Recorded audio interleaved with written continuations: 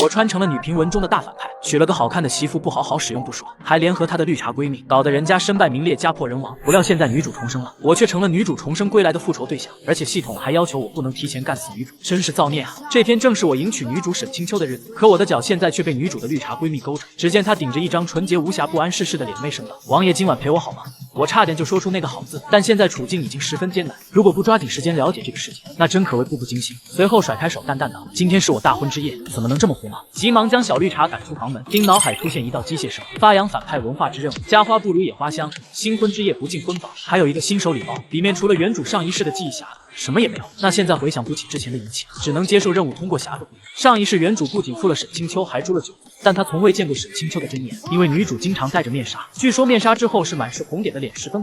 忽然记忆中出现一条重要的时间线，那就是3天后皇帝驾崩，皇后将不到12岁的皇子扶持为媳妇。原主将小皇帝控制为他所用的傀儡，自此成为万人之上无人之下的存在。只能说这个角色不愧为女频文最大的反派，真不是盖的。作为女主复仇路上最大的敌人，段位必须高，但现在洞房是去不了。随后轻轻吐了口气，躺在床上睡了过去。与此同时，我根本不知道我刚刚的一举一动全部都被屋顶上的沈清秋看在眼里。屋顶上的沈清秋看着摄政王没有异动，悄悄将掀开的那一片瓦片盖上。他发现剧情竟和上一世出现偏差，并没有出现在大婚当晚背叛他，但又晃了晃脑袋，告诉自己是回来复仇。亲人的死，他的死，丈夫的背叛历历在目。她回想着，眼泪渐渐浸湿眼角。隔天一早，我下定决心逆天改命，要洗掉女频文大反派的这个标签，成为男频文的穿越男主。而计划的第一步就是将原本的谋逆造反改成拯救生命开始倒计时的皇帝。随后招来死士，让其查一下和皇后家族关系密切的大臣，并监视他们的一举一动。如果皇帝驾崩是有人谋害的话，那事先监视这些人，说不定能找出些蛛丝马迹。随后交代完事情，就来到后花园闲逛，不料却撞见小绿茶和重生归来的新婚妻子沈清秋，他俩肩并肩，有说有笑的朝我走来。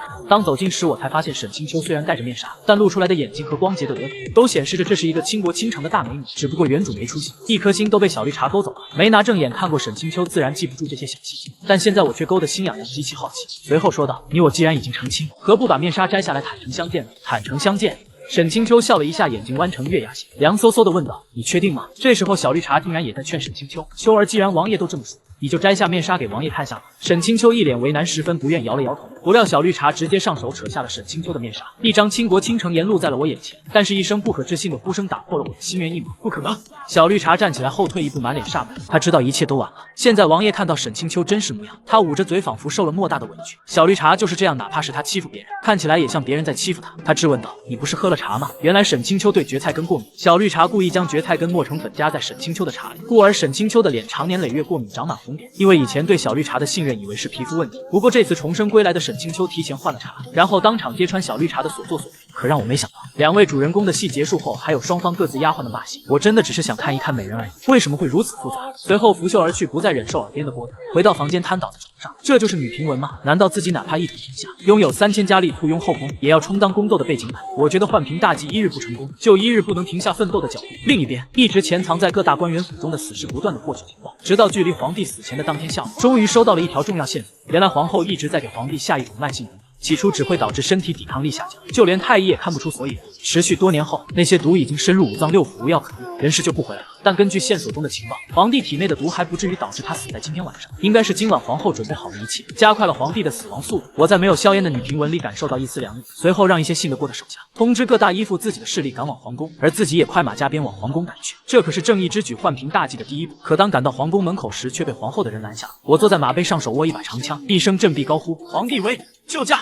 所有我的人全都跟着往皇宫里去。靠着杀出来的血路，我驾着马一路冲到皇帝的寝宫前。而到了皇帝的寝宫里，看上去静悄悄的，仿佛与外面的厮杀毫不相干。可我知道，因为我手中长枪上的鲜血，才能让自己赶来见到皇帝的最后一面。就当我推开皇帝寝宫的门，皇帝的一阵阵咳嗽声从屏风背后传来。我第一时间赶到皇帝床前，抓住皇帝的手：“陛下儿臣救驾来迟。”皇帝顿时瞪大眼睛，原本绝望的眼神突然出现了一丝光彩。原来在他生命垂危之际，还有一个皇子在外面冲锋陷阵，给了他生命中最后的温暖。他定定地看着我，突然笑了：“你是一个好人。”最后头一歪，永远地闭上了眼睛。我紧紧握着手中皇帝最后给自己的东西，是半枚虎符。上一世所有人找了一辈子都没有找到的东西，可能前世被皇帝藏进了身体里，带进了棺材。这时皇后早有准备，不待我有所动作，门外就冲进来很多大臣将士。皇后手握圣旨，宣布小皇帝登基，也就是他未满12岁的儿子。一切似乎又和前世大差不差，回到了原来的轨迹。但这一次，我握紧手上的兵符却发生质的变化。这时候，自己的羽翼都纷纷站出来，在一片拥护声中，我理所当然地成为了万人之上摄政王。中央集权的皇权制度决定了这天下的一切都是皇家的，每一寸土地、每一个百姓、每一座城池都属于皇帝。但皇帝还小不争气，所以现在都是我的。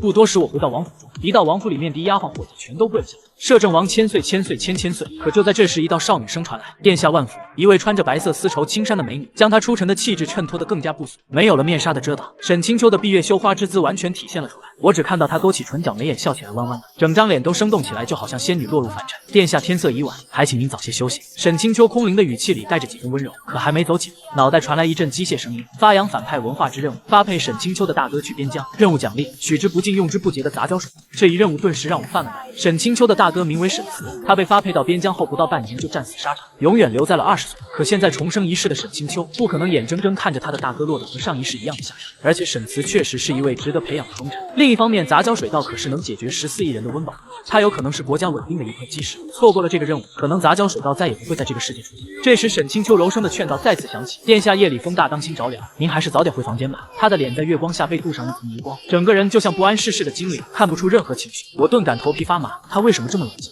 按照前世的剧情，沈清秋的哥哥沈慈在第2天就会被发配到边疆。知道沈慈接下来的命运的沈清秋，为什么还能做到面不改色？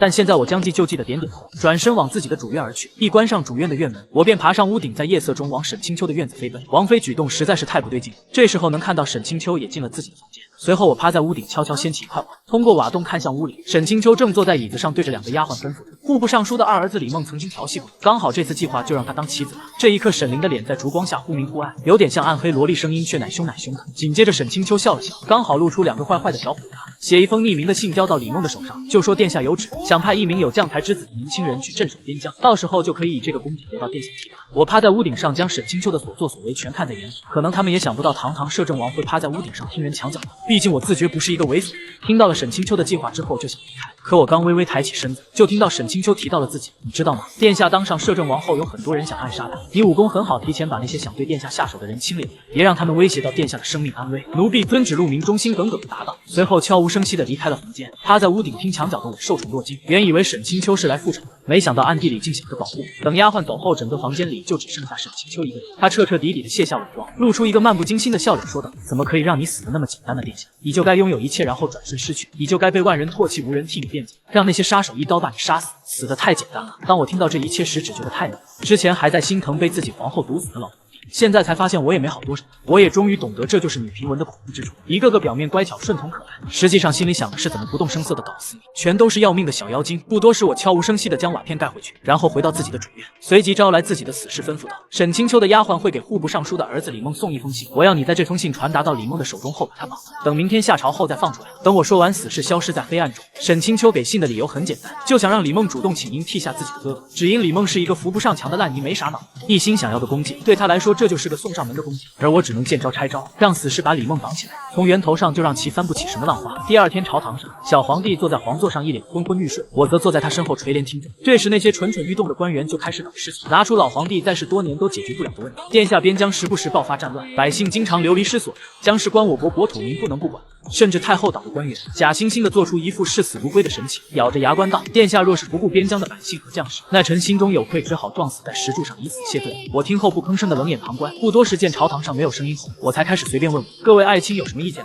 太后党的官员见机立马说：“起码要派人驻守边疆，那人必须年轻有为，能镇得住边疆。”同时提出了几个人选，都是摄政王党这边比较得力，目的就是想将摄政王党的一些有威胁的人派出去，好分散摄政王的势力。不过他们胆子还是太小，不敢提宰相的大儿子沈慈。这时我见状清了清嗓子，见他们胆子这么小，只好帮他们说了：“宰相的大儿子沈慈怎么样？最是天生神力，武艺非凡，我觉得他就很合适。”一瞬间，朝廷鸦雀无声，只剩下宰相掷地有声的回复：“臣接旨。”我深深地看了宰相一眼，这就是忠心。而朝廷里的太后党的人显然被震到，要说他们目的得逞了吧，摄政王派出的却不是他们提议的人；要说他们目的没得逞，宰相确实又是摄政王党的，一时间嘴里就像含了苍蝇，吞也不是，吐也不是，搞不懂摄政王葫芦里卖的什么药。不过他们还是要做出一副胜利者的姿态，夸赞殿下的决定英明，这个举动甚合他们心意。不过沈清秋得知这一切的时候为时已晚，他歪着头沉思了半天，看着天边的晚霞，露出了一个天真又难过的笑容。殿下您回来了。沈清秋抬起头，露出一个清浅的笑容，仿佛被发配到边疆，即将死去的不是他的哥哥，而是一个毫无关系的人。不过就在此时，当他走到我身旁，用手挑起一只虫子，殿下肩膀上怎么会有一只毒虫？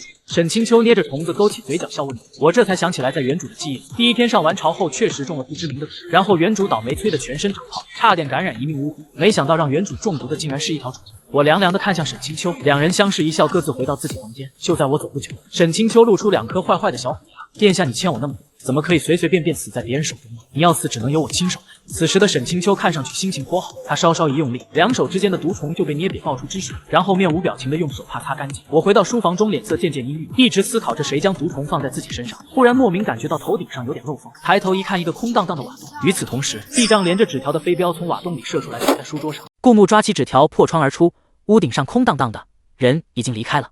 可是，在无风的夜晚，王妃沈凌院落的方向却响起树叶的沙沙声，这是轻功不错的人踩在树枝上发出的声音。看来王妃和他一样，都有扒拉屋顶的癖好。坐在树枝上，顾木打开字条，看到上面的内容：江南灾荒已有数月之久，官员瞒报，望赈灾。在原主的记忆里，压根就没有江南灾荒的记忆。如果真是这样的话，那原主登基几年后就被灭国，就能想得通了。这个国家再看不见的根基已经彻底腐烂了。王妃沈凌特意给他传来这个消息，是希望他能救一救的吧？救一救这黎民百姓，天下苍生。顾木轻微地叹了口气。也许沈凌原本是个良善的姑娘，虽然冷眼旁观原主被人下毒，但也只能说明她性子冷，和原主没什么感情，不帮是本分，帮才是情分。但在大的方面，她能愿意为了家族和素未谋面的摄政王成亲，哪怕没有感情，她也兢兢业业打理好王府的这一切。明知朝廷腐烂会被灭国，原主下场凄惨，却还是想着给仇人传信，望百姓平平安安。如果不是经历过家族亲人一个个失去的痛苦，被丈夫姐妹的双重背叛，在最好的年华饮下那一壶毒酒，她也应该会和普通女孩子一样，会开心的笑，会憧憬未来，会依念亲人，而不是看着她的哥哥走上和前世一样死亡的结局也能不动声色，而不是在无人的地方用轻松平常的语气吐露出深入骨髓的仇恨。她明明是一个无忧无虑的小女孩，却成了谁也走不进心里的小恶魔。可是没关系啊，我是这世界上最大的反派，只要我不欺负你，就没有人能欺负到你了。顾木让沈慈去边疆，是为了获得杂交水稻，可没真的想过让年轻有为的忠臣死。当反派不正经的走着反派剧情，那他是不是能算作一个不正经的反派？当天晚上，摄政王的书房里跪了一众官员，他们战战兢兢，瑟瑟发抖。可偏偏摄政王还嫌他们不够害怕似的威胁他们：江南灾荒这么大的事，隐瞒不报，你们不怕掉脑袋吗？殿下恕罪，殿下恕罪，殿下恕罪。只有一个官员梗着脖子，仿佛他的脖子比别人粗，不容易掉似的。殿下，我们发现这事的时候，已经有数百万灾民饿殍遍野，哪怕把国库的银子全部拿去救灾，也救不了他们啊。所以不管了。顾木冷冷地问道。等明年收成好一点，那名脖子更粗的官员嗫嚅了一下。往年都是这样的，灾荒跟百姓的收成有关，收成就只有这么多，总会有人没吃的，帮不了的。灾情爆发了1个月，可想而知此刻已经严重到了什么程度。可这些官员却天天酒肉驰灵。顾木冷眼扫视着地下跪伏的一群人，这就是皇权，不怒自威。那些人除了那个脖子粗一点的，一个个头都不敢抬。顾木正还没想好该怎么处置他们，却见到王妃沈凌迈着莲花步，如仙女下凡般披着银月从外面走进来。她微微地行了一个万福礼，殿下万福，然后像仙子怜悯世人般看着那些瞒报不想管的官员，用最无辜的表情轻启朱唇：殿下，一个人如果没有心，我们也管不了的，既然不配当人，直接杀了好了。一阵阵凉意爬上官员的背脊，这王妃怎么这么狠？好啊，那就依爱妃的杀了好了。顾木抬眼看着轻笑着的沈凌，她表情无辜，神情天真，仿佛不谙世事的小孩。顾木觉得她真是疯了，之前怎么会觉得他的王妃本来应该是个良善的小女孩？这可是女平文，他的王妃可是能从第1集活到最后1集的大角色。他之所以会有之前的那些错觉，大概是因为那些女生们一个个看上去都清纯无辜，太有欺骗性了。不然为什么老皇帝临死前才发现2个孩子不是自己的，才知道深爱的皇后早就谋划多年要毒死他？爱妃，这些人就让你处置吧。顾木看着正瞪大着黑白分明的双眼望着自己的王妃，心里想，如果反派的事情让王妃做了，那自己是不是离宦平大计，成为南平为主角的梦想又近了一步呢？皇上，他们人太多了，如果走流程的话，难免会牵扯到各方势力，而不得愿，依我看直接。可是殿下亲口说的，让我处置哦。这一下沈凌笑起来，露出了2个小虎牙。紧跟着他进来的丫鬟陆明从手掌心里射出来几个毒针，一一扎进那些官员的太阳穴。一下子5名官员全都暴毙在摄政王的书房里。第二天，整个朝廷都震荡了。谁都知道摄政王召唤5名官员去他书房，然后那些官员全都失踪了。于是整个朝廷都人心惶惶，看顾牧的眼神也变了味。他们嘴上不说，心里却在想，这摄政王行事太乖张了，竟然不分青红皂白就暗杀了5名朝廷命官。他们又怎么可能会想到人是名动京城最是清晨脱俗的王妃杀的呢？顾牧傻眼也没用了，人已经死了，被王妃命人抬到王府的枯井田了。本来想交给王妃处置，让他多一些反派的戏份，没想到王妃不走寻常路，直接在顾牧的书房就把人杀了，也不让人回府吃顿饱饭，就离谱。顾牧就这样背了一口反派的大锅，更何况人都死了，有些事就说不清了。就算顾牧说那5名官员是因为有罪被处死的，其他官员嘴上不说，心里肯定也会想，不就全凭你摄政王一张嘴？所以顾牧干脆连解释都懒得解释，洗白大计马失前蹄，只能靠政绩来凑了。但有些事还是得说。江南灾荒的事，本王听闻了。顾牧坐在小皇帝身后，虽然名为垂帘听政，但实际上就是顾牧在掌权。灾荒？有这回事？臣倒是年年听闻江南有灾荒，不知道今年严重到什么程度。唉，灾荒一直是困扰本朝的一大难题，只能盼风调雨顺，百姓能有一个好收成，但这是天意，我们决定不了啊。反倒是以宰相为首的几名官员全都跪了下来，言辞切切：殿下，江南灾荒的事，既然我们知道了，就不能不管啊。殿下，能多久一个是一个，臣愿意带头捐赈灾粮。殿下，如今国库亏空，银钱不足啊，不仅救不了百姓，甚至可能会威胁到我国朝纲。掌管国库的户部尚书满脸泪痕地说出实情，他不是不想管，实在是本朝没有能力，臣愿意捐出所有，不受俸禄，用臣的钱帮助百姓，换我朝安宁。顾牧将手中的果盘丢到地上，一声清脆的响声打断了群官的你一言我一语。你们一个个的意思是本王救不了？群官面面相觑，这可不就是救不了吗？户部尚书是个直性子，殿下，国库亏空，还要为边疆的士兵预留粮食，招兵买马，要是国库没有余钱，别过来犯，我们就只能等死啊。那时候死的就不仅仅是灾民了。殿下三思啊，殿下三思啊。也有很多官员跪伏在地上劝顾牧别管，用百姓的买命钱换你们的显贵生活，你们不觉得良心难安吗？顾牧从来没想过，哪怕万人之上，权势滔天，在面对百姓疾苦之时，也会这么无能为力。不，无能为力的应该是老皇帝，他会尽他所能换天下苍生平平安安。殿下，我们是为了我朝着想。是啊，殿下，万一爆发战乱。顾牧打断了他们的话，万一爆发战乱，你们就可能失去所有。那你们有没有想过，那些吃不饱饭、即将饿死的人，他们有多么需要粮食吗？如果你是他们，你还会说出这样的话吗？顾牧的话一字一句掷地有声，那些官员哑口无言。他们突然想起来，那去了摄政王书房后莫名失踪的5名官员，刚好是负责此事的。如果自己再忤逆摄政王，会不会也落得失踪的下场？这摄政王早年是王爷的时候，就听闻他有失心疯，滥杀无辜。他尽管有雄才谋略，能坐上摄政王的位置，他到底不是一个什么纯良的好人，还是不要得罪的好。一些贪生怕死的官员，不想再有可能的战争打进来前，就已经先掉脑袋，全都匍匐在地上，不敢出声了。心里想着的是，就算摄政王用国库的银钱去救人，也救不了几个，他们反而要更加看好各自府上的银两，只要有钱，去哪里都成。宰相却难掩激动的神色，臣这就去府上准备银钱，为灾区的百姓尽一份微薄之力。臣也是，愿捐出家中的余银，助殿下赈灾。臣附议。顾牧冷眼扫视着朝堂上的人，他已经分出了哪些是忠臣，哪些是奸臣。那以后，忠臣平步青云，奸臣各有各的死法。在朝堂之上说出这些事，他只是想看一看人心而已。他摄政王做事，才不需要跟那些群官商量，当然更不需要忠臣勒紧裤腰带，倾家荡产为赈灾做贡献。不必。顾牧冷声道：本王不需要动国库，也不需要你们捐赈灾银。最后说一句，本王做事不用你们教，看着就是了。一瞬间堵得所有人哑口无言。那些想要劝摄政王接受他们的赈灾款，能多久一个是一个，渴望为百姓尽一份力的忠臣也不好开口。他们要劝摄政王收他们的银钱，造福百姓，岂不就成了教摄政王做事？而那些奸臣则暗自偷笑，看来这个摄政王说是要赈灾，只不过是图一个好名声罢了。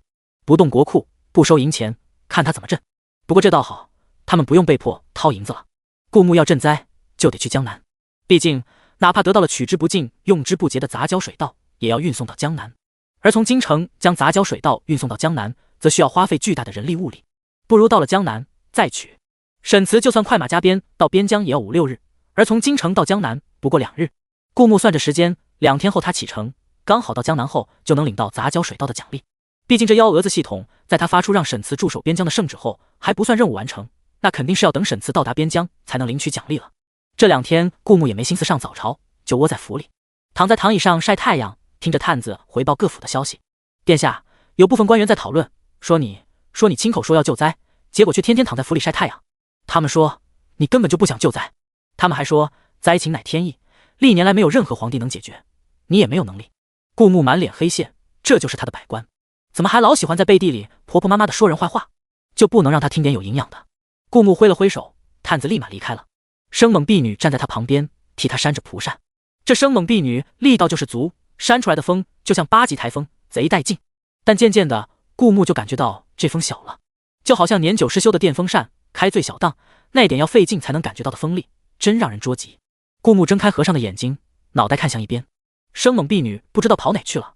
旁边替他扇风的是不知道什么时候进来的小绿茶马诗诗。看到顾木看过来，小绿茶马诗诗这才轻启朱唇，微微开口，语气是撒娇似的抱怨：殿下，你都好久没见人家了，要不是人家有你给的令牌，都进不来这府里。媚眼如丝，再加上漂亮却略显钝感的五官，给人一种纯欲的感觉。而且马诗诗抬手的时候，手臂上的轻纱微微落下，露出藕节般的雪白的手臂。她保持着一个性感的姿势，另一只手搭着躺椅的扶手，身子微微前倾，衣领微微滑落，落下的地方刚好就在顾木的眼前，稍稍一瞥头就能看到让人血脉喷张的一幕。顾木摆正脑袋看着天，刚好一朵乌云遮住了太阳，只留下一片金灰色的光芒。他求生欲挺强的。正妻沈凌正从马诗诗身后悄无声息地走过来，然后停在一个不远不近的距离，捻了一束桃花，折下花枝放在手中把玩，好一副诗情画意。若不是顾木不久前还看到沈凌面不改色的命令人将5位朝廷命官的死尸往枯井了扔，他也会觉得他的妻子是仙子下凡。可这哪是什么仙子，明明是腹黑的大魔王，在他的书房干净利落的把人杀了，坑得他不要不要的。殿下，你就一点也不想人家吗？茫然不知沈凌在自己身后的马诗诗正在卖力的勾引曾经的好姐妹的男人。他俯下身在顾木耳边轻轻喝了一口气，可是人家好想你啊，语气里有微微的颤音，似乎埋藏了几天的思念都藏在颤音里。紧接着马诗诗的手开始不安分地攀上顾木的衣领，然后用食指挑开衣领，轻轻的挑逗般的在顾木胸膛上画着圈圈，一股少女香酥的气息扑入顾木的耳鼻。殿下，今晚陪陪人家好吗？马诗诗发出热情的邀约。顾木不再看天，看向一脸绯红的马诗诗，以及他身后正用凉飕飕的眼神看着这边的沈凌。顾木总结出了一个经验，在南平文里有长得好看的美少女投怀送抱，那接下来就会有一段愉悦的相处时光。但是在女评文里，如果有美少女投怀送抱，那绝对不会是什么好事。果然，在马诗诗的手继续往下拨开顾木的衣服，摸到裤腰带的时候，沈凌用桃花枝挡住了马诗诗继续往下的手。依我所知，诗诗小姐还没有嫁人吧？要是这般德行，谁还敢娶了你？悠悠替自家主子鸣不平地说道。被抓包的马诗诗一脸害臊，原本绯红的脸更红了，耳朵根都好像在滴血。她埋着头，一脸又羞又气的模样，咬着下嘴唇，好半天才怯怯懦懦地说道：我本就心属殿下，因为之前马诗诗给沈凌茶里下过敏的蕨菜根的事，2个曾经的好姐妹早就不以姐妹相称了，在人家心里早就是殿下的人了。给灵儿你茶里下蕨菜根，也只是因为我太爱殿下了。灵儿，如果不是我和你喜欢上了同一个男人，我们一定会是很好的姐妹吧？诗诗渲然欲泣地看着顾木，一副我见犹怜的模样，眼眶红红的，仿佛受了莫大的委屈。他倒也是真的受了点委屈，毕竟原主是渣男，或者说2个都不是什么好人。原主喜欢马诗诗喜欢的打紧，却因为沈凌家族的权势娶了沈凌，承诺之后会休妻再娶马诗诗，而马诗诗奉行着得不到的才是最好的，一直吊着原主，时而给颗糖，时而又欲拒还休，和原主一直保持着若有若无的距离。本来他这招用的挺顺手的，但摄政王的壳里换了个灵魂，顾木才不想只当女评文里的反派。见顾木不搭理自己，马诗诗便又开始主动了，但刚主动就被沈凌撞上了。顾木换了个姿势，认命地欣赏着这一出宅斗大戏，一个清晨脱俗，一个纯欲，放在外面都是一等一的美女。在女评文里待了这些天，顾木渐渐有了一点既来之则安之的心态，毕竟宦平大计任重而道远，在女评文里就要学会充当背景板。沈凌不咸不淡地用桃花枝将顾木的衣领合上，找了个地方悠悠坐下。一时间，2位美少女有一种舌战群儒的姿态。2个人从阳光明媚一直温文尔雅的用好听的声音争辩到了月亮出生，直到厨房的伙计叫人吃饭，2个人还有各自的丫鬟才消停下来。顾木看着马诗诗掉了的发钗，肿了半边的脸，还有沈凌的丫鬟悠悠撸起袖子，一脸彪悍的模样，这绝对是在女评文里足够凑一张自述的情节。毕竟两个人吵过一场之后，在马诗诗哭哭啼啼的道歉中，两个人似乎又成了好姐妹。灵儿，我真的只是一时糊涂，从来没有想过害你。灵儿，我真的从来都把你当我最好的姐妹，我会克制住对摄政王的喜欢，你不要再怪我了好不好？如果灵儿一直怪我的话，那我还不如吊死在树上。然后这时候沈凌就悠悠的开口了，你别死，这样死的太简单了，我相信你会克制住对摄政王的喜欢的。沈凌露出一个甜美而又可爱的笑脸。每次宅斗就是奥斯卡影后争夺战。顾木慢悠悠的从躺椅上爬起来，慢悠悠的向大堂走去。虽然两个女人的战争因他而起，但也没他什么事。本以为这就消停了的顾木，没想到吃饭的时候，马诗诗在桌子底下又开始扒拉起他的袖子。马诗诗是小门小户出来的，后面他爹爹家关禁诀才来到京城，没那么多的规矩。殿下，我自幼在江南长大，听闻殿下要去江南，一双圆圆的无辜的眼睛红红的看着顾木，满脸写着我也想去4个大字。哦，顾木夹了一口丸子，回了马诗诗满脸我很敷衍4个大字。正妻沈凌假装漫不经心的夹了一口蔬菜，似乎没注意到这边的景象。殿下，我想回家乡看看。马诗诗嘴巴塞得鼓鼓的，可可爱爱的一笑，露出2个甜甜的笑脸。不得不说，小绿茶确实很美，虽然颜值不如沈凌，但世界上又有几人能够比肩沈凌的绝色之姿？至少到目前为止，无论是穿过来前还是穿过来后，顾木都没有见过。小绿茶和其他女生比起来，绝对是很勾人很漂亮的那一类型。殿下，你就让我跟着你和灵儿一起去吧，我对江南那边更加熟悉，也好照顾你们呀。小绿茶继续央求道。殿下，灵儿，你们就体谅一下我思乡心切的心情吧。其实吧，虽然小绿茶是茶了点，但她茶的是女主，在顾木面前，无论是神态还是动作都是百般讨好的。再说她想回家乡看一看，能不能去也就顾木一句话的事，带着去也就多一辆马车的事，放她自己去反而不安全。人家小姑娘可可爱爱的央求你，还是这么一个小小的请求，那就一起去吧。顾木明知绿茶，却觉得心里很受用，没有什么大不了的说道。1日后，马车启程，除了沈凌和马诗诗，顾木只带了那个生猛婢女和5名武艺高超的侍卫，此外还有藏起来谁都看不见我的死士。他并没有在众人面前出现，但是也随顾木前往江南。沈凌和马诗诗也各自带了2名丫鬟，一行14个人，4辆马车，很低调的出了京城，驶往江南。城墙之上有一个戴着斗笠，用黑纱遮盖住面庞的黑袍人，注视着顾木离开的方向。殿下，这是要去救灾？黑袍人用极其沙哑的声音问道。怕是。他的身后，另一个同样戴着斗笠，用轻纱遮面的小生发出阴阳莫辨的笑声。那小生同样穿着一身青衫，手负在身前，抓着另一只手的手腕，骨节分明的手指却有着厚厚的老茧，看身价是个身手极好的习武之人。他离黑袍人有半个身位的距离。殿下太荒谬了，2手空空去镇什么灾？不过这反倒给我们提供了一个极好的机会，这件事就交给你了。黑袍人用沙哑而又阴冷的声音道，不要让他活着回来。遵命。青衫小生用阴阳怪气的声音拖长着音调，毒蛇一样的眼睛目送着顾木的马车渐行渐远，消失在地平线尽头。紧接着，一道青色的身影从城墙上跳下，踩着屋顶，速度极快地追赶上前方的马车，留给众人的只有他的残影。马蹄滴滴答，2日的奔波已经到达了江南境内。春雨入江南，烟雾从远山一点一点袭下，覆盖住屋檐，好一幅诗情画意。而在这美好景象的背后，却是恶殍遍野，百姓流离失所，无人可依靠。今年下了很大的雨，爆发洪水灾害，百姓的庄稼都被淹了。沈凌和顾木同乘一辆马车，他掀开车帘，看向窗外，整个人不像平时那般不可接近，眼睛里有一点悲悯苍生的情绪。而其他地方没被淹的庄稼，交了官府的赋税外，也只能自给自足。沈凌挑下帘子，重新坐正身子，悠悠地叹了口气。每年的这个时候都会死很多人，就好像最不值钱的就是人命。美丽的江南路上铺有青翠的石板，一块一块都好像是精挑细选的，一样的大小，一样的形状。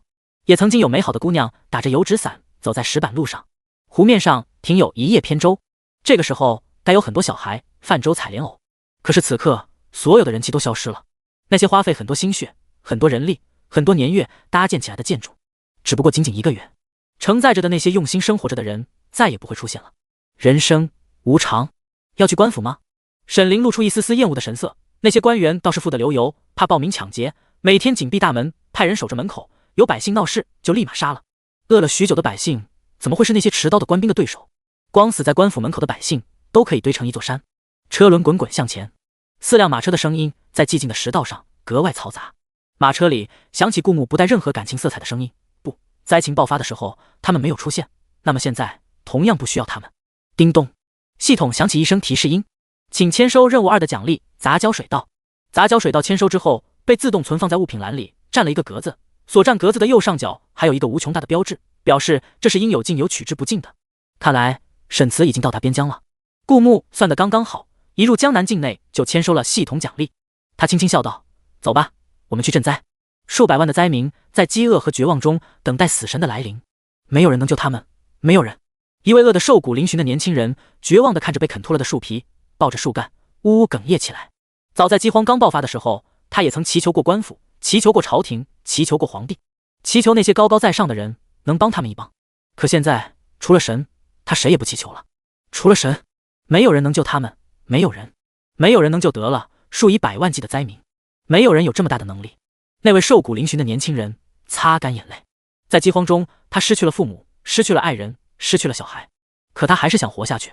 荒野里遍草不生，任何能吃的都没有，早在很多天前都被同样饥饿的人啃得一干二净，能吃的是一点也没有了。再找找吧，神会怜悯众生吗？没走两步，年轻人就瘫倒在地上，他再也走不动了。他看着天，阳光晃得刺眼，他只觉得眼皮越来越沉，越来越沉，都有点睁不开了。这世界上真的有什么？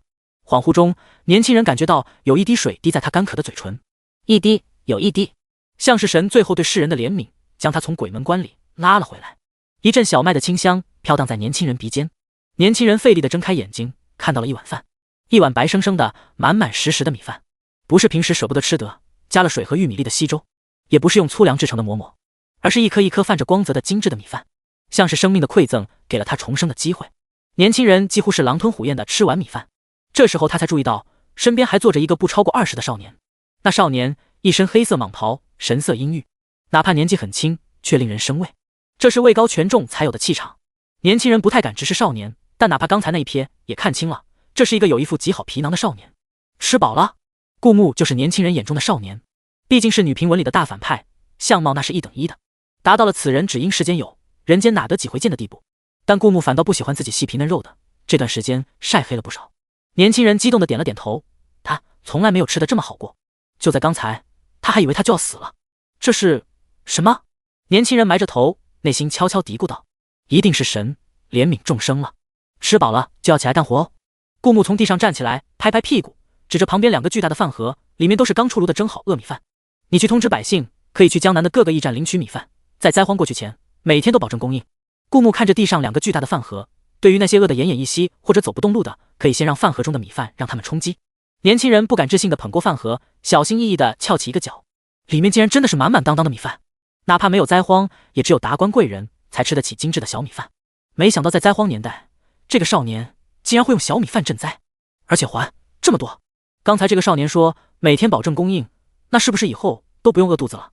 年轻人一瞬间热泪盈眶，抱着饭盒在地上重重磕了3个响头，然后一步一步步履蹒跚地朝着前方走去。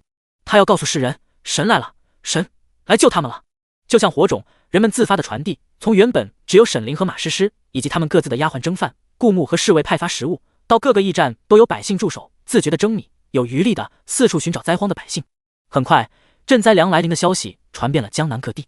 其中一个驿站的小厨房里，沈凌淘好米放进锅里蒸煮，除了白米饭，没有其他的食物，但仅仅是白米饭就足以拯救这些上以百万计的灾民。陆明帮着沈凌打下手，见四周无人，悄悄地问道：“我们准备的麻袋用不用丢了？”原本王妃的打算是用麻袋往江南的达官贵人脑袋上一套，打劫他们的家当，用以接济百姓。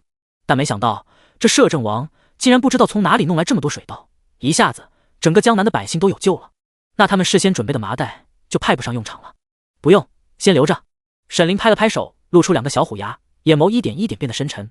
虽然是在笑，却无端让人觉得头皮发麻，总有用得上的时候。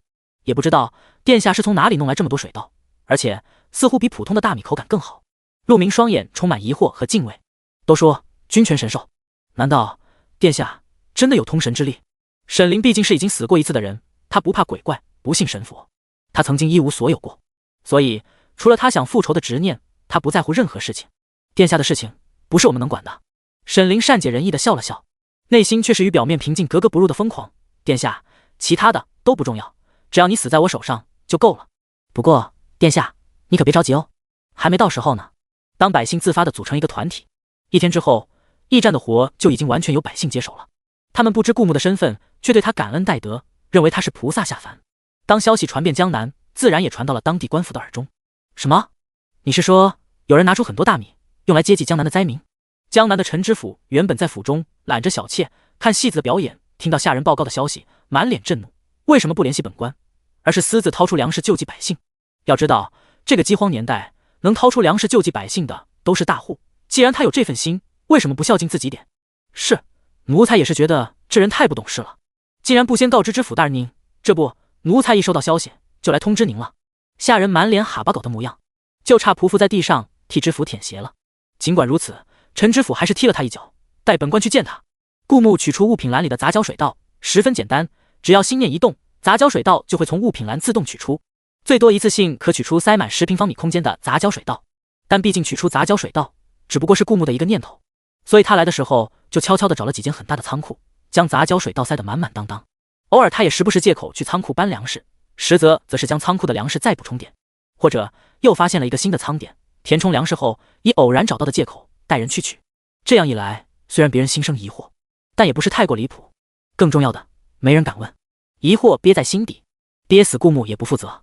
所以此刻顾木正和其他百姓一起从仓库扛着粮食回驿站的小厨房。原主从小习武，敌此身后，光武力可能就凌驾于绝大多数人之上，故而那些普通百姓肩膀上扛着5-6袋米，可能就是极限了。而且往驿站的小厨房走的时候，一脚深一脚浅，十分吃力。顾木两边肩膀各自扛着20袋米，稳稳当当，健步如飞，身轻如燕地往小厨房走去。垒起老高的米竟然一点也没有摇摇晃晃。原本走在前头的老百姓看到顾木很快赶超自己，而且又很快只留给他们一个潇洒的背影，不自觉地感叹道：这个少年看上去也不是那么壮实，咋地身体这么好？而且明明是他救了我们，却还帮着我们做事。要说他不是天神下凡，我都不信。是啊，如果不是天神，怎么他一来，我们数百万人就有救了呢？真的是上天保佑，今年灾情，我和小宝竟然都平平安安活了下来。顾木扛着米走到驿站，刚卸下货，就听到不远处传来马蹄声和车轮的声音。在这个灾荒的年代，江南陈知府的马匹竟然都吃得毛皮油光发亮。除了最前方的陈知府，他的身后还跟着一众官兵，浩浩荡荡，各自都持了刀，身有哪个百姓挡了路，就格杀勿论的架势。驾驶陈知府马车的马夫很嚣张地在驿站前停下马匹，很快有下人跪下来当陈知府的脚垫，陈知府被人搀扶着下了马车。因为刚才一次性扛了40袋米，顾木的黑色蟒袍还有脸上都沾上了厚厚的米灰，整个人乍一看就跟个打杂的似的。陈知府虽然以前见过顾木，但此刻也没认出来。谁发的大米，竟然都不经过知府大人的同意，统统没收。其中一名官兵拔出长刀，嚣张地说道。很快就有官兵从陈知府身后冲上来，将顾木刚才扛过来的大米往陈知府的手下带来的拖车上扛。看来他们是早有准备过来抢劫的，这可是老百姓保命的粮食，在灾荒的时候他们不出力也就罢了，现在有人帮助老百姓，他们还要抢走老百姓赖以为生的大米，简直就是禽兽！我看谁敢！顾木冷冷地说道。虽然他此番前行只带了几个侍卫，但这副君临天下的气势不是一般人能有的。都是那些奸臣嘴上开花，将顾木吹得云里雾里，自己却姿态低到尘埃，哄出来的。顾木穿到女频文里越来越嚣张，没有一个奸臣是无辜的。陈知府在江南还是第一次有人这么跟他说话，当即大怒，看着顾木的脸，正要回骂回去。等等，这张脸怎么这么熟悉？亲，这不是王爷吗？现在应该已经成了真正掌权的摄政王。陈知府想起在京城千方百计见到王爷一面，本想巴结一番，结果王爷正眼都不带瞧的。现在成了摄政王，就更令人生畏了。心理学有一个现象，当一个人把不如自己的人当狗的时候，在远强于自己的人面前，就会不自觉地当狗。已经这种扭曲的价值观已经深入他的心底，所以哪怕此刻陈知府身后有无数兵官，而顾木只有一个人，他也不敢叫板。摄政王武艺高强，他们这么多人也不一定能留下摄政王。就算陈知府吃了雄心豹子胆和摄政王硬碰硬，等摄政王回了京城，等待陈知府的一定是灭九族，以及想一想就令人脊背发寒的死法。陈知府看清顾木脸的那一刻，当即脸色就吓得煞白，扑通一声就跪在地上。陈知府一跪，他身后那些狗仗人势的官兵全都愣了一下，也紧跟着跪了下来，同时心里十分疑惑，陈知府为什么要突然跪下来？眼前这个少年到底是何方神圣？但紧接着陈知府一句话就将他们的疑惑解答了。迎接他们的是从心底无端升起的凉意和恐惧。陈知府说：臣恭迎摄政王殿下。头重重磕在石板上，久久不敢抬起。竟然是摄政王来了。而那些领米饭的百姓看到官兵来时，虽然一脸恐惧，但全都坐好了，如果陈知府敢欺负眼前这个帮助他们的少年，他们哪怕豁出一条命，也要和陈知府你死我活的决心。但他们万万没想到，眼前的少年竟然是万人之上的摄政王。一瞬间，所有百姓也全都跪了下来，他们热泪盈眶。原来不是神来救他们了，是他们的君主，是他们至高无上的信仰。他看到了苍生的疾苦，他双脚踏于人间，抚慰了这片苍凉的大地。摄政王千岁千岁千千岁！震耳欲聋的高呼，比之前在老皇帝暴毙的那一夜掌权时所听到的还要热切。这便是民心。陈知府不知道是怎样回到府上的，他感觉到他的脑袋已经掉了一路。平安到达府上后，他惊魂未定地拍着胸脯，嘴里吐出一口气，幸好摄政王没有怪罪。随后心里又有了一点小得意，他毕竟是知府大人，摄政王刚掌权，根基不稳，要是直接对高层官员下手，难免引起朝廷震荡。放心心来的陈知府冷冷地看了之前向他汇报的下人一眼，来人，将这个狗奴才棍棒处死！不要啊，知府大人，奴才错了，饶奴才一次吧。不要啊，奴才不想死啊，求求知府大人放过奴才吧。听着狗奴才的哀嚎，陈知府像听到什么美妙的音乐一般，享受地闭上了眼睛，嘴里冷声道：哼，狗奴才，你的命在本官眼里什么都不是，本官凭什么要放过你？刚说完这句，陈知府就感觉眼前一黑，这感觉像是有人用一只麻袋罩到了他头上。随即他后脑勺挨了重重的一击，立马失去知觉。陆明一手拿着王妃的令牌，一手光明正大的将陈知府从他的院落里带走。那些原本被陈知府当作狗奴才的下人，此刻看着陈知府像一头死猪一样被罩在麻袋里，一动不动，全都一声都不敢吭。狗好歹还忠心。陆明踩着院墙跳出去，暗暗嘀咕道。不过狗是对人忠心，又不是对畜生忠心。随即陆明就想明白了这个道理。在无人看到的阴影处，戴着斗笠的青山小生正似笑非笑地看着驿站里发生的这一幕。他拔出铮亮的剑，用手帕细细擦拭着。他的身后还站着几个毕恭毕敬的黑衣人，其中一个抱拳毕恭毕敬地问道：怎么不第一天动手呢？按理说第一天摄政王舟车劳顿应该是最好的下手时机，但主子却一直不让他们动手。别问。青山小生用阴阳莫辩的声音冷冷地说道：我做事不需要向你们解释理由。依旧是淡淡的口吻，却好像一条毒蛇，阴冷地趴在人的脖颈，趁着最脆弱的地方一下一下吐着舌头。黑衣人一下子被吓出冷汗，他实在不愿意和这个青山小生说话。可主子说了，这一行务必杀了摄政王，让他再也回不了京城。黑衣人话没说话，就感觉脖子一凉。青山小生手上刚擦过的剑，不知何时已经贴着他的脖子，速度快得让人反应不过来。别叫我做事。青山小生用极其诡异的音调笑道。他手中的剑不知何时已经消失，滑落进剑鞘里。而刚才和他说话的黑衣人在几秒钟后突然向后倒下，脖颈间泛起一道猩红的血线。当天夜晚，顾木正在熟睡，突然听到屋顶传来声音，也是他修行极高，才能本能地发现危险，然后惊醒。仅仅是一瞬间，4个黑衣人破窗而入，一起举剑朝他袭来。顾木抓起一旁的蟒袍，将袭来2柄剑卷在一起，同时用脚一踢，将其中一个踢翻在地。打斗间，手指向后比了个手势，示意藏起来，谁都看不见我的死事，不到万不得已的时候别现身。好钢要用在刀刃上，这4个人都是一等一的杀手，刀刀逼人命门，稍不注意就可能着了道。顾木虽然脑海里也有原主习武的记忆，但他用的不多，不是很熟练。虽然底子深厚，但招式格挡之间纯粹靠着肌肉记忆，渐渐落了下风，也仅仅只是落下风而已。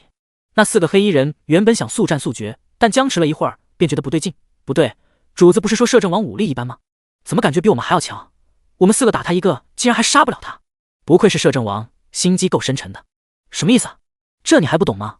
他一直在隐藏自己，没让主子发现他的真实实力。不过还好，主子料到了这种情况，所以其中一个黑衣人一咬牙：我们先撤，下次等那个人出手，摄政王必死无疑。4个黑衣人破窗而出，顾木没有追，因为他收到了一条系统任务：发扬反派文化之任务3，利用王妃沈灵引蛇出洞，抓到今晚暗杀的人。备注：该任务不执行不会扣除积分。不过看到奖励了吗？任务奖励：取之不尽用之不竭的青霉素。感觉这系统很懂，知道用奖励让顾木执行任务。无论是杂交水稻还是青霉素，都是这个世界稀缺的东西，能极大的改变人们的生活，降低死亡率。就光青霉素，如果用到士兵身上，那无疑会大大提高本朝的兵力。很多士兵在战争中死亡，不是因为一刀被刺中要害，有可能伤得不深，但医疗条件不够，引发感染，从而死亡。有了青霉素，无疑会挽救那些士兵的生命。至于王妃沈灵，哪有青霉素重要？爱江山不爱美人。只不过要是王妃沈灵真的出了什么意外，她毕竟是这世界的女主，要是在一本女评文里连女主都挂了，这系统还不知道会不会存在。当然系统存不存在不重要，系统给的奖励很重要。只是引蛇出洞，顾木还是会暗中保护沈灵，不会让他受到伤害的。仅仅是片刻功夫，顾木之前和黑衣人的打斗就惊动了其他房间的人，他们第一时间赶了过来。这也是那群黑衣人不想打持久战，迅速撤离的原因。殿下，马诗诗站在门口，一脸心疼地看着顾木，拖着柔柔的嗓音喊道。王妃沈灵也走了进来，她好看的眸子一点一点变得十分幽深，盯着被毁坏的窗户，看也没看顾木一眼。有人暗杀？她玩味地问道，眼睛里出现一丝既天真懵懂又残忍嗜血的神色，但转瞬即逝，仿佛刚才只是众人不清醒产生的幻觉。因为此刻的王妃正一脸害怕地看着顾木。殿下，没有受伤吧？整个人宛如一只惊恐的小兔，需要保护。这该死的女评文，你能不能给我来一个正常的姑娘？这一个个都是奥斯卡影后转世，难不成不会演戏的，在第一集就全都挂了？我没事，这些杀手武功很不错，要当心。顾木带来的5位侍卫都是身手极好的精兵，不然他也不放心就这么5个人直接前往江南。小心行事，不足为惧。他冷声地说道。顾木很不爽，相当不爽。穿到女评文里碰到的全都是阴谋诡计，能不能正大光明的碰一碰？就连打架都打得很不爽，这是暗杀，对方短时间没打过就迅速撤离了，连打架都不能打得酣畅淋漓。他们今晚暗杀失败，定然不会再次贸然行动，引蛇出洞的计划看来要第2天执行。早点歇着吧，我会让侍卫守着你们门口的。几名侍卫轮流值守，来保证他们的安全。第2天，驿站里，百姓一大早就站在驿站门口排队，各自手上捧着一只碗。在饥荒年代，他们唯一赖以生存的，也许就是顾木分发出去的米饭了。一名老人双手颤颤巍巍地捧过碗，看着碗里白生生的米饭，热泪盈眶。我这辈子就没吃过这么好的东西，在缺衣少食的年代，能吃饱就不错了。哪怕自家种出的粮食，也不会满满当当蒸成米饭，里面要放一些红薯或者玉米粒，又或者熬成稀粥填饱肚子。可自从摄政王来了后，每个人都能吃到只有达官贵人才能享受的白米饭。老人用哆哆嗦嗦的手夹起筷子，送了一口米饭到嘴里，甜丝丝的，软软的，有一股米饭的清香，甚至比那些平常吃不到的白面馒头还要好吃。还有一个小女孩，7、8岁，瘦骨嶙峋，2条胳膊和大腿比竹竿好不到哪去。她眼睛圆圆的，亮亮的，用怯生生的语气问道：“给我打2碗饭吗？我妈妈瘫痪了，下不了床。”小女孩的语气很不确定，这可是白米饭啊！在饥荒年代，有一口吃的多不容易。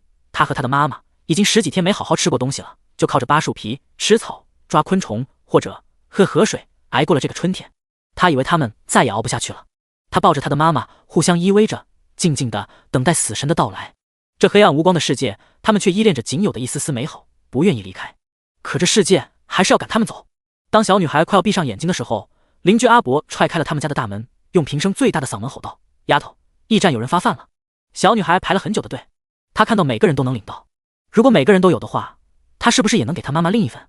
她已经想好了，如果不能的话，她就小小的吃一口，其他的都让给妈妈，让妈妈也尝一尝白米饭的味道。没想到对方没有接过她的碗。正在小女孩忐忑不安的时候，就看到打饭的窗口递过来一只大大的饭盒，里头传来善意的声音：“摄政王说了，但凡家里有老弱病残、不方便行动的，直接拿大饭盒打饭，饭管够。”饭盒和小女孩娇小的身躯比起来，简直是庞然大物，遮挡了小女孩半个身躯。她屈起手臂，紧紧环抱着饭盒，温温热，重重的，就好像这个世界给她的欢迎礼物。妈妈，你说错了，这世界才没有想到我们走。小女孩抱着饭盒，流出喜悦的泪水，快步往家里跑去。顾木除了分发米饭，也派人教导百姓用杂交水稻的种子播种，相信来年一定是个好收成。他倚靠着阁楼的窗边，看着这片渐渐焕发生机的大地，竟然也有一丝丝感动。他生长在一个经济发达的年代，尽管课堂上老师会让他们背诵一些诸如谁知盘中餐，粒粒皆辛苦的诗句，可没经历过到底不解其意。却原来一粒粒米饱含着老百姓对来年收成的希望，也是他们赖以为生的生存的必需品。他原来的时代也曾是这样过来的，正是有了一个个照亮黑暗的先驱者，才有了这样的太平盛世。他也想当这个时代的先驱者，替百姓照亮前行的光。从阁楼移开目光，也许因为时间久了，又或者因为他是死士的主人，他能感觉到藏起来谁都看不见我的死士的方位。就比如刚才死士从门口进来了，查到王妃最近在做什么吗？顾木叹了口气，他对女评文知之甚少，反正在男评文里，女生对主角要不就是喜欢，要不就是不喜欢，再顶多也就是恨主角。但是哪怕女生恨主角，想杀死主角，那也是明明白白的刀剑相向，哪里会像现在这样和他成婚，又装出一副小白兔的样子，其实背地里是一只大尾巴狼。他太难了。老皇帝走得不冤，女评文里的女生没一个好惹的。王妃派陆明拿着事先准备好的麻袋，去那些在饥荒中不作为、自己存着余粮吃香喝辣的官员家里敲黑棍。死士挠挠头，是这么表述没错吧？顿了顿，死士又悠悠地补充了一句：陆明把人套上麻袋打晕后还掳走了。虽然他摸得感情，但他也知道这也是领着俸禄的官员。王妃胆子也嫩大了。那出了力的官员呢？顾木知道王妃出手狠辣，但善恶分明。果然，死士一本正经地回道：王妃让陆明用小本本记下了，说回头有赏。王妃是他摄政王明媒正娶的妻子，就算平时在他面前美言几句，让那些官员平步青云，也就是他摄政王一句话的事。更别说王妃娘家的势力，想保几个兢兢业业为百姓出了力的地方官员，也不是什么难事。既然王妃沉不住气，把那些官员都摸清了，倒是省了我不少力。顾木无所谓的靠在躺椅上，用双手枕着脑袋，不管王妃葫芦里卖的什么幺蛾子，先别管他。是，陆明不在，倒是完成任务的好机会。听昨晚暗杀他的黑衣人的对话，他们的主子似乎对他有所了解，所以被原主刻意隐藏的武力值给骗了。那王妃手底下有一个武功高超的丫鬟陆明，他们应该也有情报。想要让王妃引蛇出洞，就得趁陆明不在的时候。此时天色已经渐渐暗淡下来，夕阳隐于天际，星月初升。生猛丫鬟奉顾木的命叩响沈凌的房门，他站在门口，毕恭毕敬地传达了摄政王的旨意。王妃，殿下似乎感染了风寒，让你替他抓几服药。悠悠紧张地看了沈凌一眼，这才发生暗杀。天色快黑了，殿下竟然让王妃出门，殿下怎么想的？他率先站出来说道：让我替王妃去吧。摄政王说他只喝王妃抓的药，其他都不喝。生猛丫鬟一脸苦恼，他指着心口挤了挤眉头，意思是可能摄政王失心疯又犯了吧。王妃，你就去吧，我看今天殿下的症状还算轻的，换平时他说不定早就想杀人了。说这，生猛丫鬟蹦出一句女频文烂大街的话：王妃，自从你嫁给殿下后，摄政王的失心疯都好了不少，你简直就是殿下的良药呀。说这话时，生猛婢女还换上了一脸崇拜的语气。像女频文最常见的情节，沈凌也露出一丝微笑的神色。既然殿下想吃我抓的药，那我就去吧，毕竟殿下身体不舒服，不能让他久等了。空气中仿佛飘着粉红色的泡泡，生猛婢女在心里暗暗想到：殿下和王妃的感情真好，有了王妃，无数良医治不好的失心疯竟这么就好的差不多了。王妃果真是殿下的药。而王妃也不负众望，真像两口子感情很好似的，对着悠悠道：我们现在就去吧。生猛婢女再一次在心里少女心泛滥，她捧着双手，甜甜蜜蜜地想到：王妃对殿下也真好，这两人真是郎才女貌，相当登对。我什么时候也能拥有这样甜甜的爱情？走在青石板路上，沈凌神色疏离，他身后的悠悠都快哭了出来。王妃，殿下怎么让你出去给他买药啊？我们要是碰上暗杀的怎么办？他就是要让我们碰上暗杀的。也许因为蝴蝶效应，很多事情都和前世发生了改变，像赈灾在前世就不曾出现过。但无论如何改变，沈凌都知道殿下对他没有一丝感情，娶她回家也只不过是看中她娘家的势力。等她的娘家利用完，就会被殿下毫不留情的抛弃诛九族，然后她也会落得凄厉的下场。就比如她的哥哥沈慈，殿下不是已经开始对他家人下手了吗？为什么？你不是他的王妃吗？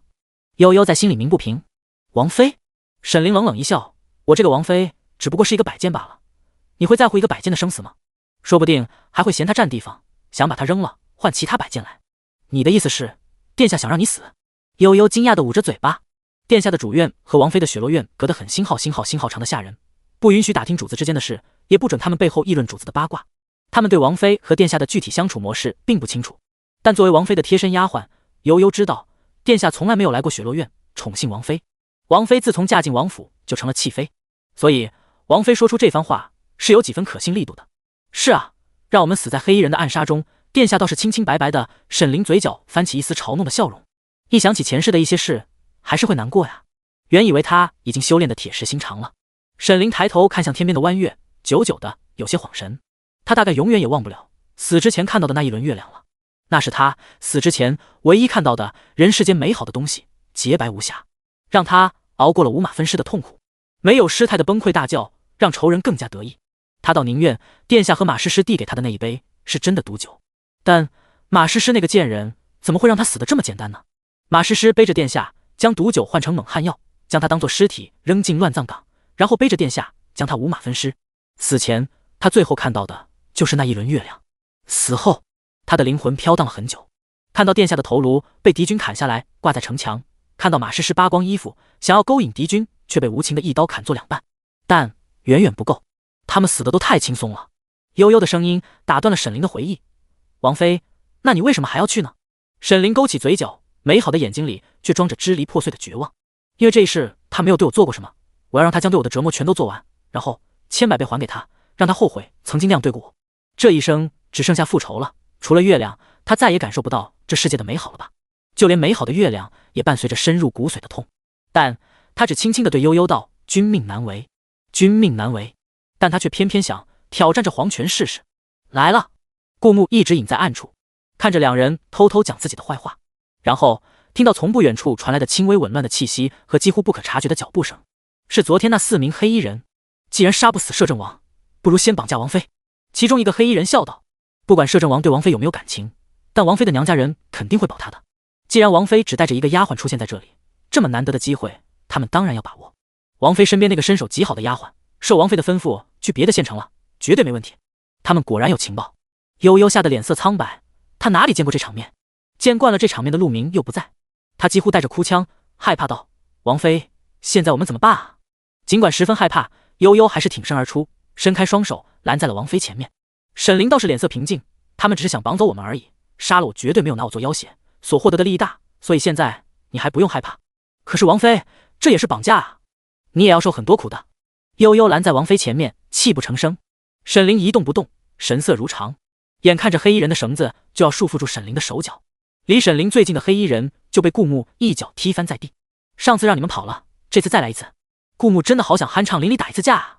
而沈凌看着站在自己身前的顾木，渐渐瞪大了眼睛。竟然，殿下没想让他死？殿下为什么要救他？但那又怎样呢？殿下永远是那个对他最残忍的人。若不是殿下，他家怎么会被诛9族？他那个小门小户出来的好姐妹，又怎么可以决定他的生死？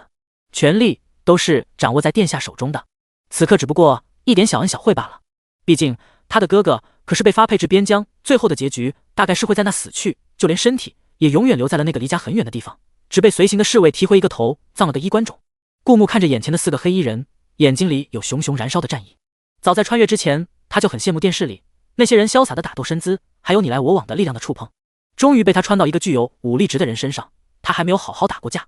上天可见，他真的只是想完成任务拿奖励，顺便和黑衣人酣畅淋漓的打一架。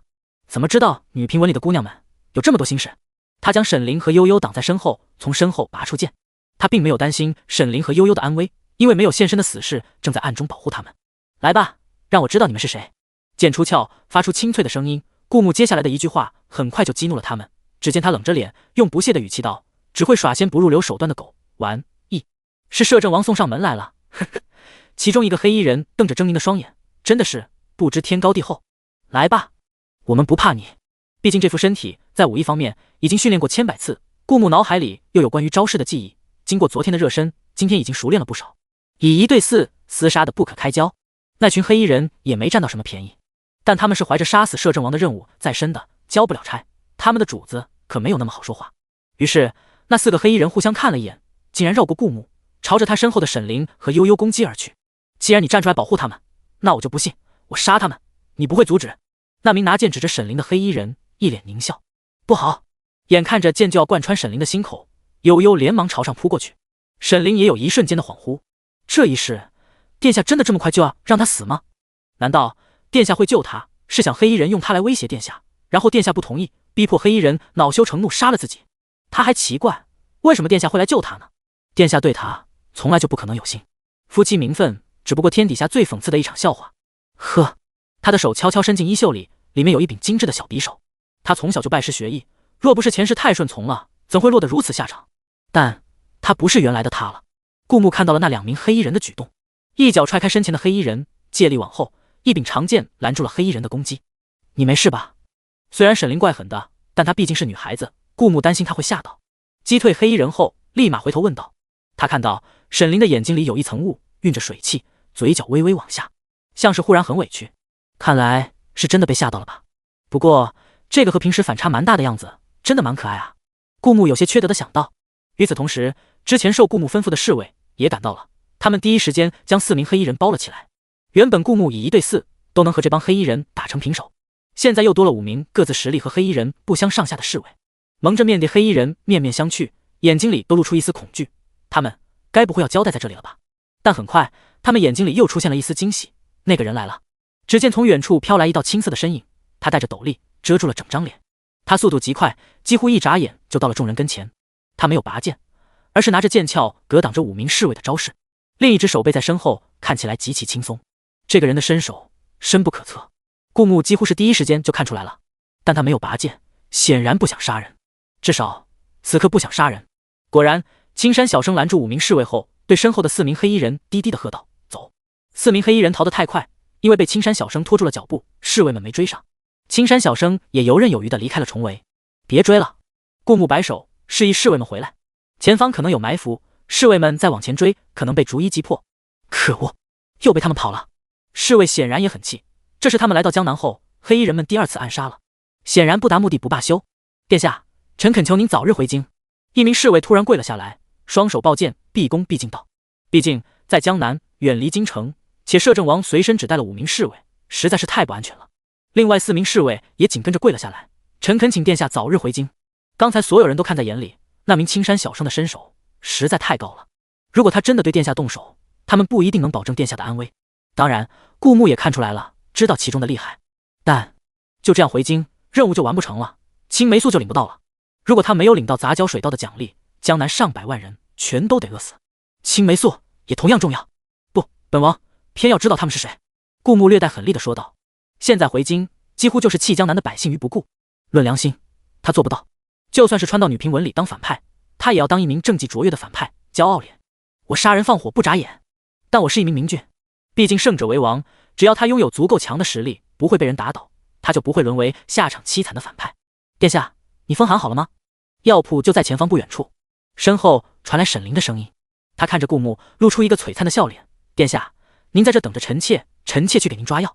药铺就在视线所及的地方。顾木目送着沈凌窈窕的身影走进药铺，不一会儿，手上提着几个药包。沈凌没有让悠悠提，而是亲自拿着。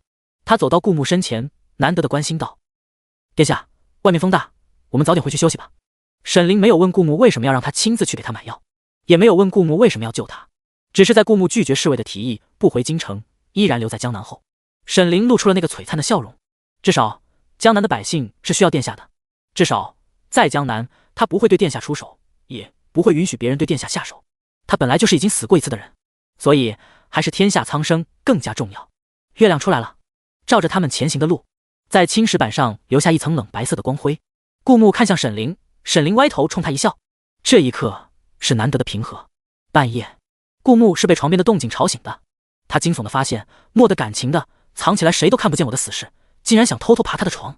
殿下，死士面无表情地看着他，用莫的感情的声音说道：“王妃偷偷出去了。”哦，只是想喊醒他。女频文里总是会发生一些这样奇奇怪怪的情节，顾木很不适应，可以说是严重的水土不服。顾木刻意使自己的表情平静下来：“你下次喊醒我，直接嗷一嗓子就行，没必要趴我床上贴我耳边轻轻的喊。”是。等等，顾木突然注意到死士所说的王妃大半夜出去了。要知道，现在陆明还没回来，又刚刚发生暗杀，那伙人显然不会死心。王妃现在出去做什么？顾木因为刚才死士奇奇怪怪的举动，想起一个严重的可能性，难道是要上演英雄救美？不是吧，不是吧，不是吧，我去看看。顾木披上蟒袍，正要往外走，但突然听到屋顶上传来脚步声，他又迅速躺回床上，盖上被子，假装睡觉，眼睛半眯着，留意着屋顶的动静。果然，屋顶上的瓦片被人扒下来一块，半边蒙着面的头正在往下瞅。看见顾木正在睡觉，放下心来，又将瓦片盖了回去。顾木几乎一瞬间就明白了，是傍晚的黑衣人，因为中了一次埋伏，这次看到沈凌一个人外出，想看一下顾木的动静。顾木悄悄跟了上去，他看到那名黑衣人跑到另外一个黑衣人面前，对着他低声道：“刚看过了，摄政王的5名侍卫都守在客栈，摄政王也在熟睡，王妃的婢女悠悠也没有醒来，只有王妃一个人出去了。好，天助我也，把王妃绑了，只有她一个人，就算她有什么计谋，也翻不出什么浪花。要不要告诉那个人一声，就一个女人，我们还搞不定？也对，到时候功劳都是我们的，谁叫那个人迟迟不肯出手？”哈哈哈哈。顾木跟着那2个人，发现他们到了一幢废弃的寺庙里。死士本来就不会被人发现，顾木武功底子深厚，不远不近跟在他们后面，也没被他们发现。沈凌被他们抓起来了。顾木趴在寺庙屋顶，扒拉开一片瓦片，往下看。他比那些黑衣人会隐藏气息，所以黑衣人一来他就发现了。而此刻他就趴在他们的屋顶，也没人发现。死士则在旁边站哨。沈凌果然被他们绑在寺庙里，低着头，不显得狼狈，反而有一种娇弱之美。你怎么想的？大半夜一个人跑出来，女人能有什么脑子？也对，不过长得这么好看，你说摄政王会不会来救他？应该会，我们就在旁边埋伏起来，摄政王一来，我们就来个瓮中捉鳖。那伙人讨论的热火朝天，就听到沈凌冷冷地说：“不用了。”声音清冷疏离。他抬起头，眼睛里是一种冰冷的疯狂。你不应该害怕吗？黑衣人显然没想到沈凌会是这种表情，一瞬间有些被吓到，担心又有埋伏。但他们检查过了，摄政王就带了那么点人，都在客栈。为什么？另一个黑衣人也好奇地问道。沈凌割破手腕上的绳子，微微一笑，露出2个迷人的小虎牙。因为你们就要死了呀！声音冷冰冰的，像是死神的催命符。沈凌话音刚落，那4个人就捂着脖子，十分痛苦地倒在地上哀嚎。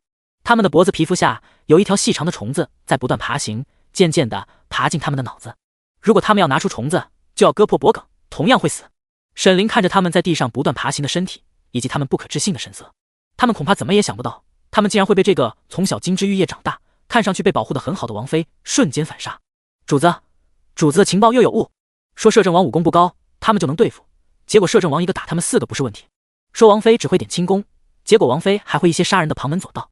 说青山小生会帮他们杀人，结果那个人一直不动手。你这次出来就是为了杀我们？他们更不会想到王妃会有这样的胆识。沈凌轻轻点点头，笑了笑。殿下只能死在我手中，我不想杀他的时候，谁也不能杀了他，因为黑衣人想抢在沈凌前方杀摄政王，只能被沈凌提前反杀了。顾木悄悄盖上瓦片。那个，他差点忘了，这是大女主复仇文，才不是什么邪魅殿下爱上我。与此同时，他收到了系统任务完成的奖励，青霉素和杂交水稻一样，被存放在物品栏中，旁边有一个无穷大的标志，显然也是取之不尽用之不的意思。看来那些人死了，也算被抓到。等到寺庙里完全没有了声音，顾木看到沈凌推开寺庙的门走了出来，他的衣衫上没有任何血迹，甚至他还停下脚步整理了一下仪容，整个人就好像去外面赏了一下风景，闲庭信步。顾木也不知道他该窃喜还是难过，毕竟当沈凌不想杀他的时候，那些想直接弄死他的要承担着被沈凌弄死的风险，无形中他的敌人就少了很多。但这沈凌跟系统奖励有关，放在身边又是颗定时炸弹，要是他永远都不想弄死自己就好。顾木坐在屋顶，看着沈凌窈窕的背影。身为女评文最大的反派，女主复仇的对象，他竟然生出这样一丝奇怪的想法。那也得，这是男评，他是主角才有可能吧。顾木很快就认清现实，那4名黑衣人被沈凌清理后，就只剩下青山小生。但那人似乎现在还不打算出手，一直到顾木准备回京前一天，他都没有看到青山小生再出现过。在江南的这段时间，百姓一边靠着驿站的接济渡过难关，一边播下杂交水稻的种子。看着逐渐好转的江南大地，顾木也渐渐放松警惕，忘了他身处女评文的处境。回京前一天的晚上，马诗诗不知从哪里抱来2坛酒，叩响了顾木房间的门。这几天在江南，他一直在操劳着百姓的事，清瘦了不少，但整个人看上去更加清纯了。他本来就是极其清纯的长相，但平白学了一身勾人的本事，于是一颦一笑都风情万种。马诗诗将酒放在桌子上，笑着道：“2个浅浅的梨窝格外动人，殿下，这是江南的特产，因为灾荒很难寻了，但人家特意替你寻了来。殿下要不尝一口试试？”马诗诗将酒倒了2杯，一杯摆放在自己面前，另一杯递给顾木。顿时一股酒香扑鼻而来，原主是酒，故而顾木闻到酒味，就感觉身体里有酒虫子爬了上来。他小酌了一口，好酒，劲儿似乎也不大。马诗诗微笑着和顾木碰杯，一边说着梯级的话，整个人就好像一个难得的红颜知己。这段时间他为百姓的操劳，顾木也看在眼里，再加上他也没闹什么幺蛾子，整个人看上去就好像邻家粘人的小妹妹一样。顾木不自觉就多喝了2杯，然后他看到对面的马诗诗突然眼眶就开始红了。殿下，一声呼喊千回百转，像是心爱的人就在眼前，喝醉了情难自控。殿下，看着你和灵儿一起，人家好难受。突然间，一滴硕大的眼泪就从马诗诗眼里落下，整个人楚楚可怜，梨花带雨。殿下，为什么我没有灵儿那么好的出身？明明喜欢的人就在眼前，我却只能仰望。殿下，为什么呀？你告诉我为什么，好不好？殿下，马诗诗喝了一杯又一杯。人们说，一个人喝醉了，嘴里喊着的往往是最心爱的人的名字。我以为你会娶我的。马诗诗突然嗤笑起来，眼睛弯弯的，睫毛长长翘翘的，小梨窝很醉人。但是她笑着笑着又哭了起来。我这么喜欢你，却只能看着你和别人在一起。殿下，你知道我每天假装若无其事的时候，但是其实心里特别难受吗？每天早上醒来，枕头都是湿的，可还是只能看着你，不敢打扰，怕伤害灵儿，怕你烦我了。殿下，你烦我了吗？你都好久没有叫我一声诗诗了。马诗诗抓着顾木的手，认真地看着顾木的眼睛，问道。他的眼睛大大的，又纯又玉，像一只猫爪子，勾得人心里痒痒的。但顾木毕竟是有剧本的人，这可是个段位极高的小绿茶。虽然眼前的小姑娘看上去清纯无害，却是能背着原主将女主五马分尸的人。可他的这份表白又情真意切，不像是撒谎。眼前的马诗诗就像一件易碎的艺术品，却毫无保留地摆放在眼前。你喝醉了。顾木抽回手，他也不是乘人之危的人，自己回房间休息吧，明天还要赶路。更何况小绿茶那点小心思他都明白，不知道是因为他抽回的力道太大，还是别的原因。马诗诗随着他的动作，手臂往前晃了一下，然后青衫渐渐往下滑，露出大片雪白的肌肤和精致的锁骨。古人很讲究礼节，马诗诗吓白了脸，忙用手捂着胸口，娇滴滴道：殿下。却没有想过把掉下去的领口往上提一提，可能是吓懵了吧。殿下，你看到了什么？马诗诗低着头，脸绯红地问道。衣服不好好穿，你问别人看到了什么？顾木突然后知后觉地发现，他好像一直没怎么说话，却经历了马诗诗的深情表白到衣上滑落的挑逗。这是不是很像宫斗剧里女配勾引背景版摄政王，然后受了恩宠，到小姐妹面前耀武扬威的剧情？他再一次在毫无察觉的情况下被当了背景板。毕竟古代女子养在深闺，再有野心的女人想要晋级地位，也只能依附权贵。大权在握的摄政王就是他们向上的最佳工具人。女频文里套路深，他要回南平。果然，在顾木回归理智后，他发现马诗诗的目的真的是想睡他。不管是之前的借酒表白，还是状若无意的滑落衣裳，都是为了睡他做铺垫。这其实他被睡一睡也没什么，吃亏的也不一定是他。但为什么在马诗诗假装喝醉了，往他怀里倒，他正要接住了的时候，大门突然被猛地撞开了。马诗诗倒的角度很刁钻，必须用一个很暧昧的姿势才能接住，因为顾木的注意力被撞门声吸引了。马诗诗只能含恨倒在地上，知道外面来人了，她这才咬着牙将衣服提了上来，一脸的不开心。门口，生猛婢女抱着洗脚盆，一脸疑惑地站起来，又诚惶诚恐地跪在地上。殿下，奴婢不小心滑了一跤，然后就摔倒了，一不小心将殿下的门撞开了，殿下恕罪。咦？紧接着，生猛婢女又疑惑道：殿下，诗诗小姐为什么要睡在你的脚边呢？地上那么凉。马诗诗立即爬了起来，捂着脸，一脸羞耻地跑了出去。气氛全被毁了，丢死个人。不一会儿，隔壁响起马诗诗房间重重的关门声，可以想象她回房间后会是多么的恼羞成怒，又羞又愤。顾木挥了挥手，让生猛婢女回去，顺便让她把倒在门口的洗脚水脱了。他早就想催马诗诗回去了，一下子落得个清净。虽然马诗诗长得很好看，让人心生怜惜，但原主的记忆里有马诗诗平时对原主情意绵绵，然而在敌将面前却冷漠转身，扒光衣服企图勾引敌将的画面。顾木总觉得这个女人很可怕，也许可以跟老皇帝的皇后媲美。尽管如此，他也还是得承认，身为女评文的背景板，除了存在感有点低，应该也有很多人想当吧。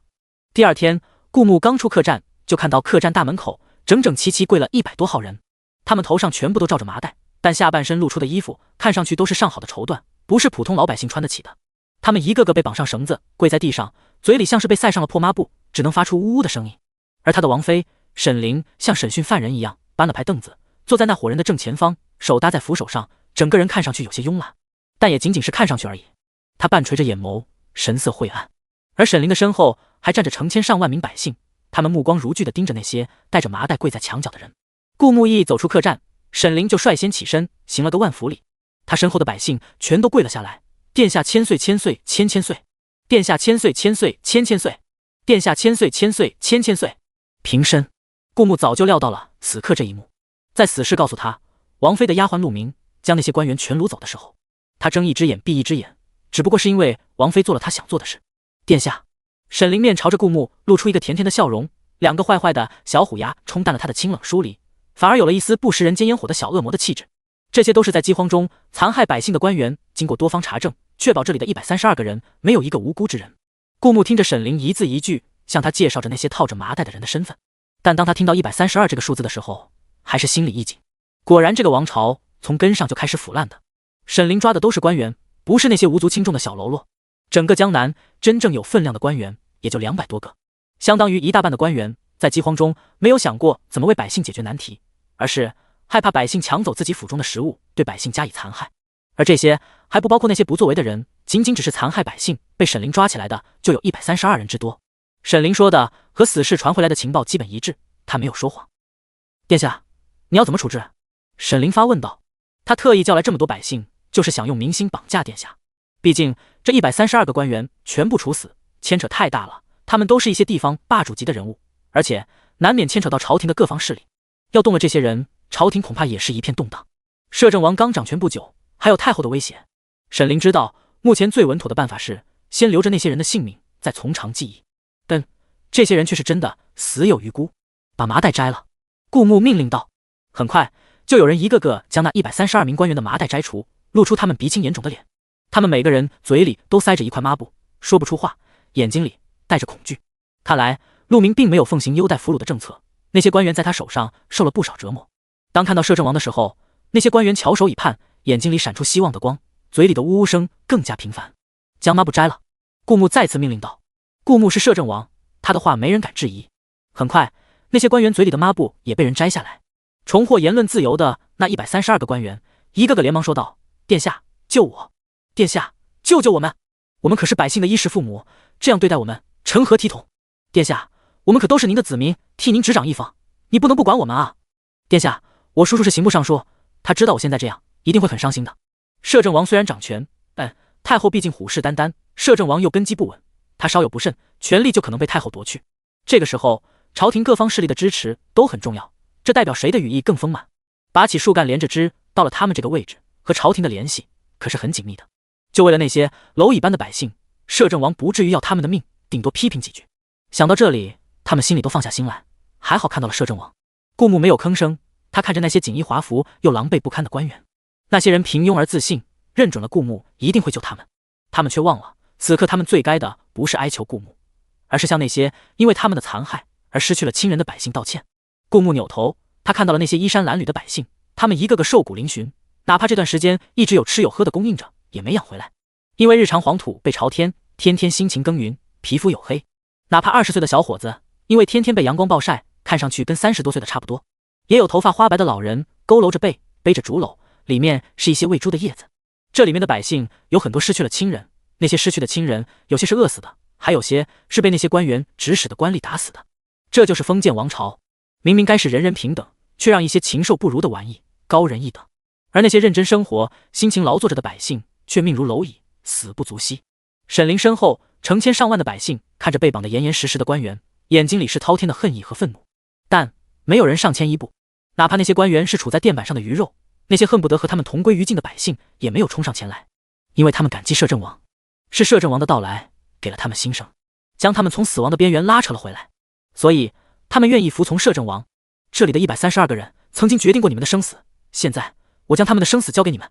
顾牧对着百姓说道，他们欠你们的，应该由你们亲手讨回来。顾牧这是给那些百姓反抗的勇气，他们没有低人一等，他们可以踩在曾经凌虐他们的人脸上。殿下，不可呀！殿下，这可都是身份显赫的官员啊，132个。殿下，这牵扯太大了，使不得啊！殿下，可以上交军机处，由刑部处置，就这么处死，怕是以后官场人人自危啊！5名侍卫纷纷跪了下来，他们忠诚于殿下，更加考虑殿下的处境。那132名官员此刻才知道慌了阵脚，原以为人多殿下就不好拿他们怎么样，哪怕被上交军机处，只要活动活动还是能保住命，但没想到他们忍不住凄厉的大叫道，殿下，你这样残害官员，你不怕被外人所指吗？就算我们有错，也应该由军机处处置，怎么可以让那些蝼蚁决定我们的生死？殿下，你若是敢这么做的话，你一定会被冠上一个暴君的头衔，哪怕千百年后你也会被后人唾弃。哈哈哈！顾牧笑得很张扬，他甩开衣袖，黑色蟒袍在风中飘扬，这千古罪名就由本王来背吧。他眼里不只有看得见的，还有看不见的千万万苍生。无论史官如何记他的功过是非，他只求活得痛快。他知道这是沈凌给他下的套，让他被万人唾弃，无人替他辩解。他尽管获得了江南百姓的拥护，但这些因为饥荒差点饿死的人本来就没怎么受过教育，不会作诗写字，他们在这个时代根本没有任何话语权，不然怎么可能饥荒爆发1个月，京城还不知道？但他就是愿意这么做。只要思想觉悟站得高，女贫变男贫不是梦。无论他行事多么乖张，只要他掌权一天，世人就得看他眼色一天。用绝对的实力碾碎他是反派的声音，他就成了正义。叮咚，顾牧突然收到一条系统提示，面板上出现了几行字：政绩加100，获得100积分；反派度等于50，获得50积分；检测到宿主拥有积分，开通系统商店。目前商店出售的物品为解毒丹，可解一切毒，兑换需要扣除30积分；起死回生丹，哪怕只剩一口气，也能将人救回来，兑换需要扣除30积分；强生健体丹强化体魄，兑换需要扣除30积分；元神丹强化内力，兑换需要扣除30积分。当正绩和反派度累积到一定程度，会开放新的物品。与此同时，在系统的右上角果然出现了一个商店图标，点开之后，赫然是那4件物品，在物品下方标注着兑换所需的积分。兑换成功后，自动存放到物品栏，可靠意念取出。而在面板的左边显示着属性值：正绩100，反派度50，总积分150。看来提升正绩和反派度都可以获得同等的积分，积分可以用来兑换系统商店的物品。不过这积分计算的方式不是很平衡，他利用杂交水稻拯救了江南上百万人的性命才获得100积分，而只不过下令处死132个贪官污吏却获得了50积分。反派度应该是指他的行为处事违背正义，而增加的多少取决于他的残暴程度。毕竟就算那132名贪官污吏该死，也不该是这种死法。顾木直接将那132名绑起来的贪官污吏交给成千上万恨极了他们的百姓，可以想象他们的下场会有多惨烈，所以被系统记了50的反派值。既然正绩和反派度不冲突，他才不会被系统忽悠当一名完完全全的反派。毕竟正绩不仅有明面上的积分，也许还关系着他能不能将女平文扭转为男平文。只不过行为处事可以更加随心所欲一点，就连系统也鼓励他当反派，他还守什么清规戒律、礼法纲常？随着顾木说出这千古罪名，就由本王来背。那132名贪官污吏全都面如死灰，神色可怖，看顾木的眼神就好像看到了地狱修罗。而那些受压迫的成千上万的百姓，拿起锄头或是棍棒，全都向前冲了上来。曾经他们的亲人朋友也死在这些官吏属下的棍棒中，他们只不过是在为自己的亲人复仇。那个穿着黑色蟒袍、一脸不洁的少年，在这一刻被他们奉若神明。他张扬地笑着，黑色蟒袍随风飘扬的场景成了他们心底挥之不去的烙印，直至黄土埋白骨。当混乱过后，不知谁率先跪下，仰天长啸：摄政王千岁千岁千千岁！那些脸上沾着血迹和尘土的衣衫褴褛的百姓全都齐齐跪了起来。摄政王千岁千岁千千岁！然后久久趴在地上，目送着顾木的马车离开，渐行渐远，直到消失了踪迹。马车里考虑到可能会遭遇暗杀，所以将马师师和沈凌安排到一起，由陆明还有分出的4名侍卫保护。而顾木那只有1名侍卫在前方驾车充当马夫。任务完成，他不可能让姑娘们因为他身处险境。而此刻偌大的马车里只有顾木一个人，当然还有藏起来谁都看不见我的死士，在车顶上暗中保护他的安危。系统商店里的物品解毒丹和起死回生丹暂时他派不上用场，但是强身健体丹和元神丹却吸引了他的注意。要知道解毒丹和起死回生丹都是能救人性命的，却和那2样丹药一样，同样售价30积分。哪怕各自兑换1颗强身健体丹和元神丹，也还剩90积分。顾木没有犹豫，很快兑换来的强身健体丹和元神丹就被存放在他的物品栏里。顾木先吃了1颗强身健体丹，白色的丹药一下肚，就感觉化为一缕仙气在他的身体里游走，从他的5脏6腑而出，遍布他的肌肉，甚至他感觉他的身体正在发生一些细微的变化。人类的身体都是一些肉体凡胎，承受不住刀剑的攻击，但此刻顾木却感觉他的皮肉和血液都变得和以前不一样了，似乎是构成的元素发生了变化。这种改造没有持续多久，几乎也就一根烟的功夫，但顾木却感觉到他的身体在短时间内发生了天翻覆地的变化，浑身变得轻快，充满力量，就连灵活度和反应速度都得到了质的飞跃。不过顾木更想测试一下身体的防御力，他拿出随身佩戴的刀剑，在胳膊上割开一刀口子，原本极其锋利的刀剑在不用力的情况下仅仅留下一道划痕。要是换顾木改造前的身体，哪怕只是擦过也会割开皮肉，渗出血迹。防御力果然加强了。顾木试着加大力道，这才在手臂上割出一道不深不浅的划痕，但流出的血迹变少，而且没有做出处理就自动止了血。这无疑会让他在战斗中极大的提高存活率和持续战斗能力。那强身健体丹已经这么神奇了，元神丹又会让他获得哪些改变呢？顾木将圆润的元神丹吞下肚，同样是化为一缕仙气，但顾木感觉到的却是他身体内部的变化。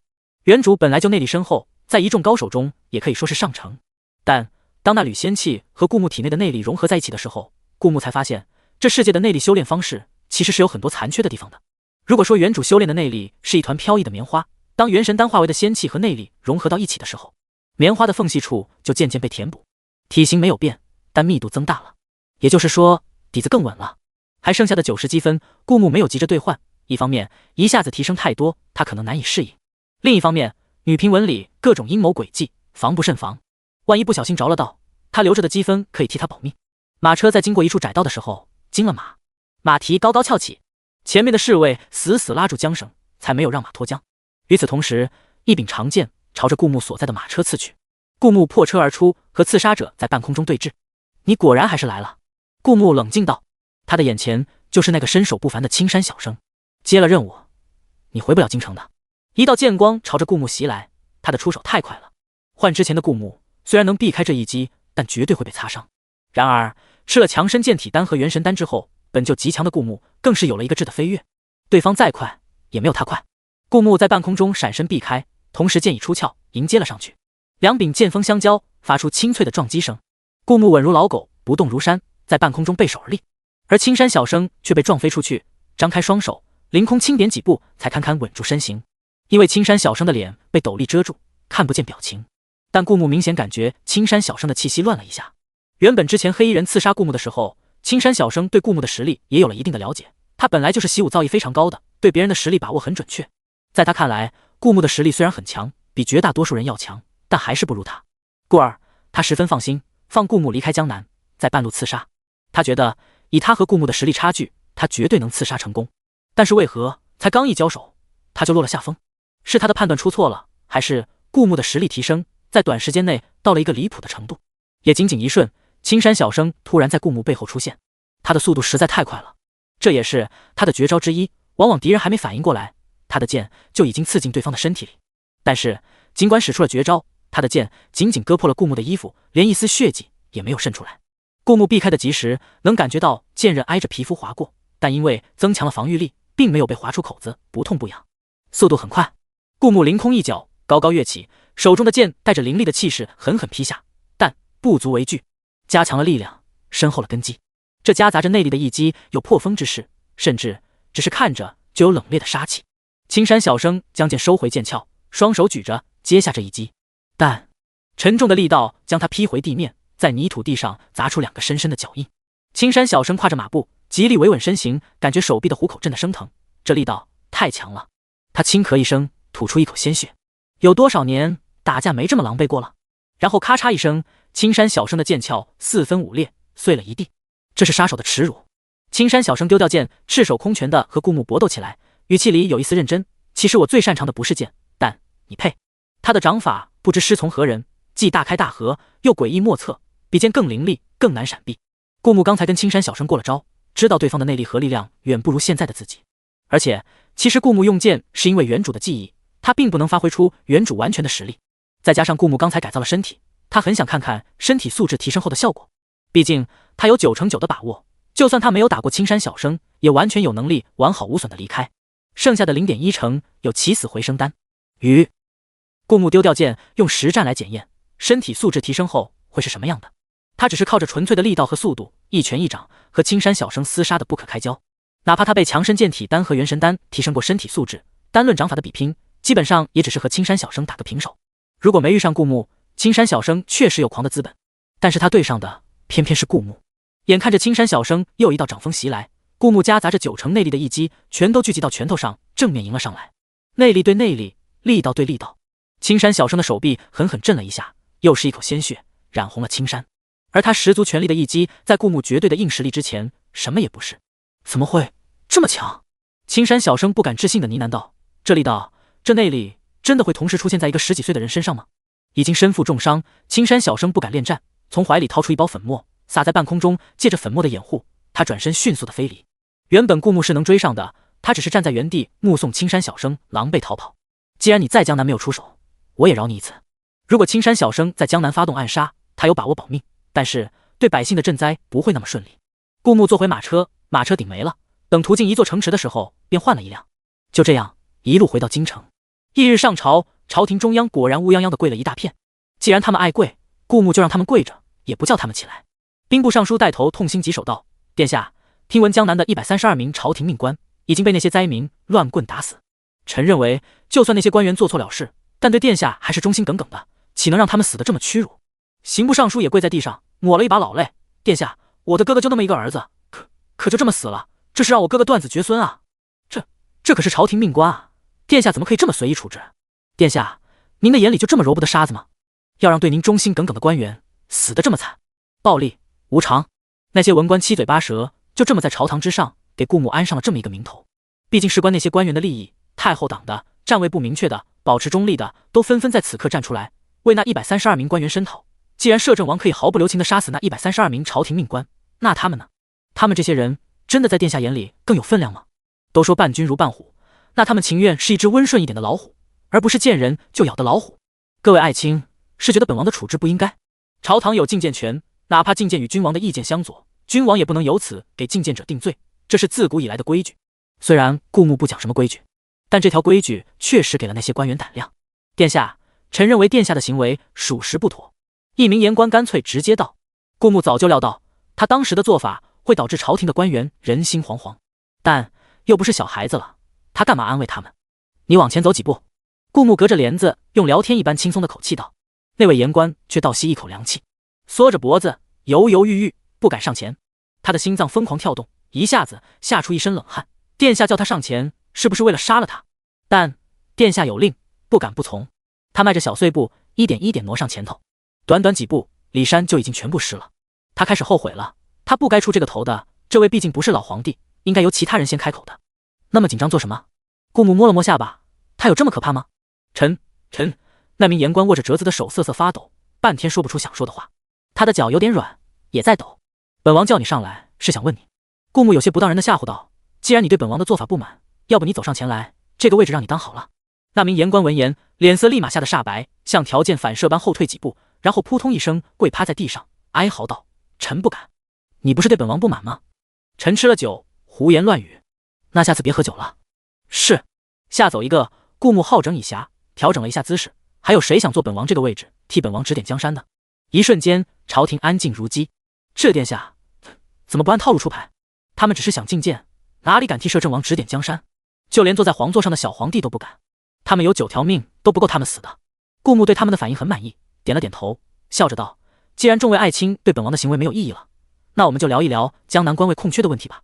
一下子被他弄死132名官员，还是得有人顶上去的。王妃收集的名单在他手上，在江南的时候他也让死士核查过，两人的说法没有出入，死士是绝对不会背叛他的，所以这份名单8、9不离10。这里面记载了60几个是在这次饥荒中做出重大贡献的，本王觉得他们该得到提拔。顾牧念出了名单上的名字，宣布了各自的职位。有一些原本只是一个无足轻重的人物，但因为为百姓做了不少实事，直接被他破格提拔了好几级，提到了县令。工作能力有没有先不说，毕竟有能力的人是要靠培养的，真正有能力又肯为百姓做实事的，得花时间去培养去考察。但对于一个从根基已经腐烂了的王朝来说，提拔一个一心为民的庸才，也比一个各方面都强的蛀虫好。而江南知府的位置，则是从京城调过去了一个多年前的科考状元。这位科考状元学识和能力皆有，任命江南知府，对他来说也是提拔。于顾牧来说，其他位置安排一些为百姓着想的庸才，但重要的位置安排一个妥当的人，他也能为江南的百姓放心不少。直到顾牧宣读完名单的内容，朝廷里也没人敢说话。刚才顾牧喊言官上前走几步的时候，他们真的以为顾牧要杀人。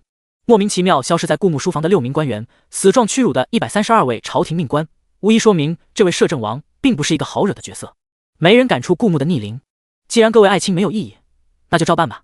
顾牧宣布退堂。京城的旨意很快被传达的地方，刘知县捧着任命他为县令的诏书，久久不敢置信。要知道，他以前只是个普通的巡检，一家人将维持着温饱，能当到知县是他祖坟冒青烟也不敢想的。但现在任命文书就在他的手上。臣谢主隆安。他的头重重磕在地上，热泪盈眶。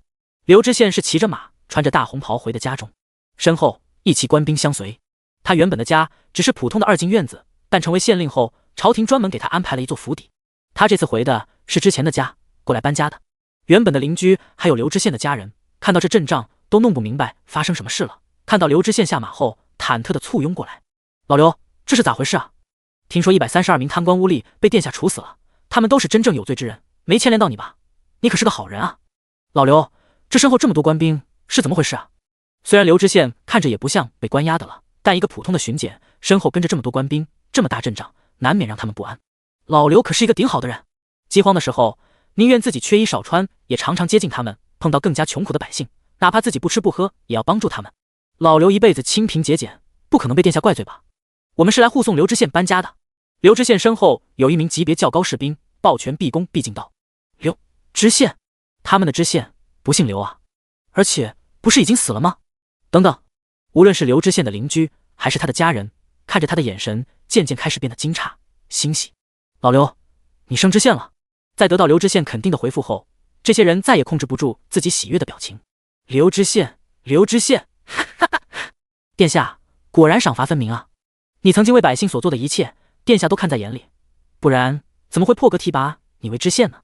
就连屋内刘知县头发发白的老父亲也蹒跚着步履，拄着拐杖走出来，在门口对着京城的方向跪了下来，1拜、2拜、3拜，结结实实磕了3个响头，老泪纵横，喜极而泣。咱们老刘家祖坟冒青烟了呀！老爸，你看到了吗？我们家竟然出了一个知县啊！哪怕我现在去见你，也对得起列祖列宗了。哈哈哈哈！李知府从小家境贫寒，寒窗苦读10年载，考上状元。之前在翰林院当编修，工作勤勤恳恳，兢兢业业。他才将近20岁，京城的小姐大多家庭显赫，他在京城也只能算个无关轻重的小角色，那些小姐们都看不上他。等过几年，他手里有了点积蓄，将家里的老母亲老父亲接到京城，不用再面朝黄土背朝天的种地，再娶一个懂礼节之礼数的寻常姑娘，他就知足了。但殿下身边的公公突然笑眯眯地走进翰林院，宣读圣上的旨意，他竟然被调任到江南当知府。要知道，就算是状元，也要经历通判、知州才能到知府，每往上一步都不是那么简单的。而他一个无权无势，除了勤奋，连京城的小姐都看不上他的小人物，竟然在未满20的年纪被任命为知府，这也可以说一飞冲天，只要干得好，以后前途不可限量了。他想起从小苦读的时候，点不起煤油灯，借着月光看书，想起冬天雪埋了路，他的老父亲穿着草鞋，一脚深一脚浅地背着他去私塾。他想起他进京赶考试，母亲连着几个晚上没有休息，为他缝了一双厚厚的千层底。爹娘，孩儿有出息了，等孩儿到了江南，就可以立即将你们接过来享福了。谢主隆恩。李知府4肢伏地，重重地磕了一个响头。那一天，他在京城租住的普通小院子，被说亲的人踏破了门槛。但李知府不愿愧对殿下的赏识，既然调任江南当知府，就一定会守护好江南那一片土地，而不是听从周围人的劝导，在江南待几年，活动活动，就又能回京城了。臣定不负殿下所托。府上，顾慕正和生猛婢女沈凌3个人打斗地主，原本他们是不会的，但穿越到古代，娱乐设施实在太匮乏了，于是本就没什么耐心的顾慕，愣是硬着头皮把他们教会了。好在沈凌聪明，一点就通，只有生猛婢女花了不少功夫。叫地主！顾慕看着自己手中的天诈，还有4个2以及345689，觉得牌很好，于是道：不强，不强。顾慕勾起嘴角，掀开桌面的3张底牌，一个3，一个5，一个8。再一看，他原本以为是顺子的345689，少了个7。这种牌，哪怕一个天诈，还有4个2也就不回来啊。他看着对面的沈凌，一脸淡定的神色，顾慕捉摸不透他的牌是好是坏，但生猛婢女就插捂着嘴巴窃喜了。就在这时，悠悠冲了进来，神色焦急：王妃，王妃！边疆传来消息，在数日前的战乱中，沈将军受伤了。沈将军就是沈慈，顾慕将他分配到边疆的时候，让他当了个小将军。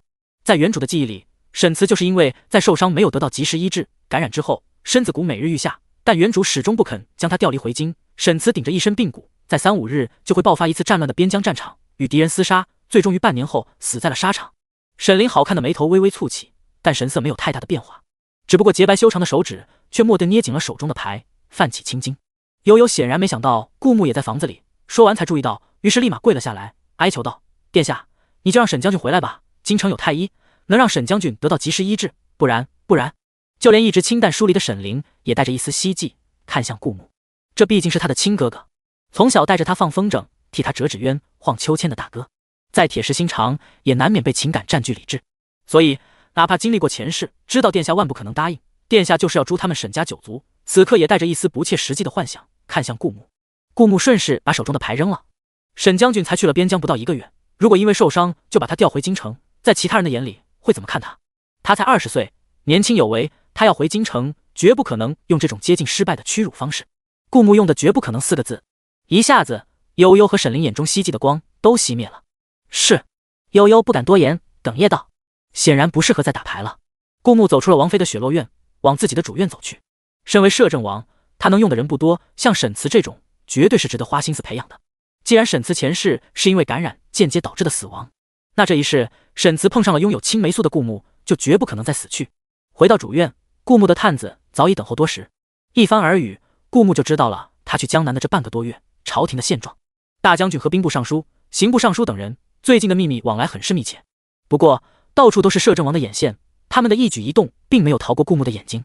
这些人都是太后党的人，而大将军和兵部尚书都是掌管军事的，怕是要发起兵变。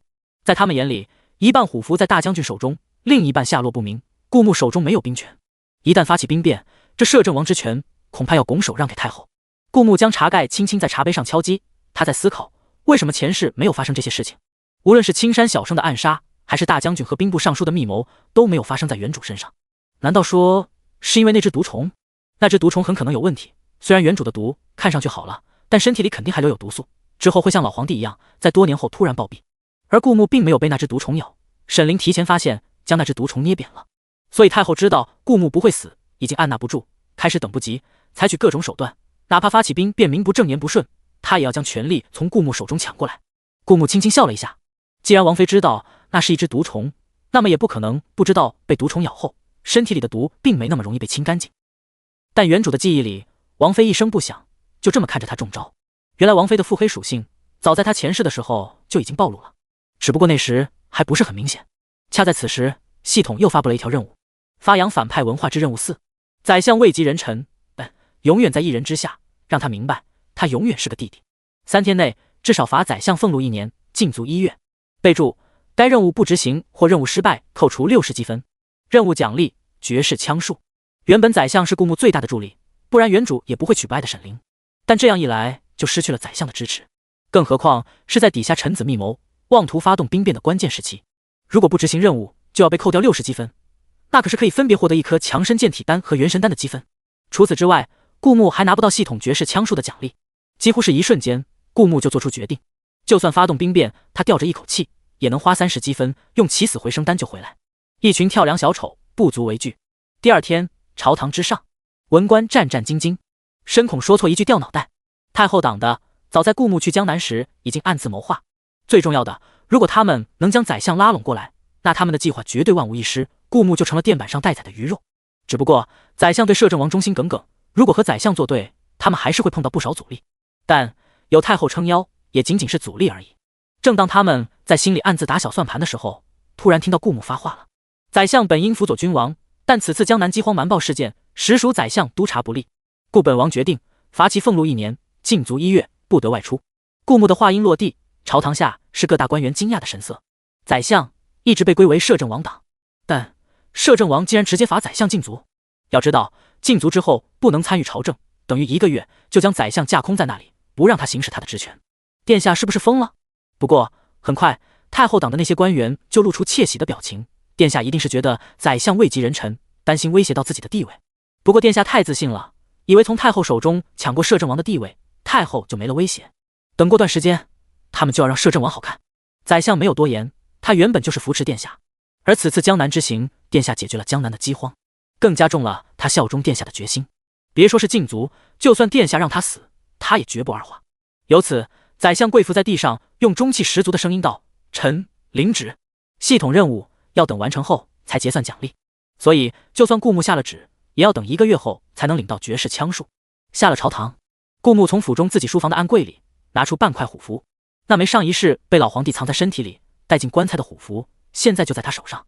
大将军是武官最大的官职，他的半枚虎符可以调动另一半军队，而另一半的军队服从的优先级别依次为另外半枚虎符、皇帝、摄政王。也就是说，如果顾牧没拿到那半枚虎符，这个王朝的兵力将全部掌握在太后党手中。顾牧摩擦着手掌心里的半枚虎符，露出了一个微笑。可惜他手里的半枚虎符可以调动另一半军队，不就是兵变吗？那我们直接来个硬碰硬，看谁更强。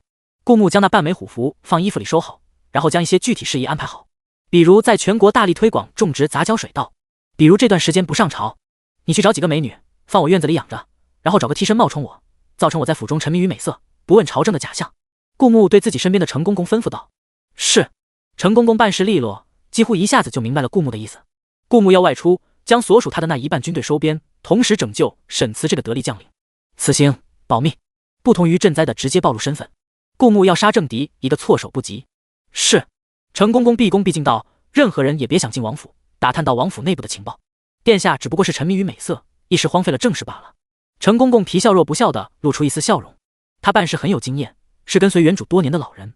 当年原主战败后，程公公看着原主的尸体，落出2行老泪，然后自刎于原主尸体前，是顾木绝对能放心的忠臣。顾木欣慰的点点头，好在原主给他培养出了不少能用的手下。他拍了拍程公公的肩膀，内心想到，只要你好好跟着我干，你绝不会再落到和前世一样的下场。他带着半枚虎符和藏起来谁都看不到我的死士，乔装打扮，驾着快马往边疆赶去。出了城，顾木和死士一前一后骑行在草原上。从这到边疆要5-6日，我们先从边疆开始。顾木一边驾着马，一边对身后的死士说道：“沈慈的伤不能久拖，边疆多战乱，边疆的战士也是更需要青霉素的人。从边疆一路将属于他的军队收编，然后在京城和太后党的成员兵刃相见。这就是顾木的计划。”青山小生正挂在树枝上睡觉，他很苦恼，上次打架损失了一把剑鞘，重新配要不少银钱，但他囊中羞涩，两手空空，任务没完成，回京城会面临那位黑袍人的追杀。这段时间他一直以地为床，以天为被，在外面四处漂泊。怎么办？得想办法弄点银钱配把剑鞘才好啊。青山小生随手摘了一颗果子扔进嘴里，苦恼道。正在这时，从不远处传来马蹄的声音，隔着远远的，青山小生看到2匹上好的千里马奔赴而来，而马背上坐着2个戴着鬼面面具的2个人，一黑一白，宛若黑白无常。青山小生疼得从树枝上坐起来，眼里发光，是个大户。因为青山小生太过激动，动作幅度有点大，一个肉团子从上边的树枝上掉了下来。肉团子从地上爬起来后，才看清是个15岁的小女孩，只不过睡觉的时候蜷缩成一个球，跟肉团子很像。师尊，吃我一记无敌无影脚！小女孩被从树上摇下来，双颊气鼓鼓的，然后飞跃而上，一脚朝着青山小生踢去。她的脚在空中只剩下一道虚影，速度极快，身手竟极为不凡。青山小生哪怕再和顾木交手，落了下风也没变换神色。此刻看到眼前15岁的小女孩，却露出一丝苦恼的神色。陆小瑶，你怎么也在这里？陆小瑶一脚被青山小生一掌接住，翻了个身，坐在青山小生旁边的树干上。青山小生一直在留意大户的动静，不过好在有斗笠挡着，没被陆小瑶发现。陆小瑶生的唇红齿白，极其漂亮，不同于沈凌的清冷疏离，她身上有一股江湖侠气。跟踪你，师尊，你变弱了，这都没发现。陆小瑶理直气壮道：“师尊已经被你害得倾家荡产了，你祸害其他人去吧。”青山小生一脸嫌弃。在和陆小瑶说话的时候，青山小生的声音是正常的，不是之前阴阳莫变的声音，反而是那种很好听的少年的嗓音。师尊，你不是盯上了那边的大户吗？陆小瑶却一脸就看出了青山小生的小心思。我们一起下手吧，我要分一半。陆小瑶贫穷又倔强地说道。顾木和死士行进至一片林子里，2天2夜的赶路，此刻已经远离朝堂。因为时常碰到绿林好汉拦路打劫，虽然他们都不是顾木和死士的对手，但还是会拖慢他们前行的进度。于是顾木和死士各自带着一个鬼面，看上去阴森可怖，这个样子确实能吓走不少人，打劫的人也少了很多。还要行进3天，哪怕是千里马，紧赶慢赶，离边疆还有3天的路程。因为被强身健体丹和元神丹塑造过身体，所以顾木的五感比之前还要好。不远处有人说话，但听不到他们在说什么。对方是习武之人，气息隐藏得很好，但瞒不过我，是2个人，他们在向我们靠拢。顾木对着死士说道，提醒他早做准备。果然，仅仅是一眨眼的功夫，2柄飞镖就朝着他和死士袭来。顾木用剑将2柄飞镖拦下，金属撞击在空气中发出清脆的响声。好快的反应速度！扔飞镖的是一个穿得简洁利落的15岁的小姑娘。这小姑娘生得极美，如果去竞选京城10美，她可以和沈凌并列榜首。她微微惊呼，手下却不留情，一根长鞭朝着顾木甩去。顾木下意识躲避，没想到这长鞭在半空中竟然还能转变方向，拴住马腿。长鞭一扯，马受了惊，摆动着身子要把顾木甩下来。与此同时，青山小生也从暗处露出身影，拿着一把没有剑鞘的剑刺向顾木。此山是我开，此树是我栽，要想从这过，留下买路财。陆小瑶很熟练地喊道。顾木踩着马背飞到空中，接下青山小生的这一击。与此同时，死士也从马背上飞起，牵制住陆小瑶，不让他再攻击顾木。没想到又是他。顾木看着青山小生有些无语，上次他和自己打斗，想必内伤还没好吧。本来准备放他一马，没想到又撞上了，还是他自己主动送上门来的。顾木看着青山小生的眼神里充满同情，因为顾木戴着面具，青山小生看不出他的目光。他早在5年前就已经名动江湖了，没有人能伤得了他，除了那个人。但那个人是万人之上的摄政王，此刻朝堂暗流涌动，那个人绝不可能出现在这里。短兵相接，青山小生没有像上次那样丢掉剑，说我最擅长的不是剑，但你配，而是拿着那把没有剑鞘的剑和顾木你来我回。顾木怕被认出来，制造不必要的麻烦，留有一部分的实力，万一他出现在这里的消息被青山小生传回京城。那之前在王府所做的一切伪装都要败露，可能会让太后党提前发动政变，这是顾木所不愿看到的。所以他只用了5分力，再加上青山小生没有使用他最擅长的掌法，两人堪堪打了个平手。而死士那边也好不到哪里去。虽然陆小瑶唤青山小生一声师尊，但两人走的是2条路子，不知道他真正师从何人。死士最擅长的不是打架，而是隐蔽，对上武学天才少女吃了点暗亏，被压着打。顾木接下青山小生凌厉的攻击，以力破巧，借着蛮力将青山小生打退。然后他主动进攻，一柄剑朝着青山小生的胸口刺去，剑擦着青山小生的衣领划过，被他及时躲避。但这只是虚招，趁着近身，顾木手握拳头，一拳挥在青山小生的腹部。青山小山被力道打飞，撞到树干上，吐出一口鲜血。怎么又被打出内伤？是他变弱了，还是这世界变得疯狂了？在遇到那个人之前，没人能伤得了他。但为什么接连2次被打出内伤？陆小瑶看到青山小生那个样，发出无情的嘲笑。他们站在顶端太久了，都看不到对方被吊打的样子。尽管这次似乎青山小生败了，但以他的实力是不可能有生命危险的。所以碰到这难得的一幕，陆小瑶架也无心打了，在一旁看戏。师尊，是你打劫别人，还是别人打劫你？青山小生，顾木一柄长剑朝着青山小生的胸口刺去，但眼前突然被白色烟雾遮挡了视线，顾木的剑没有改变发现，刺进了树干，人已经不在那了。顾木抽回剑，原本被顾木刺入的大树轰然倒塌，眼前的白色烟雾逐渐消失，而陆小瑶和青山小生也已经失去了踪迹。逃得远远的之后，陆小瑶摘了一根狗尾巴草，叼在嘴上。师尊，我觉得你没有那么有意思了，感谢你的夸奖。似乎只有在和陆小瑶说话的时候，青山小生才会用正常的语调。也许只有陆小瑶才知道什么是真实的他，他才不需要伪装。师尊，我有了新的目标人物，以后山高路远，江湖再见。陆小瑶站起身，拍拍屁股，徒儿定会替师尊报被大户羞辱之仇。陆小瑶一搏冲天，仰着头认真道：3日后，顾木和死士到达边疆，在进入军营的时候被拦了下来。什么人？几名士兵用长枪交叉在一起，警惕地问道。顾木扫了一圈军营，里面的士兵都灰头土脸，尽显疲态，不过依然身姿挺拔，站在自己应有的位置，恪守职责。看来沈慈是一名好将领，将这些兵带得很好。然而边疆多战乱，这些士兵往往伤还没好，就又要上阵杀敌，这让他们苦不堪言。顾木看到的还只是能上场战斗的士兵，还有很多伤员躺在伤兵营里下不了床，因为没有很好的医疗条件，他们只能靠自己硬生生挨过去。挨不过去的就只能等死。一名大夫，顾木戴着鬼面面具，微微笑着说道：“让你们沈将军来见我。”拦着顾木的守门的几位士兵狐疑的相视对看了一眼。沈将军是你说见就能见的？是这样的，我们是王妃请过来给沈将军看病的大夫。死士上前一步，从怀里掏出一枚王妃的令牌，解释道：“王妃听闻沈将军受了重伤，十分担心，故派我们前来替沈将军疗伤。”一名士兵接过令牌，在手里检查了番，然后递给另一个人确认，嘴里低声道：“是真的。”但他们看到令牌也不敢随意放人进来，毕竟只是王妃的令牌，不是殿下的圣旨，只能当做一个信物，不能当做命令。于是其中一个士兵道：“我去向沈将军通报下。”不一会儿，那名士兵就折了回来，毕恭毕敬道：“沈将军说让。”军营的条件很简陋，只能满足士兵的一些基本需求。不过能参军的也都是一些吃苦耐劳的，其实最要命的是医疗条件落后。顾木跟着那名士兵走进沈慈的帐篷里，沈慈脸色苍白，嘴唇毫无血色，完全没有离京时的意气风发。他原本坐在座位上，整个人看上去十分虚弱，但还是强撑着站起来，迎接道：“是我妹妹让你们来的。”沈慈有些疑惑：“不过大夫，你怎么打扮得这么奇怪？黑白鬼面面具不像是救人的大夫，更像是索命的黑白无常。情况特殊，我先给你疗伤，稍后再做解释。”顾木平静道。他凝视着沈慈，也不知道这个年轻人够不够聪明。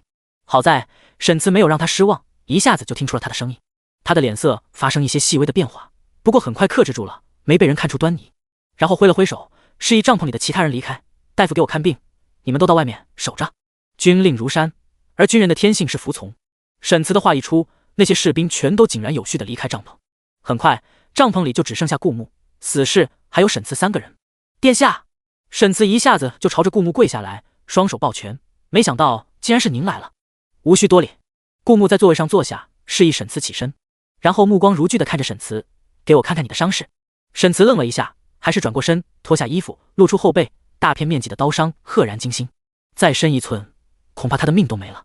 因为天气在不断转热，沈慈的伤口也不断感染溃脓，不见好转。伤口要及时清洗，做好包扎。顾木皱了皱眉头，没想到沈慈处理伤口的方式这么大意，古人对于医疗知识匮乏，也难怪士兵因伤赴死的概率这么高。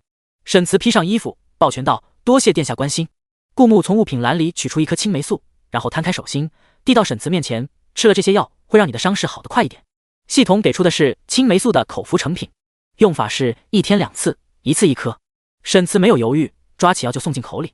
而与此同时，王府内，边疆7日前的消息也终于传到了王妃耳中，哥哥的病又加重了。沈凌念着信鸽上的字条，手有些微微的颤抖。王妃，那怎么办呀？要不您去求一求殿下吧。悠悠红着眼眶道，他心疼他家王妃。他家王妃本就是个清冷的性子，但近段时间越来越让人捉摸不透了。以前王妃不开心了，也会像普通小女孩一样表现在脸上，毕竟她是相府之女，是最有资格任性的。可他家王妃的眼神越来越像一池平静的幽泉，深不见底。王妃的难过再也不会表现在脸上了。没用的。沈凌将字条放进火盆里烧毁，看着它渐渐化为灰烬，将哥哥分配至边疆，将爹爹禁足。你看看不透殿下想做什么吗？难道殿下想搞垮沈家？悠悠也吓了一大跳。可你和殿下是夫妻啊。哼，沈凌用气声轻轻笑了一下，微不可闻，真夫妻一场。你觉得殿下为何从不在我雪落院过夜呢？大概殿下心里一直都装着别人吧，只等沈家一倒，殿下就会娶她。沈凌的眼神随着炭火的跳动晦暗不明。谁啊？悠悠眼睛里突然出现一抹坚强的神色。奴婢替你杀了他。当然是那个将他五马分尸的女人。沈凌注视着烛火，露出一个笑意。不用，我要亲自动手。哥哥那边，哥哥只是病重，等之后我会想办法让他回来的。只是可惜哥哥年少有为，以后可能却再也上不了战场了。沈凌微微叹息一声，但他会保住哥哥的命的，用尽一切手段。边疆军营帐篷内，顾木始终没有摘下面具，小心行事，终究不会有错。小小的帐篷内，顾木和沈慈进行了一番恳切的密谈，定下了接下来的计划。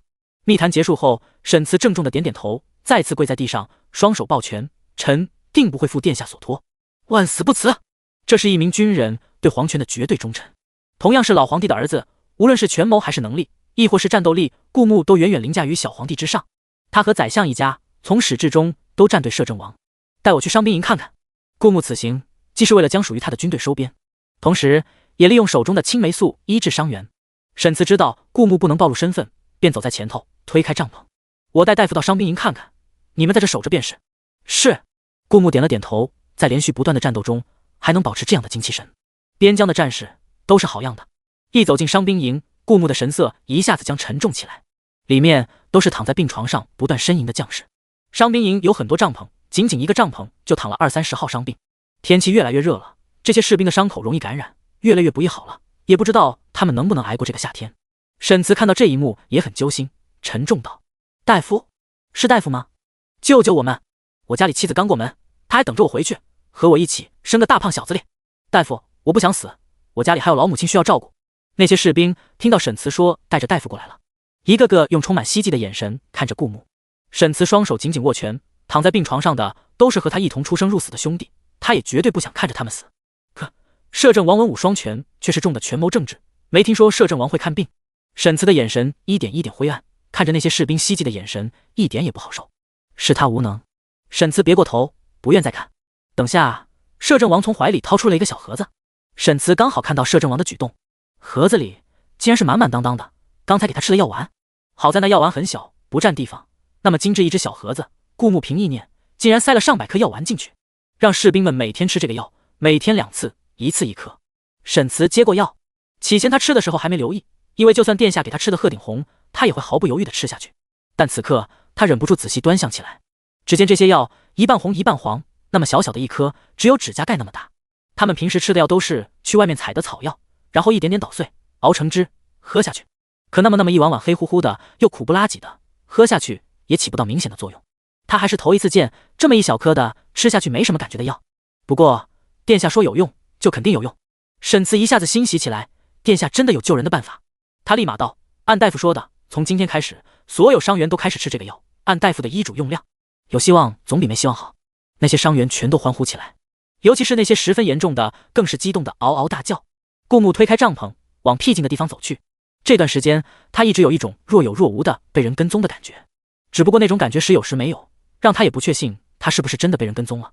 再加上一直没碰到有人找麻烦，且他也急着赶路，也就没计较这回事。但就在刚才，他又有那种被人偷窥的感觉。能跟踪他一路，而且还没有暴露行踪的，一定在跟踪方面是个难得的天才。毕竟他的感官经过系统丹药的强化，变得更加灵敏。出来吧。顾木面色如常道，他知道对方就在附近，是在他踏入伤兵营之后开始听墙角的。无论是谁，他都不惧。他现在的实力，放眼整个天下都难找出几个对手。顾木将手指扣在剑柄上，等着敌人现身。但没想到走出来的是一个15岁的小姑娘，唇红齿白，扎着2个可爱的丸子头，又有着一股古灵精怪的江湖侠气。这姑娘正是之前在林子里和他打过一个照面的陆小瑶，会杀人的大夫。我喜欢。陆小瑶抱着剑，丝毫没有被发现的恼怒。她的眼睛圆圆的，十分清澈，但是也不知道为什么，好好一个姑娘，麻质的灰白色衣裳的裙摆上缝着一个大大的琼字，为什么要跟着我？顾木摸了摸下巴，难道是看上她的白色鬼面了？这姑娘好奇怪。陆小瑶提了提她的裙摆，好让顾木看清上面的琼字。要债。她理直气壮道，替师尊要回碎掉的剑鞘钱。实在难以想象，为什么他们师徒2人组明明武功盖世，却混得这么狼狈。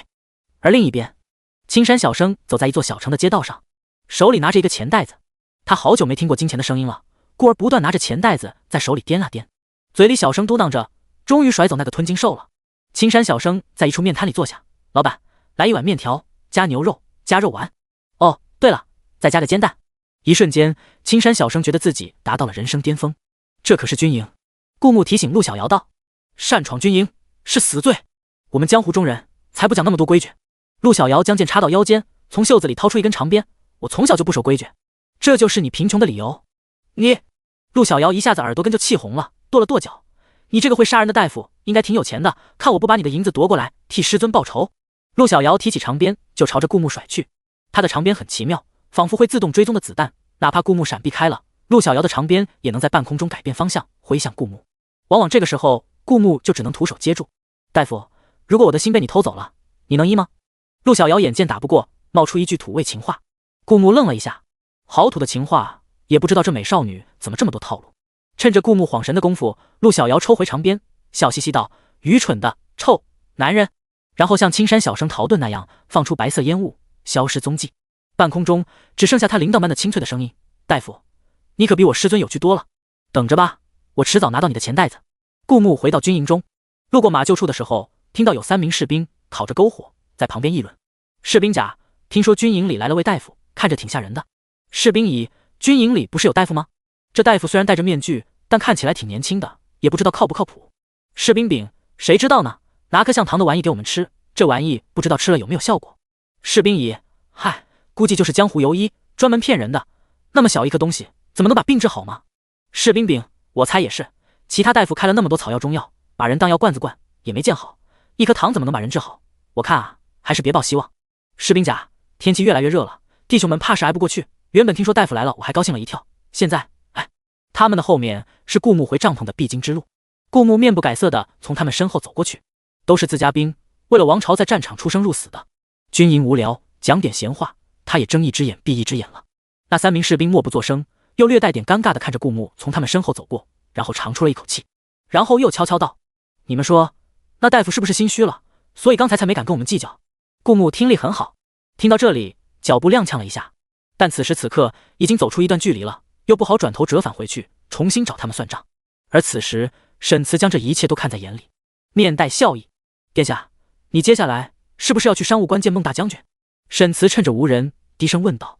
孟大将军之前听令于老皇帝，老皇帝暴毙后，他虽然恪守职责，带兵镇守商务关，大有一夫当关，万夫莫开之势，但因为小皇帝手上没有另一半虎符，他始终觉得老皇帝暴毙那一夜有蹊跷。毕竟皇后进去皇帝寝宫2个时辰后，皇帝就死了，然后皇后拿着圣旨出来，宣布小皇帝登基。没有老皇帝的另一半虎符，孟大将军始终不参与朝廷之事，只守好他那一方山务关。山务关离边疆最近，确实是顾木下一趟目的地。我准备收编孟大将军。顾木遥遥看着京城的方向，叹了口气。又是宅斗，又是内政，又是外敌，百姓还民不聊生，离太平盛世还差得远啊！这一趟离京，他是下定决心要把太后党的全部除尽，将天下牢牢掌握在他手中。只有这样，他才能毫无阻碍地将那些蛀虫全部换掉，重塑这个王朝的风气。那殿下，你可以在此地多留几日。沈慈提议道，因为我负伤了，担心敌国趁机发难，故向孟大将军申请支援，大概2日后他就会过来了。正好，顾木倒是没想到会这样，孟大将军会来边疆，倒替他省了不少麻烦。他的身体虽然得到了强化，但连续几天的舟车劳顿，加上中间还有不少打斗，还是觉得有些疲惫。于是当晚便在军营里住下了。沈慈是知道顾木是摄政王的，于是给他安排了专门一个帐篷，死士则住在他隔壁。夜晚，顾木想了想，还是没有摘掉他的面具，就脱了个外衣铺到床上，担心敌国趁机发难，太后党恐要发动兵变。这些话一直不断在顾木耳边萦绕，接下来恐怕会很不太平。此刻也只不过是暴风雨的平静罢了。他看着系统面板上的90积分，咬了咬牙，又兑换了一颗强身健体丹和元神丹。只有拥有足够强大的实力，才能从容地应对突发的变故，才能对得起那些忠于他、为他万死不辞的臣子。他实力没强大一分，也许在战斗中就少死一个人。所以顾木只留下了最后30积分，用作保命的底牌，而其他的全都用来提升自己的实力。一颗强身健体丹下肚，那缕仙气很快就被顾木的身体吸收到。意料之中，已经没有第一次那番显著的效果。他能感觉到自己身体全方面提升了一小步，但也仅此而已。如果说第一次提升的效果是10的话，那这一次的效果就是1。不过这也正常，如果每次都有那么显著的效果，那么几颗强身健体丹下肚，他就可以扛着山脉逛街了。顾木没有失望，毕竟仅仅提升的这一点，也相当于普通人10年的锻炼成果。顾木又吃了元神丹。这个世界的人修炼的内力都是聚于丹田，然后迸发出来。丹田就这么大，如果丹田蓄积的内力满了，那些内力就会在经脉中游走，轻则走火入木，重则经脉尽毁。所以一个人的内力是有天花板的。有些人修炼的内力飘忽发散，密度小，那么一点点内力就能将丹田蓄满，而他之后再修行也难以行进一步。而有的人内力就像一个压缩的能量球，如果他再加上修行速度快的话，就能算得上是武学天才。原主属于后一种。顾木生长的时代，人们不能修行，所以他一开始觉得原主的内力已经压缩得很恐怖了。直到他上一次吃下元神丹，才知道不过如此。就好像原本是水，上一次的元神丹就好像是溶于水的粉末，然后将水变成了另一种密度更大的液体。而这一颗元神丹下肚，顾木感觉自己体内的内力迅速压塌起来，能感知到一点点变小，从一个保龄球大小变为拳头大小，再变为乒乓球大小，最后变为玻璃弹珠的大小。而顾木的丹田迅速空出一大片空间，他的上限提高了，而且因为内力压他的很厉害，他能感觉到体内的气息更加纯正，力量更加磅礴。毕竟拳头打出去和针扎上去感觉是不同的。顾木现在就是那根针。顾木盘腿坐在床上，调整了下气息，让内力在自己身体里游走，寻找最适合自己的战斗状态。片刻功夫后，他将气息压下，长舒了口气。他现在还只会剑术，其他的都只会以力破巧，剑术还不精湛。原主毕竟不是专门习武的，他是皇子，时间和精力有限，所以他一直将重心放在提升内力上。原本让原主引以为傲的内力，其实在现在的顾木看来也不够如此。等1个月后，宰相禁足结束，我就能得到绝世枪术。顾木内心默默打算道，那应该是我第一本武学秘籍。一本好的武学秘籍更能让我的实力成倍增长。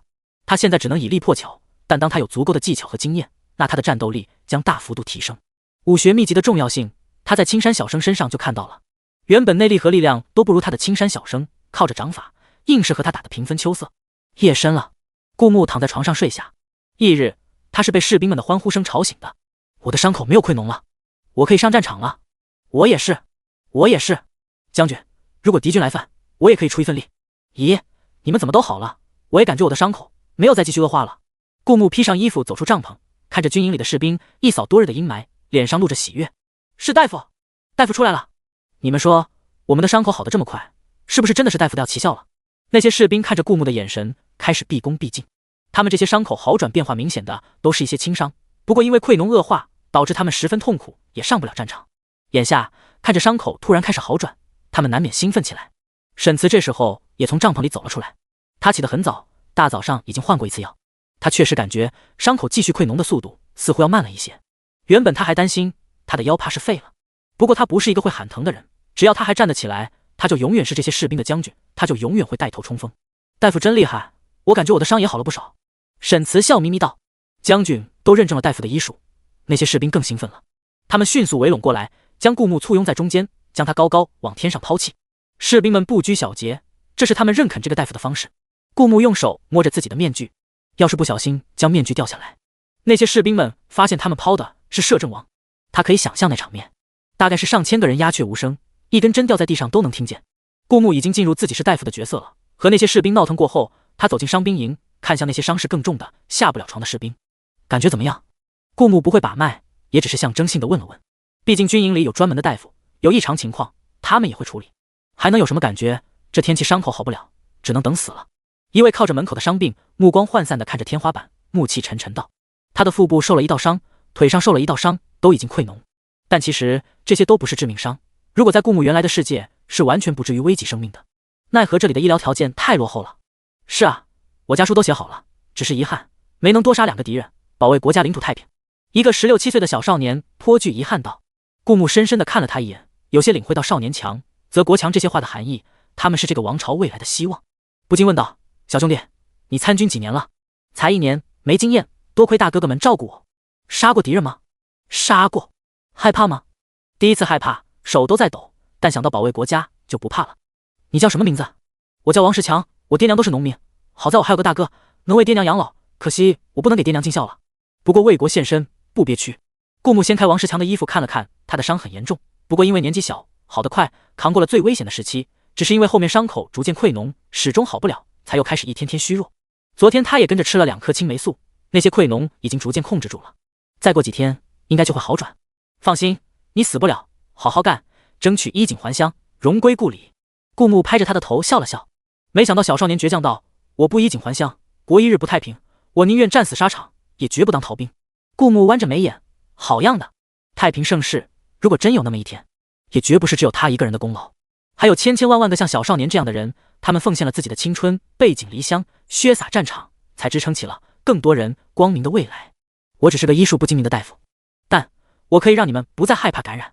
顾木直起脊背，对着这些军人说道：“我不能保证能让你们每一个人起死回生，但我可以做到，所以伤口感染的人都能得到医治。”一天下来，顾木发现系统的青霉素跟现代的还是有区别的，毕竟是系统出品，效果更好一点。根据沈慈的反馈，昨天所有吃了药的士兵伤口都没有继续恶化。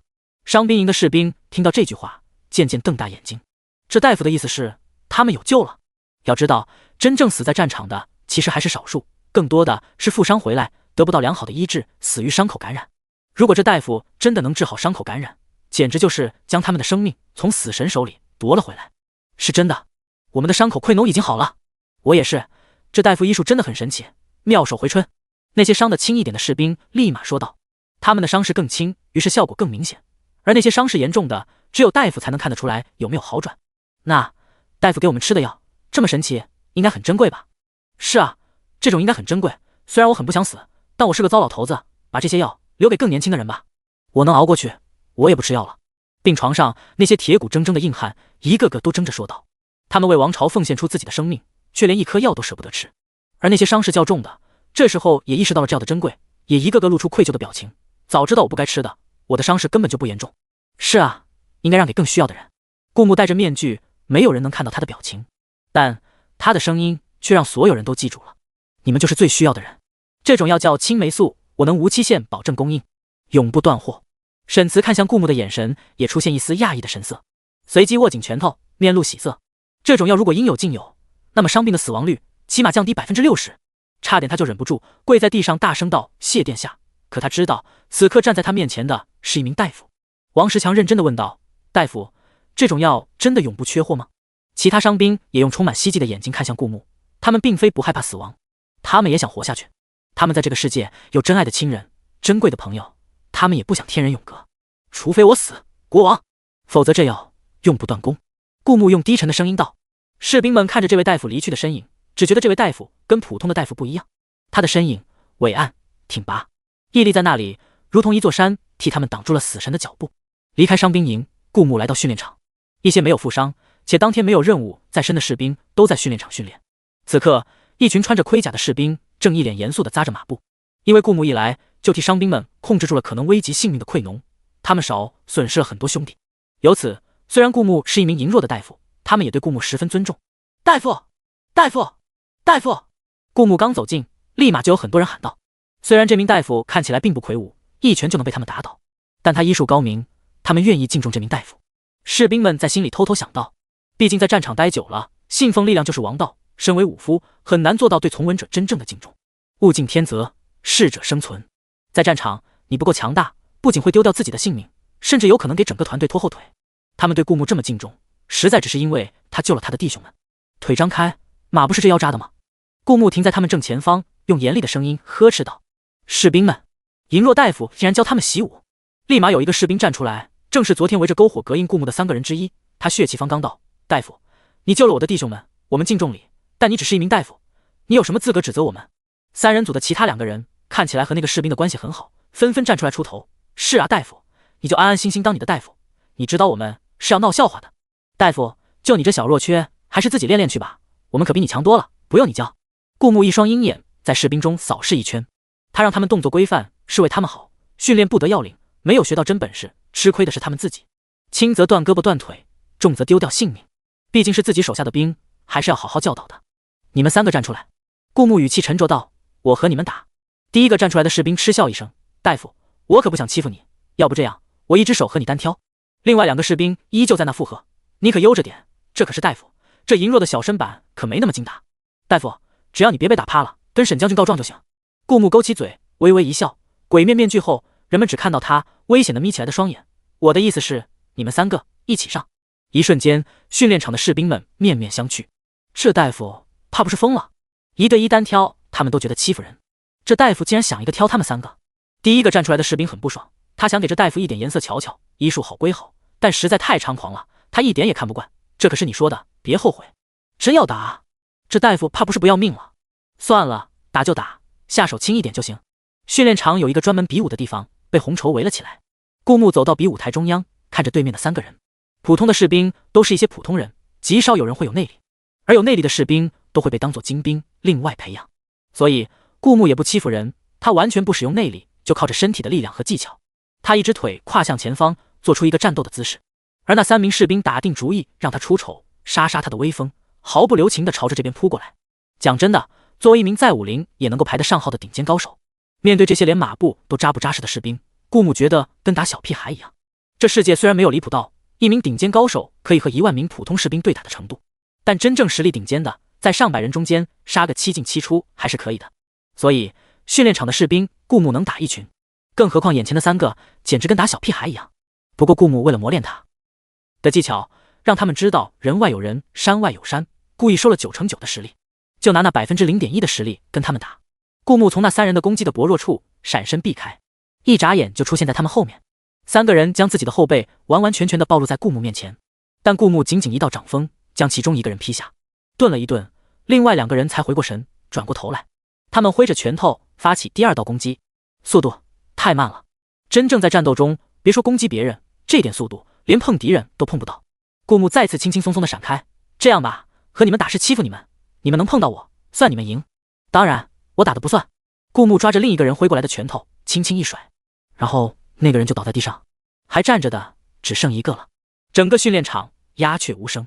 本来是他们士兵的台词，怎么被这位大夫抢走了？而且还说的这么霸气。不过这大夫真的好强啊，怎么会有这么强的大夫？将还站着的最后1个士兵撂倒后，顾牧冷眼看着在地上挣扎着爬起来的士兵，能爬起来的继续打，直到爬不起来为止。地上的3名士兵内心，请您能不能不要再折辱我们了？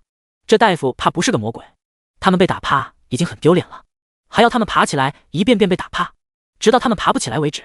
要是他们不爬起来接受单方面的挨打，那也同样丢脸，毕竟1轮就被打趴下了。那3名士兵还是挣扎着爬了起来。此刻第一个站出来的士兵很没骨气道：“兄弟们，冲啊！这大夫说了，只要我们能碰到他，就算我们赢。”另外2个士兵似乎有被鼓舞到：“冲啊！碰到大夫！”然后几秒钟后再度被打趴。比武台外的士兵不忍地别过头去，实在没脸看了。不过这大夫打架很好看啊，身手干净利落，每一次出手似乎都收敛了力量，但又充满凌厉之感。所以他们又再度转过头看向比武台，半炷香后：“大夫，我不行了！大夫，我真的爬不起来了！大夫，不要打了，求求你真不要打了！我们认输！”那3名士兵趴在比武台中央，不断哀嚎着。顾牧用手扶了扶面具，冷声道：“现在一个个给我把马步站规矩了，还有谁不服的，可以上来单挑。”谁敢啊？现在那些士兵谁还敢觉得顾牧是个羸弱的大夫？一个个都老老实实的扎着马步，等着顾牧审阅。这个蹲得不够低，那个手伸得不够直，顾牧一一给他们调整过来，又带着他们在太阳底下训练了2个时辰，这才罢休。训练的时候不要怕吃苦，不要去偷懒，因为你们此刻付出的每一滴汗水都有可能保住你们的命。我可以提供药品，让你们在负伤的时候得到比别的国家更好的医治，但如果你们直接死在战场呢？再好的大夫也救不了你们。顾木冷声从一排士兵面前走过，声音十分严厉。是。一名士兵郑重地行了一个军礼，其他士兵也纷纷带头朝着顾木行了一个军礼。第二天，顾木再次去伤兵营，和他猜测的一样，系统奖励的青霉素效果比现代的还要好一点。那些躺在病床上伤重的伤员，在今天已经全都止住了溃脓，经过军营的大夫们清洗伤口和敷上草药，已经开始逐渐愈合。只要开始长肉了，就说明能好起来。一名军营的大夫激动道：“兄弟们放心，来的那名大夫给出的药真的很有效，你们大家都不会有事。”王石强也忍不住咧嘴笑了笑：“太好了，我不会死，我还能多杀2个敌人。”顾木再次将青霉素分发下去，看着士兵们一个个吃下药，他们的眼里都开始带着生的希望。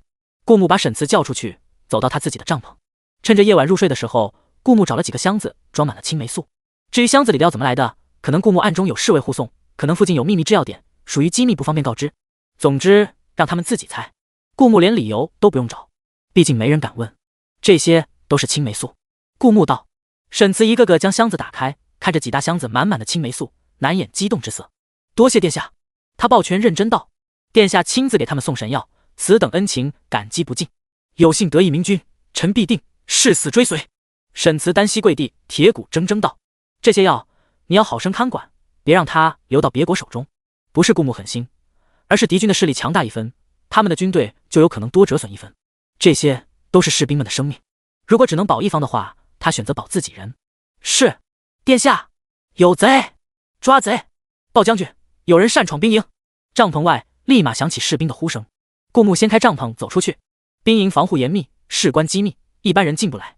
毕竟一旦有敌军闯入军营，极有可能在水里下毒，在空气中放迷雾弹，甚至火烧粮仓。之后敌军大将再一鼓作气杀进来，那么整个边疆都要沦陷，连带着这里全部士兵的性命。而此时沈慈已经紧张地问话了：“擅闯者抓到了吗？他做了什么？”鲍将军。禀报的士兵也面露狐疑之色：“他在厨房偷了2个馒头。”哪有闯进军营只为偷2个馒头的？沈慈听了也感觉像是天方夜谭，就只拿了2个馒头，没干别的。沈慈甚至都没用偷这个字，毕竟这等身手悄无声息地进入军营，只在厨房拿了2个馒头，这怎么能叫偷呢？这简直就是赤裸裸的在打他们脸。暂时还未发现有其他异样。人呢？抓到了吗？沈慈脸色沉的都快低没。没有，对方身手太好了，把我们甩得团团转。禀报的那名士兵低着头，十分愧疚。此时此刻，顾木已经猜到是谁了，脚尖轻点，朝着士兵们嚷嚷的地方飞去。军营里的士兵们都知道这位大夫会武功了，也见怪不怪。沈慈毕竟也是这座军营的将军，他紧跟在顾木身后，也要追上去，但却被顾木制止了。你看好药。沈慈瞬间一个机灵，想起了帐篷里的那些药，又马上退了回去。是，本将军疏忽。顾木追着陆小瑶一路来到后山，此刻已经将那些士兵远远甩开了。陆小瑶手上拿着2个馒头，坐在树枝上，拿起一个馒头往嘴里咬了一口，精致小巧的瓜子脸被塞得鼓鼓的，像只可爱的小仓鼠一样。馒头我已经咬过一口了，是不可能还回去的。他将2个馒头团在怀里，气呼呼道：“这个大夫至于吗？他那么小心翼翼，就拿了2个馒头而已，结果被追了一路。早知道还拿了那半只鸡好了。”想起来半只流油的肥鸡，陆小瑶忍不住叹了口气。就当减肥了。陆小瑶弱弱地安慰自己，可她低下头看着自己的钢板身材，差点就呜哇一声哭出来。就这，哪里还需要减肥吗？陆小瑶五味杂陈的眼神被顾木尽收眼底。贫穷、平板，不过这小妮子是跟着自己来的，在军营出入自由，一直没被发现，这么多天也就拿了2个馒头。顾木看着陆小瑶，哪怕15岁了，还一副发育不良的样子，再看着她团着馒头，一眼警惕的样子，忍不住掏出自己的钱袋子，在手上掂了掂。许久没听过银钱声的陆小瑶一下子眼睛就直了，嘴里轻声嘀咕道：“这可是2只烧鸡，3头肥羊，4只猪蹄，5条烤鱼。人一旦饿了，满脑子都是吃的。可惜在这军营，有钱也没地方花，可惜啊。”顾木一脸惆怅的感叹道：“不然我还可以买2只烧鸡，3头肥羊，4只猪蹄，5条烤鱼。”叽里咕噜，陆小瑶的肚子不合时宜的叫了一下。你可以折辱我，但请不要拿食物诱惑我。陆小瑶恨恨地看着被自己团在怀里的2个馒头，突然觉得这2个大白馒头有点不香了。哎，算了，我记得厨房还有半只鸡，闻起来还挺香的。顾木略带同情地看了一眼陆小瑶手里的2个大白馒头，然后转身做事往回走。住手！在顾木的身子微微偏过去30度的时候，陆小瑶叫住了他：“那半边鸡是我的。”可爱的小脸上满是懊悔，他当时怎么就不顺手把那半只鸡拿了呢？哇！顾木看着陆小瑶为了食物而折腰的样子，觉得很满足。谁叫你天天惦记着我的钱袋子，就让你只能看不能摸。当然，让你听听声音也是可以的。你想吃也不是不可以给你。顾木看到陆小瑶眼睛一亮，把哈喇子擦一擦，他不禁有点嫌弃道。陆小瑶下意识地将手放到嘴边，才意识到被骗了，根本就没有哈喇子，就不小心气出了小奶音，奶凶奶凶的，也是凶吼。陆小瑶为了找回场子，正了正神色，好歹他在江湖也是赫赫有名的。他克制住自己的小奶音，用铃铛般清脆的声音问道：什么条件？为了半只鸡跟别人谈条件，你觉得很有面子吗？很简单，以后不能擅闯军营，进出要登记。顾木认真道：军营的规矩不能破，实在不行就只好绑起来了。不过不要误会，他才没有那些奇怪的癖好呢。认真脸。陆小瑶终究还是没骨气，他坚定地点了点头，没问题。他们会让你进？顾木灵魂发问。不会，为了半只鸡，我忍。啊，这不是另外的价钱吗？这起码得是一只鸡。哇，陆小瑶，你太没出息了，竟然为了半只鸡谈着一只鸡的条件。皮肤白得像小团子一样的少女在心里暗暗鄙视着自己。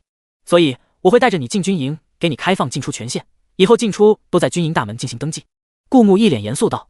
哼，陆小瑶不情不愿。然后他就听到顾木接着道：以后少不了你一口吃的。哦，陆小瑶欢呼起来。军营里那些士兵们显然因为没有抓到贼子而有些不安。这个贼子身手太厉害了，竟然能在军营出入自由，不抓到他，恐怕我们所有人都会陷入险境。那个身手很好的大夫已经去抓了，贼子身手这么好，大夫能抓到吗？正当那些士兵惴惴不安地议论着，远远的他们就看到顾木踏着风从远处飞过来，他的身边还有一个抓着丸子头很可爱的少女。这少女似乎就是那个偷馒头的贼子。再看到少女怀里2个标志性的大白馒头，确认无疑了。不过这贼子怎么会这么乖巧地跟着大夫？难道被大夫的美色所惑？但这大夫戴着一个怪吓人的鬼面面具，他是怎么通过大夫的鬼面面具觉得大夫长得好看的？顾木落地后拍了拍陆小瑶的小脑瓜，这一位眼熟一下，以后他去门口登记，没特殊事情就可以放他进来。啊！士兵们目瞪口呆，这位可以自由出入的少女真的愿意进出都去军营大门登记吗？大夫是怎么说服她的？以后管她一口饭。顾木看着陆小瑶营养不良的钢板身材，再看到被她团在怀里的2个馒头，则以为遮住就不会被发现了吗？啊，原来是干饭人。士兵们恍然大悟。顾木的帐篷里，他和陆小瑶围着一张小桌子坐着，桌子上摆放着半只烧鸡、一盘烤鱼、几个烤饼。陆小瑶抓起一只鸡腿就往嘴巴里塞，被顾木一筷子拦下。干嘛？陆小瑶一脸委屈地问道。说好了给他吃的，鸡腿是我的，其他给你。顾木一脸淡定道。你是人吗？其他的给你吃，不也是给你吃吗？顾木从容地从陆小瑶手里拿过鸡腿，放在口里咬了一口，真香，由衷地感叹道。不会吧？陆小瑶再也忍不住，呜哇一声哭起来。你哭什么？顾木皱着眉头，再哭就赶出去，毕竟门外的士兵听着呢，影响不好。我想家了。陆小瑶止住了哭声，抽泣了一下，弱弱地说道。家里有红烧肉，有荷叶鸡，有。我还想我师尊，我师尊才不会这样欺负我。假哭。顾木听着陆小瑶弱弱的念念叨叨，觉得这女娃子蛮可爱的，就觉得手里突然一空，鸡腿已经到了陆小瑶手上。陆小瑶既不想家了，也不想师尊了，咬了一口被顾木咬过的鸡腿，得意的感叹一句：真香。她边吃边一脸警惕地看着顾木，生怕顾木再把鸡腿从她手里抢走。吃饱喝足，陆小瑶心满意足地摸了摸依旧平坦的腹部，一张古灵精怪的脸笑开了花。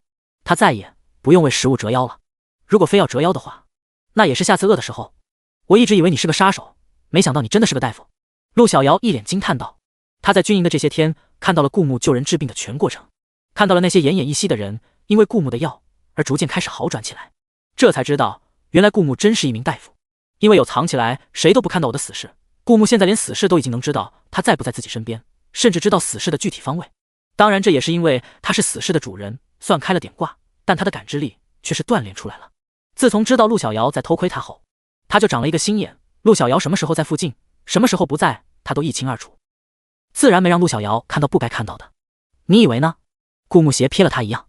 呵，好家伙，没吃饱之前的软萌去哪里了？当然现在看起来也挺萌萌的，但好像没那么好欺负了。你一定是个杀手，半路改行当的大夫吧？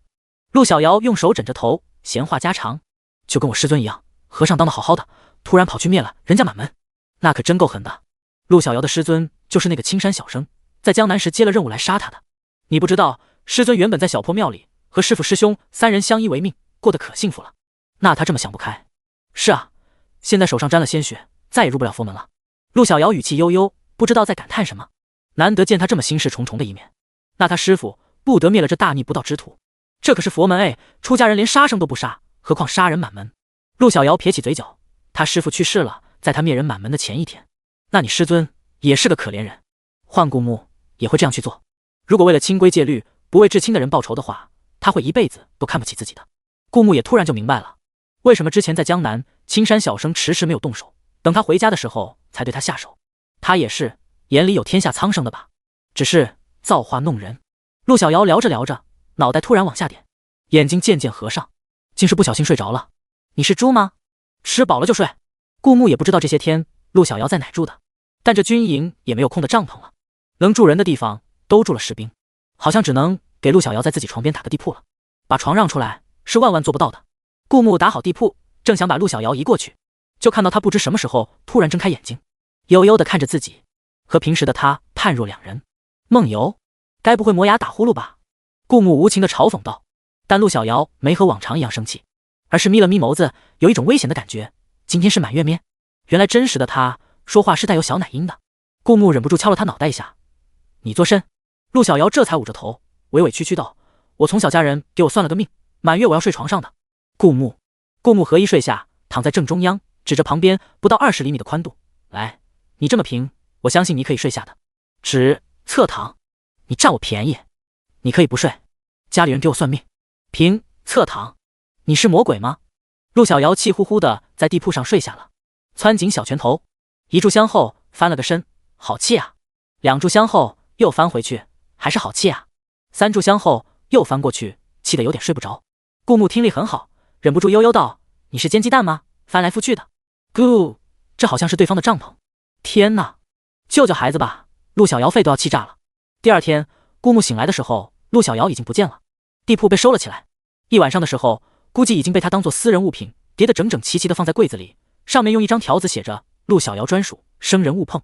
呵，这打地铺的玩意，顾木也懒得碰。今天是孟大将军带兵到达军营的日子。顾木正了正神色，推开帐篷走了出去。沈慈已经换上了一身甲胄，看起来威风凛凛。他看到顾木，立马迎上去，大夫，今天伤兵营里的士兵伤势开始逐渐愈合了，之前因为溃脓一直好不了，甚至因为感染不断发烧，现在烧都退了，伤口开始长新肉。顾木点点头，好在这系统虽然是幺蛾子系统，但出品的产品还是良心的。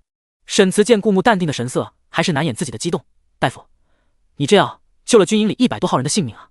这还只是短短几天，要是这药真能不断供应，军营里的士兵因伤赴死的概率将降到一个极低的数字。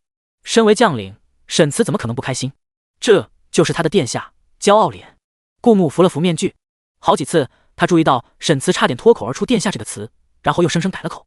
他担心沈慈一不小心说漏嘴，不想再跟他继续交谈下去，于是道，我去伤兵营看看，孟大将军来了叫我。行，大夫你去吧。沈慈，顾木来到伤兵营，这里的士兵比昨天又好了不少。之前那个思想觉悟很高的小少年王石强已经能够站起来了。他看到顾木，立马笑道，大夫来了。大夫，哦，大夫。病床上的士兵全都用热切的语气表达了自己的欢迎，他们的精神气已经达到了一个极高的程度。毕竟有充足的神药供应，他们就不用害怕受伤感染溃脓了，甚至他们比没负伤的时候劲头还高。见他们这么神采奕奕，想是没多大问题了。顾木又转悠了出去，来到训练营。那些正在训练中的士兵看到顾木都面露喜色，其中一个应该是领头的队长，率先站了出来，大夫，你来教教我们吧。大夫，我们觉得你打架很酷，我们也想学。唯有之前被顾木打趴的那3个人低着头，一脸羞愧，但眼睛里还是冒着希望的光。他们也想学。全都站好。顾木板着脸道，这是肯教了。那些士兵一个个全都非常开心，站直身子。整个过程中，那些士兵都没有第一次所见那么懒散。他们见识过顾木的身手之后，他们也想变得和顾木一样强。一整个上午，顾木都和军营的士兵混在一起。那些士兵对顾木是心服口服，那是他们第一次这么看得起一个大夫。这个大夫实在是太强了，会救人不说，杀人的功夫也没落下。可惜是个大夫。有一名士兵不禁感叹道，要是带兵打仗，估计也是一方英雄豪杰。不，幸好是个大夫，要不我们哪能有青霉素这么神奇的药呢？另一名士兵补充道。一时间，训练营里的士兵全都表情复杂。下午，沈慈帐篷，孟大将军来了。孟大将军是个长着络腮胡子、身材魁梧的大汉，他一走进帐篷，就感觉帐篷的空间顿时狭窄了很多。此刻，顾木正戴着鬼面面具和沈慈并排站着，所以孟大将军刚刚进来，还不知道摄政王也在帐篷里。他似乎和沈慈交情甚好，有些惺惺相惜之感，一走进来就愁眉苦脸的接了老底。老沈，你说要我带兵来帮你，我只带了500号人，其他人要驻守商务关，走不开，还有些……哎，孟大将军叹了口气，一拍大腿，你是不知道，前段时间我们阻止了敌军伪装成商队的一队人马，和他们爆发了激烈的冲突，战死8个，还有50几名士兵身负重伤。这天气一天比一天热了，我眼看着那些士兵的伤势逐渐化脓，一天天的都不见好，我心里急得要……孟大将军又拍了下大腿，眉头皱成了8字形。都是将领，很理解将士受伤无力救助的心情。在顾木来时，沈慈也是这般的无能为力，但此刻因为有顾木在，他知道那些溃脓的士兵都能被治好，忍不住笑了起来。这一笑，孟大将军就急眼了：“哎，你笑什么？你笑什么？这些士兵可都是和我出生入死的异父异母的亲兄弟，现在我只能眼睁睁看着他们死。”哎，孟大将军用大手捂住额头，又重重叹息了一声。看来孟大将军的情报还是不通，竟然没有探子告诉你，前段时间我们军营来了一位大夫，带来了一种叫做青霉素的药，现在我们军营的伤兵溃脓全都好了，伤势正在一点一点好转，已无性命之忧。还有这等事？孟大将军瞪大眼睛，不可置信：“你唬我呢，老沈？真有这等好药，那岂不是会引得各国虎视眈眈？咋可能一点风声都没有？”孟大将军神情复杂，既带着希望，又觉得不能信，十分矛盾。大夫近在眼前，远在天边，你说可不可信？沈慈这段时间心情颇好，忍不住打趣道。这么一说，孟大将军倒是有几分信了，转头看向顾木：“你就是大夫？鬼面面具，黑袍披身，这算哪门子大夫？地狱修罗还差不多。”“对对对，就跟那个索命的黑无常长得很像。”顾木笑了笑，这段时间除了在沈慈面前他用的原声，在其他人面前他为了保险起见，连声音也伪装了。而沈慈毕竟是臣子，如果不是顾木主动暴露身份，他不可能说出顾木就是摄政王，哪怕在孟大将军面前。但顾木此行就是为了收编以孟大将军为首的各大军队的，故而用原声笑了笑。不只是大夫，摄政王。孟大将军脸色一变，他虽不拘小节，但也知君臣之礼，立马跪下：“臣参拜殿下，免礼。我确实有药，能救你的士兵们。”顾木淡然道：“反正药嘛，肯定是给自家兵用的。系统的青霉素取之不尽，用之不竭，他不用担心将系统的羊毛入秃了。”孟大将军愣了一下：“殿下真的有药，能治好溃脓的药，至少他不用眼睁睁看着士兵们去死了。”看着孟大将军激动的眼神，顾木从怀里掏出半枚虎符。这一下，不止孟大将军，沈慈也愣了一下。老皇帝的半枚虎符竟然在顾木手里。记得老皇帝死前，太后一直在老皇帝的寝宫，之后顾木进去不久，老皇帝暴毙，小皇帝登基，而老皇帝却把虎符传给了顾木。那老皇帝的死因乃至那份圣旨都有可能有蹊跷，你可愿跟我？顾木郑重问道。臣必定誓死相随。孟大将军看着顾木，一脸认真道。他不战小皇帝，不战摄政王，他战的是老皇帝的那半枚虎符。老皇帝的半枚虎符可调动天下1半军马，他属其一。顾木通过原主的记忆，知道孟大将军这人确实一言九鼎，从不轻易许诺，言出必行，是个鼎鼎的大忠臣。有了孟大将军的承诺，顾木知道孟大将军已经被收编为他的人了。你想要青霉素，跟我来拿。顾木领着他来到自己帐篷，命人从床底下拖出数个箱子。沈慈在旁边看着，依旧惊叹，这摄政王手段就是神通广大，瞒着军营的士兵运来这么多青霉素。不，就光是摄政王能拥有青霉素，就是一件很了不起的事了。孟大将军看和下人在拖着箱子，不懂里面是什么东西，他的一门心思都在药上，忍不住问道：“殿下，这青霉素如果能治好士兵的溃脓的话，一定很珍贵吧？就是不知这数量能供应上来吗？”孟大将军十分担心，如果数量紧缺的话，那这青霉素如何分配又是一个问题。你将箱子打开就知道了。孟大将军看着眼前几个大大的箱子，完全不会想到里面会装的是青霉素，毕竟这箱子太大了，又这么多，怎么可能会有这么多青霉素？孟大将军刚把箱子打开就愣住了，还真是青霉素。眼前都是一些指甲盖打下的药，红黄相接，颜色鲜艳，比糖果还漂亮。但孟大将军没见过这玩意，殿下又不可能拿一箱糖让他打开，那只有可能是青霉素。殿下！一时间，孟大将军激动得语无伦次。如果说之前孟大将军愿意效忠顾木，是因为老皇帝的半枚虎符的话，那现在他完全是因为顾木这个人。这些我都可以带回军营吗？1米9的大糙汉竟然开始扭捏了。如果这是能治好士兵溃脓的奇药的话，那这么多全拿了。孟大将军感觉跟做梦一样，都是给你分配的。顾牧点头道。他看到这个1.9米络腮胡子的大汉，竟然因为激动，脸颊出现了羞红之色。孟大将军扭头看了看沈慈，沈慈也淡定的点了点头。他这段时间跟顾牧在一起，长了不少见识。顾儿也风轻云淡道：“我这边的药，比起眼前的，只多不少。”开玩笑，顾牧之前也给过他一批，被他好生收着呢。这孟大将军刚才瞥他那一眼，是担心殿下只给了他，没给自己吗？都是殿下的臣子，殿下怎么可能那么偏心？沈慈仰着头，郑重道：“孟大将军可以随我去伤兵营看一看。这些天，因为殿下的药，伤兵营的伤兵伤势都好了不少。”伤兵营内，孟大将军像个变态一样，一个个掀开衣服检查士兵的伤口。他实在太激动了，真的没有溃脓，这个温度简直太神奇了。孟大将军每多看一个，脸上的喜色就多一分。那我们山务关的50多名兄弟全都有救了，我不用看着他们等死了。真的是奇药，真的是奇药！哈哈哈哈！这个怪叔叔好可怕。陆小瑶嘟囔了一句，咬了一口手上的鸡腿，然后又从军营的墙角偷偷离开了。这个大夫实在太有意思了，就是老欺负他。不过看样子大夫在忙，那下次再找他玩了。老沈，你看，我将我带来的士兵留在这里，替你暂时镇守边疆。我只带30名兄弟，将这些药秘密运送回山务关，去治疗我的那些兄弟。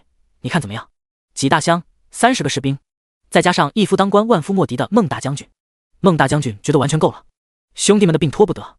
他的嘴角快咧到耳朵根。之前为这个事，他内心愤恨的好几个晚上睡不着。恨，得将打伤他兄弟的那几个敌军的亡魂，再从阴间拖回来暴打一顿。可就算这样，也救不了他的兄弟。他只能看着兄弟们伤口的溃脓一点点严重，看着他们一点点虚弱，看着军营的大夫无能为力，只能等死，写封信寄回家吧。这是大夫最后的结论。可那些伤兵啊，哪个都想活，快临死了，一个个还笑呵呵的，似乎不愿意把气氛搞得太沉重，这更让人心酸。但没想到，摄政王殿下竟专门给他们送药来了。这等奇药，竟然在我朝，天助我朝啊！孟大将军看顾牧的眼神肃然起敬，乃只是起敬。一个1.9米的魁梧大汉，像少女一样羞红着脸，一脸崇拜地看着顾牧。哪怕顾牧还只是个摄政王，那也是他心目中的天子，这个王朝唯一的掌权者。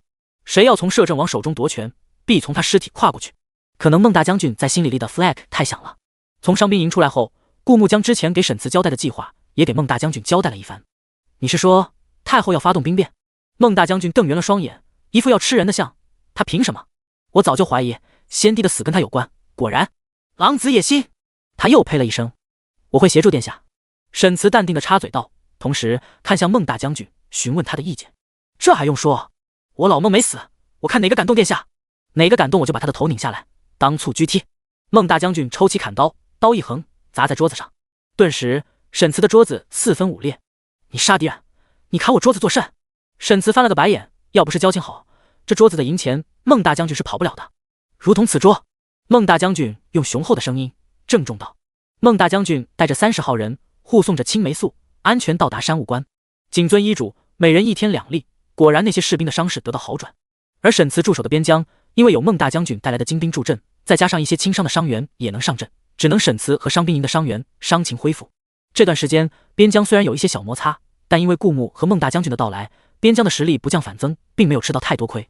而顾牧此次秘密出行是为了收归兵马，同时将青霉素发放至军营。时间紧迫，京城局势瞬息万变，他不可能面面俱到，所有军营都去一趟，他只去了几个关键的军营，秘密收编了那些军营的将领。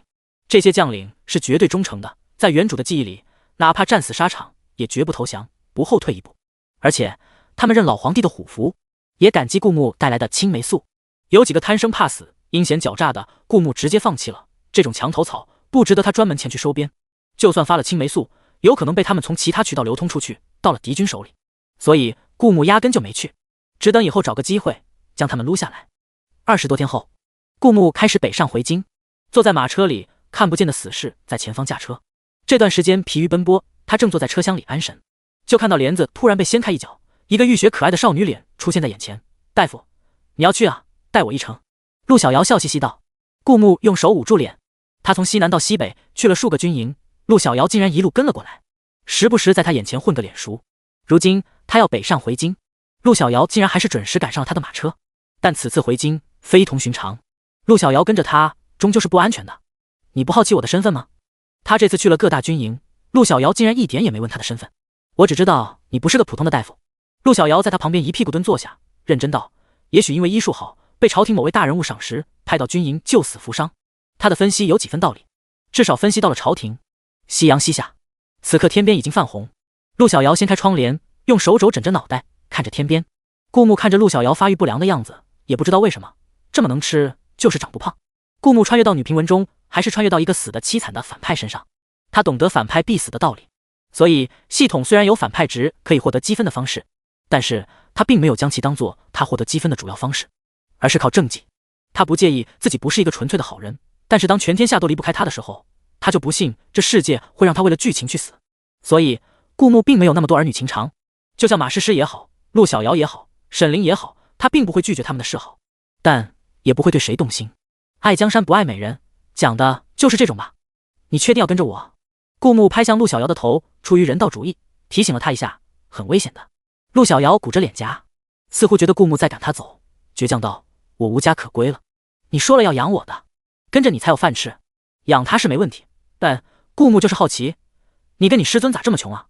一个被他砍碎剑鞘，几天后交手，剑鞘还是没配新的；一个衣服刻着穷字，吃饭都要去偷馒头，白瞎了一身绝世武功。”陆小瑶才不会说实话呢，他挤出2滴眼泪，委委屈屈道：“跟着师尊老惨了，他天天被追杀，别说穷了，能安心睡个囫囵觉就不错了。我要回京。”顾木打断了他的话，认认真真道。陆小瑶愣了一下，那可不是个好地方，不自由。这次回京很危险，有性命之忧。顾木等他的选择，因为没有动心，所以陆小瑶跟着他或者不跟着他都不重要。虽然顾木是个反派，但那是被迫。他在穿到这世界前也是一个三好青年。那我更得陪着你了，我们是朋友嘛，哪有看着朋友送死的，这不仗义。没想到陆小瑶笑嘻嘻的没心没肺道：“你有这么好心？”顾木瞪了他一眼，这是给他套上道德包袱，让他必须得照顾他。陆小瑶吐了吐舌头，一脸瞒不过你的表情。好啦好啦，是回京拿回属于师尊的一样东西。因为从边疆年转到各地军营，离京城已经很近了，大概3天路程就会到达京城。但当天夜里，顾木原本躺在篝火旁边合衣而睡，然后听到无数脚步声朝着这边靠近。这些人身手不凡，脚步声轻不可闻，但瞒不过感知力灵敏的顾木。死士除了没有感情，只效忠顾木，其他的和人类一样，此刻也在呼呼大睡。顾木睁开眼睛，他看到睡在一旁的陆小瑶也同时睁开眼睛，两人对了一下眼神，立即明白了彼此的意思。有人来了。顾木从包袱里抓出一件袍子，往里塞了几个木头，做出有人睡在那的样子。因为天黑，一时难以分辨。陆小瑶也如法炮制，两人又对了一下眼神，同时飞到树上。你很熟练。顾木用口型道。你也是。陆小瑶同样回一口型。两人这时才想起睡在地上的死士，可这时那群浩荡的人已经靠近了。顾木从树上折了一根枝丫，弹在死士脑袋上。死士睁开眼睛。与此同时，那群人已经拔出剑，向着死士和地上2件伪装的袍子刺去。死士格挡住攻击，而刺向袍子的人这时才发现是假的。他们发现了。陆小瑶从怀里掏出长鞭，就朝着那群人挥去，擦过其中几个人的肌肤，溅起鲜血。同时另一只手拔出剑，身形飞快向前移动，剑刺入其中一个人的腹部，手一翻，剑又掏了出来。同时长鞭向后挥舞，重重击在身后想要偷袭的人身上。进攻远攻配合的天衣无缝，防守的严丝合缝，这般身手行云流水，让人惊叹。顾木没有出剑，他的身体经过2次强化，已经达到一个很可怕的数值。他的剑术并不出众，还不如直接一拳一掌，使用蛮力和身体里的内力，这能对敌人造成更大额打击。顾木一个手刀劈在一个黑衣人肩膀上，将他劈晕过去，同时抬起一脚踹飞一个飞扑过来的人，飞速转身又是一拳击中其中一个人的腹部。尽管顾木、陆小瑶还有死士的身手都不错，但对面的人实在太多了。不同于江南之行只派了一个青山小生和4名黑衣人，这一次起码有上百号人，而且都是高手。这些是追杀你的还是追杀我的？顾木表情严肃，他此番收编将士一直戴着面具伪装身份。陆小瑶眼神一扫，一边认真招架，一边道：我很穷的，没有哪个肯花那么大价钱雇这么多人杀我。意思很明显是冲着顾木来的，甚至顾木看到那些人出招的招式，竟然有点像朝廷里培养出来的精兵。朝廷派的人？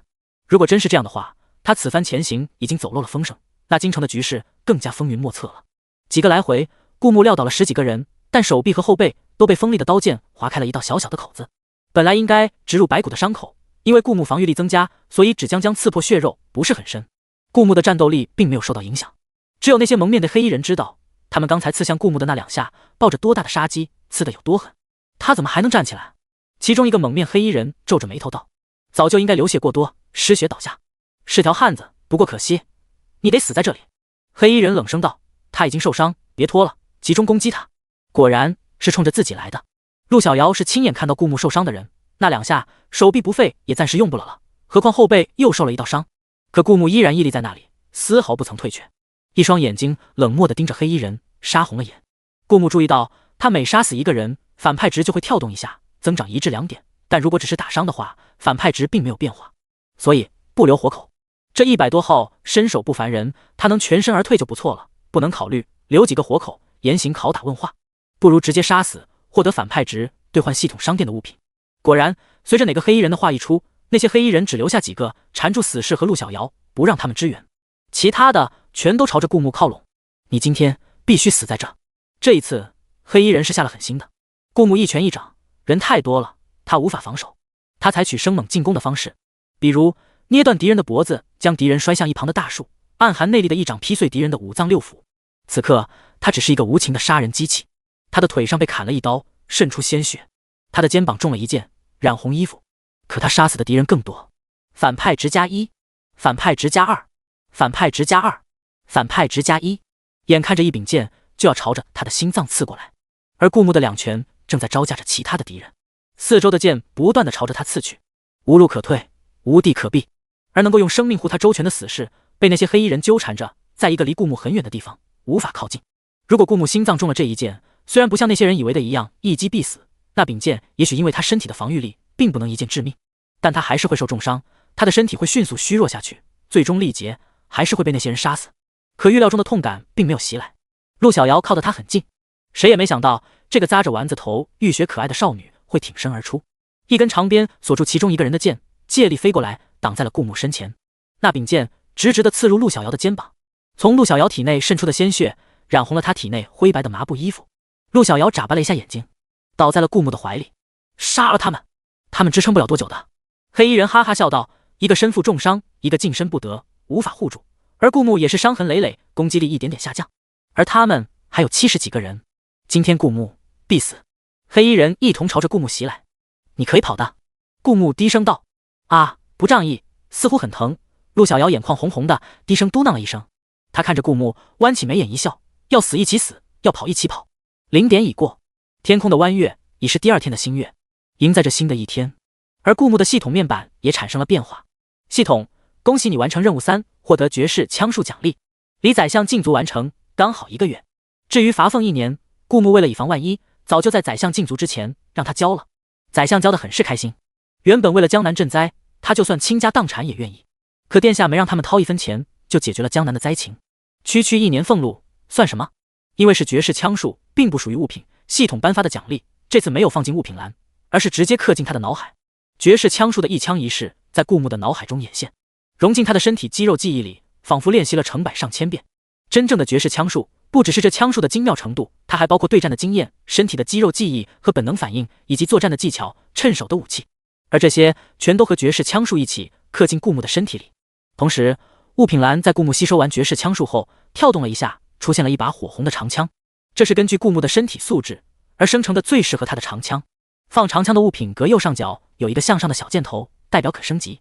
也对，顾木的身体素质会不断提升，那这柄枪会逐渐跟不上他的需求，只有能不断升级的才最适合他的。有那种白雾吗？顾木指的是之前陆小瑶在他面前逃遁时放的那种阻碍视线的白雾。他们人太多了，都是高手，有白雾也不好跑。陆小瑶在顾木怀里轻轻嘟囔道，从他身体里渗出的血同样染红了顾木的衣裳。这次我们不用跑了。顾木一手揽着陆小瑶，一边轻轻道。陆小瑶从怀里掏出一颗小弹珠，砸在地上，顿时白雾蔓延，阻碍了所有人的视线。想跑没那么简单。黑衣人喝道，听着空气中的动静，顾木想借着白雾杀出重围是不可能的。所有人都一脸警惕，但是白雾散尽后，顾木还是站在原地，不过手中多了一柄长枪，他脸上多了一丝冷酷，杀红了的双眼盯着所有人。跑，该是你们才对。顾木左手环抱陆小瑶，右手长枪舞动，哪怕敌军是几十个高手，但无人可挡，仿佛在脑海里演练了成千上万遍的招式，精妙的没有一丝破绽的枪术，澎湃的内力和强硬的身体素质。顾木护着陆小瑶，没有再让任何人伤他分毫。同时他眼前的黑衣人一个个倒在他身前。反派值加1，反派值等于2，反派值等于1，撤！那群人这才意识到事情的严重性，可此刻那些人全都倒在顾木的手上，成了枪下亡魂。他们还剩下的黑衣人只有10几个了。快跑啊！其中一个黑衣人刚喊出这句话，就被顾木一枪贯穿腹部。他们逃跑的速度再快，也没有顾木追捕的速度快。1个、2个、3个，反派值等于2，反派值等于2。呵呵，顾木嘴角发出一抹嘲弄的笑。在还剩下最后一个的时候，他将长枪立在身后。最后一个活口，往往要问出点什么来的。问不出的话，哪种死法最让你感到害怕呢？活着剥皮，五马分尸；活着吊着你一条命，让你求死不能，求生不得。顾木俯下身子，看着瘫在地上的黑衣人，用低沉的嗓音笑问道。黑衣人吓得脸色苍白，瞳孔猛烈缩了一下，咬碎口里的毒药，眼睛一翻，自杀了。反派值加1，可能算是被顾木间接吓死的，所以这也有反派值。真没意思。顾木知道这种奉命行事的都算是死士，哪怕事情败露也不会供出主子，不然的话他们身后的那个人也不可能放心让他们前来暗杀。古人的忠诚度是很高的，顾木很了解这个，他吓唬那名黑衣人纯粹是他的恶趣味罢了。此刻顾木打开系统面板，100多名黑衣人，他杀了90多名，反派值加133，积分加133。系统面板上的数值变成了正绩100，反派值183，积分163。陆小瑶很乖巧的趴在顾木怀里，尽管他刻意避开了，但敌人的鲜血还是溅到了他身上。他和顾木看上去就像2个血人，不过那些血大多都是别人的。大夫，没想到你杀起人来这么帅。陆小瑶睁着迷妹似的大眼睛，用小奶音夸了一句。还能动就别怪我身上了。顾木松开手，但陆小瑶完全没有下来的意思，2只小小的手臂还是挂在他的脖子上。嗷呜！陆小瑶气得脸颊鼓鼓的。大夫，你有没有心？他松开手，在地上坐着，尽管如此，眼眶依旧红红的。疼！陆小瑶背过身子，撕下衣上的一块布料，牢牢拴在肩膀上，止住血，这才又转过身子，跳到了车上。到底是习武之人，身体素质比普通人还是要好。至少此刻，陆小瑶和顾木坐在马车上，尽管疼得龇牙咧嘴，但还是有不少精力絮絮叨叨。大夫，你做这行很赚钱吗？顾木，家里有几头羊几头猪？有几座瓦片房？顾木想起来，这话为什么这么耳熟了？不就是现代相亲时问你工资多少，有房有车吗？陆小瑶，你不对劲。顾木淡淡道。他看着陆小瑶发育不良的身材，看身材应该还没长大，估计不会有什么谈情说爱的心思吧。陆小瑶竟然从衣兜里掏出一个小算盘，纤细的手指啪啦啪啦在上面拨动。大夫，你看，我很能吃的。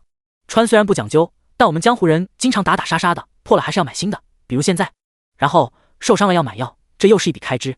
全国各地跑，路费总得要。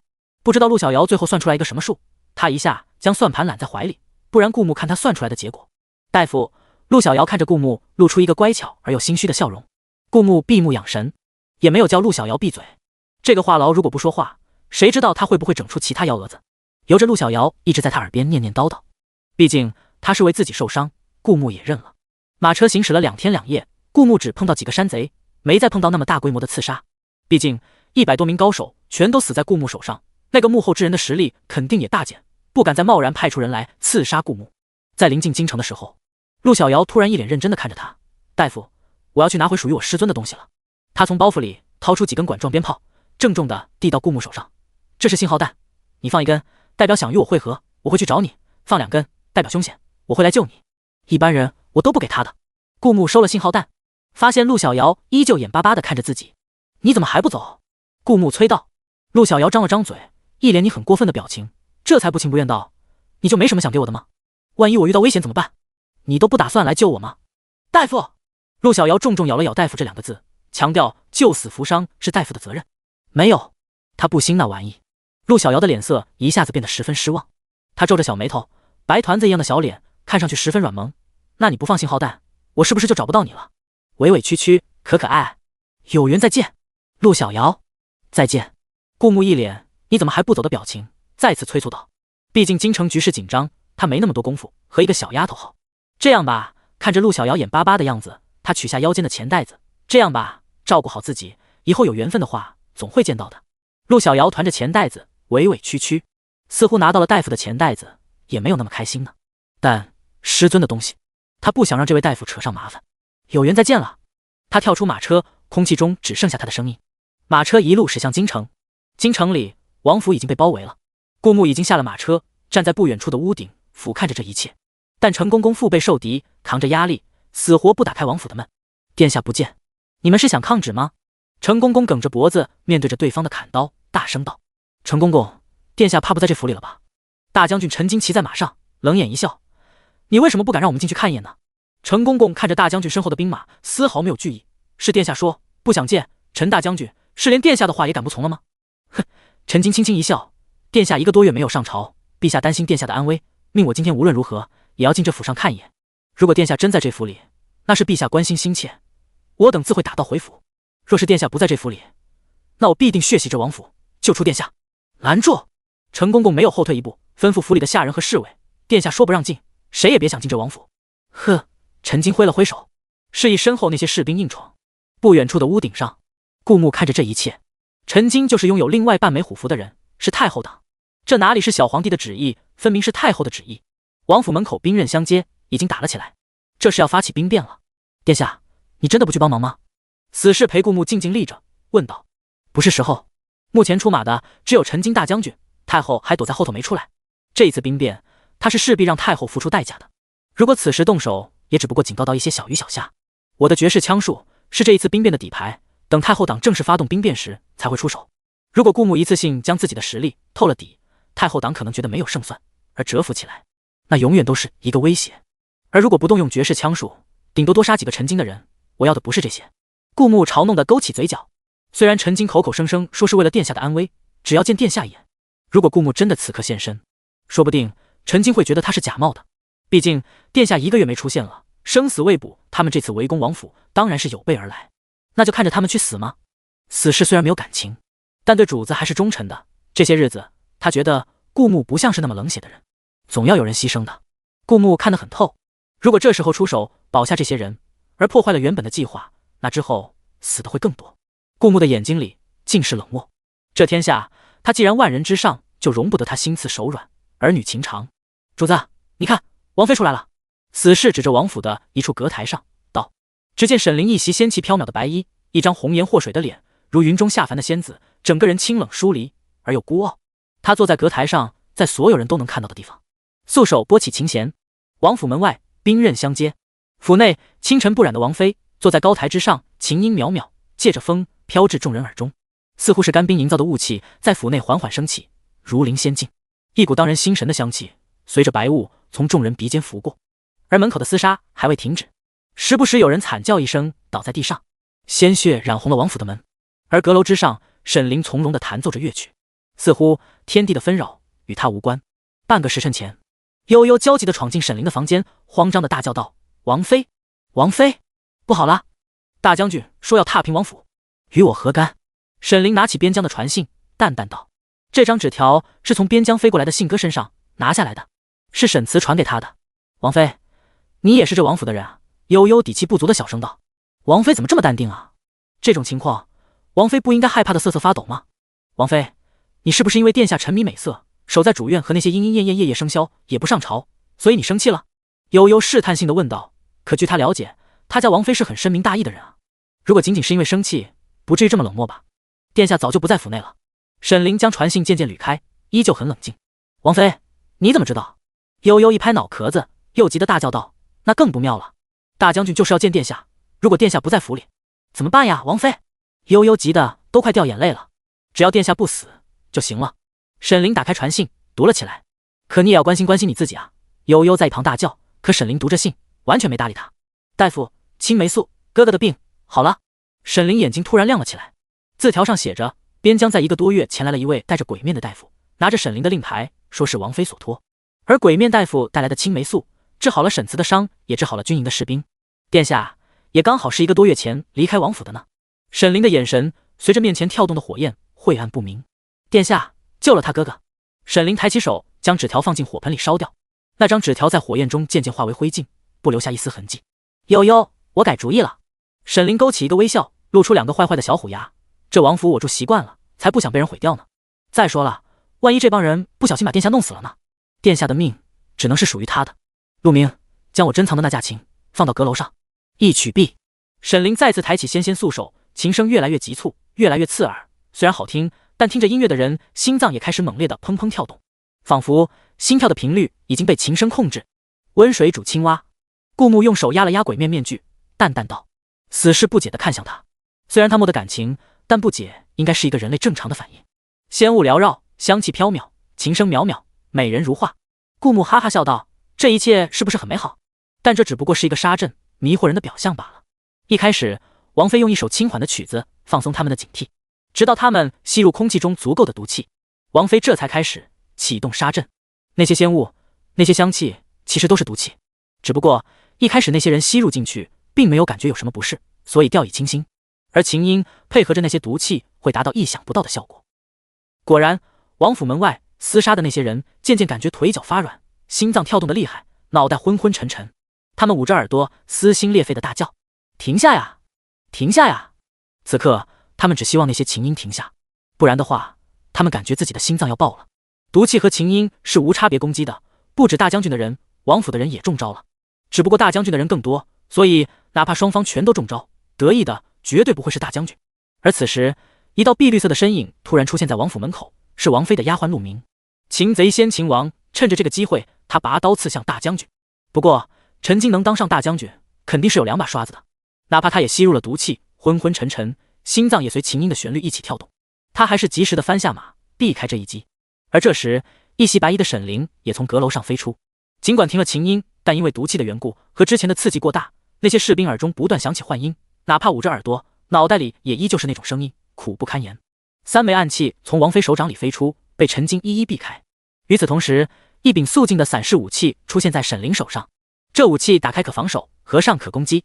沈凌拿着伞刀朝着陈金飞去，以一敌二。尽管如此，沈凌和陆明也没讨到好，毕竟是大将军啊，武功盖世。陆明似乎是看到了什么，轻轻笑道，语气里充满鄙夷。可是也不过如此。沈凌擅长的，从来是令人防不胜防的旁门左道。一只虫子在陈金避开陆明一击的时候，从沈凌手心里弹出，碰到陈金的皮肤，然后迅速钻进他的血肉里。啊！陈金的刀掉在地上，他终于意识到，他似乎一直都小瞧了这位从小养尊处优，此刻依旧位尊无比的王妃。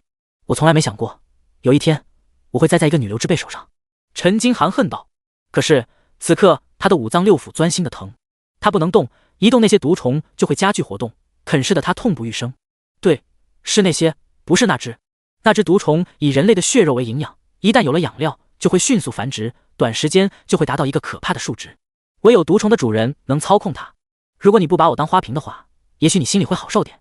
沈凌彬彬有礼，待人接物，完全是一副大家闺秀的样子，而清冷疏离的气质则显得他一世独立。这样看来，仿佛刚才沈凌不是算计了大将军，而只是作为王妃出门和大将军寒暄几句。请大将军去地牢坐坐。沈凌弯起眉眼，笑眯眯道。至于那些中招的士兵，如果不想大将军横着被抬出去的话，他们应该老老实实回去交差了。趁着围着王府的人散去，顾木从围墙溜进主院，将面具和黑袍收进一个箱子里，然后换上蟒袍。完成这一切，刚好陈公公走了进来，他额头上渗着冷汗，嘴里嘀嘀咕咕，好险好险，等殿下回来一定要这帮人好看。突然陈公公脚步停了下来，惊喜道：啊，殿下您回来了。顾木点了点头，在旁边的偏院里响起莺莺燕燕的声音，偶尔还伴随着一些不堪入目的声音。像这种从青楼出来的，是不可能亲眼见到过摄政王的。陈公公安排的人经过刻意的伪装和打扮，故意模仿摄政王，也算是做戏做全套。不过像与不像已经不重要了，因为那些和顾木敌对的人已经活不了多久了，将他们全都赶出去。顾木挥了挥手，隔壁院里的声音让他很是头疼。陈公公点了点头，那些莺莺燕燕全都放了，他们毫不知情，在他们眼里就是陪了摄政王1个月。但是那个模仿摄政王的人不能留。陈公公原本就是找的一个死刑犯，威逼利诱，再许以承诺，让那个人甘愿乖乖当一名棋子。承诺自是不可能兑现，死前让你享受了1个月，该知足了。陈公公收紧绳子，看着那个模仿摄政王的人渐渐停止呼吸。晚膳，顾木终于离开了主院，和王妃坐到一张桌子上。沈凌夹了一块肉丸子放到顾木碗里，殿下这段日子怕是劳累过度，该吃点好的了。顾木一口咬了下去，多谢王妃。两人很有默契的没有提下午的事，而是凑一起吃了一顿家常便饭。顾木发现桌子上准备的菜都是他爱吃的，他笑眯眯的一扫而空。当天晚上，顾木睡得迷迷糊糊，被房顶上的声音吵醒。他警觉性太高了，不是轻功好到顶尖程度，对方一旦靠近他都能发现。他也不急，半眯着眼睛，假装还在睡觉。果然发现屋顶的瓦片被扒拉下一块，然后屋子里有一股奇怪的香气。顾木运用起丹田的内力，这段时间他发现了原主的内力原本到了一个瓶颈，难以再上升。但经过元神丹压缩成一个小点后，他继续修炼，内力还会逐渐增长，只不过速度比起元神丹要缓慢很多。用内力逼出香气，不让它进入自己的身体。一炷香后，瓦片被人轻轻盖上，有道人影从窗户翻了进来，哪怕穿着一袭夜行服，也能看出身材一顶一的好。一身黑，蒙着面，但立在那里，没有人怀疑她不是一个绝世美人。是王妃沈凌。如果是马诗诗迷晕她，他还能猜到马诗诗的目的是想借她上位。但沈凌大半夜的对他用迷药，又溜进他房间，想干哈？顾木半眯着眼睛，视线顺着沈凌的身影看去，只见他在房间里翻箱倒柜，似乎在找什么东西。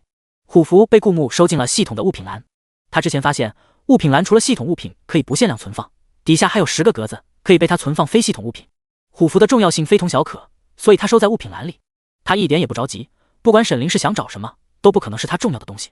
沈凌很快打开了他下午放鬼面面具和黑袍的柜子，然后停止了继续翻找。月光下，他看到沈凌静静立在那个箱子前，一动不动地看着箱子里的鬼面面具，整个人像是被按下了暂停键。不知道过了多久，沈凌终于拿起箱子里的鬼面面具放在眼前。为什么？他的声音轻轻的，十分好听。顾木觉得如果他能对着自己唱安眠曲的话，自己估计很快能睡着。不过以沈凌对原主的仇恨，他又穿到原主身上，安眠曲是万万不能够的，催魂曲倒是有几分可能性。为什么？你要救哥哥？你不是想诛沈家9族吗？沈凌的声音极轻，很悲伤。下午的纸条里只说明来了一个大夫，大夫是顾木，是沈凌猜测出来的。这次来顾木房间就是为了确认。从这个角度，顾木只能看到沈凌的背影，在月光下美好。估计沈凌将面具放回原处，转过身就发现顾木站在他身后，淡定地看着他。顾木注意到被面罩挡住大半的沈凌的脸上出现片刻的慌乱，但又很快镇定下来。你大概以为你伪装得很好，我不知道你是谁吧？顾木本就脱了衣服，只穿了一身白色礼襟的，此刻礼襟敞开着，整个人因为刚刚睡醒，显得十分慵懒。他轻轻笑了笑，王妃，下次有什么事走正门就好，闹这一出无端扰人清梦。沈凌，你想问什么？说吧，趁着本王心情好，会回答你的。顾木在床榻坐下，手肘搭着床围，手掌枕着头，一副漫不经心的样子。他看到沈凌见瞒不过，便扯下黑色面罩，瀑布般的秀发倾泻下来，露出那张倾国倾城的脸。沈凌大概还不知道自己知道他前世的事，按照正常逻辑，他问出了既合理又是他内心真正疑惑的问题。殿下，我知道你娶我是为了政治，对我没有情分。月光下，沈凌的脸楚楚动人，也不知道他怎么好意思顶着这么绝美的脸说自己不招人喜欢的。但你我已是夫妻，那自是绑定在一起的同根树，你为什么要罚爹爹禁足，让哥哥去边疆呢？沈凌睁着无辜的双眼。顾木想了想，沈凌前世看着原主被毒虫咬，也不提醒，本来也没将原主当同根树。原主和他一样，从未将对方当过自己人。那沈凌这么说，估计是想拉近距离，让自己误以为他真的会是一个以王府为重的贤妃啊。奥斯卡，顾木也没想过沈凌会跟他说心里话，毕竟两人隔着原主的血海深仇。可是这伤你沈家的根本了吗？顾木提醒沈凌看到事情的另一面。他注意到沈凌头一次露出懊恼的神情，这是这个腹黑小魔王第一次出现这么小孩子气的神情。大概虽然自己没有伤沈家根本，但是原主却是对沈凌这么做过的。有前世记忆的沈凌又不能说出来，对于顾木的话竟无法反驳。顾木笑眯眯地看着沈凌，沈凌也对着顾木轻轻笑了。那多谢殿下抬爱了。顾木看着沈凌从窗户飞了出去，毕竟门外生猛婢女守着，他推开门就会惊醒生猛婢女。不过他一袭黑衣朝着月光飞去的姿态还是很美的。他到底没有问为什么要救他哥哥。顾木叹了口气，重新躺在床上。这才是沈凌心里真正疑惑的。他早就将自己的心画地为牢，与外界的世界无关，没有人能轻易打开他的心门。他甚至因为他的族人已经死过一次，面对着他的族人也不会产生依赖的思想。这个世界只有他自己，他是孤单的。翌日，顾木起了个大早，上了朝。有些事躲不开。朝堂之上，他听着百官心不在焉地禀报着政事，同时听到朝堂外面有千军万马入城的声音。这大将军手下的兵马可真多啊！顾木对着藏起来的死士说道：“殿下，您刚说什么？”心不在焉禀报着政事的言官忍不住问道。“没什么。”顾木笑了笑。此刻整个皇宫已经被大将军的兵马包围了，这一战迟早要来的。而此时默不作声的小皇帝终于开口了：“把大将军交出来，我饶你不死。”小皇帝话音刚落，无数人冲进大殿，护驾，护驾！一部分兵马牢牢护住小皇帝，将他周围守得密不透风，防止顾木挟持小皇帝当人质。顾木平静地看着这一切，在他眼里，小皇帝连挟持的必要都没有，不然他们根本就没有机会喊出护驾这2个字。太后党的文官全都退到一边，顾木党的有几棵墙头草也当众叛变了，但还有不少死忠挺身而出，挡在了顾木面前，其中有宰相、户部尚书、御史大夫，只能说这些人走对了路。顾木依旧笑眯眯的，看来魏统领已经兵临城下，直逼皇宫了。顾木用寒暄的语气说道，一点危机感在他脸上都看不到。说实话，他还要感谢之前回京时那个幕后指使者送的积分大礼包，133积分又能兑换4颗起死回生丹呢。更何况这些人的反应都在他的意料当中。顾木，你架空皇帝，独揽大权，今日你必死无疑。魏副统领长剑直指顾木，喝道：好啊，顾木，要不我们能玩个游戏，反派值+1。顾木没想到他既没杀人也没间接杀人，系统怎么无端给他加了一点反派值？难道是这幺蛾子系统出 bug 了？不过此时顾木也没法管，他看着魏副统领，依旧笑眯眯道：我给你1天1夜，如果你能抓到我，那这摄政王的位置拱手让给你当好不好？魏副统领，我才不要当摄政王，这是陛下的天下。他怒眼圆睁，内心暗暗庆幸，好险，差点就上了当。游戏已经开始了，魏副统领如果输了会有惩罚的呢。顾木善意的提醒道：你们别挡我身前了。顾木对着挡在他面前的几个死忠说道：这场政变结束后，他还要提拔这几个人呢，要是在这场政变中死了就不好玩了。殿下，臣誓死保卫殿下。宰相摸着发白的胡子，气得发抖，却还是没有退后一步。殿下，臣附议。户部尚书也没有退后一步，臣附议，臣附议。顾木有些头疼，这古代人真是太忠诚了，再嚷嚷我全杀了。顾木喝道：魏副统领既然兵临城下，发起政变，任何维护他的人都会被太后党的杀死。顾木就是担心太后党怂了，不敢发起这场政变，他没有机会率先动太后党，只好一直僵持着，所以故意让他的人在他回京后1天到，就是让太后党以为顾木无兵可用，自信满满的发起这场政变。这场政变后，他和太后只能留一个，这是命令。顾木哈哈大笑，走下大殿，一身黑色蟒袍给他浑身添了一股肃冷的杀气，一时没人敢上前。本王今天就杀出城去。红色长枪就握在他的手中，敢拦者死！而王府地牢内兵变的消息传到沈凌耳中，怎么和前世变化这么大？沈凌内心疑惑着，但重要的是，怎么有人敢抢在他前头对殿下下手呢？就算是太后也不行。沈凌一步步踏进地牢内，走到陈经大将军被关押的地方，他的手脚都被铁链锁了起来，捆在架子上，动弹不得，看上去十分狼狈。沈凌拿着烧红的烙铁在火上不断炙烤着。陈经看着沈凌的举动，在心里冷哼一声，吓唬人的把戏，他就不信眼前这看上去娇娇弱弱的王妃见得惯这场面。陈经还等着沈凌吓唬他，但没想到沈凌根本就没什么开场白，待到烙铁烧得通红的时候，干脆利落的往陈经身上一按。啊！陈经不可置信的看着王妃，凄厉的发出一声惨叫。滚烫的烙铁触碰到陈经的皮肤，冒出一阵白烟，表层的皮肤迅速融化，漆黑一片，有血水不断从里头渗出。如果说非要有什么开场白的话，大概是不废话，直接上酷刑吧。沈凌眼睛一眨不眨，仿佛眼前只是小场面。烙铁冷了，他又放在火上炙烤，待烧得通红，再在陈经原来的伤口上狠狠一按。啊啊！整个地牢都是陈经的惨叫声。甘霖娘！审讯犯人还会先问他交不交代呢，要是犯人不肯交代才上酷刑，哪有二话不说直接上烙铁的？陈经满脸崩溃。沈凌知道陈经是个硬骨头，但他有的是法子。等到陈经眼睛里写满了你是魔鬼吗，他才弯起眉眼，微微笑道：告诉我太后在哪里？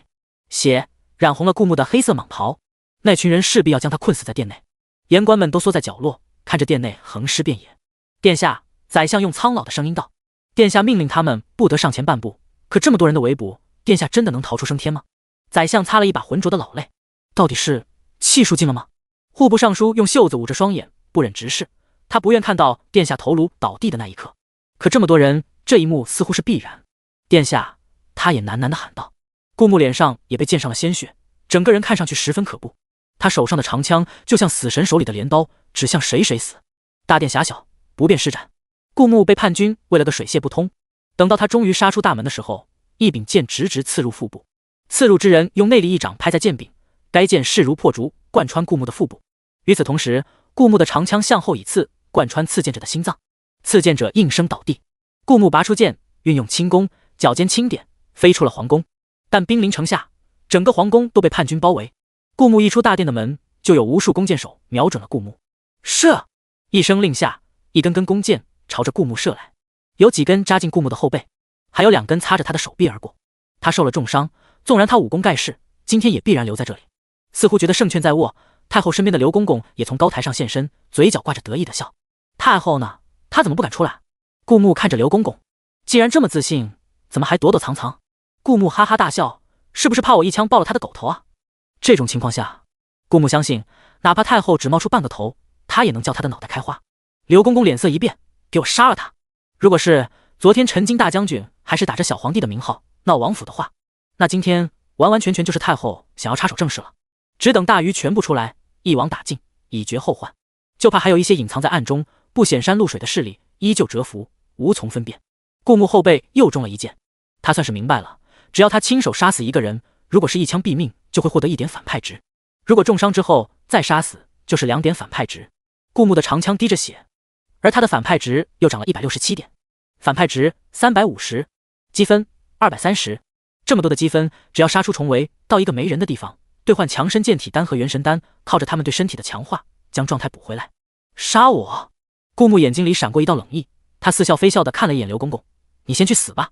顾木一柄长枪朝着刘公公杀过去，刘公公周围更是防守的最严密的地方，但顾木只要找一个机会。连中3箭之后，顾木终于找到了这个机会，他拔出腰间的长剑，远远一掷，这一掷包含了他10成的内力，势如破竹，快到肉眼不可捕捉，只在空气中留下一道荧光。啊！刘公公被爆了头，杀个公公，浪费一把剑，真没面子。顾木嘴角荡漾开一个笑容，但谁叫你这么不会说话呢？叛军！从此，叛军只敢猛烈围攻顾木，不敢多言一句。顾木在屋檐上飞快奔跑，那些人轻功不如他，哪怕人数众多，还是渐渐被顾木甩在了后头。追！他身负重伤，活不了多久的。魏副统领大声道：“我要亲眼看到他的尸体！”全都给我追！那些人锲而不舍地跟了上来。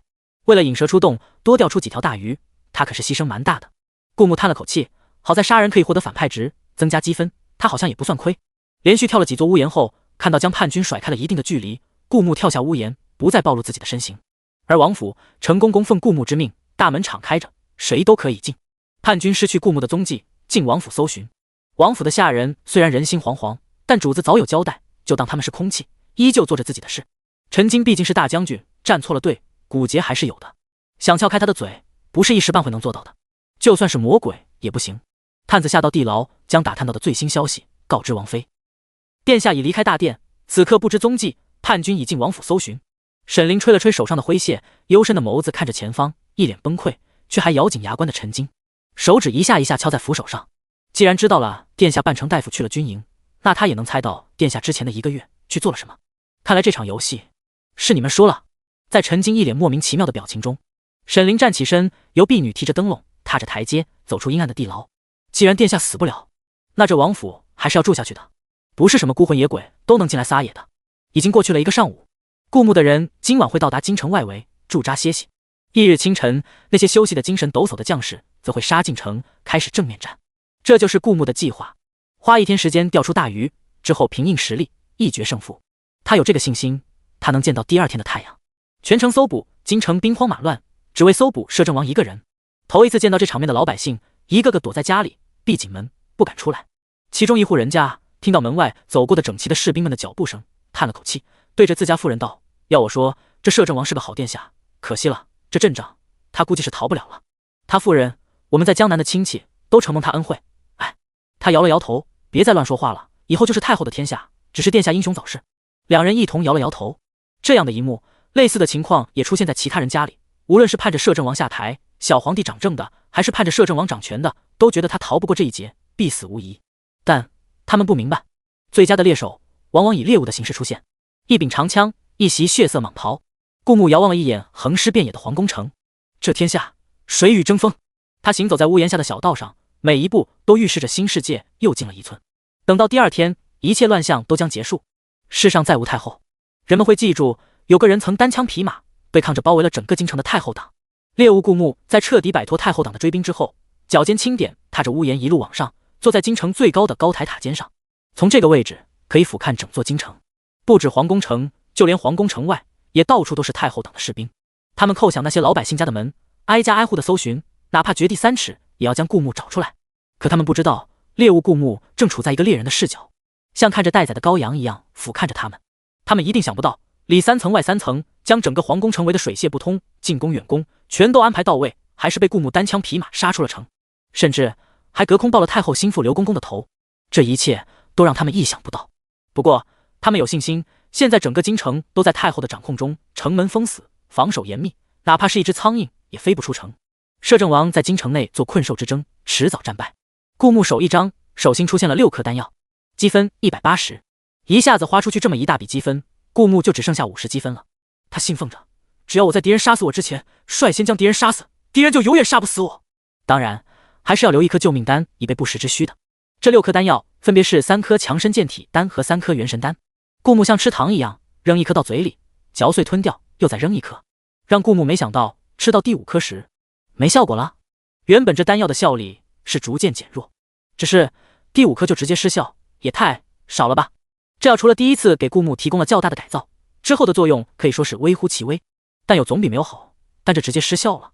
顾木内心骂骂咧咧地打开系统面板，只见商店强身健体丹和元神丹这一栏全都按了下去，上面有一行小字显示着，考虑到该物品对宿主失去了效力，正在升级物品中，升级时间不确定，请宿主耐心等待。也就是说以后都不可以兑换了。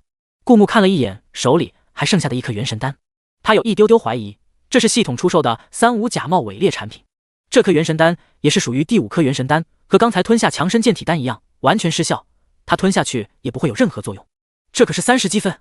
顾木一脸痛心地看着手里的元神丹，想了想，将它塞进一旁看不见的死士嘴里。不知道系统出品的死士吃下系统出品的元神丹会有什么变化。死士面无表情地吞下，打了个嗝。顾木塞得太急，他噎住了。顾木看着死士，死士看着顾木，两人大眼瞪小眼。有感觉吗？顾木第一次吃这种丹药，可是浑身都得到改造的，可这死士看上去一点反应也没有。不过死士本来就没得感情，他平静一点也是可以理解的。于是顾木中士忍不住问道：有。死士老老实实的点了点头。顾木松了口气，又多嘴问了一句：什么感觉？我噎住了，想打嗝。死士老老实实的答道。这30积分终究是浪费了。顾木痛心疾首，看着天，仰天长叹一声。死士看着自家主子，不明白为什么主子被追杀时都没露出这种表情，此刻却因为他刚才的回答一脸痛苦。秉着让自己主子开心的原则，死士又默默补充道：还挺好吃的。死士现在觉得他主子的表情不是痛心疾首了，而是想掐死他了，于是他乖乖地闭上了嘴。做人太难。顾木在塔尖上坐了一下午，终于有能飞这么高的轻功高手发现了他。那高手看到只有顾木一个人坐在这里，但一身的血色蟒袍都提醒着顾木并不是一个好惹的角色，所以那高手第一时间并没有对顾木下手，而是掏出手里的信号弹发射向空中。瞬间一朵朵紫色的烟花在空中绽放。哪怕你现在杀了我，他们也知道你在这里了。高手一脸得意道，他觉得自己十分机智。顾木怀疑自己听错了，能飞到这塔尖上的必定是个高手。他握着长枪，不确定地问道：你觉得你会被我秒杀？你很骄傲吗？高手，我现在才发现好像有哪里不对劲。顾木长枪如龙，塔尖上他的枪势如破竹，一下子贯穿了那名高手的喉咙。高手临死前好像没什么可得意的，本能让我下意识地觉得我会被秒杀，而我却没有第一时间想到逃跑。毕竟顾木是能在重围之下杀出皇宫城的，此刻单打独斗瞬杀一名高手，机操物六。不过高手的信号弹一出，全城所有轻功不错的太后党成员全都朝着塔尖靠了过来。他们信心满满：摄政王，皇宫城没拦住你，塔尖上定要你血溅当场。顾木静立在塔尖之上，夜临天空一轮弯月。之前杀出皇宫，他负了不少伤，但吃了系统的丹药，在强化身体的同时，身体的伤势也减轻了一些。这一战他不惧。很快20几名功夫不俗的人全都汇聚到塔尖上，他们将顾木围在正中央，剑尖直指顾木：今天定是你的死期。几个人身形同时行动，朝着顾木击杀而来。顾木在空中跃起，长枪一挑，刚才那个说话的就被挑下塔尖，这高度摔下去怕是要没命。杀了7、8个，很快更多的人围拢过来。月亮渐渐挂在正空，等待长夜过去，一切都截然不同。塔尖上的人就像割不完的韭菜，死了一茬又冒出一茬，甚至顾木还能听到有不少脚步声朝着塔尖靠近。得知顾木在塔尖后，那些围捕顾木的人全都朝着塔尖而来。月色下，那个血色蟒袍的少年在最靠近云的地方以一敌百，他伤痕累累，却面无惧意。而他的援军此刻也已赶到京城的外围驻扎起来。孟大将军抬头望着京城的方向，忧心忡忡道：“京城已被封死，殿下能撑住吗？我们要不要提前杀进城去？”沈慈手摇折扇，摇了摇头：“殿下交代，驻扎一夜，白日攻城。可夜晚偷袭，说不定能取得奇效。”孟大将军怒目圆睁，恨不得立马冲进城，大吼一声：“谁敢动殿下！”哪怕是夜晚，京城也戒备森严，全员出动，根本不可能放松警惕，让我们找到偷袭的机会。沈慈语气平静，但他眼里的关心还是泄露了他的情绪。全城封锁，围攻一个人，殿下能扛住几时？我知道殿下是担心弟兄们赶路舟车劳顿，怕做无谓的牺牲，可我相信殿下。罢了罢了，待明日进城，我老孟定要了太后的狗头。孟大将军大吼一声：“弟兄们，好好休息，明日攻城。”是。士兵们长枪砸地，掷地有声。塔尖上，快，他受伤了，拿下他，拿下我！顾木忍不住反问一句：“你们这辈子还没有这个能耐？”顾木十分猖狂，他杀疯了。他发现了一个开挂点，原本他打了几个时辰，已经伤痕累累，精疲力尽，而对方仿佛割不完的韭菜，永远有新的人。塔尖上倒下一个，又上来一个。论持久战，吃亏的绝对是顾木。但顾木在即将力竭的时候，偷偷吃一颗起死回生丹，就又将伤势从重伤恢复成轻伤，精力充沛了。毕竟起死回生丹哪怕吊着一口气都能救回来，他只是用起死回生丹补状态，那是绝对能做到的。一颗起死回生丹把状态补回来，又能多杀几个人，杀人可以获得积分，不亏。所以顾木靠着这种有进有出的方式，在塔尖上生生战斗了一夜。在塔尖上比在皇宫城要好打的，因为塔尖就那么一丁点一块地，容不下太多人，所以顾木每次的对手也就那么20几个。虽然说都是高手，但离之前碰到的青山小生还是有不少距离，顾木完全应付得来。再者，塔尖是京城最高的地方，那些人不好埋伏放箭，所以此刻塔尖已经成了一条血河，底下的尸体可以一个叠着一个，密密麻麻，不断有鲜血从塔尖滴落，滴到底下的尸体身上。如果有路人不小心从高塔经过，会看到一具具血淋淋的尸体像叠罗汉一样倒在地上，数量奇多。而天空中不断有血滴落，又继续给他们染上一层鲜红的颜料，一定会吓得惊叫出声。好在普通路人没人敢靠近高塔。月亮快西沉了，顾木看着塔尖上寥寥几个人，杀了一晚上，能飞上塔尖的高手，除了保护在太后身边的人，就只剩下这么几个人了。终于没有新的韭菜冒出来了，不过一切也快结束了。你们跑不了！顾木看他们对视一样，然后4窜逃跑，立马追了上去，长枪一甩，一个、2个、3个，还剩最后一个。那人眼里尽是恐惧，打不过，完全打不过呀！这个人强得太变态了。然后他忽然瞪大眼睛，长枪贯穿了他的喉咙，没了。顾木立在塔尖之上，原本漆黑的塔尖已经被染成了朱砂色，这顶端的一抹红在京城格外显眼。但顾木知道，死的还只是太后手里的中上层力量，贪生怕死的太后到现在都不敢出来，最强的那些人此刻在他身边守护着他呢。与此同时，京城外响起攻城的声音，孟大将军一声怒吼：“兄弟们，攻城！营救殿下！”是士兵们冲啊的声音和兵刃相接的碰撞声。顾木负手而立长枪，最后一缕晚风拂过他的血色蟒袍，他擦了一下脸上的血，露出一个微笑。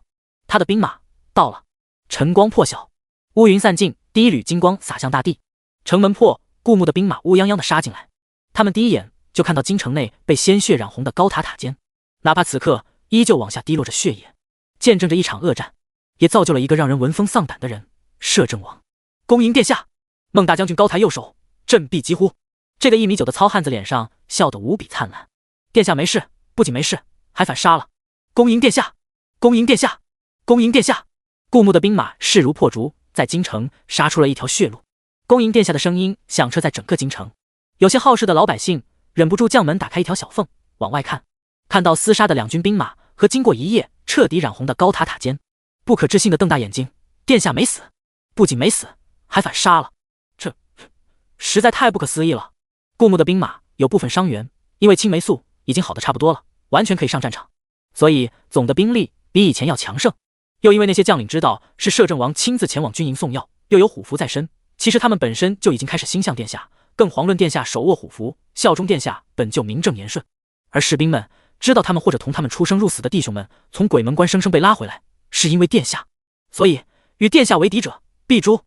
这些虽然不是顾木的全部兵力，但也足够浩浩荡荡。很快，整个京城遍地都是倒下的尸体。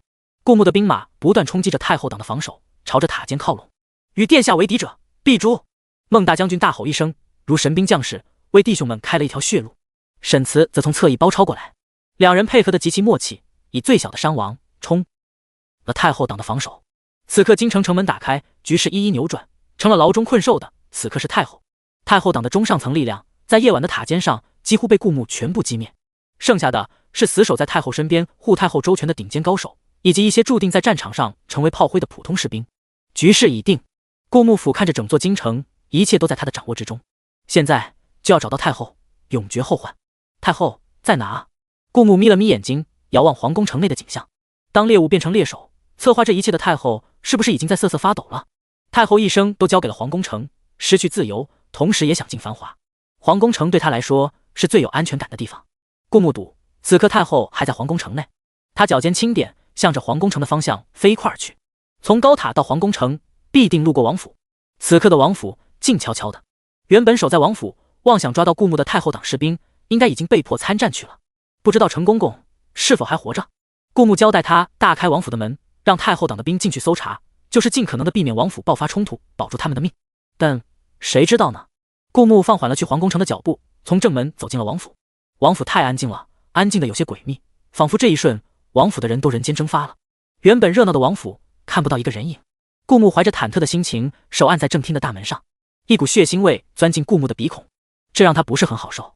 也许这扇门后是堆积着的尸体，全都是王府中的熟面孔。吱呀一声，门推开了。出人意料的是，正厅里依旧空荡荡的，只是地面上堆积着斑驳的血迹。顾牧皱着眉头，握紧手里的长枪。这时一道力道直扑向他，这架势像极了一只看到猎物的棕熊。若不是顾牧是习武之人，站得很稳，此刻两人都要倒在地上。顾牧本能地将那道力道的主人劈倒在地，这才看过去，宛如看到猎物的棕熊般扑向他的是王府的生猛丫鬟。他看到顾牧，脸上大喜过望，倒在地上，双手仍不断在空中挥舞着，激动的竟没说出一句完整的话。我问你，王妃呢？其他人呢？顾牧表情不是很好，跟散发着凉气的寒冰差不多，声音也冷冰冰的。生猛丫鬟愣了愣，看了眼顾牧的血色蟒袍，还有他被鲜血染红，已经看不出本来颜色的长枪，这才从嘴里蹦出一句能听懂的话：王妃去了皇宫。王妃去了皇宫。在顾牧的猜测中，太后的大本营依然在皇宫内，起码有数个顶尖高手贴身保护着王妃的安全。如果王妃在皇宫的话，那么凶多吉少。难道说王府所有人都消失，还有王妃去了皇宫？这一切都是太后的手笔。如果太后用沈凌来威胁他的话，他不敢想象到底会发生什么。毕竟沈凌死了，系统任务都跟沈凌挂钩，他未必还能拿到奖励。但太后今天必死。顾牧没有犹疑，也不再管地上的生猛丫鬟，转身离开王府，全速往皇宫前进。令他没想到的是，王妃正袅袅婷婷地站在皇宫城门口，手打着一把白色油纸伞，遮挡住了白日的阳光，刚好在她的周身形成一层阴影。她看到顾牧来了，抬头一笑：我知道太后在哪，安全完好。他的王妃似乎料准了他会来，专门站在城门口等他。这大概是顾牧在这一场政变中唯一算错的意外。你没有事？顾牧看着王妃，两个人默契地相视而笑。这不是疑问句，这是肯定句。是啊，不仅没事，还帮你问出了太后的下落。沈凌歪着头，有了一丝人间烟火气，但尽管如此，整个人依旧灵得像从冥界跑上人间的小恶魔。如果不是小恶魔，又怎么能在这一场政变中安然无恙呢？你怎么做到的？顾牧疑惑道。沈凌转动伞面，顾牧顺着转动的方向看去，在一处不起眼的墙角缩着一个跟狗一样狼狈、奄奄一息的人。顾牧一眼差点没看出来，这正是昨日带头围攻王府的大将军陈经。只是昔日大将军威风不在，连人样在他身上都消失了，这真是让人生不如死。他怎么不自尽？顾牧好奇道。这样活着比死还让人难受。殿下，臣妾用他的家人威胁了他。沈凌一脸随意，面色波澜不惊，甚至看起来还有几分无辜。王府的人都被臣妾派出去了，大将军的父母、妻儿至交都在臣妾手上，他如果不说出太后的下落，那些在臣妾手上的人会跟他一样生不如死。更何况啊，他死不了。沈凌看都没看陈经一眼，一双美目直勾勾地盯着顾牧，内心不禁道：不知道殿下会不会也有这么一天呢？想想就觉得刺激。大将军陈经在他手上可不是普通的受折磨，而是当着前来搜查王府的太后党手下的面，让陈经颜面尽失，跟条狗一样。要知道，那些看着陈经受尽屈辱的，可都是陈经手下的兵。曾经陈经皱一下眉头，他们都要战战兢兢。可他们却亲眼目睹了曾经威风凛凛的大将军如何威风不再，失去活的信心，只求一死，却求死不能。大将军愿意说出太后的下落，其实不只是为了他的父母妻儿之交，更是因为让他从云端跌落谷底的大恶魔，告诉我太后在哪，你就能解脱。活着已足够痛苦，死才是唯一的解脱。反正黄土埋白骨，世中世间早已化为虚无，就如同他曾经的骄傲，曾经的信仰，在众目睽睽之下早已消失，一切都已不重要了。他只愿赴死，也只求一死。油纸伞的阴影下，一袭白衣的沈凌，空灵的似不食人间烟火，眼睛又灵动的惹人注目。这般绝美的样貌和顾木面对面站着，笑靥如花。他侧身让开城门口的路，殿下，臣妾来带路。太后的寝宫。沈凌早就预料般的走到一个柜子前，转动上面的花瓶，柜子向左右移开，露出一条密道。太后就在这里面。沈凌平静道：不过局势已定，太后应该早已逃出城，这条密道可以直接通向京城外。殿下莫慌。沈凌璀然一笑，臣妾早已安排人手在密道出口守候，尽管击杀不了太后，拖住还是没问题的。之所以不直接带着顾木到密道出口守株待兔，是因为沈凌埋伏在那里的人并没有发出太后现身的信号。他对陈经的话还保有一丝怀疑，这一战不是顾木死，就是太后亡，他愿意陪顾木以身涉险。殿下，臣妾的一片良苦用心，就是希望您不要早早死去啊。密道漆黑一片，沈凌手上提着灯笼。顾木一阵恍惚，仿佛沈凌原本就是冥界的少女，来人间只为锁魂。可看到沈凌精致美丽的侧颜，又觉得哪有这么漂亮的恶魔。两人并排在密道里走着，整个天地寂静无声，就仿佛天地间只剩下他们两人。前方有脚步声，这时候顾木听到了，他快步向前，在前方一个岔道处看到了一个发须皆白的老头，在原主的记忆里也似乎从来没见过这个人。这就是太后手下一直不为人见的高手。老夫奉命在此拦住你。老头道。原本他能在顾木的兵马攻城时第一时间护送太后离开密道，但太后害怕下半辈子过不了荣华富贵的生活，要将值钱的珍宝一同带去。太后收拾一番，这才耽误了不少时间。在密道行进到一半，他听到密道门打开的声音，他知道太后被出卖了，有人来追杀太后了。他奉命在这等待，拦住追杀的人，帮太后争取逃亡的时间。你拦不住我。顾木长枪一横，将沈凌挡在身后。这场战斗他看着就好，他定护他毫发无伤。沈凌看着横在自己身前的长枪，眼神一致，眼神在烛灯下晦暗不明。他提着烛火退后一步，为顾木和老头的厮杀腾出空间。老夫习武40余载，还是第一次见到这么猖狂的吼声。老头从喉咙眼里发出沙哑的笑声，他伸出他的手朝顾木刺去。顾木这才发现，这个老头的手上积了一层厚厚的老茧。这种茧不是普通的茧，就像是专门练出来的，能增强双手的强度。不只是老头的手，他的4根指缝里还各夹着一柄暗器，在烛火下泛着绿光，这是淬了毒的。这老头好黑的心。但顾木不得不承认，这老头赤手空拳以及时不时夹杂着小巧的暗器，在这狭窄的密道比使用武器要好发挥得多。顾木的长枪被上下左右4面墙壁受限，哪怕是绝世枪法也巧妇难为无米之炊。顾木将长枪丢在地上，冷声道：来吧。对面赤手空拳，他也不带武器，相当公平。也许因为丹药的强化，他的记忆力也比以前强了一点，再加上武学底子本就是天才之资。此刻他在脑海里回忆着青山小生的掌法，试着在此刻复刻出来。哪怕光凭着记忆只使出青山小生掌法的1/10，但也总比顾木以力破强一通瞎打要好得多。这老头光技巧其实比不得身为天才的青山小生，但因为他习武时间更长，内心更深厚，再加上技法歹毒，善用暗器，这狭窄的密道又恰好是他绝佳的场所，故而有些难缠。这也是太后自信满满，光派一名老头拦住他的原因。可这老头拦不住他。顾木一拳挥在老头脸上，打落他几颗牙齿。毕竟老了，牙齿松了，这一拳属于伤害性够大，侮辱性更强。一瞬间，老头有短暂的眼冒金星。他搞不明白为什么顾木出掌出的好好的，猛地来一拳。他不知道掌法和拳法是两家之派吗？顾木掌法夹杂着拳法，基本上是一套掌法下来，忘了掌法的下一步是什么，就会出拳。这样毫无章法又带点章法的方式，以及深厚的内力，一时间将老头打得有点猛。原本有一次，老头手中淬毒的暗器快要击中顾木，却被沈凌拔下头钗，暗中击飞。毕竟沈凌比谁都不想顾木现在死去。顾木故意的，其实刚才那一击他能躲开，他就是想看沈凌着急的样子。尽管烛火下沈凌神情依旧平静，可刚才那瞳孔微缩还是骗不了他。顾木看得很爽，这大概就是他独特的恶趣味。再一拳将老头击飞，老头彻底爬不起来了。你低估我了。顾木一脚踢起地上的长枪，拿在手上贯穿老头的喉咙，然后听了听脚步声的方位，走进其中一条岔道，追了上去。越来越近，越来越近，太后开始慌了。庞佛身后的不是追杀的脚步声，而是死神的镰刀刮地的声音。他死死拿着手中巨大的包袱，不断往前奔跑，一边吩咐着围绕着他的7个人：“快，影子、无叶，你们2个帮我拦住他！快啊！”太后话没说话，瞳孔因为害怕一下子放大。他看到他刚才说的那2个人在毫无防备下被一柄长枪贯穿喉咙，同时瞬杀。还剩5个。顾木长枪拖着地，低低的说道：“4个，3个，1个。”太后看着身边的人一个个倒下去，他们的鲜血溅到他身上，看上去格外狼狈。就剩你了，太后。顾木一步步朝着太后走近，他的长枪在地面摩擦。支持，支持，你的荣华富贵该结束了。顾木低头俯视着太后，看着他吓傻了的表情，一瞬间有一些猎人捕捉到猎物的快感。不该是你的，总归是要还的。顾木提前长枪，眼睛里尽是冷漠。不，求求！太后话没说话，就睁大瞳孔，满脸恐惧，满眼不甘的咽了气。他的喉咙上有一个巨大的血洞。这场政变该结束了。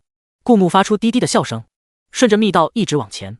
走了不久，前方终于出现了一丝亮光，想来出口就在眼前了。能闻到青草和泥地的气味，陈金说出口在城外，果真不假。而王妃派出的守在出口的人听到出口的动静，全都做出戒备状态。他们收到了摄政王的兵马攻城的消息，此时太后已经成了亡命之徒，太后身边的高手一定会和他们誓死一战，务必拖住太后，这是他们接到的命令。当出口处的人刚踏上地面的时候，为了抢占先机，陆明迅速提着剑冲了上去，然后被顾木长枪一甩击飞出去。这一击只为防守，没有使劲，故而陆明退后几步就勉强站稳。陆明稳住步伐的同时，内心闪出一丝不祥的预感，这人反应好快，他们绝不是对手。太后身边竟有这样的高手，也不知道任务能不能完成，但他一定会尽力的。陆明伸出剑，又要进攻第2下，然后他终于看清了眼前的人，殿下。下一秒，所有人齐齐跪了下来，殿下恕罪。他们的眼里全是惊叹，没想到殿下的动作这么迅猛，太后连逃出城的机会也没有。顾木点了点头，手一抬，示意他们起来。人们这才注意到长枪上挂着一个头颅，太后的头颅。一阵寒意爬上他们的背脊，没想到这摄政王竟然将太后的头颅当糖葫芦一样串在长枪之上，真的是残暴无情，够狠。这要说回10几分钟前，沈凌用烛火照着太后的脸，看着她死不瞑目的样子，淡淡道：“殿下，京城依然亮。兵相战，只有让他们知道太后已死，他们失去了主谋，这场战争才会停止。太后死了，为谁而战？为了失去了靠山，彻底沦为傀儡的小皇帝。这场政变之后，没有人能扶得起小皇帝。顾木将成为这个王朝说一不二的掌权者。毕竟都是先帝的儿子，只要有一部分人选择投诚，剩下的就翻不起浪花。好，我将他的尸体带出去。”顾木突然眯了眯眼睛，因为就在他说话的时候，沈凌已经用一根细线将太后的头颅割了下来。哪怕动作如此迅速，沈凌依旧割得很小心，没有让太后的鲜血弄脏他的衣裳。殿下，整具尸体带出去太麻烦，臣妾已经替殿下处理好了。沈凌用手抓着太后的发鬓，提起她的头颅，脸上露出瘆人的微笑。这割都割了，也不可能再拼回去吼。那多谢爱妃的美意。顾木咬牙切齿道。毕竟沈凌秒变脸似的，已经换上了一副纯良无辜的笑意，任谁看了不觉得他真的是为了殿下好吗？不客气，殿下的手不能弄脏了。沈凌笑意盈盈，猛地将太后的头颅往顾木的长枪上一串，这样就不会弄脏了。沈凌睁着绝美的大眼睛，楚楚可怜地看着顾木，眼汪汪的写满了无辜。这都是臣妾应该为殿下做的。沈凌用洁白的手帕擦了擦手，提着烛火灯笼，笑出了2个坏坏的小虎牙。殿下，前方应该就是离开密道的出口了。在头颅串到长枪上的这一刻，顾木收到了条系统消息：反派之家5。顾木内心道：我常常因为自己不够变态而感觉苦恼，没想到我烦恼的一切，王妃都替我做了。直到这时，顾木才去看了一眼系统面板，因为在塔尖之上，一边杀人获得积分，一边兑换起死回生丹消耗积分，所以他此刻的积分为77。而系统商店的物品栏有2格，依旧是暗淡的：强身健体丹升级中，暂时不可兑换；元神丹升级中，暂时不可兑换。顾木不再去管，至于王妃送的那5积分，他当然是欣然接受。毕竟王妃是想让他被万人唾弃，无人替他辩解，而系统的反派值却能让他增加积分。顾木的目的只是想尽快的提升自己的实力。至于反派，只要当所有认为他是反派的人都死了，他就是正义。于是他皮笑肉不笑的看着沈凌，王妃的好意，本王心领了。只要殿下开心，臣妾做的这一切便是值得的。然后继续回到现在的时间点，林子里，王妃派来潜伏在密道出口的手下，为了方便追击，也安排了几匹快马。此时，那些人迅速给顾木准备好快马。顾木一手拉着缰绳，一手举着长枪，上面挂着太后的头颅，风驰电掣地往京城驶去。驾驭！在京城门口，顾木飞速踏了上去，站在城墙之上。他的死士将太后的头颅挂在了城门口最显眼的位置。他举着虎符，居高临下看着作战的兵马，而他的手下立马大声道：“太后已死！太后已死！太后已死！”一时间，所有人朝着这个方向看过来。他们看到了挂在城墙上死不瞑目的太后的头颅，看到了一身血色蟒袍站立在城墙之上的摄政王，以及他手里的虎符。虎符一出，万兵皆服。殿下，殿下竟然有虎符！太后党的一些人惊讶道：“先帝原来将虎符传给了殿下。”那他们一时也弄不明白，为何先帝会将虎符传给顾木。历代以来，虎符都是掌握在皇帝手上，只有皇帝亲手握着兵权，江山才稳。可圣旨上却写明了，皇位传给小皇帝。圣旨是太后拿出来的，有人轻声提醒道。但不论如何，不论谁才是先帝心目中真正的皇帝人选，摄政王将太后的头颅挂在城墙上，也太残暴了一点。只有对待敌军，他们才会采取这样的方式。可这到底是太后啊，死了不仅没有全尸，还这么不体面。他们看向顾木的眼神有几分敬畏，几分恐惧。现在归城，我依然念你们是本朝的臣子，否则格杀勿论。顾木冷声道。一时间，很多作战的士兵纷纷放下武器，将手中的长枪丢在地上，从马背上翻下身，朝着顾木的方向跪伏起来。臣愿归城。摄政王千岁千岁千千岁。臣愿归城。摄政王千岁千岁千千岁。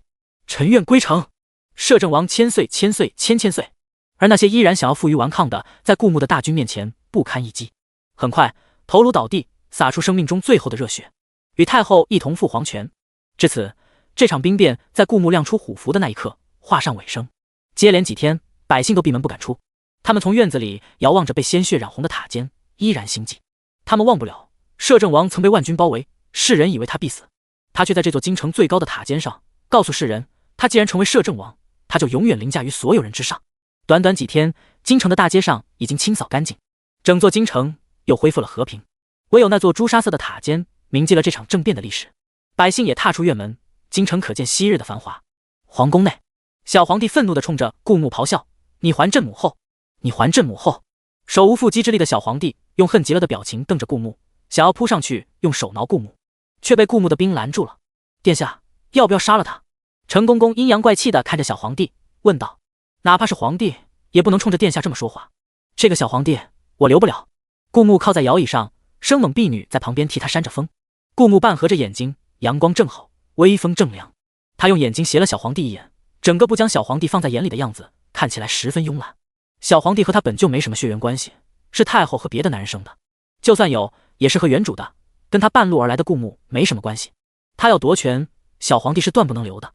陈公公也知道这点，对着顾木点头哈腰，恭恭敬敬道：“殿下说的是，那我这就将他带走了，一定处理得干干净净。”陈公公眼里闪过一丝金光，还不是时候。顾木笑意盈盈，就让他多活段时间吧。刚才顾木故意这么说，但是系统没有给他增加反派值，也不知道是不是要等人死了才会加，但这种加的又不多。他倒是想看看这傀儡小皇帝能不能扑腾出什么幺蛾子，毕竟一场政变又给他带来了几十点积分。他不急。小皇帝眼睛红红的，可此刻的他只能无能狂怒，可他根本就不能靠近顾木分毫，别说伤到顾木，他可是皇帝啊！你们都反了，不知道谁才是95至尊吗？小皇帝对着那些臣子命令道。可那些臣子都是顾木的臣，他们面无表情地看着小皇帝。要不是殿下说让他多活一段时间，说不定现在他已经被陈公公拖到某个不知名的地方，神不知鬼不觉地处理干净了。到时候给众人用小皇帝溺水或小皇帝病逝之类的借口交代，谁又说不是呢？但以陈公公的手段，应该会处理得更加高明，只是殿下不愿意罢了。所以小皇帝现在每多活的1秒都是殿下给的，而他却茫然无知，冲着殿下咆哮，以为这能伤到殿下。吵！顾木终于有些嫌烦了，一块布塞进小皇帝嘴里，堵住了小皇帝的嘴。顾木想起课本上记录的指鹿为马的典故，皇不皇帝的不重要，权在谁手上才重要。他低低的笑了，阳光洒在他脸上，生猛丫鬟卖力的摇着扇子，一众护卫恭恭敬敬的站着。陈公公立在旁边，弯着腰，一脸尊敬。翌日，朝堂上，顾木宣读着他的旨意，这些都是意料中的结果。那些效忠于顾木的人，基本都获得了赏赐。原本属于太后党，后来归城的人低着头，只怪他们站错了队，一次站错队，几乎终身都不可能得到重用。但他们没有想到，尽管如此，殿下也没有降罪他们。原本他们以为能保住一条命，哪怕是卸甲归田，也心甘情愿。但殿下不仅没有让他们死的意思，也没有罢黜他们官职的意思，这是殿下在给他们机会啊。顾牧继续宣读着：沈丞相之子沈慈护驾有功，封为大将军。一瞬间，朝堂又安静了下来。他们都以为1个多月前殿下罚丞相禁足，是因为忌惮丞相位高权重，想要对丞相开刀，但没想到这一来直接提拔了丞相的儿子沈慈。虽然说沈慈护驾有功，但如果不是殿下的心腹，又怎么能知道殿下的计划，在恰好的时机带兵攻城呢？沈慈是丞相之子，殿下提拔沈慈，其实是变相加强丞相的势力啊。他们都被骗了，殿下根本就没有想对丞相开刀，而是信心满满，知道没有丞相这一助力也能扳倒太后，所以故意禁足丞相，引得太后发动政变。顾牧的这一措施，总的来说百官是满意的，毕竟顾牧只宣布奖，没有宣布罚，这大概是这位残暴的摄政王在他们眼里最仁慈的一面了。除了谢天谢地，没别的可说。效忠顾牧的，连生命都可以为殿下献出，但他们没想到殿下没死，反而扳倒了太后，他们紧跟着平步青云，感激都来不及，又怎么可能不满意呢？唯有史官，老皇帝是位明君，只不过能力有限，虽明却无为，但尽管如此，也培养出了一批刚正不阿的史官。太后头颅挂在京城城门口的那一幕，始终在他们脑海里回响，成了他们挥之不去的噩梦。他们在史记上记载着：南朝239年，摄政王顾牧与皇帝争权，摄政王大获全胜，割了太后的头颅，挂于城门口。太后乃皇帝生母，死前双目圆睁，死不瞑目。史记会一代代流传，10年、100年、1000年，世人读史记，皆知南朝239年这一历史时期的摄政王残暴异常，不论纲常礼法，背离正义。史官们握着笔，看着史记上记载的内容，露出了欣慰的微笑。他们如实的还原了历史，被他们记录的摄政王一定会遗臭万年。看来你们深知好人命不长，祸害1000年的道理啊！顾牧不知何时出现在他们身后，语气随意，却吓得史官们停止背脊，将在原地冒出一阵冷汗。尤其是一名较为年长的暂代大使之职的史官，更是吓得不轻。他更惨，他亲眼目睹了摄政王将太后头颅拴在长枪上的那一幕。他没有写摄政王像串着糖葫芦一样串着太后的头颅，就已经仁至义尽了好吗？殿下，史官之责是铭记历史。那位刚正不阿的史官鼓足勇气说道：就算摄政王要杀了他们也不会改的。更何况史官已落笔，史记就无法修改。顾牧笑眯眯的，他故意让那位带大使之职的史官看到他长枪串起太后头颅的那一幕，只有这样，那些史官们才会在史记上把他塑造成一个反派。但他都牺牲这么大了，这可是拿身后名做赌注啊！那吝啬的系统竟然一点反派值也没替他增加，看来这系统的积分真的是一点也不好炸出来呢。对，铭记历史，应该的。顾牧笑眯眯道，他挥了挥手，真正的大使从门外走进来。这位大使今日年满16，可以接替他父亲之职，成为大使，主笔史记。在他16岁之前，都是他的伯伯暂代大使之职，与其他史官共同记录史记。江鹤，你别过来，赶紧回去。这位刚满16岁的大使的伯伯大声急道：这摄政王此刻出现在这里，看样子是要大开杀戒了。而江鹤的人品他们都了解，和他爹一样，是个刚正不阿、不屈权贵的性子。对待记录历史这件事，可以付出全部精力，抽丝剥茧，找出真相，以还原真正的历史。江鹤过来，恐要得罪摄政王。他们死可以，江鹤年轻有为，不该死啊！江鹤，你今日刚满16岁，可正式入职，该举办礼仪。今日把礼仪操办了，明日再过来可好？我们的历史已经写好了，今日无事，你明日再过来更好。那些史官七嘴八舌，劝说江鹤回去，不给江鹤说话的机会。不，站在顾牧身后的江鹤用低沉却沉稳的声音道：你们没有还原真正的历史。他将他随手提着的小箱子放在桌子上，眼神坚毅，这里面才是真正历史的模样。父亲在我小的时候就告诉我，事情的真相往往不是别人想给我们看到的表面，而是他们不想给我们看到的那一面。身为史官，要抽丝剥茧，拨开云雾见青天。江鹤一字一句，掷地有声。真正的历史，那些史官喃喃道，他们是绝对相信江鹤的，只是不理解江鹤的话。我们亲眼看到的历史，难道有假？不假。江鹤勾唇笑了笑。那我们记录的不就是真正的历史？史官们疑惑道。打开就知道了。江鹤自始至终眼神都非常坚毅。身为大使之子，他自小就知道他会子承父业，所以哪怕没满16岁，无法接替大使之职，他依旧尽力还原真相。这既是为他日后接过大使一职做准备，锻炼自己的能力，也担心其他人没表象蒙蔽眼睛，无法还原真正的历史。这段时间，自从先帝不清不楚暴毙之后，他就一直在调查先帝的死因。这不调查不知道，一调查倒是调查出一个天大的秘闻。箱子里都是他调查出的证据。口供，史官们已经打开箱子，摆在最上方的是几份口供。他们将几份口供看完，这才惊呼：啊，这原来如此！太医的口供，太后以替先帝补身体为由，抓了几味药，日日督导先帝喝下。这几味药真的都是补身体的，但臣部无法踏足太后寝宫，从未知晓过。太后房里日日放一种香料，这种香料能与补药产生相克，短时间内不明显，但时间一长会导致先帝身体虚弱，引发心疾。太后丫鬟的口供，奴婢不知道太后的香料从何而来，这些都是她的心腹婢女操持的，但奴婢发现一个怪象，只有先帝来太后寝宫时，太后才会放那种香料，其他时间都是放的另一种，奴婢还以为是先帝偏爱那种香料。另一名太医已证实，该香料与该补药相克，长久将导致身体虚弱，引发心疾。口供之后是从太后寝宫里带回来的香料，以及给先帝开的补药，人证物证俱在。再加上先帝病逝之时是太后在先帝寝宫，之后圣旨也在太后手中，继承皇位的则是太后的儿子。这时他们都开始相信了，先帝其实是被太后谋杀的。毕竟历史上也曾经发生过这样的事情。难怪虎符不在小皇帝手上，而在顾墓手中。谁才是谋权篡位，谁又是真正的先帝指定的继承人，不言而喻。一时间他们看顾墓的眼神有些复杂。如果是这样，殿下将太后的头颅砍下来挂于城门，虽然残暴了点，但也不是说不过去。终于有史官道，毕竟太后不是殿下的生母，又谋杀了先帝，殿下其实是为先帝报仇啊。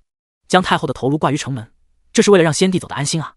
太后谋杀先帝，理应酷刑，殿下这么做有勇有谋有担当，于情于理都说得过去。那些史官在看到箱子里的证据时都反应过来，他们虽然记录的是真正的历史，但同时也是残缺的历史。不止如此，江鹤依然淡定地笑了笑，他拍了拍手，带上来。一位看起来较为英俊的青年男子被带了上来。他的脸，有史官惊呼道，他的脸像是和小皇帝从一个模子里刻出来的。这位是京城最大的布匹商行的老板，他原本只是一个普通的杂役，在14年前突然飞黄腾达，一步步成为京城最大的布匹商行的老板。江鹤解释道，而在背后支撑着他的是太后。江鹤顿了顿，这才说出他调查到的惊天秘闻：太后与其通奸，生下小皇帝，小皇帝并非皇家血脉，而是太后与奸夫所生。一瞬间，那些史官都血脉膨胀，气血上涌。毒害先帝还不够，竟然还与他人苟且，让不是先帝血脉的小皇帝登基。请问殿下，可否让小皇帝与该其滴血认亲？江鹤对着顾墓毕恭毕敬地问道。准。顾墓一声令下，陈公公将小皇帝带来上来，针刺破小皇帝的食指，鲜血掉到碗里，与那位青年男子的鲜血融合。小皇帝还在大声喊着：朕可是95至尊，你们这是大逆不道！可史官们看着碗里的景象，皆沉默。是他们错了，一直都错了。如果不是殿下以铁血手腕扳倒太后，这天下的江山就会不知不觉到了其他人手中。殿下以身诱敌，击杀太后这个毒妇，让天下之权重归皇家血脉手中。殿下这是守住了先帝的江山啊！殿下恕罪！一边是小皇帝骂骂咧咧，一边是史官们全都朝着顾墓跪下。而江鹤重新拿起笔，在史记上又添了一段：太后以补药佐以相克的香料谋杀先帝，人证物证俱全。此外，太后与商行老板通奸，经滴血认亲，当今皇帝不是先帝之子，而系商行老板所生。这场政变由太后所起，万军围城，困摄政王顾墓于京城之中。摄政王神勇之力于塔间以一敌百，万军奈他莫何，待到天亮，兵马攻城，平乱这场政变。至此，天下之权重归皇家血脉。小皇帝不明就里，只觉得各位史官看他的眼神怪怪的，让他有些发毛。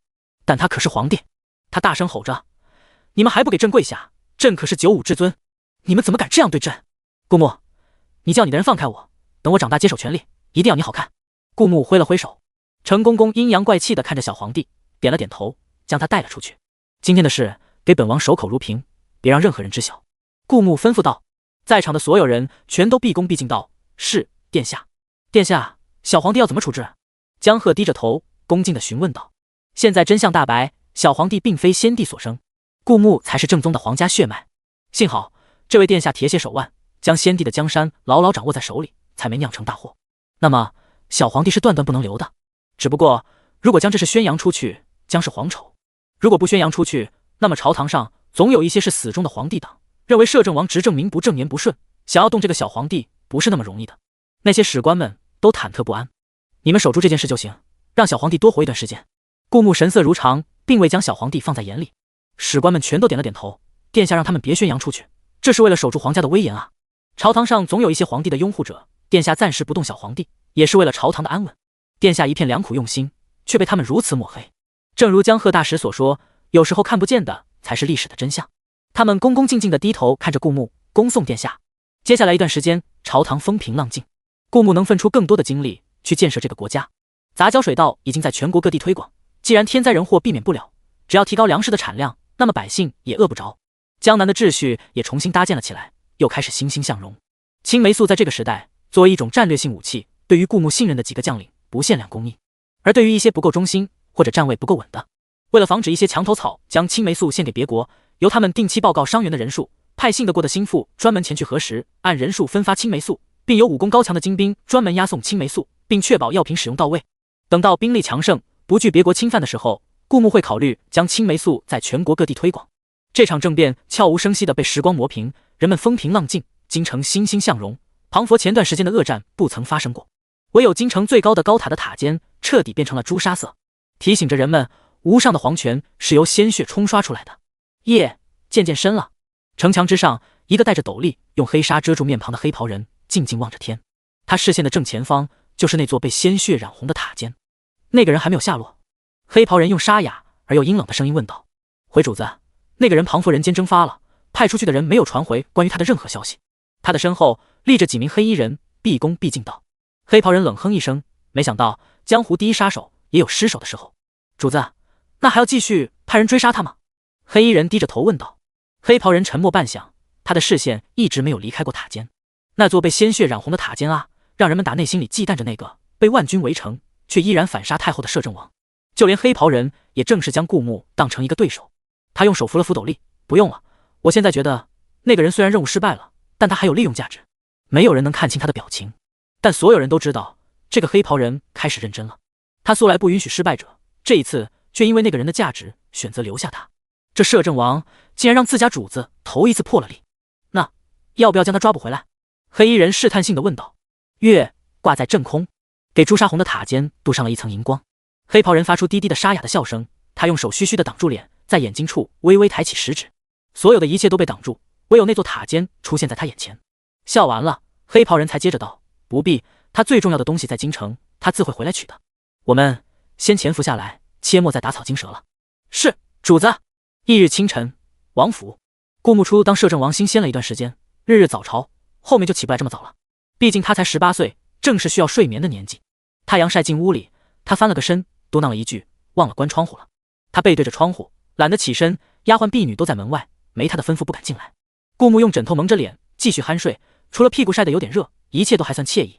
对于没有上早朝这件事，顾牧心安理得，毕竟他用杂交水稻解决了人们的温饱，人们能吃饱，这社会自然相对安定很多。最近天下太平，风调雨顺，百官们汇报的无非是一些琐事，这些琐事那些百官也不是酒囊饭袋，他们自己就能解决好，无需向他汇报。只不过百官们偶尔会看着又没有上朝的大殿之上，对着一脸懵懂的小皇帝叹气。虽然顾牧处事乖张，但不得不说很有能力，不知不觉成了他们的主心骨。看到顾牧，他们就对这个王朝生出几分信心。毕竟过往以来历任帝王都没有解决的灾荒问题，顾牧成为摄政王的第1年就解决了。听闻殿下还派了名大夫前往军营，解决了伤病们的感染问题，可以替士兵们提供青霉素这种药品，解决他们的后顾之忧。所以啊，他们宁愿被殿下骂，也想看到殿下。看着殿堂上那个一脸无知，只知道玩着手指的小皇帝，他们百感交集。好在顾牧会收一些被过滤了的折子，国家一些重要的事还是由他决策。日上三竿，顾牧终于悠悠醒来，他踏出院门，就看到沈凌在王府里张罗着什么。王府里被挂上喜庆的大红灯笼，花园的凉亭石桌上摆放着一些小粽子，下人们也在忙里忙外。一时间，节日的气氛扑面而来。看到顾牧，沈凌抬头嫣然一笑：殿下，快到端午节了，按往年的习俗，我们要去上河划龙舟。端午节，顾牧向来对节日不太注重，此刻也只点了点头。这些一般都是由府中的女主人操持的，他便道：依王妃的意思来便好。不过这倒是他第一次在这个世界过节，不免生出一丝期待。然而顾牧还是太天真的，女平文的套路虽然会迟到，但永远不会缺席。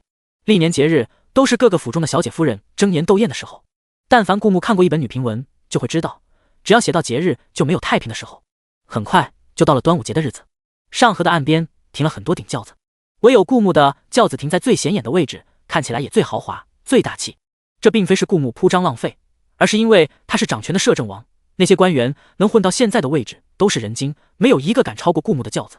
顾木的轿子有4个平方，他们的轿子就绝对不会超过3个平方。至于小皇帝，因为年幼，划龙舟对于小孩子来说太过危险，便在皇宫中没有参与这次划龙舟的活动。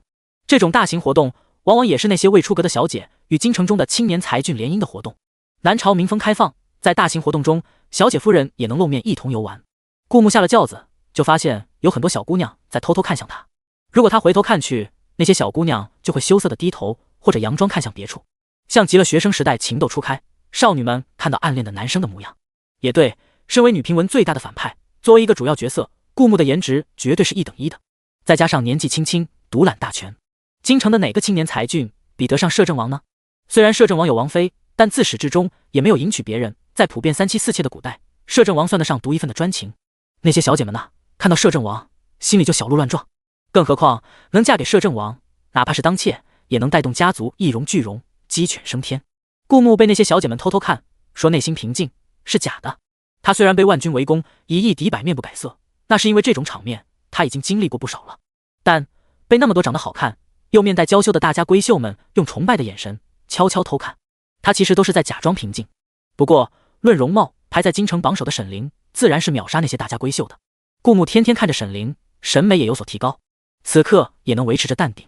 划龙舟比赛还未正式开始，上河旁边是一片青青草地，草地上方已经早早被人摆放了很多桌子，桌子上堆着无数糕点和零嘴，就是方便大家在一个惬意的环境中联络感情。在给顾木行了个礼后，那些官员和小姐夫人们各自分成好几堆。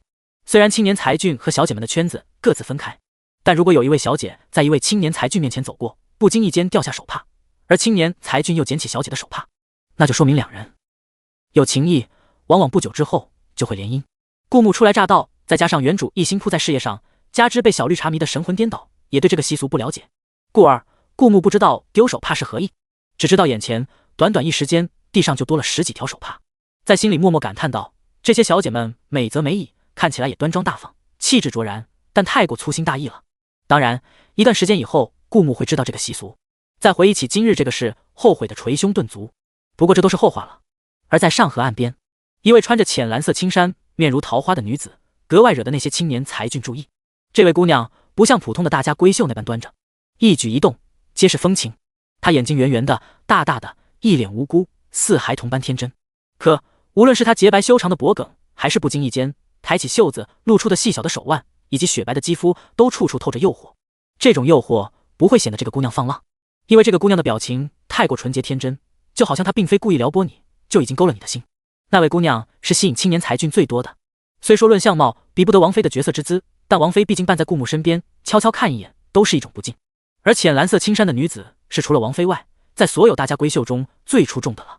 浅蓝色青衫女子侧头看向顾木，露出一个甜甜的笑容，阳光照在她雪白肌肤的脸上，让人生出一种世间最美好的就是女孩子的感觉。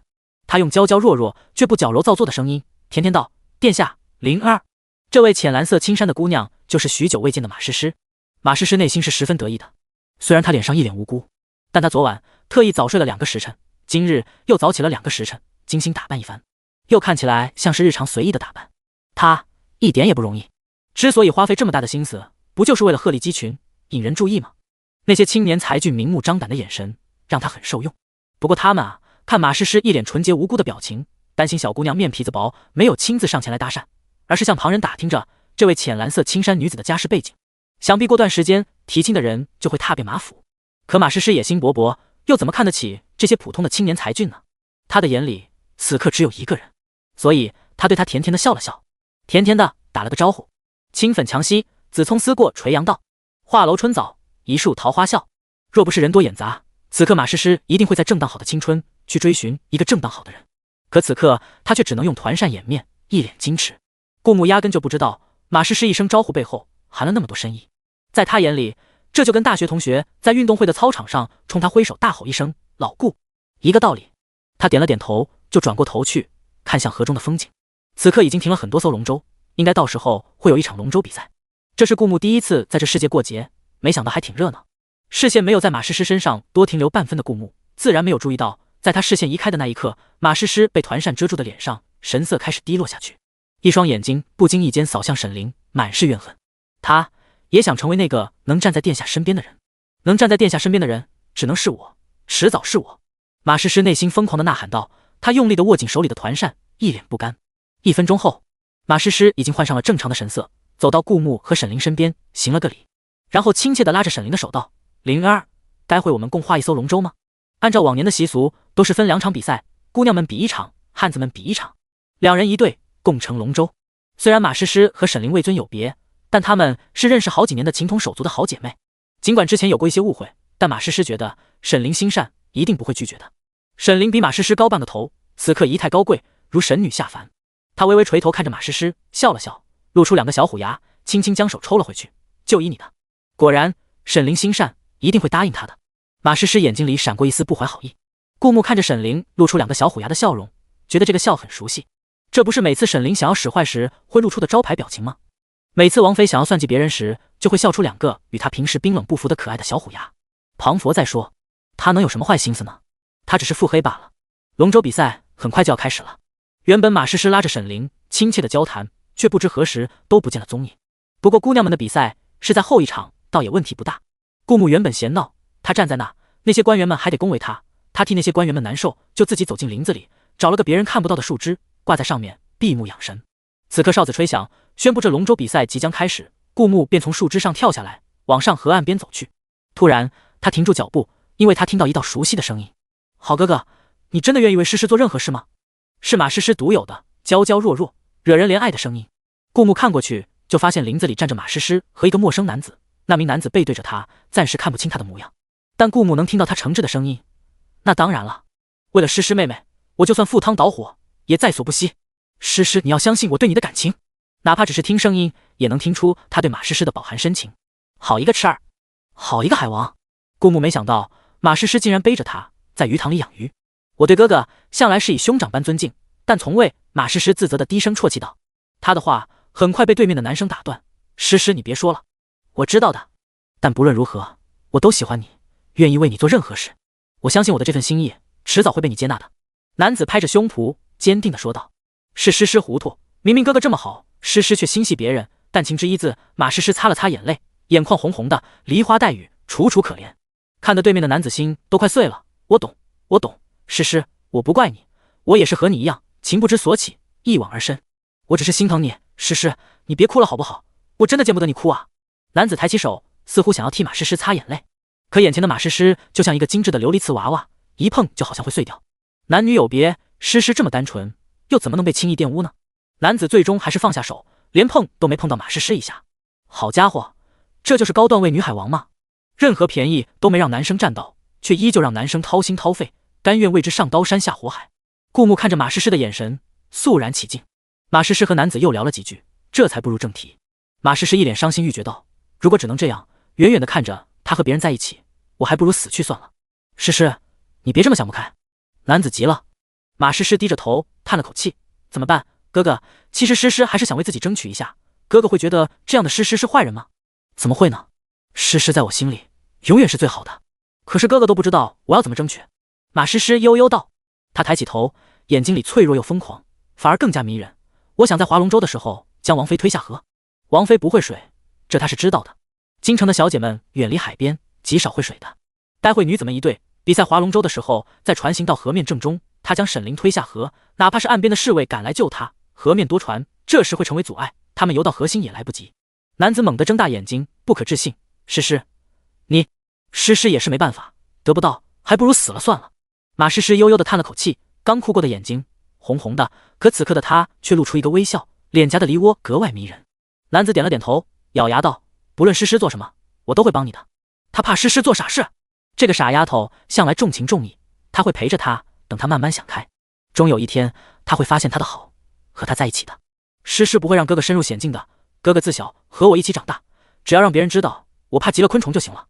马诗诗表情渐渐平静，鱼塘里的鱼还是上钩了。论平时养鱼的好处，顾木神色凛然，将沈凌推下水。要知道他目前的任务都是跟王妃挂钩的，要是王妃挂了，说不定他就领不到系统任务，就没法获得系统的奖励了。虽然说他现在靠正绩值和反派值能获得积分，可以从系统商店兑换物品，系统商店也会随着他正绩值和反派值的增加开放更多的商品，但他也不想轻易失去一个可以获得系统奖励的途径。恰在这时，系统发布了一条任务：发扬反派文化之任务5。你是一名反派，在这本女评文里，你要走反派剧情，别提醒沈凌。就这么看着小绿茶将他推下河。备注：该任务不执行或任务失败，扣除60积分。任务奖励：一座在隐士之地的城池，城池可供招兵买马，招纳江湖英雄豪杰。系统，你是认真的吗？如果这幺蛾子系统有实物的话，顾木不确定自己会不会将他揪出来打一顿。他一共才77积分，扣除60积分的话，连一颗起死回生丹都兑换不了。一颗起死回生丹几乎可以让他多一条命，毕竟以他现在的实力，几乎没有人可以将他一击毙命。只要他不死，他就能永远让他的敌人胆颤。相反，哪怕沈凌掉到了河里，只要还有一口气，他也能用丹药救起来。一颗丹药也才30积分。一番精打细算之后，顾木心里有了结论：起死回生丹在手，他能保证王妃绝对不会死。那么他对这座系统奖励的在隐士之地的城池很感兴趣。为了系统奖励，顾木没有打草惊蛇。等到那两人离开，他才从树林中露面。然而他不知道，此时沈凌亲眼目睹了这一幕，也听到了刚才的一切。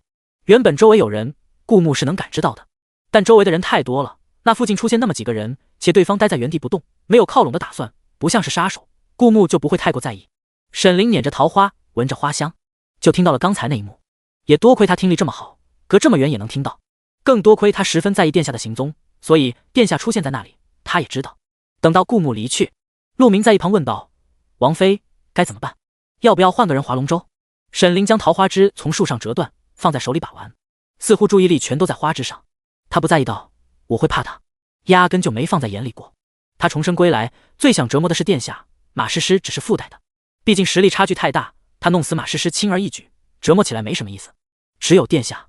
沈凌眼睛突然抬起来，笑了一下。他笑的方向正好是之前顾木离开的方向。不知道的还以为王妃和殿下感情真好。顾木完全不知道，刚才他听他的时候，还有他听他。很快，龙舟比赛开始了。顾木和死士一组，毫无意外，他这一组获得了第1名。他下龙舟走向岸边的时候，沈凌迎了上来。殿下辛苦了。沈凌甜甜的笑道。下一场就是他们女子的比赛了。可他似乎对小绿茶即将推他下河的举动毫不在意。他在意的是，殿下会不会提醒他一下呢？可怎么会呢？殿下对他从来就没有过感情。他静静地看着殿下，似乎在期待着什么，又似乎从来没期待过什么。到你们了，上船吧。顾木笑着道。沈凌眼中那一丝光彻底消失，他垂了垂眼眸，再抬起来时无比平静。他灿烂的一笑，眼睛里再无半点情绪。大概是前段时间殿下没有对沈家下手，导致他生出了一种错觉。不过这样也好，殿下不是臣妾非要恨你，臣妾也曾给过你机会的。好。沈凌微微点头，朝着龙舟走去。沈凌和马诗诗共乘一艘船。顾木一直注意着河面的动静，他必须积蓄实力。身为一个结局可能凄惨无比的反派，只有足够强大的实力才能逆天改命。但他也不会让沈凌死去的。沈凌和马诗诗的船渐渐行驶到湖面，龙舟上的姑娘们一边划船一边嬉戏，少女的天真浪漫显露无遗。这时候，马诗诗突然惊叫一声：灵儿，你看，这里有虫！惊呼声中透着恐惧。她笃定以灵儿的善良，一定会看过去的。毕竟她和灵儿做了多年的好姐妹，尽管灵儿地位比她尊崇，却一直这么照顾她。果然，沈凌抬眼看了她一下，似笑非笑地转过身去。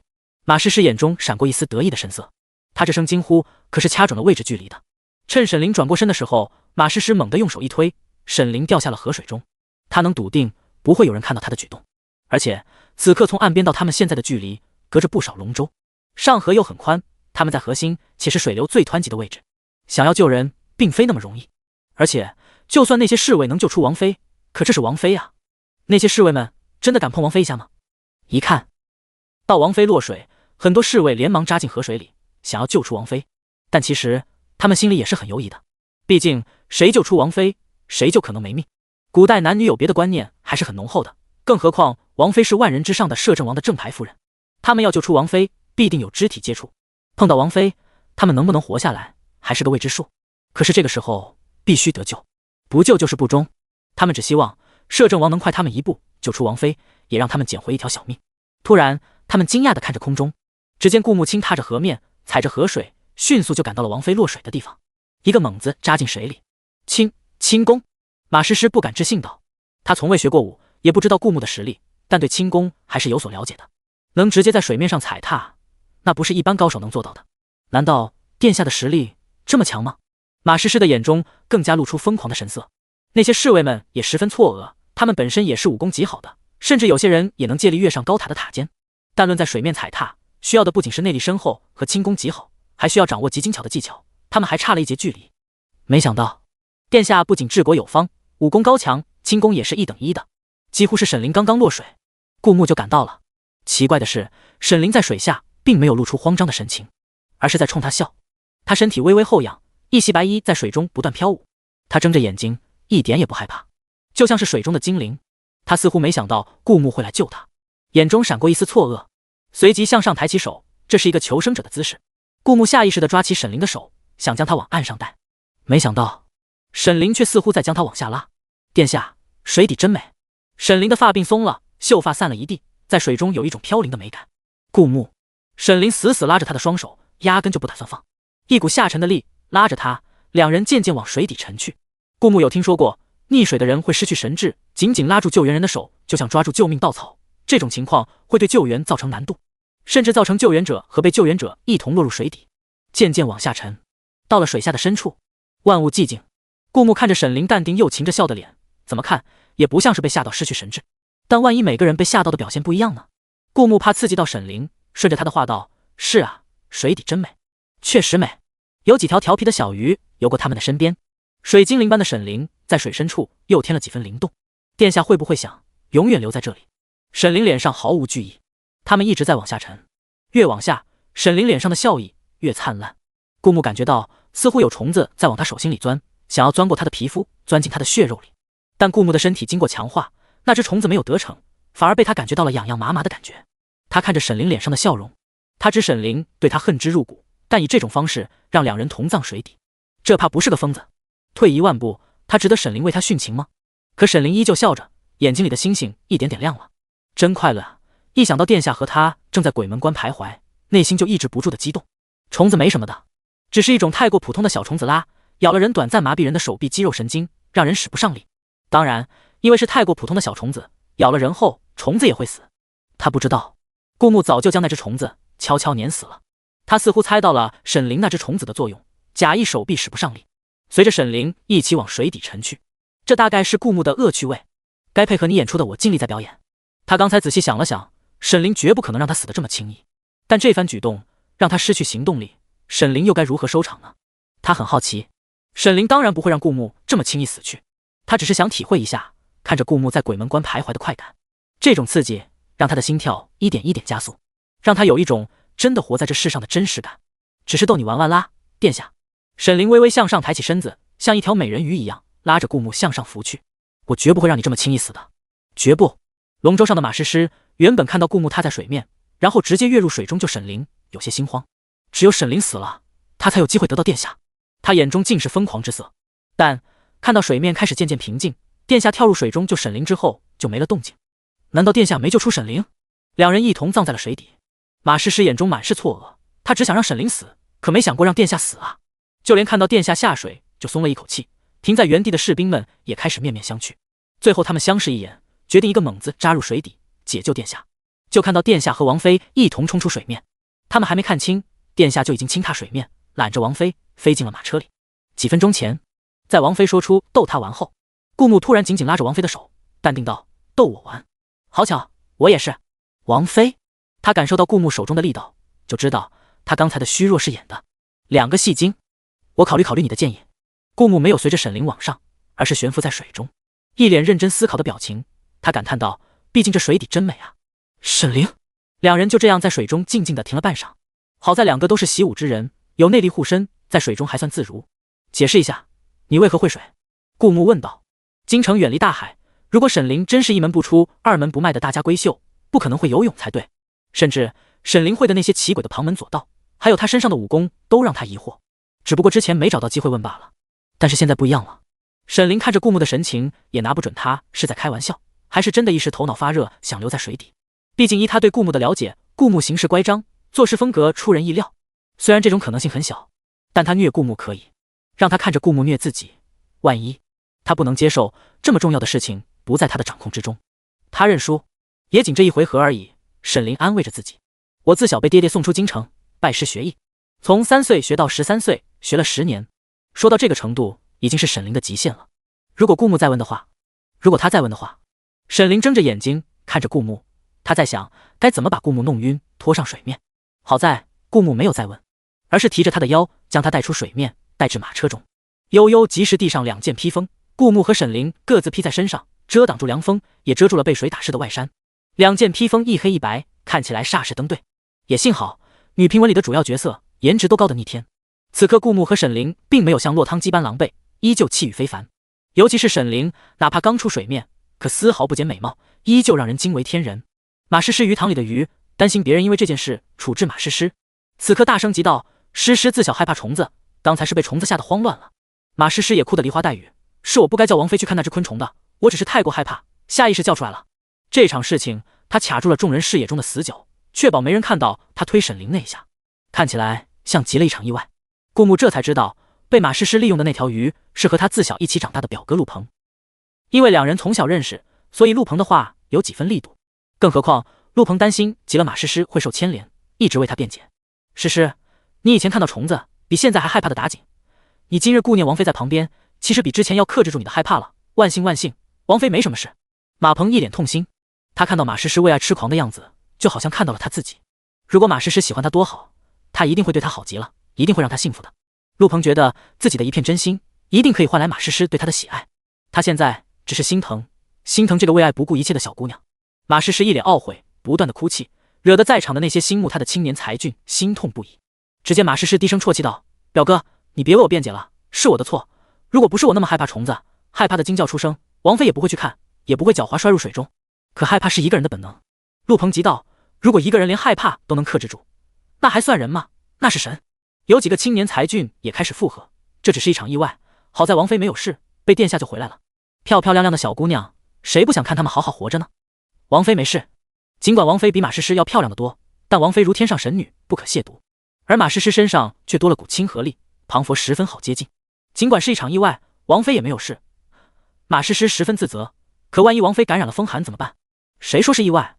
这时候沈凌掀开马车上的围长，透过掀起的一角，伸出一只纤纤素手，递过去一个香囊：“请大夫告诉大家，这香囊里为何物？”沈凌的声音十分冷静，他递出香囊后，手伸回去，马车的围长就自然而然落下来。马车外没有人能看到沈凌是什么表情，当然顾木看得一清二楚。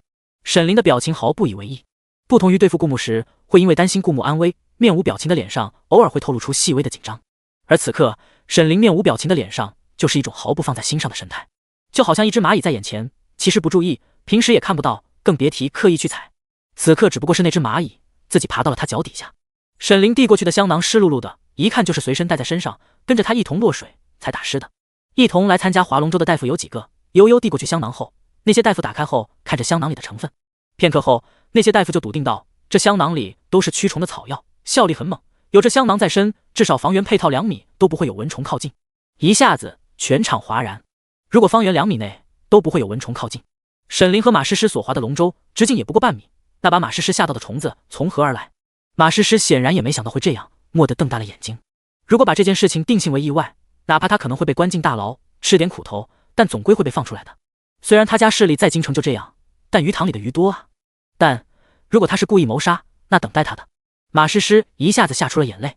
他不想死啊，沈凌都还没有死，他怎么可以先死？尽管马诗诗内心是这么恶毒的想法，可此刻他依然是一副楚楚可怜、惹人怜爱的表情。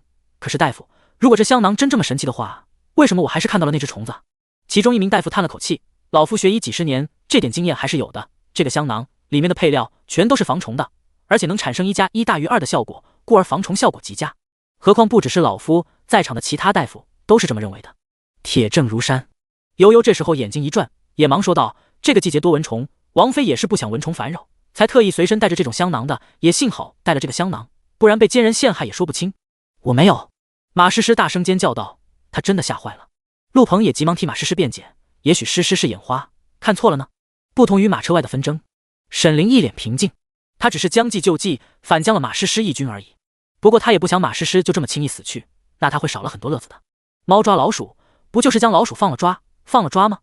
所以此刻明明沈凌再多说一句，马诗诗一定会死，可他就是沉默，悠闲地看着风吹起围长，吹起一点点，又落下，一下一下，一下又一下。我外出学武之事，府中瞒着所有人。沈凌轻轻地叹了口气，13岁回京城，师傅曾嘱托过我，我的一身武艺千万不能让别人知晓，只有别人不知道，才能算作底牌。马诗诗就是算漏了他的底牌，以为他不会游泳，以为他没有内力。他前世以为人心都是善的才会被欺负，可这世道由不得人天真。半晌，沈凌才在车厢里慢慢道：“先关进地牢，再做处置。”驾！顾木和沈凌所乘的马车被马夫启动，朝着王府的方向走去。这场划龙舟活动到这里就结束了。殿下，殿下，救我！马诗诗像抓住了最后一根救命稻草，扒拉着顾木的车厢，阻止马车启动。他的眼睛红红的，这次是真心想哭，肿得和水蜜桃一眼大。殿下，我这都是为了你啊！殿下，我不想死。殿下，你看看我呀！马诗诗声音哽咽，低低的啜泣。顾木掀起围裳，看了他一眼。马诗诗看到顾木看过来，眼睛一亮，但对上的是顾木面无表情，又有点冷漠的脸，内心又有点打鼓。殿下，为何要救他？明明沈凌才是他的正妃，明明是他害了他的正妃。马诗诗一下子有些犹疑，抓着顾木车窗的手有些松了。马夫抽了一下马屁股，马迅速朝前奔去，渐渐将马诗诗落在了后面。顾木早就放下围裳，他是能救，却不想救。对他来说，马诗诗就像是一只长得可爱的在路边楚楚可怜的野猫。如果冲他摇尾乞怜撒娇卖萌，他可能会多看一眼，寻个乐呵。毕竟野猫的爪子再锋利，挠的也是别人。但如果那只野猫落难了，他可能也会多看一眼，只是也不会刻意伸出援手，毕竟只是只野猫而已。马车渐行渐远，将马诗诗远远地甩在了后头。顾木这时才有空在脑海中打开系统面板。其实任务奖励早在沈凌落水的那一刻就已经发放了，只不过那时候顾木忙着救沈凌，又和沈凌在水下互相套路了一波。回岸上后又是一出宅斗大戏，他一直没时间去查看任务奖励。这次的任务奖励是一座城池，很特别。顾木终于看了过去，一座隐士的城池，它并不在物品栏里独占一个，而是和系统商店一样，有个专门的图标就排在系统商店下方。顾木在脑海点开这个图标，竟然像上帝视角一样，是从上俯看着这座城池。这座城池的建筑是已经建好的，统一制式，是那种偏豪华的古风。一条街道，普通的房子至少也是3层，挂着大红灯笼和彩灯，到了晚上必定是一种灯红酒绿的景象。除了统一制式的房子，在城池的东南西北中5个方向各有一座标志性建筑，在建筑上方还有一个气泡，正中央的气泡上面标志着主城2个字。顾木点开气泡，然后眼前的画面不断放大，他的视角直接进入主城的大殿中。他能操控着自己的视角在主城里移动，却出不了主城的城门。顾木猜测长气泡的5个建筑是属于他能通过系统面板直接操纵的，但除了这5个标志性建筑，其他的建筑就和京城任何一幢普通的房子一样，不属于他的权限范围。他是通过这5座建筑来控制这座城。果然，主城1层的大殿中央有一块竖长的面板，印证了他的猜测。这块面板上方写了龙飞凤舞的3个毛笔黑色大字悬赏榜。面板最上方有3格黄金底，上面显示着任务1未知可编辑，酬劳未知可编辑，任务3未知可编辑，酬劳未知可编辑。除了任务1、任务2、任务3提示着可编辑，底下还有任务4至任务20，全都显示着任务4未知，酬劳未知，任务20未知，酬劳未知。看来除了最上面黄金底的这3行属于他这个城主可发布的任务格，其他的17行都属于可被其他人发布的任务格。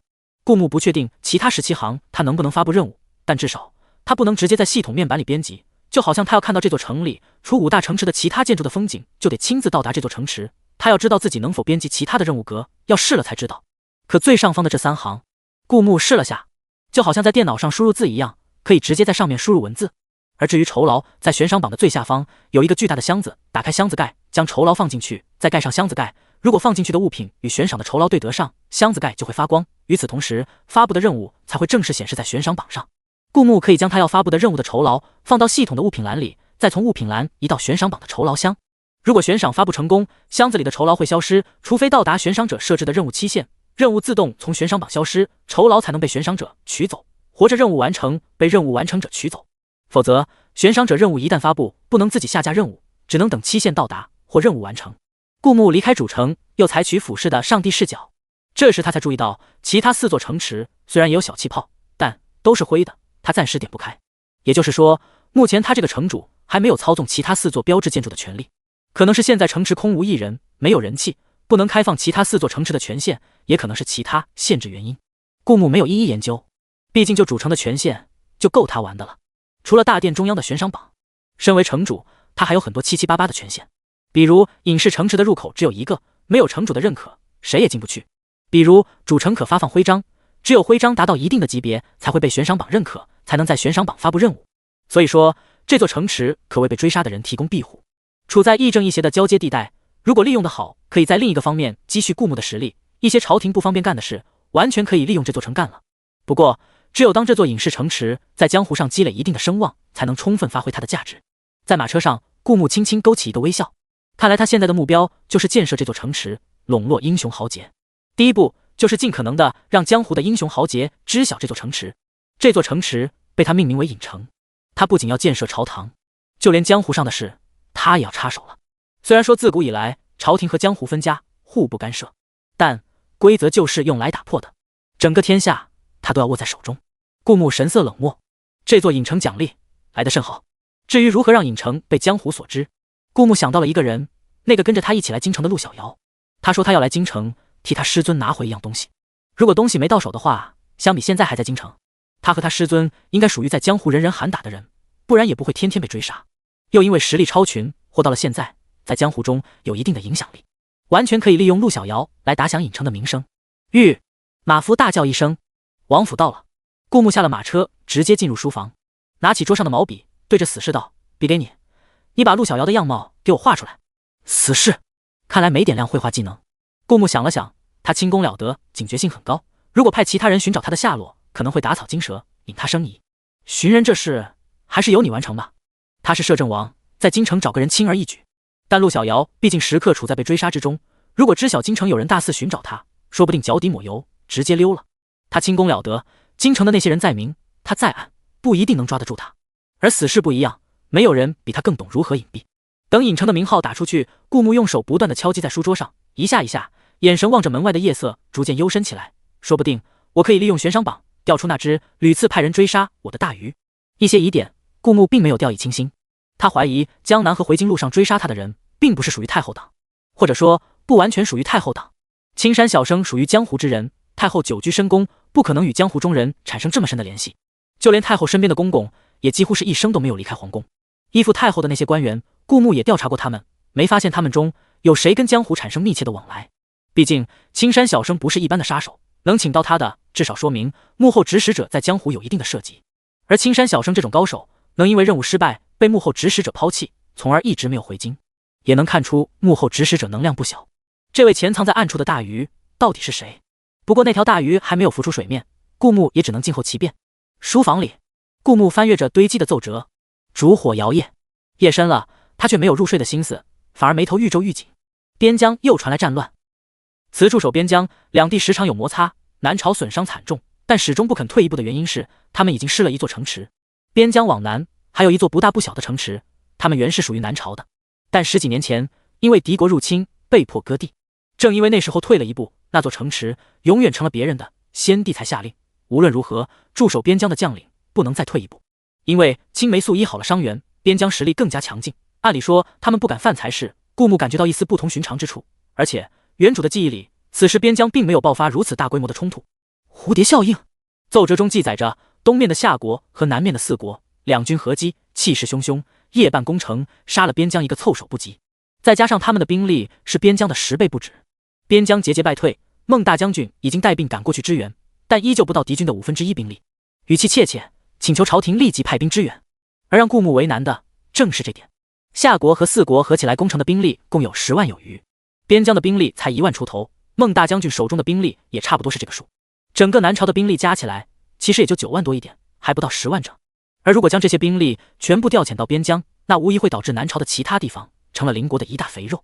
顾木真正能调到边疆去支援的兵力，其实只有2万，再多就会影响到这个国家的安全了。以4万的兵力对上两国合军总共10万的兵力，这注定是一场以少对多、无可避免的大战争。果然，第2天朝廷吵翻了粥。殿下，我们割城吧，敌军气势汹汹，有备而来，我们打不过的呀。殿下，如果硬碰硬，一定会损伤惨重，而且还有可能灭国呀。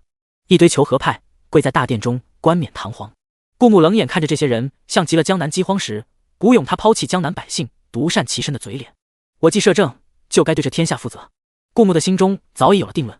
他的国曾经小米加步枪打倒了敌军的入侵，在短短几10年实现了复兴。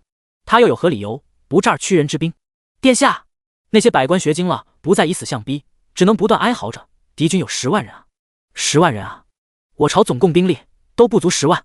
也有一些爱国之士，这时候站了出来，臣愿意为国捐躯，身先士卒。殿下，如果一旦割城，我们一再后退，敌国只会觉得我们好欺负，变本加厉，请殿下批准臣上战场。殿下，求和并不能解决问题，只有我们自身强大，才能让敌国不敢犯啊。殿下，那些说割城的根本就是贪生怕死，压根不知道为社稷江山考虑，殿下可千万别被他们妖言惑众啊！够了，一群文官就别想着上战场了，去了也是个送死。顾牧已经意识到他所在的这个南朝还太弱小了，经常被别国欺负，兵力也太少，看来这场战争结束，他要扩充兵力才是。这一战，我带兵亲征。顾牧开口道，唯有他带兵亲征，才能最大限度地鼓舞士气，为这次战争赢得一线生机。在经过江南饥荒和太后政变之后，对朝堂的洗牌，百官们虽然偶尔意见相左，但已经不敢违抗顾牧的意思。不过带兵亲征可不是小事啊，尤其是史官们可是知道殿下才是先帝正统的接班人，好不容易大权在握，如果带兵亲征，战死沙场，那些皇子们谁又能诞生第2个摄政王，那么强势的和小皇帝抗衡呢？殿下，万万不可！那些人齐齐跪下来，大声道：“殿下，三思啊！殿下，你可千万不能以身涉险啊！”他们固然知道顾牧一身神武之力，可面对10万敌军不是开玩笑的。他们觉得这是一场注定被碾压的战争。顾牧哈哈大笑着，张狂地张开手臂，从大殿上走下来，战死沙场又何妨？他想起他给边疆送青霉素时，那个叫王世强的小少年，他宁愿战死沙场，守护国家和平，也不愿荣归故里。在他看来，国一日不太平，他独享荣耀就是一种逃兵。还有明明病重，明明挂念着妻儿以及父老乡亲，不愿死去，却依旧不敢使用青霉素，想把他们让给更需要的人。还有很多达官贵人之子，他们明明出身显赫，含着金钥匙出生，本可靠着父辈的庇荫，一辈子荣华富贵，却戴上铠甲，拿起长枪，风餐露宿，只为国家天下安康。这个朝代曾牺牲过无数人，才有了今日。身为他们的领袖，又何惧一战？杀一个人能获得1到2点的反派值，他不仅要战，还要大开杀戒，更何况还有政绩值。政绩值应该能增加他在这个世界的权重，政绩值越高，他对这个世界的正影响越大，这世界就不敢轻易将他抹除。虽然他穿成了一个反派，但这毕竟是一本女频文。根据系统发布的任务来看，他的反派行为更多的是针对女主而言，他知道怎么做才是正确的选择。总的来说，战赢了会所嫩模，战败了30积分兑换1颗起死回生丹，从头再来。百官们看着顾牧的这副神态，全都神色一凛。殿下，他们张了张嘴，却不知道说什么。殿下都不怕死，他们又岂能贪生怕死？一个个跪在地上，臣遵命。顾牧道并不是真有这么高的觉悟，只是既然要振奋军心，那不如就从此刻做起。所以他刚才表现出一副大义凛然的神态，一边在内心不断暗示自己，使自己的演技达标，一切都为了鼓舞士气。毕竟敌我悬殊过大，再加上怯战，那这场战根本就毫无胜算可言。顾牧得到了绝世枪术，身体又经丹药强化，内力力量和技巧都是1等1的，以及有起死回生丹保命，他会死在战场上的可能性很低。他绝不允许别国在他的地盘上撒野，只要这个天下牢牢掌握在他的手中，他有信心让百姓过上更好的生活。每个王朝的颠覆和兴起都是横尸遍野，不然为何一将功成万骨枯会流传千年？有些战争是历史的必然，不是他逃避就不会有人死。没有实力，一味懦弱，死的只会更多更残酷。顾牧最担心的是他去边疆迎战的时候，背后会不会有人偷塔，跟太后一样，趁他不在京城，企图发动政变夺权。或者士兵中混入了叛徒，他上战场杀敌，总会有一些杂鱼想搞内乱。他分身乏术，敌人在暗他在明，他能做的就是将京城也引起混乱，让那条潜伏在京城的大鱼也分身乏术。在他带兵亲征期间，敌人也没有精力夺权。王府书房，外出一夜的死士终于回来。死士的特长是藏起来谁也找不到，适合隐秘获取情报。虽然打架不太行，但有他独有的优势。所以虽然陆小瑶的行踪莫测，但京城就这么大，顾牧又有至高无上的权限，再加上死士的特点，经过一夜还是找出了陆小瑶的行踪。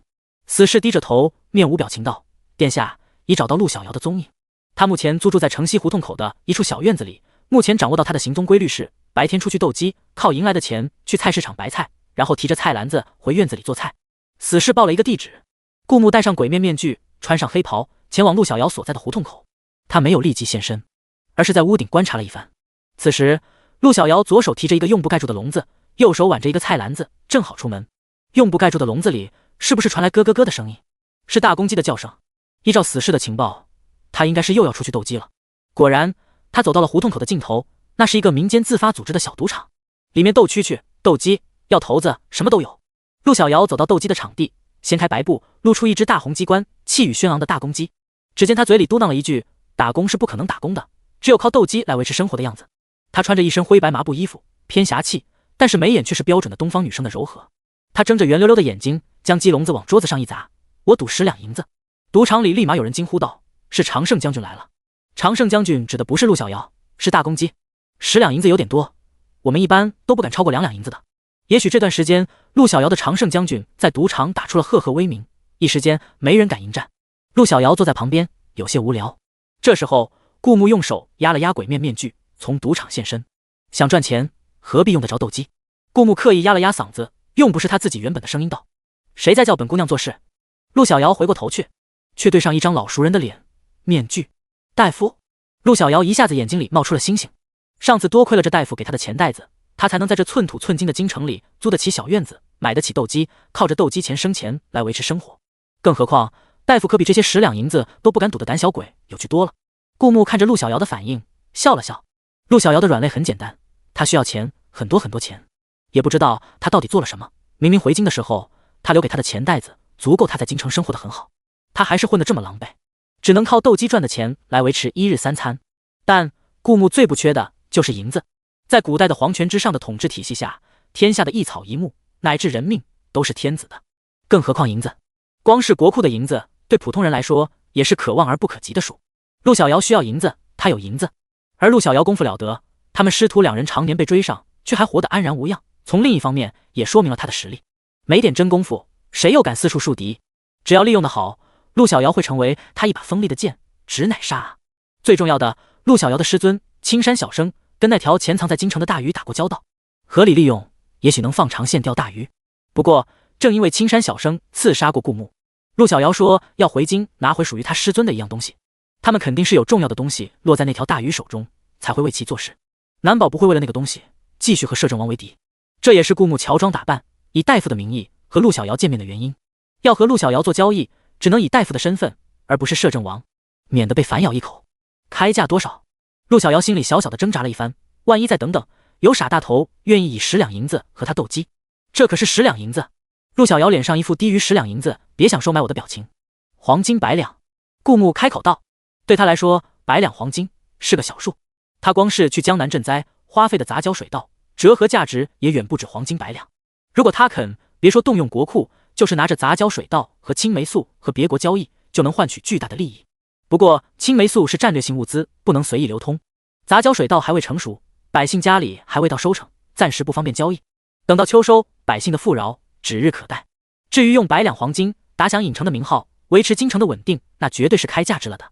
只不过他目前的身份是一个大夫，喊高了容易引人生疑，低喊一点，反正吃亏的不会是自己。陆小瑶会算账，10两银子和100两黄金，他还是分得清区别的。他当即用白布罩住大公鸡，成交。常年混迹江湖，他有一种自带的侠气，答应的干脆利落。100两黄金，有人立马看过来，这可不是一笔小数目。陆小瑶在赌场一直靠着常胜将军赢钱，这段时间挺安分的。赌场的人一直以为她是个没人管的，又有点侠气的小女孩。虽然偶尔有些人的斗鸡意外死在家中，人们也只会觉得是那些看起来贼眉鼠眼、很猥琐的人干的，绝不会想到这个漂漂亮亮的小萝莉身上。自然，他们觉得陆小瑶能干的事，他们有什么不能干？大夫，你瞧瞧我怎么样？一个浑身肌肉的魁梧大汉走过来，他刻意将步伐踏得重重的，显示他的力量感。故而，他旁边的桌子都被他踏得有轻微的摇晃。顾木戴着面具，面无表情。也成，语气淡淡道。人们只看到他的鬼面面具，以及他略有些冷漠的音调。陆小瑶，我还以为你非我不可。一种100两黄金即将飞走的危机感，让陆小瑶面露不爽，随即抬起一脚将魁梧大汉踹飞。谁也没想到，这小萝莉有这么强的爆发力。魁梧大汉飞出5米远，重重砸在墙上。别挑了，救我！陆小瑶昂着头对着顾木说道。长鞭被他从袖子里拿出来，放到桌上。谁敢跟他抢生意？问问他的鞭子答不答应？顾木就喜欢陆小瑶这种为了金钱奋不顾身的劲。当初见抢不到他的钱袋子，以帮助朋友的名头帮他挡箭，曲线救国，拿到了顾木的钱袋子。这种对金钱有执念又败家的才好利用。借一步说话。陆小瑶见威慑住了赌场的各种三教九流，这才收回长鞭，对顾木露出一个甜甜的笑容，相安无事地走出了赌场。没有人敢拦路。不说顾木的鬼面面具加黑袍的造型有些瘆人，就光他敢在众目睽睽之下直接说出100两黄金，还是赌场这种鱼龙混杂的地方，那说明只有3种可能性：一种，他是个傻子，一个能拥有100两黄的傻子；另一种，他不怕被人抢，更不怕被人惦记；最后一种，他没钱。不过因为顾木经历过很多厮杀，长枪上有过很多亡魂，不知不觉他身上有一种杀伐的气质，这种气质让他有别于一直生活的安稳，偶尔会因为一些鸡毛蒜皮的小事掐架，但手上没沾过人命的普通人。其实有杀伐气质的人在京城并不少见，但没一个好欺负的。敢惹这种人，轻则以卵击石颜面扫地，重则连累家人被灭满门。他们看着戴着鬼面面具的顾木，毫无疑问他是第二种。总归识相的普通人多，但总难免有1两个不长眼的疯子。就有一个脸上有刀疤的亡命之徒突然走过来，横在顾木面前，100两黄金，给爷交出来。他手上拿着一把砍刀，对他来说命不重要，拿着钱去酒馆喝酒，去妓院泡妞，去赌场赌钱才重要。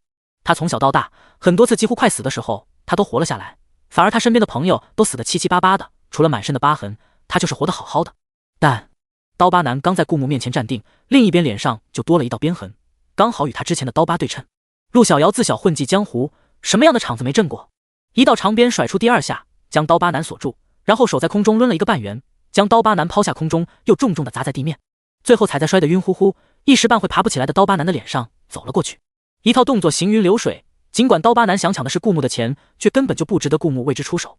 顾木打算的果然没错，只要利用得好，陆小瑶会成为他一把锋利的剑，无坚不摧，直乃杀啊！他当然不缺能为他卖命的死士，但他缺能为他在江湖开疆辟土，行风作乱，好让他趁乱崛起的听话又有能力的人才。陆小瑶再次收起长鞭，弹了弹灰白色麻布衣裳上大写的穷字：100两黄金啊，不对，大夫，请跟我来。陆小瑶嘴角露出一个甜甜的笑容。陆小瑶的院子里，死士打听的情报果然没错，因为他的院子里晒了萝卜干、井水边，还有洗好的红萝卜。几只被割了喉咙的大公鸡躺在角落里，有一只被剃干净了毛，似乎正准备被院子的主人煮了吃。陆小瑶果然是会做菜的，也难怪江湖中人，尤其是常年被追杀的江湖中人，一些生活技巧对他们来说是必备的技能。陆小瑶深谙要想留住一个男人的心，先留住一个男人的胃的道理，甚至被他天才的融会贯通，懂得了要想留住一个男人的钱袋子，先留住一个男人的胃的道理。陆小瑶先去小厨房里忙活了半晌，端出了色香味俱全的5菜1汤，一一摆在桌子上，替顾木盛好饭，亲自端到他面前，又双手递上1双筷子。等两人都在餐桌上坐定，陆小瑶这才甜笑着道：100两黄金，不对，大夫，我们来谈谈交易的事。我想让你做的事。顾木话没说完就被陆小瑶打断：你想让我做什么都成，重要的是这价格还有上涨的空间吗？陆小瑶雪白团子一样可爱的脸上露出财迷的笑容，但顾木只觉得没礼貌，怎么能打断他说话呢？没有，他冷冷道。没想到陆小瑶很上道，夹了一块喷香的鸡肉放到顾木的碗里，先吃。顾木的面具是特制的，嘴巴的位置能上下开合。顾木拨动面具机关，露出嘴巴，咬了一口碗里的鸡肉，一股鸡肉特有的香气弥漫在唇齿间，应该不是陆小瑶偷来的斗鸡，而是专门用来做菜的鸡仔，香气浓郁，可见厨艺水平之高。陆小瑶又夹了一块鸡腿放到顾木的碗里，当然自己碗里也放了一只鸡腿，尽管在100两黄金面前，也丝毫不掩盖自己干饭人的本质。5菜1汤在2个干饭人风卷残云之下，很快只剩下残渣。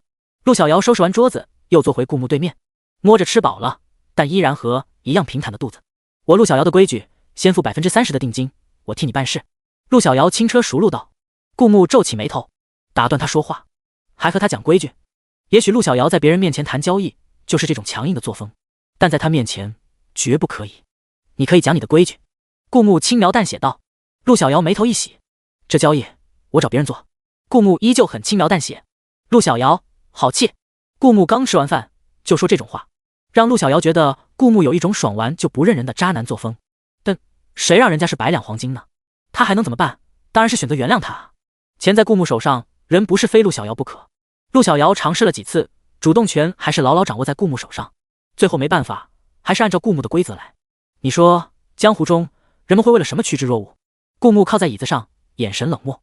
他看着眼前的陆小瑶，长相浴血可爱，整个人看起来古灵精怪。但陆小瑶混迹江湖，这些年走南闯北，什么妖魔鬼怪没见过，又怎么可能短短一段时间就信任他人，愿意为他人付出性命？看着是个好欺负的小萝莉，其实鬼心眼贼多。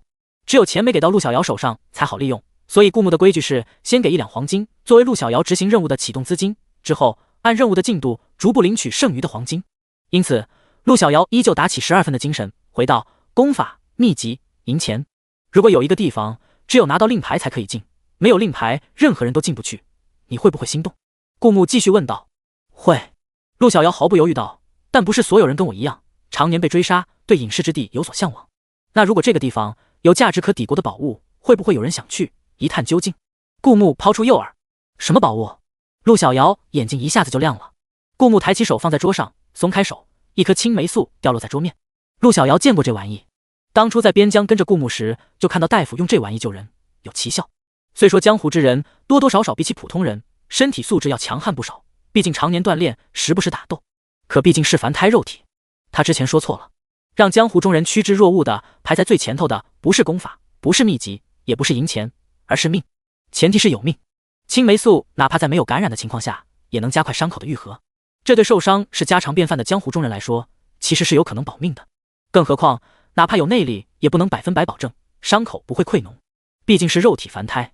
而这种青霉素就算不自己用，拿着出去卖，也是一种可观的财富。陆小瑶有想过偷一点，但青霉素看守的太严密了，都是各个军营的将领亲自藏手保管，他根本找不到任何机会。如果那个地方真有青霉素，他一定会去。如果你的青霉素真是从那个地方得到的，所言属实，不只有人想去一探究竟，很可能会引起江湖乃至别国的纷争。陆小瑶正了正神色，道：他很懂人性，为了利益，为了更大的利益，强者从来都想独自占有，而不是见者有份，人人平分。冲突不可避免会爆发。所言属实。顾木勾起嘴角，我要你将这个消息传到江湖，让江湖中人都知晓，有一隐世之地，名隐城，去往隐城，可得应有尽有的青霉素。这就是我和你谈的100两黄金的交易。顾木语气沉着，这时候才步入主题。陆小瑶不可置信地睁着圆溜溜的眼睛，你骗我，这个地方如果真有青霉素，你一定藏起来，不会让任何人知道，怎么可能会发出风声？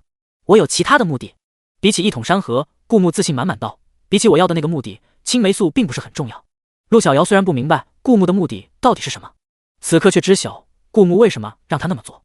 去往隐城的令牌很少，在哪？陆小瑶看着顾木，没由来的心里生出一股寒意。这个大夫不仅会治病救人，不仅会杀人，他还要抛出巨大的诱饵，引得江湖中人厮杀起来。但青霉素在他手上，也只有他能提供，由不得人不信。在京城一共3块，每一块都分成3块碎片，所以共有9块碎片，全部在京城。将碎片拼合成完整的令牌，令牌会指引出前往隐城的路线。顾木语气平静，陆小瑶眸子猛地一抬，紧紧盯着顾木，似乎想要猜测出眼前的大夫到底是什么样的人。可除了鬼面面具，他什么也看不到。一阵寒意从陆小瑶的脊背蔓延，这种寒意不是因为他害怕，而是他在想，他到底在和一个什么样的魔鬼做交易。这大夫不仅想引起江湖的纷争，连朝廷也不放过，要加钱。陆小瑶终于道，我可将局势变得更乱更复杂，任务完成得更好，但是得加钱。他对他的业务水平很放心，我可以换人。顾木扣着桌子，不过他继续开口道，如果你任务完成得好，还有下一次合作的机会。又是换人，陆小瑶简直拿这招没辙。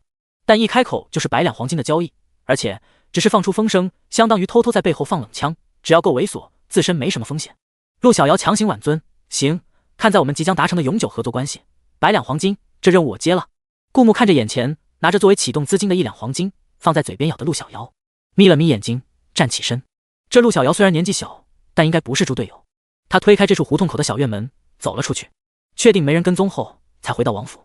他回到自己的书房，从隐城的主城里取出3块进城令，每一块掰成3块碎片，然后交到死士手上，同时给出一份名单，名单中都是有一定的势力，被顾木怀疑是幕后大鱼的人，一共9个名字，每个名字的府中藏一块碎片。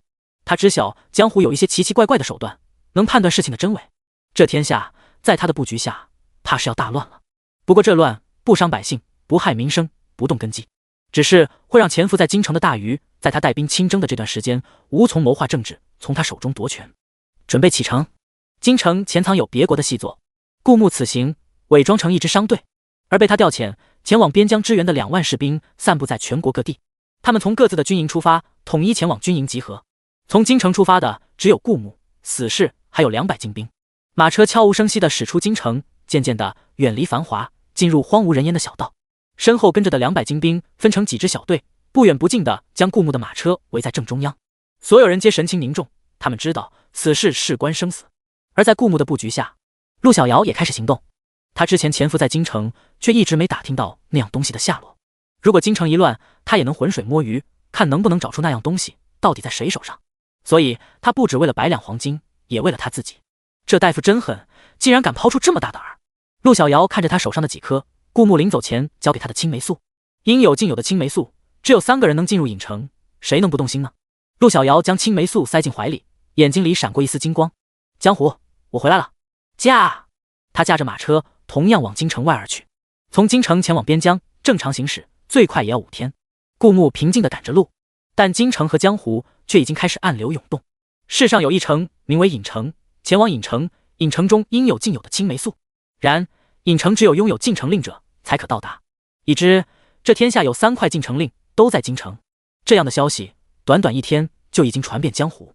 天心阁阁主从贵妃椅上睁开眼睛，坐直身子，寻找张半仙。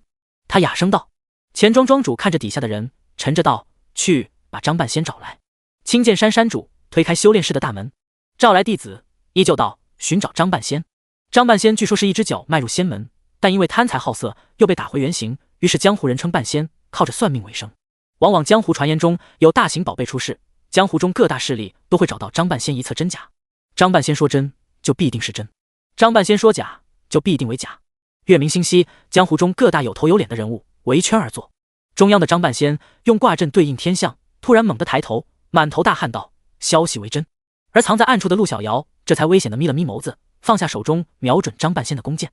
张半仙如果敢说假，他有信心让张半仙瞬间脑袋开花。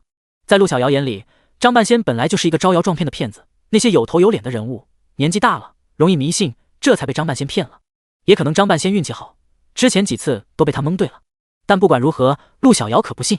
为了100两黄金，他在放出消息前就把张半仙威胁了。万无一失，他财迷地笑了起来，仿佛看到半两黄金在朝他招手。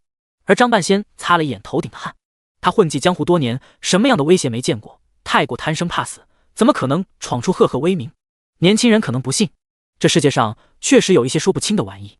夜晚，顾牧依然坐在车厢里，换了匹马，换了个马夫。这样马不蹄，不分昼夜，不加休息，原本5天的路程才可以缩减到3天半。此时已经是他赶路的第1天半夜。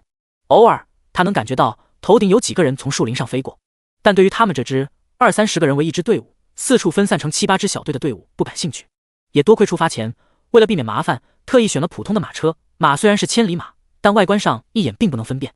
骑马的人也是寻常百姓的装扮，乍一看过去也只不过是普通的商队。顾牧的轻功和内力比那些从头顶上飞过去的人要好，所以当有人经过时，他能第一时间察觉。在顾牧的示意下，那些围绕在顾牧周围的200个精兵都对那些人熟若无睹，倒也相安无事，各赶各的路。到底是什么事？这么多高手都出动了。尽管假装熟若无睹，但所有精兵其实都绷紧神经，处于戒备状态。尤其是顾牧所坐车厢的马夫，他身后坐着的可是大权在握的摄政王，由不得他大意，只管赶路。顾牧的声音透过车帘传出来，有些冷漠：殿下，他们会不会突然对我们动手？马夫有些忐忑，他们不怕迎战，怕的是在路上有所损伤，怕的是耽误去边疆支援的进度，怕的是殿下受伤。此时又有一个高手经过，他没有刻意隐藏自己的行踪，只是以最快的方式赶路，故而那些本是身怀武艺的精兵都能感觉到他经过。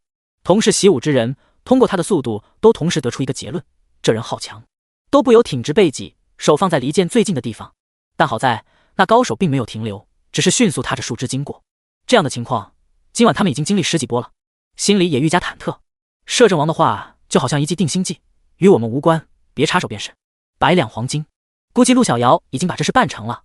那些高手们去往的正是京城的方向，先到先得。而精兵们点了点头，又突然一愣。殿下的语气太过笃定，似乎知情。驾！马夫依旧赶着路，正如顾牧所意料的一样。尽管不断有高手从树林中越过，但没有人注意到他们这支普通的商队。摄政王果然料事如神，精兵们对顾牧留下这么一个印象，但其实不是顾牧料事如神，而是这一切都是他安排的。恐怕接下来他不在京城的这段日子，不管谁想偷他，恐怕都不好受。他在前头带兵亲征，那些人就给他老老实实在后方守着京城。江湖的那么多高手涌进京城，只为寻找9块进城令碎片，拼凑出3副完整的令牌。不管那条大鱼是何方神圣，想趁他不在京城的这段日子暗中谋划，等他归来再发动一次像太后那样的政变。不存在的。顾牧在车厢闭目养神，解决了后顾之忧。那么接下来就该解决那些对南朝虎视眈眈的入侵者了。3天后，离边疆愈来愈近了。越过一座山头，再踏过一片树林，就到达边疆军营的所在地。顾牧没有坐在车厢内，而是自己骑着马透透风。他看到前方有几个小点从山头下慢慢往下，当几个小点离他们近了的时候，顾牧才看清是几个衣衫破烂、身上不断涌着血的人。他们有的穿了一身铠甲，但头盔不知道被丢到了何处；有的手上还拿着一柄长枪，只是长枪上没有任何鲜血。他们似乎刚刚经历一场战争，脸上灰扑扑的，看起来十分狼狈。殿下，是逃兵。有位身经百战的精兵立刻道：“这里离边疆很近，此刻边疆正处于正面战场，那些人却丢盔弃甲，远离军营，不是逃兵是什么？”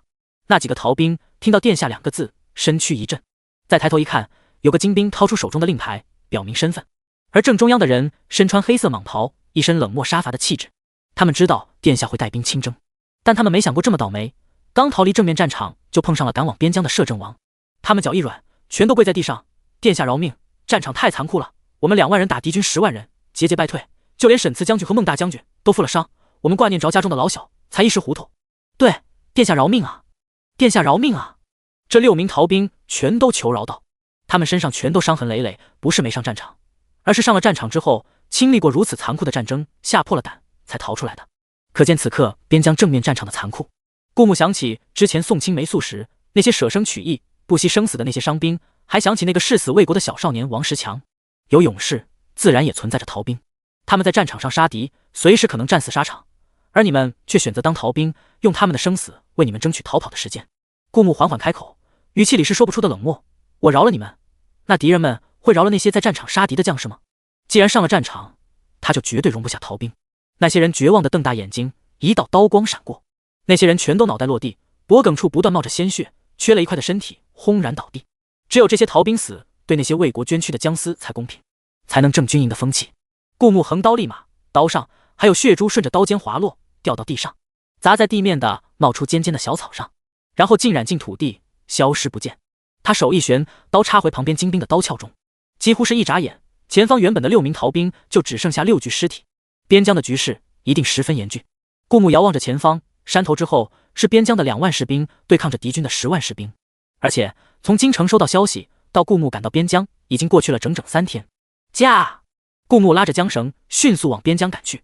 哪怕没有看到战场上的场景，他也能想象此刻一定惨不忍睹。顾牧带领着200精兵策马狂奔，连天连夜赶路的疲惫被他们抛之脑后。他们知道边疆的兄弟需要他们，他们知道这一步不能退，一旦退了，沦陷的不只是边疆，还有临靠着边疆的数个城池，以及永远的耻辱。但好在不止他们200精兵，还有2万士兵也即将赶到。顾牧骑着马踏入军营，不同于之前的热闹，短短一段时间未见，军营中一片死气沉沉，空荡荡的，看不到什么人气。数天的战争让军营的士兵死伤过半。殿下，孟大将军正坐在帐篷外磨刀，看到顾牧，眼睛一亮，立马站了起来，行了个军礼。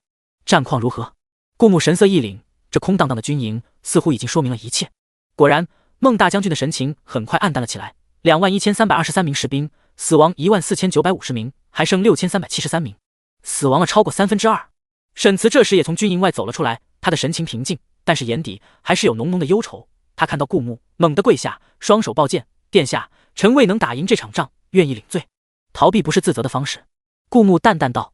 他知道沈慈是对死去的那些士兵自责。这些天在面对敌人的来势汹汹突然袭击，你能守住不后退半步，算不错了。以2万对10万，在正面战场坚持3天，没有全军覆没，没有后退半步，在顾牧心里算得上一位合格的将领。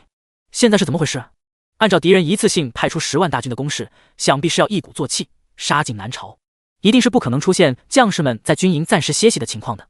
说到这里，孟大将军和沈慈的神情才稍微好一点。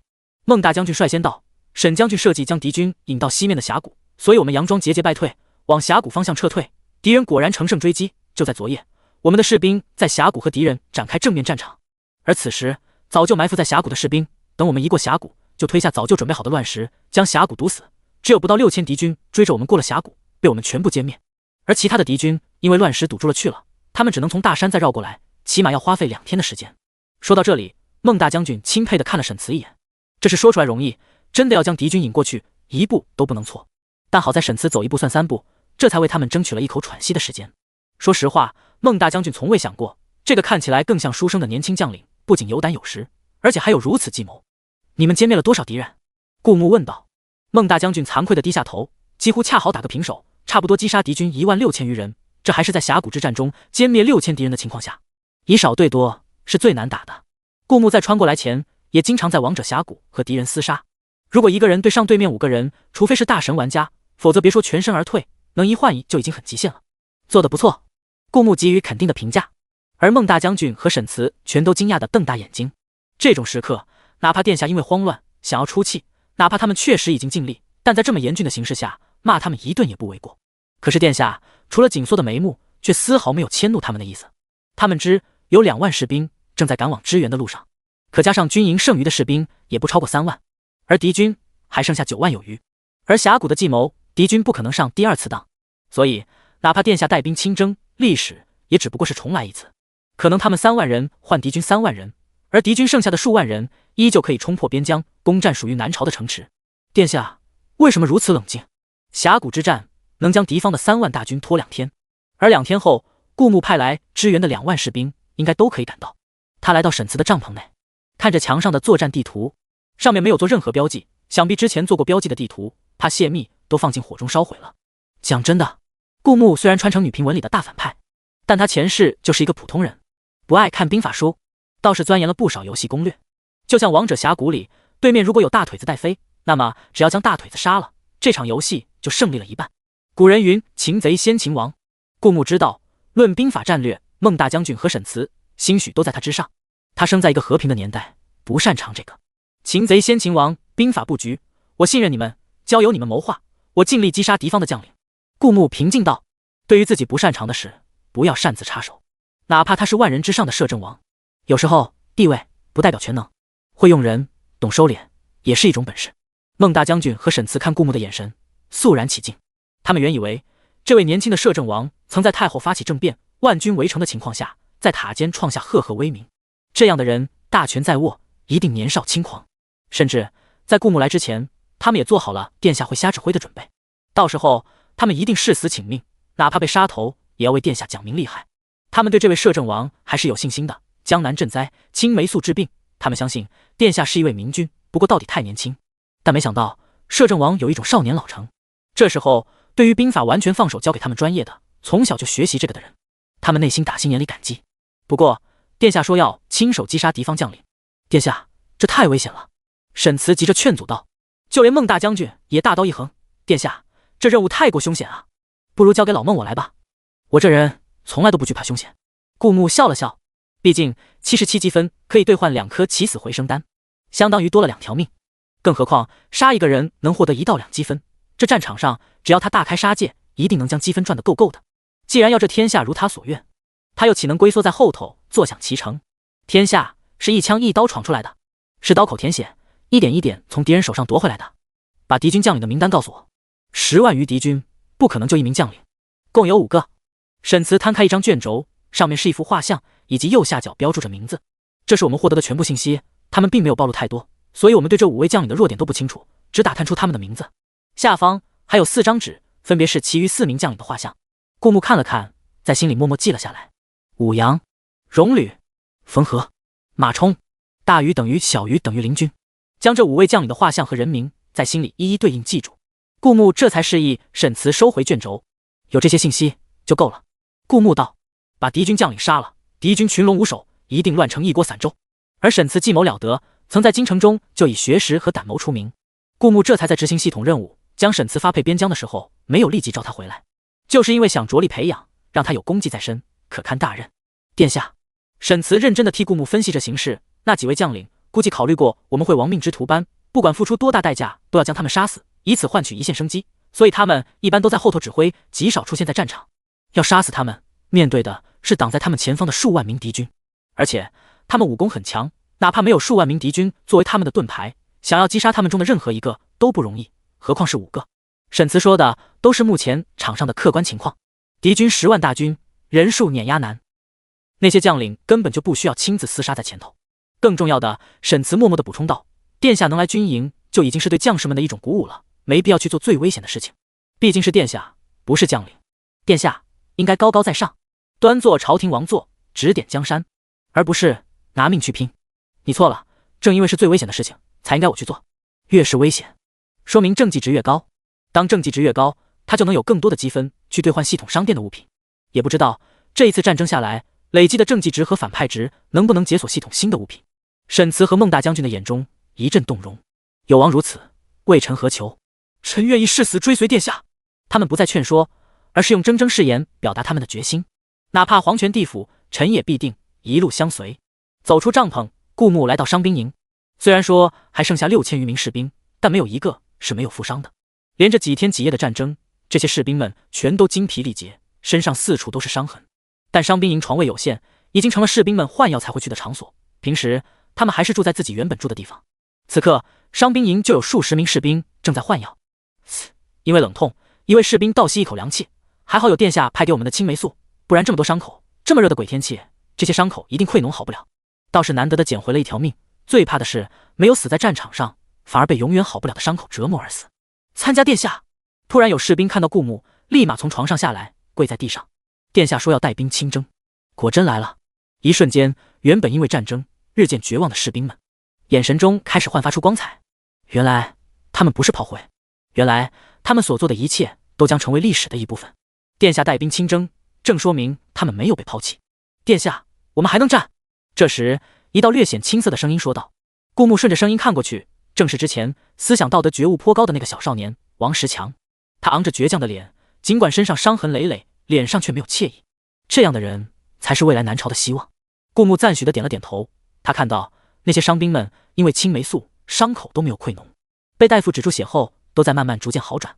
6000名士兵皆是伤兵，这场战争是夏国和4国挑起的，他必定让他们后悔。而与此同时，京城短短一夜已经混进来不少江湖高手，他们乔装打扮，伪装成普通的市井百姓，却警觉地注意着周围的风吹草动。原本江湖和朝廷是互不干涉，但奈何他们想进隐城的3块进城令都在京城，有的是想寻一块隐士之地避难，有的是厌倦了江湖的纷争，想去隐城携眷侣共度余生，更多的是为了那应有尽有的青霉素。明面上参与这次争夺的还有江湖的3大宗派，分别是天心阁、钱庄、青剑山。进城令碎片会在哪儿？一位戴着头纱、全身黑的女子站在一处饭店的窗边，看着熙熙攘攘的人群，呢喃地问道。她是江湖大名鼎鼎的绝情弃妇萧素，曾为情商，于是开始报复社会，闯下赫赫杀名。这时一只飞镖从窗外飞进，萧素抬手一接，就将飞镖夹在指缝之间。飞镖上带有一张字条。萧素展开一看，刚在兵部尚书府邸后院的狗洞门口看到一孩童在把玩一块青铜碎片，我抢夺到手，发现疑似进城令。这时候店小二刚好端着一盘被剁得稀碎的八爪鱼走了过来，正要放到萧素身后的桌子上，没想到萧素一转身就将菜撞倒了。萧素一脚踩在稀碎的八爪鱼上，迅速下楼，他要和传飞镖的人见一面。店小二在萧素身后绝望地大喊：客官，您还没给钱啊！此刻顾牧身在军营中，虽说他远离京城，京城的风云却因他而起，不过是抛出的诱饵足够大罢了。顾牧的手一下下扣在军事地图上。沈慈为军营的士兵争取了2天的喘息时间，但2天之后，迎接他们的依然是人数数倍多于他们的敌军。9块碎片，他虽然藏在各个官员的府邸，却藏得不深，甚至有几块他故意交代死士，放在较矮、对孩童来说最显眼的地方，能被他们当作玩具，无心地拿到外面摆弄。只要江湖之人发现了那几块碎片，拼凑出一块进城令的样子，他们就知道真正的进城令长什么样。那些江湖中人潜藏在京城，一下下挖掘着进城令的线索。而军营这边1天半后，支援的2万援军到了。军营的士兵看到2万援军，全都精神一振，能多杀一个是一个，叫他们敢犯我南朝。南朝的将士绝不后退。边疆军营的伤兵站起来，迎接着来援助的士兵。在所有人看来，敌军人数几乎是南朝的总兵力，但如果将南朝的全部兵力全部调到边疆，那其他靠近南朝边界的邻国就会趁虚而入，一鼓作气杀进南朝皇都。这些人已经是能过来支援的全部兵力。无论是前来支援的2万士兵，还是军营原本的6000士兵，他们心里几乎都抱着必死的决心。我以我命护南朝，哪怕身死绝不后退。只要抵挡住这10万人，对对夏国和四国也绝对是一次严峻的打击。而且夏国和四国毕竟已经跨过边界，粮食补给什么的不是能迅速供应，等到屯粮跟不上，他们就会自行撤退。所以对南朝的士兵来说，只要坚持守住就是胜利。但对顾牧来说，不仅要守住，还要让他们付出代价。南朝虽然是一个小国，但不是什么人都能来犯的。在军营放哨的士兵突然道：“敌军来了，离我们不到3000米。”一瞬间，军营的弓箭手全部抬起手中的剑，无论是伤兵还是前来支援的士兵，全都拿起手中的枪，跨上马背，出去迎战。沈慈大吼一声，军营大门大开，一众将士毫无惧意的全部杀出城去。他们迎接的是数倍于他们的敌军，哪怕结局可能是死亡，他们也愿用他们的身躯守卫南朝的和平。顾牧和一众将领并排驾马行走在最前方，对他来说，前方的9万有余敌军全都是积分啊！等政绩值和反派值累积到一定程度，还能解锁系统商店的商品。这种名顺言顺赚积分的方式，他当然要狠狠的大捞一笔了。不同于南朝将领们都带头冲锋在最前头，如同沈慈所说，夏国和四国的将领们全都龟缩在后方。也许因为是两国合军，人心不齐，都想着对方冲锋陷阵。总之，虽然他们人数多，却并没有南朝这么团结。两军相接，顾牧长枪一甩，率先刺穿一个士兵的胸口。在顾牧的带头下，哪怕敌军浩浩荡荡，南朝的士兵也丝毫不虚。冲啊！他们大声吼道。顾牧一夫当关，愣是杀出了一条血路，冲散了敌军的盾牌防御，冲入敌军的腹部。而沈慈也紧跟其后，带领着士兵杀了进来。没了防御，敌军的杀伤力大大减弱，再加上有顾牧在前头开路，虽然局势残酷，南朝的士兵也一个接一个倒下，但敌人倒下的更多。由此，南朝的士兵眼中闪着一丝亮光。殿下说带兵亲征，竟不是只做做样子。这样打下去，哪怕1换1或者1换2，都守不住边疆，毕竟敌军的人数太多了。但又不能不迎战，不迎战等于将边疆和紧邻着边疆的几座城池拱手让人。顾牧抬头看向最后方那5名敌将，他昨天记住了那5名敌将的样子，其中那个眯着眼睛笑嘻嘻的跟笑面虎一样的敌将离他最近。顾牧想起来，这位敌将应该叫荣履。在分分钟死去无数人的正面战场，这人还能没心没肺的笑得这么开心，是得意，是觉得胜券在握。顾牧决定就拿这个笑面虎开刀，看他还笑不笑得出来。顾牧拿着长枪从马背上飞起来，果然如他所料，敌军在前头的都是炮灰，靠近荣履的位置有数十个会轻功的高手护着他。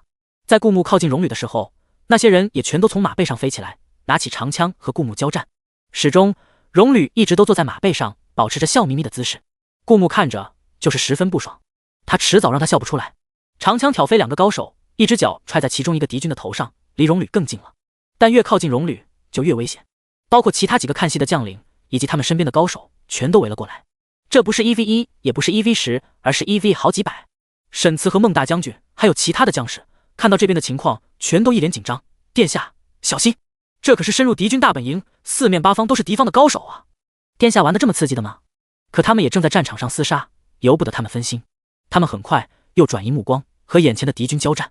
以1对多，顾牧很有经验，他目光冷冽，舞着长枪，眼底都是积分。别人伤他一下，他定要别人用命来还。长枪刺入一个敌军胸口，刚刚拔出，又格挡住另一名敌军的攻击，然后一枪贯穿喉咙，敌军死不瞑目。被数百名高手围过来，顾牧难免会受伤，只是每次他在伤口影响他战斗力的情况下，吞一颗起死回生丹。起死回生丹让将死之人都能复生，何况伤口有鲜血斑驳的战袍遮挡，他们看不出顾牧的伤口已经好转。等到眨眼之间死去几十个高手后，他们才反应过来，这人好强，哪怕他伤痕累累，握着长枪的手却依旧很稳，眼睛里充满嗜血的战意。他似乎很兴奋，顾牧当然兴奋。尽管服用了几颗起死回生丹，他的积分还是涨到了3位数，此时已经过100了。偶尔顾牧会跳出那些高手的围攻，跑到普通士兵中大开杀戒。普通士兵对顾牧来说就像扔标枪，一扔就是一个积分，在他面前完全没有反抗力。再加上普通敌军人多，又站得集中，简直是刷积分的好方式。等赚够买好几颗起死回生丹的积分，顾牧就又回到荣履身边的高手面前，和那些高手耗着。就这样杀了个7进7出，上百个敌方高手死在了顾牧手中。军营上的弓箭手早就蓄势待放，在敌军靠近军营的时候，齐齐射箭向着敌人而去。一个个敌军死在弓箭下，那些弓箭手眸子中皆是战意。他们站得高，看得远，自然看到很多弟兄死在敌军的面前。他们此刻只有一个信念，多杀几个敌军，为弟兄们报仇。正在这时，他们看到顾牧深入敌军腹地，直捣大本营。殿下不要命了！救殿下！他们纷纷瞄准殿下旁边的敌军，却又怕误伤殿下，弓箭不敢放得离殿下太近，但也在顾墓周围清除一个隔离层，为顾墓缓解了一些压力。这时候，他们看到顾墓在敌军大本营面前杀了好几个高手之后，又屠杀普通士兵，然后又返回去杀了好几个高手，就这样杀了7进7出。他们不由咂舌，不是殿下不要命了，是敌军碰到殿下不要命了。不过他们没有掉以轻心，殿下也是肉体凡胎，也会受伤。此刻他的一身盔甲全都被鲜血染红，这样的出血量换在普通人身上，怕是站都站不起来。可是殿下依然屹立在那里，就像是全体南朝将士的信仰。那个浑身是血的信仰，在最危险的地方，哪怕伤痕累累，却依旧充满战意，杀得敌人苦不堪言。殿下，所有人都热泪盈眶。为了殿下，为了南朝，他们誓死守卫这片疆土，大概吞了几10颗起死回生单吊命，杀得天昏地暗，杀得日落月升，杀得乌云遮天，战场上遍地鲜血。敌军饥肠辘辘，开始撤退。尽管南朝的士兵们一样疲惫，一样饥饿，可他们看到那个浑身是血的信仰在最危险的地方，他们就有站在战场的勇气。数倍于他们的人数又如何？还不是被他们的殿下杀得7进7出。看着敌军撤退，沈慈也抬手示意南朝的士兵稳步撤回军营。敌人不是穷寇，也是稳步撤退，人数依然占优，追上去对他们没有好处。军令如山，尽管对敌军满怀恨意，南朝的士兵也收起长枪，拿起盾牌，一点点往军营的方向撤退，只是暂时性休整。他们知道敌军还会卷土重来，他们必须以最快的速度恢复自己的力量。这时他们却看到他们的殿下朝着敌军的方向而去，他身边跟着藏起来谁也看不见的死士。在敌军转身撤退的一瞬间，死士突然出现在荣履的身后。荣履瞪大眼睛，这时候他不再笑了，而是满脸畏惧，这人到底是怎么出现在他旁边的？不过他知道这世界上有很多能人异士，也许一直潜伏在旁边，然后趁他们不注意，利用极好的轻功瞬间飞窜到他身后。好在荣履反应极快，格挡住了死士的攻击。很快荣履的神情冷静下来，这死士虽然神出鬼没，但是论武功并不如他，并不是什么危险。荣履又再次露出招牌的微笑。那么我呢？就在这时，他突然听到一道冷冷的声音。因为有突然出现的死士，短暂的吸引了其他将士还有荣履的注意力，顾墓就利用这极其短暂的时间靠近荣履，以最快的速度用长枪从荣履的后脑勺穿过，从的眉心刺出。死前最后一秒，荣履惊讶的张大眼睛，瞪大瞳仁。他没想过他会这么毫无防备的死去，死得这么突然。一滴泪从他眼中划过。他不想死啊，大意了。顾墓一个翻滚，中了数枪，哪怕杀了荣履，他也是拼着命才刺杀的。为了用最快的速度解决荣履，不让他们有反应时间，顾墓几乎没有做任何格挡，全部注意力都用在了长枪那一击。故而在荣履死的同时，他也身中数枪，其中有一枪恰好贯穿他的心脏。殿下，南朝的将士睁大眼睛，隔着这么远，他们看不真切，但那个位置貌似是心脏吧。一瞬间，南朝的将士目眦俱裂，恨不得冲上前杀和敌军拼命，杀敌军千刀万剐，为殿下报仇。可顾墓冷静地拔过胸口的长枪，冲着周围的敌军笑了笑，一颗起死回生丹直接出现在他嘴里，吞了下去。胸口的致命伤快速复原。起死回生丹名不虚传，不同于南朝的士兵隔这么远，只看得到大概的位置，全凭推测。敌军是真真切切看到长枪贯穿顾墓的胸口，心脏的位置，只要是人必死无疑。可这人轻描淡写地拔出长枪，还冲他们笑了笑，除了流出的大量的鲜血，这个人看上去半点事也没有。这人听说是南朝的摄政王，可在他们眼里，说是地狱的修罗也不为过。南朝的殿下是魔鬼吧？不然怎么长枪贯穿胸口也能屹立在那里？他嘴角的那个笑似乎是挑衅，在挑衅他们啊！在敌军大本营杀了个7进7出，他们好不容易给他来个致命伤，他还死不了。南朝的摄政王连阎王爷也不敢收，杀了荣履，顾墓也不恋战，转身撤退。好在南朝的弓箭手也很给力，在他撤退的当口，对着不断追着他的敌军放箭，掩护着顾墓撤退。那些敌人不敢追得太过，毕竟顾墓的前方就是南朝的将士，荣履是4国的将领。撤！夏国的将领挥手道：“死了一个，还有4个。”顾墓的眸子里带着冷意，回到自己的马上。殿下，殿下！孟大将军还有沈慈以及南朝的将领都围了过来，看着顾墓身上的伤势。只见顾墓的盔甲全都染红，有他自己的，有敌人的，整个人就好像从最凶恶的地狱爬出来的血人。顾墓的眼神里带着肃杀，让人生畏。这是在战争中才能历练出来的气场。殿下，你没事吧？有将领问道。他们刚才似乎看到长枪贯穿顾墓的心脏，应该是眼花了吧？不然殿下怎么可能好端端的站在他们面前呢？不过，哪怕不是贯穿心脏，也是从胸口刺过去。殿下受了这么严重的伤，却还是面不改色的拔出长枪，取敌军将领性命，又从容撤退。他们看顾牧的眼神都有点不一样了。没事，回军营歇歇。顾牧淡然道：“起死回生丹会治愈致命伤，也能让普通的伤口恢复得更快，但并不能完全治愈他身上的伤口。他现在也急需要休息，补充一下体力。”也许是因为顾牧在敌军撤退之际取下敌军将领的头颅，南朝将士的士气更加振奋，就连回军营的马蹄声都似乎踏得重一点。回到军营，派一些将士轮流守夜，剩下的好生歇着。这一晚，敌军再发动突袭的可能性很低，毕竟敌军也不是铁打的。顾牧静静躺在军营里，从小生长在和平年代的他，第一次见识了战争的残酷。可他不能撤退，他必须迎战，这是迎来太平盛世前必将付出的代价。只有他在这个世界拥有一定的权重，哪怕他穿到了反派身上，这世界也不能轻易为了剧情抹杀他。而此时的京城里，经过一天，各显神通的江湖好汉们找到了第一块进城令的碎片。此刻，萧素手上有一块，另外2块分别在青剑山、钱庄手上。青山小生也在今晚赶到了城，不跟随大部队不容易引人注目。此刻他坐在一家面馆里，他的对面还坐着一个平胸小萝莉。师尊，你怎么这么慢？进城令碎片都被别人抢去了。陆小瑶看着眼前的清汤寡水面，不由嫌弃道：“还是大夫好，一出手就是100两黄金。”青山小生在块桶里拿出2根筷子，夹了一颗肉丸。对，你没有看错，青山小生的面碗里有肉丸。看起来圆滚滚香喷喷的肉丸子，陆小瑶盯得眼睛都直了，不由吞咽了一口口水。消息你放出来的？青山小生又夹起一块牛肉。这段时间甩掉了这个吞金兽，他富裕了不少，吃面敢加料了。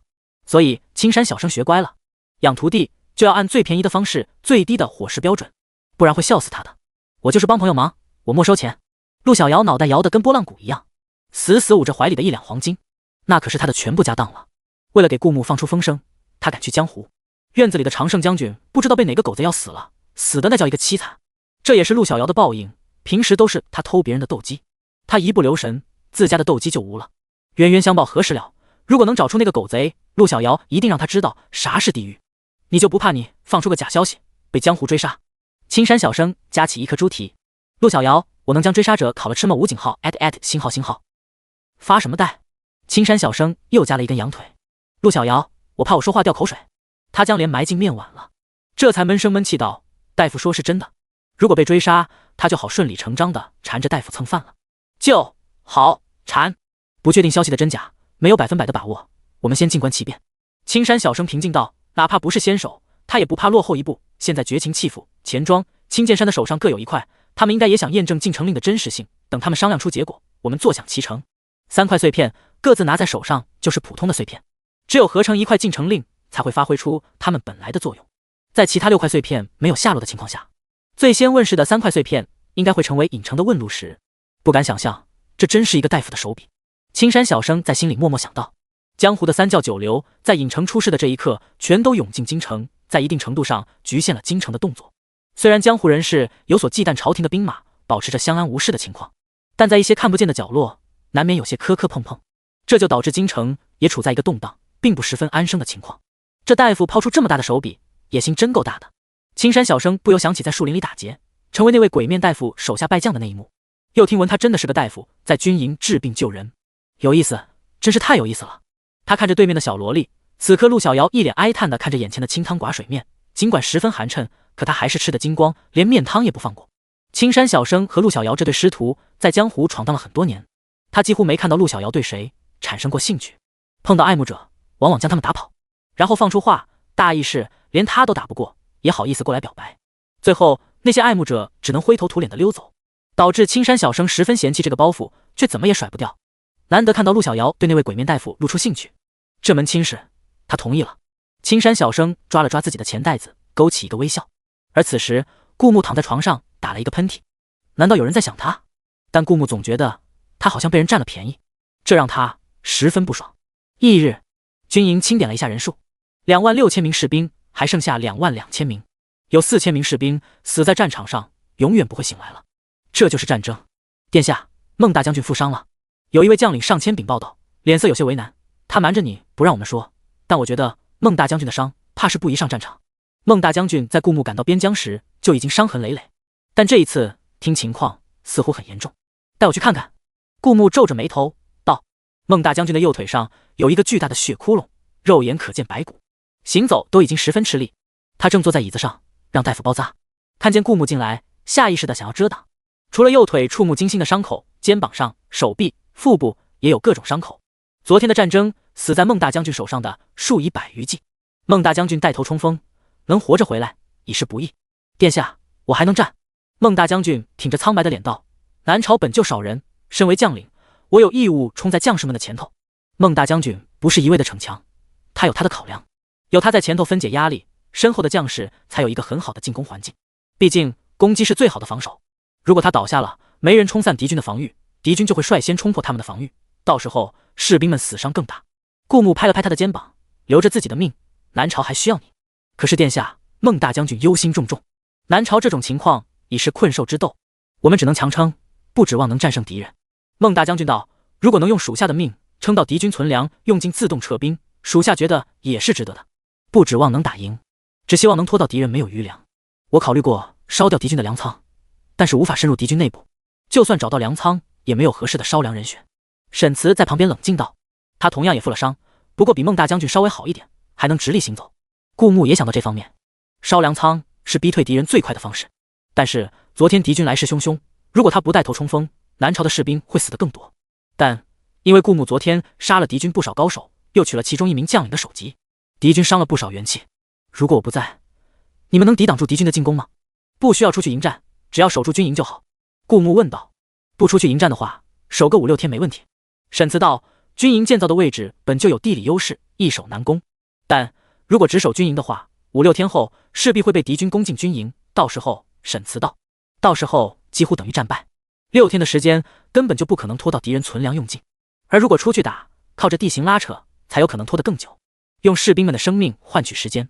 你们只要守住军营就可以了，烧粮仓的任务我来。”顾牧道：“哪怕将士们知道这很凶险，可是这是命令，没有人敢劝阻殿下。原本在将士心目中，殿下只不过靠着党羽拥护和皇家血脉，才拥有了至高无上的权力。可他们错了，如果此战殿下能烧粮成功，活着回来，他们也在这场战争中幸存下来，他们将永远拥护殿下，永远。因为这个拥有最崇高地位的人，没有贪生怕死躲在后头，带兵亲征也不是作秀，也没有让普通士兵去当炮灰，而是冲在最前面，在最危险的地方为他们争取一线生机。如果他们还活着，命是殿下给的；如果边疆能守住，是殿下冒着生命危险换来的。殿下保重！”一众将士跪在地上为顾牧送行，他们的任务是守住军营，而顾牧则潜伏进敌军的扎营地。顾牧抱了抱拳，带着死士从侧墙离开军营。之所以从侧墙，是怕有人盯梢。其实那些士兵们想的那么夸张，是因为根本就不知道顾牧的底牌。顾牧目前有312点积分值，这种大型战争十分难得，不过也太好刷积分了，足够他兑换10颗起死回生丹，也就相当于他多了10条命。又因为从系统物品栏取出的物品可以直接出现在他身体附近一定范围内的任何一个地方，他只要让起死回生丹出现在他嘴里，直接咽下去，原本的致命伤就会复原。而他的身体经过强化，在使用冷兵器的时代，很难有人能让他瞬间死亡。这次烧粮行动并没有南朝士兵们想象中那么凶险，而且他有藏起来谁都看不见的死士，只要利用死士先找出粮仓的位置，甚至烧粮仓的行动都可以降给死士来干。虽说死士战斗力不行，但干这种偷鸡摸狗的事情简直是无解的存在。顾牧和死士同去，是因为他不只要赶跑敌军那么简单，他还要留下敌军将领的人头，毕竟多杀一个人就多一点积分。在南朝不好大开杀戒，毕竟都是自己人，这种送上门来的积分，顾牧岂能错过这种机会？潜伏到敌军扎营地，顾牧本身轻功就好，内力又深厚，在他刻意潜伏下，那些站岗的敌军没有发现他的存在。死士计更不用说了，顾牧潜伏在一处，登高望远，看着敌军的动静。死士则偷偷摸摸地溜进去，绘制出敌军扎营地的地图，标记出一些重点的地理位置，比如粮仓的位置以及另外4位将领的位置。得到地图后，顾牧和死士分头行动，死士负责烧粮仓，顾牧负责杀人。顺着地图来到敌军将领的帐篷，与此同时，帐篷外突然有敌军大喊：“起火了！起火了！”门外瞬间响起很多脚步声，帐篷里的将领冯和正要走出去看看情况。顾牧这是从暗处现身，语气冷漠：“不用看了，这场战争到这里该结束了。”冯和看到顾牧脸色一变，南朝的士兵看不真切，但是他们可是看得清清楚楚。一柄长枪刺进顾牧的胸口，然后他面不改色地拔出长枪，哪怕是必死的致命伤，他依然好好活着。这只能说明眼前南朝的摄政王根本就不是人，也许是魔鬼转世。难怪他敢冲到最危险的地方，因为这样的魔鬼连阎王爷也不敢收。你，冯和想说话，一柄长枪贯穿他的喉咙，一命呜呼。原本冯和是有反抗能力的，但是因为顾木遭遇致命伤也没死的时候，让冯和打心眼里畏惧他。但就算冯和反抗，也只是增加一点麻烦而已。冯和虽说是将领，比之江湖的顶尖高手青山小生还是要弱一点，稍微花费一点时间也能打死。现在敌军的粮仓四处起火，他们还不知道谁放的，死士偷偷摸摸起来，真的是猥琐的不行。敌军们赶着灭火，就算打斗引起了其他敌军的注意，能赶过来支援的也有限。2个，顾木出了帐篷，长枪上还滴着血，他缓缓地走进另一个帐篷，脸上露出魔鬼般的笑容。3个、4个、5个，一柄长枪贯穿最后一个将领的头颅。顾木知道这场战争到这里就结束了。他抬头望着天，四周火光四起，敌人忙着灭火，拯救下来了一部分粮草。但这时候他们才发现，他们的将领全都死在自己的帐篷里，与他们一同死去的还有一些守卫在将领身边的高手。一瞬间，巨大的恐惧围绕在他们心头。突然起的火，甚至找遍了也不知道是谁放的火。4位身手不凡的将领和一些同样武功高超的高手，在他们灭火的短时间内全都死在帐篷里，以及被贯穿心脏却依然活着的南朝摄政王。对，摄政王，这摄政王一定是魔鬼，这根本就不可能是人类的手笔，一定是摄政王派遣鬼兵来报复他们了，是吗？顾木突然从敌军们背后现身，看着那些惊慌失措的敌军，觉得我是魔鬼。不过你们觉得是就是吧，反正他缺积分，死人的想法根本就不重要。顾木可是在南朝政变中能以一敌几10名高手的人啊，对上这些普通的士兵，完全可以开启屠杀模式。呵呵，他脸上带着笑，在敌军看来无比狰狞恐怖，可这明明就是顾木开心的笑，这可是很多反派值和积分啊。敌军的噩梦结束了，扎营地尸横遍野，没逃出去的都死在这了，逃出去的松了口气，估计这个魔鬼般的男人永远成了他们心头的噩梦。南朝的士兵很猛，为什么等了快1天，敌军还没有杀过来？以敌军迫不及待的攻势，一定不会休整这么久。难道殿下落入了他们手中？他们准备拿殿下当俘虏？正当南朝的将士们忐忑不安的时候，顾木提着长枪回来了，浑身被鲜血染红，长枪淌着血，眼神杀肃，看上去无比恐怖。他骑在马上，身后还跟着一匹马，坐着死士。去是2个人去的，回来是2个人回来的。南朝的将士们脸上一喜，纷纷打开军营的大门。殿下回来了，殿下成功了。南朝的将士抑制不住内心的喜悦，看这情况一定是成功了呀。果然，殿下点了点头。孟大将军也瞬间乐了，瘸着一条腿走过来，这下好了，敌军缺少粮草，只要我们守住军营，他们没有存粮，一定会撤退。如果是守住军营的话，不正面硬碰硬，士兵们死亡率会降低很多，而且不需要我们撑6天，只要撑个3、4天，我们就胜利了。士兵们也欢呼起来，太好了，南朝的边疆守住了。沈慈也笑着抬了抬手，弟兄们，备战。一下子士气高涨，但顾木却淡淡道，不必了。所有人全都看过来，脸上带着狐疑不解，他们不知道殿下在敌军军营到底发生了什么。难道这时候死士觉得按照人类的正常思维，他有必要站出来替他主子装这个逼，于是他抬着头，没有感情却又大声道，敌军已经撤退，这场战争结束了，无需再战。敌军亲眼目睹顾木不死的那一幕，再加上之后扎营地发生的种种一切，敌军们认定顾木是魔鬼，再加上群龙无首，自然溃不成兵。在南朝的将士们看来，则是敌军知道没有粮草，短短2、3天，他们根本就攻不下南朝的军营，为了避免无谓的伤亡，所以很有自知之明的撤退了。总之，必死的结局因为殿下换回了一线生机。他们用星星眼看着顾木，内心好想将殿下抛高高啊！理性不敢，这可是殿下。而死士在顾木的眼神警告下，终于闭了嘴。这死士没有人类的感情，却尝试着模仿，但到底还是蠢了点。这场战争让顾木生出一丝怪异的感觉，就是一切都太顺利了。是因为系统给他金手指的缘故吗？顾木承认，系统给的金手指实在是太强大了，也恰好能对应到这个世界会发生的事情上，刚好是他需要的，恰到好处的替他解决了所有的危机。之前顾木从来没有考虑过这个原因，但这一次顺利的过分的战争让顾木升起一丝警觉性。真的是因为他是主角，所以给他开了一个这么强的金手指吗？可他穿越到的是女频文，这篇文里的主角应该是沈凌。对，顾木终于发现那一丝不对劲的怪异感在哪里了。他穿这个世界时，清清楚楚记得系统有一条规则，就是不能干死女主，几乎没有其他的规定，只有不能干死女主这一条。还有附加的一条不能说出穿越事宜，似乎只是附加的蒙蔽顾木的注意力，也在一定程度上保护这个世界的稳定性。虽然之后顾木接了几个系统任务，让他走反派剧情，伤害女主，可加上系统规定的那一条不能干死女主，再加上系统发布的任务几乎都是跟女主有关，只有女主在身边才会随机触发。而系统任务的奖励又无比丰厚，无论是藏起来谁都看不见我的死士，还是应有尽有的杂交水稻和青霉素，亦或是没有城主允许谁都进不去的影城，都是远超这个世界的存在。这让顾木哪怕不顾及系统规则，但为了奖励也会执行任务，又不会让女主死去，好留着女主触发任务刷奖励。现在看来，系统明面上是让他伤害女主走反派剧情，实际上其实是在保护女主。因为在系统规则和系统任务的情况下，女主虽然会遭遇很多磨难，但几乎是不死的。而这些反派剧情在顾木顿悟后发现更像是给女主设置的关卡，锻炼女主，让她在一个个打不死她的磨难中成长，最后翻盘。干！顾木这才发现自己的系统似乎是个卧底，小玩意藏得够深的。所以哪怕他穿到了反派身上，有了个系统，却依旧还是个反派没变，只不过比原来的反派更高级了。毕竟女主重生得配上一个更高级的反派来当女主的垫脚石，帮助女主一步步成长。说到底，这就是一篇女频文啊！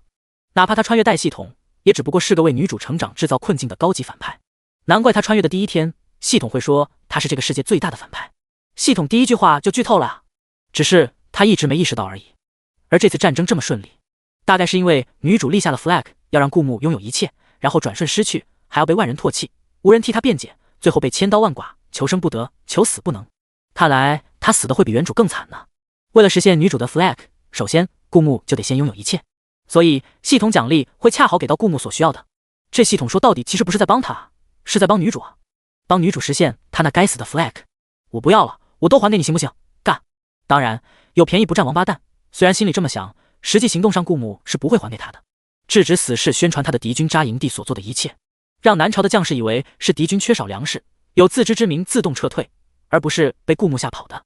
是因为顾木并不想让他的形象在南朝的将士心目中太过光辉。毕竟要不是这女频文太急着抹杀他，让这一切太过顺利，导致顾木生出一丝不真实感，产生怀疑，他也不会发现他的金手指系统其实是一个卧底，不过是为了帮助他更好的成为一个反派。既然这女频文要让他实现这一切之后再瞬间失去，那么这一波先猥琐，只要我足够猥琐，女主不知道我拥有这一切，她就不会先杀掉我。虽然系统是向着女主，但给她的实力是实打实的。她口口声声说着系统是一个卧底，但系统其实是没有感情。她诞生出来成为顾木的金手指，是因为她有一段让顾木为女主制造困境的程序，这段程序的规则让系统的宿主不会轻易杀死女主。与其说系统是卧底，不如说系统被这世界利用成卧底。系统没有感情，他就是顾木的金手指，他给顾木的东西永远都是属于顾木，不会被别人夺走。至于这世界想让顾木拥有一切再失去，是因为这篇女频文给女主的气运加持，也可以说是写好结局的命运。但我命由我不由天，这女频文顾木偏偏就要让她变成男频文。就在这一刻，顾木听到叮的一声在脑海里响起，正绩值加100，恭喜宿主成功解锁系统商店新物品洗水果。顾木打开系统面板，发现此刻的正绩值为200，反派值为922。如果说系统商店新物品的解锁是因为正绩值和反派值的累积的话，有可能正绩值和反派值所占的比重并不相同。因为他从敌军扎营地出来的时候，反派值和正绩值累积已经破1000，但这时候并没有解锁新物品，反而他获得100正绩值后解锁了洗水果。顾木觉得这幺蛾子系统不太可能搞出累积值的阀值有零有整这种骚操作。那有没有可能正绩值按100%比计算，反派值只折合成10%，累积值200解锁新物品？当然这只不过是顾木的猜测，要等以后多解锁几次发现规律才能确定。不过顾木隐隐感觉正绩值比反派值要更重要。系统商店解锁的第2批物品只有1颗洗水果，但价格很贵，要100积分值。而之前的强身健体丹和元神丹还在升级中，不能兑换。因为之前在敌军军营的大肆屠杀，顾木的积分值达到了惊人的666，但顾木并没有急着兑换，因为现在他在军营中，周围都是将士，他不知道他吃了会产生什么反应，也不确定洗水果会不会有保质期，比如兑换出来过一段时间就过期了之类的。敌军知道没有粮草，他们不可能攻下军营，所以不想做过多的牺牲，很有自知之明的撤退了。顾木没有说出他杀了5名敌军将领的事，他要尽可能的隐藏自己的实力，至少在女主面前隐藏自己的实力。南朝的将士们接受了这个解释，这也是他们心目中所想到的结果。毕竟他们并不知道顾木拥有一些非人类的手段，能直接在烧掉粮草的同时取下敌军将领的首级。战争结束，正纪值和反派值到手，获得大量积分，边疆也守住了。顾木觉得这次战争收获满满，他终于知道为什么古代强国都喜欢入侵，毕竟战争是提升实力最快的方式。顾木并没有在边疆久留，赶回京城需要时间。京城潜藏着一条大鱼，就是因为担心他在带兵亲征期间，他家里的塔被人偷了，他才抛出引城这么大的诱饵。虽然此刻江湖和朝廷互相制衡，但顾木也担心会发生一些意外情况。他急着赶回京城。南朝参与这场战争的将士虽然死伤过半，但面对10万敌军，能活下来这么多人，已经是一个让人欣喜的结果。毕竟他们心目中的目标是，哪怕所有人都死光，也要守住边疆。然而当时候，边疆能不能守住都是一个问题。现在还存活这么多人，边疆也守住了，大大超乎他们的预期。当然，他们都知道，这是因为摄政王只带了一个死士，冒着生命危险深入敌方扎营地，烧掉粮草换来的结果。一颗崇拜和忠心的种子悄悄在他们心里种下。处理了相关事宜之后，第二天顾木就踏入了回京的路。他先一步回京，其他人因为边疆元气大伤，暂时在军营待命，等待人员调整。他带来的200精兵，死的死，伤的伤，最后只剩下几十人。因为个个都身负重伤，如果再接连赶路，不利于伤口好转。顾木也让他们先留在军营，等伤势好的差不多，再赶往军营。当然，也是因为那些人都是伤兵，跟着一起赶路，难免成为拖油瓶。碰上拦路抢劫什么的，顾木完全有把握带着死士离开，但带上几十个伤兵，就难免会拖慢回京的速度。死士在前头充当马夫，顾木坐在车厢内。回京的路上，只有他们2个人。已经驶过了山头，军营渐渐在视野中看不见，四下无人。哪怕顾木吃下洗髓果产生什么特别的反应，也不会被人看见。而且有了之前丹药的经验，吃了这些系统丹药，哪怕有特殊反应，也只是一瞬间，且会迅速提升顾木的实力。所以安安静静的车厢内，顾木觉得是最适宜的场所。他终于花100积分兑换了一颗洗髓果，吃进了肚子里。一开始身体没什么反应，正当顾木以为系统是个奸商的时候，他突然听到他的骨头响了一声，就好像小孩子扔的那种在地上的摔炮，不过声音是在体内响起。但这一声转瞬即逝，让人以为是幻觉。然而响过第一声的半炷香后，顾木身体里的骨头开始噼里啪啦作响。这次不是小孩子玩的那种摔炮，而是鞭炮，一颗一颗接连炸掉，没完没了的鞭炮。顾木的骨头炸了，什么鬼？一阵钻心蚀骨的疼痛在顾木体内蔓延。幸好之前顾木吃了5颗强身健体丹和元神丹，强化身体，不然这种疼痛普通人根本就扛不住。顾木咬着牙一声不吭，马车还在不断前行。一夜过去，骨头里噼里啪啦的声音小了不少，但疼痛根本就没有减弱。等到噼里啪啦声彻底消失，系统这才弹出一个提示：洗髓进度1/7。劳资花100积分兑换了一颗完整的果实，结果只有1/7的效果。坑你爹呢！顾木忍着肉痛，又兑换了一颗洗髓果。他现在骨头炸了，别的又干不了。俗话说，光脚的不怕穿鞋的，他已经这样了，再来一颗洗髓果，再坏也坏不到哪里去。说不定因为洗髓进度更高了，反而疼痛症状减轻了呢。第2颗洗髓果下肚。事实证明，顾木想多了。当一个人以为一件事情只有最坏，没有更坏的时候，这世界往往会用残酷的事实告诉他：你小瞧我了，我还能更坏。顾木就是这个倒霉蛋。第2颗洗髓果下肚，顾木直接昏了过去。不，昏迷过去并不完全准确，就是他的身体处于昏迷的状态，但其实他拥有意识，能知道周围发生的一切。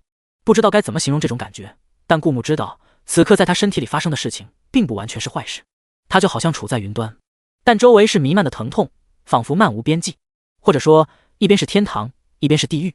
顾木此刻就处在这个交界点，而存于身体里的意识告诉他要扛过去，扛不过去堕入地狱，扛得过去升入天堂，就是这么一种奇妙的感觉。第2颗洗髓果下肚后不久，又响起噼里啪啦的声音，等到噼里啪啦的声音消失，顾木就吃下一颗洗髓果。因为洗髓果可以靠意识取出来，直接出现在他的身体里，哪怕处于昏迷状态也能做到。就这样，等到达京城的时候，他吃下了第5颗洗髓果。没有感情的死士终于发现了顾木的不对劲。他没有感情，很少和顾木交流，所以哪怕一路上顾木没有和他搭话，死士也不会觉得这有什么不正常。顾木车厢里有干粮，死士包袱里有干粮，两人也无需交流。当然，如果不强行给死士洗白的话，就是这个没有感情的死士，虽然处处在模仿人类，但人类的思维方式不是模仿就有的。主子在车厢里被人阴了。死士看着昏迷不醒的顾木，这种情况下应该禀报王妃，因为府中的事宜都是王妃处理的，殿下出了事也应该找王妃。死士模仿着人类的行事逻辑，找到王妃，将顾木昏迷的事情一五一十的说了出来。此时王妃正在房间里绣手帕，只不过她的手帕上绣的不是普通的花草虫鱼，而是一个火柴小人，上面写了一个木字。沈凌平静地将手帕丢进火盆里，看着火柴小人瞬间化为灰烬，抬起眼眸笑起来，露出2个坏坏的小虎牙。你刚才说殿下回来了？这些天京城发生了不少事，那些暗潮涌动，沈凌都看在眼里。虽不知因何而起，但看上去似乎跟殿下没有关系。只要跟殿下无关的，他都不在乎。在外面马车的车厢里，死士按照人类的行事逻辑，一点一点汇报着。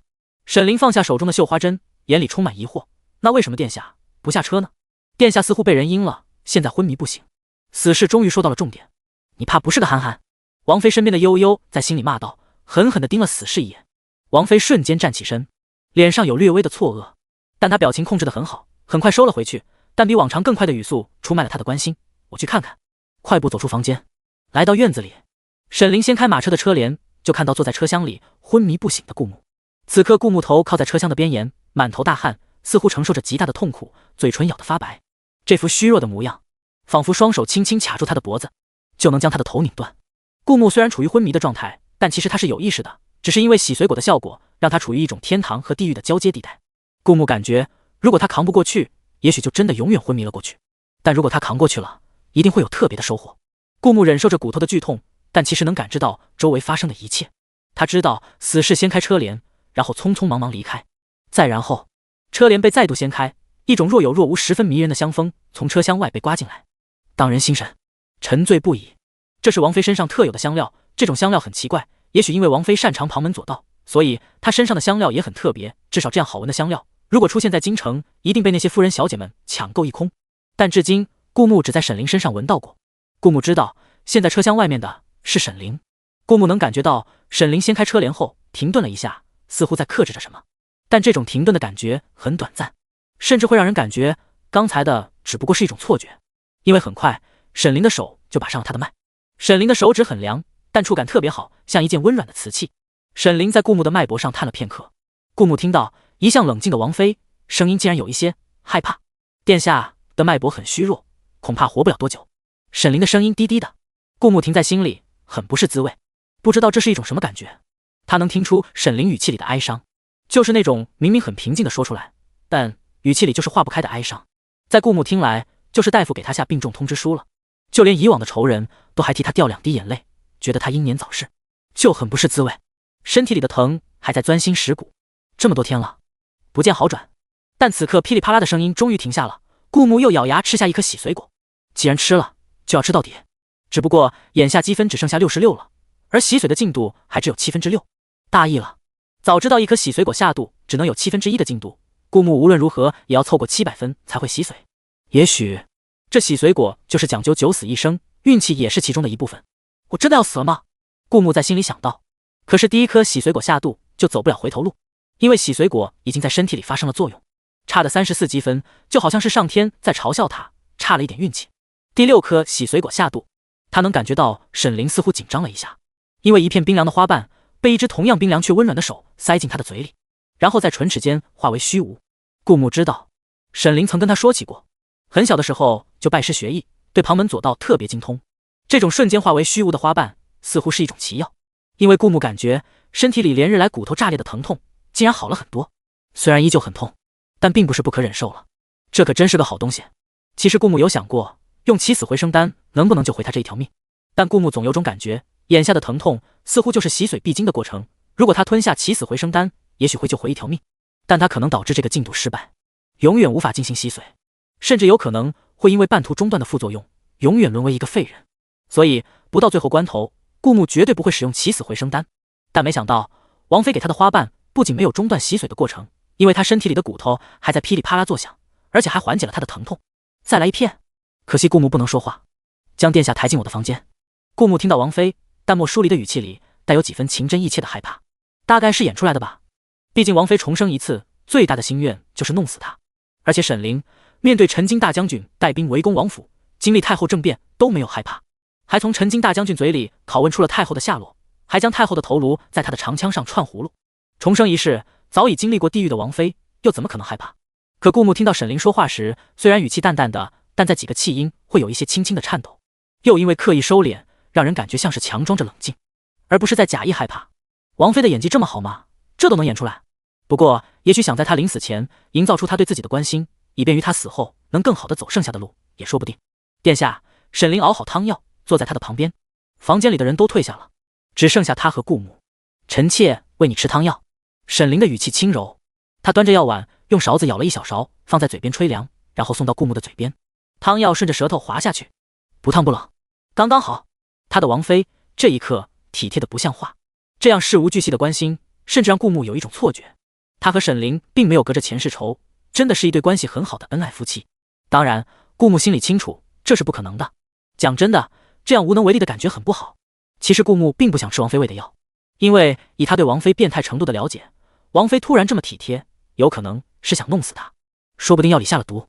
毕竟王妃每次想杀人的时候，不是表情冰冷，而是既天真又难过的露出一个笑容，笑出两个坏坏的小虎牙。药里有毒，这是顾木得出的结论。他的意识已经停在系统商店的解毒丹里，一旦发现有什么不对劲，就会立即吞下解毒丹。如果这种药不是立即致死的话，他还真舍不得立马用掉这解毒丹。毕竟第7颗洗髓果还差34积分，如果兑换1颗解毒丹，那么就会差64积分。现在顾木正是缺积分的时候，不到万不得已的时候，不想轻易用掉。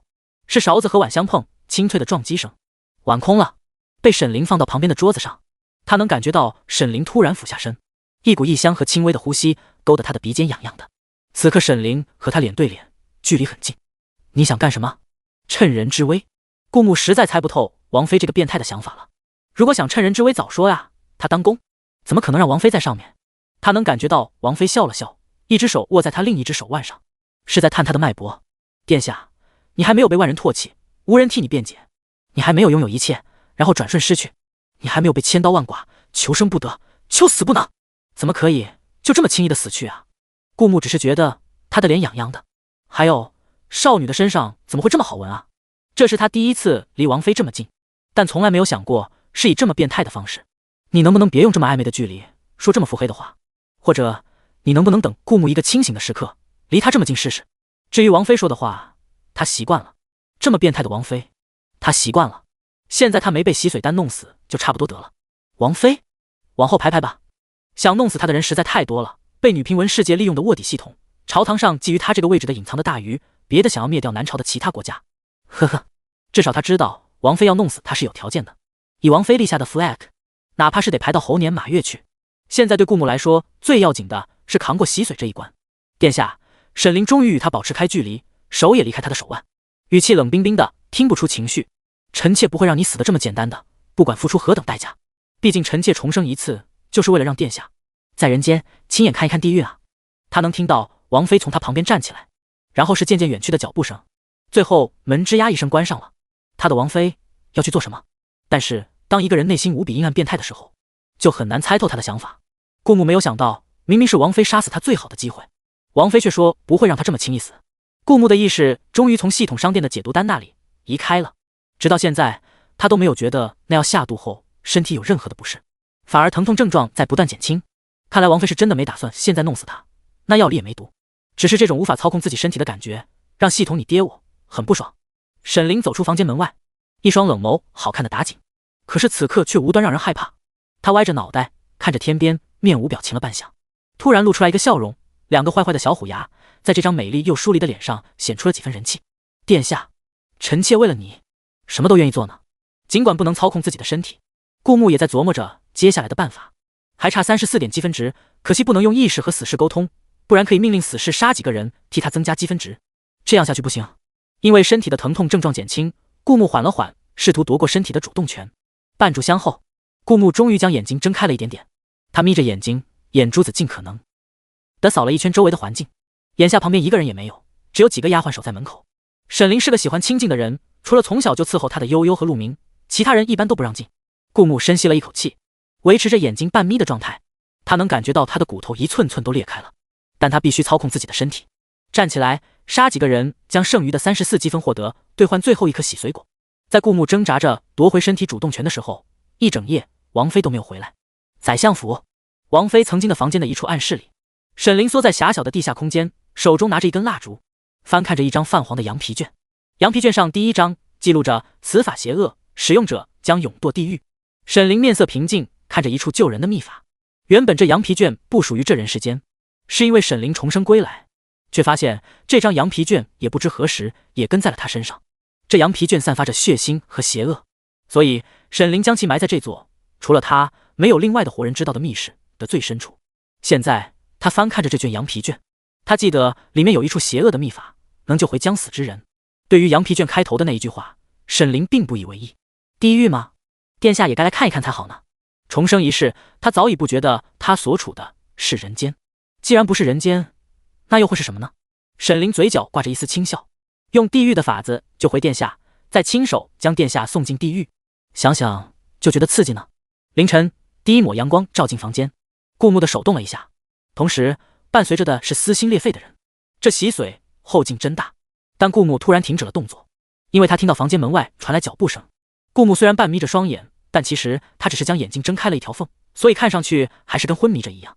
不过他能通过这条缝看清附近的景象。沈灵微微俯身，又探上他的脉搏。殿下还没有醒来过吗？他问的是守在门外的丫鬟。回王妃，未发现屋内有其他动静。丫鬟恭恭敬敬道：也对，殿下生命垂危，又怎会从昏睡中醒来？他只不过是关心则乱罢了。沈灵冰凉的手探在顾木的脉搏，感受着他的心跳很微弱，就好像将死之人半只脚踏入了地府。悠悠端过来一碗药，随即又退下去了。门吱呀一声合上，房间里只剩下顾木和沈灵两人。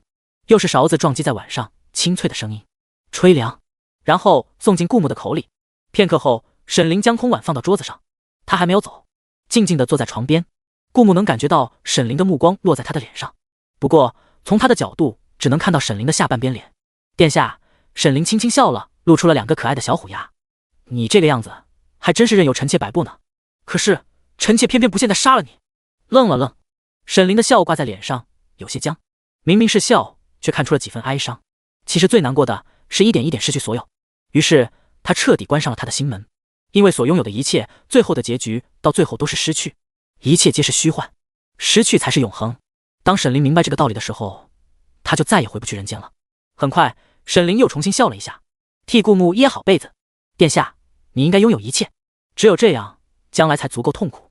可惜这药，沈灵轻轻地叹了口气。这时，顾木开始认真听了。没办法，之前王妃一直在废话，听得他的心拔凉拔凉。但是他对这药的功效却很好奇。这药应该和之前融在嘴里的花瓣是一个东西，只是这花瓣应该更加珍贵，效果也更加好。但是它们确实能缓解身体里骨头裂开的痛苦。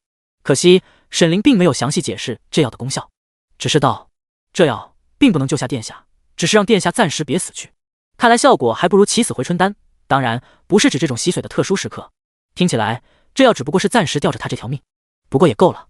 这药缓解了他身体的疼痛症状，只要顾木强撑着掌握回身体的主动权，他就能杀几个人，凑够积分值兑换第7颗洗髓果。想要救殿下，只能……沈灵的语气有些低，不过没关系，一无所有的人无所畏惧。这人间和地狱并没有所分别，人类和魔鬼肆意横行，无所分辨。殿下，我不介意为你双手沾满鲜血，因为我要你失去的比我更多。既然被魔鬼推入地狱，他又为何要当一个好人？只有比魔鬼更坏，才能制裁魔鬼。沈灵端着药碗走出房间，门再次被合上。门外是夏天清爽的凉风，伴随着飘来的花香。旭日初升，照耀着大地，无比明媚。他忘了他曾在这么明媚的阳光下放过风筝，在娇艳的花丛着荡过秋千，也曾在这么美好的世间成长为一个美好的女孩。可一切他都忘了。阳光披在沈灵的身上，他抬起好看的眼眸，花香不减，微风依旧，阳光依旧很暖。只是眼前这个漂亮的像谪仙一般的少女，再也不会觉得世间温暖，人间可爱。她想成为一个善良的姑娘了。有时候善良是一种奢侈，这种奢侈品不适合她。有点难过呀。其实她曾知书明理，学过很多东西，形势让她嫁殿下，她没有喜欢的人，便也嫁了。她也曾想过保护这世界的，只是曾经罢了。沈灵用一块洁白的手帕擦了擦手，面无表情地朝前走去。而这时顾木却猛地睁开眼睛，第2碗汤药下肚，他已经能掌握身体的主动权了，只不过很费力。顾木僵硬地从床上坐起来，站起身，随手拿起旁边的衣服披在身上，然后缓缓地朝着前方走去。他的动作有些怪异，走起来跟僵尸一样，只要能动就行。他现在急需34个积分，弄到第7颗洗髓果，彻底完成洗髓。至于能不能扛过洗髓这关，那是以后的事，起码不能像现在这个样子。他推开门，生猛丫鬟一直守在门口，看到顾木出来，眼睛一亮，就要大声惊呼：闭嘴！顾木恶狠狠的在床上躺了一天一夜，他很不爽。生猛丫鬟被顾木的神态吓到了。也许以前摄政王还是王爷的时候，因为要拉拢羽翼，所以还伪装成彬彬有礼的样子。现在摄政王万人之上，大权在握，再加上经历过太后政变和边疆战乱，身上多了股杀伐之气。生猛丫鬟总觉得殿下有哪里不一样了，哪怕是一个眼神也能让他觉得害怕。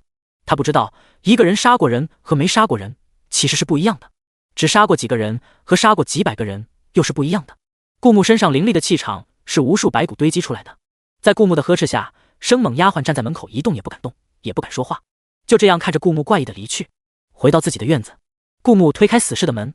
这些日子王妃只派了几个人守在门口，不想让太多的人打扰到顾木休息，只留下几个刚好能照顾到顾木的丫鬟，所以命令死侍就待在他原来的院子里，不能靠近雪落院。其实王妃也有她的考量，毕竟顾木是和死侍单独在一起才出事的，而且死侍到了王府才发现正常人会这么粗心大意。沈凌不知道死侍没有感情是系统发给他的工具人，有理由怀疑顾木的昏迷有可能跟死侍有关，不让死侍靠近雪落院其实是对顾木的一种保护。就连让顾木睡在雪落院沈凌的房间里也是一样，雪落院是沈凌的地盘，都是他信得过的自己人，顾木昏迷的情况下待在雪落院沈凌才会放心。而死侍虽然只听令于顾木，但按照正常的人类行事逻辑，府中的人除了顾木都是听令于沈凌的。现在顾木昏迷了，不能给他下达指令，于是他模仿着身边的人也听从沈凌的指令，老老实实待在院子里没有外出，导致顾木亲自前来找他。主子，死士毕恭毕敬道，还差34积分。顾木总结的经验是一刀杀死一个人获得1点积分，但如果先打伤再打死那就是2点积分，34个积分那就是17条人命。虽然之前也出过没有死人也加反派值的情况，但出现的特别少，顾木还没有总结出经验，正绩值又特别难获得。想要获得34积分兑换第7颗洗髓果，顾木只能杀人。看来这世界是真的想帮他逼成一个大反派啊。顾木穿过来前也是一个遵纪守法的好青年啊。将地牢里今天要执行死刑的死刑犯全都带过来，我要亲自动手。顾木冷声道，他手上的人命没有上千也有上百了。人不为己，天诛地灭。不对，还是我去沙场吧。顾木突然道。他吃了洗髓果，虽然勉强获得了身体的掌控权，但行动不是很方便，贸然出现在众人面前恐怕会获得异样的眼光。当然这还是其次，他怕的是碰上暗杀。尽管京城是他的地盘，但沙场却地处偏远，顾木一直以来都是靠着自己的硬实力，他信不过旁人的保护。但是既然这世界想把他逼成一个反派，如果他命人将死刑犯带过来，他亲自动手，说不定会传出他残暴无常的流言蜚语，而这种流言蜚语加不了反派值。譬如之前史官记录顾木残暴的记载都没有增加反派值。当然如果流言蜚语就能增加反派值的话，顾木一定无所顾忌，先制造黑点再洗白，再制造黑点再洗白，那他的反派值一定可以累积到一个惊人的高度。可惜不能，所以顾木也不会让这世界如愿。感受到了这世界的恶意以后，顾木的行事也谨慎起来。他哪怕要去沙场也没有直接出门，先让死士带着他的令牌去沙场刽子手的手下留人，然后根据原主的记忆调出一些身手高超又绝对忠心的精兵，再让死士贴身保护。他自己也随身带一些毒粉在身上，准备好这一切他才前去沙场。毕竟他之前武力值都很高，突然对身体的掌控权降低，难免有些不习惯，而且还是在最好别吃起死回生丹的情况下搞成这样，费了那么多积分，希望这吸水效果别让我失望。顾木在心里默默道，如果让他失望了，那么系统就期盼着他永远都别被顾木逮到弄他的办法。死士按着顾木的安排去准备这一切，顾木换了个丫鬟，让他带领他去找沈凌。毕竟他现在丧失行动力，沈凌又是这个世界的女主，沈凌不让他死，那么待在沈凌身边他应该死不了。现在洗髓效果没完成，只能勉强待在沈凌身边，靠沈凌保护了。顾木佩服自己的机智，丫鬟领着他往沈凌书房的门口走，一边低声道，殿下，王妃替你喂完药就待在书房里，一直没出来过。这些天王妃一直很担心殿下，奴婢总觉得王妃的心情不是很好。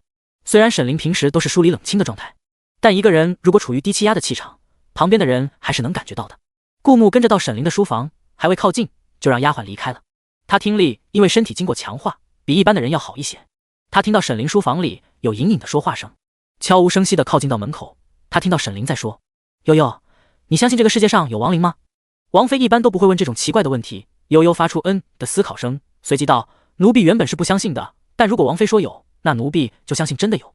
他重生一世，那份莫名其妙出现的看起来血腥邪恶的羊皮卷，沈凌觉得羊皮卷上记载的东西虽然远超常人理解，应该是真的。如果要救一个人，必须召唤出亡灵作为祭品，灵魂死后会被亡灵撕成碎片。沈灵喃喃道。顾木突然沉了沉神色，他知道王妃不想让他死，难道代价是这个？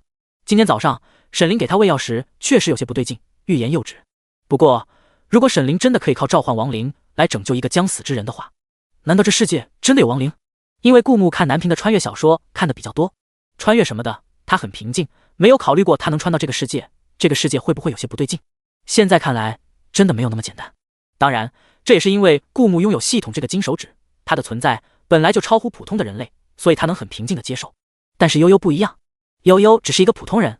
房间里传来了他焦急的声音，亡灵，如果这世界真的有亡灵，那一定很恐怖，哪怕是死，我也不愿意是被亡灵杀死，不愿意在有生之年见到亡灵，更何况是为了救人，死后还会被撕成碎片。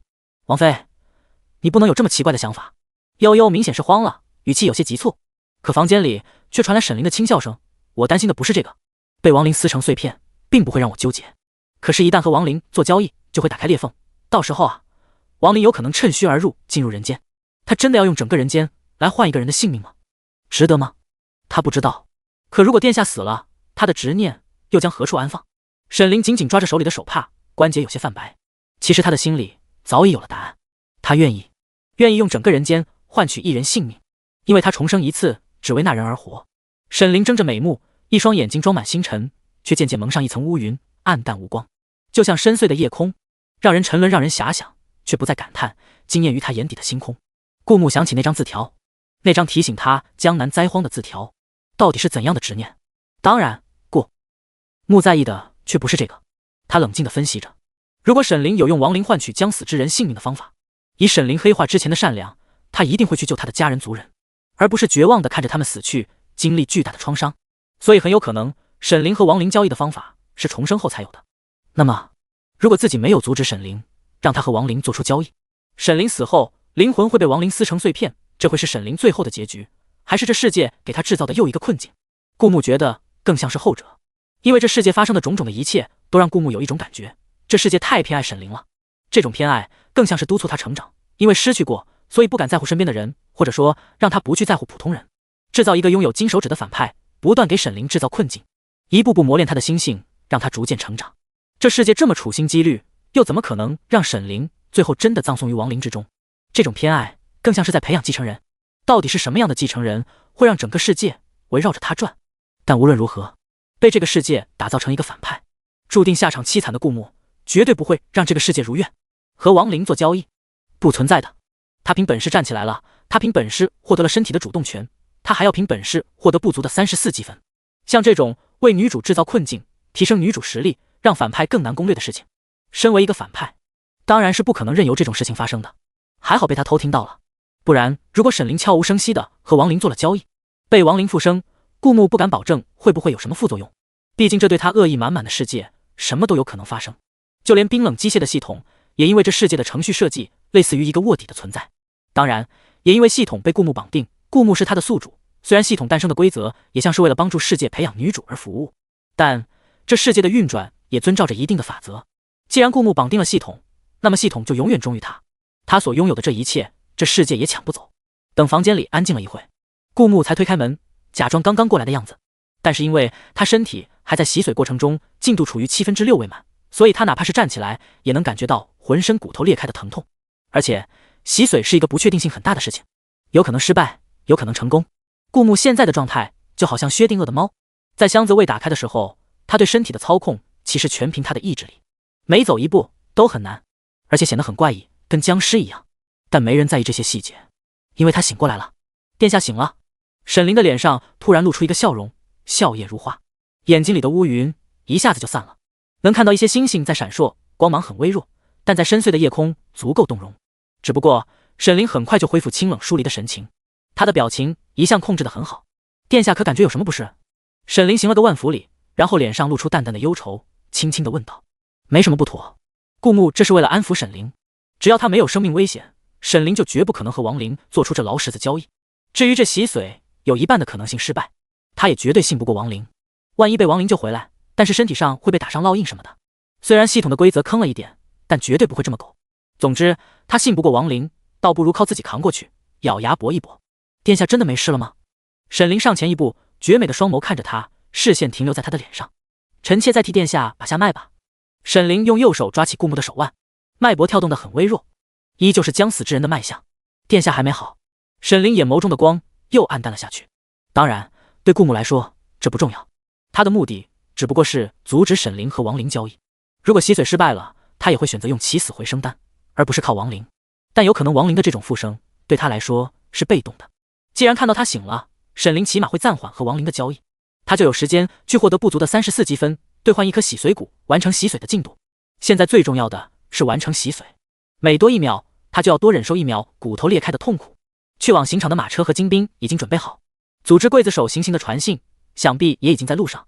顾木离开沈凌的书房，朝着马车走去。沈凌看着顾木类似于僵尸般僵硬的行走姿态，一双眼眸逐渐变得幽深。他歪着头，面无表情地看着顾木走远，直到顾木的背影消失在视野里，一抹嗜血的表情在他脸上显现。查一下是谁阴了殿下。是王妃。陆明毕恭毕敬道，殿下是在回京路上出事的。如果不知道顾木是因为洗髓的缘故导致这样，按照正常的逻辑，就是有人不知不觉给顾木下了阴招，不查出这个人啊，于心难安。在顾木离去后，陆明也悄无声息地离开王府。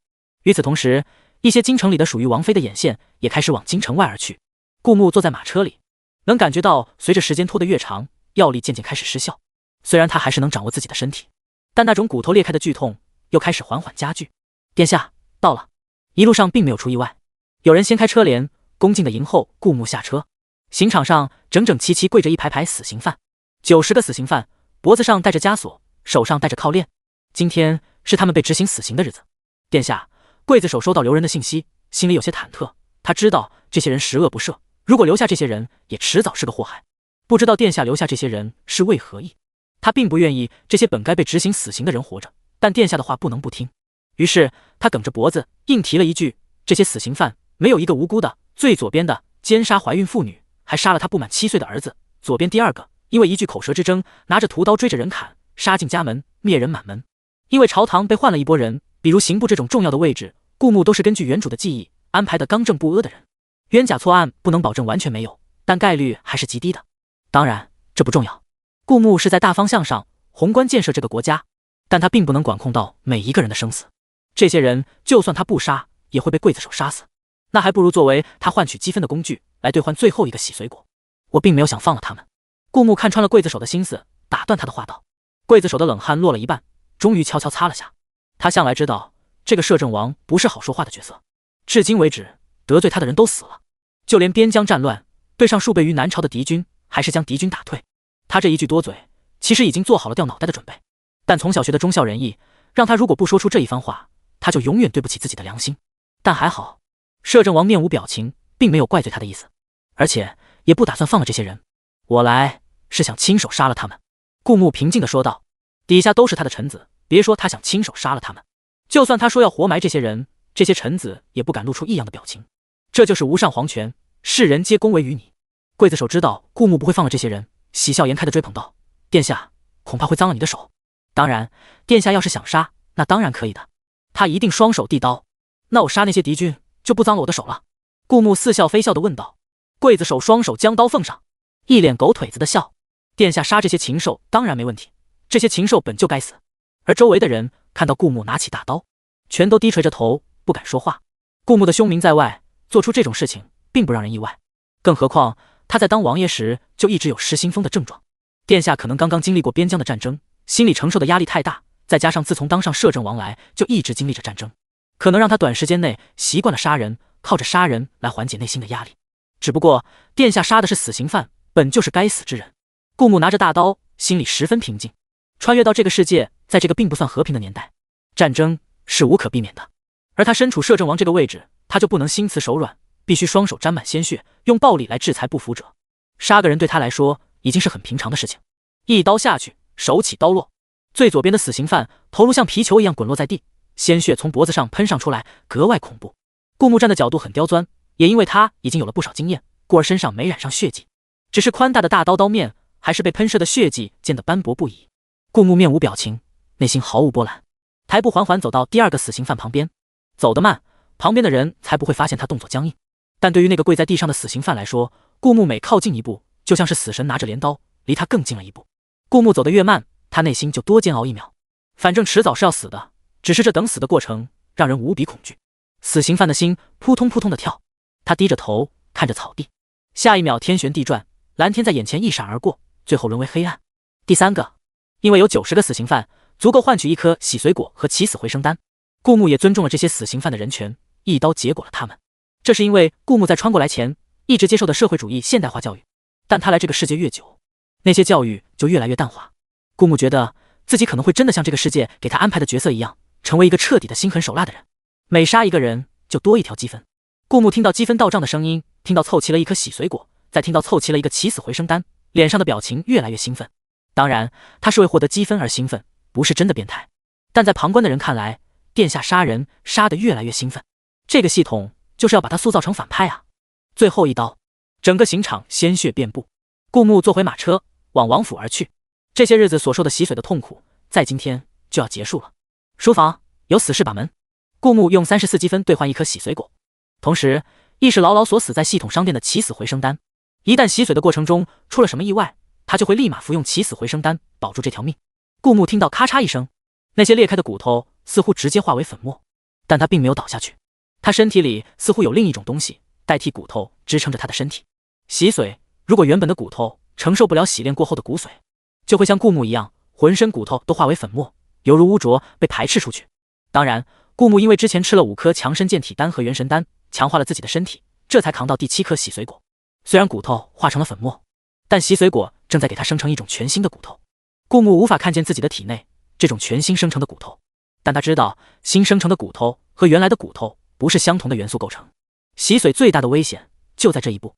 在体内新生骨的时候，顾木哪怕睁着眼睛，四周也是一片黑暗，在生和死之间游离，时间似乎化为虚无，他只能感受到新生骨在体内生长，在这个生长的过程中，随时有可能死去，疼痛愈加剧烈。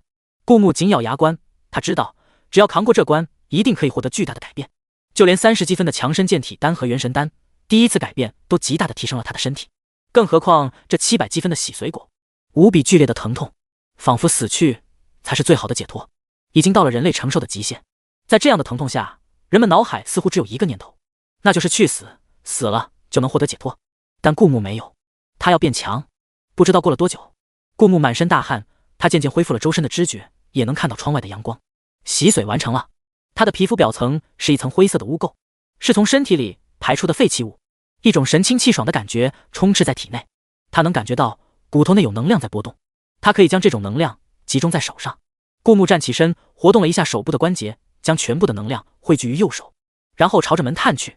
门碰到顾木双手的一瞬间，似乎被炽热的火焰烧融，但接触面只有与顾木手碰到的那一部分。顾木轻轻松松地将手伸出门外，宛若无物。奇怪的能量，顾木搞不懂这种能量从何而来。不同于内力，它似乎是类似于火一般的能量，从顾木的骨头里诞生，但不会伤害到他的身体。这种能量似乎与顾木洗完髓之后的骨髓有关，属于同一种元素。总之，它的效果就是能将触碰到的物体融化。虽然融化的面积很小，但想象一下，能融化铐链、绳子，甚至敌人的身体，如果运用的好，会是很恐怖的存在。那么顾木今后战斗完全可以不依赖长枪，毕竟长枪在狭窄的空间里作战很不方便。赤手空拳让敌人丧失防备，但却是最恐怖的作战兵器。顾木不由低低地发出笑声。门外，死士守着门口，看到突然伸出来一双手，这双手平平无奇，却直接融化门穿了出来。这种不合常理的现象看得人心惊肉跳。死士面色淡定地往旁边挪了挪，挡住了顾木的手。殿下今天够吓人的了，不能再让他吓到别人。虽然他没得感情，但绝对忠心护主。顾木收回手，此时洗髓果并没有变为不可兑换状态。难道洗了一次还可以洗第二次？如果是这样的话，第二次会有什么效果？但顾木在积分不多的情况下，不会再轻易尝试了。完全负了身体的掌控力，甚至比以前更加自如。顾木开始思考一些之前被他忽视的事情，比如沈灵提到的亡灵。这世界上真的有亡灵吗？但依照沈灵的话，亡灵存在于这世界，却还未来到人间。那么亡灵存在的地方是地狱？这世界真的有地狱？那么沈灵重生归来是因为阎王不收，还是别的原因？顾木嘲讽地笑了一下，表情冷冷的，他再次感受到了这个世界的恶意。不愧是女评文，给了他强大的系统金手指的同时，似乎这个女评文的女主还藏着更大的秘密。如果这世界上真的存在亡灵和地狱的话，那么幽冥地府也许也会存在，毕竟他们是属于一个体系。真是这样的话，就算顾木完全不要系统奖励，准备靠着前世的知识，虽然他是学渣，和目前所获的实力来继续他的事业，直接违反系统规则，一刀杀了女主。女主未必真的会死，她前世死了都能重生，顾木怎么能保证他再杀一次，女主就真的会死呢？如果女主真的是阎王也不收的人，她是死不了的，她只会越来越强大，越来越恨顾木。当然，顾木也不是没想过和女主化解仇恨，毕竟女主前世的仇是原主做的，他顾木只是个背锅侠。但他虽然没看过女评文，却也听说过电视剧里反派洗白必死的定律。要知道，这种电视剧的受众一般都是女生，和女评文有异曲同工之妙。这世界和系统所做的一切，都是要将顾木培养成一个反派。他不当反派了，谁又敢保证不会出现一个新的反派？而他这个前反派洗白之后，也许就沦为一个炮灰。当然，化解仇恨的方式有沦为炮灰的风险。那和女主培养感情呢？毕竟沈凌的颜值摆在那，又是顾木明媒正娶的王妃，如果培养出感情，两人景色和鸣，顾木绝对不亏。可谁又能保证他想和女主培养感情就一定能修成正果呢？毕竟他虽然没看过女评文，也听班里的女同学说过，女评文里还有一个人气很高的角色痴情男二。他对女主好，最后换来一句：你是个好人，可是我不爱你。操！就算顾木真的和沈凌修成了正果，可女评文里的男主都是爱美人不爱江山，天大地大女主最大，哪怕成为帝王，也不绝不会后宫3000人，哪怕满朝文武抗议，也会坚定不移，只和女主一生一世一双人。而且女评文里的男主一般都是为女主服务的工具人，就好像他称霸天下，只为保护女主，女主拥有痴情男2、男3、男4、男5、男6，他却依然只痴情于女主。当然，如果不走这样的路线，和女主修成正果后，还非要3妻4妾，那估计会沦为宫斗的背景板，下场见惨死的老皇帝。这就跟男评文里的女主，就算男主拥有各种各样的红颜知己和可爱的小妹妹，女主都会痴情于男主，受众不同，地位就不可能对等。所以顾木就没考虑过这些路线。在女评文里，他天生就是吃亏的，只有变成男评文，他才有出路啊。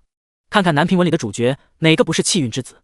而他在女评文里当反派，处处都是世界的恶意。如果他一拳能将女主打得嘤嘤嘤的哭，就算气运也护不了女主，想想而已。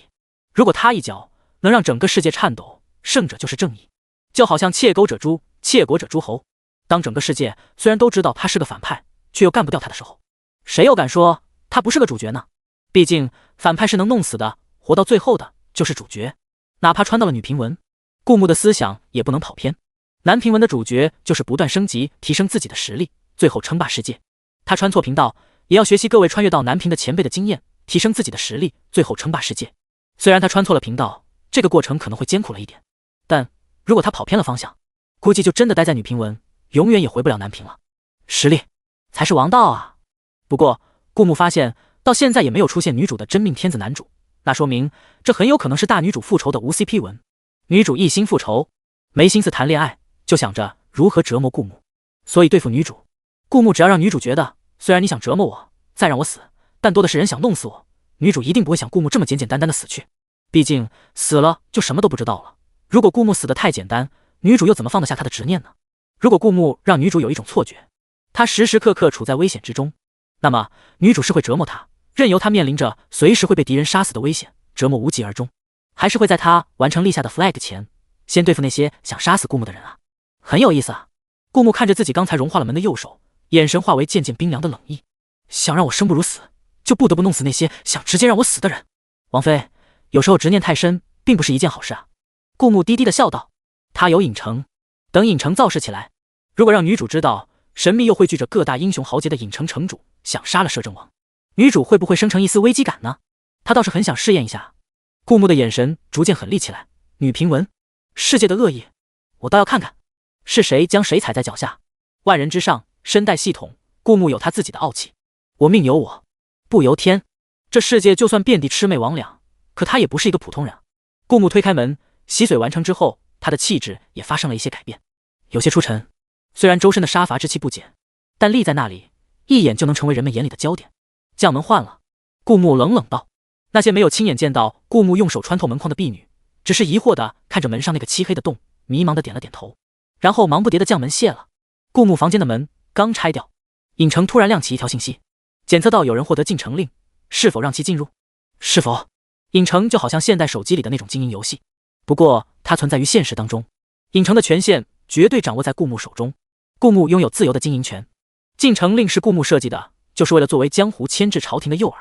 就好像顾木在进城规则上制定一条，要有进城令，再获得顾木的同意才可以进城。于是这条指令就成了进城规则。至于进城令怎么来的，拿块青铜盖上主城的章就是进城令了。指令怎么发布的，写一份影城规则，盖上主城的章就生效了。章存在于主城内，只有顾木能进入的房间，只有顾木能使用。主城所有的权限，盖章生效。是。顾木没有犹豫，选择了是。影城如果不被人知晓，那就只是一个经营游戏。只有他打出足够的名声，才能作为顾木的杀手锏。瞬息之间，顾木看到一个戴着头纱、全身黑的女子出现在影城城门口，当然是从上到下宏观俯视的视角。顾木只能用这个视角来看影城，他看不到房间里的景象。目前他在影城内唯一能进入的地方是主城，当然这是因为顾木直接用意识进入影城。如果他用真身进入影城的话，他同样哪里都能去的。不过用意识就足够了，因为影城的权限就在主城，哪怕是意识，他也能操控这些权限。黑纱女子停在主城门口，似乎吓了一跳。顾木看到她的头转动了一下，环视四周，并没有轻举妄动。他很谨慎，一直在观察周围的景象，发觉没有危险后，才缓缓往前走去。萧素是拿到第一块令牌的人，他本来还在想，就凭一块令牌，怎么进入影城？这会不会是一个骗局？就感觉眼前的景象全都消失了。他本来在一个饭馆的包厢里点了一桌子菜，可饭馆的桌子椅子全都在他面前消失了，包厢的墙也消失了，菜也看不见了，周围是白茫茫一片。萧素试探性的伸出手，在白雾中没有触碰到任何东西，原本应该摆放着桌子的位置一片空虚。于是他试探性的往前了一步，按理说前方是一张桌子会挡住他的去路，可他就往前迈了开来，没有任何阻挡。紧接着萧素看到一座宏伟华丽的城池出现在他眼前，饭馆的店小二看着空空如也的包厢，露出迷茫的眼神，随即发出一声惨叫：客官，你还没结账啊？顾木将意识从影城上方离开，不再保持着俯瞰的视角，因为他看到前方有人来了。一袭白色轻纱的沈凌缓缓踏进院子，阳光站在他绝美的小脸上，给他原本清冷疏离的神情染上了一丝温度。他的心情不是很好，因为阴殿下的人还没有找到。低气压的王妃给人一种暗郁的气场。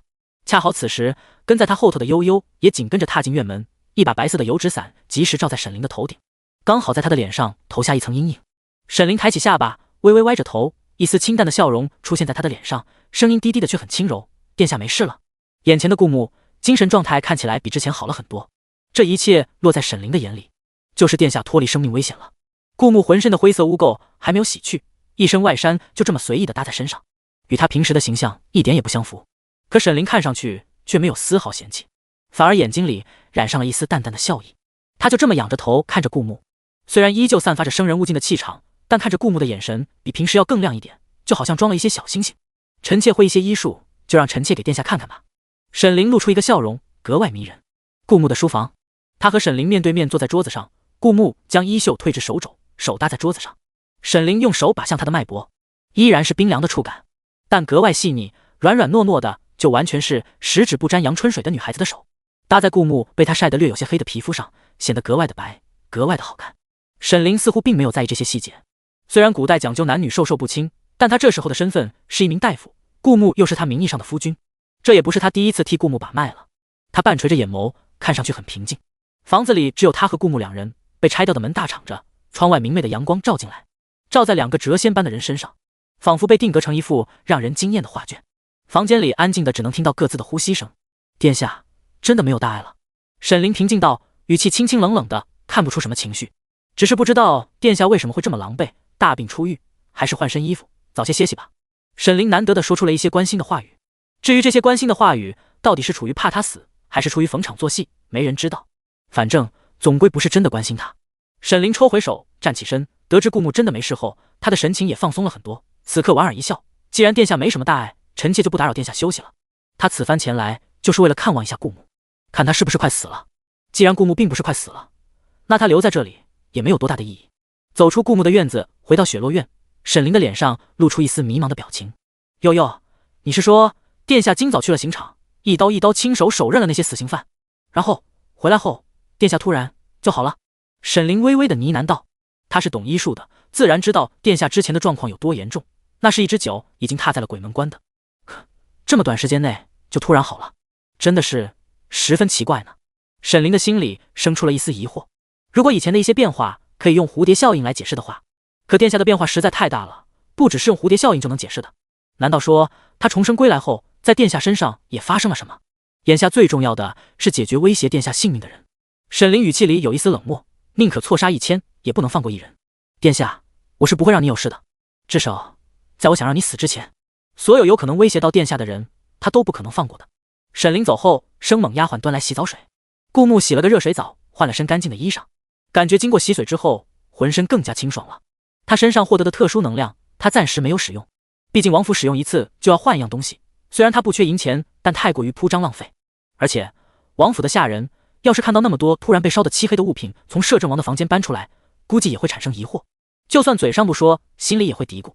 顾木不想造成太大的影响，不过他给自己的特殊能量取了一个名字，炙力，能用炙热的温度融化一切的力量。这时候他一个人在房间里安静下来，继续打开影城的面板，俯瞰着影城里发生的一切。萧素走进影城之后，一张小脸上露出不可置信的神情，他怎么会突然就来到这个地方？这到底是不是属于人间？他停在原地，一时间不敢轻举乱动。在他看来，这座城池极其繁华，灯火通明，可却一个人也没有，显得十分诡异。这就跟一个瞎子在房间里没有别的人，他却看着灯一样，让人觉得诡异。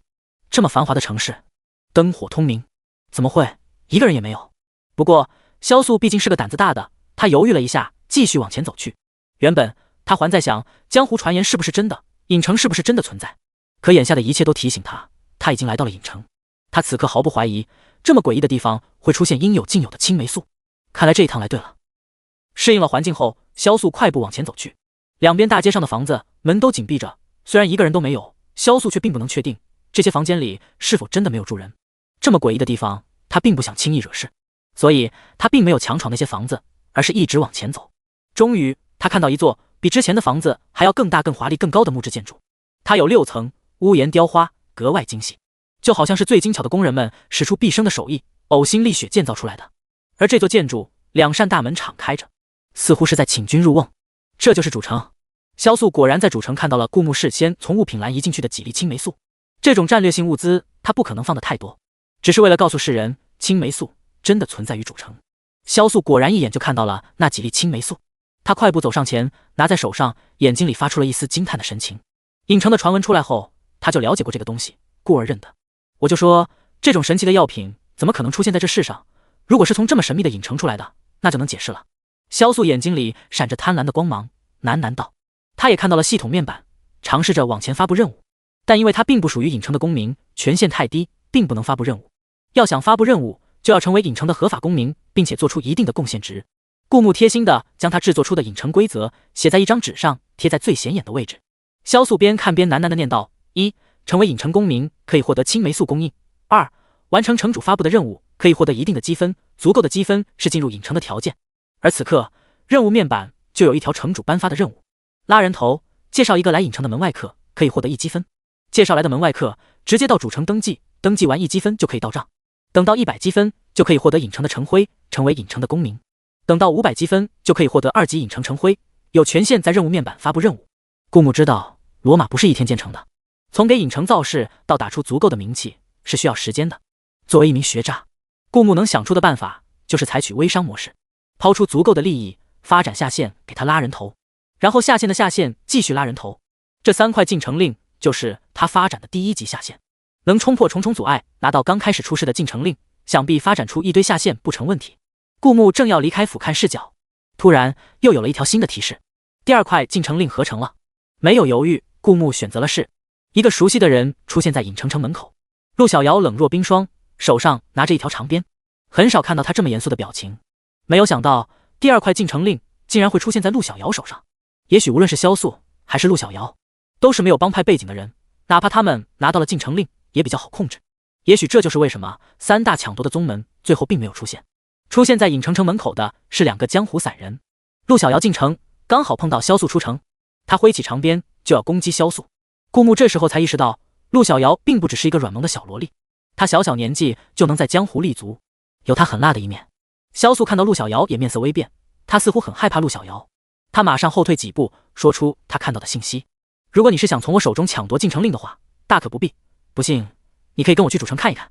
主城的规则说明了，有进城令牌的人可以带着门外客进入影城，门外客进入影城有1天1夜的逗留时间，之后会被强制送出城。凑过100积分，拥有城徽就可以自由进入影城，到时候城徽就可以拱手让人。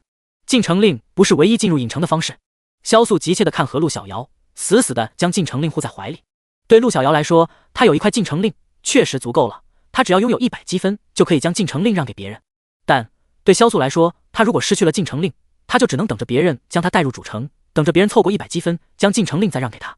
所以他很害怕进入影城，他就明白影城的神秘性，他想留在影城。陆小瑶看完公告依然面无表情。哦，他低低道，虽然1块足够了，我不介意再多1块啊，我跟你又没什么交情，凭什么让着你？陆小瑶说的理直气壮，确实在理，让萧素不好反驳。而且陆小瑶的武功属于在江湖最顶尖的哪一块，纵然萧素是个高手，却只是个普通的高手，被陆小瑶打得节节败退。眼看着进城令就要护不住，他终于忍不住道：100两黄金，我给你100两黄金，这块进城令归我。萧素被打退至墙角，满脸惊恐，他实在是不是对手。陆小瑶拿着长鞭，悠哉悠哉，我跟师尊相依为命，这块进城令是替他拿的。萧素咬了咬牙，300两，我都说了，我跟师尊相依为命。500两，萧素面色铁青道。陆小瑶叹了口气，1000两吧，毕竟我和师尊相依为命，这是另外的价钱。萧素，还好知道你们是江湖大名鼎鼎的塑料师徒情，不然这进城令怕是保不住了。1张银票开出去，陆小瑶果然收了手，脸上又露出了软糯无害的笑脸，仿佛跟刚才判若两人。只有萧素面色铁青的脸提醒着陆小瑶的强盗行为。直到两人出了城，顾木才收回从影城的俯瞰视角。这时候他突然又收到一个系统任务，发扬反派文化之任务6，重生复仇的女评文里陷害女主的小绿茶怎么可以这么快就下线呢？准许将小绿茶放出地牢，任务奖励应有尽有的神奇的织布机。看来这系统又在兢兢业业的走女评文剧情了。不过这奖励很诱人啊，为了奖励将小绿茶放出来又没有什么。顾木已经掌握了系统任务的 bug， 比如他将小绿茶放出来了，获得了奖励，又没说他下次不能再将小绿茶关进去。当然这也不能说一定是系统任务的 bug， 毕竟女评文可能就是这样反复无常，靠着这反反复复的剧情来推动整个故事。只是估计王菲对他的恨意又多了几分。当然顾木也不是愿意心甘情愿做背锅侠的人，这次小绿茶不仅要放，还要放的让王菲对他不会产生恨意。系统之所以发布这个任务，是因为有人触发了剧情。果然不一会儿就有几个颇有才学和家世背景的青年才俊请求进王府拜见摄政王。本来不是所有人都有资格见殿下的，但是他们确实年轻有为，拥有一官半职，再加上家世撑腰，所以他们才有了今天的勇气。让他们进来。顾木懒洋洋地坐在椅子上，淡淡道，他其实不知道这些人的目的，但系统任务是准许将小绿茶放出地牢，再加上以往的系统任务一般都是即时性的，所以顾木也猜到了几分。本来他也没心思和这些所谓的青年才俊打交道，但有可能涉及系统任务，他也就见一见了。那些青年才俊一进到顾木的书房，就立马跪在地上，参加殿下。来的有3个人，为首的陆鹏顾木认识，之前在划龙舟的时候顾木见过一次。本来这种人物他也是没必要记住的，但顾木记性好。而陆鹏旁边还站着2个人，之前下人禀报的时候有说他们的来历，所以顾木只打瞧了一眼便也认了出来。最左边的是户部尚书的大儿子赵立，右边是户部尚书的小儿子赵良。赵立就是开头接到将女主哥哥发配至边疆任务时被沈凌利用，想让他主动请缨去边疆，结果被顾木派人绑了的人。你们前来所谓何事？顾木冷冷地问道。虽然他的年纪和这些人一般大，但眼下这3个人全都跪伏在地上，毕恭毕敬。陆鹏吞咽了下口水，额头上冒着冷汗。他们虽然是一些青年才俊，但和经历过无数杀戳，权势滔天又历练出一身杀伐之气的顾木相比，还是太稚嫩了点，气场上就弱了很多。回殿下，微臣是觉得那日端午节划龙舟之事恐有误会。陆鹏低声鼓足勇气说道，他指的是端午节在上河划龙舟，马诗诗将沈凌推下河的事。有什么误会？你的意思是本王的王妃说谎了？顾木眼神凌厉地问道。马陆鹏立马吓得缩了缩脖子，微臣不敢，微臣并不是这个意思。恰好此时沈凌走到门口，刚好听到顾木问出你的意思是本王的王妃说谎了这一句。这就是女评文的套路。如果顾木因为系统任务直接答应放了马诗诗，然后这一切又被沈凌亲耳听到，那么误会就更深了。殿下这是在护着他。沈凌停在门口，歪着头，绝美的眼睛里盛着疑惑。可这明明就不可能啊！前世的殿下可是为了马诗诗亲手赐他毒酒的人啊！沈凌停在原地，并没有直接进入顾木的书房，他是听到陆鹏他们在王府门口请求拜见殿下的消息才赶过来的。本来以为会听到殿下得了台阶会满心欢喜放了马诗诗，那他一定不会那么简单如殿下愿的。可是没想到殿下却直接反问陆鹏，这是不打算放人？沈凌站在原地继续往下听。顾木说完这句，就感觉到书房外传来有人过来的声音，他的感知力比以前更好，哪怕是以前沈凌悄悄扒拉他房间的屋顶，他也是能立即发现的，何况是身体经过多次强化的现在。顾木只是不想当背锅侠而已，凭什么原主做的事要让他顾木来承担？他做这一切只是为了系统任务奖励而已，何必非得树立一个敌人？虽然他将女评文改成男评文的目标没有变，但他也不想在作死的边缘反复横跳。幸好他有这样的觉悟，才没有再一次中了女评文的套路，被女主听到一些不该听到的话。既然你们觉得本王的王妃没有撒谎，又何来的误会？顾木冷冷地问道。顾木的气压太强了，跪在地上的三个人瑟瑟发抖。可他们想起之前在牢房里看望马诗诗时，那个楚楚可怜的美人梨花带雨的哭着，央求着他们救她出去。美人相求，他们又怎么可能不答应？于是他们硬着头皮找到了摄政王府上。来都来了，总不可能因为害怕就这么灰溜溜的回去吧？户部尚书的大儿子赵立悄悄地瞪了陆鹏一眼，似乎在责怪他没出息，然后咬了咬牙道：殿下，王妃自然不可能说谎，可能只是因为马小姐一时眼花看错罢了。殿下，马小姐真的没有害王妃的心思啊！好家伙！顾木看着底下跪着的三个人，脸上露出奇怪的表情。你们一起来为马诗诗求情？陆鹏、赵立、赵良坚定不移地点点头。是，殿下，我们都相信马小姐是无辜的。顾木啧啧称奇，这小绿茶手段够高明啊！同时让三条舔狗不争风吃醋过来为他求情，就光让三个人碰面不打起来已经狠得不得了，竟然还能做到让这三个人相安无事，肩并肩一起跪在顾木面前，向着同一个目标团结奋斗。不愧是能将原主迷得神魂颠倒的人，本王可不管他是不是眼花，既然他害得本王的王妃落水，差点殒命，本王让他死也是应当的。顾木淡淡道。那三个人是小绿茶的忠实拥护者，哪怕冒着生命危险，害怕的脚软，也要过来为小绿茶求情。可顾木不是，小绿茶对他来说就是一只可爱的野猫，平时冲他撒娇卖乖，逗他一乐呵，他也可以赏个笑脸。但是这野猫也是不识相，挠了不该挠的，毕竟只是一只野猫而已，对吧？顾木神色疏离，哪怕说出死这个字，表情也没有变化。他亲手杀死的人太多了，死这个字从他嘴里说出来平淡如水，可底下跪着的陆鹏、赵立、赵良吓得脸色一下子变得苍白。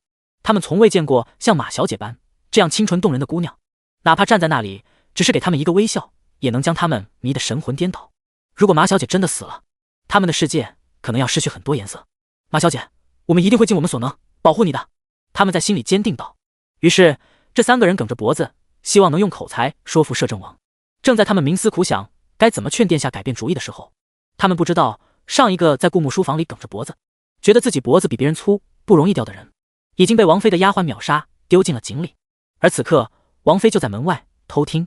一直没吭声的赵良这时候在另外两人悄悄用眼神施加的压力下，也深吸一口气道：殿下，王妃和马小姐是好姐妹啊，王妃到现在也只是将马小姐关进地牢，没有处死，想必也是顾念姐妹情谊。另外两人也眼睛一亮，忙附和道：对啊，殿下，王妃到现在还没处死马小姐，一定是顾念姐妹情谊。殿下，如果您就这么处死马小姐，王妃一定会伤心的。而且王妃和马小姐姐妹情深，马小姐又怎么可能做出害王妃的事呢？三个人一口一句，明显因为顾木说要处死马诗诗而感到慌乱。可顾木听到那一口一句姐妹情深，只觉得讽刺。无论是沈凌前世还是今世，马诗诗都要害死沈凌，只不过自己不是原主，不会向着马诗诗，才有了他今日的结局。但没想到马诗诗是个高端玩家，手段了得，不仅鱼塘了养了陆鹏一条鱼，还同时养了赵立、赵良这对兄弟两条鱼。当然顾木不知道马诗诗的鱼塘里还有没有别的鱼，但就光这几个，除了赵立废物了点，其他的无论家背景还是自身才学都算得上优秀。可此刻他们愿意为了马诗诗，哪怕冒着生命危险也要过来求情。那既然你们一口一个王妃，顾木顺遂推舟，毕竟他的系统任务是让他准许放了马诗诗，又没说让他处死马诗诗，奖励可是应有尽有的神奇的织布机啊。顾木不知道这织布机是什么来头，但根据以往的系统任务奖励，一定不会是个让人失望的玩意。虽然系统商店的物品可能坑爹，但系统任务奖励是绝对不会含糊的。毕竟系统是要兢兢业业促使顾木走反派剧情的，系统任务奖励就是他拿来利诱顾木的。如果他糊弄顾木一次，好家伙，顾木直接不走反派剧情了，这有违系统存在的初衷。毕竟这系统就是为了这本女评文中为女主成长制造困境而存在的。也不知道这系统的奖励是何来历，无论是什么奖励，都是取之不尽，用之不竭，应有尽有。右上角有一个无穷大的符号。可世界上真的会存在永远也用不完的物品吗？就算是水，也存在可能干枯的一天。可这系统的所有奖励都没有数量限制，容不得顾木不多想。不过多想也没用，这幺蛾子系统，还有这充满套路的女评文世界，整出什么闹心的玩意都有可能。顿了顿，顾木继续道：这件事的受害者既然是王妃，本王当然会顾及王妃的感受。如果王妃说杀马诗诗，本王就赐死马诗诗；如果王妃说将马诗诗千刀万剐，那就将其千刀万剐。底下跪着的陆鹏、赵丽、赵良三个人听得心脏一突一突的，光是想想他们就心痛不已。这可是让他们魂牵梦绕的梦中女神，清纯可爱又撩人的马小姐啊！他们此行的目的就是为了不让她忍受牢狱之灾，不想看着美人楚楚可怜的样子，又怎么忍心让她去死？可君命难违，在这个皇权至上的社会，作为南朝掌权者的顾木说一不二。于是他们听到顾木说出这些狠话，心脏一抽一抽的，既是吓的，又是心疼的。门外一处阴影下，一袭白衣的沈凌立在那里，有种出尘的气质，再加上她淡漠疏离的脸，让人觉得她不属于人间。可她轻轻一笑，又带了些许烟火气。殿下可真有些奇怪呢。她微微转身，离开了顾木的书房，往自己的雪落院走去。沈凌离开阴影的那一刻，阳光洒在她身上，整个人看起来明媚又美好。殿下，王妃不可能这么狠心的。赵丽战战兢兢地说道。狠心？王妃只会觉得这样死得太轻松了。这也是顾木笃定，就算他想要刺死马诗诗，王妃也一定会留着马诗诗性命的原因。就好像那日在马车车厢，只是命人将马诗诗关进地牢，没有刺死马诗诗一样。要慢慢折磨。顾木不太能理解这种想法，但他知道，对于一些执念很深的人来说，活着就是为了完成执念。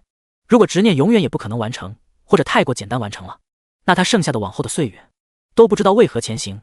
执念太深未必是件好事。因为了解，所以顾木知道王妃的选择。你们都退下吧。他淡淡的对着书房的那三个人道。陆鹏、赵丽、赵良相视一眼，眼神里互相透着责怪，然后灰溜溜的离开了顾木的书房。与此同时，沈凌的丫鬟走了过来，向着顾木行了个礼，毕恭毕敬道：殿下，王妃说想去地牢看望一下马小姐。马诗诗关押在地牢有些日子了，她虽然只是小门小户出来的，但毕竟也是千金小姐，从小没受过委屈，在这地牢里待的日子，恐怕对她来说无比折磨。不过顾木只是好奇，按理说待在地牢内无法精心打扮，说不定还灰头土脸的，十分憔悴。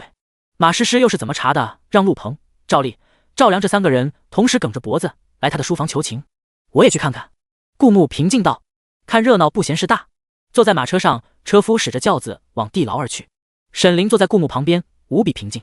按理说他对马诗诗应该十分仇恨，可每次提到跟马诗诗有关的事情的时候，沈凌脸上都没什么波澜，似乎马诗诗死不死的其实无所谓，当然能折磨他慢慢死掉更好。如果他就这么死了，其实也没什么大不了的，就好像这种心态，至少同样是恨。沈凌对顾木的态度是截然不一样的。地牢厚重的牢门一打开，一股气流不通导致的霉味扑鼻而来，外面的阳光照进地牢，给地牢里增添了一丝阴暗的光线。小绿茶被关押在地牢里也有很长一段时间了。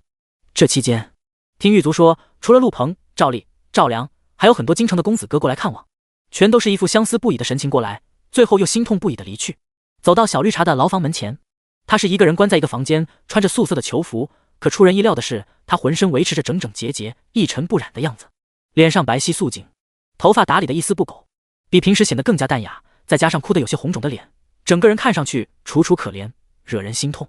不愧是女评文，颜值永远排在首位。这个时候，小绿茶竟然还能精心维持着美貌，果然能做高端绿茶的都是有两把刷子的。顾木对小绿茶肃然起敬，小绿茶一脸破碎的坐在牢房里，眼睛绝望的看着前方，就好像被打碎的瓷娃娃，需要精心的拼凑起来才能恢复生机。听到动静，小绿茶终于缓慢的转过头来，缓缓勾起一个微笑，喃喃道：殿下。小绿茶动作缓慢的站起身，行了个礼，殿下千岁。他一脸深情又饱含幽怨的看着顾木，一双漂亮圆圆的眼睛含情脉脉的看着顾木，这眼神看了，没有谁不觉得痴情。顾木却转过头看向王妃，直接处死如何？他很尊重王妃的意思，毕竟王妃才是这件事情的受害人，而且小绿茶又是他明面上的好姐妹。当然，任务奖励顾木是不可能就这么放弃的，只是这段时间的相处，他已经摸清了王妃的性格，他越要让小绿茶死，王妃就会继续留着小绿茶慢慢折磨。如果他想直接放了小绿茶，虽然说这天下他说一不二，但难保沈凌不会惹出什么幺蛾子。毕竟女频文套路深，还都是阴招。毕竟他让小绿茶死，不仅能顺利放出小绿茶，完成任务，又能博得王妃的好感，少树立几个敌人，这样一举多得的事，何乐而不为呢？沈凌表情有略微的惊讶，毕竟这一切和前世相差太大了。前世摄政王是为了小绿茶亲手赐他毒酒，而这一世却是为了他要赐死小绿茶。不过沈凌的表情管理向来很好，这抹惊讶稍纵即逝，又恢复清淡疏离的表情。就这么让他死，太简单了。沈凌笑了笑，露出2个坏坏的小虎牙。殿下，臣妾倒是觉得没必要那么严重，毕竟决议权是在顾木手上。虽然是顾木是在问沈凌的意思，但其实最后放不放人还是由顾木决定的，所以沈凌也是一种商量的口吻。那爱妃觉得该如何处置？顾木依旧看向沈凌，摆明了将马诗诗的处置权交给沈凌。马诗诗听到顾木要刺死他，眼睛一下子瞪得很大，瞳孔微缩，显得十分害怕。他不知道沈凌重生，其实更希望留着他慢慢折磨，当然折磨不了也无所谓。沈凌对让马诗诗生不如死的执念并不是很深，也许因为马诗诗的地位权势都太低了，沈凌轻易就能弄死。前世只不过是顾念姐妹情谊，以及马诗诗有原主护着，才能让她高高在上，自己落得个五马分尸。可这一世不一样了。马诗诗看着沈凌冰冷的眼神，她虽然在笑，笑得那么好看，小虎牙在她的脸上也那么生动，可只有和她对视的马诗诗知道，她的眼神如多年的寒冰，让人寒入骨髓。灵儿，既然殿下不护着她，马诗诗也想争取一线生机。万一沈凌还顾念姐妹情谊呢？灵儿，你相信我，我只是眼花。灵儿，小绿茶不仅会勾男人，红姐妹也有一套。一双眼睛此刻无比真诚地看着沈凌。我知道灵儿你心里委屈，可是我们是最好的姐妹啊。如果我死了，有谁会像我这样真心把你当做最好的姐妹啊？他们会奉承你，迎合你，可也只不过因为你是殿下的正妃，比不得我们多年真挚的友谊。灵儿，我怕我死了，你一个人在世上会孤单，以后你想起我会内疚。马诗诗一张小嘴巴巴地说着，满口都是为了沈凌好。其实说到底，她只是不想死，害怕死。顾木打断他的话，看着沉默不语的王妃，淡淡道：王妃如果没想好，那就干脆把他丢刑场，一刀砍死，然后丢到乱葬岗喂野狗。被一刀砍死，死的也轻松，这样也不算处置的太严重。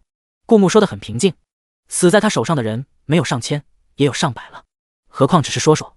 而马诗诗却听得胆战心惊，抓着沈凌的手更紧了。尤其是听到殿下说一刀砍死、乱葬岗、喂野狗这些字眼时，心脏一突一突的。他看着殿下的脸，殿下比以前要陌生了很多。此刻的殿下满脸冷漠和杀戮之气，看向他的眼神冰冷如一个死人。这种眼神让他打了个寒战，不敢再看。他只能转过头继续看向沈凌。没想到沈凌也抽回手，一双眼睛似笑非笑，又没有半点情意的看着自己。沈凌没有说话，是因为他的思绪很复杂，一切都好像倒转了。前世是摄政王和马诗诗站在牢狱外，一脸冰冷的看着自己，然后赐他一杯假的毒酒，最后他被马诗诗耍手段拖到乱葬岗五马分尸。而今世却是他和顾木并排站着，看着马诗诗，而马诗诗的生死被殿下亲手交到他的手上。他真想也把马诗诗拖出去，拖到乱葬岗五马分尸，可他重生一世，复仇归来，又怎能让马诗诗死于同样的手法？再怎么讲，中间隔了一世，收点利息是应该的。沈凌轻轻的笑了。冰冷的牢房内，他看上去比这牢房还阴暗冰冷。他轻柔道：殿下，不如先划划他的脸吧。沈凌轻轻的笑着，让一个人痛苦，就是先毁掉那个人最在意的东西。马诗诗家世背景在京城都算是小门小户，他之所以能结交到那么多家世背景贼好又颇有学识的青年才俊，靠的无非是他那一张脸。脸没了，她就是一普通女孩。不，被划花之后，她比普通女孩更惨。马诗诗被沈凌抽回手后，就一直抓着牢房的铁柱。此刻因为太用力，指关节开始逐渐泛白。她苍白着脸，面无血色，看着沈凌，从嘴里轻轻吐出几个字：花脸。她从未想过，如果没有了美貌倚仗，她会落得什么下场。从小她就活得太轻松了，因为好看。不仅好看，她比其他女孩子远会讨男生欢心。她不是现在才开始养育的，她在几岁的时候就已经知道周旋于男生之间，笑得甜甜的，用星星眼望着对方，一脸崇拜，让对方产生一种错觉，仿佛自己心里眼里只有他。只要这样，什么都会有的。那些男孩子巴不得将他想要的一切亲手奉上。有时候他假意不要，那些男孩子还会因为他拒收礼物而伤心难过。可他又怎么可能不要呢？无非是欲拒还迎，打一棒再给个甜枣，这样才能让他们更加死心塌地。可是如果美貌不复存在，他又凭什么再跟以前一样轻轻松松拥有一切？他是个丑八怪，那些男生也许根本看都不会看他一眼。就是以前一切都得到的太轻松了，所以他才想要摄政王的心，所以才想成为掌握着天下的摄政王的正牌王妃。好啊，那就依王妃的。顾木无所谓的回道。系统任务是让他准许放了马诗诗，至于是画花他的脸，还是砍断他的手，都跟他没关系。他只要完成任务，获得奖励就行了。牢房里很快传来惨叫声，几名狱卒拿着刀走进牢房，一根绳子牢牢将马诗诗绑住，不让她挣扎。马小姐，这是殿下的命令，希望你配合。一名狱卒拿着刀冷漠道。他看着马诗诗光洁无瑕、无比美好的少女的容颜，在心里轻轻地感叹了一声，可惜了，这么漂亮一张脸。但殿下有旨，他可惜也没用。一刀划拉下去，马诗诗左半边脸出现巨大的豁口，鲜血横流不止。他惨叫一声，满脸惊恐和不可置信，一种巨大的绝望出现在他的脸上以及他的眼中。这次不是装的啊！马诗诗像疯了一般疯狂的大叫。他已经不在乎他此刻是否优雅，是否一举一动都格外撩人。他只知道从今天起一切都没了，一切都没了，比死了还难受。如果真让他去自杀，他也没有勇气。又一刀划在他的额头，脸上2道鲜血横流的伤口使得他看上去格外可怖。够了！在狱卒还要继续划下另一刀的时候，沈凌轻轻说道：“杀人诛心。”但诛心也分一次性和好几次，当然要分好几次才来得有意思。像这种先毁半边脸，马诗诗还能戴半边面具继续勾人，毕竟以他的本事，能露出半边脸也有的是舔狗。等他渐渐承受了毁容的痛苦，靠着另外半边脸生活下去，这时候才毁掉他的全脸，这才叫杀人诛心。刀刀刺中要害，重活一世总归是要收点利息的。沈凌眼神很冷，冰凉刺骨，可他的表情很平静，甚至他转过头去看顾木时，那种眼神已经荡然无存。他在困惑，殿下，当真对小绿茶没有半点情分，可明明前一世被小绿茶勾得死去活来，眼里一星半点都没有别人，可今世小绿茶同样的套路，殿下却不吃这一套了，这不仅仅是蝴蝶效应能解释的吧？沈凌歪着脑袋，眼神幽冥，谁也不知道他心里在想什么。他突然轻轻笑了，殿下，既然马诗诗已经受了惩罚，他推臣妾落水之事，臣妾顾念多年情分，便也不计较了，留他一条命，希望他以后好自为之。殿下可好？顾木原本以为从沈凌出完气到放了小绿茶，可能还要过一段时间，没想到他这么快就出完气了。虽然在女评文里待了许久，其实顾木还没有深刻体会，那就是女评文里的女生都怪狠的。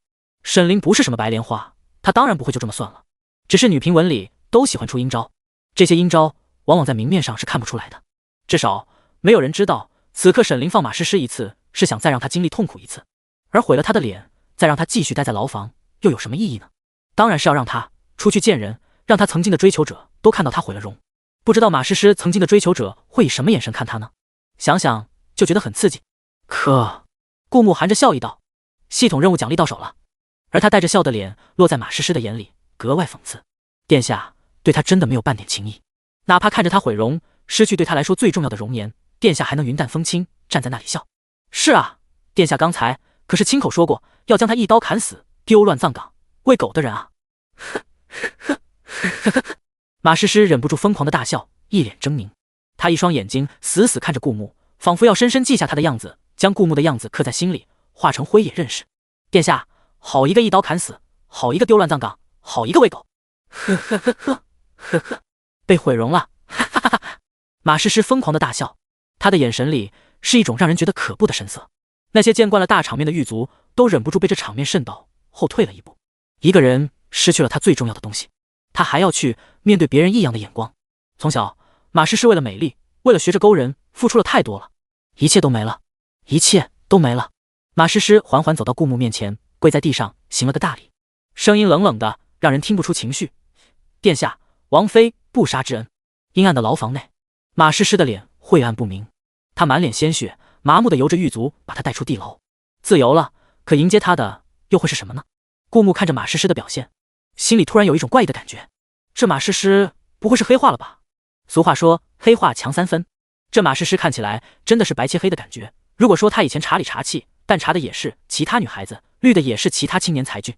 要知道马诗诗可是心心念念想嫁给顾木的，虽然鱼塘里养了很多鱼，但她多的是手段，或许是一个崇拜的眼神，或许是一句鼓励的话语，就让那些青年才俊死心塌地。她在顾木面前可是极尽百般手段讨好的，可是现在她一脸平淡，双目失去了原有的神采。看着顾木的眼神如万年古井。他从顾木的身边走过，向着前方那一抹刺眼的阳光，缓缓走出了地牢。顾木的系统任务是准许放了马诗诗的求情，但没有说是准许陆鹏他们的请求，还是沈凌的请求。在顾木说出“可”这个字的时候，系统奖励已经到账。顾木看了一眼物品栏里应有尽有的织布机，但这系统是不介绍物品属性和功能的。像之前青霉素的功效其实比顾木原初的时代要更好，但也不知道是哪方面进行了改良。顾木还是看士兵们使用青霉素之后的效果，才得出这个结论的。关于这个神奇的织布机的效果，顾木也不能直接从物品栏得知它的效果。想知道这神奇的织布机有什么作用，还得他亲自去看一下。既然王妃已经下了对马诗诗的处决，那就回府吧。顾木冷冷道。如果马诗诗真的白切黑，那也是没办法的事。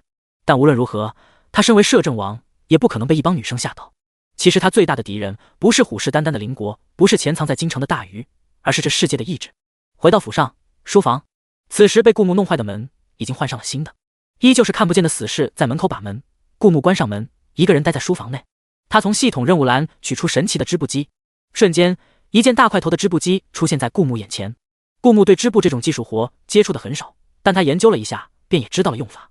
实在是这台神奇的织布机操作太简单了，一般人哪怕没有任何经验，都能迅速上手。这台神奇的织布机应该是改良版的珍妮织布机，它依靠人力，但却能更高效、迅速地织出布匹。直到现在，顾木才发现，系统任务的奖励都是前世他见过或者听说过的东西，但是又在前世的功能上进行了改良，更加贴合现在的用法。这么神奇的奖励，只能说不愧是女平文。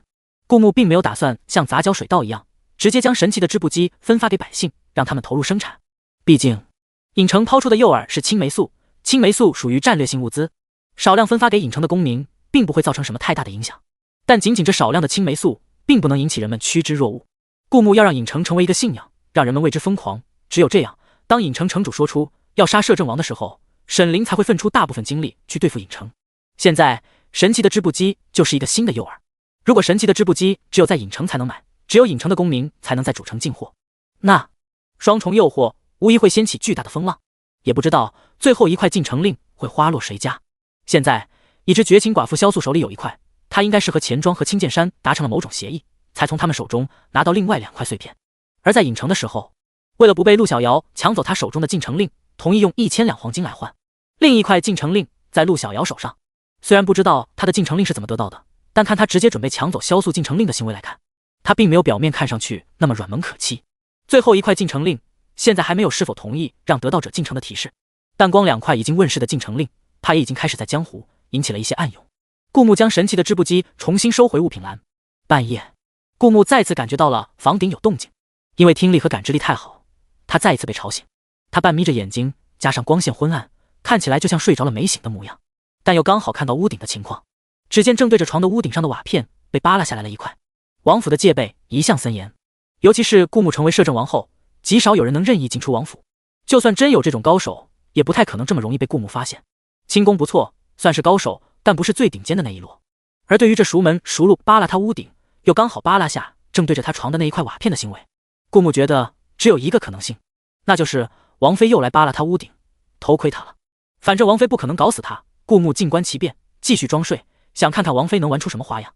果然，扒拉屋顶偷窥了一会儿，瓦片又被王妃放了回去。难道真的只是偷窥这么简单？然而下一秒，顾木就感觉到窗户有轻微的动静，有人试图打开他的窗户，但因为害怕吵醒他，打开的极其小心翼翼。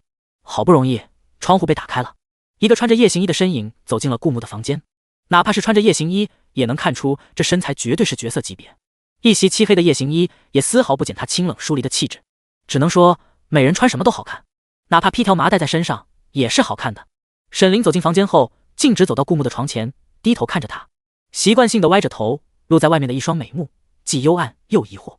他静静地看着顾木，半晌，伸出手摸向了顾木的床。不是吧，这王妃难道大半夜的要非礼他？难不成是因为白天的事感动到了，想要以身相许，但开不了口，所以采取这么隐晦又直接的表达方式？顾木正要从被窝里伸出手抓住沈凌的手，直接将他拉到床上，毕竟怎么可以让女孩子主动？但好在顾木及时冷静了下来，这种可能性是绝对不可能存在的。沈凌来他房间另有目的。果然，沈凌虽然伸向了他的床，却刻意避开了顾木。他小心翼翼地检查了一下顾木床底还有枕头底下有没有可能藏东西，在发现没有任何东西的时候，又疑惑地站在床边端详了顾木一会儿，眼睛里是满满的不解。没藏在床底，还有可能藏在其他地方。毕竟一个人如果突然变化巨大，那他身上一定藏了什么秘密，这种秘密有可能在他的房间里找出来。这就是沈凌大半夜前进顾木房间的目的，他想要找出顾木突然改变的秘密。当然，他暂时不会想到顾木的壳里换了一个灵魂，毕竟这太离谱了。好歹他也是重生，壳里装的还是他自己的灵魂，顶多多了一段经历。他哪能一下子就能想到顾木的壳里直接换了一个人？所以他首先会觉得顾木的突然变化一定是因为有其他秘密，而世上没有密不透风的墙，这种秘密也许能被他找到。沈凌离开顾木的床边，开始翻起他挂在一旁的衣服。毕竟一般最重要的东西都是随身带着的，藏在房间里有可能被打扫卫生的丫鬟发现，如果放在上锁的盒子里，也有可能被某些手脚不干净的下人偷走。当然也不是完全不可能，但事情也要分一个先后顺序。沈凌将顾木的衣服从里到外摸了个遍，依然一无所获。毕竟顾木是现代人穿过来的，没有古人那种把东西放衣袖里的习惯。他随身带着一个死士，有什么东西何必亲自拿，直接放死士身上不香吗？沈凌轻微的叹了口气，也许没想到顾木的秘密这么难找，但他来都来了，肯定不会就这么简单就走的。他开始翻箱倒柜，看得出来这段时间沈凌的轻功比以前还好了一些，他的动作也十分小心翼翼，没有发出任何声音。看来他是吸取了上一次进顾木房间直接被顾木发现的教训，特意练了点轻功和翻东西不发出声音的本领。半炷香后，沈凌又轻轻叹了口气，依旧一无所获，连个上锁的盒子都没有看到。毕竟顾木所处的时代指纹锁已经普及了，他就连手机输个密码都懒，直接用指纹或者刷脸。让他用这种随时可能会丢钥匙，然后只能撬锁的小盒子，不存在的好吗？毕竟顾木有系统物品栏，系统物品存放无上限，但还有10个格子是可以放现实中的物品的。重要的东西放系统物品栏明显更保险，譬如虎符，顾木就一直收在系统物品栏里，所以顾木房间里连个带锁的盒子都没有，直接免了沈凌翻出来一个带锁的盒子，然后把它带走，找人撬锁，结果发现一无所获的麻烦。顾木觉得自己怎么能是个反派呢？这简直就是一个大善人。王妃都直接来他房子里翻东翻西了，他还怕打扰到王妃，做出一副装睡的模样，甚至还因为为王妃省了麻烦感到体贴。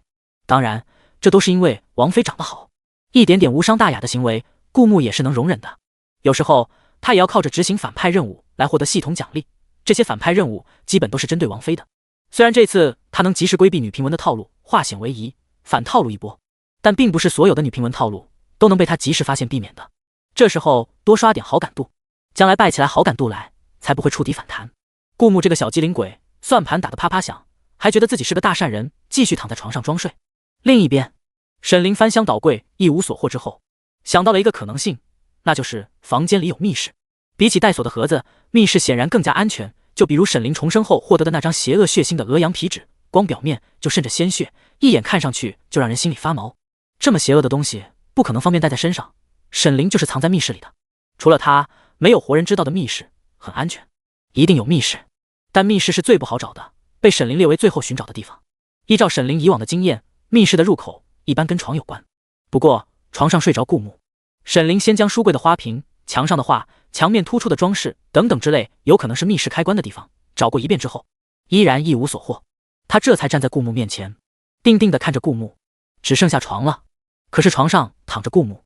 一番激烈的内心挣扎，沈凌准备偷偷离去，毕竟顾木有时候也是要外出，并没有天天在王府过夜的。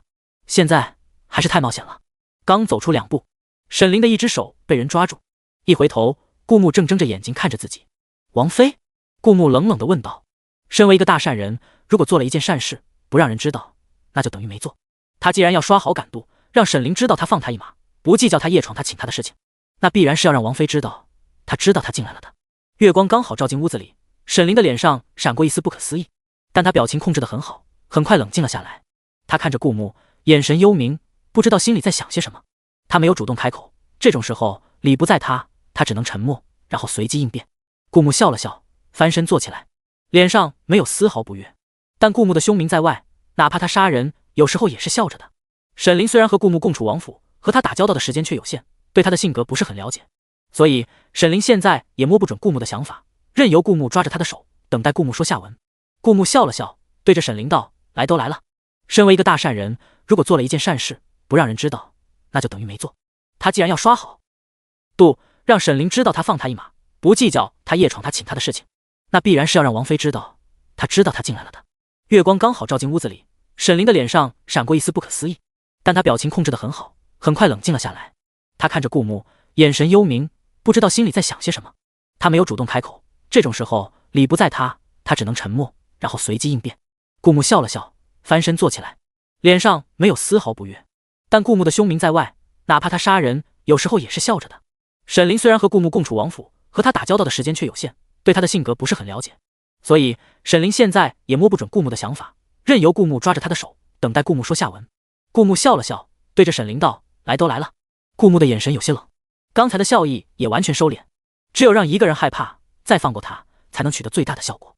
可王妃也不是个简单的人，他就保持着歪着头的姿势，很平静的看着他。沈凌眼睛里没有半分惧意，死了未必就比活着痛苦，只不过啊，殿下如果要刺死他的话，他也会在临死前拉着殿下下地狱的。不知道为什么，想到这个可能性，沈凌反而有些兴奋，心跳一点一点加快，脸颊有微微的泛红。这一切落在顾木眼里成了害羞，毕竟古代讲究男女授受不亲，沈凌还是一个黄花大闺女，她就这样拉着人家的手，纵然沈凌是个狠角色，但少女本能的害羞还是会有的。只不过正常少女害羞不应该是羞涩的低下头去吗？为什么沈凌的眼睛里有隐隐的兴奋？殿下想说什么呢？沈凌低低的问道。夜闯殿下的房间，如果殿下认为我要谋害殿下的话，赐死也不为过。说到这里，沈凌轻轻笑了。窗外的月光洒进屋子，照在沈凌的身上。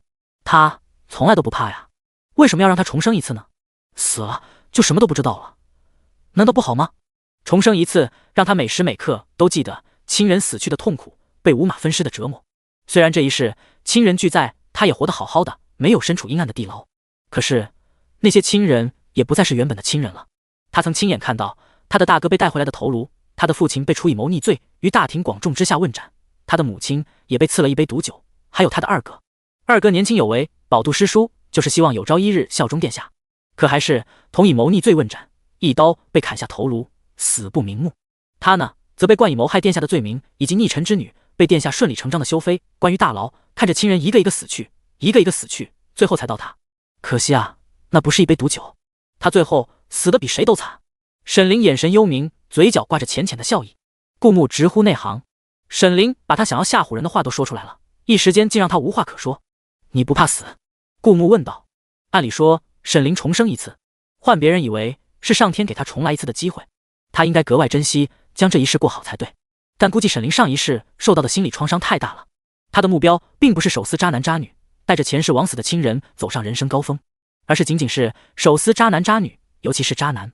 至于他前世的亲人，沈凌在意归在意，但早已在心里上了一道锁，不然他明知道沈慈被发配至边疆，有可能会死，还这么平静。而顾木吃了洗髓果，一只脚踏进鬼门关，沈凌哪怕毁掉整个人间，也要救下顾木，再折磨他。有句歌词怎么唱来着？恨比爱深刻。沈凌不惧鬼神，也不信仰神佛，因为他从来不觉得他重生一次是一种恩赐。这孩子快没救了。顾木问完，看着沈凌依旧平静的神色，在心里默默感叹道。果然。沈凌咬了咬嘴唇，脸上毫无惧意。奥斯卡演技继续上线，他轻轻道：殿下要臣妾死，臣妾不得不死，不过殿下也不会好过的。顾木，古代却是讲究君要臣死，臣不得不死，不过在今天这种场合，听起来总觉得哪里有点怪怪的。有一瞬间，他在沈凌眼睛里看到了一抹嗜血的光芒，不过稍纵即逝。顾木缓缓放开手，这一波是刷好感度。于是他笑了，眉眼弯着，一身的肃杀之气也消退了不少。想太多了，回去歇着吧。顾木的声音很低沉，本王会纵容着你的，毕竟你可是系统任务奖励的触发条件。两人各怀鬼胎，互相假笑，然后在一片凤偕鸾合的氛围中，沈凌离开了顾木的房间，一无所获。沈凌有些懊恼地抬头看着夜空，不仅一无所获，而且还被发现了。打草惊蛇，沈凌半眯着眼睛，一丝少女般的懊恼稍纵即逝，她脚尖轻点，往雪落院的方向飞去。江湖。最后3块进城令的碎片也出来了，钱庄和青剑山各有1块，另一块在一个和尚手上。此时青剑山和钱庄派出的高手与和尚在一处屋顶上呈3组鼎立的站位。和尚，我劝你把那块碎片交出来，青剑山可不是你这等江湖散人能得罪的。青剑山的高手时装恶狠狠地说道。阿弥陀佛。和尚抬起一只手放在胸前，虔诚道：出家人不应杀生，算你识相，赶紧把另一块碎片交出来。钱庄的高手刘壮以为和尚是怂了，立马得意地伸出手道。和尚的另一只手不断地拨弄着佛珠，他的手上没有任何武器。赶紧的，再不交出来，别怪我们不客气。石庄拿剑指着和尚道：“对，再不交出来，别怪我们不客气。”刘壮也拿出剑，恶狠狠道。和尚嘴角挂着一丝笑，他的气质傲然，虽然是和尚，但相貌生得极好，有一种上仙的气质。他睁开原本闭着的双眼，这才让人看出他的眸色很浅，让人觉得他是一个抛却人世情感的出尘之人。仅仅是睁开眼，一种凌厉的气场从和尚身上迸发出来，再加上他磅礴的内力，可周围的人都为之胆颤。原本趾高气扬的刘壮和石庄两人都脸上一虚，心里开始打旗鼓，就凭着外放的内力，也能看出这人实力超然，绝对不是个好惹的角色。只是这等高手，以前在江湖上从未听过此人的名号，那只能说明这个和尚清心寡欲，从未参加过江湖的纷争，所以无名无姓。那这一次，和尚，我看你这样子，必定也是半只脚踏入佛门了，何不一心向佛，干嘛参与我们江湖人的纷争？感受到和尚的实力，石庄的语气也放软了不少。刘壮也连忙附和道：“你自己也说了，出家人不应杀生，你本就是佛门弟子，又何苦参与江湖的打打杀杀？”和尚轻轻笑了，他的笑容低低的，最后越笑越放肆，有一种邪气的感觉。他睁着他浅色的双眸，有一种睥睨众生的感觉。出家人不应杀生，但如果佛祖闭了眼，那贫僧杀了人也等于没杀。和尚将佛珠分好几圈缠绕在手上，然后将那一只手背在身后，紧紧伸出左手，向前方的两人使出一掌。石庄和刘壮万万没想到，这和尚一股抛却人间杂念的气质，结果却是个邪僧。什么叫佛祖闭了眼？你修行是修给佛祖看的吗？少年，你这想法很危险啊！刘壮和石庄心里1万只羊驼爬过，但眼下这种情况，他们必须得战。就算他们不要和尚手里的碎片，和尚也会要他们两人手上的碎片。他们两个人打和尚一只手，也有点招架不利。和尚的掌法不知师从何人，既大开大合，又诡谲莫测。几个呼吸，石庄和刘壮接受内伤，然后被和尚捏断脖子而死。他们怀里的2块净成令碎片也到了和尚手上。阿弥陀佛！和尚又开始拨弄着佛珠，虔诚道：“3块净成令碎片同时悬浮在他面前，然后拼成一块，是否同意让其入城？”是否？顾木选择事后，看着进入影城的人，他从未想过进入影城的竟然是一个和尚。他穿着一身袈裟，衣不带血，他手拨弄着佛珠，像是半只脚已经迈入佛门。他眸色很浅，庞佛抛却人间杂念。不过这净成令，如果和尚没干杀人越货的事，是到不了他手上的。佛祖果真没骗我。和尚站在影城城门口看了看，便转身离去。他不在乎影城有什么，他只需确认影城真实存在于人间。他不信道听途说的，他只亲眼见到的。为了这个确认，他杀了2个人，2个都是江湖赫赫有名的门派的高手。影城这么神奇的地方，他一定会来的。和尚淡淡道，离开城门，消失于白雾中，又出现在他与石庄、刘壮打斗的屋顶。阿弥陀佛！和尚对着2具尸体慈悲的念叨，然后消失在夜色当中。好家伙，是个和尚！顾木有点不是很开心，毕竟这和尚落得下脸拉人头吗？如果和尚仅仅拿着令牌不去拉人头，顾木岂不是损失了一块令牌的作用？但物以稀为贵，如果进城令成为烂大街的物品，影城的人气虽然会暴涨，但人气高不仅仅是顾木的目的。要让影城成为一个神秘又强大的存在，那么影城城主想杀摄政王的消息才足够引起王妃的重视。和尚离开后，影城又成了一座空城。顾木得到影城，到现在他还没有亲自去过影城，一直都是靠着意识操纵，或者用俯瞰的视角看着进入影城的人。但是这一次，顾木觉得他有必要亲自去一趟影城，实地了解一些这座城池。房间里只有顾木一个人。当顾木给出让自己进入影城的指令后，他感觉周身出现一阵白雾，紧接着一座繁华的古香古色的城池出现在他的眼前。这座城池他很熟悉，曾经俯瞰过很多遍，现在就好像变成了。每一个进入影城的人最先出现的地方都是城门口。城门口2排的房子虽然门是关闭着的，但一推就能推开。这1排6的房子虽然都很繁华，但都是统一制式。顾木觉得拿来做商铺刚好合适。东南西北中5座标志性城池，他采取俯瞰视角的时候只能进入主城。现在他实地经过，发现还是只能进入主城，其他的房门都是上了锁的，密不透风。顾木试着用火烧了烧，这建筑看起来虽然是木头做的，但火烧也没用，故而作罢。反正是他的东西，迟早能知道另外4座城池是做什么的。溜达了一圈，再加上有俯瞰视角的经验，顾木很快做了规划。通向影城城门的这一条大街就用来做商铺，以后方便别人的买卖；向后的2条街则用来居住。而最外面左右各3个商铺都被顾木推开门，在里面摆满神奇的织布机。这样一共就有6间店铺放满织布机，到时候他会让成为影城公民的人盘下这间店铺，而影城城主作为供应商，会从中抽取一定数额的利润，由他们将这些神奇的织布机往民间流通出去。毕竟织布机是可以造福百姓的，不需要像青霉素那样进行数量管控。盘下店铺的人能卖多少，他就能供应多少。顾木完全可以抽取高额的利润，而且神奇的织布机是系统给的应有尽有的奖励，对顾木来说压根就不需要付出成本。只要影城给出的东西越神奇，想要成为影城公民的人就越疯狂。只要他们成为影城公民，顾木就可以用各种利益和条约制约着他们，让他们为他所用。顾木将这6间店铺明码标价，将出售信息放到主城，这样下一次拥有进城令的人来到主城登记人头就能看到出售信息。而死士则被顾木安排进了影城，作为城管一般的存在，监督着影城居民的行为。而死士也被顾木赋予了可以随时将人请出影城的权限。6间店铺的门大敞着，一旦有人想要偷拿神奇的织布机，就会被死士立即请出影城，拉进黑名单。同时被请出影城的只有偷拿的人，哪怕他要偷拿的神奇的织布机被他抓在手上，但离开影城的只有他自己。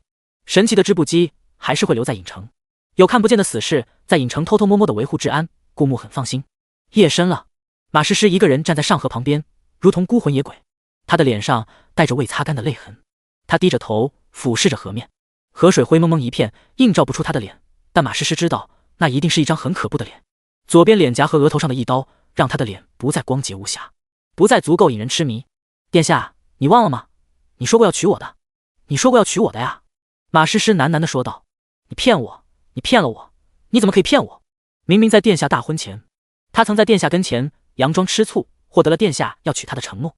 那时候殿下看他的眼睛里是有爱意的，他说他愿意等到殿下休妃，在朝堂站稳脚跟，然后迎娶她。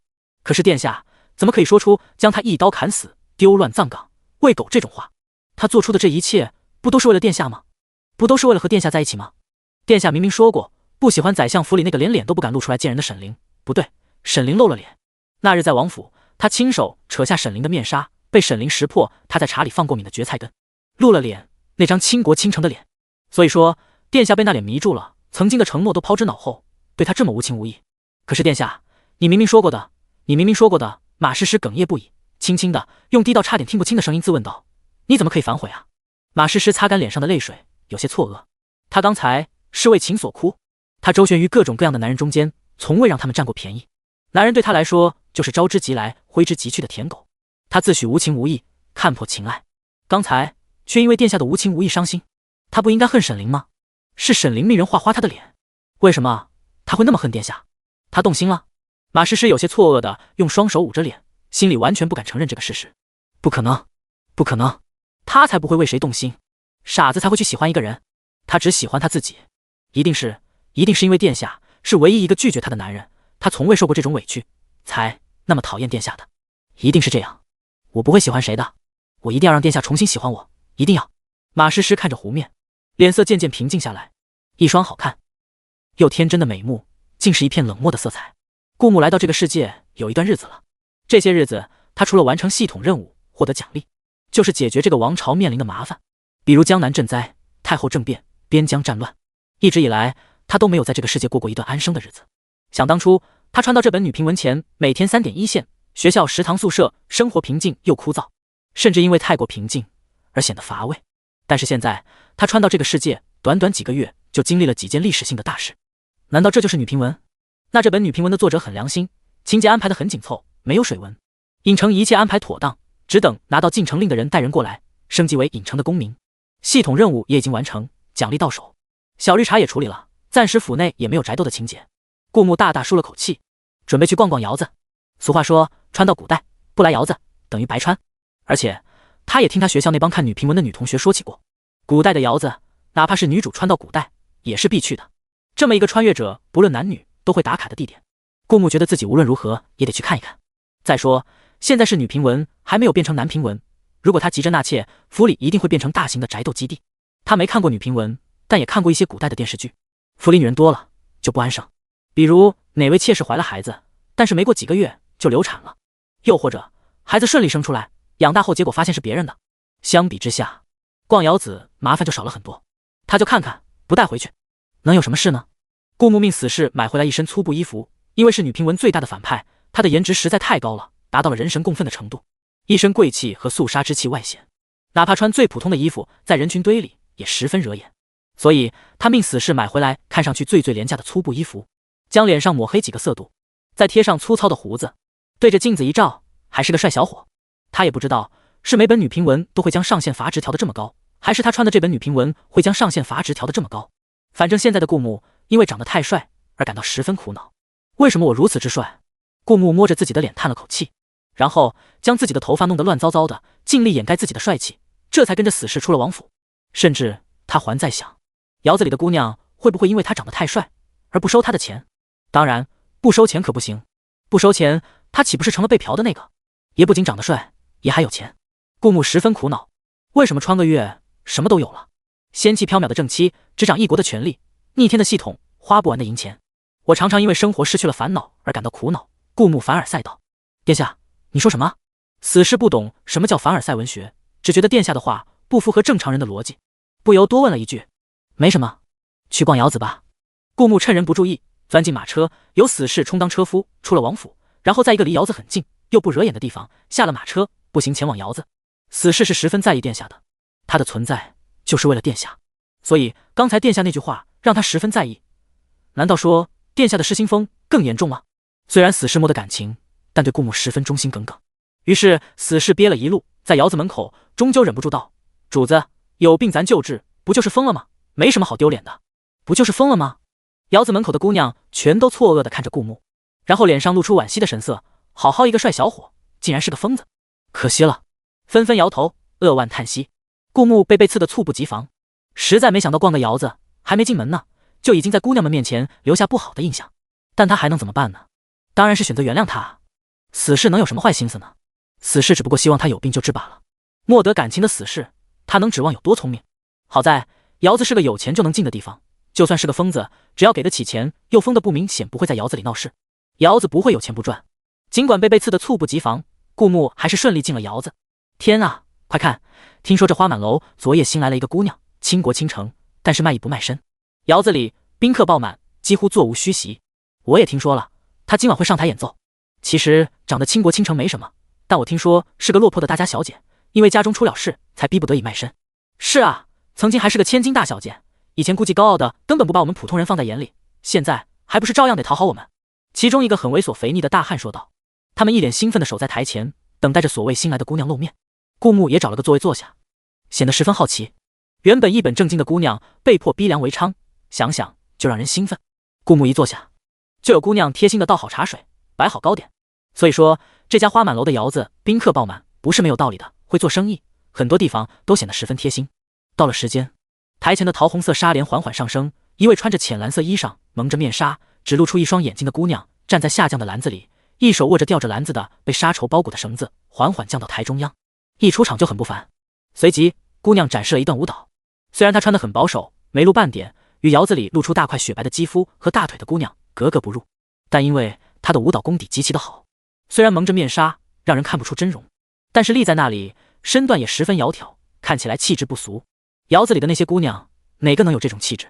人们一下就看出来了，这个新来的姑娘长相必定是极好，而且从小还饱读诗书，精心练习过武艺，才能有这种让人心动的气质。好，好，好！一曲舞毕，台下掌声雷动，顾木也忍不住鼓起掌声。在王府中见惯了王妃的倾国倾城颜，来到这窑子，看到那些姑娘也不过是些庸脂俗粉。如果不是因为好奇，他可能立刻扭头就走。但古代的窑子又是必打卡的地点，所以顾木现在也只是一个看热闹的心态，并没有点那些姑娘的想法。只不过台上浅蓝色衣裳的姑娘的一袭舞确实足够惊艳，这舞并没有带着讨好的意味，但配合着场景美轮美奂，就好像在人间起舞的精灵，总算给顾木洗了洗眼睛。正在顾木鼓掌鼓得起劲的时候，他听到旁边的姑娘嘟囔了一句：穷鬼，穿成这破落样也就交个进门费，然后白嫖了。因为花满楼提供茶水点心，所以进门是有进门费的，但是因为服务好，很多人都不在意这点钱，毕竟跟点窑子里的姑娘比起来，茶水糕点的这些小钱算不了什么。那位姑娘嘟囔的时候还斜着眼睛看着顾木，然后翻了一个大大的白眼。一时间顾木有些激动，南屏文中经典的装逼打脸环节终于来了吗？要知道他看南屏文一般都是主角被打压，然后主角显露自己的实力打脸对方。顾木穿越到这个世界，一直想碰到这样的事情，但他一直都是一种让人胆寒的存在，没有人敢打压他。他等这种装逼打脸的事件等得太久了。打脸女嘲讽完之后，看到顾木露出一丝激动又兴奋的神色，内心嘀咕：正常人被嘲讽能这么开心？难怪在门口听到他身后的人说他是个疯子，果真不假。于是打脸女又嘲讽了一句：果然是个疯子。我看这样子不仅有点疯，还挺傻的。终于找回了一点点南平文熟悉的感觉，看来换凭大计有望。果然窑子不愧是穿越者必打卡的地点，来了就有惊喜啊。这时候他肯定就是要按套路打脸回去的。顾木按捺住内心的激动，冷声道：要是我有钱呢？打脸女愣了一下，看着顾木的穿着打扮，脸很黑，而且黑的不太正常，一看就是做苦力晒黑的，而且因为生活环境差显得脏兮兮的。一身衣服虽然看起来很新，但是却是最便宜的那种，硬邦邦的，而且看起来跟条破麻袋一样，就算是普通人家也见不得会买这种。更何况普通人家一脸到头难得来窑子嫖几次，毕竟窑子的消费很高的，这个人连普通人家都比上，怎么可能掏得起钱？于是打脸女自信满满道：你要是掏得起这个钱，我就跪趴在窑子门口学狗叫，但你要是掏不起，你身上有多少钱全都归我。打脸女内心开始打算盘，眼前这人虽然看起来没钱，但还是掏出了入场费。他既然能这么平静地反问出要是他有钱怎么办，说明他口袋里不是一个铜板也没有。这人一进窑子就满脸好奇，东张西望，说明他从来没有来过窑子。这次他能说出这种话，只能说明他有钱，但不多。不过他不清楚窑子消费，以为他的钱够。这样一来，打脸女觉得自己只用一个赌就能不费吹灰之力的换来眼前人的银钱，真的是好算计。顾木听得一愣一愣的，好家伙，趴着学狗叫，还在大庭广众之下，这古代也会玩得这么花吗？因为打脸女的说话声，窑子里很多人的注意力全都往这边看过来，就连舞台中央一曲舞毕，正等待新的曲子响起的蓝山姑娘也看了过来。所有人都没有注意到，蓝山姑娘看向顾木的时候，瞳孔猛地缩了缩，然后视线就一直留在顾木身上，没有离开。众目睽睽之下，被人误以为没钱，但其实是个有钱人。这种经典的装逼打脸的剧情，这不就来了吗？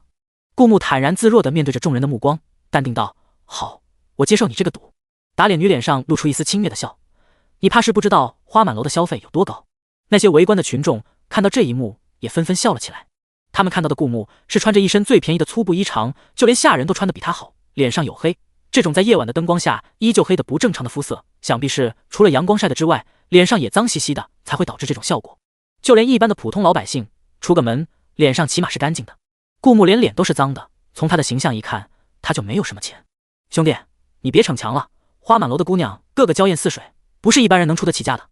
是啊，小兄弟，我看啊，不如你就留着这钱，多给自己买2顿馒头吃，想必你兜里的那点钱也来得不容易。再说小兄弟你长得这么俊俏，看起来也年轻得很，要是年轻气盛，你可以去那些有龙阳之好的窑子里卖身嘛，说不定人家就吃你这一套呢。哈哈哈哈哈哈哈哈哈！一阵嘲笑声，他们都觉得顾木出不起钱，于是纷纷显示出自身的优越感来嘲笑顾木。而那些姑娘们被他们揽在怀里，娇滴滴地说一声讨厌。他们看向顾木的眼神，怎么说呢，十分复杂。一是觉得顾木没有钱，确实是个穷光蛋，他们向来看不起穷光蛋，都是绞尽脑汁榨干男人兜里的钱。而是顾木实在长得太俊俏了，这么俊俏的年轻人实在不多见，他们就算倒贴也愿意，就很矛盾。突然那些姑娘们眼睛里全都露出金光，惊喜地看着顾木，因为他从腰间掏出一个钱袋子，晃了晃，听声音以及看钱袋子的大小，里面起码有上百两银子。这么多银子足够包好几个姑娘了。于是那些姑娘们看顾木的眼神纷纷不对劲了，她们都想被顾木点下。顾木晃了晃钱袋子之后，感受到周围人眼神的变化，他这才慢悠悠地解开钱袋子，里面并不是银子，而是黄金。黄金比银子更值钱，看戏的人原以为顾木能掏出这么多银子就很了不起了，没想到里面全是黄金，这可比窑子里在座的很多人全部身家都要多了。他们很多都是省吃俭用，好不容易出来逛一次窑子，什么时候敢带过这么多钱在身上呢？真没想到一个看起来跟乞丐差不多的年轻人竟然能掏出这么多银子。顾木对周围人的反应很满意。蓝平文经典的装逼打脸环节此刻终于出现了，不过就算要点，他也看不上花满楼里的那些胭脂俗粉。也不知道之前说花满楼里的姑娘个个都是娇艳似水的看戏的人是不是应该治一治眼疾了。当然顾木不知道花满楼的姑娘确实个个都是上乘之姿，在普通人中已经算得上很好看的了，但她不一样，她穿过来是成为这个世界最大的反派，刚穿来不久就成了摄政王，天天面对的不是沈凌这样的天仙，就是马诗诗这样虽然跟邻家女孩一样有亲和力，但颜值绝对甩邻家女还好几个档次，即将够得上10分的这种美人。最不济也是陆小瑶这样，虽然平胸但颜值是1顶1的好看，又怎么看得上这种普通的美人呢？终于，顾木缓缓将目光放在舞台上的蓝山姑娘身上。蓝山姑娘虽然只露出一双眼睛，哪怕隔得这么远，顾木也觉得那双眼睛清澈漆黑，像最无辜的小鹿，一脸期待地望着你。一双眼睛都这么好看，令人更好奇她面纱下的整张脸。不过，顾木总觉得这双眼睛有些许熟悉。顾木也没有多想，他这辈子和上辈子见过的人，还有上辈子见过的图片多了去了。一双眼睛让他感到熟悉，他并不会太过往心里去。而蓝山姑娘气质非常好，站在那里，既不会让人产生疏离感，又穿得十分保守，一举一动却都透着勾人，是个尤物。哪怕看不清脸，顾木也做出了这样的判断。老鸨，这里的姑娘就属台子上的，让本公子看得上眼，本公子就点她了。顾木此次伪装出行，并没有准备暴露自己的身份，所以他用了公子这一称呼。老鸨走过来，面露难色。他也看到了顾木钱袋子里的那一堆黄金，但是眼前的蓝山姑娘来之前就和他商议好了，卖艺不卖身。老鸨身上也没有蓝山姑娘的卖身契，他们是达成特殊协议，所以才有了蓝山姑娘来花满楼的这一切。这蓝姑娘说了，她卖艺不卖身。老鸨有些惋惜地看着顾木手里的黄金说道：“蓝姑娘应该就是老鸨对蓝山女子的称呼。这位小公子，花满楼的姑娘你随便点，但这位蓝姑娘确实卖艺不卖身，你就别强求了。哈哈，卖艺不卖身的姑娘，你再有钱也买不到，换一个吧。小公子，你是不是不舍得花钱，所以才点了一个卖艺不卖身的？我看啊，这根本就不是。你的钱是偷的你家主子的钱，不敢花吧？”一瞬间，花满楼里响起了嗤笑声。顾木淡淡道：“我想在座各位可能有些误解，我点蓝姑娘并不是想和蓝姑娘春宵一度，而是只是单纯的想点她为我单独表演才艺，这也不打破蓝姑娘卖艺不卖身的规矩。只要蓝姑娘愿意，我这钱袋子里的黄金都算作我买蓝姑娘卖艺一晚的价格。”顾木丝毫不肉痛地说道：“毕竟在京城，这种开窑子的每年交的赋税都很高，他就算现在拿出去，到年底一大半还是会回到国库，所以一眨眼拿出这么多黄金，就为买这个戴着面纱没露出脸的蓝姑娘的一夜。”顾木也觉得值得。老鸨眼睛极其不舍地移开钱袋子，望着蓝姑娘。因为蓝姑娘和花满楼只是合作关系，并不属于花满楼。虽然蓝姑娘卖艺不卖身，但接什么样的客人还是蓝姑娘说了算。就算对面出的价再高，蓝姑娘不想接，老鸨也没有办法。蓝姑娘，这位小公子出价这么高，又尊重你卖艺不卖身的原则，还长得这么俊俏，你就接了吧。老鸨期盼地问道。老鸨知道，这位蓝姑娘的身世并不是如宣传的那般是个落魄的千金小姐，蓝姑娘背后的能量是这个老鸨得罪不起的。但蓝姑娘既然来了花满楼，定下了这一条规则，而且蓝姑娘只要接客，老鸨就能从中抽水，哪个人不会为这么多钱才心动呢？所以老鸨也是大着胆子劝说了蓝姑娘一次，生怕蓝姑娘不接。不成想，舞台上的蓝姑娘抓着用绸缎裹着的绳子，摆出一个飞翔的姿势，直接从空中极其优美的落到顾木身边，对着顾木盈盈一笑，一双清澈无辜的眼睛仿佛世界上最纯净的泉水，与这花丛之地格格不入。我接了。蓝姑娘的声音十分好听，如夜莺。一瞬间，花满楼里的宾客全都艳羡地看着顾木。虽然平时花满楼也是生意极好，但绝不会到达现在这样宾客爆满的地步。这里的绝大多数人今天只为蓝姑娘而来，但没想到今晚他们只欣赏到蓝姑娘的一曲绝世舞姿，就被眼前这位虽然长得俊俏，但穿着打扮极限贫穷的小公子给包走了。只可惜他们没这么多钱，不然不论如何也要包下蓝姑娘这一夜。虽然卖艺不卖身，但是蓝姑娘绝对是个难得一见的顶尖美女，而且戴着面纱更显得神秘。对于这种极其稀缺的美女，千金买一夜看场戏也是值得的。正在他们懊悔没这么多钱的时候，没想到蓝姑娘浅笑着将顾木的钱袋子塞回了他的胸膛，用周围人都能挺清的声音道：“我愿意陪这位公子一夜，因为我见着这位公子的第一面就觉得有缘分，既然是有缘人，那小女子就不应该收公子的钱。”好家伙，那些看戏的群众全都傻了眼，不收钱，也就是他们这些给不出这么多钱的，原本也有机会。一瞬间，他们的内心更加懊恼了。有几个实在是觉得心里勾得很，按捺不住地问道：“蓝姑娘，那我呢？你觉得我们有没有缘分？”蓝姑娘轻轻扫了一眼那些人，眼睛里带着淡淡的冰冷和疏离。她只扫了一眼那些人后，又重新看回顾木，换上了那种清澈的小鹿似的眼神，轻轻道：“不，小女子只觉得和这位公子有缘分。”一瞬间，顾木成了所有人羡慕的焦点。当然，顾木也没忘了这次逞强点下这位蓝姑娘的目的，那就是为了完成南屏文里经典的装逼打脸的剧情。现在这脸不仅打回去了，而且打得很彻底。也不知道为什么这位蓝姑娘为什么愿意不收他的钱，反而觉得他们有缘分。虽然他看蓝姑娘也挺眼熟的，但这不重要，重要的是蓝姑娘这句不收钱，愿意免费为顾木卖艺的话一出，这比打脸效果翻倍。看来这就是南平文的气运无疑了。顾木有了点重回南平文，被气运眷顾的欣喜和感动。看来自己的幻屏大计算是跨出去一步了。等等，似乎有哪里不对劲。窑子里有一个戴着面具、穿着一身男装的人，没有人能看清他的长相，但是他此刻缓缓靠近顾木。顾木只闻到一股熟悉的香气，这种香气他记得他洗髓昏迷的时候曾在王妃的房间里闻过。当时他还在想，这种神秘又极其好闻的香气应该是精通旁门左道的王妃特制的，只有王妃有。那旁边这个戴着面具、穿着一身男装的人是？只见这男装十分宽大，但尽管如此，还是能看出男装的主人身材应该十分纤细、窈窕，气质出尘。而且仔细一看，男装里面似乎还塞入了一些棉花之类的，使身材看起来更加魁梧。如果看得更仔细一点，这么好的身材怎么可能是男孩子？那分明就是王妃啊！只是王妃此刻不动声色，用面具和男装伪装着自己，只静静地看着顾木拍下蓝姑娘的那一页。可太沉得住气了。顾木突然想起另一个事情，既然窑子是穿越者必打卡的地点，那么沈凌是重生，那么也算半个穿越者，那么他来窑子打一次卡其实也不为过。虽然不知道他为什么要来窑子打卡，但按照电视剧之类的剧情走向，之后应该是能圆回去的。然后他来窑子打卡的时候，好巧不巧也撞上顾木来窑子打卡，两人就这么神奇的一同偷偷出了王府，然后又偷偷的在窑子里碰上了。更神奇的是，王妃发现了顾木也不声张，不然他不会向着顾木靠过来，应该是为了确认顾木发现了王妃也不声张，两人就保持着这种互相假装不知道的默契。当然，这才不是让顾木头疼的点。顾木头疼的是，刚才他还以为他已经跨进了南平文的大门，但似乎并不是。打脸女姬他不是为了真的让他装逼打脸，而是为了让他愿意做出拍下蓝姑娘这一举措。毕竟要不是因为打脸女，顾木说不定看完就直接回府了，不会掏出这么多的银子多此一举，毕竟他身边从不缺女人。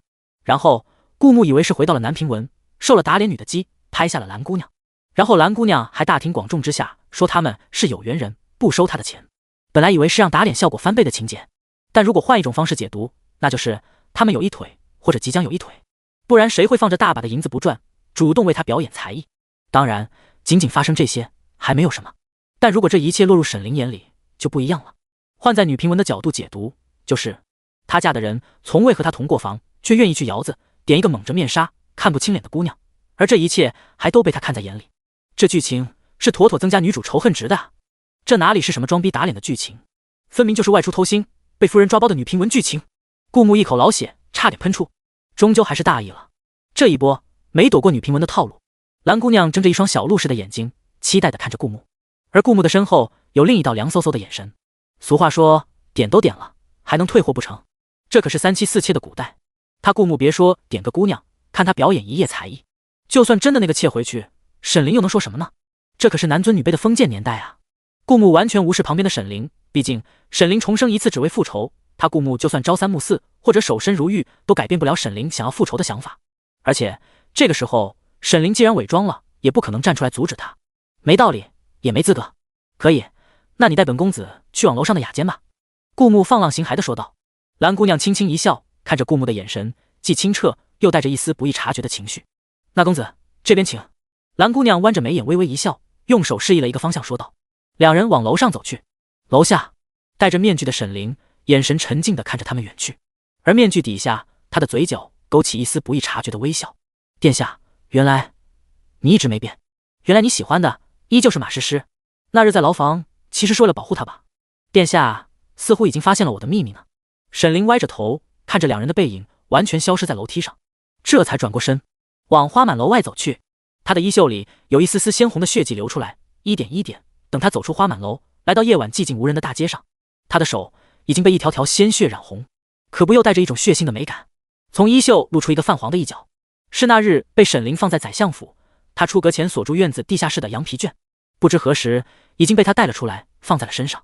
沈凌穿着一身银白色的宽大的袍子，在月光下缓缓地往与王府相反的方向走去。花满楼内雅间，蓝姑娘跳完一支舞，香汗淋漓。公子看得可满意？蓝姑娘身纤纤素手为顾木倒了一杯茶，她身上有一种好闻的清香，让人联想到少女这个词，又感觉很温和。不知为何，顾木看着她的眼睛越来越熟悉。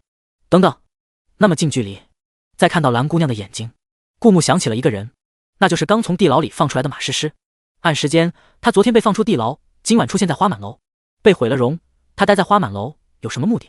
而且同一时间，王妃也出现在花满楼，所以沈凌已经知道了马诗诗的身份，为了调查马诗诗而来。那他今天点下马诗诗，上头了。顾木觉得自己被自以为熟悉的男评文装逼打脸的剧情出现的喜悦冲昏了头脑，没有想到女评文的套路会这么深，实在是太深了。马诗诗，顾木突然冷冷地说道。蓝姑娘惊讶地抬起头，眼睛里有一丝喜悦，还有一些说不清道不明的情绪。殿下，蓝姑娘悠悠道，然后伸手摘下了脸上的面纱。她的脸上贴着纱布，但因为她的面纱遮挡得十分巧妙，所以面纱没摘下来时根本看不出来。确实是马诗诗。殿下，我就知道你会来的，你一定会来的。马诗诗笑得很甜，声音里有压抑不住的疯狂。算命的张半仙果然说的没错。马诗诗笑容甜甜的，眼神疯狂。所以殿下，你一直陪着我好吗？雅间的门窗突然关上，房子里弥漫着一股奇怪的异香，这种异香让人感觉非常非常的不适。但马诗诗脸上的笑容愈来愈灿烂。夜晚，红灯笼随灯影摇曳，一袭宽大银袍的沈凌如鬼魅般独自行走在夜间。她摘下面具，是一张出尘清灵的脸，月光洒在大地，格外荒凉。陆明悄无声息地出现在沈凌身后。王妃，人带来了，被丢在相府的地下室。对于王妃的做法，陆明看不懂，但一个忠臣的下属就是不问主子的任何事情，照做就是。所以当王妃让他绑一个似乎与他们毫不相关的江湖中人的时候，陆明也立马照做了。只不过这个江湖中人似乎有些特别的能力，但武功很低微，除了找到他花了一点时间，陆明很快就擒住他，将他绑了起来，按王妃的吩咐丢进了相府的地下室。沈凌沿着手腕流出的鲜血已经掉到了地上，他所过之处皆是细密的血珠。沈凌顿了顿，从怀里掏出一块洁白的手帕，用另一只干净的手擦在滴血的手上。很快，洁白的手帕也被鲜血染红，仿佛开出一朵鲜艳的血花。好，你先退下去守着他吧。沈凌冷冷地吩咐道。很快，陆明就退了下去。寂静的街道上就只有沈凌一个人。这羊皮卷果然不是什么祥和之物。我明明将它放在地下室，但它还是突然出现在我身上。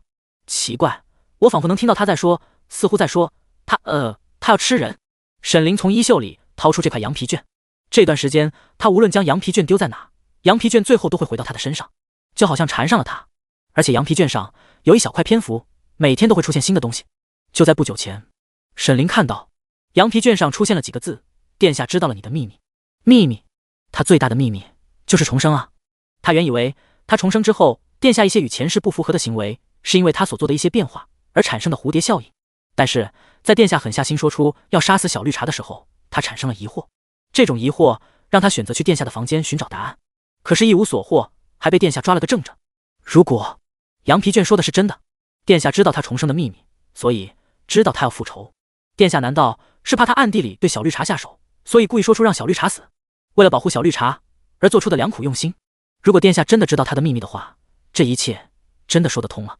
吃人，吃人，吃人！突然，沈凌手上的羊皮卷渗出更多的血迹，他能感觉到脑海里羊皮卷想要吃人的欲望越来越强烈。他在说与此同时，更多的鲜血源源不断地从羊皮卷上渗出来，将沈凌银白色的衣袖都染成血红色。花满楼，雅间，马诗诗愈笑愈猖狂。殿下，你已经中毒了。殿下，你是不是感觉很热？不过没关系，我在呢。只要你和我在这种异象中，从此以后你会彻底爱上我呢。马诗诗伸出手就要解开顾木的衣领，但是他手停在空中，抬起头对上顾木冷冷的眼神。你不对啊，殿下这种时候眼神里应该充满情欲才对，可是为什么会这么冰冷？马诗诗的眼睛里闪过一丝慌乱。顾木一直冷冷地看着马诗诗，像看一个死人。这个女人，他留她太久了。原以为她是路边的野猫，就算挠了其他的猫，也跟他顾木没什么关系。他是摄政王，他身边的女人无论什么居心，只要长得好看，在他面前顺从，不会对他造成威胁。他不介意留在身边当个摆件。但是这马诗诗竟然想给他下药，那就杀了吧。顾木眼睛里闪过一丝杀机，他闻到那股异香后就觉得不对劲，意识立马放在系统商店的解毒单上。听到马诗诗的话，他更加肯定了这种异香的作用，于是想也没想就让解毒丹进了肚子，解了异香的毒。这可是30积分，至少也是15条人命。顾木为了洗髓，积分本来就用去了很多，只剩下56积分。为了这颗解毒丹，直接花去30积分，只剩下26积分。也就是说，现在的他连一颗保命的起死回生丹都用不起。这都是因为今天马诗诗给他下的药。如果杀了小绿茶，还可以获得2积分。小绿茶被顾木的眼神渗到了，僵在原地一动也不能动。顾木拔出腰间的短剑，就要虐杀小绿茶。毕竟虐杀2积分，一刀割脖子才1积分。此刻小绿茶在顾木眼里已经是个死人，那肯定要发挥他最大的价值，为顾木多赚1积分。但是顾木还没有出手，系统紧急发布了一条任务：女评文里的恶毒女配是女主的经验包，不是你的，放过小绿茶，别杀她。系统奖励300积分。PS 如果之后宿主还是亲手杀死了小绿茶，扣300积分；杀了小绿茶2积分，不杀300积分。顾木冷冷地看着小绿茶，他想他死。小绿茶额头渗出一丝丝冷汗。为什么？张半仙不是说这种药一定奏效吗？张半仙不可能骗他的，毕竟他小的时候曾对张半仙有过施舍，张半仙被他的容颜和甜甜的笑容，以及他善良的心肠惊艳，从而铭记了整个青春。只要他开口，张半仙什么都愿意为他做。张半仙不可能骗他的，那为什么殿下没有中招啊？而且殿下看他的眼神那么冷，比在牢房的时候更冷。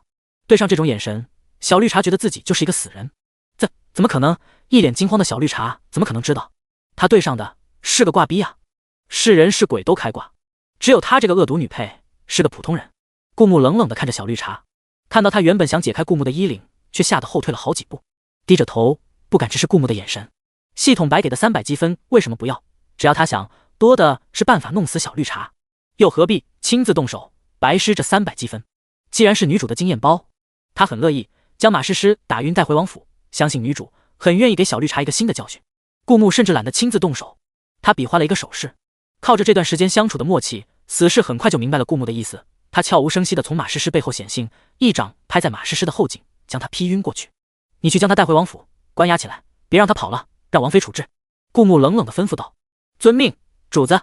死士毕恭毕敬地答道，扛着小绿茶往王府的方向飞去。顾木悔当初没看过多少本女评文，但尽管如此，他也感觉到今晚的不对劲。如果只是一个普通卖艺不卖身的青楼女子，他点了也就点了，但如果是马诗诗这种女评文里第一章就出现的恶毒女配，她今晚和沈凌同时出现，顾木又同时撞见他俩，总感觉不会有这么简单。王妃今晚来花满楼是为了什么？他有没有认出马诗诗？如果他今晚和马诗诗春宵一度，王妃是会直接回王府，还是会去做什么？不知道为什么，这一刻顾木特别想见到王妃，特别想。顾木很快也离开花满楼，如他所料，王妃并不在王府，没有人知道她去了哪里。不过没关系，现在整个京城都在顾木的掌握中，他就算掘地3尺，也要将王妃找出来。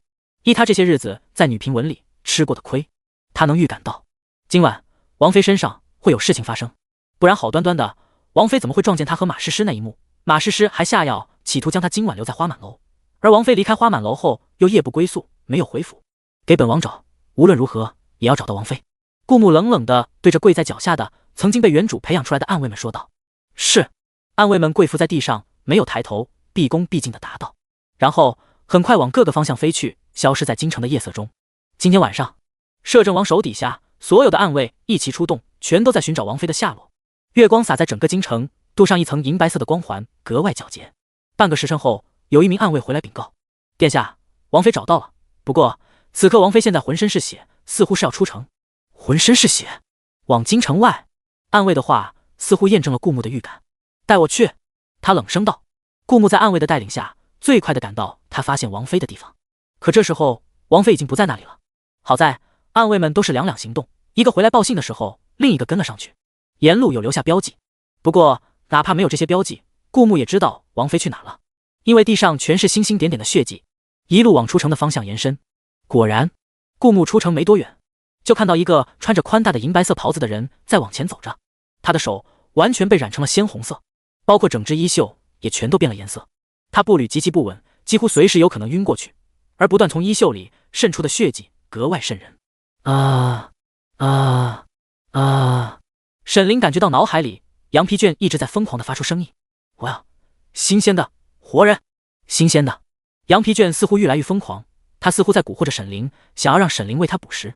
你动用了我的力量，就要为我做一件事情，这是交易，必须执行。动用了羊皮卷的力量。沈凌想起来，在顾木昏迷的时候，他确实想通过羊皮卷上的法子救下顾木，可后来顾木自己好了，所以那个法子他并没有用，应该不算动用了羊皮卷的力量。如果非要说的话，就是羊皮卷突然赖在了他身边。有一小块篇幅经常更新，但一般都是一些丫鬟悠悠在小厨房偷吃了2个桂花饼，陆明在路上走的时候不小心掉了2个铜板，这类的与王妃身边的人有关的无关紧要的小事。但是不久前，羊皮卷突然更新出殿下知道了你的秘密，然后羊皮卷就能在他的脑海里发出声音，开始蛊惑他的行动。难道说他看到羊皮卷上的那些字，就算动用了羊皮卷的力量，那这羊皮卷可真阴啊，自动出现在他身上，又自动更新出这些内容，一旦更新出重要的内容被沈凌看到，就算达成交易，这种交易必须执行。沈凌只有替他捕食一个人才能彻底完成这个交易。不能，沈凌喃喃道。他能感觉到这块羊皮卷的血腥邪恶，他能预感到，如果满足了羊皮卷，羊皮卷的力量会不断增长，最后会彻底失控。沈凌本心良善，至少重生之前，她一直是一个善良的女孩。如果非要葬送整个人间，对她来说，只有一种情况会这么做，那就是跟殿下有关。不能替你捕食。这块羊皮卷处心积虑想要进食，这种进食一定对她有莫大的帮助。而这种东西一看就是邪物。可是交易已经达成了。沈凌感觉灵魂似乎有种撕裂般的疼痛，内心里隐隐有一个念头在叫：替他捕食吧，替他捕食吧，替他捕食吧。可沈凌的意志力很强，这种蛊惑换普通人恐怕早就支撑不住，已经开始替羊皮卷捕食了。但是沈凌强撑着出了城，来到荒无人烟的地方。可是好疼，有种灵魂被撕裂的疼，似乎只有达成交易，这种疼才会消逝。远远的看到王妃之后，顾木就感觉到王妃不对劲。他不知道王妃身上为什么那么多鲜血，不过他还是第一时间冲了上去，伸手揽住了王妃的腰。此刻的王妃似乎连站都不太站得稳，额头上渗出细密的汗珠，眼睛半眯着，似乎随时有可能晕倒。这张绝美的小脸上多了几分苍白无助。这是顾木第一次看到沈凌这般模样，也不知道他是怎么强撑着走到这里来的。此刻哪怕顾木搂着沈凌的腰，沈凌也只是软软的趴在他的胸膛，没有反抗。沈凌浑身是血，嘴唇惨白，极其虚弱，似乎遭受着巨大的痛苦，可他依旧凭借着强大的意志力支撑着。在顾木没来之前，他还在往更加远离京城的方向走去。感觉到被顾木揽在怀里，沈凌睁大眼睛看向顾木，有一丝丝诧异和一丝丝不解。在沈凌的心里，此刻顾木应该在花满楼陪着马诗诗才对，怎么会出现在这里？可是顾木偏偏出现在这里，在他最需要人帮助的时候，顾木及时赶到，给了他一个温暖的怀抱。这可是他的仇人啊！可哪怕此时沈凌依旧不缺乏自保能力，他精通的旁门左道也足以使他在虚弱的情况下用一只小毒虫瞬间致死对方，甚至哪怕他在林子里晕了过去，他随身携带的各种各样的毒虫、毒粉等等一些奇奇怪怪的东西，也会使想要对他做出恶行的人瞬间毙命。这也是沈凌一直往城外走的原因。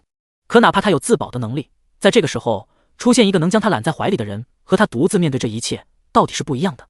沈凌没有对顾木放出那些毒虫，他眨了下眼睛，既诧异又疑惑地看着顾木，又再次虚弱地半眯起眼睛，仿佛昏睡了过去。顾木横腰抱起他，直接用轻功往王府的方向走去，同时冷声对着暗卫道：去皇宫召太医。顾木丢出自己的令牌，拿着这块令牌，暗卫进皇宫的路上将一路畅通无阻，以最快的速度将太医带到王府。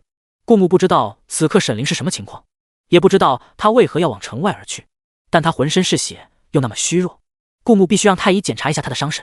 当然实在不行，顾木也会动用起死回生丹的，毕竟起死回生丹才30积分，而沈凌作为这个世界的女主所触发的系统任务奖励每次都很丰厚，这大概是系统奖励每次都给的这么多的原因，让顾木看在奖励的份上也要保下沈凌。当然其实也不全是为了系统奖励，其实光凭顾木现在得到的卦，就算女主死了，她依然能活得很好，而且还解决了一个威胁。她愿意花出30积分兑换起死回生丹救女主，是因为她不吃亏，但她此刻有救女主的想法，是因为她觉得她的敌人从来都不是女主，而是这世界的天道意志。她的敌人是身为这个女平文世界的本源意志，而不是一个前世受尽委屈，今生只想复仇的小姑娘。她又何须惧怕一个小姑娘？顾木能感觉到沈凌躺在她怀里，很乖，睫毛有轻微的颤抖，显然在忍受剧烈的痛苦。不过她紧咬着牙，强撑着，哪怕牙关咬得发白了，也没有发出一丝声音。顾木抱着沈凌的手臂紧了紧，迅速往王府赶去，将沈凌放在床上。此刻大夫还没有赶来，沈凌的身上到处都是血，这些血不断顺着她的衣袖往下蔓延。顾木分不清是什么情况，在他看来，也许沈凌是受了严重的外伤。沈凌衣服其他地方都没怎么沾到血迹，唯独袖子2块已经被鲜血浸染的覆盖住了原本的颜色，所以顾木小心翼翼地掀开沈凌的衣袖，检查她的外伤。在顾木看来，能少用30积分兑换一颗起死回生丹，就少用30积分，所以他优先考虑检查沈凌的伤势。他对自己也是这样的，不浪费积分。只不过他掀开沈凌的衣袖后，虽然他的手臂同样被鲜血染红，但看不出外伤，那些鲜血不是他的。而沈凌的衣袖里有一张一眼看上去就让人十分不适的羊皮卷，那些鲜血竟然是从羊皮卷上渗出来的。顾木正要去拿羊皮卷，沈凌却伸出一只手捏住羊皮卷的一角，用轻轻的声音呢喃道：“要动，你会被他利用的。”沈凌提醒道：“他就是不小心中了羊皮卷的招，才会变成这样子。羊皮卷就是要通过这种不耻的方式和人类达成交易，然后通过利用人类为他捕食来增强他自身邪恶的力量。如果殿下也被羊皮卷利用，殿下可不是普通人，以殿下的能量引起的后果远比普通人大得多。他绝不能让殿下被羊皮卷利用。只是他太虚弱了，连抓着羊皮卷一角的手也轻飘飘的，使不上什么力气。”顾木冷眼看着这张羊皮卷，他在昏迷的时候就在想，王妃为什么突然知道一个能用亡灵救人的办法？当时候他就在怀疑，王妃是这一时才知道的。现在看到这张羊皮卷，哪怕看不清里面的内容，顾木也知道，恐怕是跟眼前的羊皮卷有关。甚至沈凌今晚突然成了这个模样，恐怕也跟羊皮卷脱不了关系。哪怕王妃不让他看，顾木还是稍稍用了用力，将羊皮卷从沈凌手上抽了回去。此刻羊皮卷上还显示着他之前给沈凌看到的内容：殿下知道了你的秘密。将羊皮卷看完，顾木基本猜到了事情的起因。羊皮卷上记录的都是一些特殊的秘法，包括之前沈凌想用亡灵救顾木的法子也在这上面。如果说这羊皮卷让沈凌变成了这个样子，他们之间一定是达成了某种交换。毕竟羊皮卷出现在沈凌身边已经有一段时日了，甚至沈凌想用羊皮卷上的秘法救顾木时也没有发生异常。那只有可能是沈凌用了羊皮卷上的某一种秘法，或者那一行奇怪的字：殿下知道了你的秘密。羊皮卷出现在顾木手上后，那一行字不断模糊隐去，似乎是要变换上面的内容。短短片刻，上面又出现了一行新的字，背后指点马诗诗的人是张半仙。果然那一行字有问题。顾木看到那一行字变化后，脸色变了变，这印证了他的猜测，王妃是因为看到那一行字才变成这样。那他也看到了这一行字。殿下，沈凌半睁开眼眸，一丝疲倦出现在他绝美的眼睛里。有问题，给我。沈凌费力地抬起手，拿过顾木手中的羊皮卷，但是看到羊皮卷上新的一行字的时候，瞳孔猛地缩了缩。以沈凌的经验，这不算是无效信息，殿下也中招了。果然，顾木的脑海里轻微地响起一个极其邪恶的声音，这声音就好像一个老人和一个小孩的声音交织在一起，用极其阴冷的语调蛊惑道：吃人，吃人。然后顾木的灵魂似乎出现一种抽搐的痛感。太医来了！门外的下人大声道。之前早就得了顾木的吩咐，下人汇报一声后，立马放开门让太医进去。顾木能感觉到此刻脑海里的声音还很微弱，暂时影响不到他，但是似乎这种声音在他脑海里越来越大，越来越大，最后像王妃那般支撑不住昏了过去。你先给王妃检查下。顾木命令道。虽然已经知道王妃此刻的现状是因为羊皮卷引起的，但为了以防万一有其他不适，还是让太医检查一下的妥当。悠悠和陆明也跟着太医进来，贴身照料着王妃。这里又是王府，安全的很，所以顾木打算暂时离开房间，想想办法解决脑海里羊皮卷的声音。没关系，别担心，让太医给你看看。顾木拍了拍沈凌的手背，算是安慰。殿下，沈凌此刻太虚弱了，一个人虚弱的时候，往往会和平时强大的样子看起来有些不一样。殿下也中招了。沈凌的眼睛里有一丝隐忧，他原本以为羊皮卷上说殿下发现了他的秘密，这一条信息是针对他的，对殿下来说是一条无效信息，所以殿下如果看到那条消息也没有关系。但没想到，原本一天更新一次，更新时间10分准时的羊皮卷，在到达顾木手上后，会迅速更新新的一行字，直接让殿下被迫和他达成交易。沈凌抓着羊皮卷，内心想，就算火烧不掉这羊皮卷，无论如何，他也要想其他法子毁掉这羊皮卷。这根本就不是应该出现在人间的东西。可让沈凌没想到的时候，他这么深恶痛绝，恨不得立马毁掉的羊皮卷。明明殿下和他同样中了招，可殿下的脸色却还算平静，甚至还走过来轻轻拍了拍他的手背，算是安慰他，顺势将他手中的羊皮卷又重新拿走了，带离了整个房间。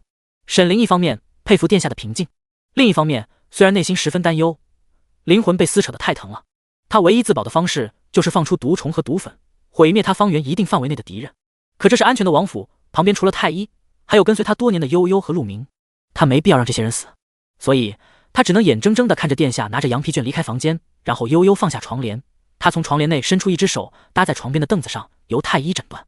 但愿殿下会有办法。不知为何，沈凌此刻内心竟有些相信殿下，也许是因为殿下曾救过江南饥荒的百姓，不会放着天下苍生不管，也许是因为殿下面对太后政变的千军万马，面不改色，最后反杀太后，也许是因为边疆战乱以少胜多，击退敌军，维护了国土的完整，又或者呀，是在他最脆弱最无力的时候，在他从来没想过会有人出现在他身边保护他的时候，殿下出现了，然后轻轻地将他揽进了怀里。他恨殿下，但是他知道殿下很厉害，能做到很多事情。殿下面对羊皮卷这么平静，也许殿下真的有办法呢。此时此刻啊，沈凌是和顾木在统一战线的，毕竟他们都有一个优先级别很高的共同的敌人，那就是羊皮卷。殿下，希望你能解决。沈凌在心里默默地想到，然后轻轻闭上了眼睛。顾木之所以拿着羊皮卷离开，是因为他想要将羊皮卷放进物品栏试试，但凭空让一件东西消失，难免会吓到王府的各位。所以顾木来到自己的书房，关上门。在他去往书房的这段路程中，果然脑海里的声音更大了点。看来他猜测的没错，这声音会随着时间的推移，蛊惑力愈来愈强，对灵魂的影响也更深。杀人，杀人。看来这东西要尽快解决才行。书房里只有顾木一个人。顾木试着将羊皮卷收进物品栏。顾木所获得的系统奖励物品全都放在上方的物品栏，上方的物品栏是专门放系统奖励物品的，不限数量。除此之外，下方还有10格可以放入现实中的物品。此刻顾木也就放了一块虎符而已。按理说，顾木心意一动，这块羊皮卷就应该出现在物品格上才对。但是顾木竟然没法将它收进去。那么只有一种可能，这块羊皮卷不是一件物品，它有自己的意识。物品格只能放没有意识的东西，任何有意识的都不在顾木可存放的范围内。不然的话，顾木碰上打斗，打不过，直接把对方收进物品格，岂不是逆天？这羊皮卷是活的。顾木很快认识到了这点，而此时脑海里的声音越来越大了，那种灵魂抽搐的痛感也越来越明显。小样，以为你是活的，也就对付不了你吗？感受到了羊皮卷的嚣张，顾木冷声道：收不进物品格，他还有影城。他现在需要做一个实验，就是远离羊皮卷，甚至和羊皮卷所处不同的空间，羊皮卷是否还能影响到他。所以他用意识进入影城，打开了进入影城的入口，然后在一片白茫茫中一脚踏进了影城，将羊皮卷独自丢进影城。然后顾木又退了回来。一开始脑海里的声音还在响，但是慢慢弱了下去，但是并没有消失，而是弱到一定的程度就保持了平衡，一直以这种音调不断的说着很平稳，没感觉不到明显的上升，但确实没有消失。不过这种程度对顾木来说影响不是很大。陆陆续续来回折腾了几次，顾木很快明白了羊皮卷的规律，那就是羊皮卷离得越近，声音增长的速度就会越快。当羊皮卷被关进影城，它的影响力就会逐渐减小，但是不会消失，只不过增长速度变得十分缓慢而已。看来还是要解决羊皮卷的问题才行。如果羊皮卷放进影城，他脑海里的声音小了很多，那对王妃来说，症状应该也是减轻了不少才是。顾木离开书房，往王妃躺着的房间走去。此刻太医已经把完脉，愁眉苦脸的摇了摇头。悠悠紧张的抓了抓衣袖，上前问道：太医，你说句话，光摇头是什么意思？王妃不可能没救的。悠悠脸色吓得苍白，紧咬着嘴唇，被他咬破了皮，渗出丝丝血迹。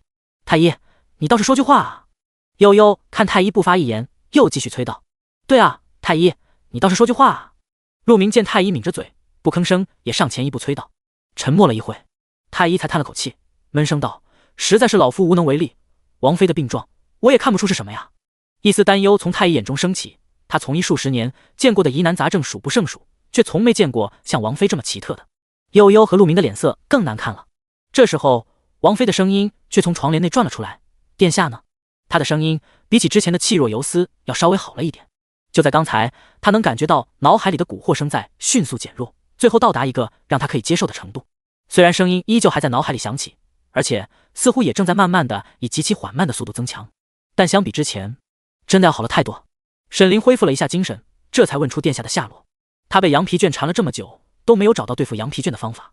他将羊皮卷丢弃，但是羊皮卷不知道以什么手段又会自动出现在他衣袖里，像是和他绑定了一样。他就算将羊皮卷交给其他人拿着，但是不出几个呼吸的功夫，羊皮卷就会像雾气一样自动融进空气，然后消失不见，紧接着又出现在他的衣袖里。他无论如何也没法让羊皮卷离开他的身边。难道是殿下也中了羊皮卷的招的缘故？刚开始顾木拿着羊皮卷离开的时候，沈凌总觉得只要顾木出了这扇门，羊皮卷还是会回到他身上。可过去上百个呼吸的功夫了，羊皮卷还没有回来。当时候沈凌觉得这是因为顾木和羊皮卷达成交易的缘故。可慢慢的，就在殿下走后不久，沈凌感觉到脑海里被人皮卷蛊惑的声音突然弱化了。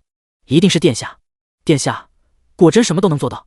沈凌的眸子暗了暗，殿下什么都能做到，这种想法是这一世才产生的。他刚刚重生的时候，凭着他对摄政王上一世结局的猜测，虽然他上一世对摄政王不了解，但也知道他是一个夺权时隐忍负重，但夺权后逐渐膨胀。那些在他还是个不受宠的皇子时瞧不起他的人，都被他统统虐杀。他的能力大概只用在夺权的时候，天下之权一到手，摄政王就忘乎所以了，这才落得个凄惨的结局。所以重生一世的沈凌，他本身就精通旁门左道，武功上乘，再加上有前一世的记忆，让他分辨出身边谁是好人，谁是坏人。他对付摄政王应该很简单才是，他只是想让摄政王得到一切后，不是死在敌军将领的砍刀下，而是用一种极其痛苦的死法。为什么他会突然觉得殿下没有做不到的事？这种感觉很奇怪，容不得他不多想。他眯了眯眸子，眼神里有一种复杂的神色。顾木隔着床帘看不出沈凌的神色，他刚走进门就听到悠悠和大夫的那一番话，紧接着就是沈凌开始询问他的下落。顾木也想知道将羊皮卷关进影城的办法是否对沈凌也奏效，于是他上前一步，掀开床帘坐下，看着半睁着眼睛脸色依旧苍白的沈凌，平静道：我在，你感觉怎么样？沈凌笑了笑，眉眼弯弯的，声音小了很多，灵魂里那种抽搐的感觉逐渐减轻，终究是松了口气。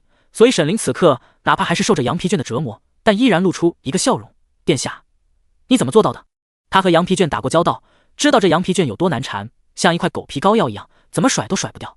可是这块狗皮膏药一样的羊皮卷到殿下手里，不过片刻就瞬间老实了。我将它关了起来。顾木冷声道。关了起来？沈凌抓着顾木的衣袖，里面确实没有羊皮卷。他睁大眼睛不可思议道：殿下，羊皮卷就算把它放到上锁的盒子里，他依然能逃出来。可羊皮卷确实不在顾木身上了。殿下治得了这羊皮卷？沈凌的眸色又暗了暗。殿下最近实在是太奇怪的，奇怪到似乎跟原来的摄政王有那么一些不一样了。顾木平静的点点头，你被羊皮卷影响了一晚上，精神虚弱，还是好好歇息吧，其他的不用多想。顾木没有提羊皮卷在哪的意思，沈凌也没有问，实在是顾木对这羊皮卷太好奇了。这应该是女主重生后得到的东西，难道这样的邪物是这世界女主重生后的金手指？可是不应该啊，如果是金手指的话，沈凌不应该被羊皮卷害成这个样子。但是这有意识的羊皮卷很特殊，顾木想研究一下它的用处，所以并没有还给沈凌的打算，自然没有提羊皮卷的下落。而沈凌他知道羊皮卷能力特殊，可羊皮卷自然已经到了顾木手上，顾木有能力摆平羊皮卷，而且羊皮卷在自己手上，自己只会被羊皮卷影响，不然沈凌也不可能大半夜拖着奄奄一息的半条命往城外走去。综合考虑，顾木自然不可能将羊皮卷再交出来的，所以沈凌识趣的也没有问。而此时被关在影城的羊皮卷，化成雾，化成空气，化成水，化成烟，都无法飘出这座城池的大门。城池的大门敞开着，外面是黑漆漆一片，羊皮卷无论什么形态，想要出大门时都会被一层无形的结界弹回来。太医，没你事了，你退下吧。顾木对着太医吩咐道。既然太医查不出病症，那么沈凌变得这么虚弱，应该就只是羊皮卷的缘故，没有其他的外伤。至于他衣袖上被鲜血染得看不出本来的颜色，这些血也不是他的，而是羊皮卷的，所以太医留在这里也碍事，顾木干脆就让他走了。太医走后，房间里除了顾木和沈凌，就只剩下悠悠和陆明两个人。看不见的死士得了顾木的命令，应该在地牢寸步不离地守着马诗诗。虽然死士是系统奖励给顾木的，但两人并不能凭意识交流，可能因为死士莫得感情，所以顾木只能道：陆明，你去地牢，让死士带着马诗诗过来。在花满楼，顾木本来就是要杀马诗诗的，但是因为这幺蛾子系统为了维护女平文世界的正常运转，所以用300积分利诱顾木没有立即处死马诗诗。但是这不能保证顾木一定会饶过这马诗诗。是，殿下。陆明办事效率很快，很迅速地连着死士将马诗诗带进了房间。参见殿下。马诗诗跪趴在地上，低着头，头发散下去，刚好遮住他那有伤口的一边脸。他的神情看起来平静了不少，他终于看清了，殿下对他没半点情分，曾经的甜言蜜语消散云烟，此刻殿下只想杀了他。不知道为什么，当真正明白并且彻底接受了这个事实，马诗诗的表情反而格外平静，他甚至能抬起头来，微微露出一个微笑，对着床榻上的王妃也恭恭敬敬道：参见王妃。眼神无惧，巧笑嫣然，甚至看起来还有一些无辜。顾木只是冷冷地扫了他一眼，既然系统这么想留着他，这说明马诗诗这个角色对这个世界的剧情推动很重要。不过他也不会放着这300积分不要，那么就借着王妃的手处死马诗诗好了。毕竟沈凌前世被马诗诗所害，今世让沈凌亲手手刃马诗诗，也算了他的一些执念。沈凌躺在床榻上，床帘垂了下来，透过朦胧的纱帘，他看不真切床外的景象。他只知道马诗诗此刻就跪在他的床前，而殿下坐在他的床边，只能看到殿下面无表情，甚至有些冷漠的侧颜。沈凌的脑子现在有些乱，这一幕实在超出了他的预测。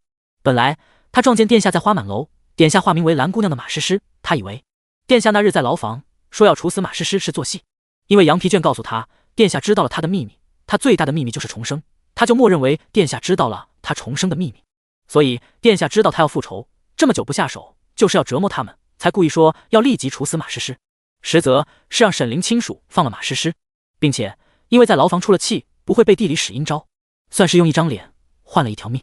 他撞见花满楼那一幕的时候，一直觉得殿下对马诗诗爱的深沉，哪怕马诗诗毁了容，殿下也依旧不离不弃。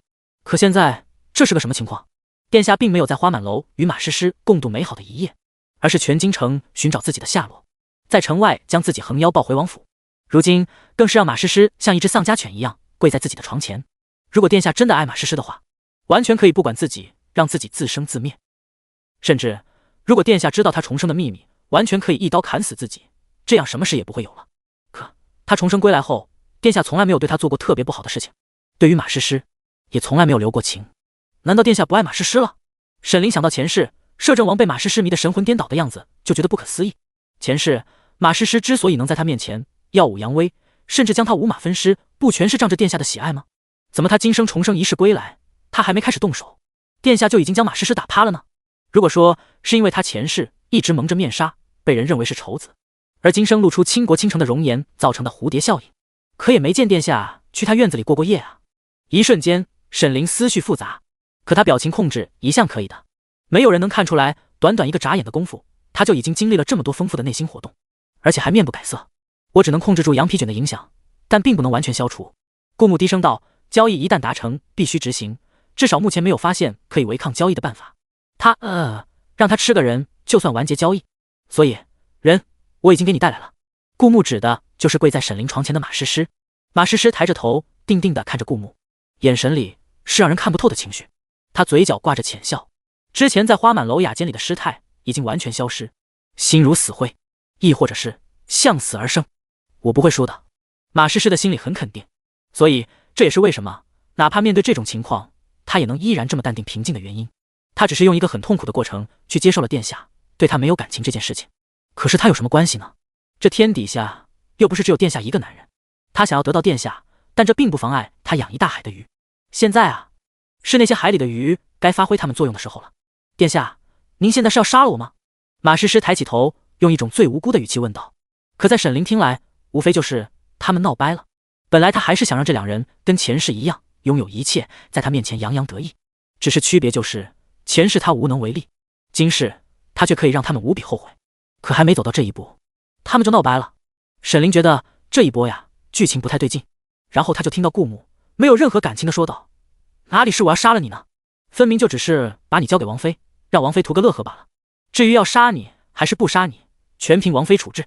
不过王妃现在身体不适，要杀一个人才能好转。话语里殿下似乎全是护着沈凌的样子。沈凌呼吸有略微的凝滞，但仅仅只是片刻，若不是顾木感知力相当好，可能根本发现不了。殿下是想让我用它来完成和羊皮卷的交易。沈凌抬头看着顾木问道。取决于你。顾木很谨慎地说道。他当然是希望马诗诗立即去死的，毕竟是连系统也保护的人，早点领盒饭，说不定对他从女平文换到男平的目标有所助力。但300积分就是10颗起死回生丹，至少要用150条命才能填得回来。顾木不可能放弃这300积分不要的。有句话怎么说，他也不想的，但系统给的实在是太多了，就一个简简单单的不杀人的任务也能奖励300积分。但如果此刻顾木说出是希望沈凌用马诗诗完成和羊皮卷的交易，那么就等于他亲口下命令一样，不知道这算不算也是死在他手中。顾木不想冒这个险，可她毕竟是我的姐妹。沈凌悠悠道，所以怎么可以让她死得那么简单呢？和羊皮卷做交易可比一般的死法要痛苦多了。顾木轻轻笑了笑，这么血腥邪恶的玩意，你觉得如果他真的只是想杀死一个人，以他的能力会搞得这么复杂吗？那么就只有2种可能，一种是羊皮卷被某种规则限制，所以他不能随便杀人，只能通过和别人达成交易来完成他杀人的目标。另一种是他不是简单的杀人，他这种杀人不只是让人死，一定还会有其他影响，而这种影响单独通过羊皮卷做不到。沈凌点了点头，你说的2种可能性也是我一直在思考的，就像现在这样，达成交易必须完成，这更像是某种规则，只能在规则内行事。这也是他不想让马诗诗去献祭羊皮卷的原因。现在他的精神状态好了不少，而且根据顾木的话语，必须替羊皮卷杀一个人才能完成交易，躲不了。那么其实他并不是非得让马诗诗来的，随便找个死刑犯也行。顾木知道在这一点上沈凌是和他想一起了，但他还是继续说道，但没有谁规定这两种情况不能同时出现。果然，沈凌一副茅塞顿开的模样，洗耳恭听顾木接下来的话。羊皮卷既被某种规则限制，只能通过和人达成交易来杀人，同时他也不只是简单的杀人，他那么强烈的想要吃人，说明这种吃人能增强他的力量或者某一方面。但其实羊皮卷跟你达成交易后，又跟我达成了交易，这说明羊皮卷的这种交易不是只针对你。那么为什么羊皮卷不多和几个人达成交易呢？沈凌也意识到了这一点，不过因为之前无论他把羊皮卷放到谁手中，羊皮卷都会自动回到他身边，所以他认识不到羊皮卷其实还可以选择别人达成交易。那现在既然顾木也和羊皮卷达成了交易，那就说明羊皮卷可以同时和多个人达成交易。那么他为什么不选择更多的人了？沈凌逐渐陷入了沉思，试一试不就知道了。这是一个笃定的语气，不过却和命令沾不上边。在女评文里待久了，顾木说话方式都变得更谨慎了。现成的献祭品不就摆在这吗？好啊，殿下，那我们就试一试。沈凌抬起无辜的小脸，一脸天真的说道。他对折磨小绿茶的执念不深，其实看着殿下和小绿茶反目成仇，还蛮刺激的。顾木点点头，从影城里放出羊皮卷，不过在其他人看来，顾木是从衣襟里掏出的羊皮卷。顾木将羊皮卷交到沈凌手上，是吧？这张羊皮卷因为在影城吃了瘪，此刻皱着4个角，显得恹恹的。不过在小绿茶看来，这张羊皮卷依旧散发着血腥邪恶的气息，尤其是羊皮卷上斑驳的血迹，让他看到就感觉心惊。沈凌接过羊皮卷，同时脑海里迅速响起的声音，吃了它。沈凌拿着羊皮卷对着小绿茶说道。果然，他说完这句话，脑海里的声音瞬间消失了，取而代之的是在他手上激动不已抖动的羊皮卷。一条条血丝从羊皮卷上伸出来，像有生命力般逐渐包裹住小绿茶。很快，小绿茶身上就爬满了像蜘蛛网一样的血丝，它就像被缠住的茧，被裹在细密的血丝里。吃了它，吃了它！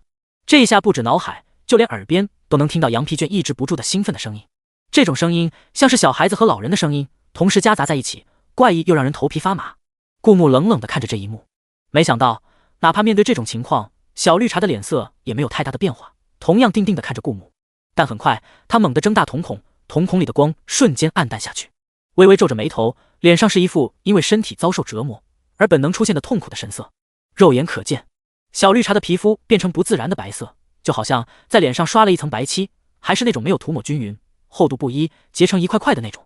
他皮肤底下的肉被那些血丝吸收进入羊皮卷。与此同时，顾木发现原本羊皮卷上仿佛被蒙了一层灰的黄色，色泽似乎稍微亮了一点点。不过因为羊皮卷仅仅只是吸收了一个人，造成的变化不大，羊皮卷看起来还是那种蒙了一层灰朦朦胧胧的模样。因为被吸收掉了血肉，小绿茶的皮肤很快干瘪下去，但因为脸上有一层厚厚的白色的结块的像石灰一样的东西，看不出它本来的样子，只是让人觉得这是一尊雕刻的不够饱满的石雕。啊！羊皮卷舒畅地叹了口气，收回血丝。那些血丝渐渐爬离小绿茶的身体，逐渐回到羊皮卷上，然后消失不见。没有血丝包裹的小绿茶能看到她的蓝色裙衫里空大大的，里面像是只有一副皮包的骨架，脸就像没雕刻好的石膏，看不出一丝人气。这应该是死了吧？没想到小绿茶突然睁开眼睛，眼神里是深深的惧意。这种惧意从一个人类的眼神里散发出来，足以让同类感到胆寒。到底是经历了什么，才能让他出现如此惧怕的表情？殿下，王妃。马诗诗用苍白空洞的声音道：“我恨你们，永远永远。”他的脸上无比绝望。更令人惊悚的是，哪怕被吸干了血肉，他依然活着；哪怕蓝色衣裳里空荡荡的，他也依然站着。甚至他能说话，他的声音不是平常的声音，像是从另一个位面传出来的，又像是闷在罐子里的那种，闷闷的，无比沉重。王妃，让奴婢杀了他吧。陆明脸上有一丝不好的预感，此刻的马诗诗看起来太吓人了，这已经不能说是人了，说是从地狱爬出来的恶鬼还差不多，留着他恐怕对王妃不妙。沈凌此刻已经欣赏完了一出完整的戏，前世如胶似漆的摄政王和马诗诗反目成仇，甚至殿下主动让他处死马诗诗，而前世让他五马分尸的马诗诗，此刻似乎遭遇了比五马分尸的痛苦，没了殿下的爱，而且承受了生不如死的痛苦，似乎了结了。沈凌觉得这一刻他有放下对马诗诗的执念，马诗诗对他来说就是一个普通的敌人，他现在唯一的执念只有殿下了。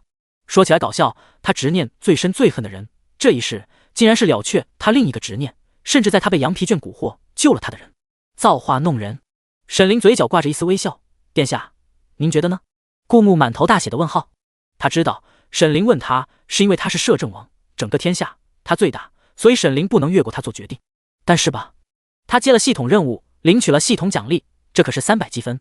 于是他假装善解人意道：爱妃说了算，只要是王妃下令杀的人，就跟他顾牧没关系。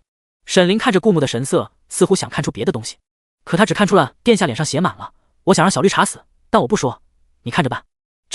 沈凌终于彻彻底底地意识到，殿下对小绿茶完全无感。至于殿下这么想小绿茶死，却不直接下令杀了小绿茶，难道是顾念他和小绿茶曾经的姐妹情分？那就杀了吧。沈凌巧笑嫣然道，他既然对小绿茶没执念了，留着也是个祸害，不如杀了，一了百了。是，王妃。陆明欣慰的点点头，他从小跟着王妃，知道王妃一直是一个心善的人。虽然这段时间变了不少，陆明也只是以为可能因为殿下冷落了王妃，才导致王妃这样。他就怕王妃像以前一样善良，哪怕马诗诗要害他，也顾念姐妹情分，要留着马诗诗的性命。现在王妃直接干脆利落地说要杀了马诗诗，陆明知道他家王妃不再是出阁前那个简单善良的小姑娘了。虽然王妃的这种变化让他们很是心疼，但世道艰难，人们勾心斗角，由不得人天真。在这杀人不见血的皇家，只有足够狠，才能有能力自保。陆明掏出剑，直接划过马诗诗的脖子，但马诗诗脸上那些像石灰一样苍白的东西，不知道到底是什么，哪怕陆明武功高强，也不能破防，连一丝刀印都没有留下。陆明变了变脸色，拿着剑往马诗诗的心脏刺去，剑被压成一个半圆形的弧度，就好像刺在坚硬的石头上，依旧不伤马诗诗分毫。这些石灰一样的东西，就好像坚硬的铠甲，保护着马诗诗不受伤害。马诗诗突然笑了，沉闷的声音仿佛是从他胸腔里传出来的，格外恐怖。等着吧，你们把我害成这样，你们也不会好过的。马诗诗无视所有的一切，不断地往前走着，她的脸上依旧带着绝望的表情，可是发出的声音却是在笑。快，拦住他，杀了他！因为王妃之前有下令杀死马诗诗，此刻陆明两击都没有杀掉马诗诗，于是对着其他的人说道。很快，王府里会武功的人全都出动，企图在马诗诗身上留下伤口，可是任何刀剑甚至火都伤不了马诗诗分毫。把他捆起来，别让他离开王府。陆明很快又下了另一个命令。很快又有一些侍卫拿着很多铁链走过来，既然马诗诗刀枪不入，那就束缚他的自由，将他囚禁起来，让他永远也没机会害得了王妃。只是铁链还没上身，王府外就出现一帮蒙着面的黑衣人，他们不断往王府丢着烟雾弹一样的东西，很快王府就被白色的雾气覆盖。而那些原本要抓捕马诗诗的侍卫开始发出嘈杂的声音，马诗诗不在那了，我明明记得他站在那的，我就要拿铁链去捆他，可他已经不见了，一定是被人救走了。王府外的那些黑衣人一定是要来救马诗诗的，到底是什么人能在京城出动这么多的黑衣人，悄无声息地来到王府的门外？一时间各种各样的声音交杂在一起。屋子里的顾牧得出一个信息，马诗诗被人救走了。他的感知力很强，但是外面一片白烟，而且侍卫和黑衣人夹杂在一起，人数众多。很显然，那些黑衣人能悄无声息地靠近王府救走马诗诗，说明他们都不是一些草包。就算救走马诗诗，也会分多个方向分头行动。顾牧能感知到哪里有人，却不能精确到感知出谁是谁。如果顾牧追出王府，他确实能追上这些人，可他不能保证到底马诗诗是跟随哪一波黑衣人往哪个方向逃的。而且黑衣人都已经出现在王府，已经开始明目张胆的掳人了。顾牧如果追上前去，有可能中了调虎离山之计。毕竟王府里的王妃更加重要，她是触发任务奖励的根本。你跟上去，有消息传信。顾牧对着死士命令道。死士莫得感情，而且隐藏起来不会被发现，不管那些蒙面人往哪个方向逃，最终还是要齐聚到他们的目的地。顾牧没时间也没这个耐心陪他们耗，但死士可以，只要死士等到他们齐聚老巢，然后通过飞鸽将信息传给顾牧，顾牧再杀过去也是一样的。床榻上，沈凌的脸色渐渐恢复血色，那张倾国倾城的绝美小脸又恢复了生机。殿下，交易达成了。脑海里羊皮卷的声音消失了。沈凌抬眸对着顾牧说道。不知道为什么，明明他被羊皮卷蛊惑，应该蛮惨才对，可却是小绿茶变得蛮惨，他反而完成了自己的执念。仔细想一想，前世小绿茶之所以能在他面前耀武扬威，也是因为仗着殿下的势力。这一世，他解决羊皮卷对他的影响，消除对小绿茶的执念，也是因为殿下。只不过殿下护着的人变了，所以他和小绿茶的处境就变了。不过殿下为什么要护着他呢？喜欢吗？也没见殿下来过雪落院啊。沈凌仔细端详着顾牧，眼睛里有一些不易察觉的狐疑之色。殿下，这和羊皮卷达成交易必须执行，就好像天道规则一样，不能违背。你是不是也要找个人献祭羊皮卷？沈凌眼睛里有一些隐忧。不过下次我们可要小心一点了。羊皮卷吃一个人带来的变化不大，但如果他吃的人多了，谁也不知道会带来什么影响。既然这种规则是不可抗的，那么必须献祭一个人，不然会一直被羊皮卷影响心神。可这羊皮卷又能自己出现在他们身上，防不胜防。更何况他们到现在还不知道羊皮卷的选人条件。顾木没有说话，既然羊皮卷的蛊惑达成交易就能解决，他可以找个罪大恶极的死刑犯，用他来献祭羊皮卷，再把羊皮卷关影城。但他此刻思考的是另外一件事，小绿茶没有死。让沈凌用小绿茶献祭羊皮卷的时候，顾木就一直在想，这小绿茶会不会轻易死去？毕竟他直接让王妃或者其他人杀了小绿茶，那都是他亲口下的令，也许任务就算失败了，300积分得收回。所以他才劝王妃用小绿茶献祭羊皮卷。可小绿茶没有死，甚至就在王府的人要将小绿茶绑起来的时候，甚至天降蒙面人将小绿茶就走了。这一切是巧合，还是冥冥之中有天道意志在护着小绿茶？要知道，这本女评文的主要反派有2个，他顾木是最大的反派，另一个就是小绿茶。他们都是用来给女主送经验包的。如果早早下线，女主的经验包就没那么丰厚了。所以作为主要反派，天道意志应该是想保小绿茶活得久一点的。因此顾木觉得今天小绿茶被救走一事，更像是冥冥之中他被天道意志保护了。这更加印证了顾木的猜想，他最大的敌人不是沈凌，而是这女评文的天道意志。只有对抗成功天道意志，他才能将女评文换成男评文，走上正轨。另一边，小绿茶被蒙面人救出京城，他从怀里掏出一瓶药水，一饮而尽。不一会儿，身上脸上的石灰一样的东西逐渐脱落，皮肤也渐渐饱满起来，仿佛皮肤底下又重新长出了血肉。仅仅几个呼吸的功夫，他又恢复了那张清纯无辜、格外迷人的脸。他嘴角噙着笑，眼神却比以往任何时候都要冰冷。张半仙，他有办法救我的吧？他可真是料事如神呢，故意不告诉我他算出了什么，却交给我这瓶药水，说我关键时刻一定用得上。现在看来，一切他都料到了。不过殿下，阳光下，马诗诗抬起他那张格外清纯无辜的脸，我一定会得到你的心的。就算你想杀了我，我也会让你爱上我的。一丝甜甜的笑在马诗诗的脸上蔓延，格外动人。影城内，陆小瑶率先带着他拉到的100个人头进入影城。她生得极美，可脸上却是一副不羁的表情，嘴里叼着一根狗尾巴草，看起来漫不经心。她走在最前头，像一个混混头子，领着一帮小混混往主城走去。老大，老大，你看这是什么？突然有一个小混混指着沿街的店铺说道。那些店铺里放着事先被顾木准备好的神奇的织布机，6家店铺可对应6位店主。这样的话，也在一定程度上避免了垄断，既可以提升影城的威望，又可以造福百姓。陆小瑶原本面不斜视，听到这话，突然转过头，低低的哦了一声。这是什么？他才看到，此刻的陆小瑶怀里突然钻出一个鸡头，咯咯的叫了几声。在后面小混混一片诧异的眼光中，陆小瑶铁青着脸，将怀里藏着的大公鸡提了出来。叫什么？要不是本女侠把你带出来，你估计就要步你兄弟的后尘，被不知道哪个狗崽子毒死了。怀里的大公鸡是他新的常胜将军。将大公鸡提溜出来后，陆小瑶随便丢给身后的一个小混混，然后走进了一家店铺。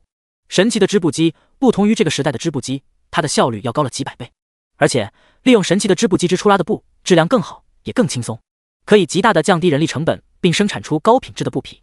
陆小瑶虽然表面上看起来玩世不恭，其实心眼贼多，从小走南闯北，基本没吃过亏，只有他坑别人的份，自然也见识过很多东西。只是简单的操作了一下，他就领会到了这神奇的织布机的价值。老大，老大，这是什么啊？其中一个小混混明显没什么见识，在神奇的织布机上摸了摸，没感觉出什么特殊之处，不禁疑惑道：老大，你将这影城吹得天花乱坠，上天入地只此一家，结果里面摆放的就是几台织布机，我还以为里面是金子呢。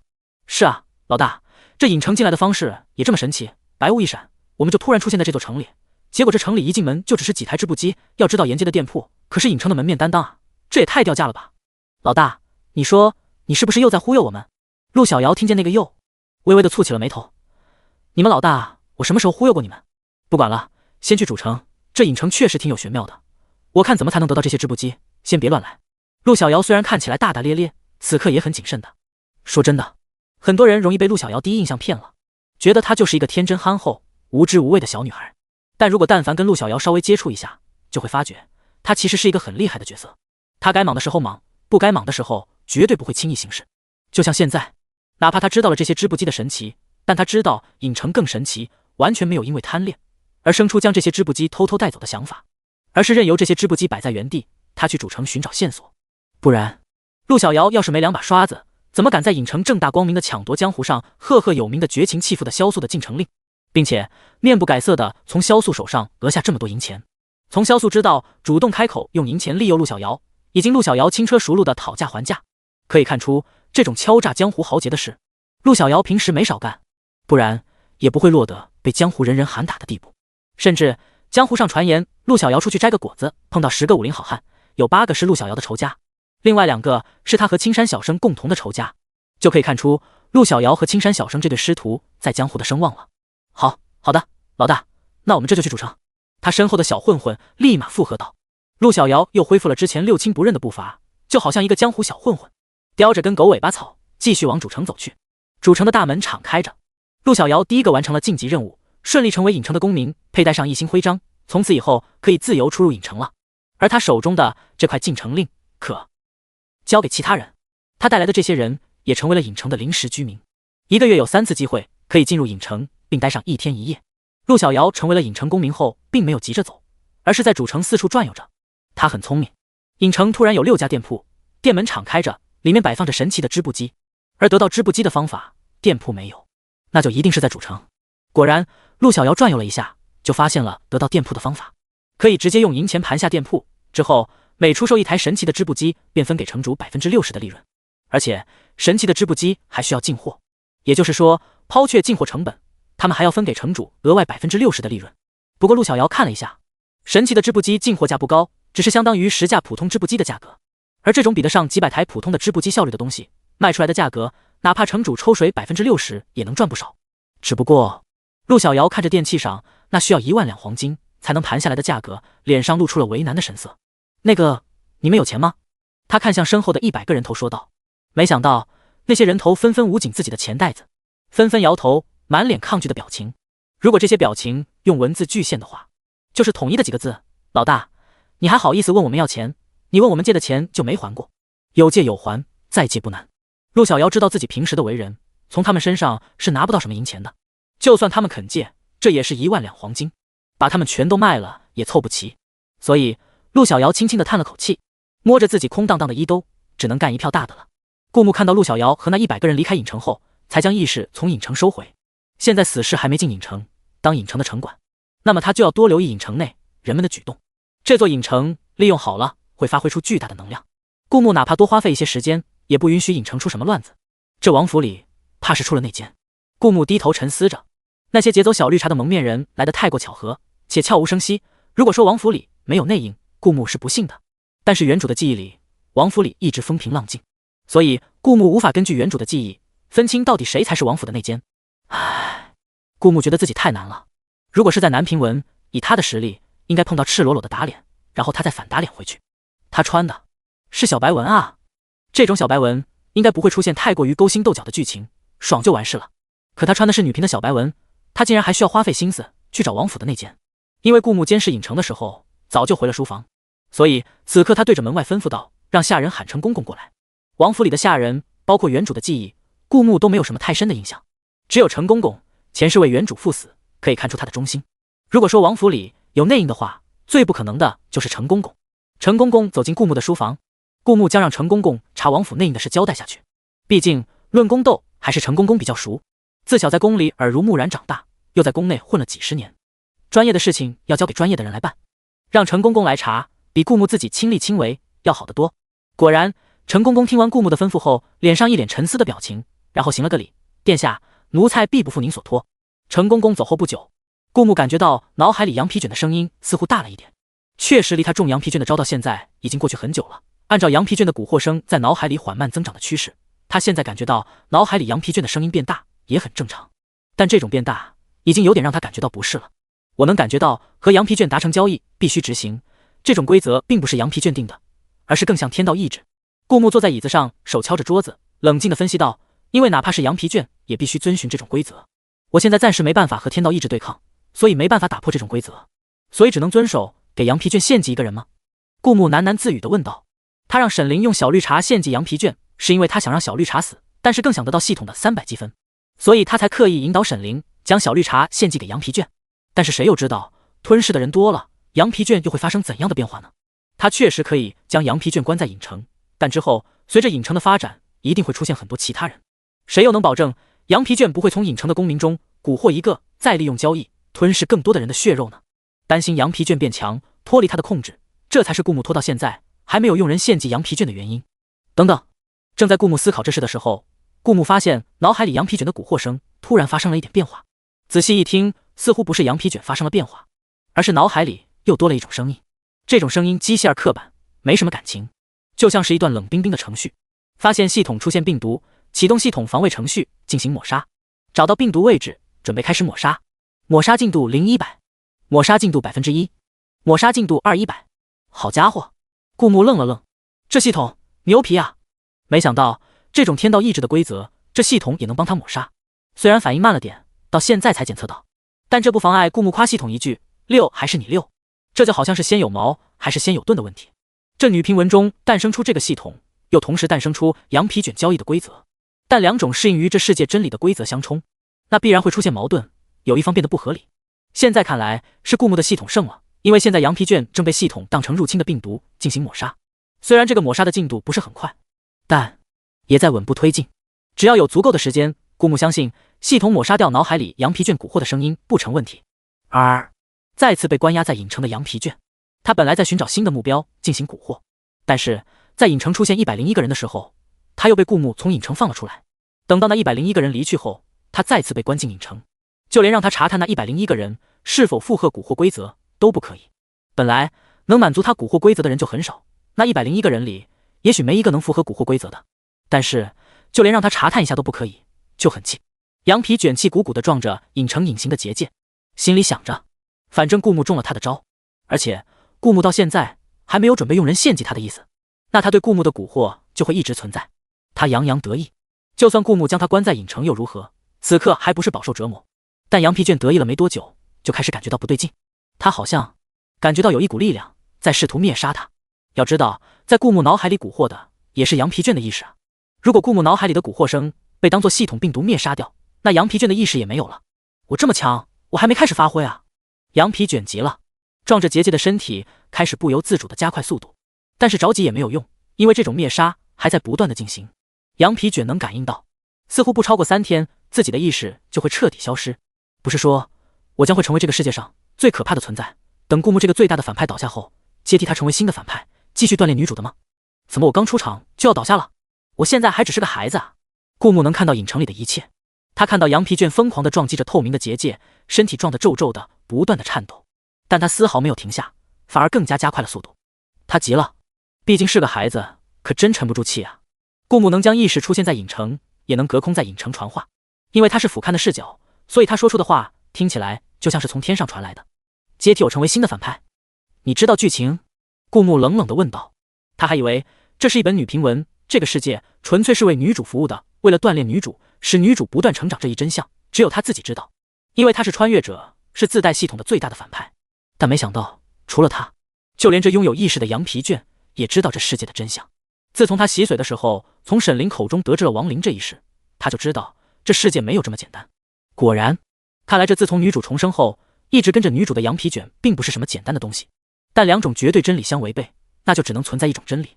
顾木的系统胜了，羊皮卷正在不断地撞击着结界，他很慌乱，听到声音愣了一下，停在半空中。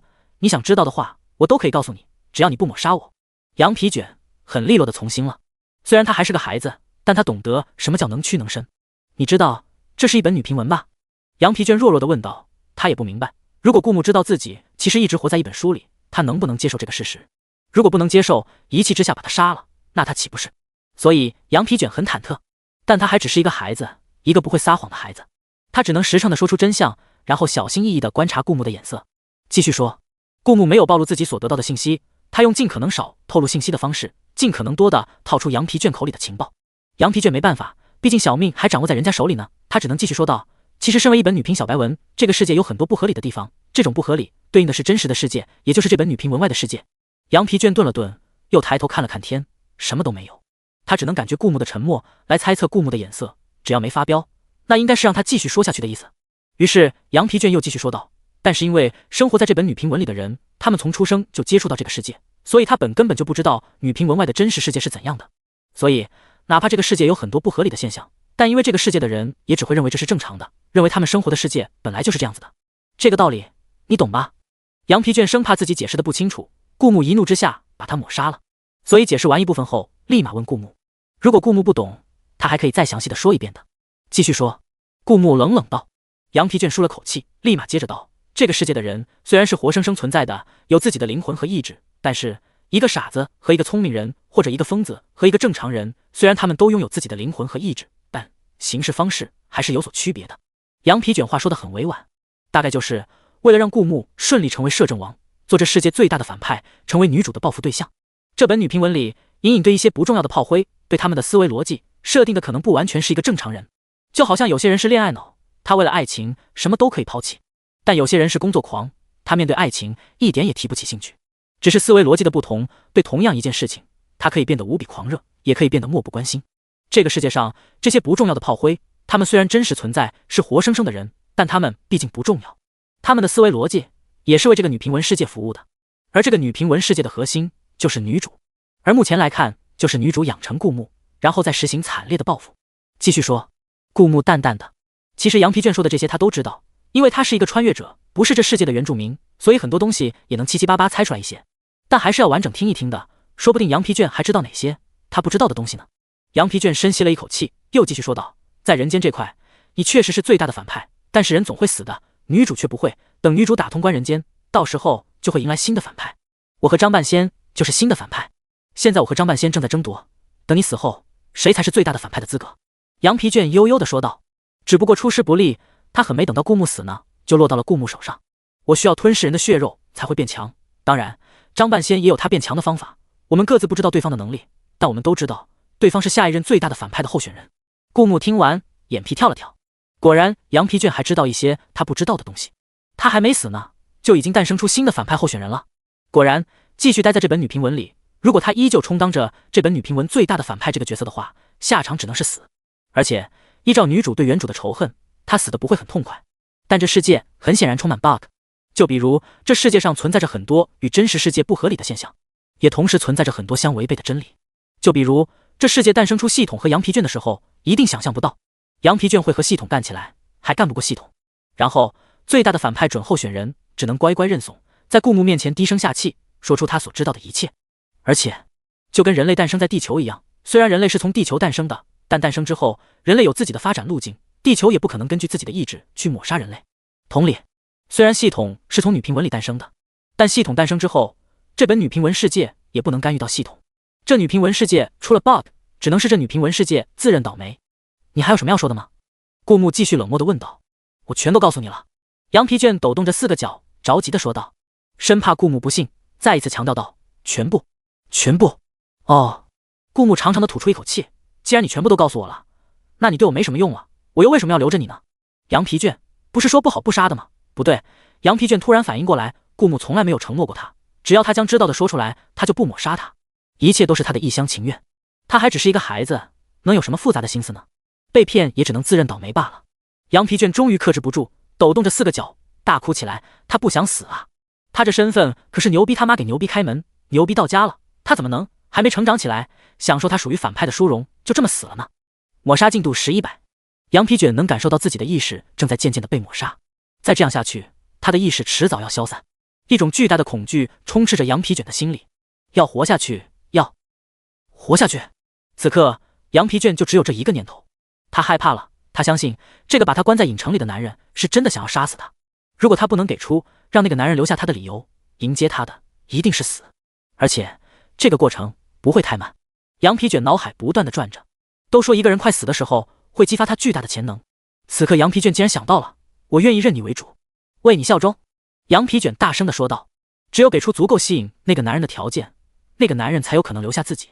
认那个男人为主怎么了？相比此刻感受着生命1.1年流失的恐惧，羊皮卷只觉得只要能活下来，哪怕用一些不好的手段活下来，都比死去要好。认主？怎么认主？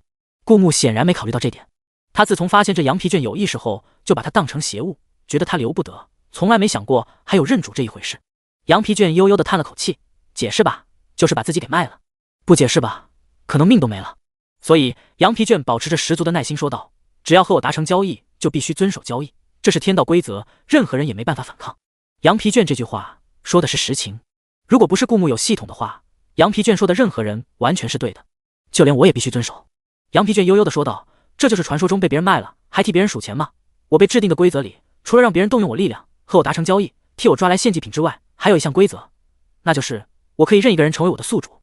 这就跟系统诞生之初被设定的程序一样，必须遵守。羊皮卷必须遵守这些规则，所以哪怕他存在于顾木脑海里的意识正在被系统抹杀，他也没办法从顾木脑海里抽离出去，因为这是规则，他没办法反抗。我反正在这一次候选人竞争中不一定能打败张半仙，如果我没有从候选人晋升成最大的反派，落到张半仙手中，也许是差不多的下场，甚至有可能更惨。所以还不如此刻认你为主，保下这一条命。”羊皮卷悠悠地说道。好在他还是个孩子，没有那种宁死不屈的气性，但羊皮卷的意识和系统不能相容于顾木的脑海，否则会被系统当作病毒自动抹杀。于是顾木问道：“你可以认这座影城为主吗？”他不确定认他为主，羊皮卷会不会死。当然，羊皮卷死不死的无所谓，关键是羊皮卷的意识没了，不知道会不会降低它的作用，这才是顾木关心的点。而且让羊皮卷认影城为主，能极大限度地避免顾木的麻烦。影城是完全在顾木的掌控之下的，羊皮卷认顾木为宿主，顾木不确定这么血腥邪恶的东西将来会不会反噬自己，但认影城为主就不一样了。影城可以通过系统控制，就算羊皮卷有什么不对劲，也会被系统第一时间发现，就算有什么反噬，也是反噬到影城，伤不了顾木。这也是顾木想让羊皮卷认影城为主的原因。羊皮卷皱起4个角，一脸为难。认一个人当宿主已经让他很没出息了，但那个人还不想让他认他当宿主，只让他认一座城当宿主。可是可以，羊皮卷很利落的从心了，就是伤害性不大，侮辱性极强。不过他还是很快就和影城达成交易，也不知道羊皮卷是怎么做到的。很快顾木就能感觉到影城下多了一个羊皮卷，他能感应到羊皮卷的意识，也能通过意识操纵羊皮卷。顾木的担心很可能是多余的，羊皮卷认他为主，就必须完全服从他的命令。但对于这种血腥邪恶的东西，多留一个心眼总是好的。因为羊皮卷认影城为主，被认为是影城的仆人，同时影城属于顾木，羊皮卷从关系上来看是顾木小弟的小弟，又因为认宿主之后不能直接或间接伤害宿主，所以羊皮卷在这两种相冲突的规则下，顾木脑海里羊皮卷的蛊惑声突然消失了，而影城则多了羊皮卷这一大将。王妃，你都不知道，你昏迷的这段时间，殿下可担心死你了。悠悠在一边一脸激动地说道。这是不是说明殿下和王妃的关系开始缓和了？担心？沈凌喝了一口汤药，脸上是一副清冷疏离的表情，这可真是一个陌生的词。王妃，你别这样说，我们大家都很担心你啊。陆明也凑过来，他能明显感觉到沈凌自从嫁进王府后，性子明显冷淡了很多。好了，我知道了。沈凌的语气有些冷漠。重火两世，他的个性确实一天比一天冷淡了。有时候他也想像以前一样温暖，对那些真正在乎他的人掏心掏肺的去信任，可他实在太害怕了，害怕失去，害怕背叛。将心封闭久了，就很难被感动了。我只是觉得好意外啊，殿下怎么会来救我呢？沈凌坐在椅子上，正对着门，可以看到门外一束一束的花正开得娇艳，有很多殿下不对劲的地方一直没有发现呢。现在回过神来看，殿下真的跟前世不一样呢。这一世，殿下似乎表面上对他冷冷的，但其实一直在保护他。无论是他在江南被殿下救下，还是落水被殿下救下，又或者被羊皮卷蛊惑，基本上每一次都有殿下的身影。沈凌眨了下眼睛，漂亮的眼睛里有一丝异样的神色。被羊皮卷蛊惑的事，殿下自己会解决的。沈凌已经不再是那副柔柔弱弱的模样，反而我很好奇殿下最近的变化。羊皮卷这种东西我留着也没用，但是殿下似乎有办法收服呢。你说殿下是用什么办法收服的？不过府中似乎出现了一些苍蝇，殿下不会耍这些阴谋手段，那就让臣妾替殿下找出来吧。沈凌露出了一个嗜血的笑容，看起来就像一个绝美的小恶魔。顾木啊，觉得最近这几天有点不太对劲。原本他住在主院，王妃住在雪落院，如果不是刻意交集，两人可能10几天也见不到一面。这真不是顾木凡尔赛变相吹王府有多大，这就是事实。但最近这些日子，他每天都能看到王妃的身影，而且是好几次。比如这日，顾木正躺在花园里，懒洋洋地晒着太阳，生猛丫鬟在旁边替他扇着风。晒太阳已经是顾木穿越到这没有娱乐措施的古代养成的老习惯了，而且他现在这副身子本就相貌极好，再加上经过丹药改造，毫不夸张地说，几天没晒太阳，皮肤又会从健康的小麦色变成女生最喜欢的冷白色。虽然顾木长得挺英气的，哪怕皮肤白，也不会显得娘。但奈何她前世就是个皮肤黑的，所以习惯了皮肤黑一点。但是遥遥的，王妃端着2盘点心走了过来，盘子里的点心还都是顾木爱吃的。王妃的婢女搬了一张椅子，摆放在顾木的躺椅旁边。王妃就这么坐在椅子上，离顾木非常近。悠悠则站在王妃的身后，替王妃打着油纸伞。一层阴影落在沈凌的身上，仿佛带上了一丝独特的气质。沈凌用纤纤素手捏起一块点心，往顾木嘴里送：“殿下，吃一点点心吧。”沈凌的手刚靠近顾木的脸，顾木就闻到一股若有若无的香气，很好闻，是沈凌身上独有的香气。他吞咽下一口糕点，嘴里是糕点的清甜，鼻尖是独有的清香，遮太阳晒得更加惬意了。在古代，女子温柔小意其实很正常，奈何沈凌恨原主恨得不得了，顾木知道他穿来就承载了原主的仇恨，所以一直没有和沈凌有所过深交集。毕竟沈凌是这世界的女主，她如果对沈凌采取一些强硬的手段，谁知道会不会一道天雷砸下来，或者突然爆发地震。顾木很懂，对于这种被一整个世界保护的人，如果他在实力没达到足够的层次前就对这种人下手，这本女评文可能就变成大反派的恩赐作死且遭天谴的故事。这样的话，说不定离他男评转女评的梦就更远了呢。所以最近沈凌为什么这么反常？无事献殷勤，非奸即盗。顾木狐疑地看着沈凌，但奈何古代能活到最后的一个个都是奥斯卡小金人。沈凌笑得甜甜的，要不是顾木有原主的记忆，此刻看到沈凌的笑脸，只会觉得沈凌真的是一个一心爱慕着他的王妃。殿下，臣妾还给你泡了壶茶，这是雪山上才能生长出的茶叶，格外稀有。沈凌笑意盈盈地端了一杯茶递到顾木面前，他微微俯身，有发丝从顾木脸上划过，格外撩人。爱妃，顾木顺势抓住沈凌的手，本王知道你喜欢放风筝，只不过嫁给本王后，你就收了曾经天真浪漫的性子。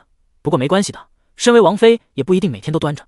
顾木说得很认真，深情款款，像极了男主角。沈凌看着被顾木抓在手心的手，表情微微凝滞了一下。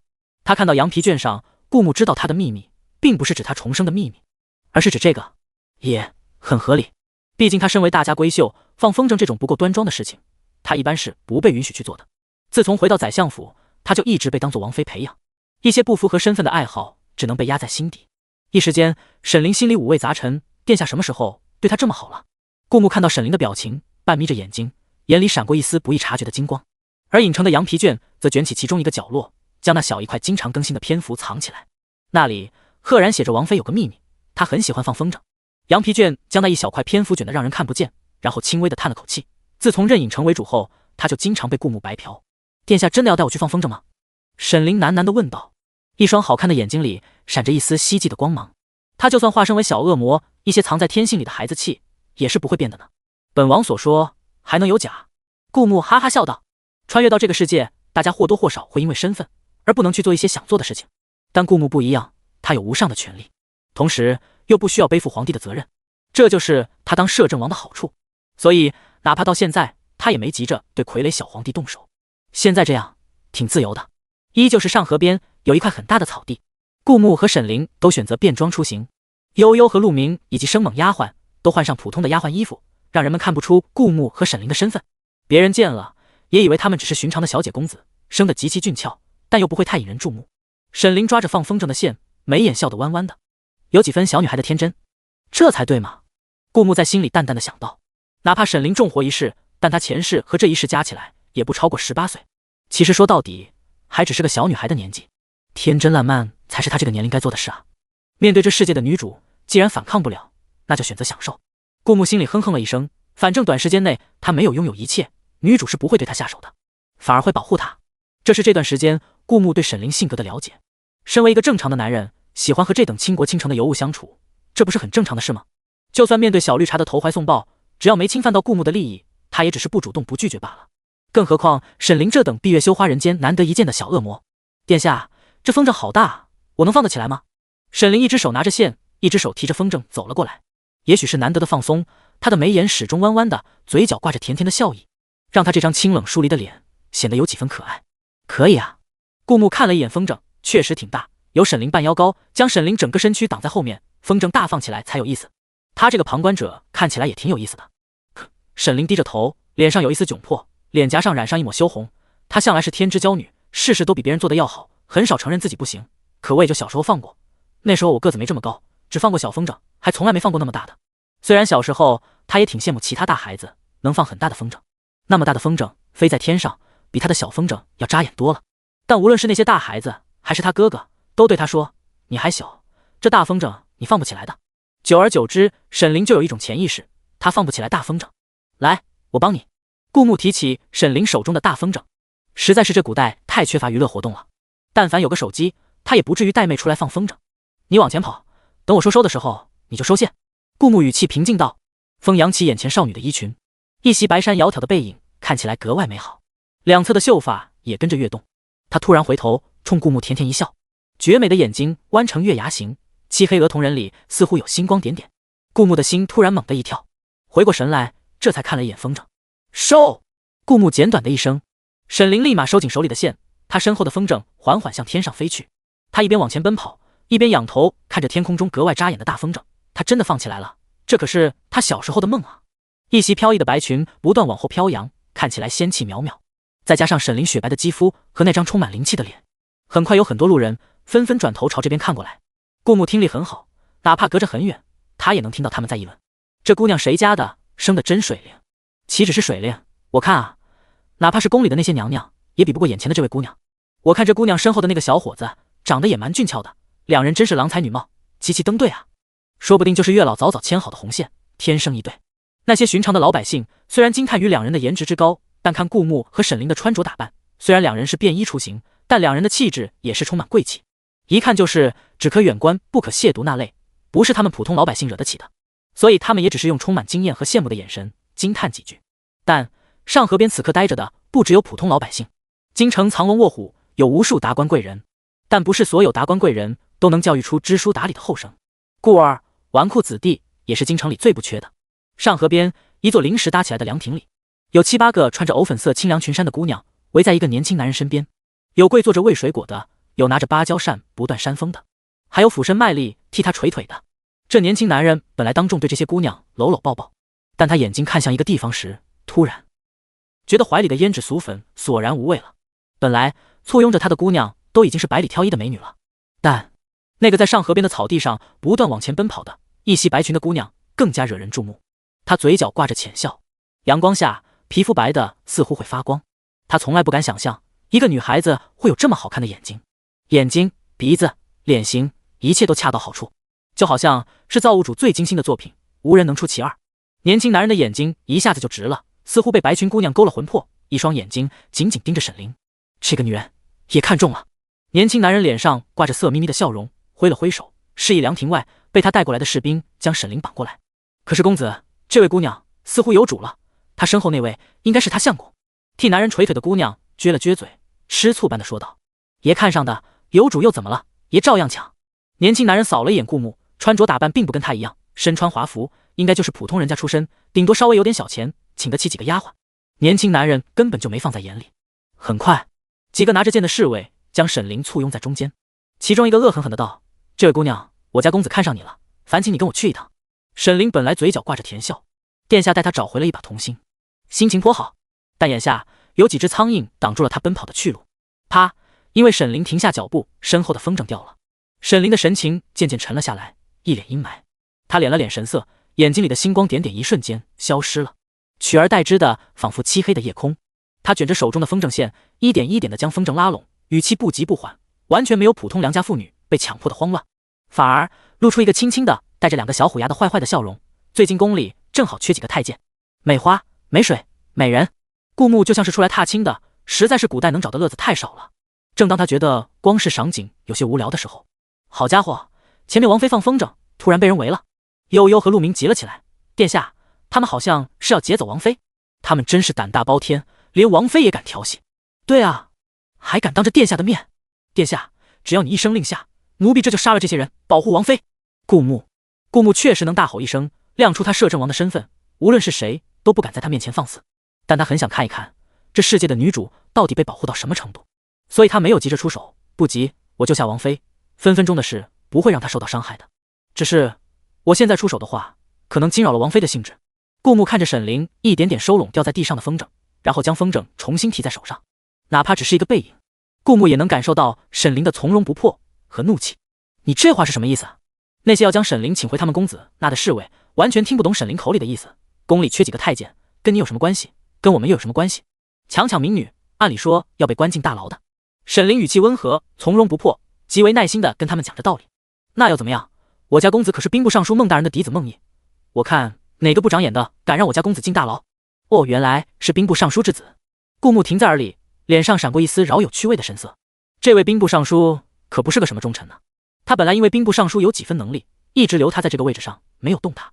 没想到兵部尚书的儿子竟敢在太岁头上动土，欺负到他顾牧头上来了。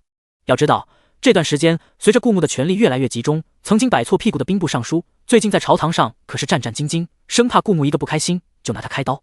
而不远处，沈凌接过侍卫的话说道：“所以啊，尚书大人无论如何都会保下他儿子的，那要让你家公子不再强抢民女。”沈凌抬起脸，脸上的笑容有几分天真无辜。那只好委屈你家公子学学宫里的几位公公啦。那几位侍卫终于反应过来，沈凌说的是什么？你敢诅咒我家公子？其中一位侍卫大声怒吼道。但因为沈凌是他家公子看中的，他们也不好动粗。沈凌歪着头，脸上的笑意渐渐消失。我不是诅咒，而是提醒了。毕竟兵部尚书之子要强抢的是相府的嫡女，当今掌权者摄政王唯一的王妃，怕是有几个头都不够孟毅掉的。在掉脑袋前，沈凌再让孟毅掉一点别的东西，也是可以做到的吗？很显然，离他们很近的孟毅也听到了沈凌的话语。他本就是纨绔子弟，从来都是女人恭维他，哪里受得了这委屈？于是他大声吼道：“这不识趣的女人也好心请他不来，给也打一顿，再带过来。”是。那些侍卫得了命令，一点也不含糊，正要对着沈凌这个看起来柔柔弱弱的女子拳打脚踢，却只听到沈凌轻轻地叹了口气，一把挂在腰间，极其小巧被折叠起来的武器瞬间被他拿在手上。武器被打开后，是一把折骨伞，伞尖是尖刺，展开可防御。沈凌一个回手，伞尖就刺穿其中一个侍卫的喉咙。那个侍卫还没明白发生了什么，就瞪大了眼睛，猛地朝后砸在了地上。围观的百姓们看到沈凌被围住，原本还在叹息多好一姑娘，可惜要被权贵糟蹋了。你看姑娘那相公站在后头，连为姑娘出头都不肯，一看就是窝囊废，可惜了。但是他们看到沈凌瞬杀其中一名侍卫之后，突然反应过来，这姑娘长得这么水灵，没想到打架也这么厉害，难怪不戴面纱也敢出门，原来有防身手段啊。原来这姑娘身后的相公不出头，是因为知道娘子强，是靠娘子保护的。这就是传说中的吃软饭。武功强有什么用？你们没听到那些侍卫说什么吗？对方可是兵部尚书的嫡子孟毅，京城排得上号的权贵，得罪权贵，有几个有好下场的？此言一出，那些围观的百姓又纷纷担忧起来，隔得远远的看着沈凌这边，既怕惹火上身，又希望这么美好的姑娘能不受到欺负。面对10几个围着他的侍卫，沈凌的脸上没有一丝惧意。顾牧饶有兴致，想看这世界的主角面对这种情况会怎么处理，会不会吃亏。这些侍卫功夫很高，争论打起来，沈凌不一定是对手。当然，沈凌会使用一些歪门邪道，但他应该不会轻易在大庭广众之下暴露他的底牌。正在顾牧期待接下来沈凌会怎么办的时候，就看到沈凌回过头，对着顾牧甜甜一笑，用几乎是撒娇的语气道：“帮我一下好吗？”顾牧属实想不到沈凌竟然会向他求援。传说中女频文里，每当女主遇到危险，总是会出现一个男人天神下凡一样保护她。难道他就是那个天神？毕竟是自己老婆，帮他是应该的。更何况沈凌笑得真甜啊。顾牧眼睛也不眨，朝着沈凌所在的方向飞去。沈凌打不过，他打得过。顾牧一只手抓着其中一个侍卫的脖子，用力一扭，只听见咔嚓一声，那个人的脖子就歪了下去，然后他的身体狠狠砸在地面，同时一只脚踢向另一个侍卫，将他踹翻在地，短时间内爬不起来。然后他一个回身，又扭断另一个侍卫的脖子。围观群众看到顾牧飞了上去，而且瞬间打倒3个侍卫，纷纷顿吸一口凉气，又露出一个欣慰的表情。哦，原来这位姑娘的相公并不是软饭男，好身手，看来能保护得了这位姑娘。你们在说什么呢？对面可是兵部尚书的儿子，就算打倒这10几个侍卫，你觉得他们能逃得了吗？对啊，面对权贵，就算打得过又怎么样，还不是死路一条。顾牧打趴下这10几个人后，孟毅愤怒地瞪着眼睛走过来，与此同时，他身后跟着更多的人，都是之前孟毅看那10几个人打不过顾牧，派他身边的小厮又去喊过来的。他们把顾牧团团围住，孟毅一双眼睛在顾牧身上扫了一眼，满脸不屑，就凭你也配娶这么好看的姑娘？姓甚名谁？报上名来，我看是哪个不长眼的敢打爷的人。只见顾牧穿的普通，虽然帅气逼人，一身贵气，但总共就带了3个丫鬟。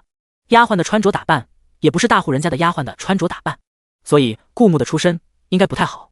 顾牧冷冷扫了一眼围住他的人，最后视线停在孟毅身上。没想到孟婷自身能力很不错，却教出了这么一个草包儿子。顾牧说话的态度是一种很老成的语气。孟毅皱着眉头，他简直没想到眼前这个人竟然胆大包天，敢直呼他老爹的名字。他老爹的名字在整个京城都很有名，可谓无人不知无人不晓。眼前这个普通人家出身的男人知道他老爹的名字很正常，但敢直呼其名，难道是因为知道死到临头了，所以想过一把嘴瘾？放肆！我爹的名字是你能叫的？孟毅大声呵斥道。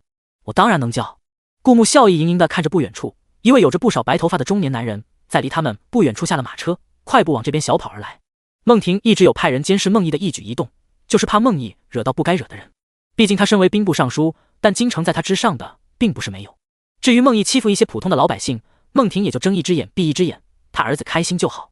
但今天孟婷本来在府中和小妾共度美好时光，突然听到监视孟毅的人过来汇报，说孟毅惹到了当朝摄政王。这段时间因为屁股坐歪了，孟婷看到顾木都提心吊胆，生怕下一秒掉脑袋。这摄政王是孟毅能惹的吗？孟婷深吸了一口气，抖抖索索地问道：孟毅怎么招惹摄政王了？你还不劝下他？监视的探子同样抖抖索索，哭丧着脸：奴才也想啊，可孟公子派10几个人围着王妃，已经要对王妃动手了，奴才人微言轻，也劝不住啊。再说孟公子这已经得罪王妃和摄政王了，就算奴才劝住了也讨不得好，所以奴才就立马向老爷你汇报了。什么？调戏王妃？兵部尚书差点一口气背过去，还是他旁边的小妾给他掐人中才让他清醒过来。王妃是摄政王唯一明媒正娶的过门妻子，也是宰相的嫡女，无论是宰相还是摄政王，哪一个都不是他这个兵部尚书能惹的。快快带我过去！兵部尚书已经感觉到头开始在脖子上飘了。孟毅没看到他的老爹正在赶过来，听到顾木理所当然又有点轻蔑的语气，十分不满，更加生气道：看来你是不晓得爷的厉害，来人，把这个人给我打一顿，然后关起来，把他皮扒了，看他敢不敢这么跟爷说话。孟毅话音刚落，就感觉到脸上挨了火辣辣一巴掌，打得他头晕眼花，眼冒金星。更让他不解的是，他明明挨了打，平时身边死死护着他的侍卫竟没一个上前将打他的人抓起来。你们瞎了吗？有人打爷，快把他抓起来！孟毅捂着脸大叫道。但紧接着他就叫不出声了，因为他的脸上又挨了一巴掌。一个熟悉又苍老的声音用一种极其惧怕的语气怒吼道：放肆！爹，你怎么来了？孟毅愣了愣，然后指着顾木：你打我干嘛？你打他呀！这人敢直呼你的名字，儿子是在替您教训他呢。孟婷长长的叹了口气，在孟毅不可思议的目光中猛地给顾木跪下。孟毅正要拉他起来，却遭到孟婷狠狠的一瞪，而孟婷带来的人也一脚踢在孟毅的膝盖，让他对着顾木跪了下来。与此同时，无论是孟婷的人还是孟毅的人，全都齐刷刷的朝着顾木跪了下来。臣恳请殿下恕罪。孟婷重重的在地上磕了3个响头，语气怯怯：臣子多有得罪，臣会按此子所说，将此子关起来受扒皮酷刑，还希望殿下能饶臣一家老小。这已经不是保不保下孟毅的问题了，该调戏王妃羞辱殿下，孟毅就算有10条命也不够他死的。孟婷现在考虑的是殿下会不会诛他9族，用这个最合适的借口除掉他这个曾经摆错屁股的臣子。他不得不断尾求生，至于断尾能不能求生，还得看殿下的意思。顾木似笑非笑地看着孟婷：听说我不能喊你名字，那本王应该喊你什么？本王。孟毅猛地抬头看向顾木那张脸，他老爹的表现还有顾木的自称都证明了，眼前这个他以为是寻常百姓的男人，其实是当朝的掌权者，极其年轻的摄政王。一种极深的恐惧充斥在孟毅脸上，他看着顾木似笑非笑波澜不惊的脸，此刻却觉得他宛如恶魔转世。爹，救我！殿下，求求你，我错了，我不想死啊！孟毅突然低下头，对着顾木猛磕头。此时此刻，他只希望顾木能饶他一命，因为眼前的男人一句话就可以定他的生死。孟婷本来想说孟毅罪该万死，以此表忠心的，但话到嘴边，眼角余光扫了一眼可怜兮兮的孟毅，终究是没有说出口，只是低着头装傻。万一殿下不够爱王妃，只是将孟毅打一顿呢？顾木看着眼前的孟毅，哪还有之前嚣张的样子？此刻跪趴在地上，掉着眼泪，痛苦求饶，真是比一条狗还不如。顾木低着头，语气很冷：你不想死，那曾经被你杀害的普通百姓，他们就想死了。顾木的话音刚落，他就听到久违的系统滴了一声：政绩+1。而与此同时，那些围观的百姓本来还在为顾木担忧，以为他得罪了权贵，讨不得好，没想到顾木原来是当今王朝最大的掌权者，是谁也得罪不起的人，难怪敢明目张胆的带着这么美的姑娘出来河边踏青。就在他们松了一口气的同时，看到京城恶霸孟毅趴在地上，也觉得暗爽。他们觉得摄政王一定会因为孟毅的大逆不道而处死他，但他们没想到摄政王开口却是为黎民百姓着想。一时间纷纷为尊崇的目光看向顾木。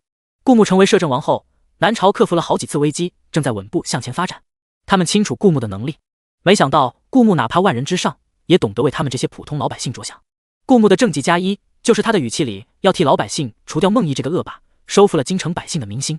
我错了，我再也不敢了。殿下，饶我一命吧，求求你，饶我一命吧。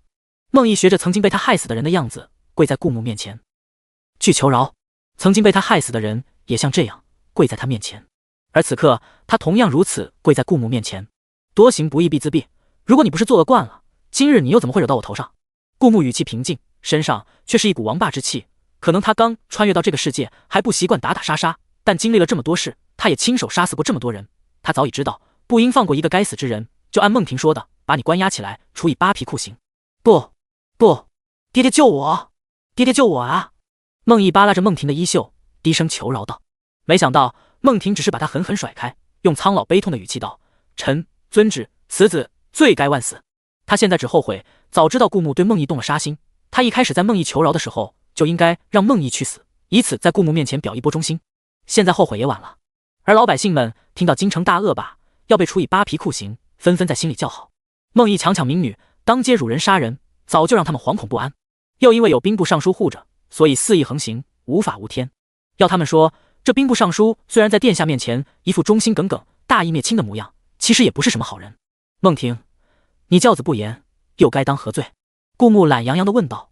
阳光下，孟婷跪在地上，额头上冒出几滴汗，纷纷掉进泥土里。他又该当何罪？殿下，对殿下忠心耿耿，希望殿下再给老臣一次机会。孟婷有些底气不足地说道。忠心耿耿就教育出这样一个儿子，让他在本王的地盘肆意欺负百姓，甚至今日还敢当众调戏本王的王妃，将本王不放在眼里。一连几个问句，虽然顾牧说出来的时候语气很轻，但在孟婷听起来句句都是夺命连环问。孟婷擦了一把冷汗，但她什么都没有说出来，就感觉到眼前一黑，因为她听到顾牧说兵部尚书孟婷之子以下犯上，恐有叛心，诛九族，择日问斩，孟毅处以扒皮酷刑，这是下了命令。孟婷听到顾牧说的这几句话，就感觉心被狠狠地敲了一下，然后一口气没上来，晕了过去。诛九族啊，谁叫他们得罪的是殿下呢？谁叫他之前屁股站歪了呢？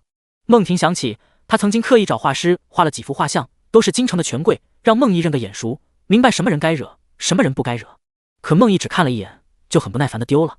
孟婷也不是太当回事，反正他派人监视着，京城得罪不起的也并不是很多。没想到这种侥幸心理让孟婷迎来诛九族的结局。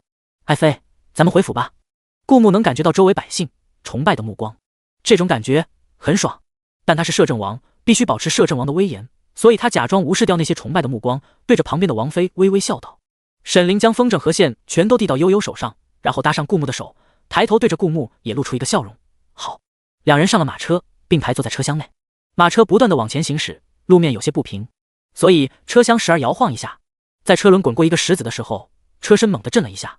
本就离顾牧十分近的沈凌不自觉地朝着顾牧的方向倒去，头靠在了顾牧的肩膀上。他很快反应过来，抬起头，脸上若无其事，耳朵根却微微红了。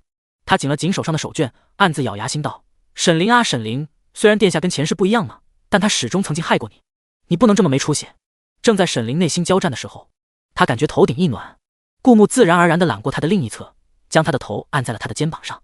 殿下，沈凌惊讶道，无论是上一世还是重生归来，殿下都对他不冷不热，唯一的区别就是上一世他被摄政王害了全家，这一世他却始终被殿下保护着。不过他和殿下已是夫妻，做出这种举动并没有不妥。路面颠簸，这样你不会磕到头。顾牧闻着沈凌的发香，淡淡的说道。这也是他第一次这样对一个女生，前世的他一直是一只单身狗，连女生的手都没牵过，所以此刻表面平静，心却跳得很快。他不自然地咳了咳，掩饰自己的紧张。是什么时候开始对沈凌有好感的呢？是放风筝时沈凌的回眸一笑，还是平日的朝夕相处，对沈凌越来越深的了解，又或者是见到沈凌的第一面，在他自己都没有发觉的时候埋下好感的种子？顾牧自己也不知道，他只知道在沈凌的头靠上他肩膀的时候，他就特别想沈凌能一直这么靠着他，于是他自然而然地揽过他的肩膀，将他的头按了上去。他微弱的呼吸轻轻扫过沈凌的额头，他能感觉到靠在他肩膀上的少女有些许不自在，就连沈凌平时清冷疏离的脸也染上一层难得的红晕。只不过就算这样，他也一直乖乖地靠在他的肩上，没有抬起头。马车一路行驶，到了王府。这一路不远不近，刚刚好。两个人下了车，相视一笑，并排走进王府，好像什么都和往常一样，又好像有什么不一样了。叮，顾木进王府不久，影城传来有人进入的信息。顾木将自己关进书房，意识投影到影城。萧素带着100个人去影城晋升为公民，同时他花1万两黄金盘下了影城的一个店铺。要不是一个公民只能盘下一间，看萧素意犹未尽的表情，顾木怀疑他真想一口气把剩下的5家店铺全部盘下来。不过顾木当然不允许这样。神奇的织布机的存在，既是为了提升影城的声望，也是为了造福百姓。因为他身为掌管实权，随时可以将小皇帝撸下来的摄政王，这天下都是他的子民。萧素盘下店铺后，就代表着神奇的织布机正式问世了。翌日，京城一家店铺里，原本售卖的东西被悄然换下，取而代之的是一种京城百姓从来没有见过的织布机。与此同时，店铺的另一侧还挂着连夜用神奇的织布机赶出来的布匹。顾木乔装打扮，带着同样乔装打扮的沈凌出门逛街。他看到这家敲锣打鼓、新店开业的店铺，只往里瞥了一眼，就知道里面是从影城出品的神奇的织布机。没想到销售效率这么快。神奇的织布机虽然在影城有店铺，但并不妨碍盘下影城店铺的人将神奇的织布机搬到影城外，售卖给不是影城公民，也不是影城临时居住民的人。这也更加贴合顾木用神奇的织布机造福百姓、打响影城名声的初衷。殿下，这家的织布机很特别，我们去里面看看吧。沈凌眼尖，一眼就看出这织布机与普通织布机的不同之处，再加上挂在另一侧的布匹格外精致，立马吸引了沈凌的好奇心。顾木当然乐意，当即一只脚迈进店铺。这家叫布衣坊的店铺虽然是新店开业，但锣鼓声一响，立马吸引了很多顾客。此刻店铺里站满了选衣服的人。顾木和沈凌本来就是乔装打扮、便衣出行，自然不会因为人多就摆出摄政王的身份。他们像普通老百姓一样混在人群中。这布匹质量真好，这还是普通的布料，能织成这样，可以看出师傅的手艺极其精湛了。沈凌是一个姑娘家，自然对这些东西十分了解，啧惊叹道。她用手抚摸着布料，洁白纤细的手轻轻从布面上划过，沈凌的眼睛里闪出一丝光芒。女人都爱美，何况正是最好年纪的沈凌。如果用上乘的布料，再加上这师傅的手艺，恐怕这布料一出来，绝对比我们现在用的要好。殿下，要不我们找这师傅替我们打一批布料，然后再找宫里头的织娘替你绣几件新的蟒袍，你看如何？沈凌浅笑嫣然道。身为王妃，她尽管憎恨原主，但自己分内的事向来做得很好，将王府操持得井井有条，所以哪怕此刻也是优先想到顾木。只不过这等手艺怕是要等好久。沈凌低下头，眼眸里有一丝期待的光。他的声音很轻，他们的位置也离周围的人比较远，所以他们的对话没有人听到。但另一侧有一个大嗓门的中年妇女说出了和沈凌同样的担心，立马有一个店小二围了上去。店小二热情地介绍道，我们这些布匹都是这些神奇的织布机织出来的，操作简单方便，效率也高。其实啊，我们最主要的还是卖这些神奇的织布机，相信你只要买回一台神奇的织布机，也能织出来像这般好的布料。店小二一边说一边实操。很快，一块不大不小的布匹就从神奇的织布机中诞生了。众人纷纷围了上去，啧称奇。沈凌在旁边看着，也是一脸好奇，似乎很想买一台带回家。但是旁边的人太多了，他又是个冷清的性子，所以始终没有围上去，只是和顾木静静站在没人的一侧。价格多少啊？对啊，这织布机价格一定很贵吧？见识到了神奇的织布机的神奇，围观的人纷纷问起了价格。50两黄金一台。店小二报出一个数，顿时有不少人纷纷倒吸一口凉气。哪怕是京城，50两黄金也不是随随便便能拿出来的，这可是一个普通家庭近1年的生活开支了。一台织布机卖这么贵，就算再神奇，也有些人不会买了。顾木轻轻扫了店小二一眼，这价格确实有点贵了。他让织布机流通的初衷，就是为了造福百姓，定价这么高，普通老百姓买不起，只能沦为有钱人的专属。不过现在是因为只要萧素一家售卖，等另外5家店铺盘出去，想必在有竞争的情况下，价格会大幅度降低，所以顾木暂时也不准备干预价格。等有钱人买了这神奇的织布机，普通老百姓买不起时，人们才会对这种商品更加向往。然后等其他店铺盘出去，价格大幅度跳水，普通老百姓也买得起的时候，人们才会对这神奇的织布机更加趋之若鹜。现在系统奖励了应有尽有的杂交水稻，南朝不会为粮食烦忧，再加上神奇的织布机在市面上流通，人们的基本需求衣食住行已经满足了首要的2个方面。有些人买不起神奇的织布机，只好买一些布料，然后制成成衣。虽然不像买了织布机随时可以织出这么好的布料，但能拥有1、2件用神奇的织布机织出来的布料制成的衣服，对那些爱美的女人来说，也是一件值得开心的事。而对于有钱人家的夫人小姐，看了神奇的织布机后，再也瞧不起府中丫鬟们用的那些普通的织布机了，有些一口气就买了10几台。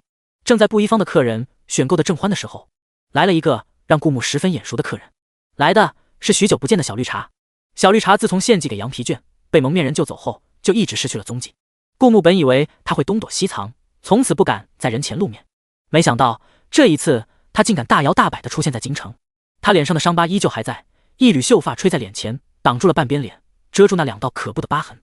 而他的身边站着的似乎是他新的猎物，一个一身贵气、气宇不凡的男子。男子似乎看不到小绿茶脸上的疤，一脸含情脉脉，眼神始终停留在小绿茶身上，眼中的深情浓得四化不开的墨汁，让人看到就起一身鸡皮疙瘩。而小绿茶站在那男子身边，也是一脸有恃无恐的样子，也不知道他旁边的男子是什么身份，竟给了他这么大的底气。小绿茶始终和他旁边的男子保持着距离，也不知道他使了手段，旁边的男子虽然看小绿茶的眼神爱意绵绵，似乎要溢出来，但始终不曾动小绿茶分毫。当然，这也是小绿茶最拿手的，她想嫁的只有顾木，除了顾木，她不会让任何男人碰她。以前是因为顾木的权势，现在是因为顾木竟然能对她毫不动情，甚至想要杀了她，她就更想看一看顾木爱她的样子呢。也许是因为在意一个人，总能第一眼发现他的存在，哪怕布衣坊里人潮拥挤。小绿茶也是第一眼就看到了站在角落的顾木，他和沈凌并排站着，两人看起来好不登对。不知为何，一股醋意从小绿茶心间升起。怎么回事啊？她从来不吃男人的醋的，只有她将那些男人迷得神魂颠倒的份，她可是从来不会为男人动丝毫感情的。可是为什么看到沈凌和顾木这么般配的站在一起，她心里会觉得闷闷的，堵得慌呢？以前也不这样呀。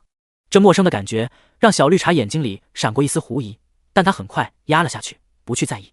只是看着顾木的眼神闪过一丝很强的占有欲，她在心里轻轻道：殿下，你迟早是我的，早晚有一天你只属于我一个人，我也会将自己完完整整的交给你，我们才是天作之合，等着吧，我会让你爱上我的。也许小绿茶在顾木身上的眼神停留得太久，一直将眼光盯在小绿茶身上的青年男子，语气里有了点醋味。诗诗，我们不是来看衣服的吗？你喜欢什么？我来给你买。青年男子的口气大得很，他俯身在小绿茶耳边轻轻道：如果你是嫌这里的人太多了的话，朕也可以将这里的人全都赶出去，南国就是一小国，比起朕的英国，真的就是弹丸之地，不必在意。你想做什么，朕都替你撑腰。他的话声音很小，而且几乎是贴着小绿茶的耳边，按理说只有小绿茶一个人能听到，但顾木的身体经过改造了，五感好得惊人，他偏偏听到了那青年男子的说话。英国的皇帝，英国和南国隔着一个国家，英国确实是一个中等国家，实力强盛，按理说确实是南国惹不起的存在。只是不知道这青年男子是怎么当上英国的皇帝的，看起来脑子不太好使啊！明明可以后宫佳丽3000，却搁这里跟小绿茶玩柏拉图式的暧昧，连谈恋爱都算不上，看眼神就已经成了小绿茶的舔狗。而且他不知道这世界上有很多特殊能人或者习武之人，哪怕他声音很小，也能听到他在说什么吗？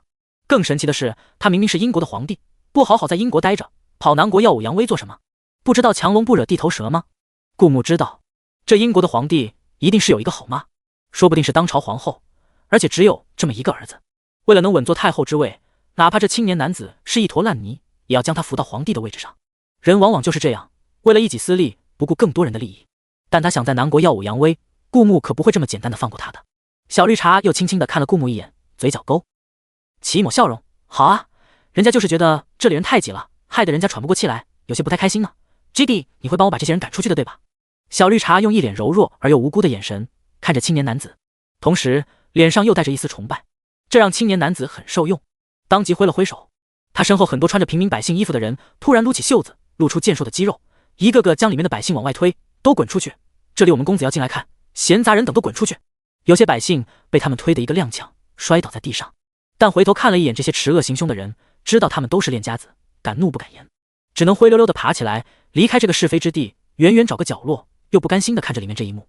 真希望有个人能教训一下这些恶人。被赶出来的老百姓愤愤地看着青年男子指挥着赶人，却又无可奈何。而布衣坊里的店小二虽然不少，但哪是这些专门保护在英国皇帝的身边的人的对手？有几个冲上去想要阻拦，却被那些人直接踢飞，撞到墙上，嘴角溢出鲜血，惨不忍睹。顾木没想到这英国皇帝还真敢在他的地盘闹事。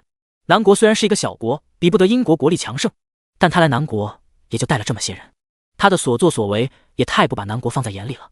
在英国皇帝带来的其中一个护卫一拳就要砸在店小二身上的时候，顾木走了上去，死死抓住他的手臂，将他的手逼停在半空中。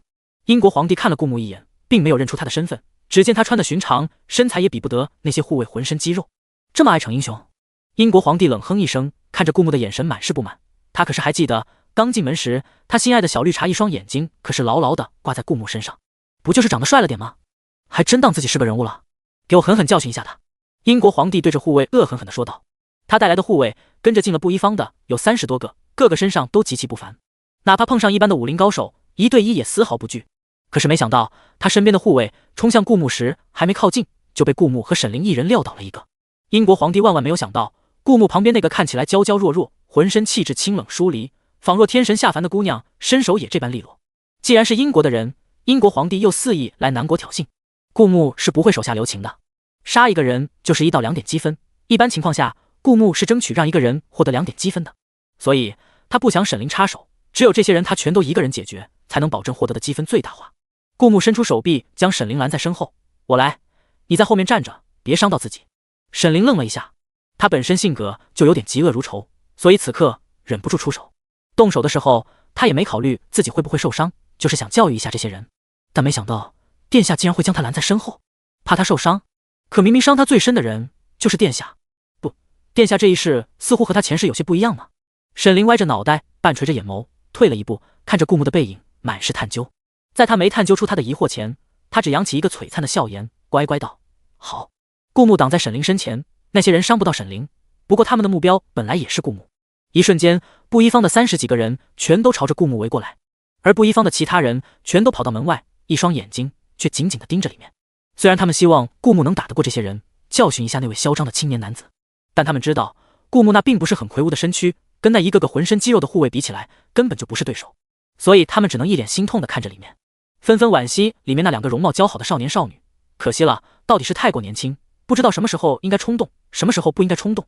顾木可不知道那些老百姓心里是怎么想的，他的眼里只有积分，还是白送上门的积分。以一敌30几个高手，如果是刚传来的时候，顾木可能还有些怕，但现在他的身体各方面素质都大幅度增强，而且也经过多次实战，无论是个人实力还是心理素质，亦或者是实战经验，顾木都有丰富的积累。来吧，建议你们一起上。顾木勾起笑容，眼睛却死死盯着旁边人的一举一动，只要他们有所举动，他就会迅速反应过来。如果他们一起上的话，顾木的积分累积的速度也会更加快一点。他没有使用长枪，一方面店铺里面4周都是货架，长枪没有发挥空间，再加之突然变出来一把长枪，蛮奇怪的。另一方面，他新获得了一种能力，这种能力被他命名为智力，只在王府书房的时候使用了1次，能瞬间融化书房的门。为此，顾木的书房还重新换了一扇门。现在他正好用这些人实验一下智力。此时那30几个护卫相视一眼，竟然真的一起上了，但空间有限，他们只能里3层外3层的将顾木团团围住，而最里层的靠顾木最近。顾木脸上毫无惧意，这种以1对多的场面他经历的太多了。他一拳朝着其中一个护卫的肚子挥过去，正常来讲，这一拳会将那个护卫打趴下去，然后倒在地上。但是顾木的手径直穿过那名护卫的腹部，那名护卫不可置信地瞪大眼睛，像见鬼一眼看着顾木。他并没有立即咽气，顾木的手从他的腹部一直往上抓着他跳动的心脏，狠狠一捏，那颗心脏就像融化了的血水，化成汁液从顾木的指缝里流了出来。那个人终于绝望的永久闭上了眼睛。积分+2。而最外面的英国皇帝因为围在顾木旁边的人太多了，他一时看不出顾木的身上发生了什么，他只看到这个看起来并不魁梧的年轻人一下子就杀了他好几名护卫。英国皇帝对那些护卫的死并不在意，反正是奴才，他只是冷哼一声，有2把刷子，不过没什么用，落到我手里你会死得很难看的。小绿茶闻言瞥头看了英国皇帝一眼，眼睛里闪过一丝狠戾，不过很快被他掩饰下去，他又是一副无辜天真的表情，仿佛世界上最无害最清纯善良的姑娘被眼前的场面有些吓到，脸上露出微微的惧意，只是看着顾木的眼神清纯里闪着炙热。顾木杀了那名护卫后，如法炮制，又杀了好几位，全都是手插入腹部再掏心脏而死。因为手段残酷，所以每个人都获得了2点积分。因为顾木杀人太过迅速，等他们反应过来顾木的杀人手法不太对劲的时候，30几个人已经只剩几个人了。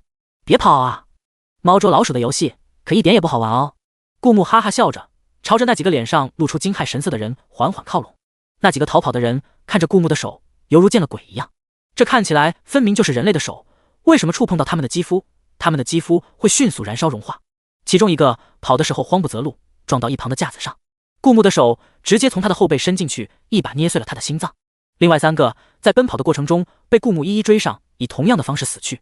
只不过虽然跟着英国皇帝进了布衣坊的有30几个人，但保护着英国皇帝的远远不止这些。一些在大街上不断徘徊、伪装成平民百姓的人，此刻也纷纷涌进来，保护在英国皇帝身边，数量比起之前翻倍不止。尽管如此，此时此刻英国皇帝也看清了顾木的杀人手段，他紧紧盯着顾木的手，满脸不可置信。他亲眼见到那只手可以融化任何物体，就算他身边的护卫再多，也挡不住那一双手。跑！跑！英国皇帝情急之下，不顾身份的大叫道：“快跑！”他可不想把命葬送在这里。他虽然是英国的皇帝，按理说他带这么多侍卫，没人敢惹他。就算有人敢惹，他就让他带来的这数百个侍卫用命拖住敌人，他逃回英国一定逃得了的。所以他这才有恃无恐。可没想到，他来到南国才刚开始耀武扬威呢，就碰到这样的狠角色。而且这个狠角色穿着打扮也不像是显贵人家，虽然他和他身边的娘子都相貌俊俏，气宇非凡，但浑身上下无一处贵重装饰，应该就是普通人家的公子小姐。但没想到，就这一普通人家也这么狠厉，难道南国的人这么不好惹吗？逃！顾木回味地重复了他的那句话，眼里闪过一丝玩味。你逃得了吗？送上门来的猎物，哪能不要？顾木不再管那些用命拖住他的英国护卫，此刻他的眼里只有两个人，一个是对女评文的剧情推动起巨大作用的小绿茶，一个是英国的皇帝。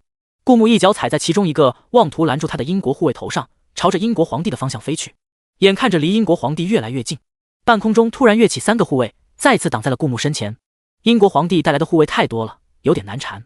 而围观的群众看到顾木痛打英国皇帝，并且把他打跑了，四处逃窜，激动不已，纷纷鼓掌叫好。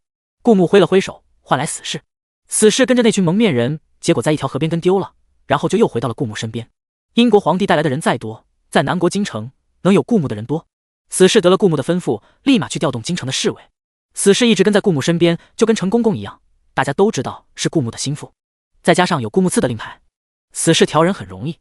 很快，京城的4个城门全都被封死，英国皇帝和小绿茶插翅难逃。而周围响起浩浩荡荡的脚步声，上千的侍卫朝着英国皇帝和小绿茶包过来。有那些侍卫钳制着英国的护卫，顾木迅速逼近小绿茶和英国皇帝的位置。在顾木离小绿茶越来越近的时候，他的手朝着他的脖子伸过去。对于这种被世界保护越不让杀的角色，顾木就越不想留着。没想到小绿茶竟然回过头，双眼定定地看着顾木，脸上噙着笑意，单纯无辜的双眼闪着炙热的光芒。他不知为何，哪怕此刻面临着被杀死的风险，他也毫无惧意。这不像是小绿茶的性格，他向来是惜命的。小绿茶此番神态更像是胸有成竹，他知道他死不了，也不知道他得了什么底牌，所以敢再次大摇大摆地出现在京城，哪怕面临死亡危机也丝毫不惧。顾木不想夜长梦多，他只想尽快解决这个被世界意志保护的人。系统不是不让杀吗？他把小绿茶整成残废，丢进地牢，随便找个人一刀把小绿茶砍死不就行了？系统不让他直接动手，不代表他没办法让小绿茶去死。可就在顾木的手要卡住小绿茶脖子的时候，突然眼前闪过一道白光。顾木没有被突如其来的环境变化影响到，他继续往前。他知道小绿茶就在这个位置，可前方空荡荡的，什么也没有。白光消失之后，小绿茶和英国皇帝仿佛也凭空失踪了，只留下英国护卫和京城的侍卫纠缠。顾木冷着脸，果然被世界意志保护的人不是这么好杀的。他在穿过这世界的时候就早有准备，所以一直没有对这世界的女主动手。可小绿茶只是一个反派，一个注定下场凄惨，迟早要被女主弄死的反派，跟顾木一样是给女主送的经验包。没想到在小绿茶没充分发挥它的作用前，也这么难杀。不过眼前的白光，然后人瞬间消失，竟跟顾木影成的白雾有点像。顾木心中渐渐升起一丝不祥的预感，恨恨地收回手，握成拳头垂在一侧。他冷声对着京城侍卫道：“把这些英国护卫全都杀了，一个不留。”此时沈凌也从布衣坊走了出来，走到顾木的身侧。第几次了？他见到殿下要杀死小绿茶。一个人如果对一个人心动，哪怕再次见到还是会心动。怎么可能这一世的殿下对小绿茶这么无情呢？他能重活一世？他回到的还是原来的世界吗？这世界的人还是原来的人吗？亦或者只是殿下不一样呢？如果殿下不是原来的殿下，他又该去恨谁呢？对小绿茶的执念已经在将小绿茶献祭给羊皮卷的时候被殿下了结了。唯一支撑着他在这个暗淡无光的世界活下去的，就是折磨殿下的执念啊！如果连这点执念也没有了，他生或死又有什么区别呢？本就是行尸走肉啦！正当沈凌这么想着的时候，殿下忽然回过头，抬起爪子揉了揉他的秀发，用轻缓的声音问道：“没吓到你吧？我们回家。”小绿茶抓着手上的香囊，看着顾木的手掌从他脸庞划过，然后又一无所获地收了回去。他看到顾木不甘心地握紧拳头，一双眼睛里满是对他的杀意。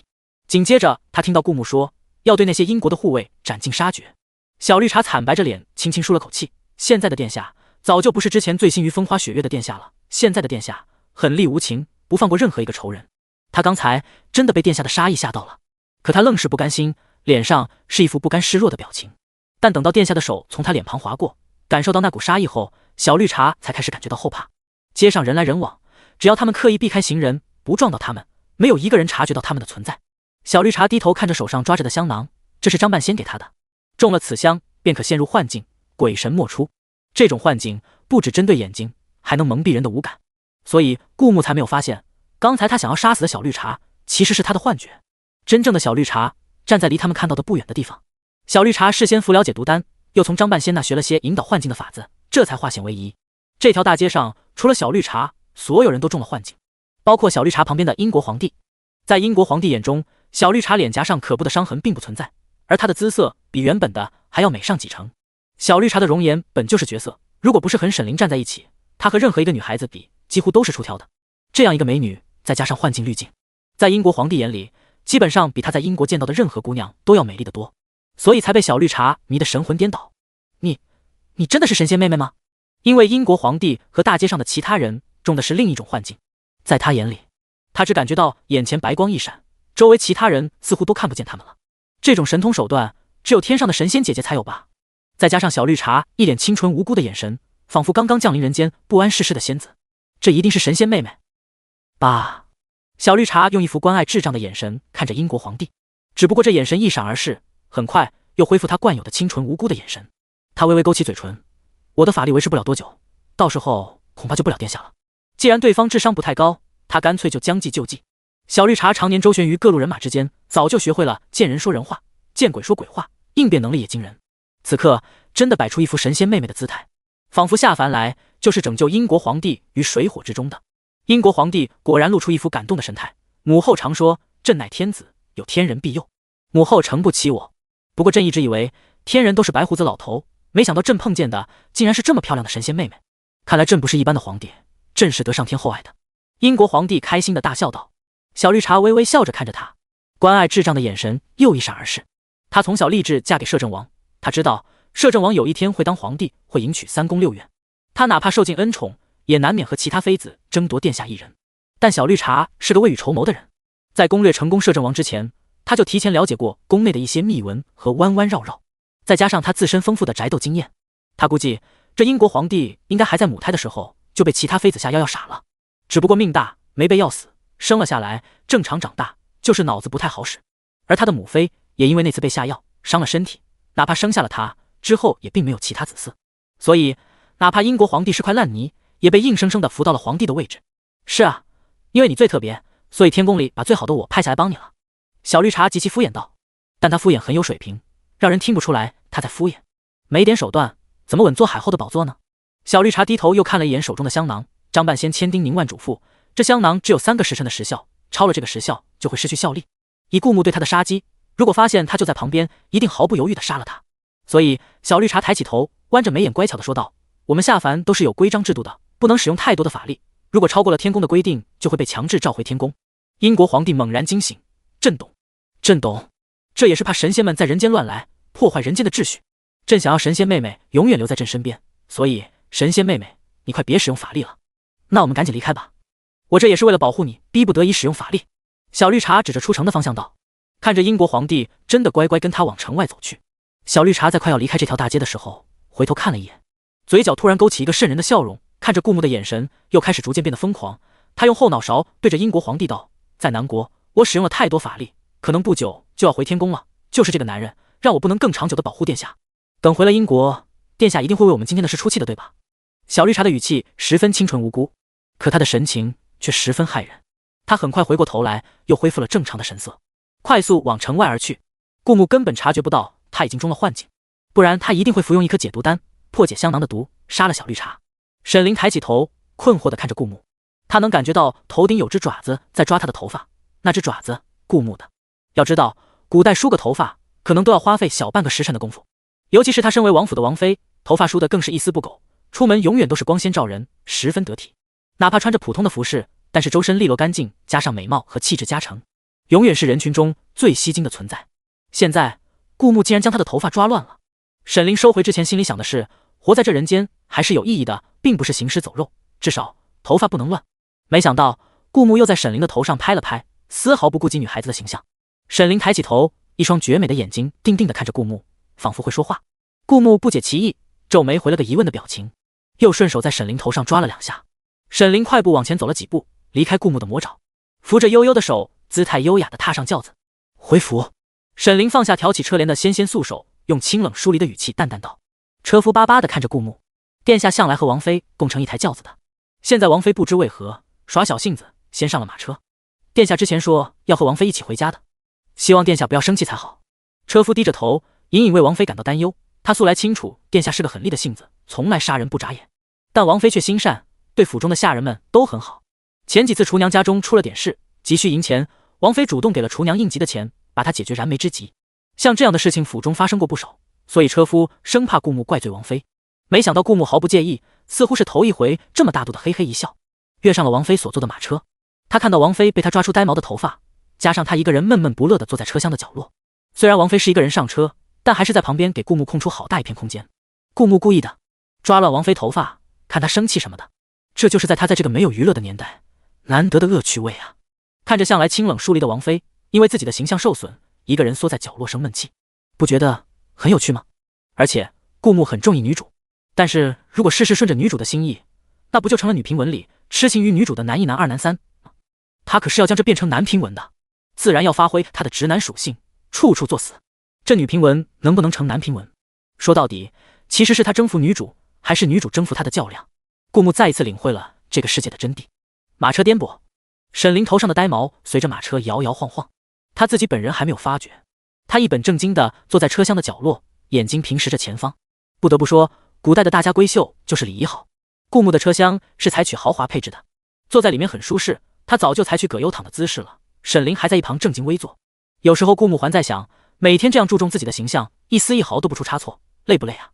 不过坐得格外挺拔的沈凌和头顶的呆毛显得格格不入，十分反差萌。再加上呆毛一跳一跳的，配上他清冷疏离的脸，十分有趣。回到王府，两人共同下了马车。正在王府迎接殿下王妃的丫鬟们突然一愣。殿下王妃共乘一辆马车，从车上下来后，素来一丝不苟的王妃头发却十分凌乱。这可是白天啊！殿下和王妃也太恩爱了吧！他们纷纷羞红了脸，埋着头不敢再看。沈凌本就是心思敏锐之人，此时看到了府中丫鬟们的变化，愣了一下，再看到他们低头羞红的脸，也渐渐猜到了他们心里在想什么。他不可置信的瞪大好看的眸子，一抹红晕染上他的耳朵根。少女的娇羞和本能让他正想立马撇清关系，却被顾木一把拦住肩头，往怀里一搂。沈凌整个人与顾木保持着暧昧的姿势。顾木低头看到沈凌此刻耳朵根已经红得再滴血了，双颊也染上一片不自然的红晕。顾木试探性的问道：今晚来我房间？他们可是夫妻哎。他很中意沈凌哎。身为直男自然没有那么多套路，喜欢就表白，长枪直入多么简单。为了不沦落为女评文的配角男主男配，顾木问得干脆利落，没有女评文里那种千方百计博女主欢心，柏拉图式为女主付出的精神。但他毕竟也是受现代教育长大的，3年起步他懂，虽然现在法律束缚不了他，但一些骨子里的教育让他做不出一个人渣的行为。沈凌紧咬嘴唇，下意识地推开顾木。府中的丫鬟头埋得更深了，朝着地的脸一个个都挂着姨母笑。他们懂，他们懂。沈凌退开几步，眼睛不自觉地瞥向别处，了一声不。顾木见状只好退而求其次，斗地主通宵。然后他摆出一脸你想到哪里去了的表情，面带鄙视地看着沈凌。沈凌瞪大眼睛，不可置信地看着顾木，是他想歪了吗？一时间沈凌更加羞愤，为了缓解自己的尴尬，他轻轻开口，用清冷疏离的声音缓缓道：好。顾木的书房晚上还亮着蜡烛，顾木、沈凌、生猛丫鬟3个人凑一桌玩着斗地主。震惊！一男两女大半夜在房间里竟然干这种事，一直玩到下半夜，沈凌困得用手支着头，差点睡着，顾木才让他回了自己的房间。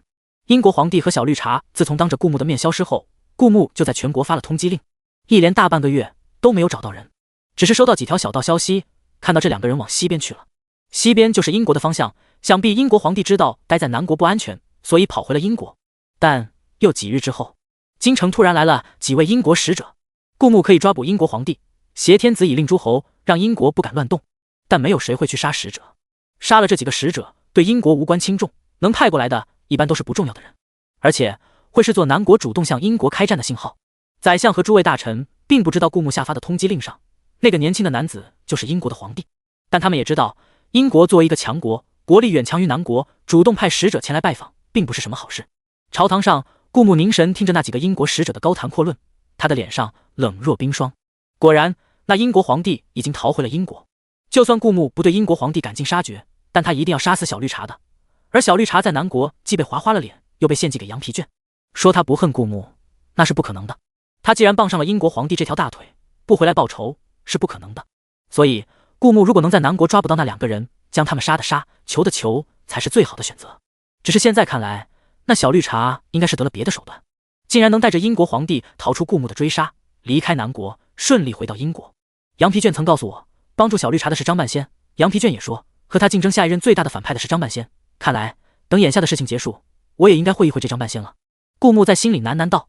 收回思绪，他依旧冷冷地看着那英国的几位使者。此刻，那些使者已经说到了，南国不仅要割地给英国，但仅仅割了地还不行，还需要每年进贡给英国1000万两黄金，以及将南国皇室的未出阁的姑娘选其中3位与英国和亲。对了，我们皇帝还打听到，南国出现了一座神秘的城池，叫隐城，只要持有进城令或者晋升为隐城的公民，才可以自由进入。这座隐城无论在哪里，只要符合上面的2点要求，都可以立即进入隐城。所以我们皇帝觉得，这隐城怎么可以只在南国出现呢？南国这个小地方配得上这么神秘的隐城吗？所以我们皇帝还有一个要求，就是让我们和隐城城主谈判，让隐城的进城令发到英国的百姓手上，而不是南国的百姓手上。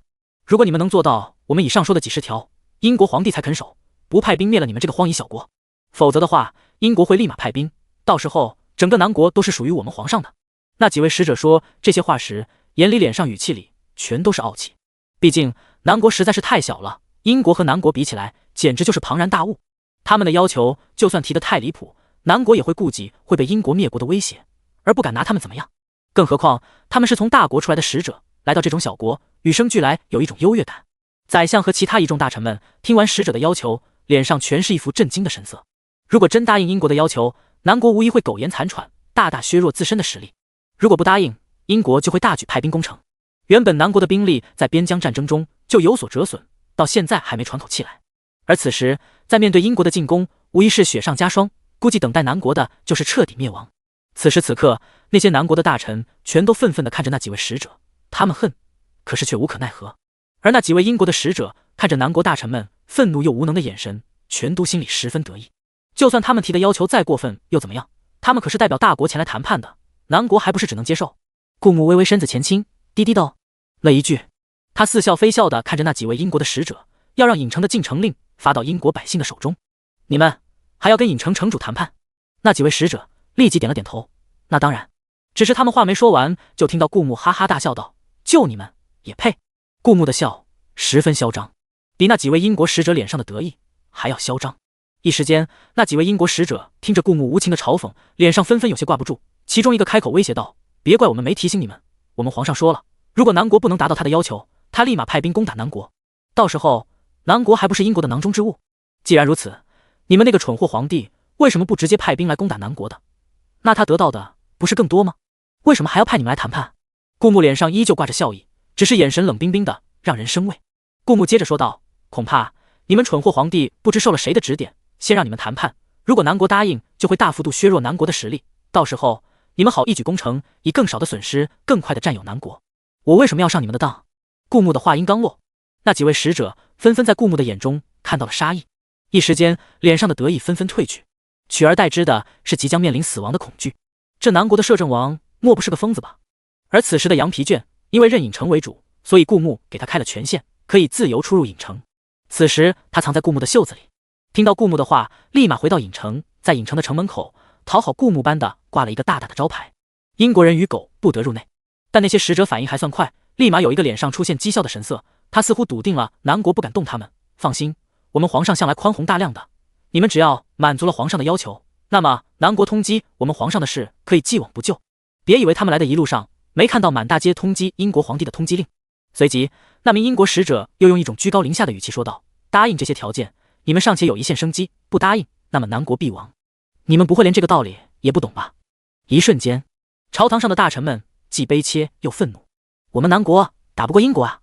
答应吧，又是割地又是进贡黄金的，南国的百姓怎么办？不答应吧，直接民不聊生，被英国灭国。顾牧丝毫不虚，那些大臣以为他只是普通的摄政王，南国只是一个普通的小国，殊不知他手上握着应有尽有的杂交水稻、取之不尽用之不竭的青霉素和神奇的织布机3张王牌，而且他是摄政王，引城必定是以南国的百姓优先的，更别说这3张王牌打出哪一张都足够令这个科技落后的世界疯狂。他完全可以用出口杂交水稻和布匹来与其他国家建立外交关系。英国毕竟也只是一个中等国家，比英国强的大国在这个世界上多的是。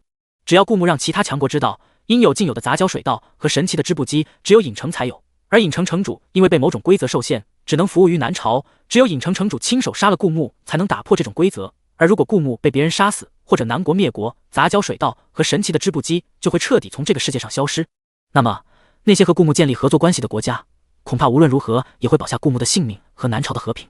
而此时朝堂上那些大臣已经开始抹眼泪了，天降横祸呀，这可是先帝们打下的几百年的基业，割地吧，只有这样上家还有一线生机啊。不过这样的话，南国不就更加弱小了，只能看别人的脸色行事吗？而那些使者听到大臣们的话，之前被顾牧害到的神色已经完全消失了，取而代之的又是之前那一抹得意的神色。但他们眼睛一瞥，却发现朝堂上方的摄政王神色比他们更得意，甚至嘴角还挂着一抹瘆人的笑。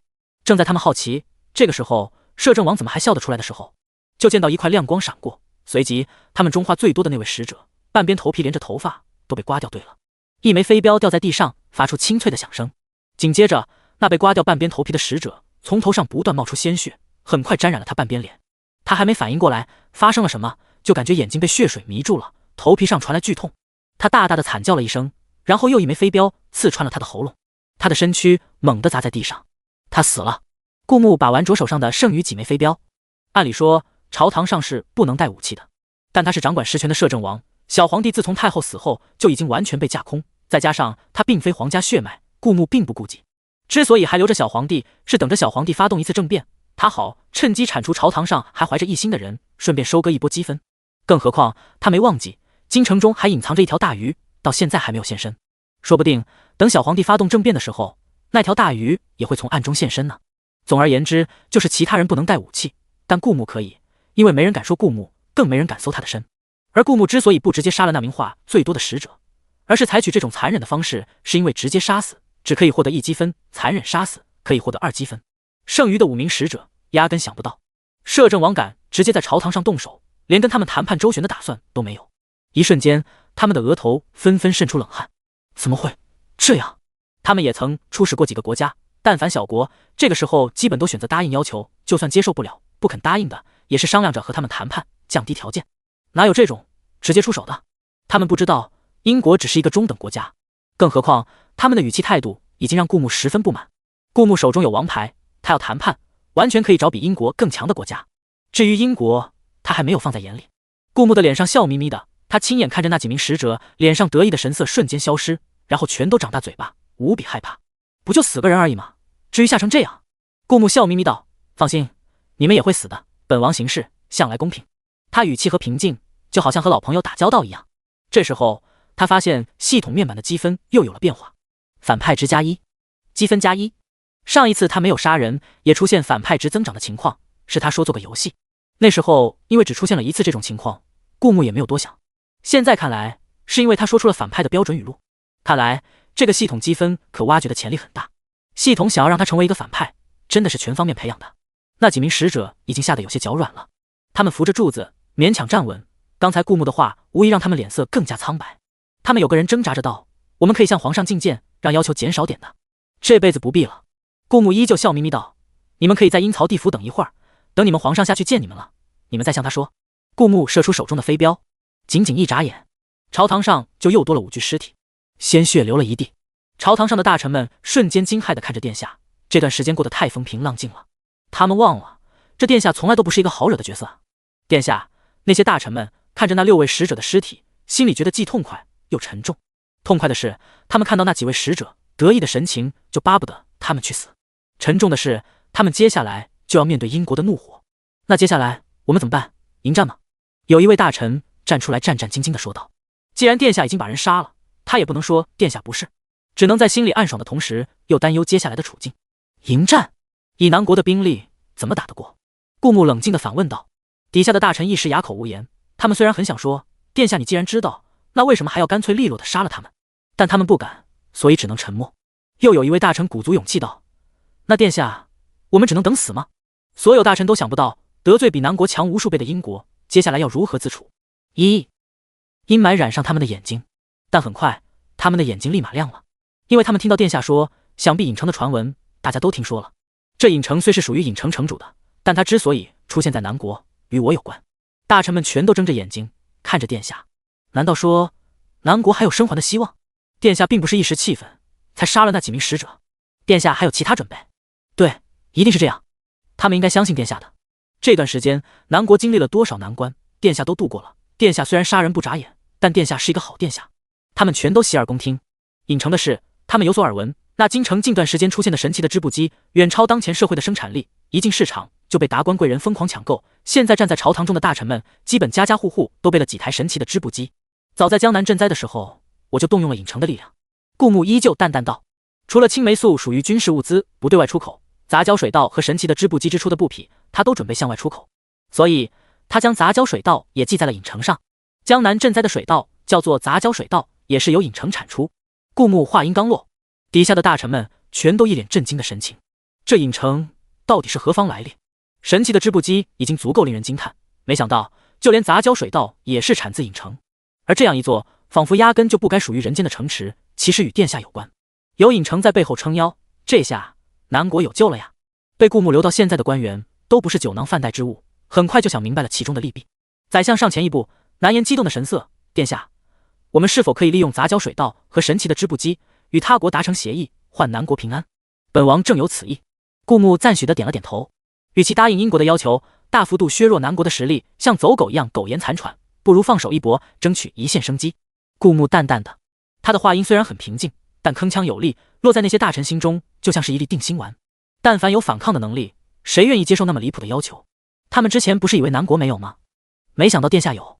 动作要快，英国肯定给这些使者规定了回国的时限，这些使者超过一定的时间没有回国，英国一定会派兵攻打过来。好在我们在这些使者们到达的第一天就杀了他们，这给我们腾出了一部分时间去与别国建立外交关系。顾牧吩咐下去，他负责让影城提供杂交水稻和神奇的织布机，其余的都有手底下的官员来安排。顾牧将该交代的一一交代清楚。神奇的织布机要进行管控，只能出现在南国境内，不能流向别国。我们对外出口的是杂交水稻和神奇的织布机织出的布匹。一旦有人私自将神奇的织布机流通别国，处以刑法，并尽力追回神奇的织布机。这是顾牧为了南国百姓的就业考虑。神奇的织布机一旦问世，就会大幅度提升生产力，机器取代人工，就会导致大批百姓失业。但如果扩大需求，将生产的布匹对外出口，那么神奇的织布机就不会对本国的就业造成影响。都说弱国无外交，南国一直建立合作关系的只有零星几个小国，这一次能有机会和强大的国家建立合作关系，这说明南国的实力将进一步提升。那些大臣们想到这里，纷纷激动不已。对了，顾牧适时露出一个微笑，告诉大家一个事实：影城之所以和我有关，但并不属于我，我只是有办法制衡这影城城主。一旦我死了，或者南国被灭国了，这影城城主失去制衡，就会彻底离开人间，带着影城去他该去的地方。亦或者影城城主亲自杀了我，才能消除这种制衡。这一番话既是为了让那些强国直接明抢，不将南国放在眼里，同时也是说给王妃听的，让王妃知道有人要杀他了，他还什么都没拥有呢，怎么可以轻易死去，对吧？有英国攻城的紧迫感，那些官员们虽然明里暗里互相争斗，但此刻全都团结一心，致力于将神奇的织布机向全国推广，同时收购神奇的织布机织出的布匹向别国出售，以及利用杂交水稻和这些布匹与别的强国建立生意上的往来。本来萧素将神奇的织布机价格定得很高，一般百姓购买不起的，但是顾牧毕竟是影城城主，他并没有压萧素的价格，让他售卖神奇的织布机的价格不能超过一定的上限。顾牧直接用鬼面医生的身份盘下了一家店铺，他自己卖。这样的话，卖出去的神奇的织布机是系统产的，不用成本，进来的银子也全是他的，还不用分给中间商。这样无本万利的生意，顾牧又怎么可能便宜了萧素？而萧素刚将神奇的织布机高价售卖给京城的权贵，就碰到了这一出。不过他也只能咬牙叹了口气，然后将价格压低到和鬼面医生差不多的程度，同时暗自庆幸他趁机割完了京城权贵的韭菜。此时此刻，远离京城的一户农户家里，夫妻两个都是面朝黄土背朝天的农民。自从经过系统再次改良的杂交水稻，经由顾木的推广，现在他们已经种上了杂交水稻。干完农活回到家中，已经是黄昏了。他们有3个小孩，大的2个已经可以帮着家里干一些家务，喂鸡喂鸭了，而最小的那个还穿着开裆裤，在夫妻俩外出干农活的时候，需要哥哥姐姐们的照顾。夫妻俩看了眼衣服上四处都是补丁，大小明显不合身的兄妹3人，叹了口气。再过2年，随着大宝和二宝的个子长高，这些衣服就穿不了了，咱们得现在多攒点钱，到时候给大宝和二宝置办新衣裳。3宝还小，可以穿哥哥姐姐的。妻子摸着大宝和二宝的头，眼中露出慈爱的光，这是为人父母对子女最本质的爱。而丈夫摩擦着结了一层厚厚老茧的手，赞同的点了点头，只不过脸上满是忧虑。现在布匹的价格这么贵，就算买回来你自己做，也是一笔不小的开支。妻子看了看门外，不远处是他们新种的水稻，听说今年会有一个好收成，如果今年收成好的话，应该能攒下一点小钱。说这话时，妻子眼里满是期待。然而几天后，神奇的织布机在南国大力推广，一些布行全都换上了这种神奇的织布机，一些小有余钱的家庭也换上神奇的织布机，靠售卖布匹为生。而同时，因为和一些国家建立了友好的外交关系，可以从别国进口马匹等原材料，然后制成布匹成品，再出口别国。一时间，南国出现了大量的布匹，本国的布匹价格大幅度降低，又因为布匹可以对外出口，马匹的进价远远小于布匹的出口价，提高了一些做布匹生意的百姓的生活水平。而一些没有余钱购买神奇的织布机的，也间接得到了神奇的织布机的好处。比如之前提到的农户家庭，因为布匹价格的降低，他们不用等过2年，可能今年冬天等水稻成熟，售出一部分，就可以购买几件冬衣过冬，过一个暖和的冬天。这对于这些1年4季衣服都破破烂烂、衣不蔽体的普通农户家庭，冬天能穿上一件厚厚的衣服，也许是想都不敢想的事。但是现在，因为布匹价格降低，一件厚大衣的价格可能也就相当于之前一件普通大衣的价格。再加上水稻的收成会比往年好，顾木又提倡出口，想必这家农户赚的会比往年更多。半个多月的时间，南国已经和一些国家初步建立了友好的外交关系。但从建立外交关系，并将郢城与顾木之间的关系散布出去，再到别的强国愿意派兵来支援南国，半个月的时间，南国的大臣做不到这些。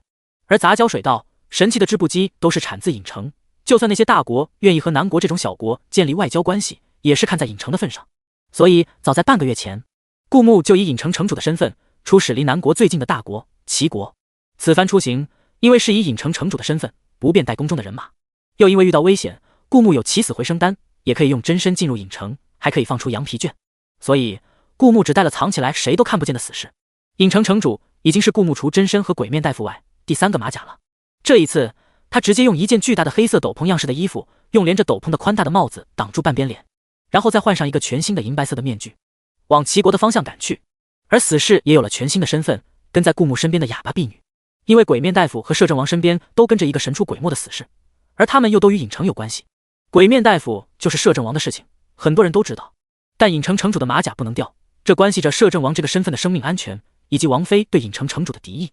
所以谨慎起见，顾木将死士打扮成了女的。只见死士擦着厚厚的粉，看起来肌肤白白嫩嫩的，吹弹可破，就是皮肤太过苍白了，显得有些病态。毕竟死士也不会化妆，能化成这样已经很为难他了。为了更像个女孩子，顾木还让死士剪了一个厚厚的齐刘海，再涂上鲜艳的红唇。死士本身的五官很精致，这一打扮真的像个女孩子，只是整个人有一种病态妖冶的美感。死士穿着一身大红色碎花衣裳，用一根腰带束出苗条的曲线，坐在一匹黄色的千里马上，跟在顾木身后往齐国而去。好在死士本身并没有什么感情，所以就算是顾木让他打扮成这个样子，他也毫不介意。甚至他这副妆容还是他自己画出来的。一个戴着银色面具、穿着黑色斗篷的男子，带着一个身材苗条、浑身有一种病态妖冶美感的姑娘，走在路上很难不引人注目。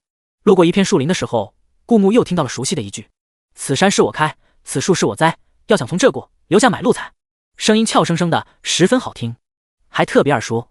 顾木抬起眼往前方看去，只见陆小瑶和青山小生一人叼着一棵狗尾巴草挡在路中间，青山小生抱着一柄没有剑鞘的剑，头戴斗笠，斗笠上青色的纱帘垂下来，挡住了他的表情，但他浑身的姿态都透露出一股漫不经心，仿佛将这世间的一切都不放在眼里。而陆小瑶一张幼态的小脸却是生得倾国倾城，加上他一身侠气，整个人哪怕是做土匪也让人讨厌不起来。顾木快马从陆小瑶旁边经过，打横一抱将陆小瑶抱起来，他的声音顺着风传到青山小生的耳朵里：“人我劫了，想要人，拿消息来引成熟。”顾木知道陆小瑶和青山小生是师徒关系，而且他的武功其实早已在陆小瑶之上，换上其他人，碰到陆小瑶和青山小生这对师徒俩，肯定要吃一个大亏。但顾木不一样，他们俩碰上顾木，就是他们吃亏。顾木想从青山小生那拿的是江南刺杀他的那条大鱼的消息，既然他们俩撞上门来，顾木自然毫不客气的将人带走了。但顾木万万没想到，青山小生在背后冲他正中一抱拳，多谢大侠，带走吞金兽之恩无以为报，只祝大侠此行顺利。顾木实在没想到这两人的师徒情会这么塑料，一时间觉得手中的陆小瑶有点像烫手山芋。他回头冷冷地看了青山小生一眼，对方真的没有追上来的意思，似乎还退后了几步，随时准备跑路的样子。而顾木手中提着的陆小瑶听到青山小生的话，虽然恨得咬牙切齿，但被顾木提在手上，只能无奈的扑腾，无可奈何。顾木想了想，终究还是没将陆小瑶丢掉。江南刺杀的行动虽然是青山小生执行的，但陆小瑶常年和他在一起，说不定也略知一二。而且陆小瑶上一次跟着顾木回京，也是说替他师尊拿回一样东西。这么想来，在顾木推测出京中潜伏着一条大鱼后，陆小瑶要拿回的东西可能就在那条大鱼手上。带着陆小瑶赶路碍事，而且顾木此行就是以影城城主的身份，所以他直接把陆小瑶丢进了影城。影城的羊皮卷立下英国人与狗不得入内的牌子后，一直不断翘着4个脚等着顾木表扬。但顾木似乎没发现他的小动作，翘了几天，有些恹恹的羊皮卷正围着牌子打转，希望能引起顾木的注意。这时候他忽然发现门口出现一个俏生生的姑娘，难道这就是顾木给他的奖励？羊皮卷兴奋的就要扑上去检查小姑娘是否符合和他达成交易的标准，但很快顾木冷冰冰并且经过刻意伪装，不是原本声线，但羊皮卷还是能分出来，毕竟是主子的主子的声音从影城半空中传来，不准动它。羊皮卷刚扑腾在空中，愣了一下，随即意识到这根本就不是顾木给他的奖励。我太难了。羊皮卷悄悄抹了一把辛酸泪，又围着牌子转了几圈，最后将英国人与狗不得入内改成了狗能入内，英国人不能入内。也不知道这下能不能讨主子的主子欢心。还是个小孩子的羊皮卷，俨然没有发现他很有当舔狗的潜质。顾木将陆小瑶丢进影城之后，并没有再搭理。相比京城的大鱼，显然这一次英国即将对南国发动的战火更重要。原主上一世的记忆里并没有这一出。经过顾木对这个世界的改变，这个世界的剧情发展已经与原来的发生了巨大的变化。也不知道在这次面临着灭国危机时，京城的大鱼会不会露出马脚。陆小瑶蓦地被丢进影城，愣了一下，然后他脑瓜子一转，立马意识到他似乎打劫到传说中神秘的影城城主。本来想打劫一笔好凑过1万两黄金，购下影城神奇的织布机的店铺的，没想到出师不利，竟然直接打劫到了影城城主头上。陆小瑶心里瞬间出现很多写出来要被和谐的脏话。英国与南国隔了一个国家，从英国赶到南国要2个月左右，再加上等待英国使者回城的时间，估计算起来南国起码有4个月的时间。但从南国赶到齐国，就算以最快的速度也需要3个月。南国现在还只是与邻近的中小国建立了友好的外交关系，这些国家虽然能在一定程度上给南国提供助力，带动南国的经济发展，但真正能震慑住英国的，离南国又最近的就是齐国这个大国了。不过有数个国家派兵帮忙，就算每个国家都只派出一点兵力支援南国，以南国合作的国家数量，靠这些支援抵御2-3个月应该不是问题。顾木悄悄在心里盘算道，毕竟就算他以最快的速度往返齐国，争取到齐国的支援，也要比英国攻打南国的时间晚2个月。但想归这么想，真正打起来谁知道呢？顾木依然快马加鞭往齐国赶去。影城城主的身份果然好使，一路畅通无阻的进到齐国的皇宫大殿，直接与齐国的皇帝交谈，这可比南国摄政王的身份好使多了。顾木因为要保持影城城主的神秘感，所以哪怕是球员也依旧保持着一副傲然的自然。很多时候谈判就是这样，你有5分实力，摆出3分姿态，别人可能以为你就只有4分的实力了。但如果你有5分的实力，摆出7分的姿态，就可能会迷惑别人，敢这么傲，说不定有6分的实力。影城本就神秘，再加上影城出品的东西是这个时代可望而不可求的，所以顾木心里想的是球员，但真正谈判时却是保持着与齐国的皇帝同等的姿态，谈的是合作。齐国的君主30-40岁，在古代看起来年纪已经很大了。他听到影城城主来到齐国的消息，大吃一惊，一张严肃的脸上不免露出喜色。快，让他来见朕。本来顾木进齐国的皇宫大殿是被检查身上有没有携带武器的，但顾木直接带着死士消失进入影城，过了片刻之后才出现。这一幕将齐国的百官和皇上惊得目瞪口呆，而顾木只是平静地说道，本城主的身不是你们凡夫俗子能搜的，本城主是抱着诚意而来，如果这就是齐国的待客之道的话，那本城主只能另觅他国了。语气淡淡的，仿佛毫不在意，随时可以抽身离去的样子。而齐国的百官和皇上毫不怀疑顾牧有这样的能力，毕竟他刚才可是在众目睽睽下瞬间消失的。齐国的皇上沉吟了一下，就立马做出了决定，让郢城城主入内，朕相信他的诚意。顾牧再一摆谱，就变成齐国皇帝坐在王座上，顾牧坐在齐国的下人搬来的椅子上，两人面对面交谈。而扮成顾牧贴身婢女的死士则恭恭敬敬、面无表情地站在顾牧身后，看起来像一个不好接近的冷美人。顾牧见齐国的皇上这么上道，这才缓缓开口，想必郢城的传闻，齐国也有所耳闻。顾牧一抬手，齐国的皇宫大殿中央立马出现一堆杂交水稻和一台神奇的织布机，又是突然出现的。齐国的百官和皇上全都不可置信地瞪大眼睛。顾牧轻轻笑了一下，很满意齐国百官的反应。诸位可以检查一下真假，看是不是障眼法。顾牧坐在椅子上，神色自若道：刚才在齐国百官眼里的神迹，在顾牧看来是不过是他已经操作过无数遍的，将东西从系统的物品栏里拿出来罢了。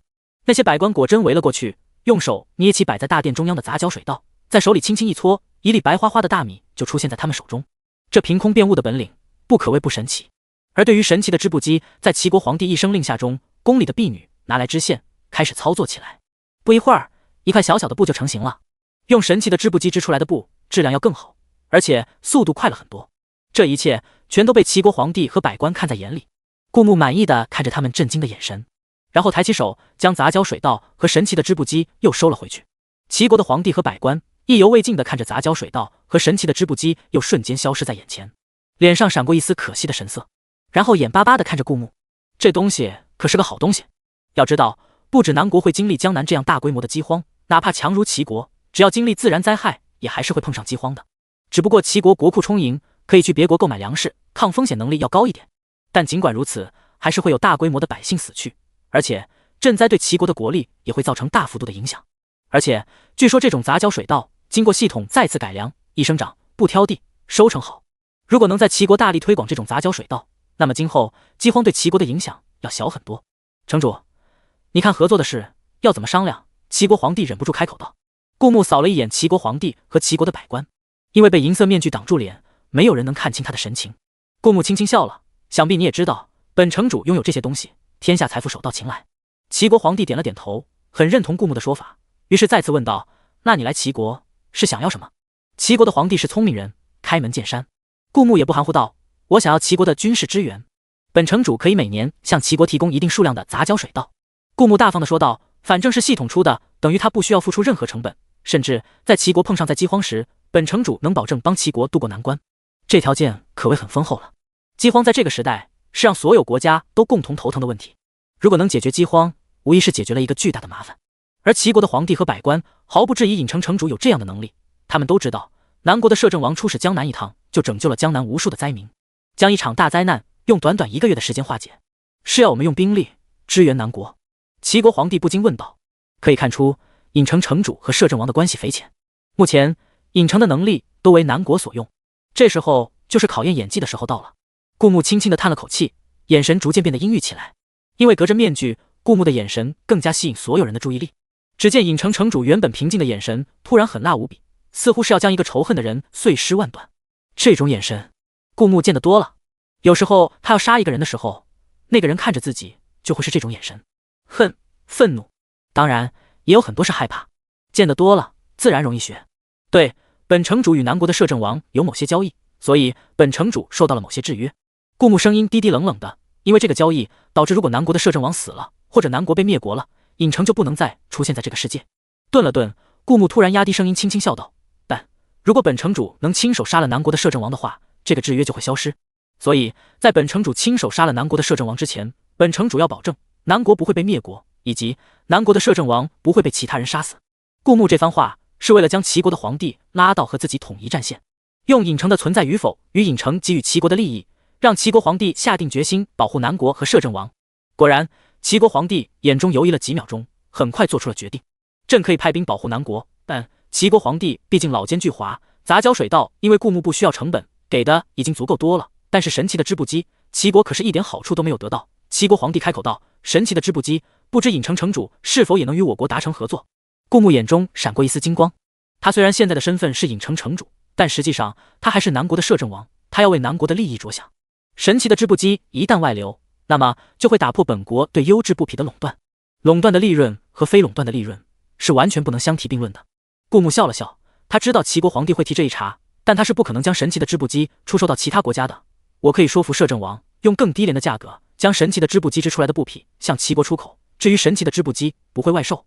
你知道，我这也是为了保护南国，南国灭了，郢城就不会出现在这个世界了。而且我觉得，光是给出的杂交水稻的条件已经足够丰厚，哪怕我用到任何一个国家，他们都会和我合作。再说，如果郢城不在这个世界上出现，不代表它会彻底消失，这对我有影响，但不会太大。希望齐国能够权衡利弊，做出对双方都好的选择。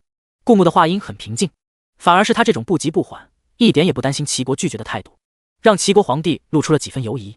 如果郢城城主很在乎南国的生死，他完全可以用这一点拿捏住郢城城主，但郢城城主的态度表现出来的却是并不是很在乎，这反而让齐国皇帝内心失了底。如果拿捏不住，甚至破坏了和齐城城主的关系，这让齐国损失的会比可能争取到的利益更大。好，齐国皇帝用苍老的声音开口道，顾木可以调度齐国的50万兵力去支援南国。他留下大量的杂交水稻后，开始带着这50万士兵往南国赶去。而此时，在顾木往回赶的时候，南国已经开始爆发战争。英国皇帝苦等等不到前往南国谈判的使者，超过他规定的时限后，就开始派兵往南国赶去。哪怕有邻近的和南国建立外交关系的国家联合协力支援南国，但也仅仅只能抵抗一段时间，并不能击退英国的进攻。孟大将军和沈慈经历了1个月的战争，士兵们死伤无数，不得已退回来京城。南国的城池完全守不住了，只希望能守住京城，南国的最后一块还没沦陷的地方，也是南国的大本营，等待摄政王的归来。但谁也不知道摄政王去哪里了，他好像就在杀了那几名英国使者后，就突然从人间蒸发了。而此刻，南国京城里的百官，小皇帝气呼呼地指着百官们骂道：护驾呀，护驾呀，将那些英国人赶走啊！朕养着你们是干嘛的？英国人都打到京城来了，你们就不能把他们赶走吗？殿堂上，百官们低着头，无一人回应。他们虽然表面上对小皇帝依然恭敬，但小皇帝在他们心里就是一个摆设。低着头的百官们此刻面对着英国人的怒火，无能为力，他们只能默默期待着消失许久的摄政王能突然出现。散了朝，下了大殿，往回走的路上，百官们也开始议论纷纷。他们悄声道：你说殿下是不是根本就没有办法，所以独自逃走了？如果这样的话，殿下根本就不会杀那几个使者，逃走与依然独揽大权，肯定是独揽大权更好啊。万一殿下当时只是一时冲动，后来后悔了呢？你们也知道，殿下其实有失心疯。这话一出，百官们沉默了半晌。这时候，又有一名官员用带着期待的语气说道：可是殿下也许真的和郢城有关系呢，毕竟江南震灾，殿下可是凭空变出这么多杂交水稻。英国人都打到南国了，殿下还没有出现。再说，现在这种情况，就算殿下出现，也无力回天了吧？国都破了，剩下的士兵们死守着京城的城门，城门外横尸遍野，城墙上血流成河。顾木所画的郢城城主在到达南国边界的时候，假意拾走死士，让他替自己执行任务，其实是将死士收进了郢城，换上顾木原本所穿的郢城城主的衣服。顾木则找了个没人的地方，迅速脱下衣服，换上了南国摄政王所穿的蟒袍，恢复了他原本的身份。就这样，南国的摄政王和死士面对面。兵，我已经给你带来了，希望你遵守诺言。死士所伪装的郢城城主学着顾木之前伪装的声线，冷冰冰地说道：辛苦了。顾木长枪在手，同样冷冰冰地看着死士所伪装的郢城城主。这时候，从齐国带来的兵里有个秀儿将领突然道：城主，你不是说杀了南国摄政王，你的制约就解除了吗？要不现在兄弟们齐心，帮你把人绑起来，由你亲手结果了他。莫得感情的死士瞬间思维宕机了。顾木轻轻笑了一下，满脸讽刺：你们怕是不知道，如果你们不能出其不意，在我还没反应过来的时候瞬间瞬杀我，那我就有100种自杀的方式。如果你们让我不得好，那我就让全世界都不得好。顾木恶狠狠地说道。那名秀儿将领挠了挠脑袋，他就是个带兵打仗的将领，哪里懂那么多呢？现在看来，他并没有比郢城城主聪明多少。他能想到的，郢城城主可能早就想到了。现在不杀顾木，是怕他自杀。毕竟一个人如果知道自己会死，还会便宜杀他的人，这种情况下做出自杀的举动也不为过。那名秀儿将领略带同情地看了郢城城主一眼，看来这郢城城主想杀顾木，只能采取阴的方式，真是难为了。死士莫得感情，与顾木演完这一出双簧后，就又进了郢城。世人皆知，回郢城周围会出现一片白雾，然后人凭空消失。而死士回郢城的方式也是如此。虽然早在齐国大殿凭空变雾，早已没人怀疑郢城城主的身份，但亲眼所见还是啧啧称奇。这一出双簧是唱给天下人看的，为了不让人们将郢城城主和顾木联想到一起，这样的话就可以迷惑王妃，让王妃将想折磨摄政王的心思转移到先杀根本就不完全存在的影城城主身上。顾牧接过这50万士兵的控制权，开始带着他们往京城杀去。一路上能看到城池已破，全都被南国的人占领着，但他们估计没想到顾牧会带着兵从南国边界再杀回来。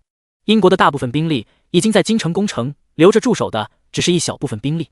顾牧带着这50万兵浩浩荡荡地碾压过去，又将这些城池夺了回来。正在顾牧一路往京城杀去的时候，京城终于守不住了。在烽火连天的时候，传信也并不是那么方便，所以顾牧带兵夺回城池，正在往京城支援的消息并没有传回京城。此时此刻，京城的城门已被破开。孟大将军怒吼一声：“哪怕老孟我今天生死沙场，你们这帮狗崽子也只能从我的尸体上踏过去，休想在我活着的时候进入京城！”沈慈也横刀立马，他虽然长得斯文，但身上也是一股冷冰冰的杀戮之气。守住城门，等殿下回来，冲啊！沈慈带头往前冲锋，正面交战。很快，无数的士兵倒下。孟大将军杀了无数敌人，中了数刀之后，终于扛不住，嘴里吐出一口鲜血，从马背上倒了下去。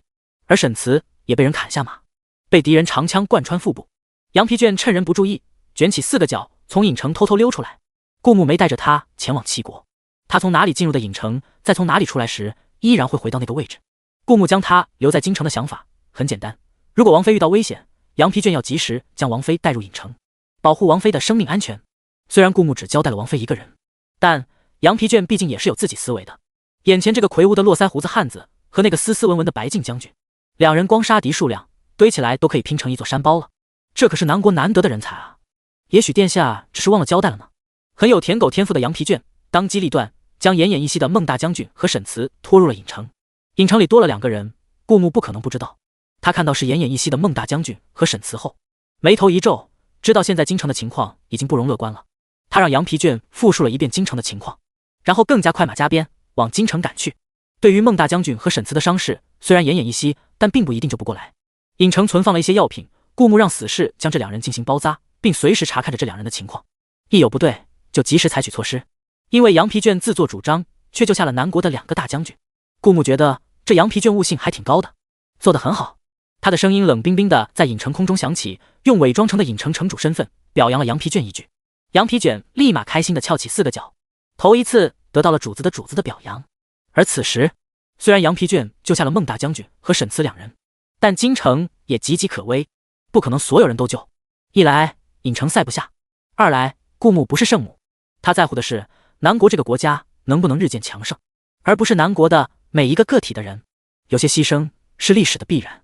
京城城门破了，王府内，沈凌听到外面的人语气哽咽地说出这一个消息，他面无表情，抬起舞袖遮住脸，在一开始已是泪流满面。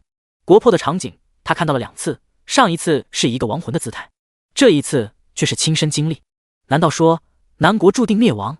可这一次比上一次还要来得更快。外面的厮杀，沈凌又怎么听不到呢？可家破国亡之恨，他却无能为力。殿下，沈凌面色苍凉地看着城门，你还活着吗？他不信殿下会当一名逃兵，以他对殿下的了解，殿下不会做没有把握的事。可这个时候殿下还没有出现，难道说沈凌是这么的相信殿下，在这种局势下一定不会弃天下而不顾的？因为他跟着殿下去江南镇灾过，他知道殿下是怎样的人。这一世的殿下和上一世的殿下到底是不一样了。沈凌抬起舞袖，他赤裸着双脚，无数毒虫从舞衣里滑落，顺着他赤裸的脚往房间外爬去。这大概是他能为这个国家做的最后一点贡献。房间外面，他能听到百姓的哀嚎，刀剑碰撞的声音。兵临城下，就连王府的下人也恐惧的大叫，想要找一个地方躲起来，能在这场战争中顺利的活下去。沈凌没想过逃，他有自保的手段，可这些自保的手段被他全都放了出去，去和外面的敌人厮杀。这些毒虫能多杀几个敌人也是好的。臣妾活这一生就是为了殿下啊！如果殿下再也不会出现的话，臣妾本就是将死之人，不过是去臣妾本来该去的地方罢了。沈凌轻轻一笑，一滴眼泪顺着眼角滑至脖颈。他抬起舞袖，哪怕在生命的最后一刻，也要活得美好。外面烽火连天，房间内沈凌赤裸着双脚，面色平静，跳着一支绝美的舞。舞毕，他推开房间门，赤裸着双脚站在阁楼外，看着外面的百姓被英国人屠杀。他抬起手中的短剑，想要自刎。正在这时，他忽然看到一个熟悉的身影。殿下长枪立马，带着无数士兵从京城外包过来。一时间，那些英国士兵宛如瓮中之鳖，沈凌缓缓放下手中的短剑，眼睛渐渐亮了起来。殿下。顾牧也发现了沈凌这边的情况，他纵身从马上飞了起来，一下子跃到沈凌旁边，拦腰搂住沈凌。顾牧低着头，闻着沈凌的发香，轻轻道：“别怕，本王回来了。”沈凌感觉腰身一颤，虽然被顾牧抱在怀里，这种感觉十分陌生，但却有一种莫名其妙的安全感。他抬起头微微一笑，眼神里亮晶晶的，他语气很坚定道：“他相信殿下来了就没有危险了。”因为顾牧在空中一跃，京城所有人都注意到了顾牧的到来，再加上有数十万士兵到达京城，对英国士兵展开屠杀，百姓们全都振奋起来。殿下来了，殿下来了，我们有救了，太好了！殿下，杀了这帮阴狗啊！狗汪汪汪，有被侮辱到，谢谢。而京城的百官们看到顾牧出现，也全都热泪盈眶。殿下来了，南国有救了啊！没有人知道顾牧是如何带来这数十万兵马的。此刻，南国京城的人只有一种劫后余生的喜悦，他们只知道顾牧的到来给了他们生的希望，他们有救了。而顾牧从齐国带来的数十万兵马，相当知道，如果南国被灭国了，那么郢城就会从这个世界上消失。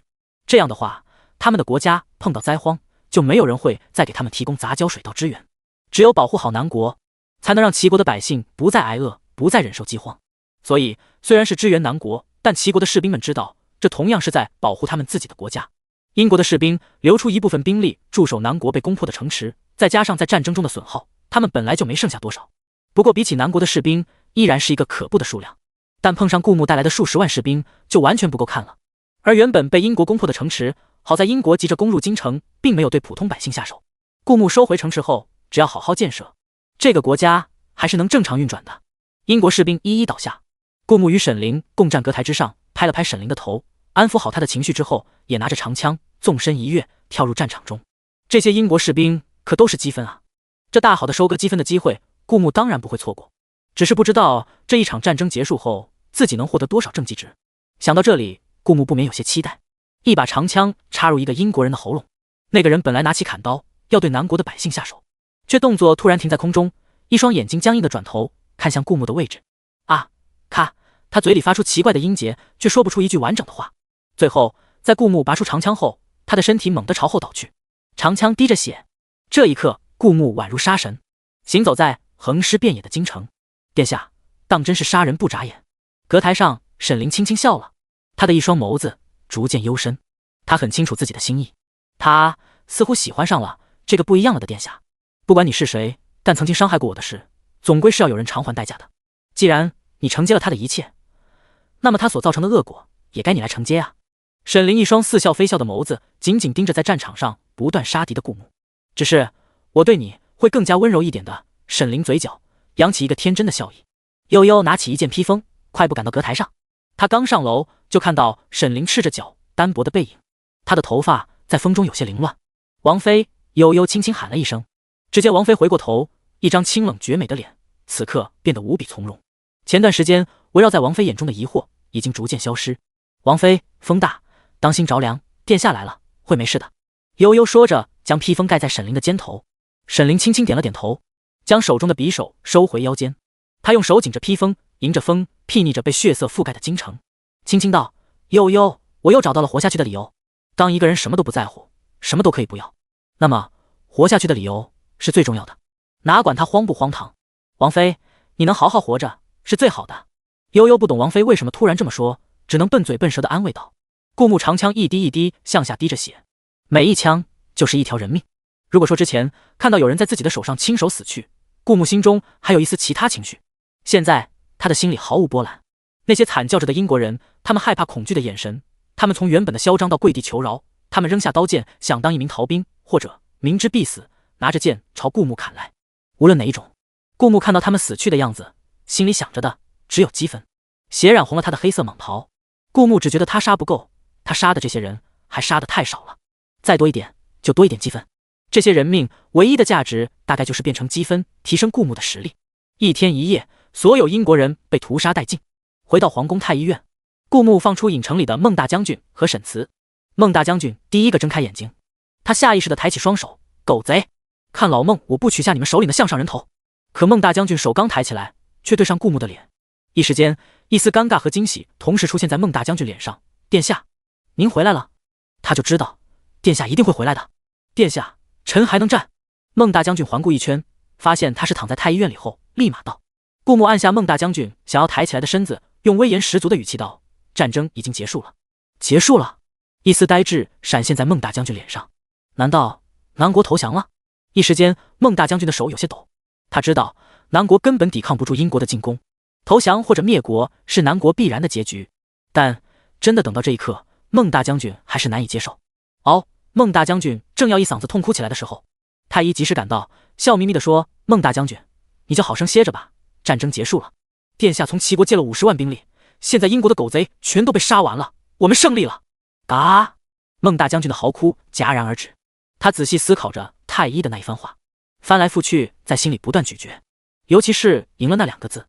正在孟大将军思考的时候，沈慈也刚好醒了，他一眼就看到了顾牧，想要挣扎着爬起来给顾牧行礼，同样被顾牧按了下去。殿下，是臣失职。沈慈语气失落道，他身为南国的大将军，哪怕战败也理应战死沙场，而不是当一名逃兵。殿下，请让臣用生命来守护南国。沈慈在床上抱拳道，哪怕身负重伤，他也还能战。你已经守住了。顾牧淡淡道，至少将京城守到了他来的时候。京城沦陷了，但还没完全沦陷。但南国以微小的兵力，哪怕有别国的支援，但对比英国同样是以卵击石，能做到这个地步已经很好了。守住了。沈慈愣了一下，聪明如他瞬间明白了顾牧的意思。殿下，你的意思是我们打赢了？可英国这么多人怎么打得赢呢？沈慈终究忍不住站起身，走到城墙上。京城内真的没有兵刃相接，虽然有过战争的痕迹，但比起之前可以说是一片安详。真的守住了。一时间沈慈有些热泪盈眶。顾牧回到王府，沈凌早就命人备好了顾牧爱吃的菜，等他回来。这时候王府传回来一个消息，沈凌原以为他的哥哥沈慈战死沙场，还是逃不过和前世同样的命运，但没想到殿下救了沈慈。殿下救了哥哥。沈凌一边做着袖手帕，一边喃喃道。突然他轻轻地笑了。我可真的好奇，现在的殿下到底是一个什么样的人呢？因为走神，一根针扎破了沈凌的指尖，渗出鲜红的鲜血。他轻轻将手指放进嘴里，让血珠在口里花开，一股带着铁锈味的血腥气弥漫在他的唇齿间。殿下，不管你是什么样的人，不管你是不是原本的你，臣妾这一生都和你纠缠上了，毕竟你是我活下去的理由啊。沈凌放下手，抬眼看着从院中缓缓走进门的顾牧，露出一个天真无邪的笑脸。吃完饭，顾牧照常喊着沈凌和生猛丫鬟在书房斗地主。顾牧看着门外的天色渐渐暗了，于是道：你去给本王烧点热水洗澡。生猛丫鬟拿着牌意犹未尽，但还是毕恭毕敬地朝着顾牧解释道：殿下，厨房有准备热水，您随时可以洗澡。顾牧瞥了一眼这不上道的生猛丫鬟，也不知道智商这么不灵光，怎么在女评文里活这么久的。本王的意思是，本王要你亲自替本王烧热水。一旁正准备出牌的沈凌凉飕飕地看了顾牧一眼。顾牧突然意识到，他这句话似乎有点像当着正妻的面和贴身丫鬟谈情说爱，于是严厉了神色，语气怒道：还不快去！生猛丫鬟这回不敢顶嘴了。殿下以前发失心疯还不至于杀人，现在殿下没发失心疯，不开心了也喜欢杀几个人，尤其是殿下杀人时那抹嗜血的眼神，庞佛杀人让他特别开心似的。生猛丫鬟站起来，低着头唯唯诺诺道：是，奴婢这就去准备。生猛丫鬟前脚刚踏出书房的门，顾牧就立刻凉飕飕地提醒道：把门关上。咔嚓，门一关，外面天色黑了，而书房里就只有顾牧和沈凌2个人。毕竟是摄政王的书房，里间还有一张小床，万事俱备，只欠东风。灵儿，我觉得我们的牌是打不成了，要不我们玩点别的好玩的吧？顾牧还是头一次试着套路这世界的女主。沈凌放下手中的牌，疑惑地看了顾牧一眼。之前殿下说要告诉他一个好玩的，然后教会了他斗地主，确实挺好玩的。不过这次殿下说好玩的眼神似乎和上一次不一样。沈凌语气里有几分疑惑。此时此刻，房间里的蜡烛晦暗不明，在墙上映出2个人的影子。因为错位的戏，看起来2个人的影子是倚靠在一起的。房间里有几分暧昧的气氛。殿下，你说的好玩的是指什么？沈凌用清冷淡漠的语气缓缓地问道。顾牧在昏暗的烛光下渐渐靠近沈凌，在离他只有10厘米的时候才停下来，带着笑意问道：想知道吗？因为顾牧的靠近，墙上的影子也靠得更近了，看起来就好像2个人在相拥。因为顾牧突然的靠近，沈凌能感受到顾牧的呼吸轻轻的，这种感觉让他有些不适。他下意识地别过头去，傲娇道：不想知道。真不想知道吗？顾牧看着沈凌瞬间发红的耳朵根，还有别过头去，只留下一个可爱的侧脸，眼睛也不自然地瞥向别处，觉得他好可爱。顾木突然发现沈凌好容易害羞啊，而且一害羞耳朵根就发红。上次在马车上也是这样。看着沈凌这副略些不自然的娇羞模样，顾木的恶趣味上来了，就想逗一逗沈凌。他离沈凌又更近了点，微微低着头，保持着一个让人心跳加速的姿势。这时候顾木已经能清晰地闻到沈凌发间的香味。顾木低着头看向沈凌的脸，果然此时此刻沈凌的脸已经逐渐染上了一层红晕。但好在古代的女子很注重礼仪，沈凌依旧坐得笔直，虽然微微侧过头去，但还是维持着良好的仪态，没有因为感觉到羞涩就往旁边移去。正在这时，房间的大门突然传来有人叩门的声音，生猛丫鬟粗大的嗓门在门外响起：“殿下，水烧好了，您是现在洗吗？现在洗的话，奴婢这就将水倒进桶里；要是您待会洗，我就将水放在火上热着。”这么快？顾木面带愠色，有些微怒地对着门外吼道：“你这么快就把水烧好了？你这怕不是有神通吧？”他顾木还没开始呢，没想到门外生猛丫鬟用委屈巴巴的粗大嗓门继续道：“因为天色太晚了，奴婢怕殿下等不及，就将原本烧开了又冷了一点的水继续放火上烧了一下。奴婢都是为了殿下着想啊。”顾木气得抚着额头，也不知道原主为什么会留下这么一个脑袋不灵光的婢女当贴身丫鬟。难道是因为原主要进行很多秘密勾搭，房间里可能也有一些见不得人的东西，所以留下这个傻乎乎的婢女，有便于原主的行动？顾木叹了口气，再次点醒生猛丫鬟道：“本王要的是你亲自烧开的水，是从井里提上来冷水，然后亲自放火上烧开的那种。”“是，殿下。”女婢知道了。生猛丫鬟用委委屈屈的粗大嗓门说道。然后门外响起他离去的脚步声。顾木正打算再进一步，就看到沈凌突然将手搭在他的肩头，用凉飕飕的语气问道：“贴身丫鬟亲自烧的洗澡水更香吗？”“这哪能呢？”顾木一时语噎，他难道能说他是想把生猛丫鬟支走，好方便他和沈凌的二人世界？此刻沈凌的手搭着顾木的脖子，顾木脸贴着沈凌的脸，两人保持着一个相当暧昧的姿势。最关键的是，沈凌看着顾木的眼神里有几分醋意。“那为什么别人烧的不行？”沈凌有几分赌气地问道。雪白的脸上染上了一层红晕，原本清淡疏离的眼睛染上一层朦胧的色彩。这两人独处的气氛，还有这勾勾搭搭的姿势，格外让人迷离。这样不就只有我们两个人了？顾木逐渐将脸渐渐贴近沈凌，想要吻一吻她。沈凌也不自觉地闭上眼睛。顾木的吻轻轻落在沈凌的嘴唇上，同时他的手紧紧揽住她的腰肢。他能感觉到怀里的少女在自己怀里微颤，而沈凌的嘴唇像一团软软的棉花，又带着温热的香气，让顾木沉沦不已。沈凌突然用五谷般的双手挡在顾木和他的身体中间，想要推开顾木，却因为身体酥软使不上力。而这时候他脸上是一副又羞又恼的表情，恼自己不争气，这么简单就被顾木夺走了初吻。虽然他和顾木两世夫妻，但还是第一次经历这个。羞的是顾木靠近他的时候，他竟然没有反感的情绪，甚至希望这一刻再久一点。顾木腾出一只手抓住沈凌的双手，他感受到少女温热的体温还在逐渐发烫。此刻呀，沈凌清冷梳理脸，红得像一颗粉扑扑的苹果。突然，顾木感觉嘴唇一阵刺痛，随即一股血腥味弥漫开来。怀里的少女蓦地睁开眼睛，漆黑的瞳仁犹如深渊，她的嘴唇上沾着顾木的鲜血，脸上是一副羞涩的表情，眼睛里却没有一丝慌乱，让人猜不透她心里在想什么。顾木能感觉到嘴里血腥味的腥甜，沈凌竟然将她咬了一口。他困惑地看着沈凌，明明刚才在他怀里乖巧的如同小白兔，怎么会突然伤害他？沈凌轻轻抿了抿嘴唇，似在回味嘴里的血腥气。他的神经似乎被嘴角的鲜血刺激，眼神里出现一丝隐忍的兴奋的神色。他紧紧盯着顾木被他咬破的双唇，这才用掺杂着爱意又有半分清冷的声音道：“殿下，臣妾不是故意的，臣妾就是克制不住想伤害你。”沈凌也不知道为何，但是看到殿下嘴里的鲜血粘在他的嘴唇上，然后被他轻抿进口里吞咽下肚，就觉得好刺激啊。沈凌感觉自己的心在砰砰狂跳，比刚才顾木搂着腰亲吻他的时候跳得还要厉害。此刻两人依然保持着一个暧昧的姿势，除了没有接吻，沈凌依然躺在顾木的怀里。顾木低着头看着沈凌嘴角鲜红的鲜血还没有被他擦干净，整个人像一只勾人的要命的吸血鬼。他的皮肤雪白和嘴角的猩红格外对比鲜明，他的五官是偏仙气挂的，此刻因为情欲双颊泛红，一双眸子里因为兴奋无比热烈地望着顾木。这种热烈藏在如同深渊般的眸子里，让人看不真切，顾木却能感觉得到。被咬一口算什么？顾木低下头打算再来一次，沈凌却用一根食指轻轻抵住他的嘴唇，一双绝美的眸子紧紧盯着顾木。因为两个人的距离靠得格外近，顾木从这个方向看过去，就好像沈凌的眸子里没有全世界，只有他一个人。当然，不论是此刻还是平时，全世界在沈凌眼里都没有顾木一个人重要。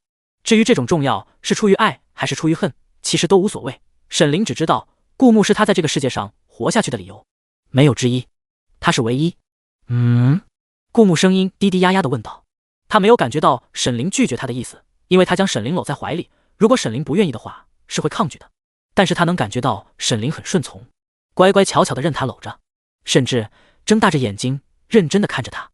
等等，顾木看着沈凌的眼神，突然觉得越看越不对劲。虽然沈凌的眸子里只映出了他一个人，让人觉得他满心满眼里都是他，但是那双漆黑又绝美的眸子让人不太能轻易猜透他心里在想什么。只是顾木看得久了，就从那双绝美的眸子里看出了几分狡黠，不像是小白兔那样人人采摘的天真无辜的表情，而更像是猎人看着猎物的感觉。沈凌啊，像看着一只猎物一样看着顾木。如果一个人足够强大到妄图掌控自己的人生，逆风翻盘，又怎能忍受自己去当别人的猎物呢？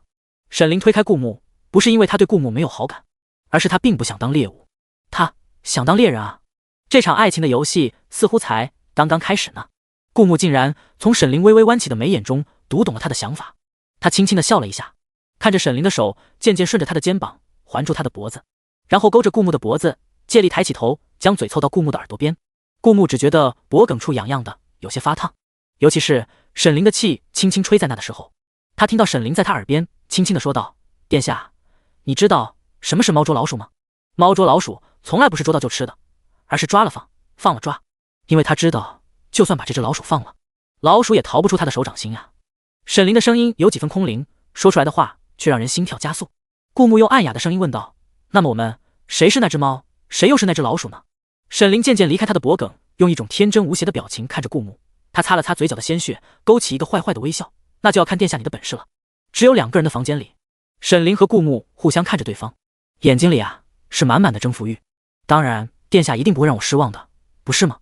沈凌用2根手指搭上顾木的手腕，然后顺着手腕一直往上，直到停在顾木锁骨的位置，这刚好也是古人衣领的开口。沈凌用食指在顾木的锁骨处转了几个圈，然后轻轻地拨开顾木的衣裳，手指顺着衣襟往下。顾木只感觉到沈凌的手指有些冰凉，细腻的肌肤从他身上划过，然后停在了他胸口的位置。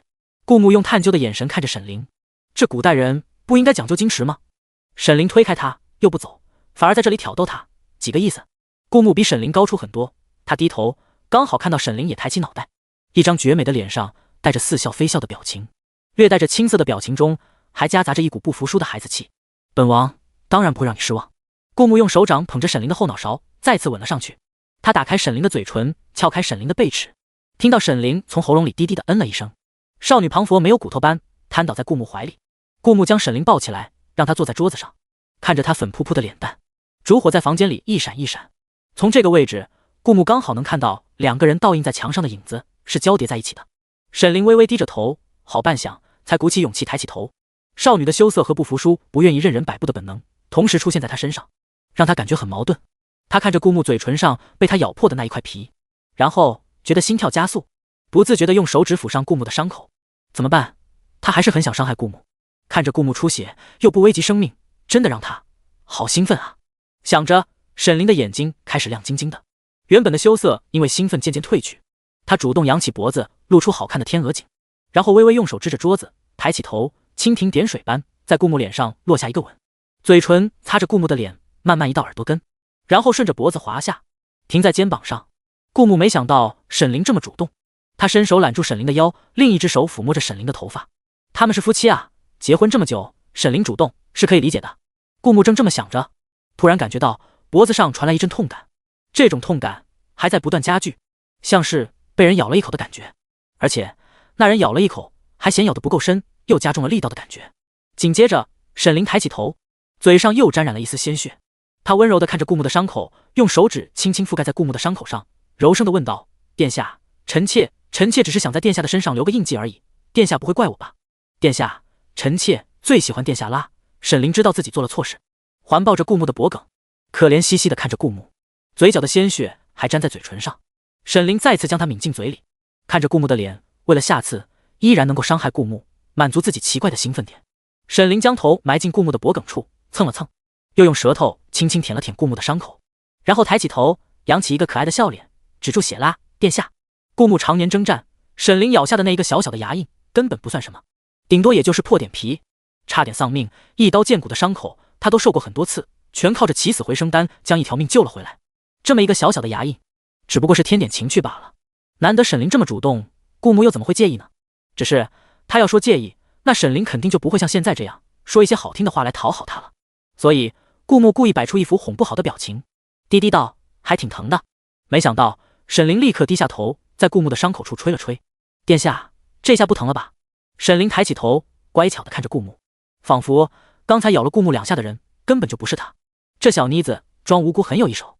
虽然顾木对这方面不了解，但应该没有哪个女孩子会在这种事情上伤害对方的吧？尤其是沈凌还是一个未经人事的少女。虽然沈凌红红的耳朵根和脸颊暴露了她的羞涩，但是她兴奋的眼神让顾木觉得自己就是他眼中的一只猎物，一只值得花费所有心力去捕捉的猎物。殿下啊，从此以后啊，你是我的。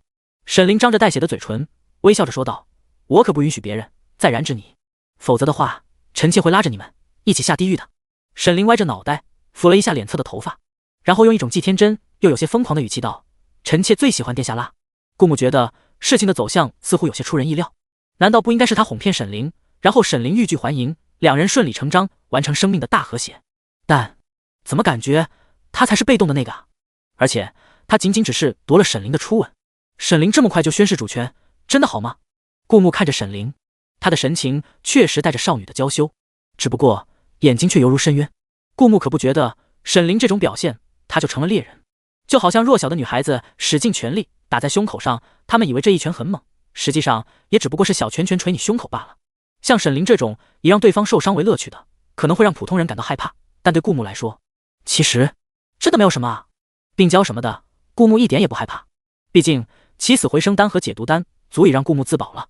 俗话说三观跟着五官跑，更何况沈凌又不是完全的三观不正，他只是喜欢伤害殿下罢了。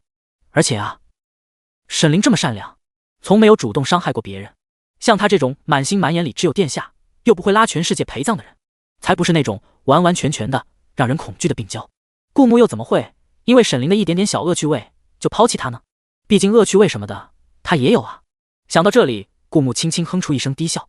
外面狂风乱骤，忽地下起了雨，一阵疾风将窗子吹开，吹熄了屋中的蜡烛，一下子整个房间都暗了下来，乌云蔽天，漆黑一片。顾木只能听到他自己和沈凌2个人不加掩饰的呼吸声，一阵电闪雷鸣，伴随着骤雨的声音，还有微凉的夹杂着泥土清香的夜风。顾木摸了摸沈凌的头，喜欢我就早点说啊，害得老子一直以为你要杀我。但顾木并不知道，喜欢一个人和想伤害一个人并不冲突，毕竟他是沈凌重生一次的执念啊。哪怕他换了个壳得到了沈凌的喜欢，但看着那张脸，沈凌也会没由来的生出一个恨意。想起前世的种种，这大概就是所谓的又爱又恨吧。虽然很折磨人，哪怕放下其中一样，都比又爱又恨要轻松很多。但情不由己，若是这世界上喜欢谁不喜欢谁，能由自己说了算，这世间就没有这么多苦果了。这向来是老天爷说了算的。再一次电闪雷鸣，有一刹那照亮了屋里的风景。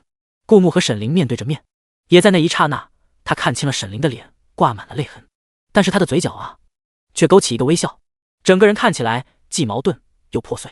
闪电消逝之后，又恢复了黑暗。顾木将沈凌轻轻搂在怀里，揉了揉她的头发，轻声道：“其实我也喜欢你啊。”没想到，仅仅过了一会儿，他听到沈凌在他怀里响起低低的抽泣声。上一世被关押进地牢时，沈凌没有哭；被赐毒酒时，他也没有哭；就算被五马分尸啊，他也只是看着月亮，分散自己的注意力，没让自己失态，让敌人更加得意。那时候，他也应该是没有掉眼泪的。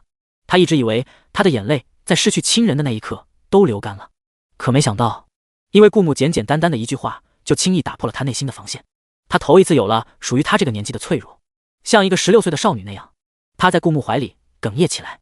有些人啊，穿越过无尽的黑暗，以为这世界上没有什么能打倒他，却在看到阳光的那一刻晃了眼。当一个人内心刀枪不入的时候，可也许一点点简单的温暖就能让他飞蛾扑火般奉献一切。这就是人心啊，难以捉摸又如此有趣。顾木很快感觉到沈凌的眼泪浸湿了他的衣裳，贴着他的肌肤有些温热。虽然寒风不断从窗户刮进屋子，顾木却能感受到怀里的温暖。他静静地摸着沈凌的头，任由他发泄着自己的情感。他知道他为什么而哭，他也最有资格哭。一直伪装成那么坚硬的外表啊，其实从来都还是那个小女孩呢，不然又怎么会跟着顾木出去放风筝时露出那么开心无邪的笑颜呢？也是那个回眸一笑，让顾木的心撞了一下，才知道原来一直想杀他的王妃，只不过是世界将他逼成那样罢了。他也曾天真烂漫，像顾木见过的所有女孩般有过脆弱的一面，只是他将它藏起来了，而这么久了，只在今夜在顾木怀里再次暴露出来。房间外，生猛丫鬟终于烧热了那么一大桶洗澡水，她准备好一点点提进顾木的房间，倒进顾木的澡盆里。忙完这一切，然后风风火火地走到顾木的书房前，想要喊他洗澡，却在即将敲门的那一刻，有一张看起来十分血腥邪恶的羊皮卷挡在他和门的中间。他手往啊，羊皮卷就往哪飞，愣是不让生猛丫鬟去开这个门，而羊皮卷上又不断渗出骇人的鲜血。虽然生猛丫鬟已经不是第一次见到这张羊皮卷了，还是不愿意伸出手去接触这张羊皮卷，所以当羊皮卷移到他手前时，他就将手移开一点，想换个方向敲门。但没想到羊皮卷愣是诚心和他作对，无论他将手移到哪，羊皮卷就飞到，愣是不让他敲这个门。生猛丫鬟毕竟生猛，正要怒气冲冲地问羊皮卷此为何意，刚张开嘴，就眼前一花，羊皮卷以迅雷不及掩耳之势飞到他的脸上，死死捂住他的嘴巴，愣是不让他放出一点声音。而且羊皮卷借着巨大的力道，硬生生地将生猛丫鬟往后带去，一点一点悄无声息地离开顾木的书房门口。生猛丫鬟也不知道这羊皮卷发什么癫，只知道他的鼻子里充斥着羊皮卷身上那股极其刺鼻的血腥的气息，甚至张大的嘴巴里还能感觉到羊皮卷上流动的鲜血一滴一滴掉进了他的嘴巴里。而他因为闭不上嘴巴，在一次次呼吸和想要发声的过程中，不小心将那些鲜血咽下肚。在这一刻，生猛丫鬟的世界瞬间变得一片空白，她的脑袋因为巨大的刺激宕机了。她知道这将是她毕生的阴影。房间里，沈凌哭着哭着，渐渐伸出双手环抱着顾木的腰。她停止了抽泣，只是将脑袋静静靠在顾木的怀中。两个人什么话也没说，却在此刻知晓了彼此的心意。无声胜过千言万语。狂风再次刮进屋子，将敞开的窗户刮得不断摇晃，滋滋作响。夜来风急，雨夜的风有些微凉，两个人却相拥取暖，感受不到这世间的寒冷。在这个世界上，一个人前行太孤单，两个人刚刚好。顾木再次捧起沈凌的脸吻了起来，这一次两人吻的都很忘情。沈凌乖巧地闭上眼睛，顾木嘴唇上之前被沈凌咬开的豁口已经止住了血，而他格外得到了沈凌青睐。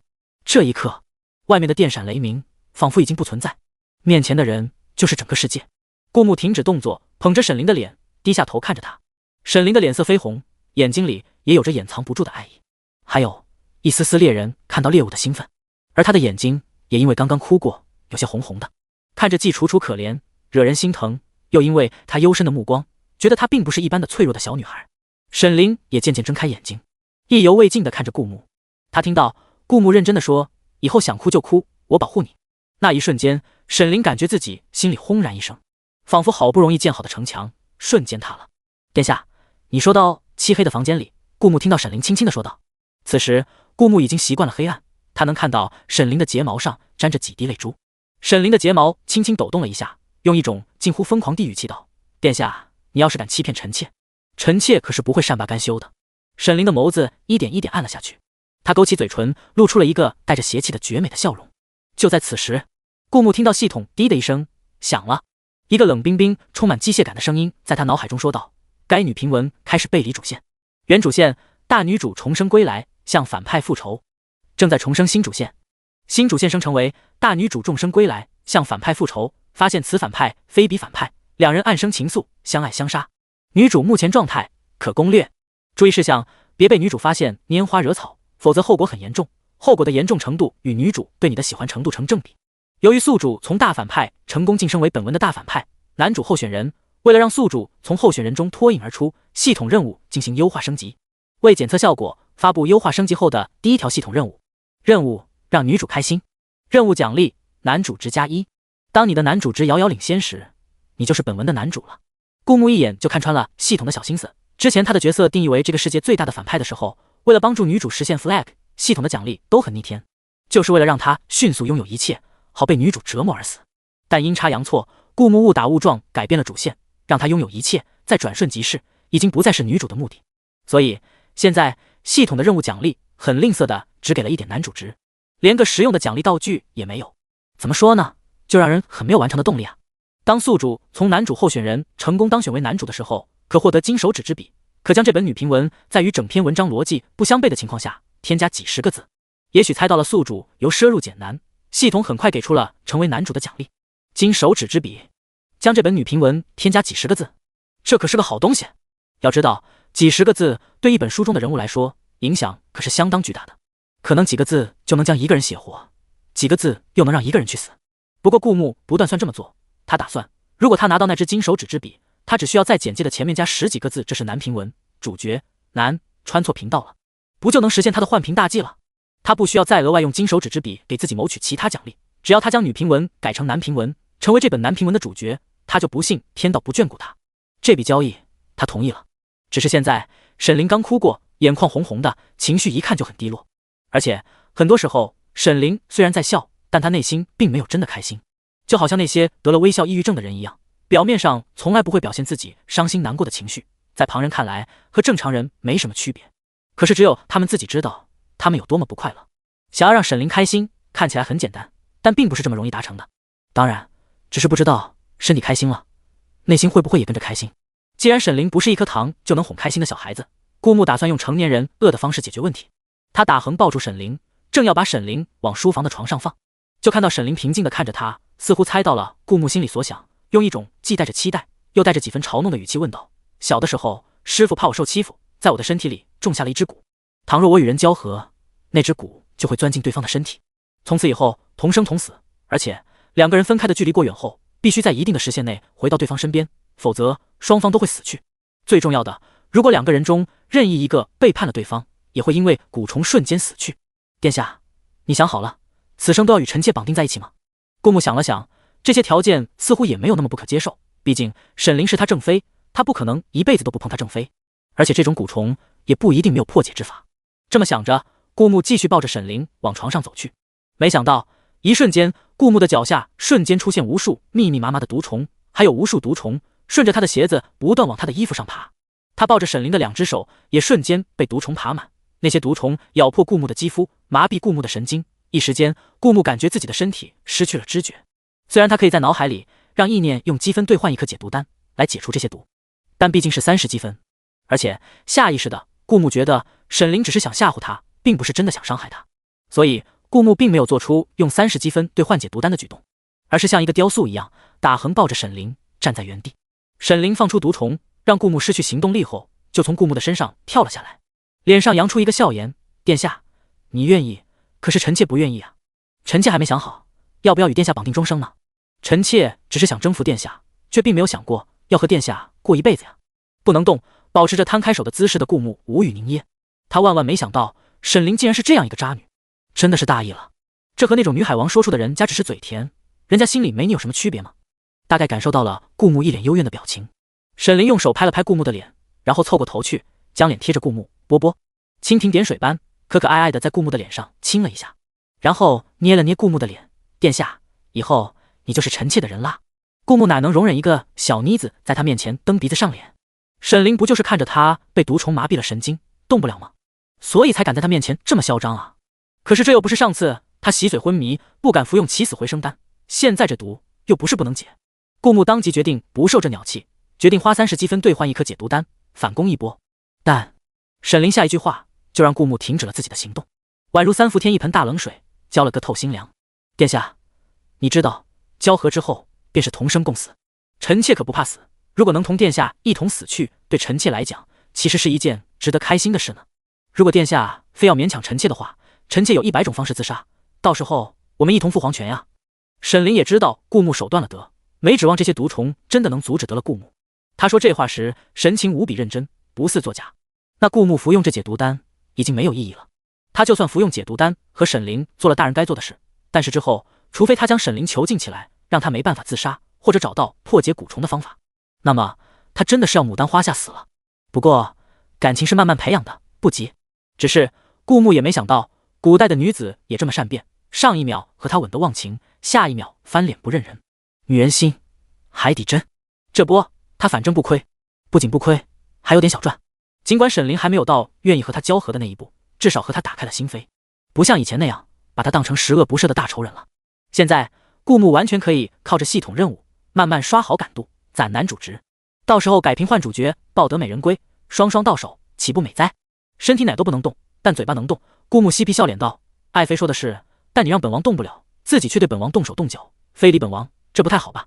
俗话说，只要我不觉得尴尬，尴尬的就是别人，万事都讲究一个脸皮厚。”果然，沈凌听到顾木这么说，突然间耳朵根又微微红了。只不过他是什么人？他可是想争顾木的猎人，更何况现在顾木乖乖的站在他面前，不就跟待宰的羔羊一样吗？沈凌捏着顾木的脸，捏得更紧了，能看出他的眸子里有一些被顾木开玩笑开出来的怒意。爱妃，顾木没打算使用解毒丹，就这么站着，反正没危险，还能被沈凌调戏。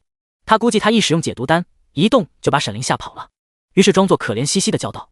沈凌似乎很满意顾木的反应，下手又更重了一点。别的不说，女孩子捏人是真的疼，更何况沈凌捏的还是脸。顾木估计第二天他的脸一定是红肿的，但他能有什么办法呢？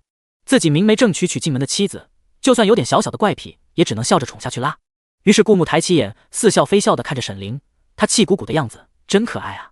爱妃，本王可是第一次。顾木悠悠的说道。下一秒，一股刀子般的眼神从沈凌眼睛里扫下顾木。顾木不怕死的继续道：“本王真的是第一次，爱妃你可要轻一点，毕竟本王被你下了毒，不能动。”顾木充满笑意的看着沈凌，沈凌凉凉的看向顾木。沈凌明明脸颊已经涨得通红，但一股不服输的好胜心让他始终没有松开捏着顾木的脸的手。他可是猎人，现在顾木就是待宰的羔羊，他才是那只对于老鼠抓了放，放了抓的猫。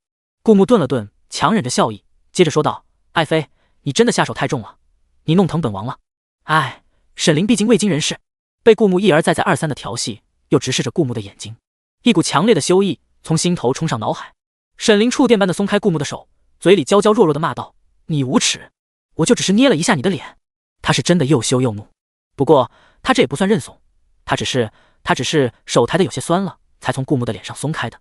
顾木一脸无辜又带着疑惑的看着沈凌道：“本王说的是第一次被女孩子捏脸啊，这不就是明摆着的事实吗？你怎么骂本王呢？”看着沈凌一脸震惊又不可思议的表情，顾木再次杀人诛心的又补充了一句：“还是说，爱妃你想到别的方面去了？来跟本王讲讲，爱妃到底想到哪方面去了，才能在本王这么单纯的描述下骂本王无耻？”好家伙，沈凌恨不得把顾木那张嘴缝上，怎么他哪都不能动，就那张嘴能动，还能这么讨人厌？可惜沈凌缝不上。难道说爱妃你想到那方面去了？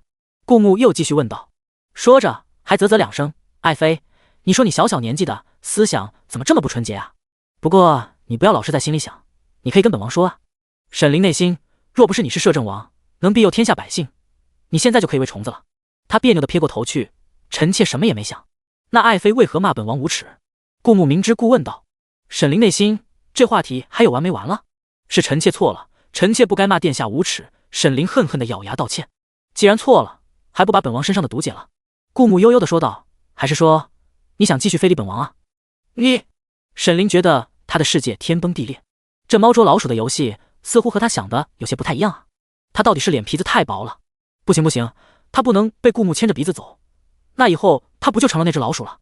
沈凌深呼吸了一口气，努力压下心底的羞涩，然后一点点恢复脸上清冷疏离的表情。他假装平静，其实脚底虚浮的往书房的门走去。拉开门的时候，才回头看了顾木一眼：“殿下，臣妾错了，您可以罚臣妾。只是殿下额毒要等第二天早上才能解了，臣妾等你。”罚？顾木的目的可是让沈凌开心，攒男主值，逆天改文，成为这篇文的主角。怎么舍得罚？他虽然被毒虫短暂的麻痹了神经，但那些毒虫在沈凌走后也跟着离开了。顾木的身体毕竟经过系统丹药的强化，他开始用内力逼退体内的毒素。顾木的内力原本他缩成一个小点，质量不变，密度增大了，这就给他的识海腾出了更多的空间，内力增长的潜力更大。现在虽然强身健体丹和元神丹都在升级状态，不可服用，但是顾木自己平时也坚持修炼，所以内力也在一点一点增加，远超常人。这也是他身边有人靠近，他能迅速感知到的原因。靠着身后的内力，他终于在半个时辰后逼退了身体内的毒素。虽然动作还是十分僵硬，但是能够勉强行动。他走回自己的房间，准备唤来生猛丫鬟给他倒烧好的洗澡水。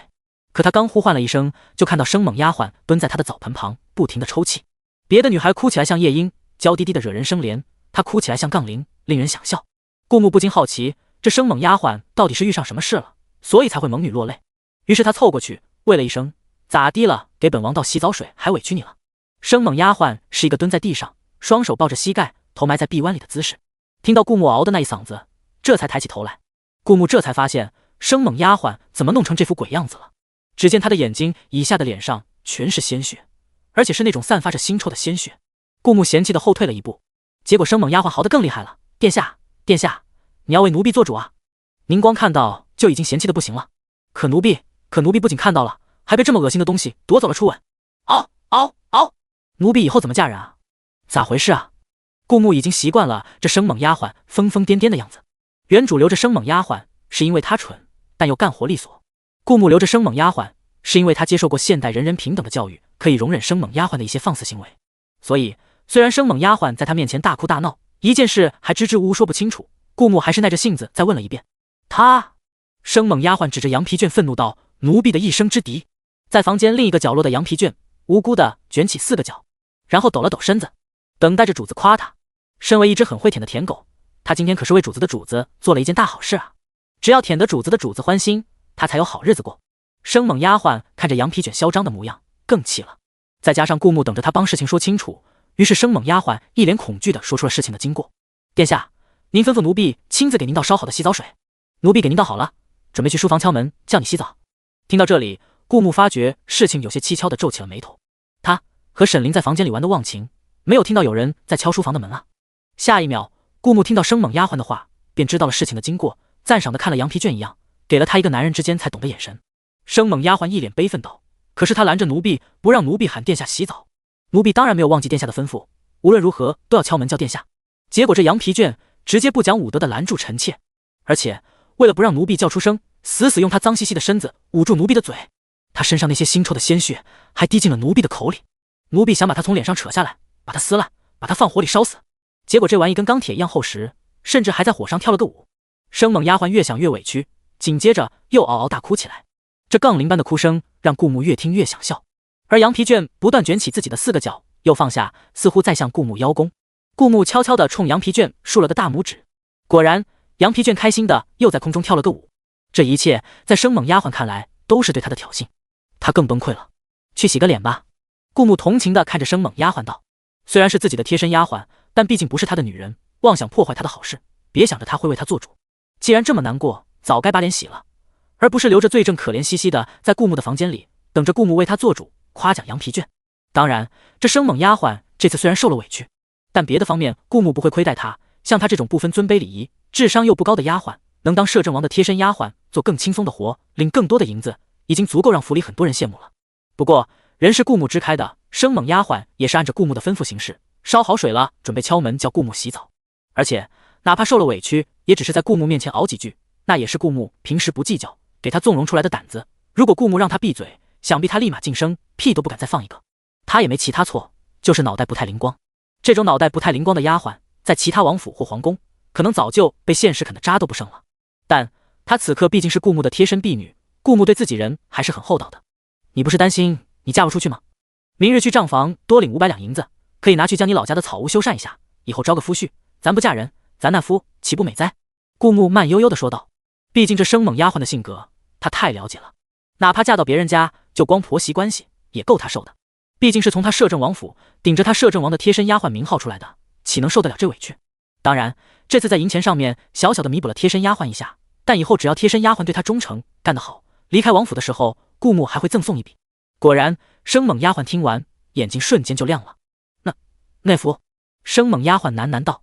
他想起他每次探亲回老家的时候，他母亲总是唉声叹气，说他天生不够小心圆滑，不懂人情世故，容易被人利用，也容易不招人喜。以生猛丫鬟的资质，被摄政王纳为通房是不可能的了。能当摄政王的贴身丫鬟，已经是天大的福分。母亲最大的心愿是他能平安离开王府，不被主子厌弃，不被算计，然后以后能找个好人家。那个好人家能不因生猛丫鬟缺乏当今女子贤良淑德的品德而对她生厌，扫地出门，也不因她不懂家常礼法而惩罚她，让她吃苦头。所以能不能嫁个好人家，一直是生猛丫鬟头疼的问题。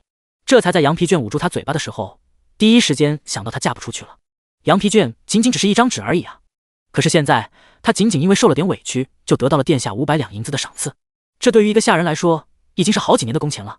足够将他老家那间破破烂烂的茅草房修缮一下，然后加上他自己攒的银子，在农村里招个夫婿，其实也不是太为难的事情。这样的话，他就没有嫁到别人家可能受欺负的烦恼了。当然，要是生猛丫鬟知道，如果在他离开王府后，殿下还会给他一笔比现在更大的赏赐，生猛丫鬟估计要开心的飞起，因为他现在就已经感动得热泪盈眶，打心底里愿意为殿下生，为殿下死。虽然他以前也知道身为一个丫鬟替主子去死是应该的，但现在莫名有了一种要为殿下做他能做的一切的冲动，恨不得立即报答殿下一下。生猛丫鬟全然忘记了刚才的烦恼，砰的一下跪在地上，恭恭敬敬道：“谢殿下。”然后重重地磕了一个响头。洗澡水凉了，生猛丫鬟又重新添了新的洗澡水。因为顾木没有洗澡还要婢女服侍的习惯，所以生猛丫鬟乖乖地退了下去。顾木舒舒服服地躺在澡堂里，而羊皮卷则飘在半空中。顾木想起，这已经是羊皮卷做的第2件功劳了。第一件事，即使将孟大将军和沈慈从敌人的刀剑下救下来，送进郢城，在千钧一发之际救下了他们的性命。第2件则是，他不方便对着沈凌说想跟他独处，所以想办法支开生猛丫鬟这个脑子不太灵光的婢女。然后深得舔狗精髓的羊皮卷及时在门口制止了生猛丫鬟打扰他和沈凌的2人世界。你也该讲。顾木平静道。果然，此话一出，羊皮卷兴奋地抖着4个脚在空中旋转一圈。说吧，你想要什么？顾木疑惑地问道。他将羊皮卷收服之后就一直没有再管他，所以他对羊皮卷的渴求也不太了解。羊皮卷似乎一直在等着顾木问他这句话，所以立马谄媚地说道：不，殿下，奴才想要和人做交易。奴才想要和人做交易，是为了通过吸食人的血肉来提升自身的实力。其实奴才这都是为了殿下着想啊。奴才是为了提升实力后更好的为主子办事，是为了从殿下手下的一条只会叫的狗崽子变成一条会咬人的藏獒。羊皮卷的语气说得极其谄媚，也不知道一个孩子怎么能变得如此圆滑世故。看来他被收服进郢城的这些天没少自学巴结人的方式。顾木略带同情地看了羊皮卷一样，想想一个未来有可能成为最大的反派的玩意，此刻跟一条狗腿子一样，极尽一切讨好自己，顾木就觉得造化弄人。不能，他冷冷地说道。他当然知道羊皮卷提升实力后能更好地替他办事，但他一直将羊皮卷放在郢城没有管，就是担心羊皮卷提升实力后会发生未知的变化，然后郢城操控不了他。现在顾木的底牌多的是，羊皮卷就算提升实力，顾木也没有一定需要用到他的地方，反而多一个隐患。不如就这样留着羊皮卷，让他继续当一条狗腿子，做一些他能做到的力所能及的事。羊皮卷翘着4个脚，他当然知道他会被主子的主子拒绝，毕竟他主子的主子是那么聪明的一个人，当然会考虑到所有的可能性，分析利弊。但被主子的主子拒绝又有什么大不了的呢？只要主子的主子开心就好。迟早有一天，主子的主子会被他的诚意打动，现在只是主子的主子还没有看到他的诚意罢了。他只有更努力的继续为主子的主子付出，才能打动主子。不过你确实做得不错，不可能一点奖励也没有。顾木继续冷声说道。洗澡水的热气升腾上来，顾木泡在木桶里暖洋洋的，十分舒畅。之前被沈凌的毒虫所咬，麻痹的神经似乎也更加舒畅了。换一个，顾木慢悠悠道。羊皮卷闻言，兴奋地在空中飞舞一圈。没想到主子的主子竟然在他提出一个过分的不能帮他实现的要求后，还愿意给他重新选择一次奖励的机会。所以说他为主子的主子做的一切都被看在眼里，他以后要更努力的做事。羊皮卷摇着4个脚，卷起放下，卷起放下，然后用谄媚又带着掩饰不住的兴奋的声音道：殿下，奴才现在的身份是世界上最大的反派，南国最高掌权者，也就是殿下您的小弟的小弟。但殿下您现在还面临着张半仙的威胁，要是张半仙在后期趁机上位，奴才的身份就没有现在这么高贵了。所以您可否铲除张半仙，这也是为我们消除一个隐患啊。羊皮卷的每一句都是为了顾木着想，毕竟他作为顾木小弟的小弟，以及顾木最忠实的舔狗，当然要始终把殿下放在第一位。顾木从洗澡水的热气中悠悠地抬起头，看了羊皮卷一眼。羊皮卷所说的刚好是他想做的。张半仙注定站在他的对立面，不能留，他也早就想会一会这张半仙了。这奖励本王应允了。顾木抬手将羊皮卷收进郢城，这才从澡盆里站起身，披上睡袍。他将意识投影进郢城，看着羊皮卷趴在郢城城门口狗能入内，英国人不能入内的牌子上昏昏欲睡，看起来就像块小抹布挂在上面。你可知道张半仙的线索？顾木躺在舒适宽敞的大床上，用意识在郢城空中问道。羊皮卷用2个脚撑着牌子，抬起一半的身子，剧本里没透露。要是知道他在哪，我肯定第一时间找他做交易，而不是缠着殿下的王妃呢。羊皮卷恹恹地说道。他不好过，另外一个候选人也别想好过。只要另一个候选人比他还惨，他就不算最惨。别看他是顾木的舔狗，对别人其实烟坏的。不过为了让顾木尽快弄死张半仙，杨皮卷又赶紧补了一条线索。我只知道张半仙会神通之力，是江湖形势发展的幕后推动者。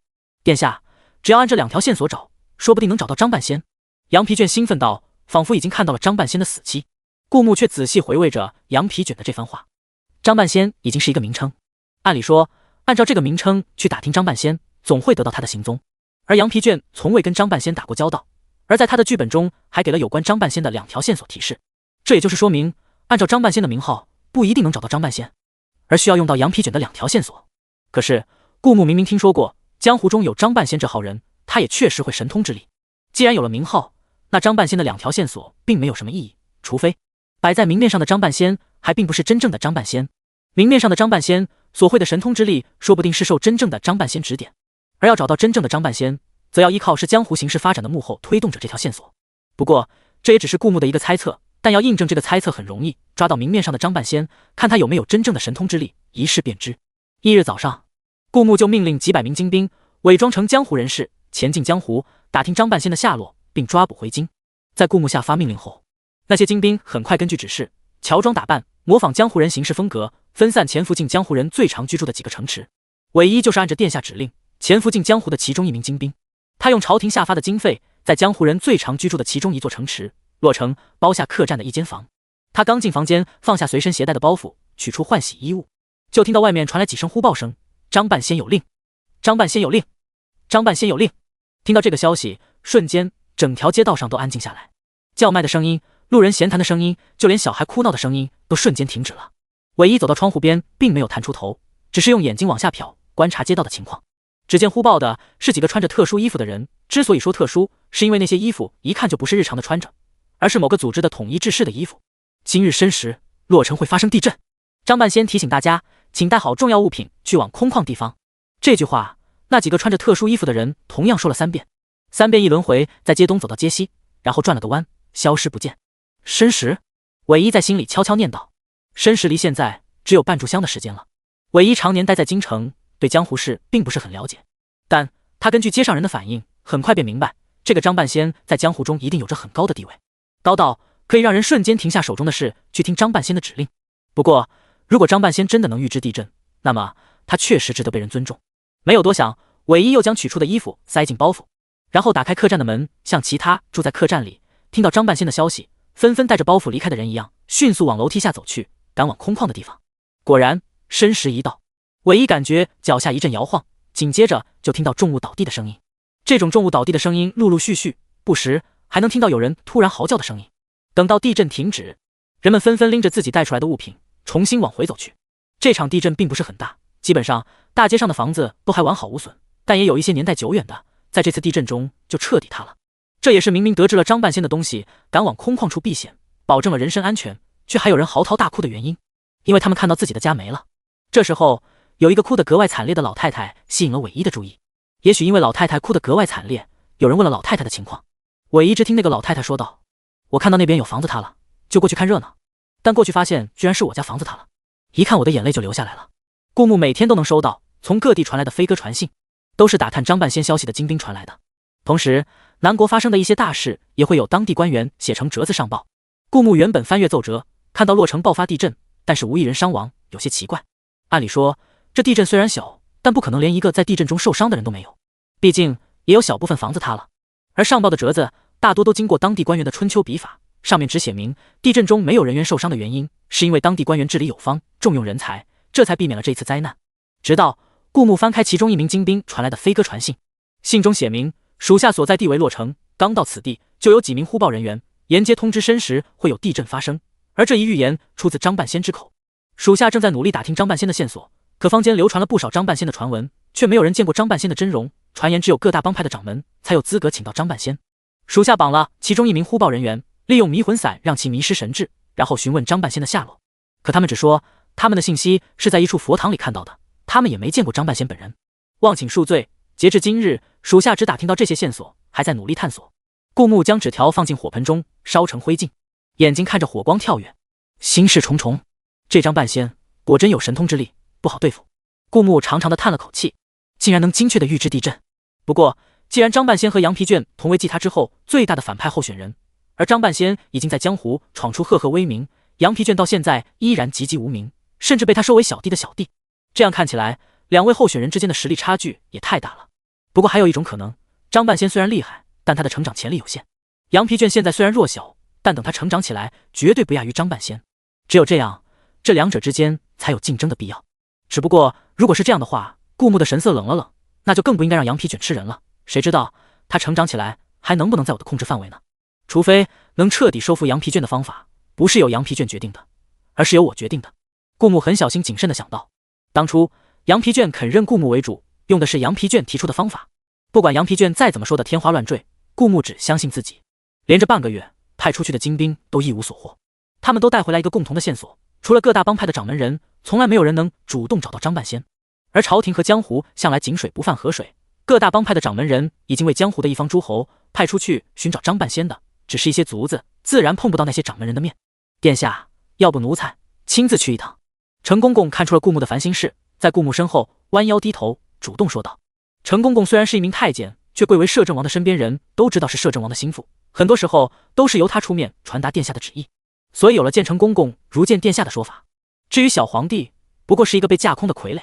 而江湖中各大掌门虽然与朝廷两不相犯，但朝廷的风吹草动也会影响到江湖，所以对于朝廷的势力划分，他们还是有所了解的。陈公公出面见到江湖各大帮派的掌门人并不难，事到如今就由你亲自去一趟吧。顾木无奈地将最新的传信放进火中烧毁。目前看来，这位张半仙就是他最大的隐患。如果他不主动采取行动，任由张半仙发展下去，而身为张半仙的竞争者又被顾木掌控，不让提升实力，到时候只有顾木自己一个人和张半仙抗衡。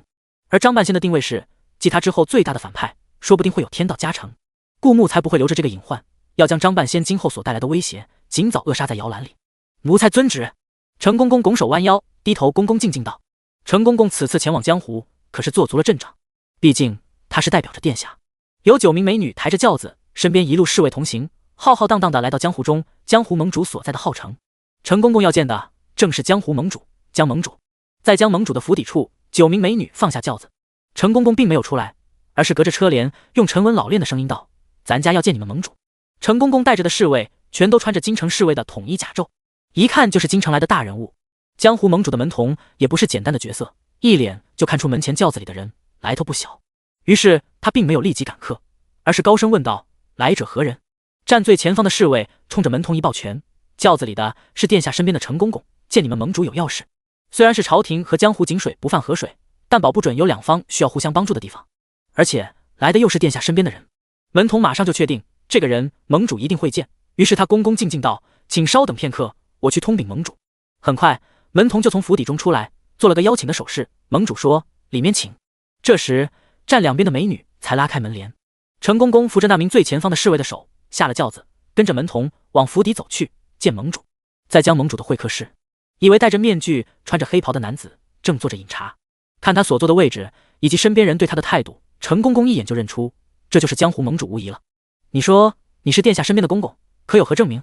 江盟主并没有第一时间让陈公公入座，而是拿起茶杯，一脸享受地闻着茶香，慢悠悠地问道：来人，替咱家备上给江盟主带来的见证品。陈公公毕竟老练，拍了拍手。很快他的身后就有人抬着2个大箱子走进来。打开箱子，里面全是一些稀世珍宝。哪怕陈公公不是殿下身边的人，看到这些珍宝，江盟主也该卖陈公公一个面子。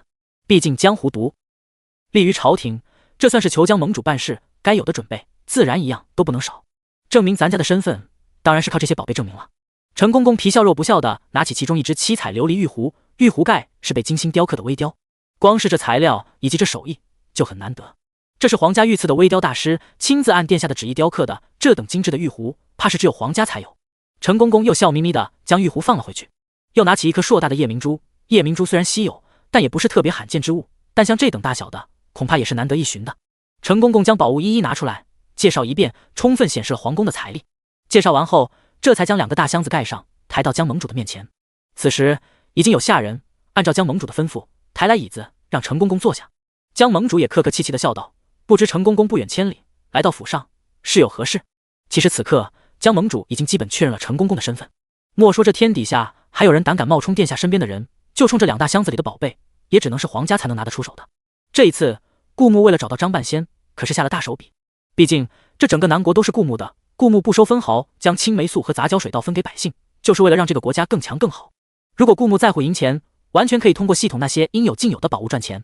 所以，比起除掉张半仙这个隐患，拿出去的这2大箱子宝物，顾木真的一点都不心疼。咱家想找一个人。陈公公没有言明，而是用手指头蘸着水，在桌子上写下张半仙3个字。他写的位置极其刁钻，只有和他相对坐在桌子旁的江盟主能看到。确认江盟主看清后，陈公公用手掌迅速将这3个字抹去。毕竟都说张半仙有神通之力，陈公公没有真正和张半仙打过交道，但江湖传言都将张半仙传得神乎其神，所以还是小心为妙。江盟主在心里默念了一遍陈公公写的3个字，并没有在嘴上说出来，然后蓦地抬起眼睛，死死地看着陈公公。他从不测王朝走势。江盟主以为陈公公找张半仙是为了朝廷的事，用暗哑的声音说：“其实，在我小的时候，也有皇家的人来见过我父亲，也是为了找他。那时候，我父亲替他们引荐了那个人，但哪怕他们将刀抵在那个人的脖子上，那个人也只有一句话，就是他从不测王朝走势。”江盟主用茶盖敲着茶杯，有些惋惜的看了那2大宝物一眼。所以，如果是为了测王朝走势的话，我不能替你引荐。陈公公是何人？他并没有在江盟主拒绝后迅速提出自己的目的，说明不是为了测王朝走势，急于让江盟主带他找到张半仙，而是从江盟主的那一番话里迅速抓到了他的漏洞。如果仅仅只是将那个人带到我面前，这2大箱子的宝物归你，也不肯。陈公公用一种格外和蔼可亲的表情看着江盟主。按理说，这2箱子的宝物重要的不在之前，而是在于稀有。这等罕见之物足以配得上江盟主，让他拿出来显摆也格外有面子。不可能，因为张半仙测不出来，就那么厚道的，连让他们见到张半仙就能赚取这2大箱子宝物的事也不干。江盟主瞳孔猛地一缩，随即哈哈大笑起来，不愧是从宫中出来的老人。对，如果你们的目的是为了测王朝兴衰，那么我是不可能让你们见到张半仙的。既然如此，那江盟主小时候应该不止只见到他们拿刀威胁张半仙吧？如果只是威胁的话，江盟主不可能这一次拒绝的这么果断，之前一定还发生了其他事。看着江盟主不说话，陈公公笑了笑，让咱家猜猜，张半仙始终不肯透露出王朝的走势，甚至动用酷刑后也不肯，所以他在那些人眼里失去了价值。他们合理怀疑张半仙根本就不能够测王朝走势，但是避免万一张半仙其实会测，但不肯透露出来，所以干脆把张半仙杀了。毕竟一个对自己没用，但又有能力，可能成为别人利刃的人，只有彻底死了，才能永绝后患。陈公公说到这里，哈哈大笑起来，因为他看到江盟主面具背后的眼神，有惊讶，有不可置信，还有一丝解脱。陈公公知道，他猜对了。他之所以敢这么猜，是基于他对宫里人行事风格的了解，以及猜错了也没什么。他说话的时候一直在观察对面的表情，就算猜错了，他也能判断哪些是对的，哪些是错的。那如果张半仙当时候就死了，那现在的张半仙又是谁呢？陈公公略带困惑地问道：“难道他真的神通广大到能死而复生？”良久，江盟主长长舒了一口气。这件事憋在我心里10几年，我爹爹一直不让我说，但今天不是我说出来的，而是你自己猜到的，所以我就补充一下你的猜测，让你知晓那天到底发生了什么。江盟主陷入了回忆当中。那一天他还小，躲在屏风后面，他知道他爹爹能感知到他的存在，但什么也没有说。于是小小的江盟主躲在屏风后面，看到了那天所发生的一切。原本只是正常的交谈，后来张半仙被人带到，再后来发生争执，张半仙被动用酷刑。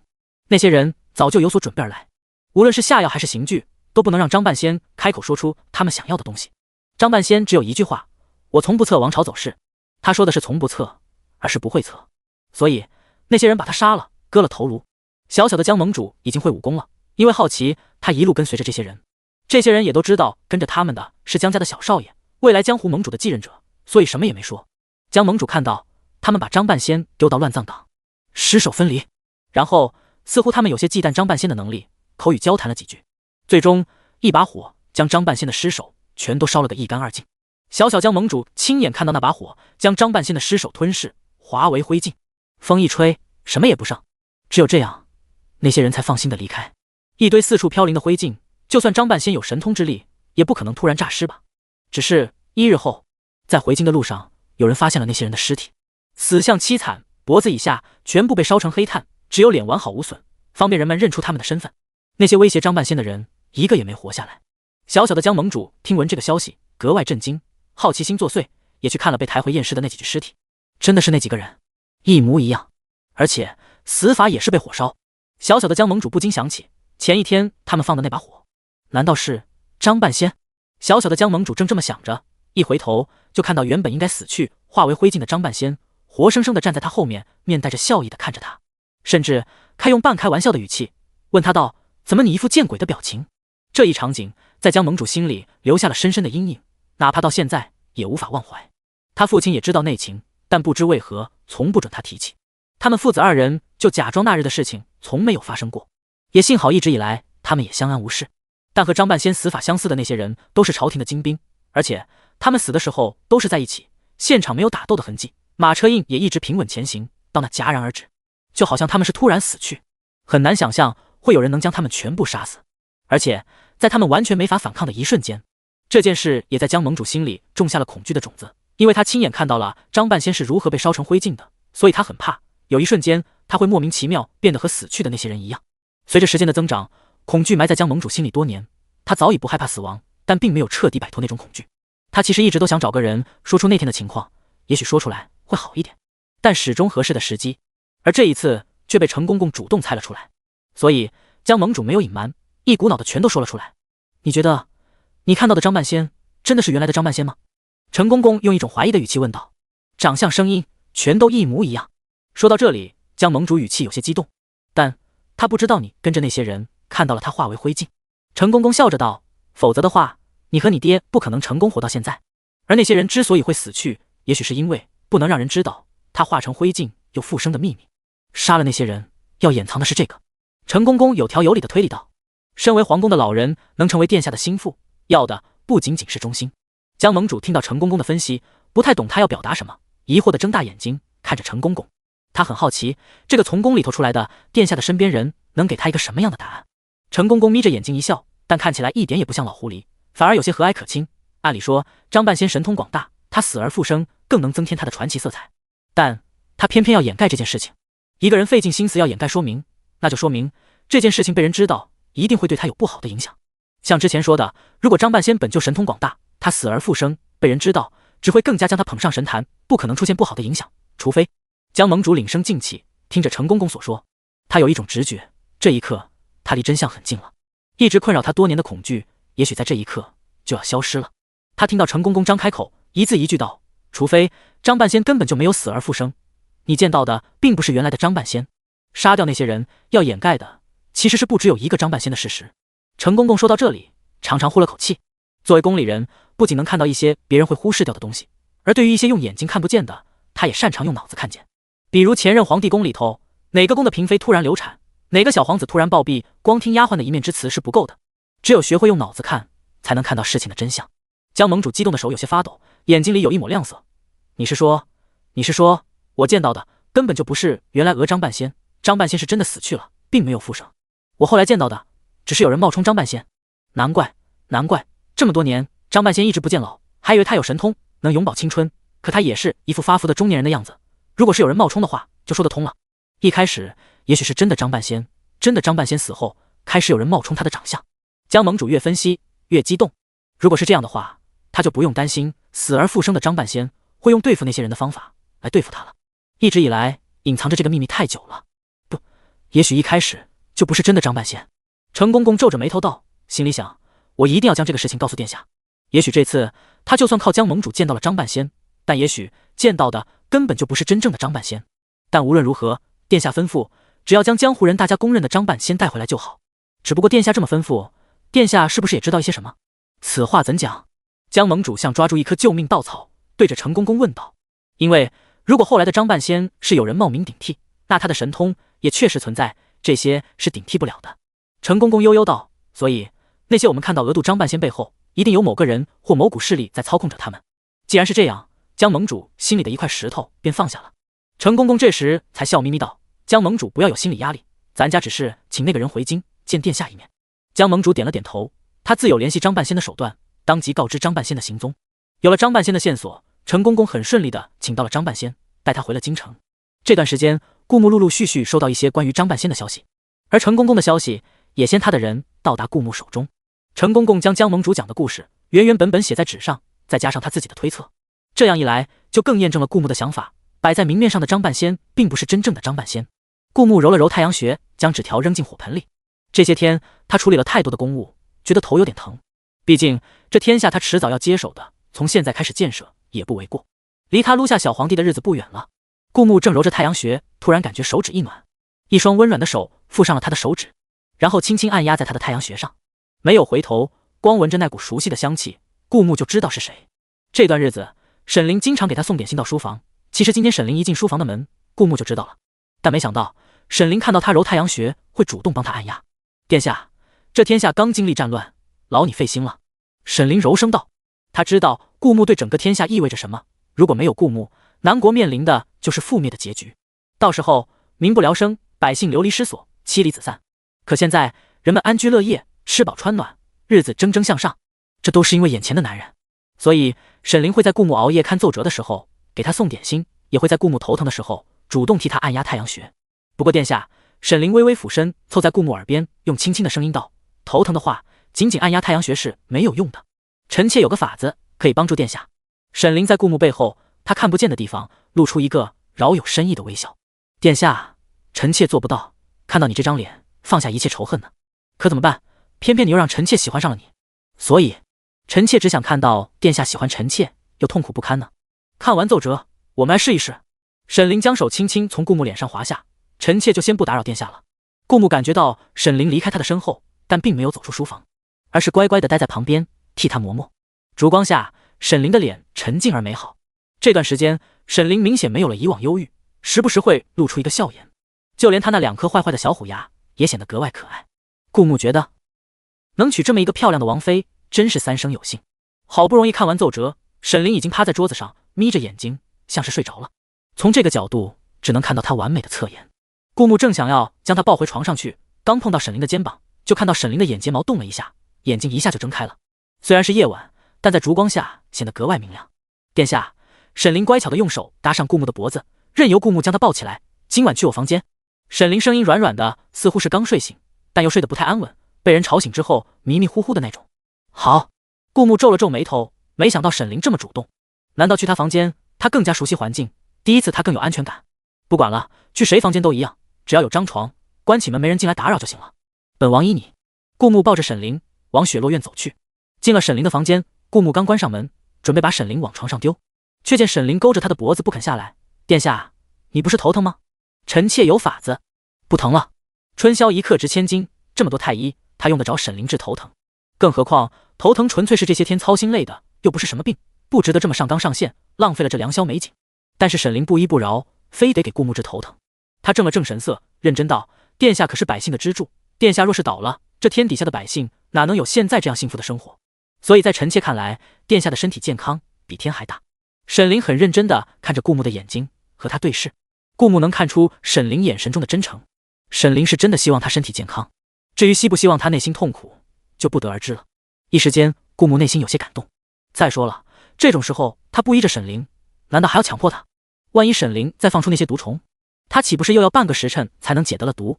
终于，顾木经过一番强烈的内心挣扎，点了点头，就依王妃的。顾木没有看到，在他说出这句话的时候，沈凌埋在顾木胸膛里的脑袋微不可见的露出了一个坏笑。那臣妾先准备东西。沈凌轻车熟路的打开柜子，从里面拿出一个小匣子。他从小就跟着师傅学艺，懂得歪门邪道很多。小匣子里都是一些他事先准备好的工具。只不过成为王妃之后，他一直操持着整个王府，或者做一些女孩子经常做的针线活，这些东西被他放在柜子里都快蒙灰了。难得殿下肯尝试一下那小匣子里的玩意，这么想着，沈凌的内心就有些激动。顾木看到哪个小匣子十分精致，里面应该都是一些细小的东西，被沈凌上了一把十分复杂的锁，哪怕是他本人也花费了一些功夫才解开。那些是什么？顾木不禁有些好奇道。被这么宝贝的收着的东西，难道仅仅只是能够治头疼？眼看着成功勾起了顾木的好奇心，沈凌却故意卖了个关子。他调皮的眨巴了下眼睛，一时间一丝少女的无邪又出现在沈凌脸上。只是在顾木看得出神的时候，那丝少女气又很快消失不见，取而代之的是沈凌惯常清冷疏离的表情和恰到好处的温柔的笑意。殿下，待会你就知道了，保证会让你惊喜的呢。解锁完小匣子，在打开之前，沈凌意味深长地看了顾木一眼，然后从衣袖里掏出一块绸缎，蒙住了顾木的眼睛。里面的东西可都是臣妾的宝贝，殿下不能随便看。沈凌俯身在顾木耳边笑眯眯道。只是一块绸缎，在后脑勺随意绑了一下，顾木一抬手就可以扯掉。只不过他将这当成沈凌的情趣，并没有动。沈凌将他的脸蒙上，又是这么温温柔柔哄他的语气，如果他一下子就将绸缎扯掉，岂不是太直男，太不解风情了？但很快顾木发现，在王妃这种小恶魔面前，根本就没有风情2个字。有的大概也只是被糖衣炮弹包裹着的砒霜。因为顾木看不到小匣子里是什么东西，他只有等沈凌取出来用到他身上才知道。一开始顾木的设想是里面是一些类似于精油涂在太阳穴上提神的药，或者是一些古代的银针用来做针灸。之所以被收得这么隐秘，大概是因为里面的东西特别稀有。但顾木发现自己完全想错了，他感觉到脸皮上痒痒的，像是有东西在他脸上爬，而且能感受到那东西毛茸茸又坚硬的触感，像是某种昆虫的脚。顾木下意识地抬起手，想要像打蚊子一样啪的一下把那东西打死，只是他的手抬到半空中就被沈凌抓住。殿下，你忍一会就好。这种虫子在黑暗的环境中会处于休眠状态，但是一旦苏醒就会只剩下不到半炷香的寿命，所以殿下你不用管它，它会自己死去的。沈凌柔声道，同时用手掌轻轻覆盖在蒙住顾木眼睛的绸缎上，这绸缎有特殊的香料，蒙住眼睛，这虫子才不会往殿下眼睛里钻。那本王现在岂不是任你宰割了？顾木皱着眉头问道。喜欢归喜欢，但喜欢也是有限度的。相比美人，顾木更爱自己还有江山。这虫子他既不清楚来历，又不清楚功用，万一有毒呢？不过顾木只是不悦，因为他可以兑换解毒丹。他的意识一直很谨慎地停留在解毒丹那一栏。告诉我，这虫子有什么用？似乎察觉到顾木语气里的不悦，沈凌叹了口气，这才悠悠地说道：殿下，你可曾听闻过朝夕虫？顾木在原主的记忆里搜寻了一番，真的被他搜寻出了有关朝夕虫的资料。实在是这玩意太离谱了，被当成传说写进书中。很多人觉得这朝夕虫只不过是编的传闻，根本就不存于世。但记载中有关朝夕虫的描述又太详细了，甚至还配了图。如果这都是传闻，那也编得太真实了。总之，有关朝夕虫一直都只是一段传说，远离人们的真实生活，一直没被人提及。知道。顾木一边回忆一边道，朝夕虫平时在黑暗的环境中会陷入沉睡，但一旦有一点点光明，它就会迅速燃烧自己的生命。因为清醒的时间太过短暂，所以取名为朝夕虫。那殿下，你可知道朝夕虫的作用？朝夕虫在见到光明的时候会分泌出一种液体，传闻说这种液体就是朝夕虫生命流逝的精华。顾木顿了顿，才接着道，传说如果有人触碰到朝夕虫分泌的液体，那么他就会被诅咒，同时也会得到诅咒的力量。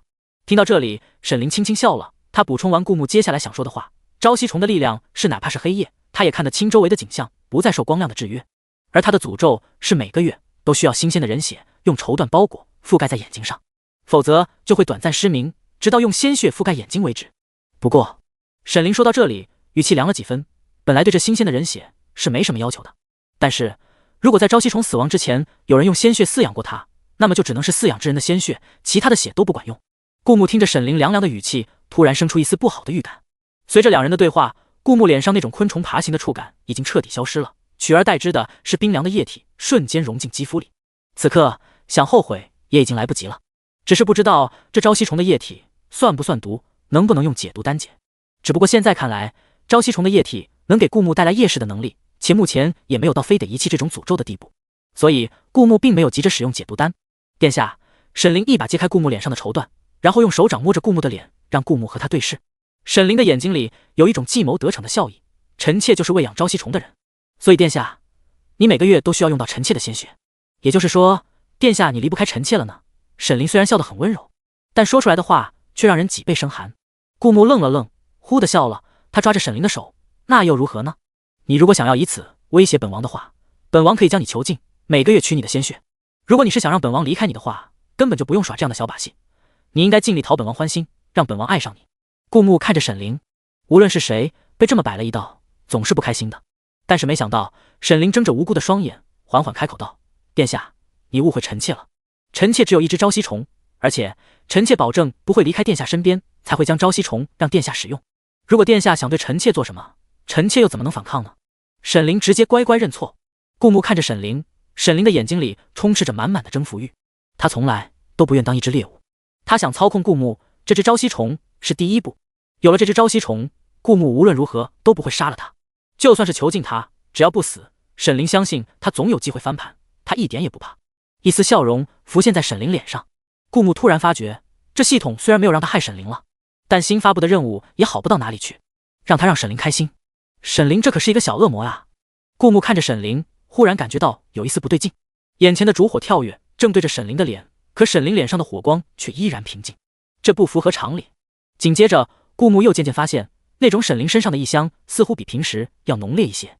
发现这一破绽，顾木又仔细看去，发现周围的一切似乎和平时有所区别，这种区别很细微，不仔细看根本看不出来。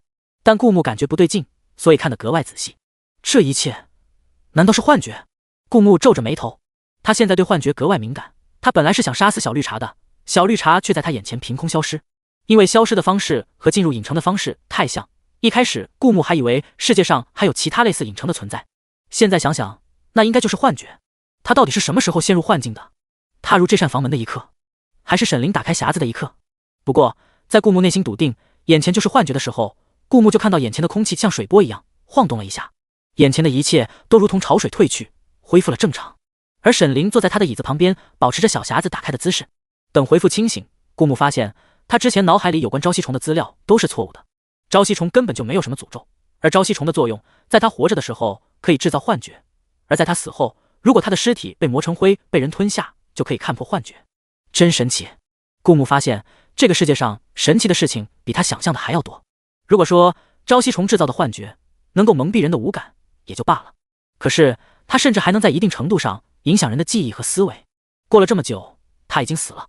沈凌淡淡道，仿佛他手中死去的并不是世所罕见的珍宝，只不过是一条普通的虫子。臣妾替殿下将它研磨成灰。沈凌说着，用银针挑起朝夕虫，然后将它放进碟子里，用瓷白的小勺子不断在朝夕虫身上碾。等碾得差不多了，沈凌再将碾成灰的朝夕虫粉末倒入茶杯里，递到顾木面前。顾木一饮而尽。这般神奇的没有副作用的东西，难怪世所罕见。就算不罕见，曾经非常寻常，那也早被前人捕杀的灭绝了。这般珍贵的东西，为何舍得给我？顾木抬头问道。在他印象中，沈凌一直是那个非杀他不可的王妃，可这段日子转变的也太快了。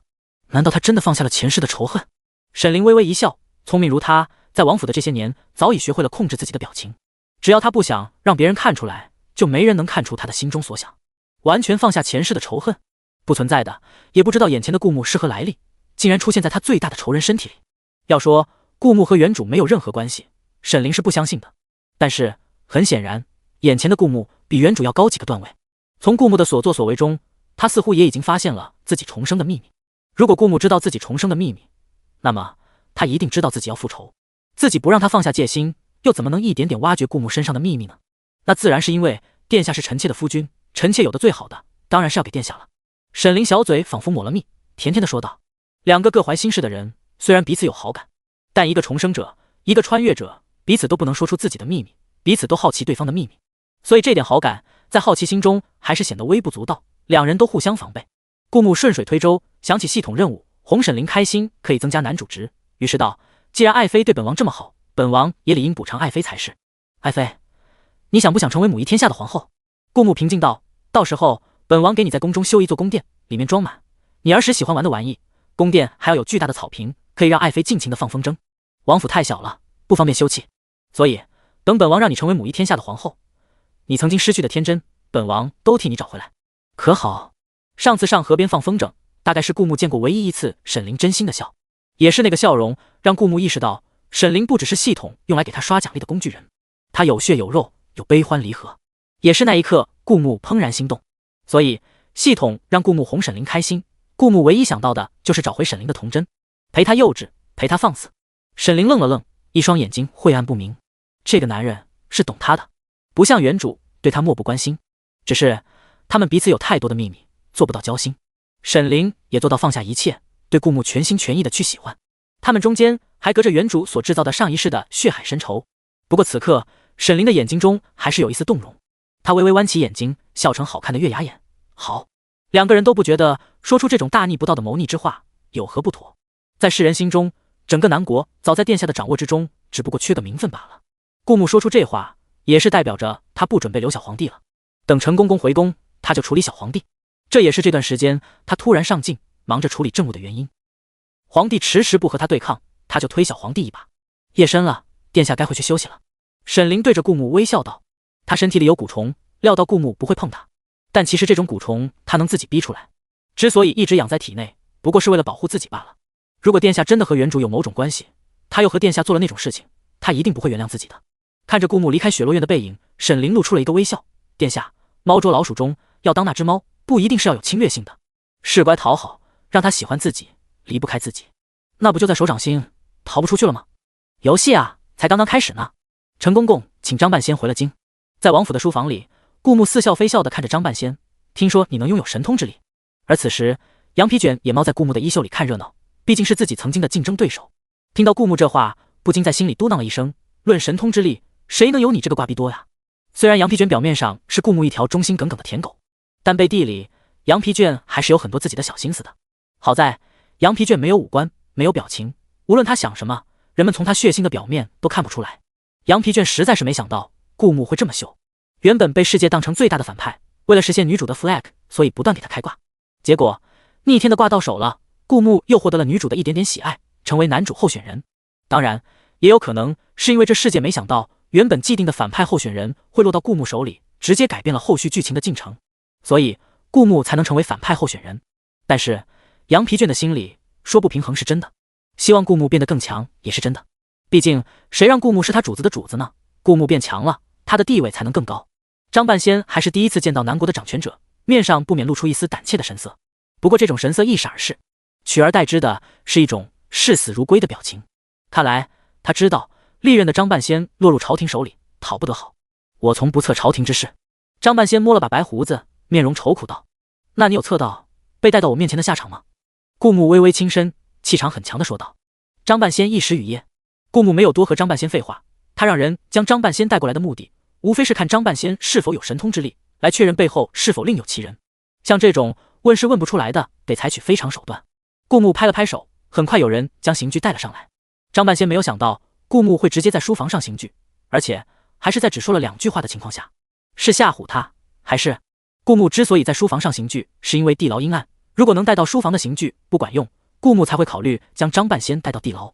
顾木看出了张半仙眼中犹疑的神色。怎么说呢？如果真是一个有神通之力的人，不会出现这种面对未知的既忐忑又带点侥幸的神情。毕竟一个能预知地震的人，不大可能预知不到自己的下场吧。不过也有例外。上刑具，顾木直接冷漠地吩咐道。很快，一样样刑具用到张半仙的身上。张半仙到现在都不知道顾木要什么，就直接经历了一番疼痛入骨的折磨。他在书房不断惨叫，额头冒出细密的汗水。直到一炷香的功夫后，顾木拍了拍手，那些人才一样样撤下刑具。现在我问什么，你答什么，听懂了吗？顾木很满意的看着张半仙眼中再次出现的胆怯和恐惧的眼神，再一次用冷漠的语调威胁道：如果你回答的不满意的话，等一会你会经历比刚才更可怕的折磨。张半仙的身份注定是顾木的敌人，无论是对敌人还是对敌人的棋子，顾木没有理由仁慈。张半仙用极其惊恐的眼神看着顾木，这就是传说中狠厉无比的摄政王吗？就因为自己说了一句不测朝廷之事就直接上刑具，那如果接下来他问的话自己答不上来，一想到这，张半仙眼中恐惧的神色更甚。你真的有神通之力？顾木问的是你，不是张半仙。只见眼前的张半仙低着头，咬着嘴唇，似乎在想什么，但很快他就点了点头，用坚定的语气道：有。神通之力涉及哪些方面？顾木再一次问道。目前来看，张半仙能预知一些即将发生的事情，而之前放出影城进城令时，陆小瑶也利用过张半仙测消息的真伪。那除此之外，顾木很好奇张半仙有没有其他的能力。张半仙害怕的牙齿直打颤，但还是用微弱的语气道：天机不可泄露。顾木眼神一冷，再次拍了拍手。很快又有人带着刑具上来，只是在刑具还没用到张半仙身上的时候，张半仙抬起头，用一副视死如归的眼神凄惨一笑，随即在嘴里狠狠一咬，似乎有某种东西被他吞下了肚。再紧接着，张半仙面容苍白的倒在地上，他死了，而他的尸体很快化为一滩尸水，已经看不出本来的模样。毁尸灭迹。顾木嘴角出现一丝嘲弄，看来经过上一次，这些张半仙们也长了心眼，知道活不下去就干脆自杀，毁掉尸体。只要张半仙的尸体没出现在众人眼前，就没人能知道张半仙其实已经死过好几次了，那就不会有人猜到其实明面上的张半仙根本就不只有一个人，真正的张半仙一直躲在暗处，从未现身过。本来顾木贵为摄政王，张半仙是万万不能在他面前自杀的，毕竟影响太大了。可顾木一副不留活口的样子，而且要对张半仙动用酷刑，反正要死，不如早死早解脱。有了这个想法，张半仙才会在第2次动刑之前选择自杀。不过这反而印证了顾木的猜测，眼前死的不过是一颗棋子罢了。门外响起悠悠的声音：王妃，你慢点，夜里路滑，小心别摔着了。紧接着是沈凌略带着焦急的语气：我听到殿下书房有惨叫声，我要看看殿下是不是出了什么事。很快2道身影立于顾木的书房门口。进来吧。顾木道。这时才有人打开门，放沈凌和悠悠进来。沈凌一踏进门，第一眼就将目光放在顾木身上，见他完好无损，这才松了口气，同时握紧了手里的手帕，眼神里闪过一丝冷意。殿下，如果有人敢动你，别怪臣妾对他不客气。沈凌在心里默默道，同时抬起头对顾木璀然一笑，语气里有几分温柔。殿下你没事吧？而悠悠因为沈凌走得太快，他又不像沈凌那样有武功底子，一路跟着沈凌累得气喘吁吁。王妃，我就说在王府里，殿下不可能有什么事的，你非要这么着急。沈凌垂眸笑了笑，明眸善睐，格外惹人疼爱，不怕一万，就怕万一。我没事。顾木自然地接过沈凌递过来的手帕，用洁白的手帕擦了擦手。虽然他的手没有弄脏，但看到书房里那么大一滩湿水，总感觉不适。果然，悠悠一开始担心王妃，注意力全都在王妃身上，没有第一时间注意到书房的景象。此刻视线瞥到那一滩湿水，不由捂住嘴巴，眼睛瞪得像铜铃。过了一会，心情平复下来，才看着那一滩湿水，用一种极其厌恶的语气问道：“那是什么？好臭。”沈凌还算好，面色如常，毕竟他的注意力全都在顾木身上。他微微抬起手，用另一块手帕捂住鼻子，巧笑嫣然道：“刚才我们听到殿下书房里有人发出惨叫声，但是现在殿下书房都是王府的人，那这惨叫声自然是别人的。”沈凌环顾了一圈书房中王府的下人，个个都面色如常，不像刚才遭遇了酷刑。不管是谁，只要殿下没受伤就好。沈凌用手整理了下顾木的衣服，这才抬起头，认真注视着顾木的眼睛。臣妾只是关心则乱，既然殿下没什么事，那臣妾就不打扰殿下了。说这，沈凌转身就要离开书房。此刻，顾木已经打听清楚了张半仙的虚实。眼下死的张半仙不过是真正的张半仙推出来的一个傀儡，只不过是个扮演张半仙的普通人。看来张半仙隐藏的比所有人想象中还要深，还要可怕。而且根据派出去的精兵和陈公公打听到的情报，张半仙早在10几年前就已经出现在江湖中，比起跟随着沈凌一同现世的羊皮卷还要早。既然张半仙已经如此可怕，可以想见，如果让羊皮卷吃人，那他的实力也会迅速提升起来。只是顾木到底是要防着羊皮卷的，不到万不得已，是不会放羊皮卷对付张半仙。毕竟谁知道放出来的是利器还是祸害。既然打听清楚了张半仙的虚实，顾木眼下除了一堆奏折也没有其他的事。奏折可以慢点再看，可王妃来都来了。顾木一把扯住沈凌的手，并不算打扰，你还可以更打扰。沈凌愣了一下，回过头看着顾木，脸上闪过一丝纠结的神色，随即耳朵根微微红了。顾木低头凑到沈凌耳边，用只有他们两个能听见的声音说：“不如我们商量一下，等你成为母仪天下的皇后，本王要赐给你的宫殿要怎么修葺？”沈凌咬着嘴唇，眼睛里亮晶晶的。殿下答应过他，要在今后要赐给他的宫殿里放满他儿时喜欢的小把戏，还要修一座草坪用来放风筝。多久了？第一次有人告诉他能保持天性。沈凌想起小时候，那时候他还不到半人高，就被送到师傅那边。尽管他抱着母亲的腿，哭着说不想离开母亲，可换来的却是无情的推开。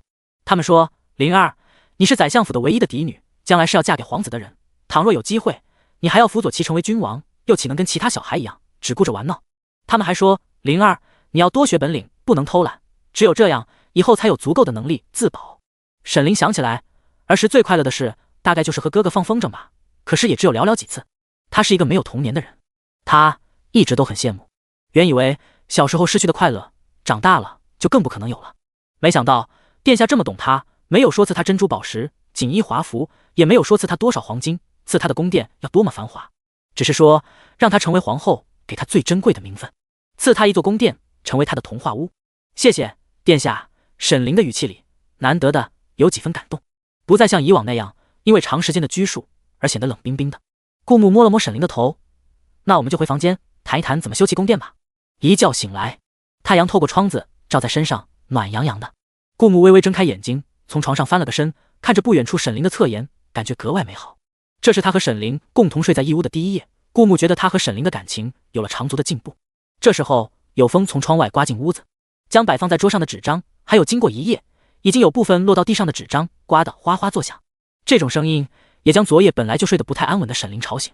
他微微睁开眼睛和顾木对视，刚刚睡醒的沈凌脸上带着一种孩子气的天真和难得的迷糊，仿佛就像一颗糖就能骗走的小孩子，天真无辜。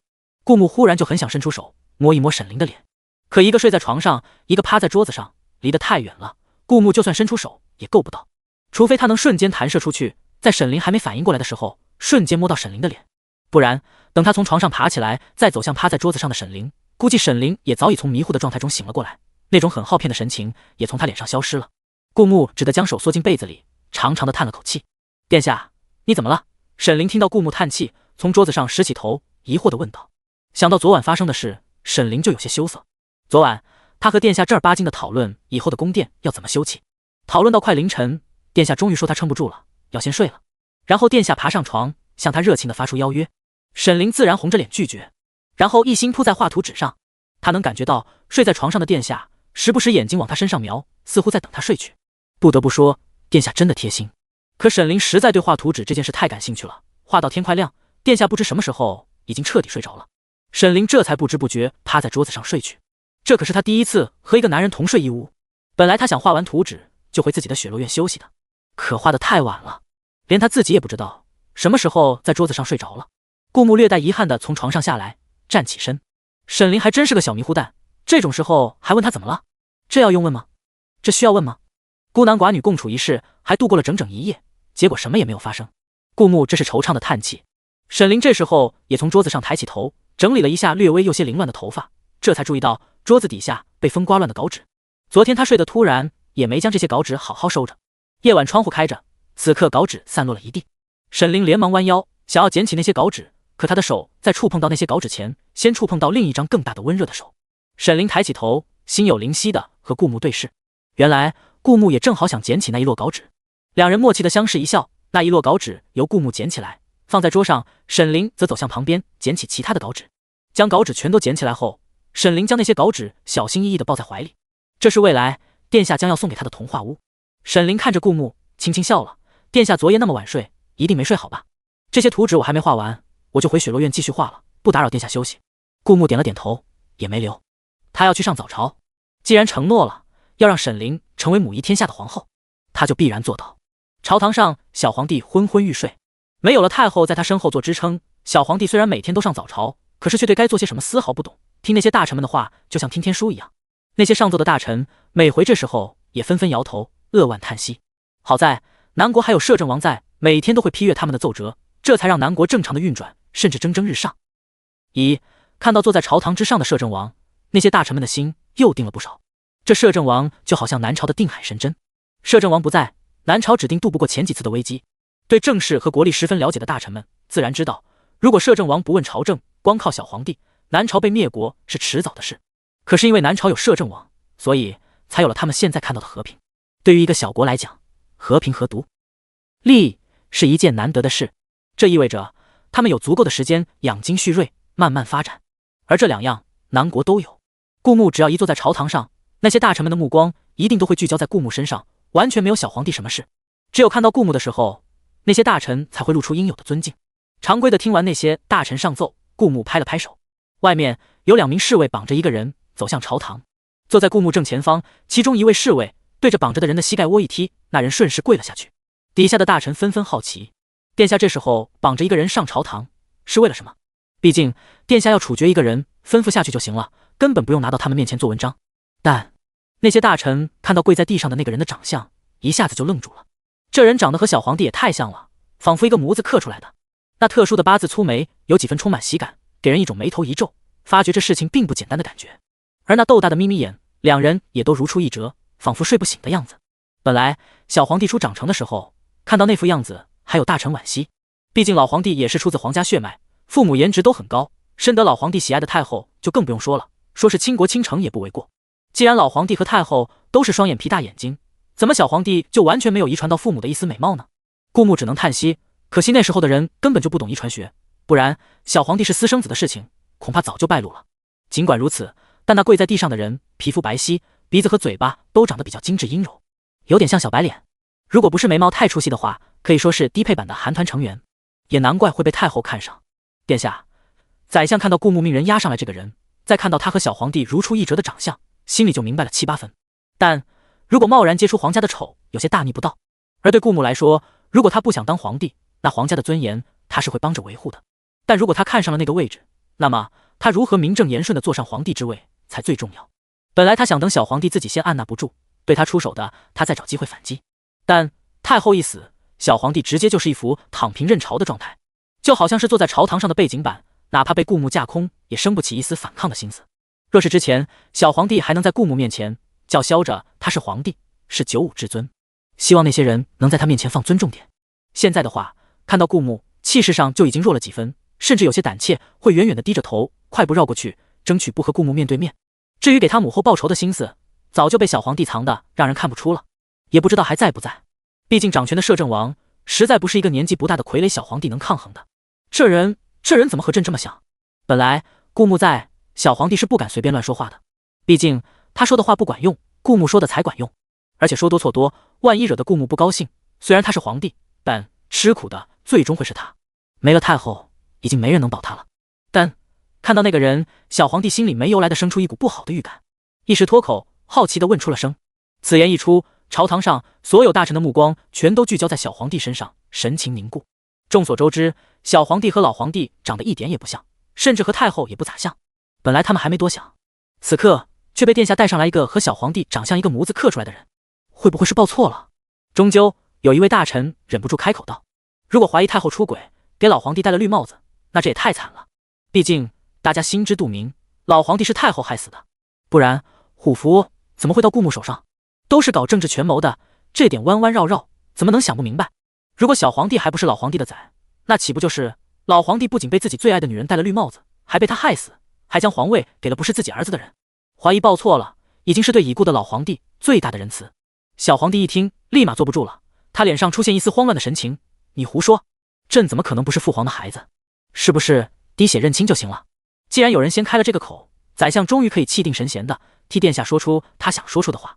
很快就有人端来一只碗，在顾木的示意下，有人用银针扎破小皇帝和跪在地上的那个人的手，2滴血相融在碗里。当然这都是顾木忽悠古人的，毕竟古时没有亲子鉴定，只能靠这些笨拙的方法，要是眼下能忽悠住，就省事省力。如果忽悠不住，他也有其他证据。朝堂之上很快听到一众大臣倒吸一口冷气。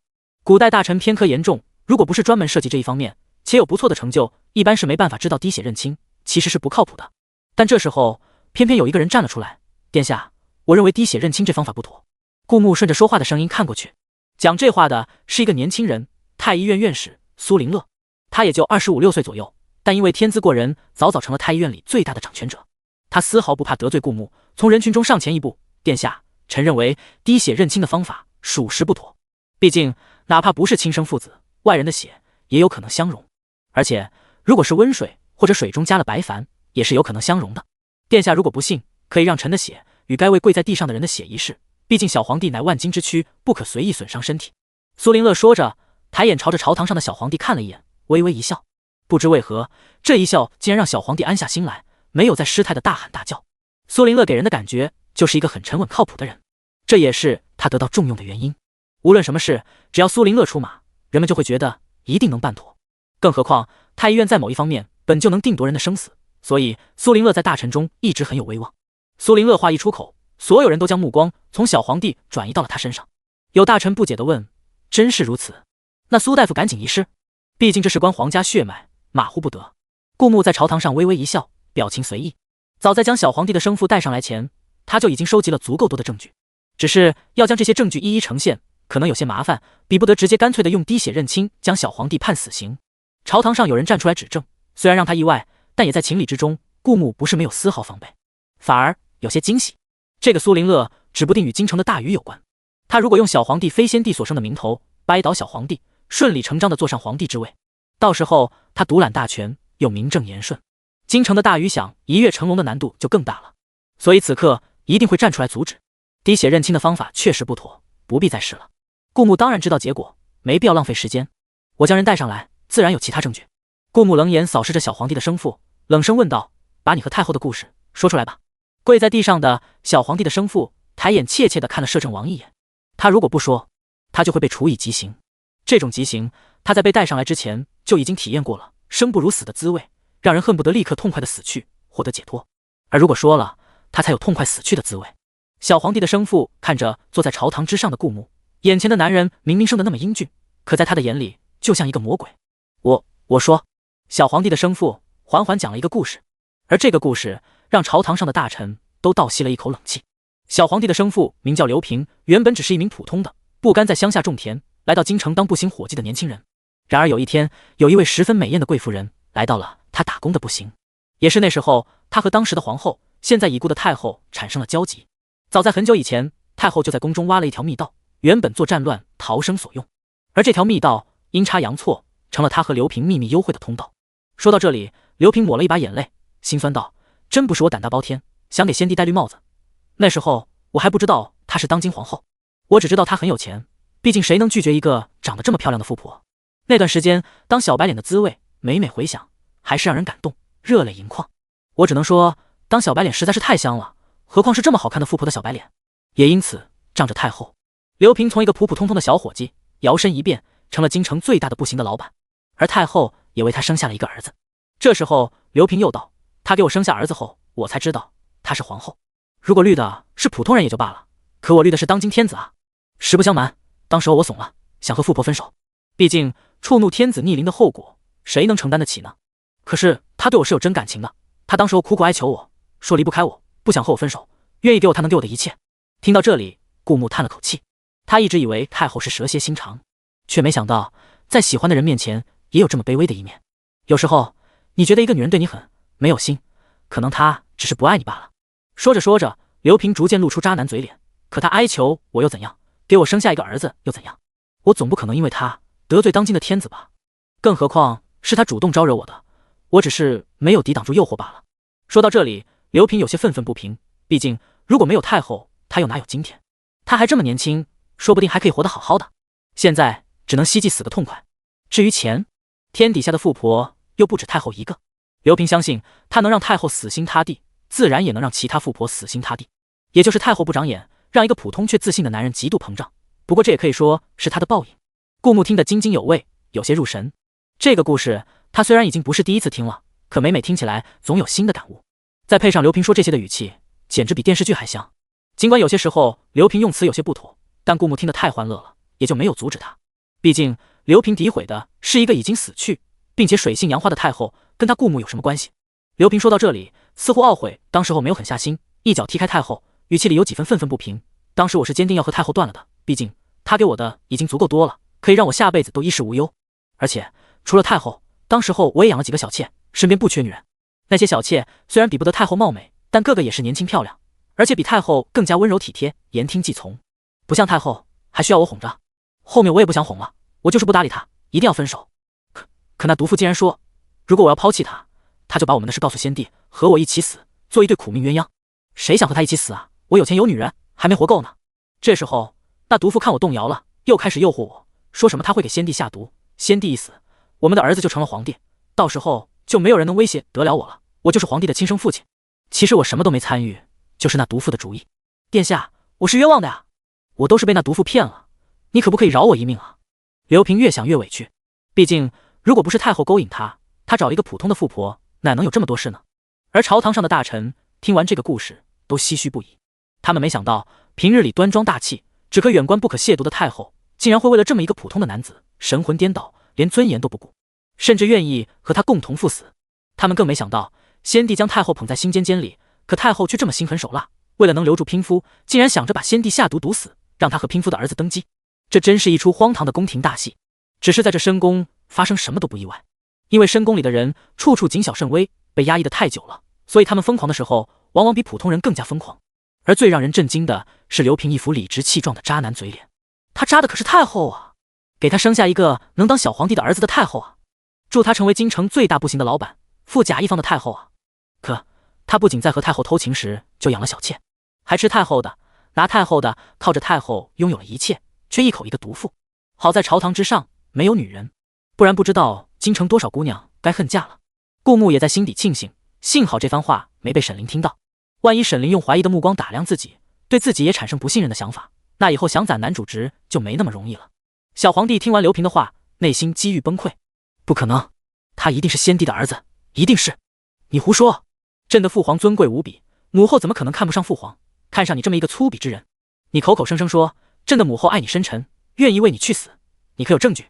顾木用一个好队友的眼神看了小皇帝一眼，本来他身为摄政王，直接让刘平拿出证据不太厚，最好有人能替他说这些话，于是他准备用眼神暗示宰相了。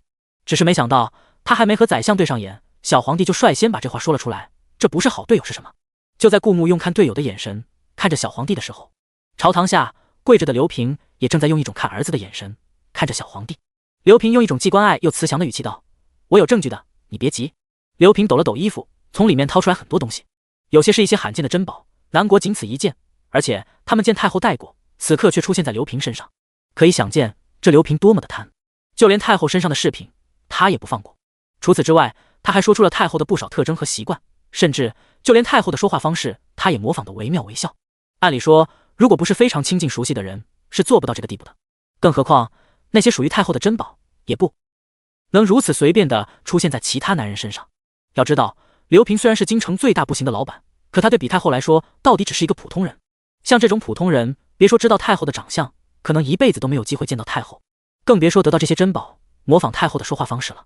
可这些还远远不够，我家里还有太后的画像，一丝不挂的那种。刘平挠了挠头，再次看到了大殿上那些大臣震惊的眼神。当然，就算是太后的那种画像，你们也分辨不出来我说的真假，毕竟你们也没见过。不过我房间里还有一些先帝赏给太后的字画，先帝的字画你们应该一看便知，这就是那丈夫送给自己的东西，转手送给情人，讨情人欢心了。顾木想了想太后的死法，死的一点都不冤，毕竟做人也太不厚道了一点。很快就有人去刘平家，将先帝的那些字画都收了上来。有大臣很快辨认出，确实是先帝的字迹无疑。一丝哀叹的神情出现在一众大臣的脸上。先帝实在是太惨了啊！这还得多亏了殿下，不然皇位留到一个太后和嫔夫所生的私生子身上，要是多年以后等小皇帝掌权才被人发现，那真的是一笑千古了。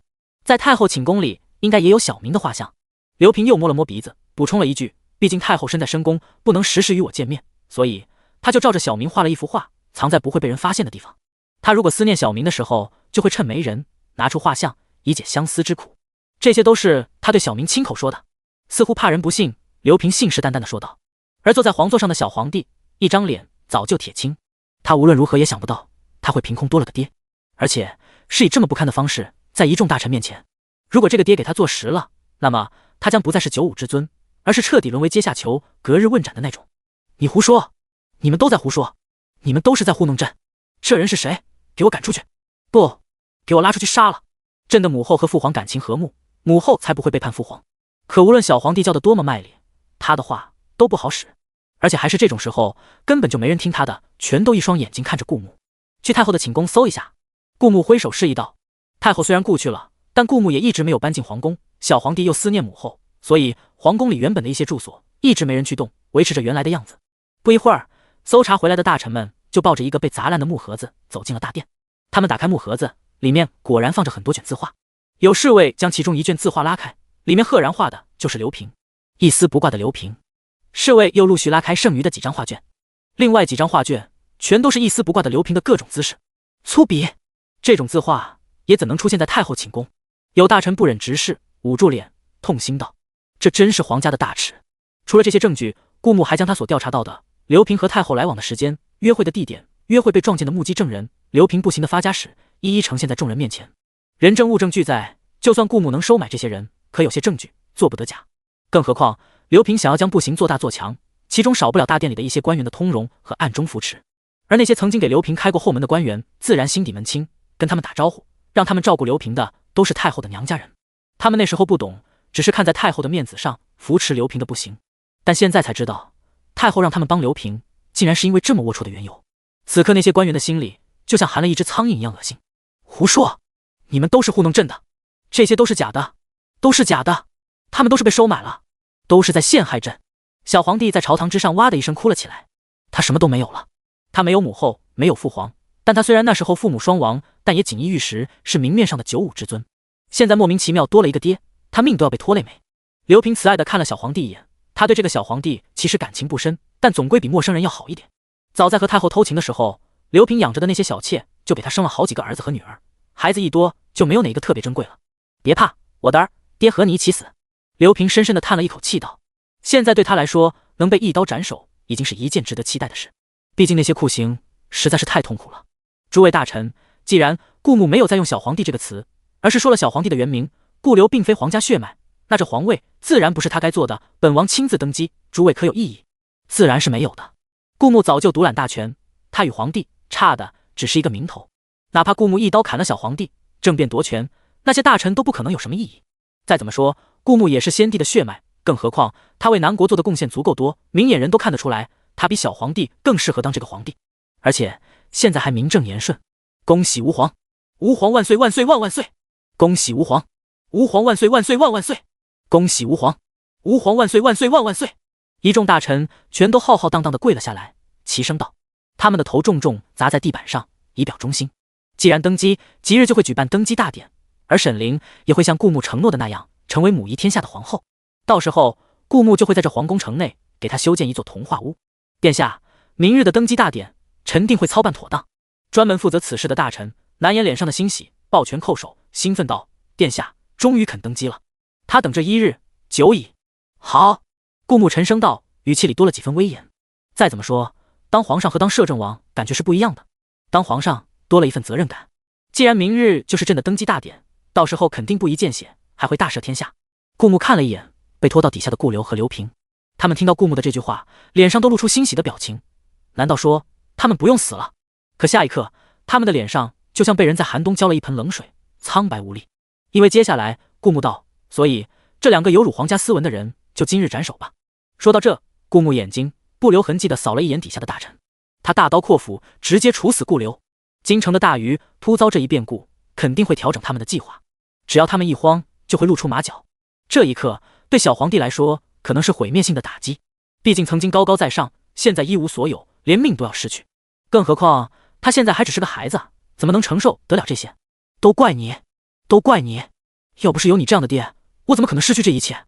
顾流看到与自己一个模子刻出来的刘平的脸，以及那些证据，虽然嘴里不承认，但心里已经完全相信了。刘平扫了一眼在侍卫的拖拉下还不断踢着两条腿挣扎的小皇帝，和蔼可亲且用充满慈爱的语气道：“傻孩子，如果没有我这样的爹，你怎么可能出现在这个世界上呢？你要这么想，你当皇子和皇帝的那些年都是赚的，你失去的不过是本来就不属于你的东西。”因为之前经历过酷刑，刘平早就知道自己会死。他之所以识相地说出这一切，就是只是想死得痛快一点。很快，那两人就被拖了下去。唯恐生变，顾慕直接退朝，坐轿子跟了上去。刑场上，顾流和刘平两个人都被带上枷锁，手连着脖子都被束缚起来，完全动不了。哪怕早有准备，但真正面对死亡的时候，刘平还是害怕了。可他知道怕也没用，早在东窗事发后，迎接他的就只有两个选项：死或者更痛苦的死。他能选择第一个选项，应该松一口气的。一刀下去，刘平的头颅就从脖子上掉了下来，然后砸在地面，滚动了一下，鲜血从豁口流出来，染红了泥土。刚才刘平所有的心事都在刚才化为乌有。顾流看到那一场面，惨叫出声，只是他的声音刚发出一半就戛然而止，他的头也砸在地面，顺着和刘平的头的方向滚动。那刚好是土地的一个凹处，两颗头颅碰在一起。这父子俩生前没什么交集，死后两颗头颅反倒挨在一起，倒也令人唏嘘。亲眼看到那两人头颅倒地，顾慕这才在心里松了口气。这两人彻底死了，再也翻不起什么浪花。只是不知道接下来京城的大鱼会用什么手段对付他呢？他倒是挺期待的。在回王府的途中，顾慕终于想起在路上打劫他，然后被他顺手关进影城的陆小瑶。好在影城里有羊皮卷顾着，时不时给陆小瑶带一点吃的，养着他没把他饿死。影城的房子也多，陆小瑶也不至于露宿街头没地方住。但让顾慕没想到，他将陆小瑶关在京城这么久，他的那个塑料师傅竟然一点也没有想过来救他。而此刻，远离京城的一座小城，青山小生悠哉悠哉地点了一碗羊肉面，里面还加了一个鸡蛋，一只猪蹄，一只鸭腿。他吸溜了一口面，觉得没有吞金兽在身边的日子好不惬意。他正聚精会神地享受着美餐，突然面馆旁边的桌子上又落座了几个人，他们全都带着刀，一看武艺就不错。他们一坐下来就开始讨论起来，主子让我们打听张半仙的下落，可张半仙不是被主子身边的程老带回去了吗？听说带回去了，一直没有从京城放回来。这事儿钱庄的人都已经传遍了，可不知为何钱庄庄主反而更加气定神闲了。要知道人可是从他庄里被带走的，岂止是更加气定神闲，他简直老神在在的一直在说他在等，他相信张半仙会回来的。可人都被带到京城了，一点消息也没传回来。我觉得张半仙能从京城活着回来的可能性不大。那几个人一边议论一边吃菜，丝毫没有注意到旁边毫不起眼的青山小生。此刻的青山小生不再穿着他那身标志性的青色衣裳，戴着青色斗笠，因为他那个青色衣衫的身份也树敌太多，穿出去已经很招眼了，立马会有无数敌人前来追杀他，所以也不能用了。他又换了一个新的身份，这一次他从浅青色衣裳换成了深青色衣裳，竖着腰穿得很干练，脸上的青色斗笠也被他换成了他新得到的高级物品人皮面具，一张看起来略显粗糙，长了些胡子的人皮面具贴在青山小生的脸上。他走在人群中，刻意佝偻着背，常年被追杀，伪装自己的形态也已经成了青山小生的必备技能了。不过哪怕这样，看背影也觉得这一定是个长得很好看的年轻人。偶尔有姑娘忍住羞涩，胆子大的凑到青山小生面前，然后失望的叹了口气，不过是个背影杀手。所以靠着这一副平平无奇的人皮面具，青山小生在面馆中并不惹人注目。他又吸溜了一口面，听到张半仙3个字的时候，忽然愣了一下，一时间面在嘴里忘了嚼，眼神里难得的出现了一丝其他的色彩。他不惹人注意的用眼神扫了一眼桌子旁边的几个人，只见那几人浑身肌肉紧绷而不外泄，一看就是从小就开始练家子，武功极好之人。而且那几人动作丝毫不显得粗鄙，一举一动皆有规章。见多识广的青山小生一眼就判断出了那几人的身份，宫里来的。宫里头的那位派人找寻张半仙，为了什么？青山小生用筷子拨动了一下面碗，扫开面碗里的猪蹄和鸭腿，再次吸溜了一口面，装作若无其事，继续听着他们讨论。那几个人大大咧咧，毕竟找寻张半仙的事，他们初来乍到江湖，自然要处处打听。一般人不像青山小生那么有眼力见，是看不出他们宫里头来的身份的。他们接着道：要我说，主子既然已经让程老将张半仙带回京了，为什么还要留我们在这里？也是奇怪，按理说主子已经达到他的目的了，将我们留在这里也没什么用。难道说我们的任务还没有完成？青山小生听到这一句话，眼神蓦地变得凌厉。钱庄庄主，宫里头那位大人物，青山小生在心里默默念道：无论是谁，我都不会让你们伤害他。顾木用意识投影到影城，他看到陆小瑶正蹲在地上训练着一只斗鸡，嘴里嚷嚷着：那羊皮卷给本姑娘送的东西本来就不多，我还分一半给你，你可要给本姑娘争点气，等出去以后把你吃的本姑娘的都赚回来，知道吗？陆小瑶拿起一根树枝打了斗鸡一下，斗鸡很配合的昂起头，咯咯喽。陆小瑶这才满意的收住手，然后走到一边，爱不释手的摸着那些神奇的织布机。此时已经有更多的人到达影城，店铺又被盘出去2间，还剩下3间。陆小瑶摸着那些神奇的织布机，咧着嘴笑道：你们放心，我一定凑到1万两银子，让你们统统都属于我，然后帮我赚大钱。顾木用伪装的声音从影城的半空中问道：我问你，你可知江南刺杀摄政王一事是谁主使的？顾木没有说当今圣上，想来陆小瑶一直被关在影城，消息闭塞，还不知道顾木刚才已经成为了南朝的皇上。南国再无摄政王，有的只是集权力与地位于一身的当今圣上顾木。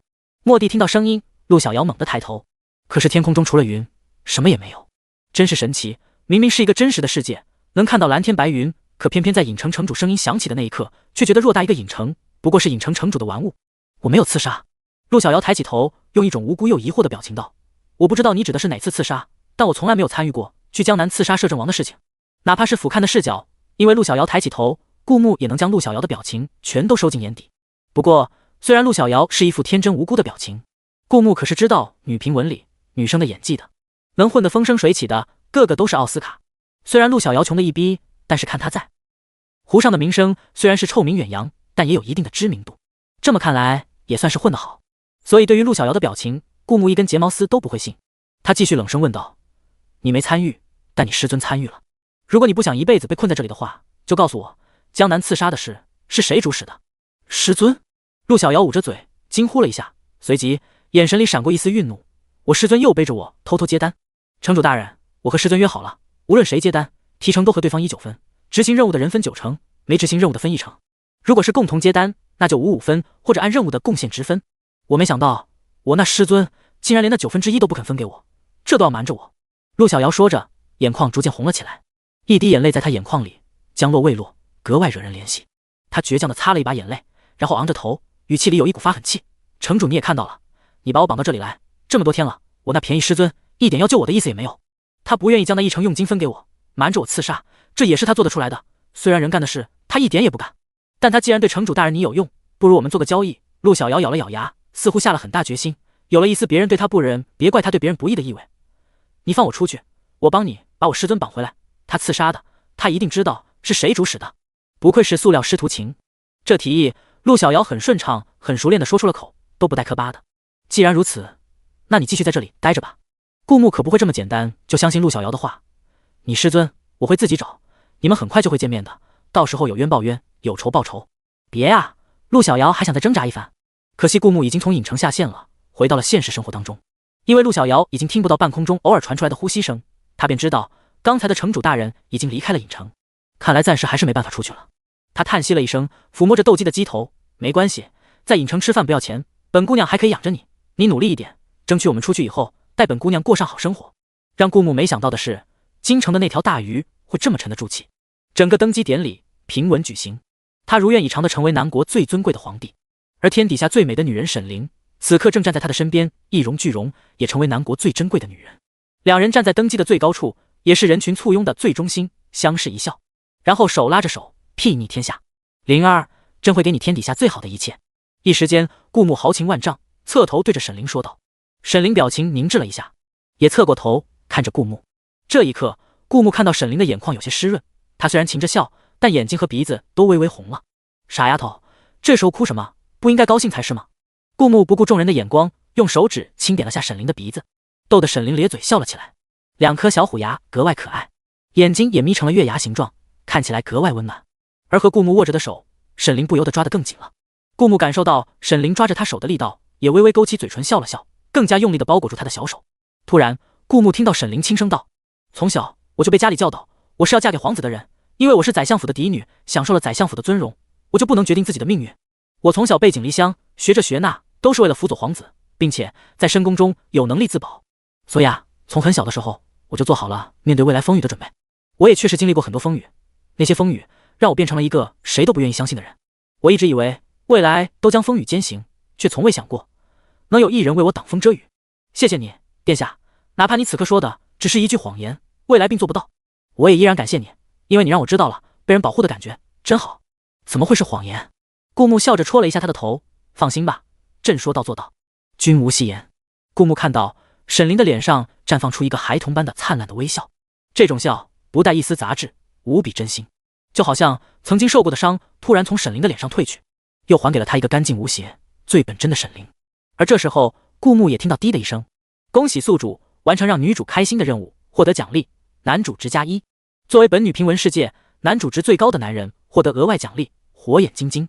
火眼金睛介绍，都说只有女人最懂女人，男生往往被绿茶和白莲花所欺骗，而有了火眼金睛这项能力，你能更善于发现生活中的细节，找出真相，更加精准的识人。顾木看完介绍，有些无语，真就不断往女评文的方向发展了呗？这火眼金睛的能力对他有用吗？有用吗？有用吗？这难道不是帮助女主的吗？绿茶和白莲花对他顾木有什么影响？不管是绿茶还是白莲花，亦或是良家妇女，不都得讨好他，让他能精准识人，无非是让他在女主被陷害后，能知道女主是真的被陷害的，从而更好的帮助女主。偏偏这个奖励，顾木还不能拒绝，因为能更好的帮助女主，意味着他能更快的攒男主值。别的不多说，只要他成为男主，在简介上加上那几十个字，一切都成了。所以这个奖励，顾木只能笑纳了。皇上，遇见你，臣妾真是三生有幸。沈凌紧紧握着顾木的手，突然觉得老天爷让他重生一次，其实不是为了让他复仇，让他带着仇恨生活，有可能是为了让他遇见顾木，因为他所在的世界和顾木的世界毫不相干，所以他重生，顾木穿越，这才让两人有了交集，产生了缘分。但其实沈凌并不知道，他两本无缘，一切全靠顾木抓住了系统 bug， 关押了羊皮卷，导致这女评文世界失去了一个重要的还未长成的反派候选人，后续剧情无法按部就班的推进，他俩这才产生了缘分。遇见你，我也挺幸运的。顾木说这话一点也不敷衍，毕竟他穿越前还是一只单身狗，没想到穿越到这个世界，直接碰上了娶亲，还是这么美的媳妇，一下子就解决了终生大事。两人的手紧紧握在一起，而全天下都在为他们祝福，普天同庆，新帝登基，大赦天下。而民间的大街小巷不时响起这样的声音，而这时候那些百姓就全都欢呼起来，他们既为新帝登基祝贺，也为他们接下来的人生祝贺。而此时，新帝和新后的手紧紧相握，整个天下都在欢呼。因为京城的大鱼实在太沉得住气了，让顾木怀疑这条大鱼是否真的存在。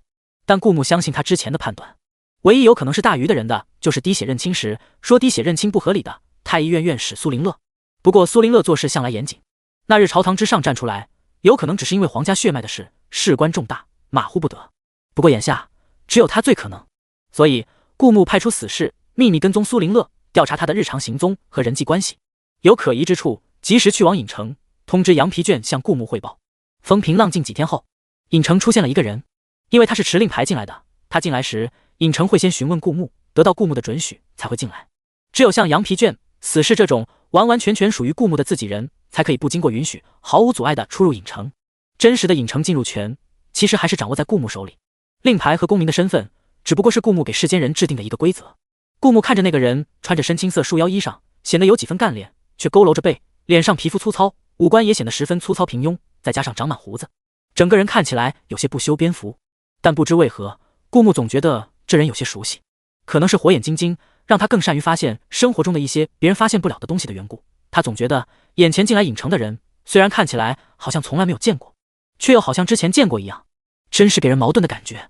顾木将意识停在半空中，观察着那人的举动，但很快顾木就知道了那人的真实身份，这就是他一直在等的青山小生。不得不说，青山小生真会伪装，如果不是他有火眼金睛，恐怕根本看不出他曾经见过这个人。因为青山小生一进来就被蹲在门口的陆小瑶一眼认了出来，顾木不得不感叹，到底是这两人交情很好，还是比朋友更了解你的是你的敌人？哪怕青山小生看起来与之前毫不相干，陆小瑶还是第一眼就认了出来。他手上没有趁手的武器，所以直接抬起腿踹在青山小生的脸上，愤愤道：师尊，你偷偷接了江南刺杀的单子，不告诉我，说好9-1分的，你怎么这么过分，连那1成都不分给我？顾木在半空中神情一屏，他到底是小瞧了这个看起来天真无邪又有些古灵精怪的陆小瑶，毕竟他那一张略显幼态的脸很有欺骗性。陆小瑶没有率先问为什么青山小生到现在才来找他，而是问的并不是那么重要的江南刺杀分成的事。虽然有可能是因为陆小瑶的财迷本色，但如果他和青山小生闯荡江湖多年，足够有默契的话，青山小生就会猜出其中的门道，从而与陆小瑶打一个配合。只见青山小生被踹了一脚，但因为武功底子好，稳住了身形，没有像一般人那样被踹翻在地。他很自然地嬉笑道：一个子儿也是钱，都不能随便对待，何况那1成可不是一个子儿，而是很多的子儿，我怎么能随随便便分给你呢？表面来看是陆小瑶抱怨青山小生，然后两人嬉笑打闹，实际上陆小瑶就将影城城主关押青山小生的目的透露了出来。如果青山小生有心，他可以在嬉笑打闹间不经意透露出来一个虚假的信息，迷惑影城城主。这些虽然是一些小把戏，但确实管用。不过你可别提了，我那用金根本就瞄到，任务失败了，我还被太后追杀，若不是太后死了，我还不敢回京城。青山小生叹了口气，向陆小瑶解释道，然后掏出一个瘪瘪的钱袋子。你觉得以太后的性格，任务失败会给钱吗？那是恨不得杀之后快。青山小生将钱袋子拿出来晃了一眼，又揣回兜里。太后，本城主可不觉得。顾木在半空中冷声笑道，表面上青山小生是说给陆小瑶听的，其实每一句都是在说给关押他们的影城城主听。顾木相信自己之前的判断，倘若真是太后，她一个久居深宫的妇人，又怎会与你相识？本城主再给你们一个机会，如果你们不愿意说出背后指使之人，你们就一直待在影城，直到愿意说为止。顾木语气冷漠，在青山小生和陆小瑶听来，语气冰冷又神秘，十分符合他们想象中影城城主的作风。这算是变相囚禁，毕竟进了他的地盘，离开还是永远待着，还不是他说了算。果然，青山小生沉着脸，思考了大概几个呼吸，就抬头道：我说，到底是混江湖的，做事十分果断，与其现在嘴硬，被困个几个月再说，还不如现在就说出来，少遭点罪。他们现在就是垫板上的鱼肉，由不得他们，只有乖乖识相，毕竟影城城主在他们眼里还是无比神秘又强大的。指使我的人他很神秘，也不信任我，见我的时候都伪装了声音和长相。青山小生正了正身色，认真道：不过我也是经常伪装换身份的，对这些颇有研究，尽管那人伪装得很厉害，但我还是能肯定他是一个年纪不大的青年男子。青山小生说出了他的判断。除此之外，顾木可不满意这个答案，就这点信息，你以为本城主会这么简单放你们出去？要想出去，把你知道的全都说出来。顾木语气更加冰冷，同时在心里盘算着，年纪不大的青年男子目标是皇位，那最有可能的是和他同为皇子的那几个哥哥弟弟，这也是他一开始的猜测，但这点信息根本判断不出来会是谁。没想到下一刻，青山小生的话让顾木神色一凛。青山小生又说出了他的第二个判断：我和他打过几次交道，说实话，我也曾经暗中调查过他的信息。虽然他有可能是在替皇子办事，但我见到的那个人，他绝对不是皇子。何以见得？顾木等着青山小生的说法。因为我和他是在一次江湖比试中认识的，那人很有天赋，和我打了个平手，也由此我入了他的眼，他开始招募我为他做事。青山小生已经算得上是绝世天才了，除了顾木，基本上青山小生闯荡江湖还没碰上他惹不起的人。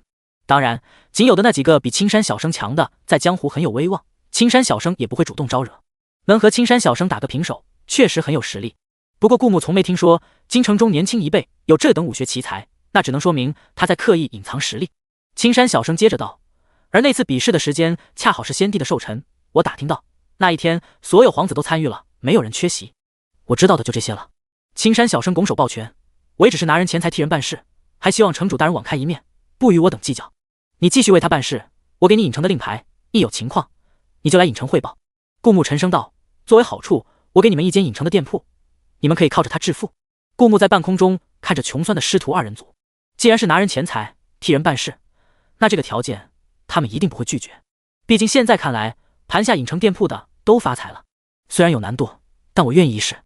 青山小生眼睛一亮，面露喜色道：顾木登基后不久，没想到就碰到了成为皇上的第一件麻烦事。之前小皇帝还小，还未到成亲的年纪，所以也没有大臣催着他纳妃。但现在顾木正当时候，所以那些大臣们在某一天突然一齐上奏，恳求皇上选秀。在女评文中，如果不是一开始就是宫斗文，男主纳妃一般只有2个后果，一个是力排众议，克服艰难险阻，一生一世一双人；另一个就是后宫佳丽3000，互相斗狠，时不时死个儿子，死个老婆，这都是常有的事。然后在某一年某一月某一天，步入老皇帝的后尘。而且就算后宫佳丽3000，能比得上沈凌美貌的，在这世间都难寻。顾木现在和沈凌刚刚培养起好感，可以说正是甜蜜的时候，而且稍有不慎，感情就会破裂。更何况顾木有一种预感，选择第一种能快速的提升男主值。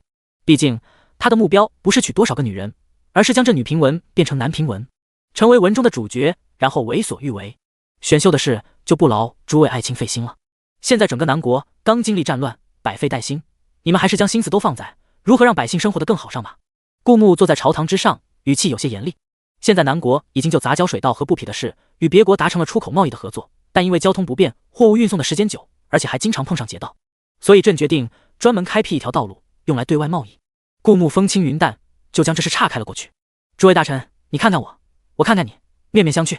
不过他们早在顾木还是摄政王的时候就知道了，顾木不想办的时候，就算他们拿头撞柱子也没用。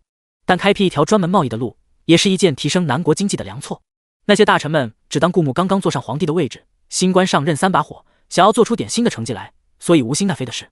既然殿下现在不想，那他们就先压一下，等殿下将南国的运转步入正轨了，再提内妃的事。朝堂上就新建贸易之路的问题讨论了一下，顾木就下了朝。这些日子，顾木已经搬进了皇宫，原本宫中的一些老人都被遣散，换上了新的人，建筑也重新装饰一新。他答应赐给沈凌的童话屋也正在建设当中。顾木下朝直奔书房，他现在要考虑的不仅有提升南国经济的事，还有之前英国带兵侵犯，他也迟早讨要回来。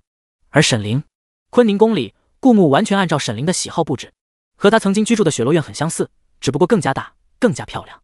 他捏着手绢，咬着嘴唇，好半天都没有发出一点声响。皇后，皇后，我是不是说错话了？悠悠看到沈凌这个样子，急得差点哭出声来。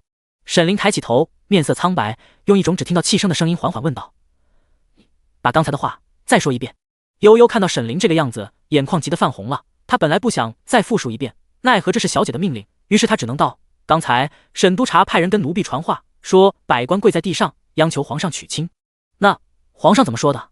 沈凌抬了抬眼睛，不知为何，他的眼睛里竟带着一丝希冀。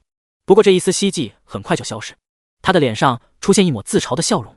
毕竟皇上现在是95之尊，历任皇上都是后宫佳丽3000人，皇上又怎会违背老祖宗的规矩呢？只要听到悠悠说皇上应允，他的心也就此死了。其实他本来就不应该抱任何期待，但还是想亲耳听到那个残忍的真相才能死心。可偏偏悠悠就是不给他一个痛快。悠悠哭丧着脸道：奴婢不敢问。你退下吧。沈凌面无表情，可一滴眼泪忽如其来的从他的眼角滑落。他微微侧过头，假装若无其事的对着悠悠说道。房间里只剩下沈凌一个人，门被虚掩上了。突然一阵狂风吹来，又将门吹开。沈凌目光希冀的往门外看去，可门外只有疾风，没有他想看到的那个人。外面传来稀稀落落的声音，下起了雨。很难过呀，只可惜他喜欢上的是一个不该喜欢的人。沈凌抬起手帕擦掉脸上的泪珠，惨淡一笑。他早就知道他是一个不该有温暖的人，偷来的那点温暖，以后用余生回味也足够了。正在这时，外面响起了脚步声，还有陈公公焦急的声音：皇上，你慢点走，雨天路滑，小心别摔着了。然后便是顾木自负的声音：朕在树上都如履平地，还担心这雨天的路？陈公公想了想，露出一个谄媚的笑脸：奴才不是担心皇上，奴才是怕自个摔着了。毕竟奴才虽然会武功，可比不得皇上这个绝世武艺。得了得了，就你嘴贫，外面候着吧。在屋檐下收了伞，陈公公老老实实站在门外，被屋檐遮挡着的雨淋不到的地方，笑得一脸开怀：是皇上，难得这个鬼天气，您还有心来见皇后，帝后恭亲，真是百姓的福祉。陈公公跟在顾木身边有一些时日了，顾木对身边的人不怎么摆架子，故而陈公公跟在顾木身边放开了不少。不过陈公公向来有分寸，知道什么话该说，什么话不该说，顶多也就开让大家乐呵的玩笑。顾木点了点头，将视线往里看去，就看到沈凌红着眼眶，震惊的眼神。皇上。沈凌站起身迎接道：“你怎么来了？”在沈凌的想法里，他应该有一段时日会见不到皇上了。毕竟皇上忙着处理政务，又忙着选秀，到时候肯定还要雨露均沾。但没想到皇上会主动来他的坤宁宫，但那又如何呢？沈凌只会喜欢一个满心满眼里都只有他的男人，不然的话，再喜欢他也不要。这场猫捉老鼠的游戏，他只和值得的人玩。意识到自己刚才的失态，沈凌别扭地侧过头去，没想到顾木一下子将他拉进怀里，当然是想你才过来的。唉，沈凌惊呼了一声，刚想羞涩地说陈公公还在外面看着，刚回过头就看到顾木竟然贴心地将门关上了。他羞红了脸，但尽管如此，还是倔强地推开顾木。皇上最近不是要忙着选秀吗？选秀？顾木愣了一下，随即才意识到沈凌说的是朝堂上的事，也不知道谁这么缺德，将这种事情传到了沈凌里。不过顾木用手扳过沈凌的脸，与他直视，所以你刚才的表现是吃醋了？沈凌咬了咬嘴唇，虽然看顾木的眼神充满爱意，但嘴里还是倔强道：如果皇上要选秀的话，就别再招惹臣妾了，臣妾宁愿出家当尼姑，就当所有的前尘往事爱恨纠葛一笔勾销。一想到这里，沈凌的心里就有些凄然，一颗小心脏拔凉拔凉的。他原本以为他这一生本该堕入地狱，却遇到了和原主戛然不同的顾木。正在他小心翼翼地卸下内心的盔甲，将脆弱的一面暴露给顾木的时候，可是那些快乐却那么短暂。他原以为甜甜的爱情终于轮到他了，可是仅仅片刻，他就被打为原形。一直生活在黑暗中的人和见过光明再沦为黑暗的人是不一样的，就好像重新从悬崖摔入谷底。但好在沈凌还扛得住，他死死地咬着嘴唇，一双眼睛看着顾木，愣是不服输。你这只在我手心里的老鼠，我就放你一马，你走吧。沈凌侧过头，不经意间一滴泪又从眼角滑落。沈凌语气里有些哽咽，明明说好不在他面前哭的，可还是没忍住。没想到顾木却笑着擦了擦他的眼泪，然后用手指在他的鼻尖划过。傻丫头，想什么呢？百官说的选秀，朕可没答应。看着沈凌瞬间错愕地睁大的双眼，顾木又笑着说道：毕竟你家夫君这么强，又岂能被百官的言论掌握呢？还没等沈凌说话，系统先开口了。检测到宿主大幅度提升女主好感，男主值+2，目前宿主男主值为3，排名第2。等等，顾木注意到第2这个词，像之前他完成系统任务获得1点男主值的时候，他靠着仅有的1点男主值排名第1，获得了系统奖励的火眼金睛。可现在他又提升了2点男主值，总共拥有3点男主值，却变成了第2。顾木摸了摸鼻子，陷入了沉思。难道他像老皇帝一样变成了牛头人？可他一低头，看到沈凌满心满眼都是他的目光，因为他没有答应选秀，喜极而笑的笑脸。顾木怎么也不相信沈凌会绿他，毕竟在他看来，沈凌是有情感洁癖的人，要不一生一世一双人，要不出家当尼姑。可既然沈凌是这样的人，那男主候选人之间根本就不需要竞争，因为以沈凌对他的感情，最后的男主必定是顾木，一定还有哪里出了差错。顾木忽然想到一个可能性，有没有可能，如果他没有成为男主，那依旧是大女主文，男女主之间没有感情，但是志同道合的同伴。毕竟他有听同学说过，有些女评文，女主把自己心爱的男人杀了，因为女主喜欢的人死得太早，故而他并不是男主，男主反而是出场最高的那个。如果顾木没有成为男主，那极有可能是他的下场。既然是事业伙伴，那会是谁呢？你最近有没有和其他人来往过？顾木干脆了当地问道。沈凌没想到顾木突然转变了态度，语气变得严肃起来，愣了愣，但意识到顾木这么问一定有他重要的缘由。虽然不知道这个缘由是什么，但沈凌也是分得轻轻重缓急的。他努力仔细回忆了一下，认真道：这些天我搬进了坤宁宫，除了接触宫里的丫鬟，似乎也没和别的人打交道。难道是宫里头的太监？顾木觉得不太可能。你再仔细想想，毕竟另外一个男主候选人和张半仙一样重要，都是顾木非除掉不可的。但没想到这2个顾木必杀之人到现在还没有行踪，而且男主候选人很可能不只有一个，只不过现在只暴露出来了一个而已。沈凌认真看着顾木，似乎在想皇上为什么要问这个问题，但看在皇上没有选秀，没有让他伤心的份上，他也不问皇上缘由。毕竟他和皇上都有各自的秘密，他的秘密就算皇上问起，就算毒酒端在眼前，他也不会说的。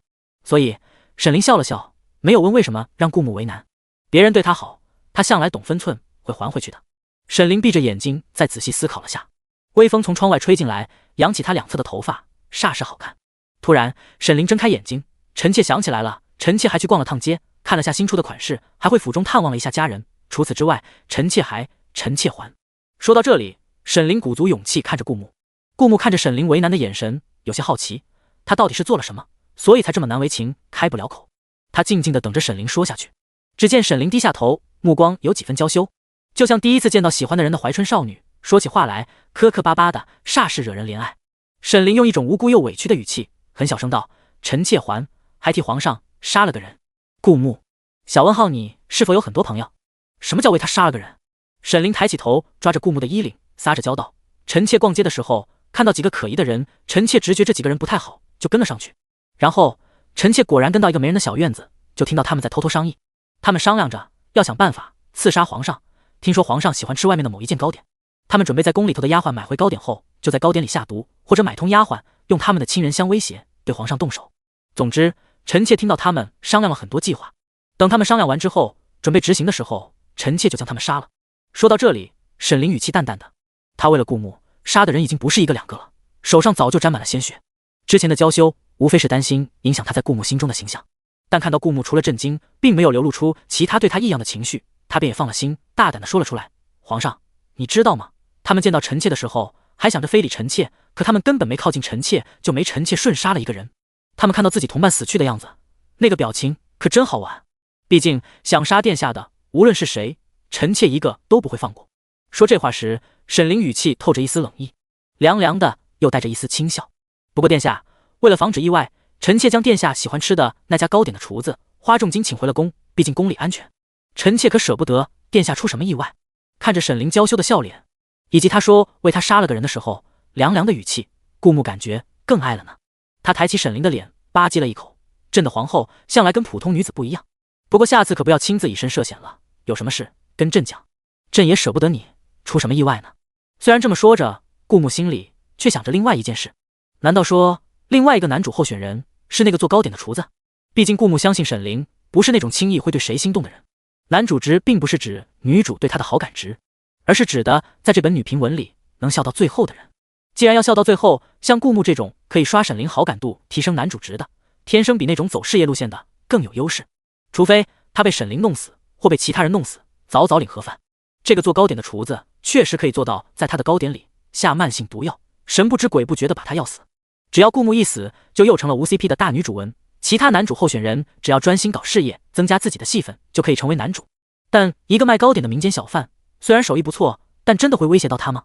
穿来女评文的这些日子，顾木已经学会了看脸识人。一般来讲，长得好看的基本不是炮灰，长得越好看，戏份越重。顾木脑子里浮现出那个小贩憨憨傻傻的笑脸，以及厚厚的抬头纹，笑起来满脸褶子。这样的人真的会成为颜值至上的女评文的男主候选人吗？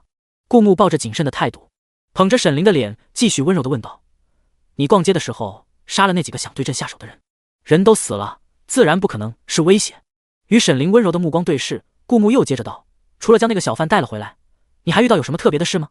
沈凌思考了下，摇了摇头，忽地又道：“在街上没遇到什么特别的事，但我在府倒是遇到了一件不同寻常的事情。”沈凌回忆道：“我自小和大哥沈赐关系比较好，对于二哥关系一直不冷不淡，因为我感觉二哥永远冷着脸，不是很好接近，而且二哥似乎很讨厌我，从来不与我主动说话。但我这次回府，二哥突然送给我一个手镯，说是庆祝我成为皇后。母亲说这等家人送的礼物，希望我时时带在身上。虽然很奇怪，二哥不像是那种趋炎附厉的人，而且以往生辰他都从未送过我任何礼物，但这一次既然母亲这么说了，我也就收下，一直带在了身上。”沈凌抬起头，冰雪聪明地问道：“皇上这么在意我最近发生的事情，可特别的也就这些了，难道是这镯子有什么问题吗？”沈凌的二哥就是现在年轻有为的沈督察沈朝，这是一个难得的文学天才，早在先帝在世的时候，就以几岁的年纪说出了对政事的见解，深得先帝赏识。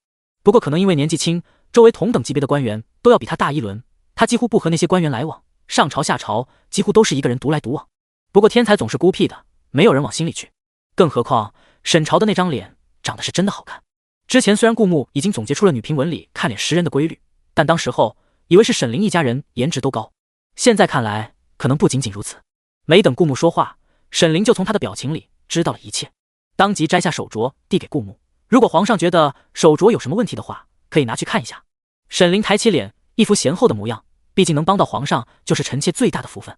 在人前他一直是伪装成贤良淑德、礼仪极好、惹人称赞的样子，而沈凌此刻内心想着的是，二哥，无事献殷勤，非奸即盗，但我懂点旁门左道，自认为你送的镯子没什么问题，这才听母亲的戴在身上。但如果你是冲着皇上去的，你是我二哥，我自然不可能大义灭亲，但我也会让你再也没有能力动得了皇上的。沈凌抬起脸，巧笑嫣然，皇上可看出了什么？但沈凌的笑很快凝固在脸上，不对，镯子没问题，但搭配皇上熏衣服的香料，就会像慢性毒药一样，逐渐腐蚀皇上的身心，最后让皇上精神不振，郁郁寡欢，身体不适，早早死去。本来他还没发现这个细节，皇上问起，他才想到这一方面，于是他沉着脸问道：皇上，你衣服的香料是不是换了新的？臣妾闻着，以前好像不是这个。宫里换了婢女，熏衣服的香料也换了新的，我不在意这些，只是这些丫鬟们太讲究了。顾木说着，也意识到香料有问题。沈凌咬着牙点了点头。所以另一个男主候选人并不是做糕点的小贩，而是沈凌的二哥，因为他在送给沈凌的镯子上动了手脚，又收买了替顾木熏衣服的婢女，而且这两种相混合，毁的是人的身心，并且是慢性毒药，短时间看不出来，等中招了顾木的内心肯定也得到了摧残。这时候解毒丹就算解了身体的毒，内心也不是那么容易调理好的。也因为沈朝下了这么阴狠的手段，是直接想让顾木死，所以沈朝的男主值比顾木还高。顾木看着沈凌，突然意识到了问题所在。沈朝是沈凌的哥哥，沈凌肯定不愿意看着自己的亲人去死，而对顾木来说，留着沈朝始终是个祸害，就算把他囚禁，也难免发生意外，是非杀不可的。这样一来，他就会跟原主一样，伤害沈凌的家人。沈凌似乎也猜到了什么，两两相望，相对无言。书房，一根蜡烛的烛火在不断闪烁，陈公公在顾木的书桌前替他磨墨。顾木的面前摆着沈朝的全部资料，在秘密调查出沈朝的全部资料前，顾木就让羊皮卷跑了个腿，问到青山小生和大禹比试是哪一年？4年前。顾木得到的是这个答案，他轻声念道，然后将有关沈朝的资料翻到4年前的时候，他将上面的字缓缓念了出来。4年前，沈朝忽然生了一场大病，哪怕一点小风也能咳嗽不止，由此他告了假，闭门不出，卧床不起。半年后，沈朝大病初愈，肉眼可见的消瘦了2圈，脸色苍白，但他一心为国，还没彻底恢复好，就又开始准时上朝。所以说他卧床不起，闭门不出的那半年，没有人见过他。顾木脸上露出一丝笑容，因为他连一点风都不能吹，这么严重的情况下，连剑客都做不到，自然没有官员去探望他。是不是真的得了大病，又有谁能证明呢？顾木觉得他似乎已经找到京城的那条大鱼了。陈公公因为忠心可靠，已经彻底成了顾木的心腹。他眼一抬，毕恭毕敬地问道：需不需要奴才去打听一下，沈督察卧病在床的那段时间，有没有目击证人？顾木轻轻点了点头。虽然他心里已经有了8成把握，但做事情不能全凭猜测，还是要去调查一下的。这事交给陈公公，他放心。现在顾木也知道了，为什么青山小生说他见到的那个人从一开始就戴着面具，毕竟是朝廷命官，又是以那么不光彩的手段离开京城，自然不可能被人发现他的真实身份。那奴才先告退了。陈公公拱手道。墨已经磨好，他看得出此刻皇上想一个人静一静。得到皇上准许后，陈公公推开书房的门，急行在夜色中。就算沈督察是朝廷命官，背后可能还有一个皇子撑腰，但只要皇上的命令，他就算豁出一条老命，也会尽他最大的努力做好。更何况在他背后撑腰的是远远凌驾于那些人之上的皇上。陈公公擦了一把额头的汗，如果沈督察真是背后的那条大鱼，他支持的会是哪位皇子？一旦被他查出点什么，背后恐生风雨，看来他还是要早替皇上做准备，走一步算3步。陈公公的身影很快消失在夜色中，乌云遮挡住月光，又要变天了。一片漆黑中，只听到陈公公苍老凄然的声音。自古皇位之下，是累累白骨堆积起来的，没有一帆风顺的江山，只有胜者为王。顾木能把小皇帝架空，然后把他搞下去，处以死刑，名正言顺坐上王位，自然也有人在背后觊觎着他的位置。就算名不正言不顺，哪怕遗臭千年，那些觊觎着的人也会千方百计朝着这个位子靠拢。这就是权力对人的致命的吸引力。顾木依旧在书房仔细看着沈朝的资料，越看越心惊。这人很可能在这本女评文里是被当作男主培养的，只不过是无 CP 戏份最多的男主。沈朝的设定简直太天才了，远远凌驾于正常人之上。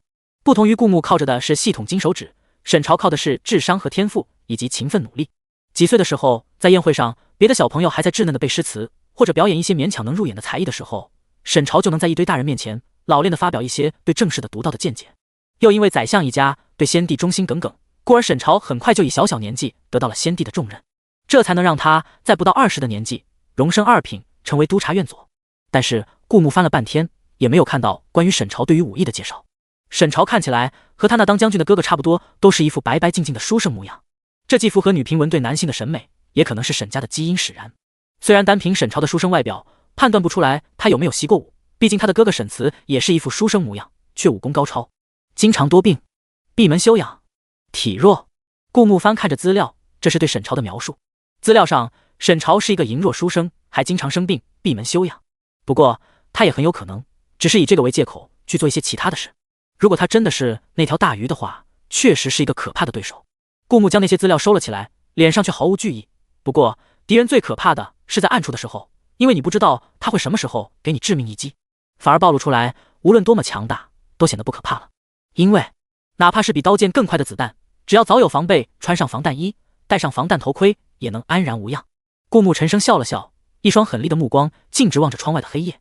而坤宁宫，沈凌也缓缓吹熄蜡烛，他回忆着皇上今天离开时的表情。他从小心思细腻，能看得出来皇上眼神里的杀意。皇上是九五至尊，南朝最大的掌权者，只有别人迎合他的份，他不需要迎合任何人。所以就算女评文的妹子都是奥斯卡，顾木也不需要伪装，他可以随时暴力，也可以凶狠手辣。无论他是怎样，在南朝他就是绝对的真理。皇上想杀了哥哥。沈凌拿起镯子，对着从窗外洒进来的月光端详。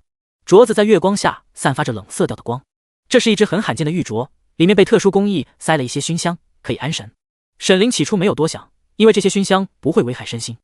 没想到，二哥，你知道我懂毒，还用这么拙劣的手法？还是说你背后还有其他招数？总不可能你赌我会配合你谋害皇上吧？沈凌看着镯子的眼神渐渐冷了下去。如果是上一世，或者我刚穿来的时候，还有可能，毕竟那时候我们的目的是一样的。但现在皇上让我领会到的人间的美好，比你们所有人加起来给的都多。我绝不容许谁伤害皇上，就算皇上有一天背叛了我，他的命也只能由我来取，别的人都不可以，无论是谁都不可以。原本完好的镯子随着沈凌的玉手一用力，渐渐裂开了一些细缝，而里面安神的香料味道也更加浓郁。沈凌躺在床上，月光洒在他脸上，他勾起嘴角，脸上是一个骇人的笑意。那只布满缝隙的镯子被他随意放在桌子上，而沈凌闭上眼睛，逐渐睡去。月光洒在他白净的脸上，看起来犹如天上的仙子，格外美好。刚才那一丝骇人的表情，似乎与眼前的仙子判若两人。翌日一大早，顾木刚睁开眼，就看到羊皮卷在半空中扑腾。原来昨天半夜，青山小生就回到影城，带回了消息。因为他持有令牌以及盘下了影城的店铺，顾木直接将青山小生升级为了影城的公民。对于影城的正式公民，顾木没有再把关，毕竟再怎么样也有羊皮卷守在影城。如果影城的正式公民想搞点什么事情，那么顾木也不介意让他们和羊皮卷交易一下。至于持有令牌的，顾木还是要把关的，因为他们要拉人头或者第一次进影城，无论如何顾木都需要了解他们的信息。羊皮卷昨天半夜收到消息，就一直在顾木床前等候，一直静悄悄的等着顾木醒来。哪怕顾木刚刚醒来，他还是乖巧的等在旁边，没有急着开口。万一顾木有起床气呢？万一顾木还想再睡一会呢？身为一只舔狗，就要特别贴心，处处照顾到主子的感受。合适。直到顾木用刚睡醒的暗哑的声音开口，羊皮卷才用不符合他气质的极其轻柔的声音，小声又能刚好让人听清的调子道：皇上，刚才青山小生传回来信息。顾木眼睛一扫，示意他继续说下去。羊皮卷再次用很小声的声音轻柔道：经过他的努力，他成功和那条大鱼冰释前嫌，再次接到了一个任务。这个任务是他和陆小瑶他们师徒俩一起接到的。任务的内容就是让陆小瑶勾引皇上您，然后和青山小生配合，共同将你击杀。青山小生说，目前只是暂时接到任务，将陆小瑶作为舞娘献给皇上，具体的刺杀计划还没有出来，到时候他们会见机行事。如果定下了具体的刺杀计划，还会再通知你。顾木点了点头。羊皮卷倒是将青山小生的意思传达到位了，但是他的声音怎么听怎么别扭。他摆了摆手，回你的影城吧。羊皮卷虽然很想留在人间，但此刻他却用更加轻柔让人头皮发麻的语气道：皇上辛苦了，奴才遵旨。又过了几日，皇宫里开始张灯结彩，沈凌也忙得不可开交。听说是中秋节快到了，往年的这个时候都会举办大型的宴会活动，而顾木深有体会，越是人群扎堆的时候，就越会发生女评文里争风吃醋的情节。但他现在只有皇后一人，应该不会发生什么事吧？到时候那条大鱼一定会借机把陆小瑶献上来，但顾木完全可以不收，并且还顺藤摸瓜找出大鱼的线索。这么一想，顾木便也落下心来，等候着中秋节的到来。皇上，过几日就是中秋节了。沈凌走上前，语气淡淡道：到时候臣妾的二哥也会来。沈凌说到这里就没说了，等候着顾木的下文。早在事情刚发生时，顾木就派人调查了那些熏衣服的婢女，可那些婢女一脸无辜，说是原来的香料售尽了，需要半年以后才买得到。因为原来的香料需要一种特殊的花，那种花十分难得，所以香料停产是常有的事。不过因为味道好闻，一直作为皇宫的御用香料。沈朝送给沈凌的镯子还是在那香料停产前，因为当天是顾木用上新的香料的第一天。而新香料的选购则是因为新香料和原本的香料味道很相似，并且同样昂贵，符合皇上万金之躯的身份。原本有3种香料一起竞争，可另外2种香料纷纷发生意外，一种是主要花卉的原产地发生连续干旱，已经供应不上，另外一种则是在运送过程中发生沉船事故，需要过1个月才能重新运送到京城。这么一看，选择第一种香料似乎都是天灾导致的巧合，无可挑剔。如果顾木因为这个事直接处死沈朝，虽然人是能杀，但他必定担一个暴力的名声。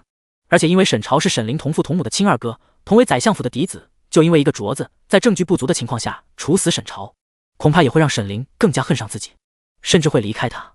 虽然顾木已经明白了沈凌的好感值并不能直接决定是否能成为男主，但是有沈凌好感值的加成，在提升男主值方面还是会锦上添花。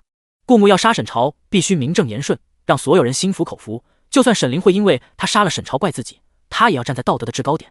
所以面对沈凌的试探，顾木只是轻轻一笑。皇后提起这个是为了何？他现在正在调查沈朝是不是就是那条大鱼，如果是的话，他可能正在辅佐其他皇子准备谋逆。这样的话，谋逆之罪本该诛9族。如果顾木仅仅处死沈朝一个人，说不定沈凌不仅不会有多恨他，还会感激他。沈凌愣了一下，皇上从来都不是什么大善人，得罪他的到现在为止没一个有好下场的。现在皇上却将下毒之事轻轻拿起，又轻轻放下，难道是为了自己？因为沈朝是自己的哥哥，所以皇上才决定放他一马。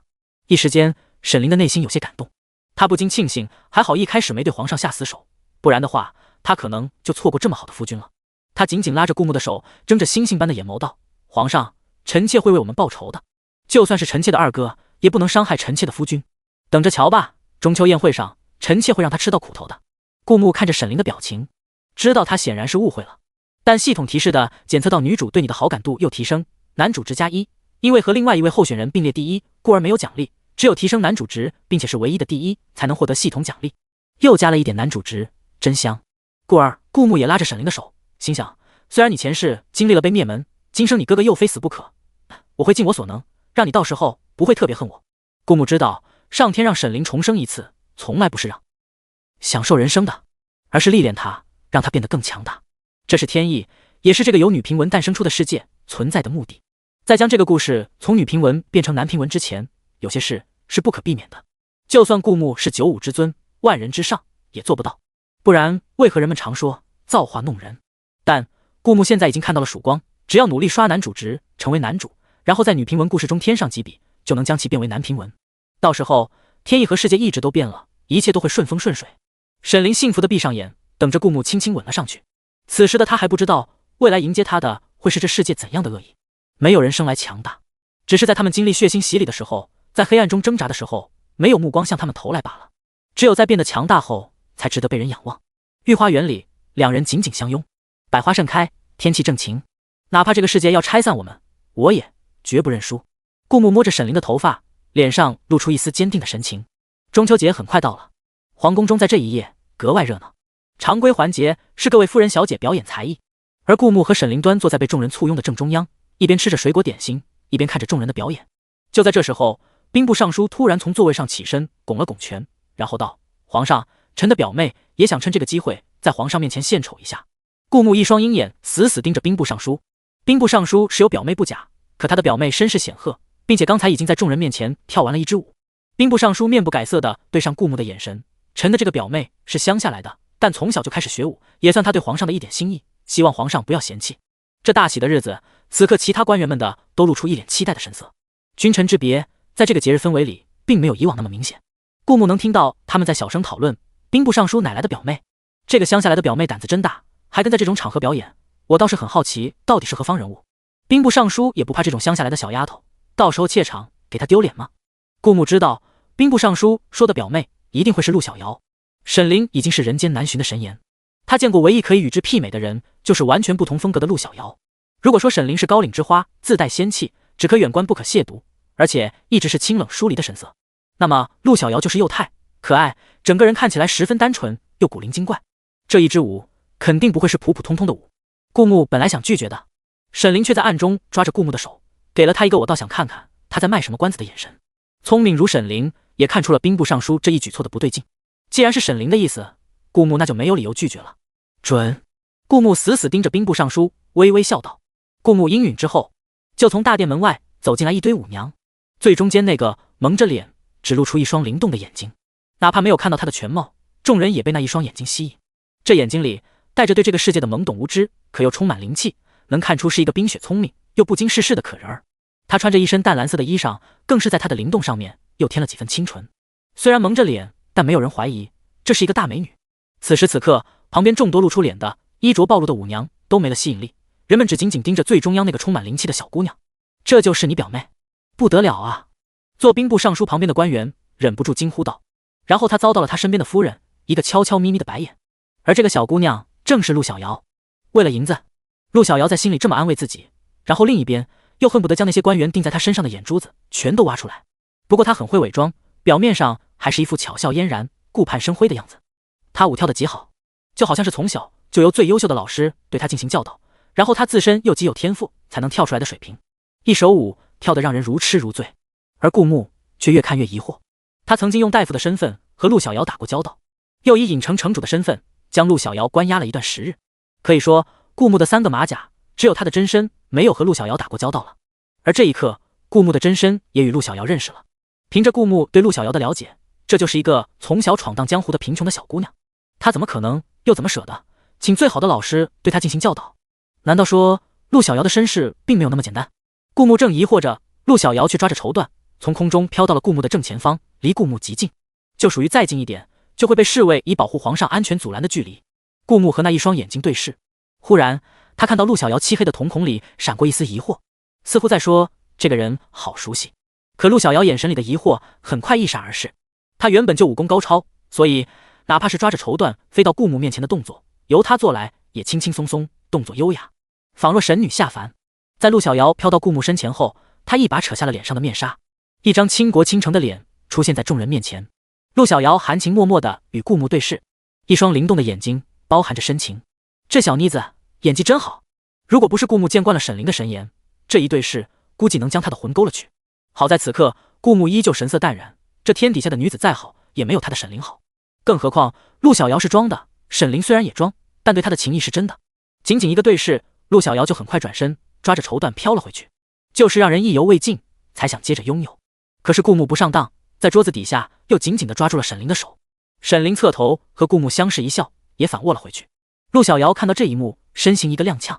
他为了赚银子可是很敬业了，费尽心思想要引诱皇上，结果皇上脸色变都不变一下。感情本姑娘准备这么多是为了给你们两口子秀恩爱的。但陆小瑶毕竟是陆小瑶，虽然此刻感觉受了奇耻大辱，有一瞬间怀疑自己的魅力，但很快就稳住了身形，将剩下的舞圆满演出。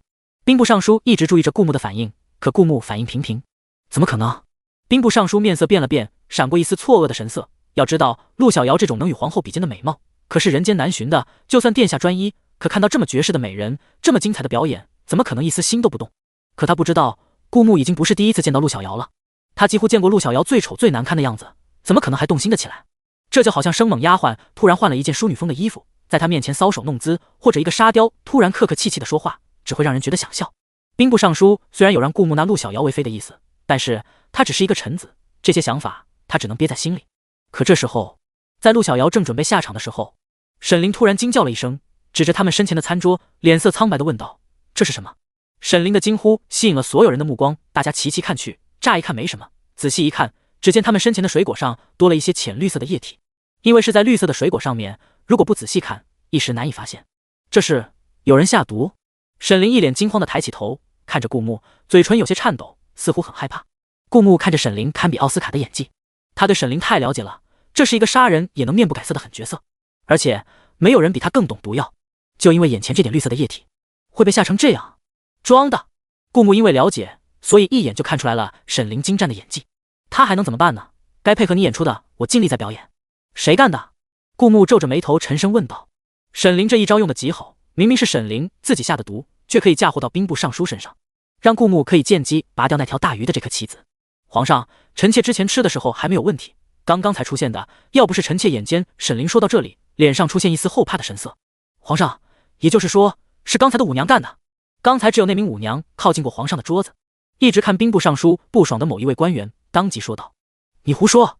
兵部尚书青筋暴起，他才不会做这么不稳妥的事情。他们原本商议好的就是让陆小瑶接近皇上，之后再慢慢谋划，见机行事。所以没他的命令，陆小瑶怎么可能对皇上下毒？他没有理由啊！不对，兵部尚书突然想起来，他们连陆小瑶什么来历都不知道，他又怎能确定陆小瑶没有理由呢？这不一定是一颗乖乖听话的棋子。想到这里，兵部尚书狐疑地看向陆小瑶，眼睛里充满杀气。皇上，臣恳求明察此事，如果这毒真是他下的，那他罪该万死；但如果不是，还请刚才污蔑我的人给臣一个道歉。我只是合理怀疑，你激动什么？之前怀疑兵部尚书的人阴阳怪气的酸道，一时间朝堂乱成一锅粥。所以说，不论什么身份地位，什么年龄，较起真来，可能都跟一个小孩子一样。顾慕对上沈凌的眼神，相视一笑，而沈凌依然佯装出一副害怕的样子，看起来是个青铜，实际上是个王者。只有在和顾慕对视时，才会透露出来一丝深藏功与名的眼神。女平文的女孩子果然很可怕。既然要明察，兵部尚书的表妹也是头号怀疑人，先把她关押起来，再查一下她的具体身世背景，最近和哪些人来往过，看她有没有动机。顾慕说到这里，似笑非笑地看着兵部尚书。兵部尚书脸色苍白，他敢让陆小瑶假扮成他的表妹勾引殿下，也是做了一些准备的。就算调查的结果也是陆小瑶是他乡下来的表妹，但这些是建立在陆小瑶没有害皇上的心思的情况下。一旦弑君，那就不是普通的调查了。那之前兵部尚书做的准备，就好像纸糊的墙，一捅就破。他苍白着脸跌坐在椅子上。事到如今，毒是不是陆小瑶下的已经不重要了，就算不是陆小瑶下的毒，那么下毒之人也会暗中作梗，将这顶黑锅让他背牢了。而皇上也一定会查出来陆小瑶不是他的表妹，到时候他百嘴莫辩。更何况啊，他本就有杀皇上的心思，如果皇上有心去找，一定能找到他的破绽。所以就算毒不是陆小瑶下的，但他欺骗皇上陆小瑶是他的表妹，这就足够让他掉脑袋了。陆小瑶被带了下去，关押了起来。临走前，陆小瑶还不忘自己的任务，深深回头看了顾慕一眼，眼睛里满是假装的无助和委屈。这个皇上真的好熟悉啊，我好像在哪见过。陆小瑶在内心嘀咕着，突然脑海里浮现出一张戴着面具的脸，一想到那张脸，陆小瑶的心就痛了一下。不知道为何，那张戴面具的脸老是在他心头萦绕挥之不去。难道说他害了相思病？可怎么可能啊，他连那个人的脸都没见过。还是说越神秘才越惹人心动？可我只知道他是一名大夫，一旦他从我的身边消失了，偌大一个世界，我都不知道应该上哪找他。陆小瑶看着皇上那双和大夫神似的眼睛，叹息了一口气，由着他们把他带下去关押。皇上，你一定要明察此事，不然臣妾一想到有人要谋害皇上，而这个人是谁都不知道，臣妾就寝食难安。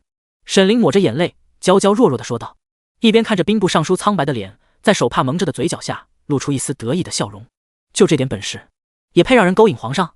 皇上只能是本宫的，任何想将皇上从本宫身边抢走的，那就要看看有没有本事从本宫手中活下去了。沈凌微微垂下眼眸，在长长的眼睫毛覆盖下的眼神满是冷意。他一直知道兵部尚书自从江南饥荒的时候就已经不入皇上眼了，太后政变又站错了队，之后皇上虽然留着他的命，但也在一点点架空他的权力。虽然是兵部尚书，现在也只是名头好听罢了。所以沈凌知道，给皇上一个台阶，让皇上有个理由处死兵部尚书，皇上大概率会接过他弟的这把刀。就算不接也无所谓，他有办法将自己摘清。除了将陆小瑶带下去关押，并让专人搜身，在大殿里的所有人，除了皇上和皇后都被搜身，但是没有看出毒药的痕迹。所以最大的嫌疑依旧落在了陆小瑶和自称陆小瑶表面的兵部尚书身上。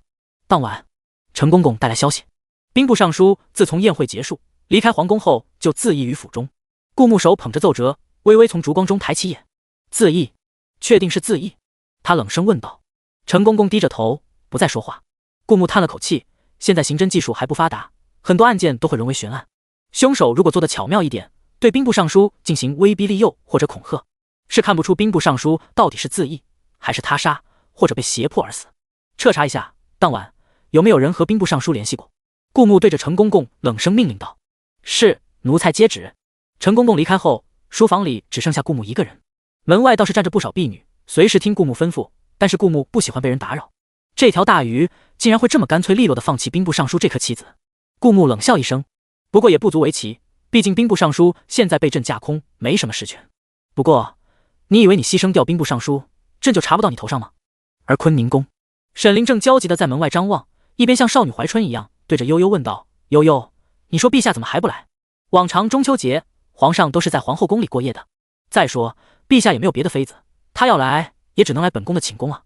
可是都过了这么久了，怎么还看不到陛下的影子？”悠悠看了一眼自家皇后，心里想：皇后你能不能矜持点？但是嘴上说的确是：“娘娘别急，说不定皇上正在赶来的路上了，或许是因为有什么事，所以耽搁了一会。是吗？那本宫再等等看。”不知为何，看着天上的那一轮满月，想起前世的情景，这一刻沈凌特别想见到陛下。只有见到陛下，他才不会回忆起曾经被五马分尸的痛楚。可等了许久，这一宿都快过去了，还是没有见到陛下的影子。沈凌终于道：“我去看看。”悠悠急了，忙道：“娘娘，夜晚不能擅闯皇上的房间，会被问罪的。”悠悠脸上满是焦急的神情。宫中不比原来的王府，宫中的规矩要多很多。沈凌回头给了悠悠一个宽心的表情，然后道：“别担心，我悄悄去，不会被发现的。”悠悠，正事太多，而且南国正处在飞速发展、欣欣向荣的阶段，而这一切都是由顾木一手布局的，所以很多事情顾木都要亲力亲为，宏观调控，将前世的经验用在建设这个国家上，自然会将奏折仔细审阅。可看着看着，顾木不觉犯了困，逐渐趴在桌子上打起了盹。他刚刚梦见他和沈凌相拥在一起，他的手放在沈凌的腰带上，看着沈凌娇羞的神情，刚准备扯开，就听见屋顶传来响动。警觉性很高的顾木一下子睁开了眼，但因为是趴在桌子上的姿势，所以看不到屋顶的情况。凭直觉，他能感觉到屋顶上有人在偷窥他。会是谁呢？顾木将警惕性调到最高，虽然在假装睡觉，但只要感觉有任何不对劲，他都能迅速反应过来。今晚发生的事太多了，比如有人下毒，虽然他有90%把握猜测是沈凌下的，但沈凌毕竟没有承认，还是有猜错的可能。其次就是宴会之后，兵部尚书死于府中，难道说那条大鱼等不及，所以派人来暗杀自己？顾木静静等待着那个人的举动，只要他一出手，顾木就会率先制服他。所以此刻他依旧假装睡觉，等待着敌人上钩。可等了好久，那个敌人都没有任何行动。顾木能感觉到头顶上有人呼吸，可他好像就只是静静地停在那里，看着顾木的后脑勺。难道是自己的后脑勺太好看了，导致杀手下不去手？有一瞬间，等妈了的顾木脑海里竟浮现起这个一个荒唐的想法。终于看到陛下了。沈凌的脸上浮现出一丝幸福的笑容，头顶是皎洁的月光，而瓦缝下是顾木圆圆的后脑勺。他就静静地坐在屋顶之上，扒拉开一片瓦，垂着眼眸往下看去。皎洁的月光洒在他的身上，整个人像镀上一层银灰。以前沈凌很害怕月圆之夜，他死的那天刚好是一轮满月，那种阴影在他心头挥之不去。可是他知道他要直面恐惧，所以他总是抬起头看月亮。可看着看着，越看越心惊。原来有些恐惧终究会随着时间消散的。沈凌抬头看了一眼，感叹道：“只是他在低头的时候，原本趴在书房里静静睡觉的那个人却不见了。”身后响起一道似笑非笑的声音：“灵儿，大半夜不睡觉，跑来偷窥朕，所谓何意？”沈凌猛地一回头，就看到顾木立在月光下，刚好站在他身后，乍一看有几分神圣。而顾木似笑非笑的语气和玩味的神情，却让沈凌耳朵根红了起来。“我才没有偷窥你，我只是出来透透风。”他昂着头，嘴硬道：“坤宁宫这么大一个地方，不够你透风，非要来朕的御书房？”顾木指着被扒拉开的瓦片，还把朕书房的瓦片扒拉开了。沈凌看着自己亲手犯下的罪证，顾木在他身后出现的太突然，他还来不及把瓦片盖上。但他眼睛一转，很快想到了借口：“臣妾只是担心陛下的安危。”“那你为何要在屋顶偷窥，不亲自下来陪朕呢？”两人你一句我一句的在屋顶上互相争辩，一个得理不饶人，一个死鸭子嘴硬打死不承认。就在这时，皇宫中突然出现许多脚步声，伴随着一位公公尖着嗓子大叫：“不好了，不好了！陛下寝宫起火了，快来救水，快来救水！护驾，护驾！”顾木在屋顶上看到一众穿着铠甲的侍卫，还有宫女，全都提着水桶往顾木寝宫里而去。顾木遥望着寝宫起火的方向，嘲弄一笑，他就知道今晚是个不安分的夜晚。他下了朝，就回到书房，点燃蜡烛，然后待了一会，察觉到旁边有人跟踪，但是自己打草惊蛇就会让对方跑掉，所以顾木不动声色，假装什么也没有发现，推开书房门往寝宫走去。书房的蜡烛在顾木离开后依旧亮着，似乎忘了被吹灭。回到寝宫，顾木点燃蜡烛，然后在门口借着烛火映在门上的身影，顾木换下了衣服，躺在床上，然后用一枚暗器打熄蜡烛。在屋里一片漆黑的时候，顾木就召唤来死士，让他代替自己躺在床上，自己则换上另一套方便夜里出行的黑色的衣服，从另一个方向重新回到书房。至于寝宫外面的景象，他派羊皮卷时刻盯着。小小的羊皮卷无聊地趴在顾木寝宫外的一根树枝上，看起来就像一块不小心被风吹到枝头挂起来的破布。这个季节正是多蚊子的时候，小小的羊皮卷旁边围绕着许多蚊子，又因为它身上自带血腥气，那些蚊子阴魂不散，驱赶不走，都要在它身上啄2下。羊皮卷何时受过这委屈？它奈何不了主子的主子也就罢了，现在还要受这蚊子的鸟气。但没有办法，身为一条舔狗，它就一定要认真细致地完成好主子的主子布置的任务。这奇耻大辱，比起舔的快乐根本不算什么。顾木看着寝宫起火的方向，丝毫没有担心死士在火灾发生的时候就可以在一瞬间进入影城，而对面既然放了火，还是这么大的火势，不可能一点行踪都没暴露。想必此刻羊皮卷已经有了发现，但沈凌却不一样。他悄悄走到顾木的身后，看着火，一双眼睛里逐渐浮现出一丝杀意。但在顾木转身看向他的时候，他就微微一垂眸，掩盖住眼里的杀机，再抬起眼时是一副像受惊了又害怕又担心的样子。殿下，还好你不是在寝宫睡觉，而是在书房，这就是中秋夜朕没有陪你的原因。顾木淡淡笑着。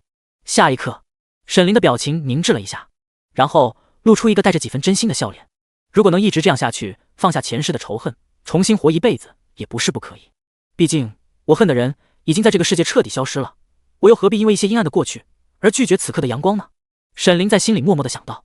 可他不知道，他是这本女频文的主角，他活的这2世都是为了让他历练，就如同凤凰涅槃，浴火重生，这世界只会让他的苦痛多一点，再多一点。收复了羊皮卷，抓住这世界 bug 的顾木，是这世界最大的变数，也是沈凌唯一的变数。顾木这一次给羊皮卷下了命令，必要时刻可以和那个人达成交易。毕竟再怎么说，羊皮卷暂时还是自己人。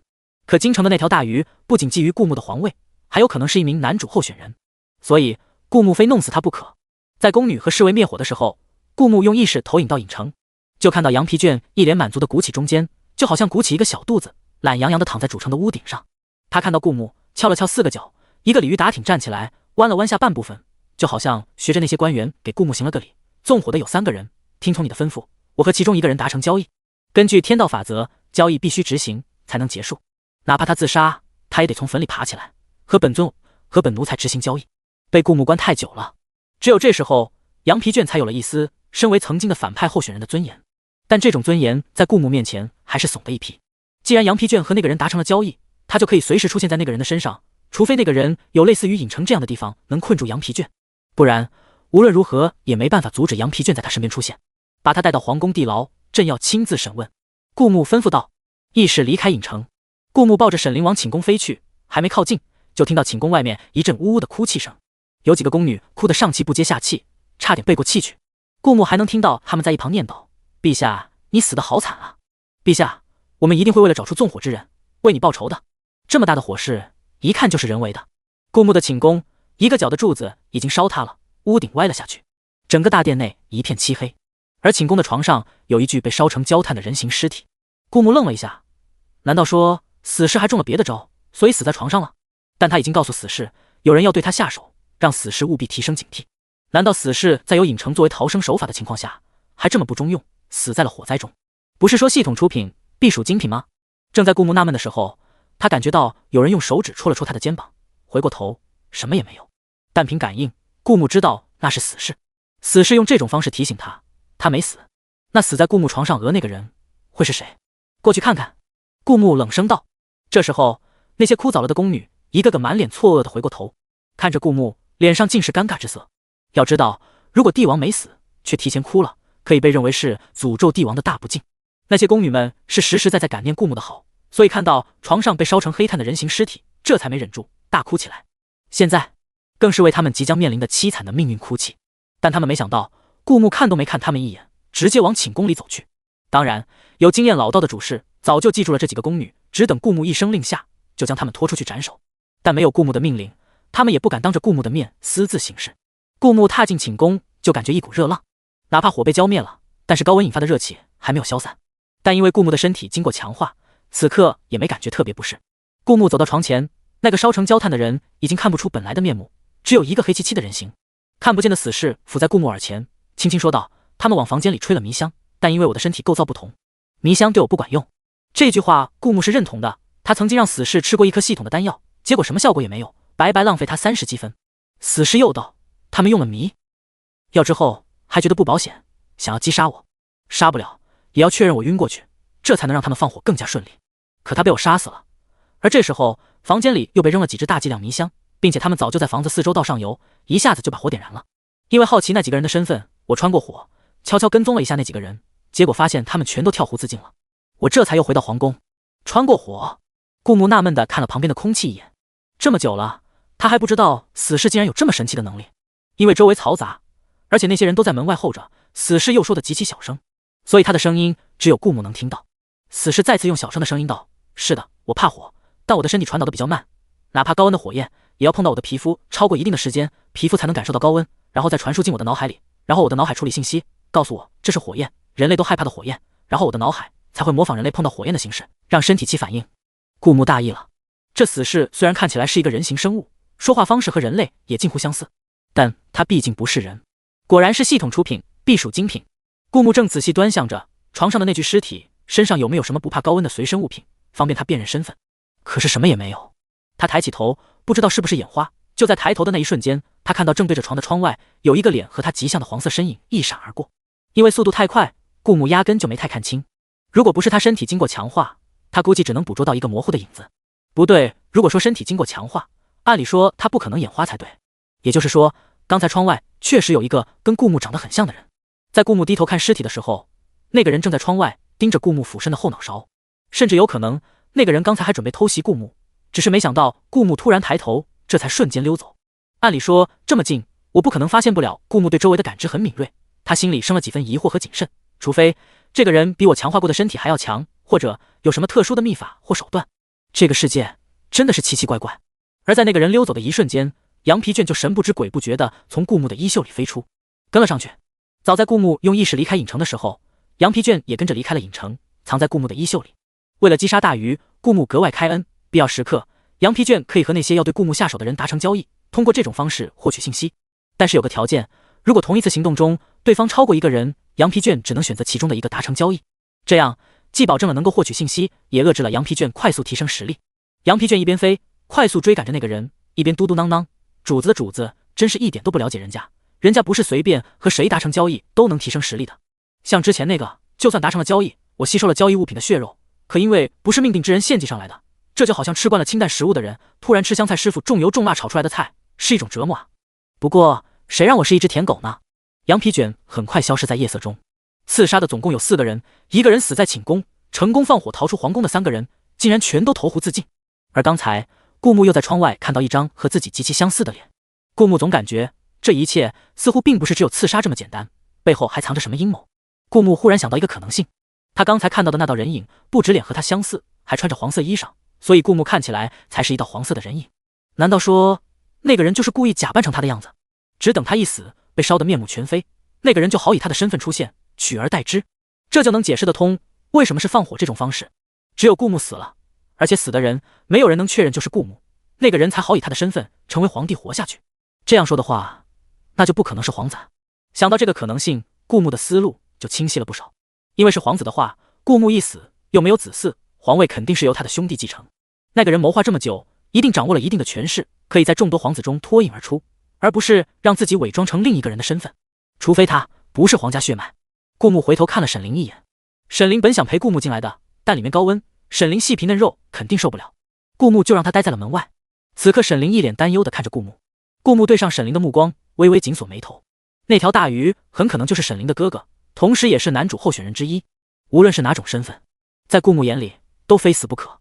沈凌看到顾木的表情，微微一怔，不知为何，一阵没由来的心慌突然漫上他的心头。他紧紧捏着手帕，这种心慌来得太莫名其妙，甚至连说都没办法说出口，他只能强压下去，然后抬起头，给了顾木一个礼节性的笑容作为回应。他看到顾木依然是紧皱着眉的表情，而看着他的眼神充满了怜悯。沈凌的指甲掐进了肉里，心慌的感觉越来越浓了，哪怕皮肉被掐出了血，一时间他也没有知觉，只知道那种心慌的感觉让人特别难受，难受到他反而喜欢肉体痛苦一点，这样是不是能分担心里的难受？可为何会突然这样呢？明明他家人今生活得好好的，权力富贵，帝王的信任都有，明明他贵为皇后，偌大的后宫，皇上就只有他一人，他凄惨了这么久，好不容易获得了幸福，他应该开心才是。顾木看到沈凌的左手捏着洁白的帕子，而短短的一瞬间，那洁白的帕子上就染上了斑驳的鲜血。沈凌虽然在笑，可他的眼神却透着惊慌。顾木第一次感受到这世界的恶意不是针对他，而是针对被他一力栽培着的女主。正所谓爱之深责之切，这世界希望女主变得更强大，就会不断给她增加魔力。可是他太想女主变得强大了，却忘了女主的感受。前世沈凌生在阳光中，却被推进谷底无尽的黑暗，而今生顾木好不容易将他从阳光中拉出来一点点。当第一缕阳光照在沈凌身上，沈凌以为他又获得了珍贵的幸福的时候，却是由亲手将他带出谷底的人再亲手将他推下去。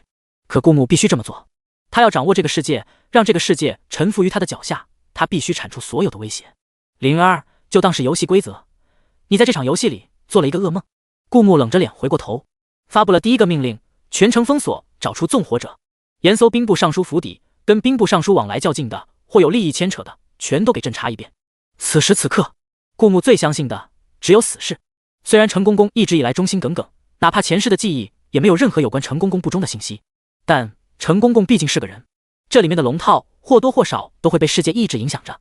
就比如顾木原本想和沈凌帝后公卿携手一生，可是他却不得不对沈凌的亲人痛下杀手。这世界永远有那么多的阴差阳错，所以现在的顾木不再信任人，他只信没有感情的死士。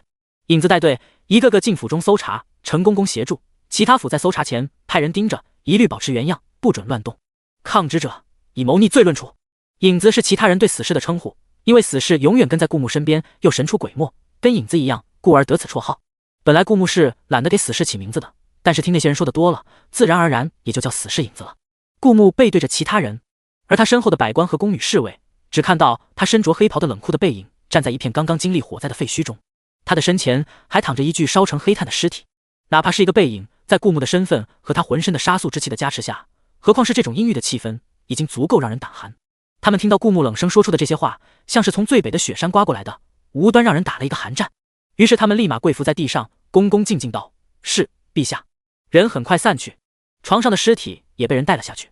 顾木踏出被烧成废墟的寝宫，沈凌依旧在门外站着，他双手紧紧握着手帕，手帕上已经染上了无数斑驳的血迹，他还没有发觉。顾木抓起他的双手，只见纤细好看的玉手上指甲已经被鲜血染红，手心里也沾染了大片血迹。啊！沈凌没反应过来为何顾木突然抓起他的手，在看到手心的血迹后，终于从走神中反应了过来。陛下，臣妾刚才在想心事。沈凌垂眸低声道，抬眼看着朕。顾木用暗哑的声音道。沈凌不解其意，抬起头，用一双漂亮至极的眼睛聚精会神地盯着顾木。漆黑的瞳仁里就好像只装得下顾木一个人。他微微蹙了蹙眉，朱唇轻启，陛下，朕问你，如果朕和你的家人必须死一个，朕杀了你的家人，你会不会恨朕？顾木没有隐瞒，他相信沈凌冰雪聪明，早已经猜到了什么，不然一向稳持的他怎么可能在这么多人的场合失态，掌心捏破了也不自知。所以他还不如直接问个明白。他看到沈凌的眸子颤了颤，一丝慌乱难得的出现在他古井无波的眸子里，以往清冷疏离的脸上第一次闪现一丝脆弱。他痛苦地闭上了眼睛。为什么还是逃不过？他想起他前世眼睁睁地看着他的亲人一个个在他眼前死去，他以为他的心从此封闭，再也不会相信任何人。他以为这一世的陛下和前世不一样了，不再是他恨的人，会对他好，不再伤害他。可为什么又会变成这样？沈凌的嘴角露出一丝嘲讽的笑容。他早该知道，他不能相信温暖，他的世界是没有阳光的，哪怕短暂的见过阳光，也是为了不让他习惯黑暗中的暗无天日，有期待再陷入绝望。这世界杀人诛心啊！哼！沈凌发出一丝轻笑，没有任何语调，轻轻的，很平淡，甚至让人听不出他的情绪，像是只是简单的感叹了一声。他再次睁开眼，原本漆黑的瞳仁仿佛蒙上了一层雾色，原本顾木在沈凌瞳仁里的倒影也看不真切。陛下，你是指二哥吗？你可以将他打折腿，也可以囚禁他，让他永远也出不了府邸，生生世世永不见天日，甚至你可以用药让他变得愚钝一点，不再那么天才。哪怕是这些，臣妾都会睁一只眼闭一只眼，唯独臣妾不能亲眼看着家人去死，因为这种痛苦臣妾经历过一次了，知道有多绝望，所以臣妾无论如何也不想经历第二次。沈凌说这些话的时候语气格外平静，不得不说他情绪控制得格外好。也许可能是因为绝望到最深处，知道哪怕大喊大叫或者哭闹没有任何用处，没有其他人可以依靠的人，只会在事情发生的第一时间去思考怎样才能让事情变得没那么糟糕。只有小孩子磕得疼了，第一时间不是从地上爬起来，而是哭喊着等着大人来抱。你会怎么阻止朕呢？顾木看着沈凌在月光下皎洁无邪的脸，半是怜爱，半是怜悯地问道：“他是帝王，拥有至高无上的权力的帝王，只要他想，沈凌全家都可以瞬间暴毙。哪怕沈凌是这世界的女主，在古代，她也只是一个弱女子。只要顾木给她下禁足令，派高手24小时盯着沈凌，她又能怎么阻止自己呢？”顾木说这些，只是让沈凌提早接受事实。他用手摸着沈凌的侧脸：“你知道，朕想杀的人，最后都会死。太后是，小皇帝是，京城的这条大鱼，同样不会例外。”顾木一声轻笑，他感受到沈凌的眼角滑下一滴眼泪，砸在他摸着他的脸的手上，温热滚烫，和沈凌冰冷的脸完全相反。可顾木的心里没有丝毫动摇。喜欢是一回事，但有些事不得不去做。如果因为喜欢就动摇了本就该做的事，那才迟早会沦为这世界的傀儡，下场可悲。顾木偏不信邪，偏要和这天斗。可沈凌听到顾木这番话，倒也不恼，只是用轻轻的语气道：“如果陛下愿意，大可禁足臣妾。臣妾倒还感念陛下，没有因为臣妾谋逆的话语而直接处死臣妾。”沈凌的语气很轻柔，但话语里开始渐渐透着疏离。他微微行了个礼：“臣妾还应谢谢陛下的不杀之恩。”说到这里，沈凌笑了一下，露出他标志性的小虎牙，看起来整个人在一瞬间乖巧了不少。就好像顾木初见沈凌时的样子，最讲分寸，最是腹黑。之前所有在他身边的放肆和肆无忌惮的显示自己的坏，全都消失了。从此，他不会觉得自己是他的灵儿。他们一个是皇帝，一个是皇后，中间隔着君臣之别。顾木听出了沈凌的意思，他没有说恨，也没有说不恨，但是他的态度说明了一切。一时间，顾木有些恼怒。虽然他知道沈凌这么做一点毛病也没有，但看到沈凌这种刻意划清界限的样子，就觉得很不爽。他宁愿沈凌对着他大哭大闹，甚至破口大骂，他都不会对沈凌怎么样。可是他却选择用这么平静的方式，除了眸子比平时要暗淡了一点，他的脸上挂着得体的微笑，说出来的话也分寸到位。那朕就罚你禁足，半年不得出坤宁宫。顾木咬了咬牙道：“这种时候将沈凌关在坤宁宫，反而是对他的一种保护。就算沈凌有其他手段，他也不至于亲自以身犯险。只要他人在宫中，有顾木在，他就是安全的。臣妾谨听旨意。”沈凌再次行了个礼，然后看着顾木转身离去。随着顾木的背影越来越远，沈凌原本暗淡的眸子逐渐浮现出一丝冷意。“陛下，尽管你对臣妾不义，但臣妾答应你，送给二哥一份礼物，给我们报仇，臣妾还是会做到的。这算是臣妾对你最后的情谊了吧？从此以后，山是山，海是海，永不相犯。”沈凌觉得他已经彻底没有勇气再去信任一个人了。在顾木快要消失在沈凌视线中的时候，沈凌最后看着顾木的背影，露出一个真心的微笑。眼前除了黑暗，终于什么也没有了。沈凌再次抬头看了一眼皎洁的月光，今天又是一个满月呢。他也转过身，缓缓往坤宁宫的方向走去。有微风吹起他单薄的衣裳，整个人显得格外萧条。可这般萧瑟，只有他一个人知道，只有他一个人懂。沈凌回到坤宁宫，悠悠就发现了他脸色的不对劲。早在顾木寝宫起火的时候，悠悠就跑出去和其他人一起救水。后来也知道沈凌和顾木单独待在了一块。此刻看到沈凌神情丧失了以往的活力，就好像刚嫁进王府一般，悠悠不禁担忧地问道：“娘娘，你是不是和陛下吵架了？”沈凌缓缓地转动瞳仁，看了悠悠一眼，所有的心事全都藏在了心，没有显示在脸上。只不过，原来因为得到幸福而散发出的光消失了，这种只有特别亲近的人才能感受到。悠悠就是沈凌特别亲近的人，可沈凌却只是微微笑了一下，笑得很温柔，语气也很轻柔：“没有，只是大晚上有些乏了，本宫想早点休息。悠悠，你也早点休息吧。”悠悠只得点头：“是，娘娘。”他跟在沈凌身后护送她回房间。不知为何，他总觉得娘娘似乎和平常没什么区别，又好像有哪里不一样了。这种感觉，悠悠在沈凌刚嫁进王府时也感受过一次。难道是我太敏感了？悠悠抓了抓脑袋，皱着小脸，满是迷茫。这个系统简直太意外了。就在刚才，顾木和沈凌说完那些话，转身离去后，走着走着，系统忽然又响起一道提示音：男主和女主偶尔也会相爱相杀，能逗女主笑的男人有很多，能让女主哭的却很少。恭喜宿主男主之加3，目前男主的男主之为7，排名第1。恭喜宿主获得奖励，神奇的挖土机151。顾木知道，当他提升男主值，同时男主值又排名第1的时候，是会获得系统奖励的。只不过现在系统奖励评级了很多，以前都是应有尽有，现在却是只有1台。顾木看着物品栏里多了一台挖土机，但是右上角无穷大的符号消失了，取而代之的是一个光秃秃的1。但什么鬼？我和女主决裂了也有奖励？顾木不知道，毕竟他现在还处在女评文里。女评文感情发展的套路一般都是误会、化解误会、继续误会、再次化解误会这么发展的，所以他此刻虽然与女主关系决裂了，但对整部女频文的故事发展来说，其实有可能是处于误会的阶段。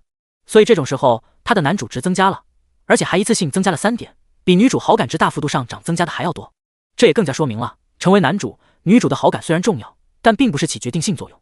顾木的寝宫被烧了，他只能在御书房过夜。遣退御书房的宫女后，顾木来到后花园的一片空地上，取出神奇的挖土机。一瞬间，神奇的挖土机就从系统物品栏被摆到了眼前的空地上。神奇的挖土机造型和顾木前世的挖土机一致。顾木发现了，系统给的奖励都是和前世的科技水平旗鼓相当，至少都是顾木前世见过的东西，然后再经过系统的改良，以更优的质量出现在这个世界。顾木坐上挖土机，简单的操作了一下，很快，花园的一座假山就被他夷为平地。而且，这台神奇的挖土机之所以不同于普通的挖土机，是因为它不是消耗油作为动力，而是依靠太阳能。刚开始是满格能量，随着顾木的操作消耗了一点点，但几乎看不出差别。顾木估算，这台神奇的挖土机的满格能量连续使用1个星期问题不大，但是不知道它充满能量需要多久。但现在是夜晚，神奇的挖土机又不缺能量，顾木只好下次找个机会再试一下。俗话说，要致富先修路。顾木现在正派人修建一条贸易通道，但这个时代都是依靠人力，进展很慢。有了这台神奇的挖土机，虽然只有1台，但南国也不算大，所以它对南国的作用还是不可忽视的。顾木将这台神奇的挖土机收了起来，毕竟御书房突然出现这个一个庞然大物，还是很能让人怀疑的。顾木打算借着影城的名头，将这台神奇的挖土机送到贸易通道建设处。而且，现在沈凌似乎恨上了自己，那他之前关于影城城主的布局也是时候用得上了。坤宁宫，沈凌回了房间后，并没有立即入睡，而是换了一身夜行衣，再裹上宽松的黑袍，戴上斗笠，将浑身遮得严严实实，男女莫辨。之后，他悄悄翻开窗户，跑了出去。穿着一袭黑衣的沈凌飞在空中，踏着城墙飞出了皇宫。现在全城都在戒严，有无数士兵在街上巡逻，百姓们全都紧闭着大门，能感觉到他们人心惶惶，就跟太后政变的那次大战一样。哪怕没有一个人泄露消息，但京城的百姓们也猜到皇宫一定发生了什么大事，而且还非同小可。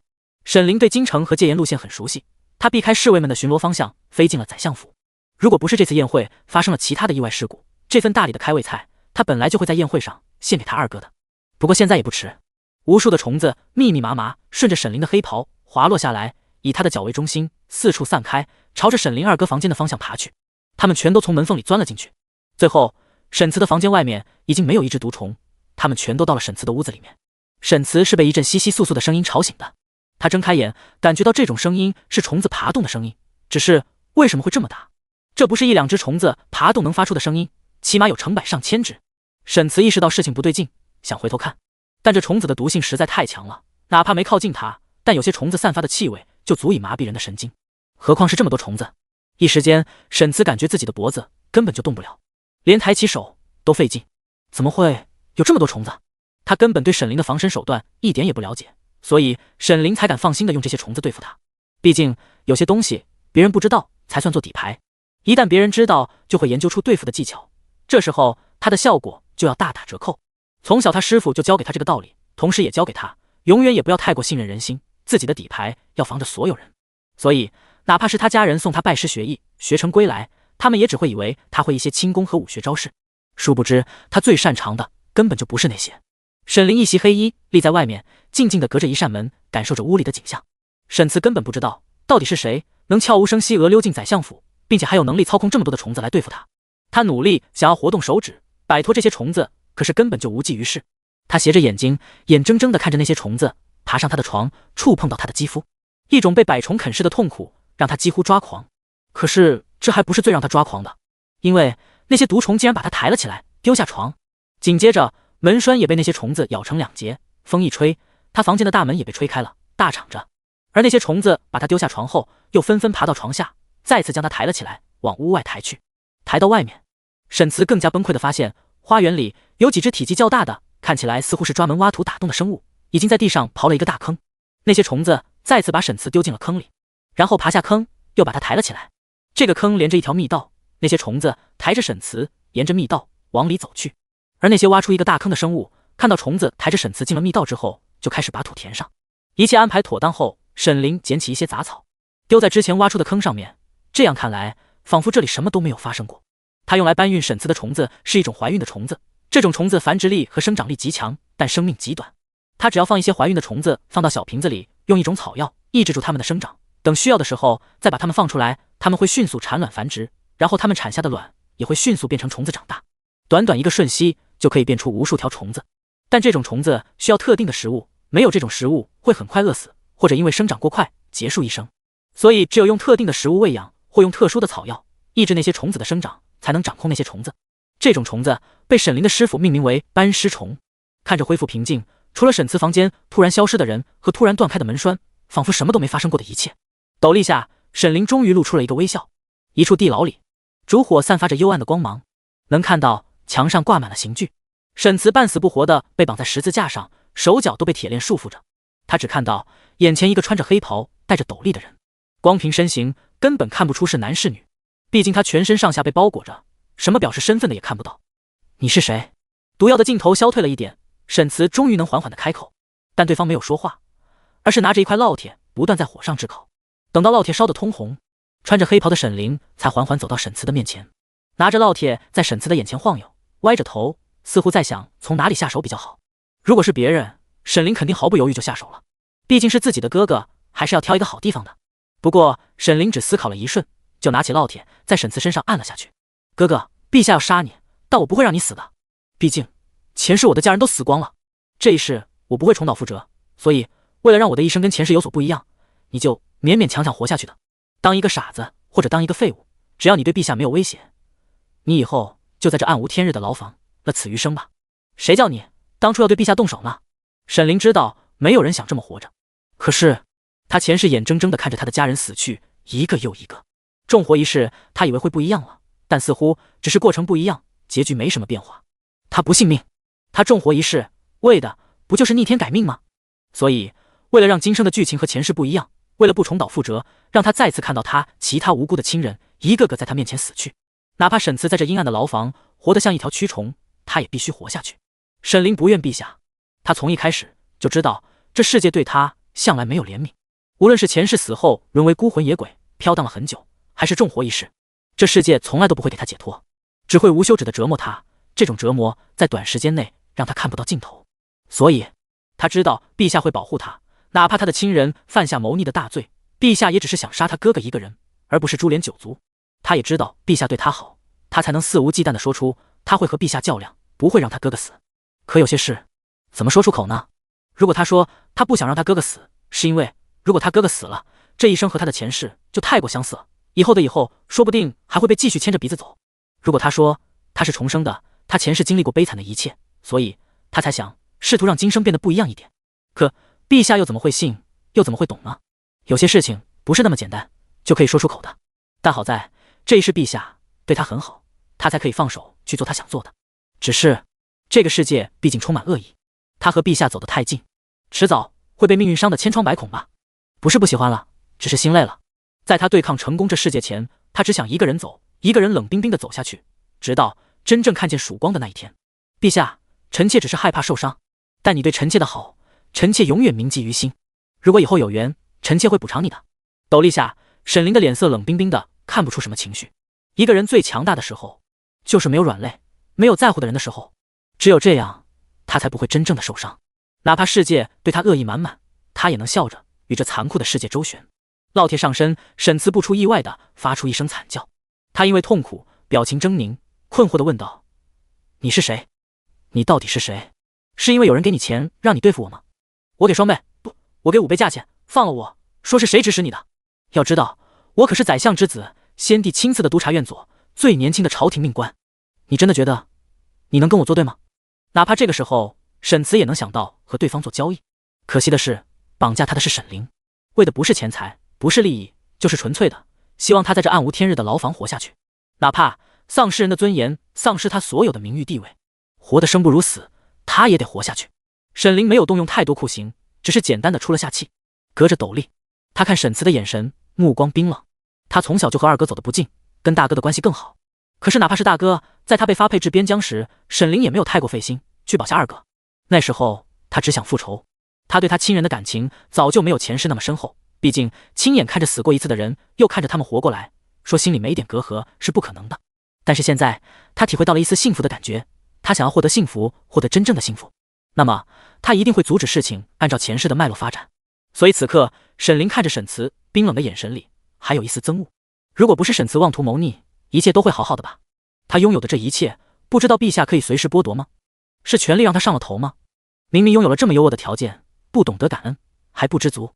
所以，沈凌哪怕将沈慈囚禁起来，也还要上点酷刑作为开胃小菜。要不是沈慈是一位文官，沈凌怕把他扛不住死了。估计当初对付那位大将军的手段都会用在沈慈身上。收起刑具，沈凌不再回头看沈慈，离开地牢，关上了地牢的门。这个地方只有他自己知道，而那条密道现在恐怕也已经被那些虫子填上了。穿着黑袍戴着斗笠的沈凌这时候感觉心情似乎好了一点，他脚步轻快，嘴角勾起了一个笑容，可是眼神里却藏着想要与这世界掰手腕的冷漠。看到一切归于黑暗，沈慈张了张嘴，最后什么也没说，最后无奈地低垂下头。这场灾祸真是来得莫名其妙，沈慈不由得想到。沈凌进了坤宁宫他的房间，然后将窗户关上。这时候窗子外面有一块不起眼的破布抖动了一下，羊皮卷朝着顾木御书房的方向飞去。他之前跟踪那个黄色衣裳跟顾木长得很相似的人跟丢了，然后顾木就派着他监视沈凌，一有情况就朝自己汇报。因为羊皮卷本来就不是人，并且可以随时进入影城隐身，再加上体型小，所以刚才他跟了沈凌一路也没有被发现。陛下，奴才看到娘娘回了襄府。羊皮卷飞进顾木御书房里，将刚才的所见所闻一五一十的说了出来。你现在还记得地牢的地址吗？顾木问道。他早就知道区区一个禁足令根本就关不住沈凌，他以为沈凌回相府会是去通风报信，或者让他哥哥赶紧起兵，或是立即逃跑，但他万万没想到沈凌竟然是将沈朝关进了地牢里。那可是他的哥哥啊！羊皮卷贴着墙角跟进了地牢，将沈凌动用酷刑的一幕也尽收眼底。此刻也全都被顾木知道了，所以不仅关进了地牢，还动用了酷刑。顾木不知道为何，此刻他心里竟然有点小开心。原本他以为沈凌对他亲人感情很深，怕他哥哥犯了错，自己如果处死他哥哥，沈凌也一定会对他恨之入骨。但沈凌竟然狠得下心，对他哥哥动用酷刑，这至少说明沈凌其实还是拎得清的，知道他哥哥犯了错，哪怕对顾木有些小恨，但绝对到不了恨之入骨的地步。顾木相信，只要他妥善处理，还是有可能和沈凌冰释前嫌的。羊皮卷说出了一个地址，就是他跟踪沈凌所去的关押沈朝的位置。不过羊皮卷仔细回忆道，那个地方哪怕知道了地址，也不是那么容易进入的，因为周围布满了毒虫，还长满了草，每次进入那个地方都需要挖土虫挖洞，一旦离开又会让挖土虫重新将洞填上，然后那周围几乎都是风景一样的树和草，没什么显眼的标志性建筑。所以哪怕我去过一次，但下次去也只能知道大概的位置，不能准确指出那个洞到底在哪里。顾木点了点头，是沈凌的行事风格，哪怕被人知道，下次也不容易找到，就算找到了也不一定有命进去。当然里面的人要想逃出来就更没那么容易了。不过不急，既然沈凌对他恨得没有那么深，顾木自然会用更稳妥的方式杀死。现在沈朝被沈凌囚禁，除非他有办法逃出来，不然不太可能在这段时间做出其他举动。那么顾木就多的是机会搜集沈朝谋逆的罪证。不过为了更加稳妥起见，顾木露出一个笑容，既然之前那个人你跟丢了，那么你和沈朝应该达成交易了吧？虽然沈朝被沈凌囚禁，但只有彻彻底底掌控在自己手中，顾木才放心。而且顾木相信，之前被羊皮卷跟丢的和沈朝其实是同一个人。羊皮卷狗腿子的点了点头，当然。这时候羊皮卷的脸有些兴奋，不过因为他的脸长得很别致，所以顾木看不出羊皮卷的兴奋。因为沈朝是符合交易条件的人啊，只要沈朝找到献祭品，献祭给羊皮卷，完成交易，那么羊皮卷可以再次提升自己的实力。要知道，直到现在过了这么久了，羊皮卷才吃过小绿茶一个人，他真的迫不及待的想吃人的血肉。此时此刻，沈凌已经在坤宁宫睡下了，但他睁着眼睛始终没有睡意。谋逆，谋逆，沈凌在嘴里轻声念叨着这一句话。谋逆可是诛九族的罪啊，不能寄希望于陛下的仁慈，我得保护好其他无辜的家人。我不想因为陛下诛臣妾九族，杀了臣妾其他无辜的家人，而彻底恨上陛下，就跟前世一样。陛下跟前世的那个人是不同的，所以这一世一定不能这样，沈朝一定不能是谋逆。沈凌一双眼睛逐渐清明，他要消除有关沈朝谋逆的罪证。沈朝可以活得生不如死，但他和陛下的感情之间不能有丝毫嫌隙，这就跟他忍不了陛下那妃，否则他宁愿出家一样。从兵部尚书家搜查出来的东西有些惊喜，因为事发突然，那个人逼兵部尚书自尽，却来不及损毁所有他们有过往来的痕迹。此事从兵部尚书家搜查出了一些珍贵的珍宝和字画。程公公在一旁解释道，这一幅字画是一位商人献给奉天府府尹的，现在却是从兵部尚书的书房搜了出来。而这个琉璃壶，奴才曾在老马侯爷家中看到过，陈公公一件一件的介绍，他向来留心，再加上遍布南朝的情报网，这一件件死物，陈公公都能讲得头头是道。虽然没有在兵部尚书家中搜查出书信，但这些物品稍一盘问，恐怕也能问出许多惊喜。顺着这些物品，接着彻查。顾牧冷声道：“朝廷的官员关系错综复杂，此次一查，可能朝廷一半的官员都没有那么清白无辜。但是查出来，一是给那些官员一个警醒，二是顾牧自己心里也能有一个数。奴才遵命。”顾牧看着陈公公退去，紧皱着眉头。虽然从这些物品中透露出来的蛛丝马迹，发现了其他和兵部尚书有来往的官员，但是这里面没有找到任何跟沈朝有关的证据。顾牧虽然可以直接处死沈朝，但他要让沈朝死得名正言顺，死得理所当然，死得让宰相一家对他感恩戴德，沈朝就必须以谋逆罪死去。随着不少官员都被查出来与兵部尚书有所牵扯，一时间整个京城以及京城之外的各大官员全都人心惶惶。直到某天晚上，有关陆小瑶的身世资料被送到了顾牧手上。陆小瑶是9岁来的南朝，在此之前在南朝没有任何记录。神奇的是，他是由宰相一路将陆小瑶从南朝境外护送进南朝的。中秋宴上，顾牧知道真正下毒的是沈凌，他借此嫁祸给本就对顾牧怀有杀机的兵部尚书，这才让兵部尚书当晚在府中自杀。陆小瑶接下这次刺杀任务，也是因为接了尹城城主的任务，让他们接近那条大鱼，所以陆小瑶未必真的对自己怀有杀机。只是这陆小瑶明明一看就是浮萍一样的人物，仅仅和他的师尊相依为命，为何会和宰相扯上关系？顾牧将手中有关陆小瑶二爹所有资料全都看完之后丢进火盆，看着那些资料化为灰烬，然后唤来陈公公往地牢的方向走去。他要亲自审问一下陆小瑶。昏暗的地牢里，陆小瑶头发有些凌乱，本就是江湖中人不拘小节，不像马诗诗，哪怕被关在地牢中也会使自己看起来楚楚动人。甚至陆小瑶的脸上脏兮兮的，唯有一双眸子还藏着神采。尽管如此，她看起来还是很好看，就是那种坐在大街上摆个碗，瞬间碗就满了，还有人拍照上传网络，之后能走红成网红，再被经纪公司签约当大明星的那种好看。她躺在床上翘着二郎腿，听到门外的动静，只斜着眼往外扫了一眼，连坐起来的意思都没有。直到有狱卒打开牢门，陆小瑶才懒洋洋的用手支撑着身子，半抬起来，转了个身，靠着墙。见到陛下还不行礼，狱卒一声呵斥。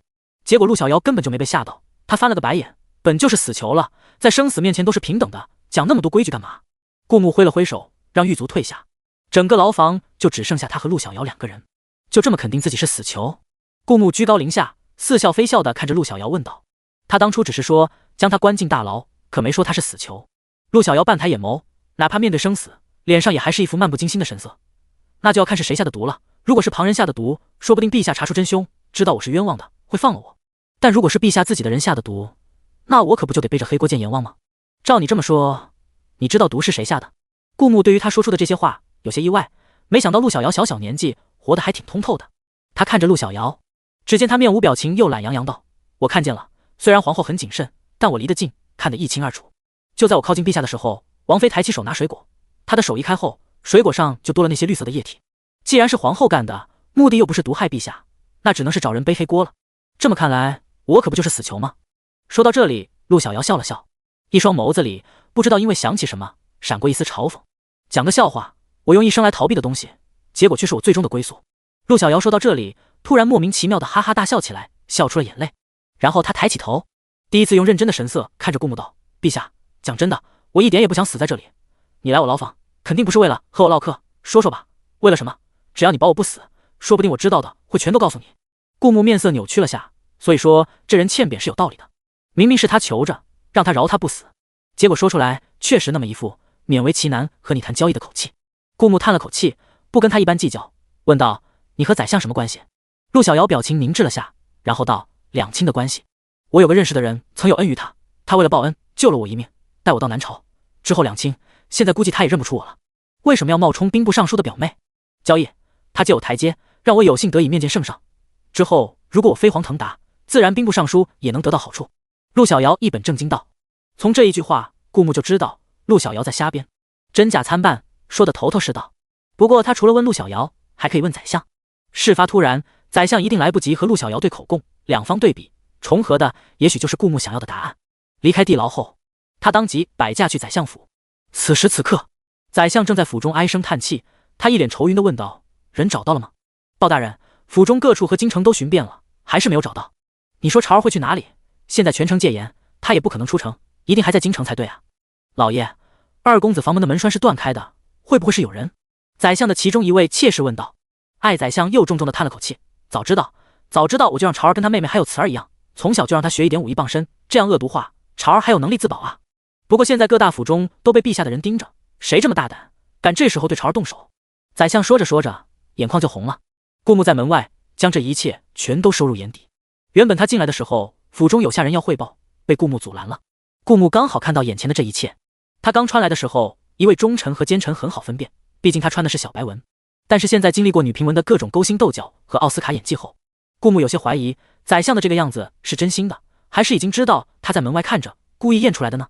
顾木踏步走进了房间。宰相看到顾木，忙起身迎接，一双老眼还挂着泪花。直到两人坐下攀谈，宰相才擦了一把眼上的泪花，强打精神道：陛下，听说您对小女下了禁足令，小女要是有什么做的不对的地方，老臣向陛下道歉，都是老臣教导无方。顾木听着宰相这么说，心里有些五味杂陈。毕竟宰相是他的老丈人，要是在现代，他把自己老婆关起来不让外出，老丈人估计两个大耳巴子就招呼过来了。可是现在却是低声下气，怪自己没教好。从宰相那获得的信息和陆小瑶说的大差不离，宰相确实没有认出来，陆小瑶就是当初他带回南朝的那个小孩，也确实是受恩人所托。至于陆小瑶的身份，宰相也不知道。见问不出其他什么，顾木走之前拍了拍他的肩膀，放心，朕罚灵儿禁闭，不是因为灵儿做错了什么，而是朕有不得已的苦衷。看到宰相松了口气，顾木这才抬起袖子走了出去。顾木刚离开宰相府，身后就有人立马跟了上去。顾木摆驾回了皇宫，那个人在戒备森严的特殊时候，竟然也轻易的跟进了皇宫，没有被其他人发现。那个人的手上握着一把短刀，隔着远远的，他将刀放在眼前，从这个视线看过去，那短刀刚好停留在顾木脖子的位置。那个人做了一个抹脖子的动作，然后露出了一丝微笑。他在皇宫中行动自如，神不知鬼不觉，沿路巡逻的侍卫竟然没一个人发现他的存在。顾木一如既往地走进书房，看起来对被人跟踪的事浑然不觉。他的书桌上堆着厚厚一叠奏折，很快夜深了，书桌上也点起了烛火，哪怕这样，光线也依然很暗。顾木批阅奏折的时候不喜欢有人打扰，所以此时此刻书房里只有顾木一个人。看着看着，顾木终于支撑不住，手支着脑袋，眼睛渐渐闭上，打起了盹。而这时候门外一道黑影动了，他就是从顾木离开宰相府后就一直跟踪顾木的那个人。他从打开的窗子跃了进去。谁也想不到，在戒备森严的皇宫，尤其是皇帝所在的御书房，这个人行动竟然能如此自如。没有一个人发觉，此刻皇帝的书房内竟然多了一个人。他悄无声息地走到顾木的身后，用短刀的刀尖抵住顾木的脖子。而这时候顾木终于醒了，他反手抓住那个人握刀的手，两个人扭打到一起。御书房的书桌因为打斗翻倒在地，烛火也倒在地上，瞬间熄灭。一瞬间整个房间暗了下来。因为不适应黑暗，顾木只能听声辨位。可是在黑暗中，那个人的行动却没有受丝毫影响。打着打着，那个人逐渐占了上风，一刀刺进顾木的腹部。一瞬间，温热的鲜血从顾木身体里涌出来，然后那个人又拿着短刀冲着顾木的脖子划拉了一刀。本来是致命的一击，因为顾木的身体经过强化，又及时反应过来，往后仰脖子，所以虽然伤口看起来可怖，但如果及时包扎的话，还是能保住性命。与此同时，顾木用剑在那人的大腿和手臂上划拉了几下。御书房里地上凌乱不堪，有着大量的血迹，空气中也弥漫着刺鼻的血腥味。又教了一会儿，顾木的眼睛逐渐适应黑暗，开始逐渐凌驾于那个人之上。那个人似乎是没有再找到机会对顾木造成重伤，而他自己也负了不少伤，如果再打下去，恐怕自己的命也会留在这里。他找准机会退后几步，从御书房的窗户飞了出去。而顾木因为脖子上的伤需要及时包扎，没有追上去，而是捂着脖子走出书房。鲜血从他捂着脖子的手缝不断渗了出来，看起来格外可怖。他因为过度失血，脸色苍白，不似平时的意气风发。而御书房门外的宫女侍卫似乎全都被下了迷，哟，一个个倒在地上，但呼吸还挺平稳。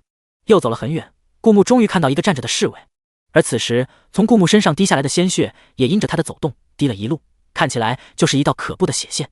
来人，送朕去太医院。说完这话，顾木就因为体力不支昏了过去。而那名侍卫看到顾木这个样子，愣了一下。在他印象中，顾木一直是那个神挡杀神，佛挡杀佛的可怖样子，从来没见过有人可以将陛下整得这么狼狈。之前哪怕陛下面对千军万马，也能谈笑风生，斩敌于刀下，能将陛下害成这样的人，一定很强。那个侍卫虽然愣了一下，但没敢犹豫，立马扛着顾木往太医院飞奔而去。当晚，陛下遇刺的消息传遍了整个皇宫。坤宁宫内，虽然沈凌被关了禁闭，但是他的婢女没有，他的婢女还是不是要去内务府领一些物资，或做一些杂活，自然会经常出入坤宁宫。顾木遇刺的消息没有瞒过坤宁宫宫女的耳朵，所以正在沈凌房门外值夜的悠悠听到这个消息，脸色瞬间变了。他面对着房门，神色纠结。这段时间，虽然陛下将娘娘关了禁闭，但陛下和娘娘的感情，他们不是傻子，都看得出来。这个时候，娘娘虽然已经睡下了，但有关陛下的事，她一定想早一点知道。这么想着，悠悠叩响了沈凌房间的门。悠悠，怎么啦？房间里传来沈凌轻柔的声音。娘娘，是有关陛下的事。悠悠闷声闷气地说道。很快，房门一下子就被打开了。只随意披了一件外衣，散开着黑色秀发的沈凌，在朦胧的月光下，有一种空灵之美。他以往清冷疏离的眸子藏着一丝焦急。果然，只有关于陛下的事，才能让他的神色发生一丝变化。这么晚，陛下怎么了？此时此刻，沈凌心里头浮现出一丝不好的预感，他的眼神里的担忧无比真切。陛下遭遇刺杀，此刻在太医院。悠悠为娘娘捏了一把汗，然后艰难地开口道。沈凌不自觉将手扶上门框，瞳孔微微颤了一下。顿了顿，沈凌接着问道：陛下情况可安好？奴婢打听到，从太医院传出来的消息是陛下命悬一线。说到这里，悠悠眼眶突然红了起来。他既是心疼娘娘，也是因为陛下是整个南朝的主心骨，陛下没了，南朝的百姓怎么办啊？沈凌神色苍白地看了一眼悠悠，你别哭，我去看看陛下。不知为何，沈凌虽然面上没有其他表情，但他的眼睛亮晶晶的，有泪珠在眼眶里打转。虽然沈凌叫悠悠别哭，可他自己都没有发觉，他的眼眶不自觉红了，仿佛下一秒眼眶里的眼泪就会掉出来。眼下的一切不过是沈凌故作冷静，因为这是他第一次听到陛下命悬一线。到底是谁刺杀的陛下？沈凌捏紧了手里的手帕，快步往坤宁宫外走去。他知道陛下这次一定碰上了不得的对手了，不然面对千军万马还能谈笑风生的陛下，不可能也不应该被刺杀成这样。如果是普通的刺客，大概只有他们横着出去的份。不过普通的刺客在进入皇宫的时候就会被发现了，根本没有机会靠近陛下。沈凌越想越心惊，陛下伤成这样，那个刺客离开了没有？要是没有，那陛下是不是随时会有危险？不，他绝不可以失去陛下，绝不可以。娘娘，你不可以出去，陛下给你下了禁足令，你现在出去就是抗旨。悠悠哭着拦在沈凌的身前，他知道娘娘着急，可是君命难违，那可是陛下亲自下的圣旨。沈凌轻轻一挥手，不会武功的悠悠立马被扫到一边。这也是沈凌第一次这么粗暴地对待陛下。我从不在乎这些，沈凌冷声道。之所以还继续遵守这世界的规则，是因为我有了活下去的理由。如果这个理由消失了，这世界的一切与我都丧失了意义。所以我现在必须过去保护陛下。恐怕如果不是为了维持眼前优雅的形象和10几年来所受的教导，沈凌大概会破口大骂一声陛下身边的人都是废物。悠悠看着沈凌踏出坤宁宫，咬了咬牙，也从地上爬起来跟了上去。太医院，顾木躺在床上紧咬着嘴唇，看起来生死未卜的样子。就连太医也皱着眉头，他们已经竭尽全力，好不容易让陛下的伤势稳定下来，只希望伤势不再恶化，不然有个别太医已经红了眼眶。本来陛下的伤势他们要瞒着的，但是陛下身边的死士寸步不离地跟着陛下，并且让他们如实告诉所有人陛下的伤势，说是陛下伤势这么重，广而告之，说不定有一些特殊才能的人能帮到陛下。而且陛下书房和院子的血迹都不让清理，说是陛下的东西，陛下早就交代过了，没有他的吩咐谁都不让动。死士是陛下的心腹，这个时候陛下昏迷不醒，死士说的话比谁都管用，所以此时此刻他们全都按照死士的吩咐办事。只是不知道是不是因为太过担忧陛下的安危，一向冷冰冰的，脸上连一丝人类的情绪都看不出来的死士，现在看起来脸色竟有几分苍白。不愧是陛下的心腹，万年冰山脸也会因为陛下伤势过重而第一次产生一丝变化。而这时候顾木其实不动声色，听着周围的一切，因为他的五感得到了强化，所以哪怕闭着眼睛光靠听也能捕捉到周围的一些信息。所以沈凌一踏进来，顾木根据脚步声判断出走路的方式，继而判断出走路的人。在旁人还没开口的时候，顾木就知道沈凌来了，而且这时候的他比以往都要焦急。不枉我布了这么大一盘棋，做出了这么逼真的苦肉计。顾木在心里偷偷乐开了花。其实受这点伤对他来说根本不算什么，因为是演戏，刀刀避开要害，却又能制造出鲜血横流的吓人景象。再加上顾木强化的不止身体，还有内力，哪怕不使用丹药，他的伤势好的比正常人也要快很多，还不会留疤。顾木经历过数次严峻的战争和刺杀，这点小打小闹的伤口根本就不算什么呀，只是苦了死士。为了陪他演这出戏，身上也挂了不少彩。顾木至少还能假装濒临死亡，躺在床上昏迷不醒，而死士还得在简单包扎伤口、止住血后，还要强打精神站在顾木床前完成剩下的谋划。同时防止太医院里有大鱼的妻子对顾木实行不测，让太医院把消息放出去，是为了让皇后听到，不让清理御书房和院子里的血迹，也是为了让皇后看到。皇后不是想跟他绝交，不理他吗？这不，沈凌已经趴在了他的床前，紧紧握住顾木的手。顾木感觉到向来冷静的沈凌身体有微微的颤抖，手心的接触，顾木能明显的体会到沈凌在害怕，他很害怕。原来你也会害怕吗？顾木在心里默默道，他很想反手握住沈凌的手，可是这样的话就会功亏一篑，所以顾木依旧一动不动，假装昏迷。紧接着他感觉到一滴温热的液体砸在他的手背，沈凌哭了，没有抽泣，没有哽咽，哪怕没有睁开眼睛，顾木也能想象沈凌此刻一定也是在假装冷静，或者维持冷静已经成了他的习惯，任何时候都不至于失态，但一定会有一些细微的表情出卖他的情绪。而这时候太医院院士苏林乐用低低的声音道，娘娘，皇上需要安心休息，夜深了，你也回去好好休息吧。他是太医院最大的掌权者，虽然沈凌是皇后，可这是在太医院，苏林乐这么说也是在照顾他的病人。可顾木感觉到沈凌握着他的手猛然一紧，似乎已经在生气了。下一秒他听到沈凌冰冷的声音道，我也会医术，我比你懂，陛下这时候比谁都需要照顾，照顾的是有这些宫女，娘娘是千金之躯，我乐意。这大概是沈凌第一次打断苏林乐的话。苏林乐深吸了一口气，这才道，我也是为了娘娘着想，毕竟众所周知，娘娘被陛下罚了禁闭，若是被陛下知道娘娘抗旨，而陛下又遇到刺杀，难免心情不好，说不定会降罪娘娘。屋子里的温度仿佛一下子降低了几个度，因为所有人都听到向来清冷疏离的皇后头一次摆出皇后的架子，霸气十足地说道，本宫的事何时轮到你们插手了？苏林乐看着沈凌的眸子瞬间变得幽深起来，但沈凌毕竟是皇后。苏林乐抿了抿嘴唇，叹了口气，既然娘娘执意，那臣等就告退了。等到房间里只剩下顾木和沈凌两个人，原本寸步不离守着顾木的死士，这时候竟然也二话不说退了出去，看呆了一阵官员的眼睛。戏到这里，死士也算是功成身就了。原本死士的身体传导的比较慢，按理说刀刺到他的身体，如果没有及时传导到他的脑海，他是不会受伤的。刀刺破皮肤，就好像刀剑划过水一样，会泛起波纹，但很快就会消失不见。但奈何顾木提前把这个计划告诉了他，并且为了保证计划实施，在他身上已经做了实验，他的脑海里已经接收了晚上会被主子打伤的信息，所以在刚才的打斗中，他的脑子才能及时处理受伤的信息，让身体做出受伤的反应。现在死士离开顾木，给他和沈凌腾出二人世界后，也一直守在门口保护主子的安全。但是这个时候，他可以在脑海放空自我，然后自我催眠，我没有受伤，我没有受伤，我没有受伤。渐渐的，死士的脑海里获得了我没有受伤这个信息，然后他原本受伤的皮肉开始迅速愈合，最后恢复到了本来的形态。还好我不是人。死士觉得按照人类的正常思维，他应该庆幸一下，于是他模仿着人类的思维想到，当然如果死士真的模仿人类到位，此刻他应该不是庆幸，而是悲哀自己是一条单身狗了。死士身后的房间里，顾木的床前，沈凌依然守候在他旁边。顾木脖子上的那一道伤口触目惊心，尽管已经被太医进行了包扎，但是还是有血迹随着纱布渗了出来，混合着古代止血草药的绿色汁液，看起来格外可怖。沈凌抬起手停在半空中，似乎想触摸一下顾木的伤口，但在离伤口还差一点点的时候停了下来，只虚虚隔着空气在顾木的伤口处划了一下，手指有轻微的颤抖。最后他的手落下来停在顾木的脉搏处。顾木很自信，他这出戏可是真刀实枪的演得挺逼真的，甚至为了让现场也足够真实，他可是实实在在的和死士打了一场。无论谁看到书房的血迹，都会倒吸一口凉气。既然顾木发了这么大一番精力，自然不可能被沈凌看出破绽。顾木是真的伤重，但经历过多次战争的他又十分有经验，控制在看起来命悬一线，但就是死不了。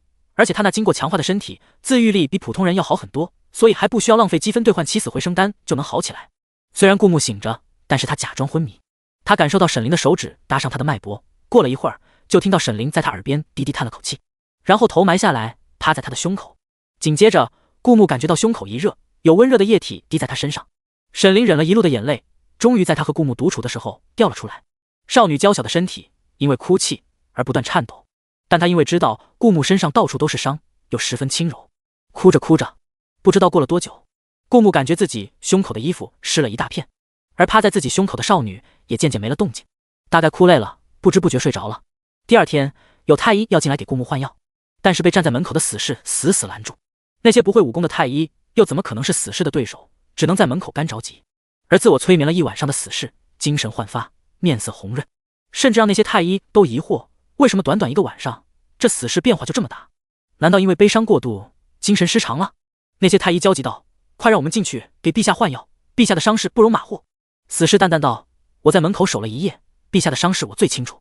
你再清楚，你能有我们当大夫的清楚。昨晚好不容易控制住陛下的伤势，保住了一条命，可千万不能恶化下去，否则后果不堪设想。”有几个太医妄图破门冲进去，但是被死士一脚踹飞。死士面无表情，他说的没错，这些太医里确实没有人比他更清楚顾木的伤势，毕竟是他和顾木经过百般谋划，精挑细选，选出来让他刺的位置，而且他也清楚顾木的一些底牌。总之，他的主子没有那么弱鸡，才不会那么容易死。陛下没有召你们进来，你们就在门外待着，难道你们想抗旨不成？死士冷冷道，学着人类摆起了架子，别打扰陛下休息。那些太医被踹倒地上，摔了个屁股蹲。别说，那死士劲道还真大，他们一个个揉着屁股，满脸沮丧，打又打不过，喊又没资格喊人，只得愁云满面的等待门口，只等陛下需要，好第一时间冲进去。而此刻，房间内，在沈凌睡着后，顾木用手摸着他的秀发，也渐渐睡着了。第二天，沈凌被门外的争执声还有哎呦哎呦喊疼的声音吵醒，他缓缓睁开眼睛，感觉这一次醒来与往常不太对劲。他迷迷糊糊地打量了一眼四周，这才发现他坐在床边，趴在顾木的胸口上睡着了。一下子，沈凌的脸上就染上一抹红晕，这白给了。他疼的一下坐起身子，然后感觉有个温热的东西从头顶滑下，一时间沈凌还有些不习惯。他看过去，发现是顾木的一只手。这时候他也顾不得害羞，而是眼睛里闪过一丝喜悦。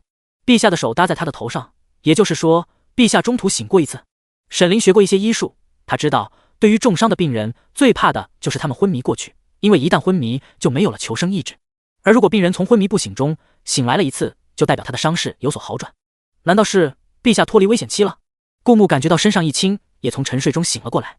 一睁开眼，就看到沈凌坐在他的床边，双手支在他身体两侧，支着身子，一双含着喜悦的美目正聚精会神地打量着他。这真是一个危险的距离。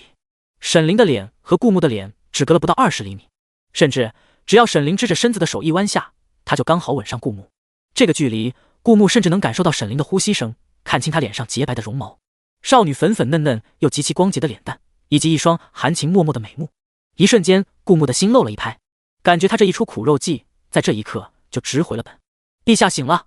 沈凌此刻还沉浸在顾木醒了的喜悦中，完全意识不到他这个动作杀伤力有多大。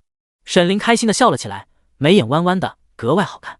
但是因为昨晚哭了太久，眼眶此刻还鲜红红的，既惹人怜爱又无比动人。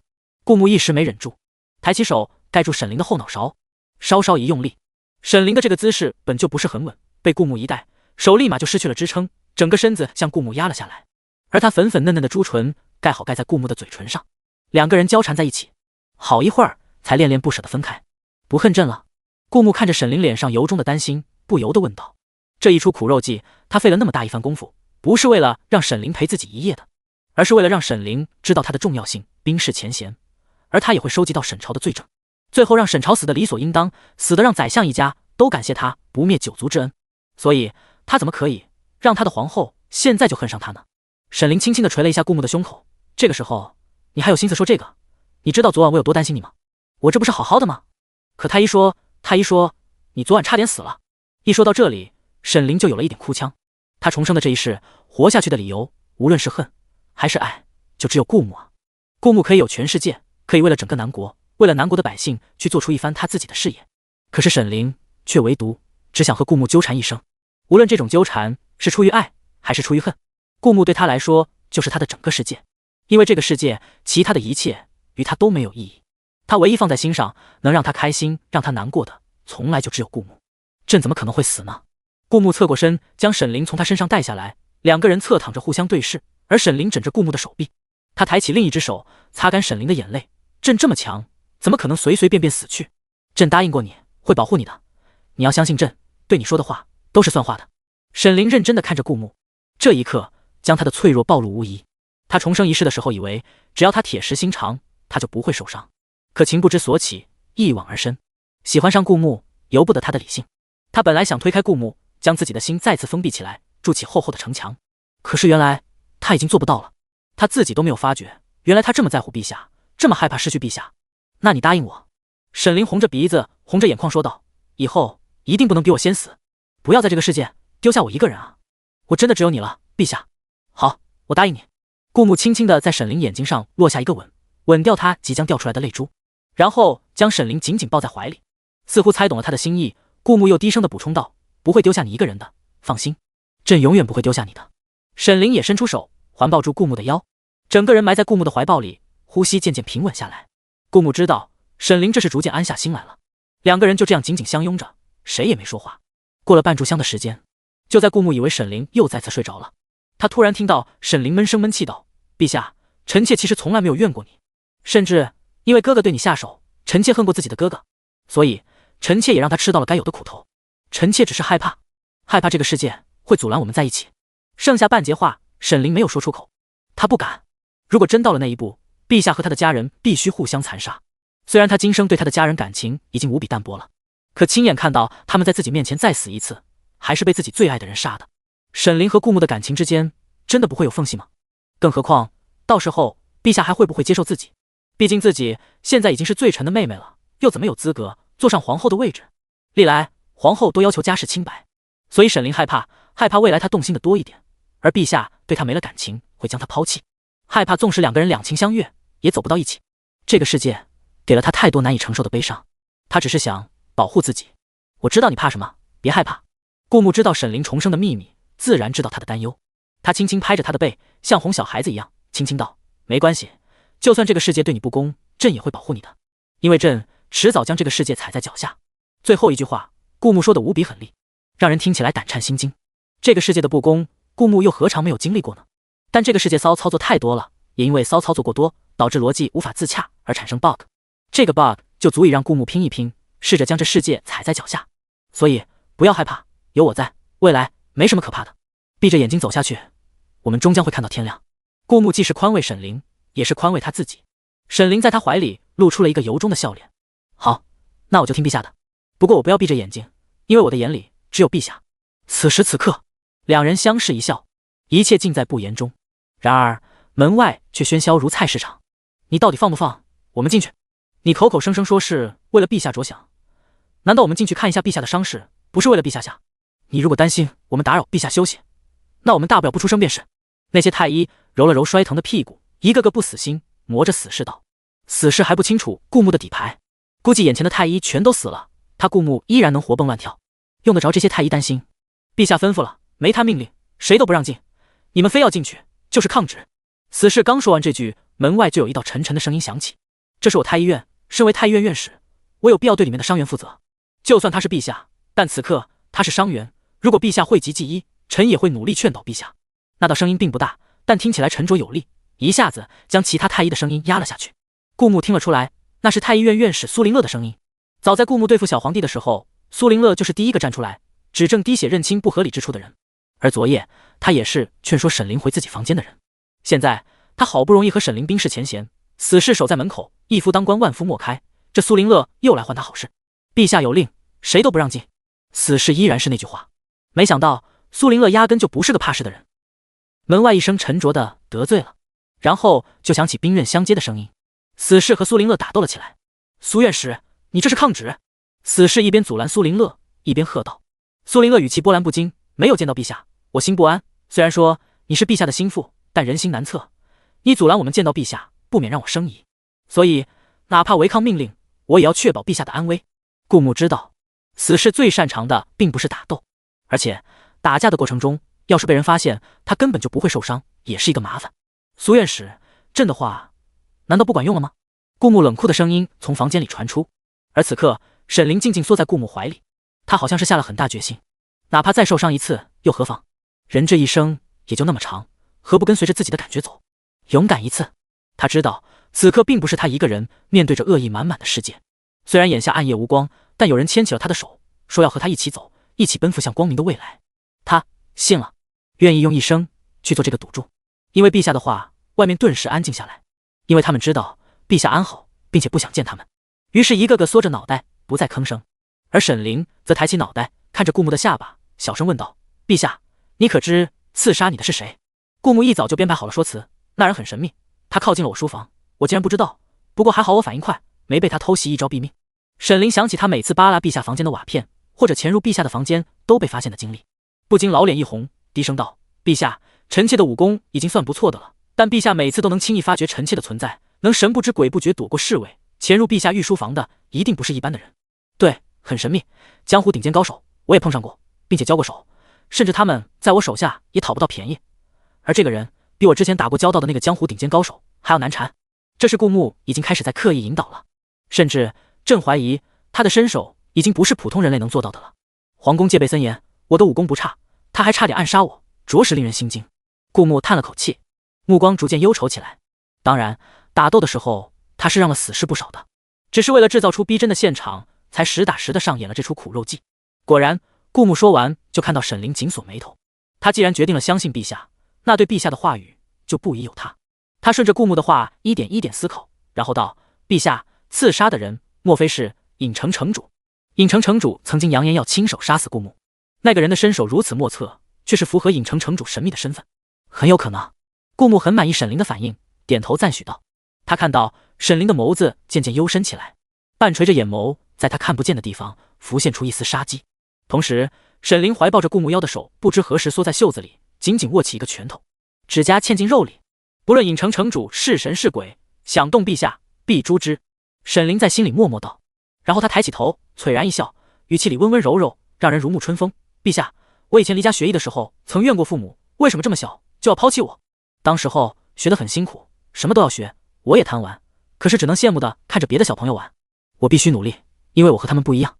可是现在我不怨了，甚至有些庆幸，因为之前的经历让我变得更强大，所以在陛下遇到危险的时候，我不至于无能为力到缩在房间里默默担心哭泣，却又什么都做不了。我也可以为陛下做一些事情的。沈凌说得很真诚。有些人就是这样，看起来心里有厚厚的城墙，拒人千里之外，仿佛整个世界于他来说都无所谓。但是如果他愿意相信这个人，他能给予的一切比普通人愿意付出的要多得多，因为他的全世界就只有那个人，他愿意不计得失给出他的全部。而顾木就是沈凌的那个人。朕不需要你为朕做什么，这话顾木说的有几分真诚，也有几分虚伪。他确实不需要沈凌为他做什么，但沈凌如果要捣乱的话，那还是做点什么吧。沈凌睁着绝美的大眼睛，虽然陛下不需要，但臣妾是自愿的。两人又悄悄讲了很多话，沈凌才从床上坐起来，站起身，整理了一下衣服和头发，然后又拿起顾木的衣裳替他披上。陛下，你的伤势还没好完全，还是要及时换药。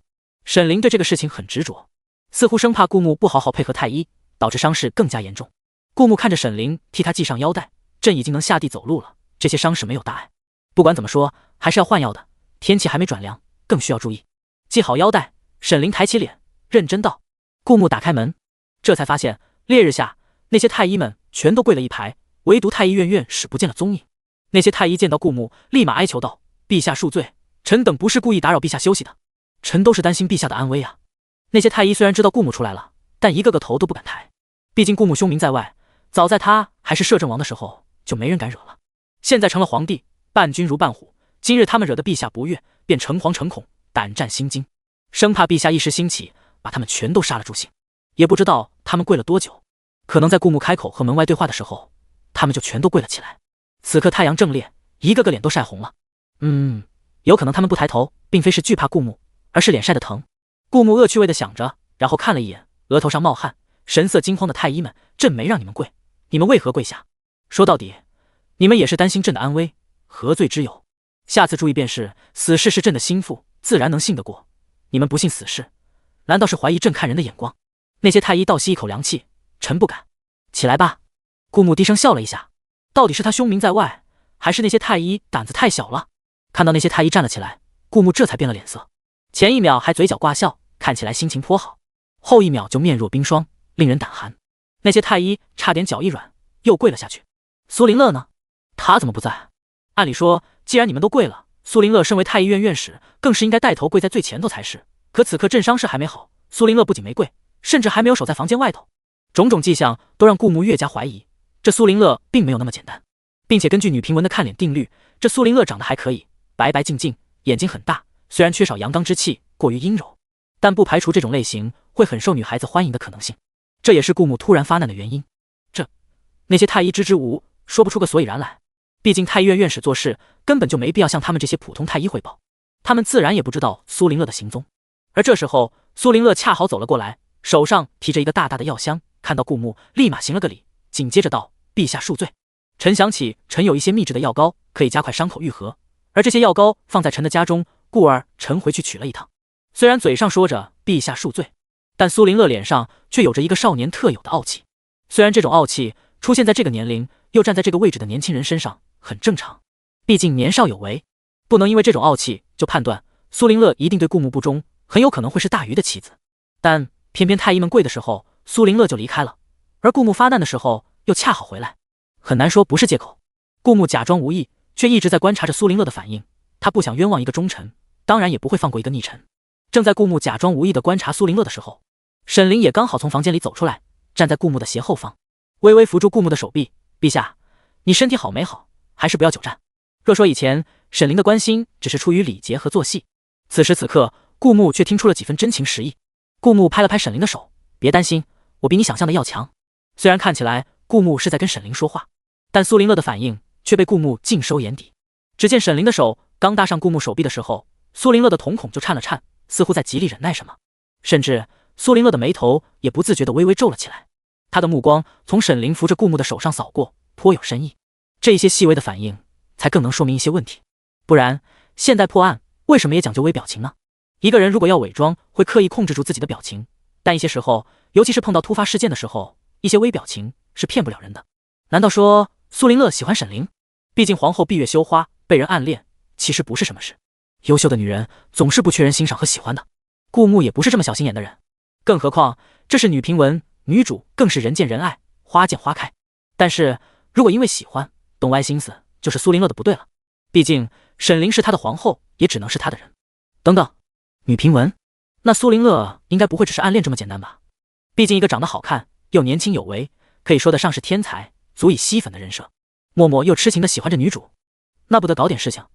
已经逐渐被女评文同化的顾木脑海里浮现出一个念头，难道说苏林乐喜欢女主？虽然她是一个龙套或者恩线配角，但她仍然拥有一颗拥有女主的心，所以她忍辱负重，隐藏自己的真实感情，然后加入男主候选人沈朝的羽翼，目的就是为了有朝一日推翻顾木的统治，协助沈朝候选人登得皇位。而沈凌毕竟是沈朝的亲妹妹，沈朝不可能对沈凌动什么心思，只要苏林乐在协助沈朝夺权的过程中足够给力，说不定就可以从沈朝的小弟荣幸的晋升成沈朝的妹夫。顾木看着苏林乐，面色波澜不惊，但看是能看出强忍着不爽的脸。顾木的脸色逐渐复杂起来，似乎为了刺激苏林乐，顾木一把扯过沈凌的手，一把拉过来，将他往怀里带。沈凌对顾木本就没戒心，而且一心在顾木的伤口上，他怕不顺从会撕扯到陛下的伤口，所以原本会武功压根就没那么容易被人带着走的沈凌，顺势倒在了顾木怀里。同时沈凌一眼担心地看着陛下，陛下胆子太大了，他动作这么大，不怕扯到伤口吗？而院子里的百官们结结实实地吃了一嘴口粮，在他们眼里，就是皇后娘娘担心陛下的身体，关心地劝陛下进屋休息，而陛下则宠爱皇后娘娘，当众秀了一波恩爱，当真是帝后情深啊！这是南国百姓的福气。那些百官们明明酸橙柠檬，却也还是如此自我安慰道。而苏林乐看到顾木一把将沈凌搂在怀里，看着顾木搭在沈凌腰间的手，眸子不易察觉深了深，眉头不经意间蹙得更深了，嘴角轻轻下搭。如果不是顾木一直留意着苏林乐的反应，是看不到这些变化的。毕竟总体来看，苏林乐阴柔的长相下，那张冷白色肌肤的脸看起来有几分傲然和不可接近，他的这些微表情只是让他看上去更不可接近罢了。顾木知道苏林乐这是吃醋了，于是顾木又轻轻摸上沈凌的头发。这等杀人诛心的事，他跟着沈凌学了不少，耳濡目染，所以做起来格外得心应手。果然，下一秒，苏林乐的手不自觉地握成拳头，青筋暴起。顾木在心里啧了一声，看不出来这人倒还是个情种。顾木心里狠狠地嘲笑了一番，毕竟情种又如何？身为女评文的恩线男配，又怎么比得上他这个男主候选人？不过是无能狂怒罢了。这么想着，顾木拂开沈凌额前的碎发，又在上面轻轻落下一个吻，然后斜着眼，一脸不屑地看着苏林乐。苏林乐，我 T.M 还能怎么办呢？我只是个太医院院士，我还能甩脸色拂袖而去不成？难受香菇。看着苏林乐不可接近充满傲气的脸上出现一丝怒气染上的红晕，顾木这才心满意足地轻轻抓着沈凌的手，笑着道：过来给朕换药吧，换完药朕还要和灵儿一同去用早膳。那些太医诚惶诚恐，他们原以为陛下要怪罪他们，没想到陛下只是想让他们吃一碗狗粮。虽然他们内心酸橙柠檬，但这碗狗粮免了一顿罚，值了。而且他们本就担心陛下的伤势，听说陛下准许他们换药，一个个眼睛放光，像饿狼看到猎物，一个个提着医药箱冲了上去。无数的先例证明，顾木才是这个南朝兴盛发达的保证。有顾木在，南朝才有蒸蒸日上的希望。一旦顾墓倒下了，迎接南朝的也许是灭国的结局。而他们这些拿着俸禄在京城过着滋润生活的太医们，生活也将发生天翻地覆的变化，或沦为走狗，受尽白眼嘲讽，或沦为阶下囚，死于非命。陛下脾气怪是怪了点，但起码能让他们越来越有钱，日子越过越好，这就足够了。他们虽然忠诚，但也现实。当一个人既能满足他们的忠诚，又能满足他们的现实，他们愿意当一条舔狗。太医们谄媚着脸笑道：“陛下，脱衣服吧，臣会轻一点的。陛下别怕，我们不会弄疼你的。”顾牧看着这些太医们，一个劲在心里默念：“这是女平文，这是女平文。”压下心里想杀人的冲动。这等虎狼之词，碰上太医们媚笑着的表情，顾牧感觉自己人没了。好在身边有沈凌，他歪头冲着那些太医们露出一个好看的笑容：“给陛下上药的事情，让本宫来吧。本宫学过医术，这等简单的事情，本宫还是能处理好的。而且本宫毕竟是女孩子，手轻一点。”沈凌一边说着，一边接过太医们调好的药膏，轻轻敷在顾牧的伤口上。沈凌冰凉的指尖从顾牧腹部轻轻划过，顾牧感觉整个人像触电般酥酥麻麻的。沈凌看着顾牧的脸，一脸关切：“陛下放心，臣妾也不会弄疼陛下的。”虽然是同一句话，但换不同的人来说，顾牧感觉很受用。直到换好药，顾牧发现太医院院士苏林乐还是站在旁边，冷若冰霜。但他看到顾牧换好药，伤势已无大碍，还是露出一个虚伪的笑容：“陛下真是天纵之才，这般伤口竟能好得如此之快，上天庇佑罢了。”顾牧斜着眼看了苏林乐一眼，不像某些人，只是个恩县男配，注定可望不可得。顾牧和沈凌携手走出了太医院，苏林乐看着他们紧握着的手的背影，再次握紧了拳头：“我一定要得到你。”苏林乐在心里默默道：“他从小就知道自己是一个情种，早在幼年时的那一眼就情根深重，非那人不可。可他草根出生，身份悬殊，幼年的他也没有现在这样的颜值，看起来就跟个黄豆芽一样，一看就营养不良。这样的人却喜欢上那么优秀的人，所以苏林乐才会对自己要求苛刻，只有这样他才有机会见到那个人。可我变得这么优秀，比起我喜欢的那个人，依然什么都不是。”苏林乐直到那两个人的背影消失在眼前，这才沮丧地低下头。头一次，脸上的傲气消失不见。人前的自负，又何尝不是人后自卑的一种表现？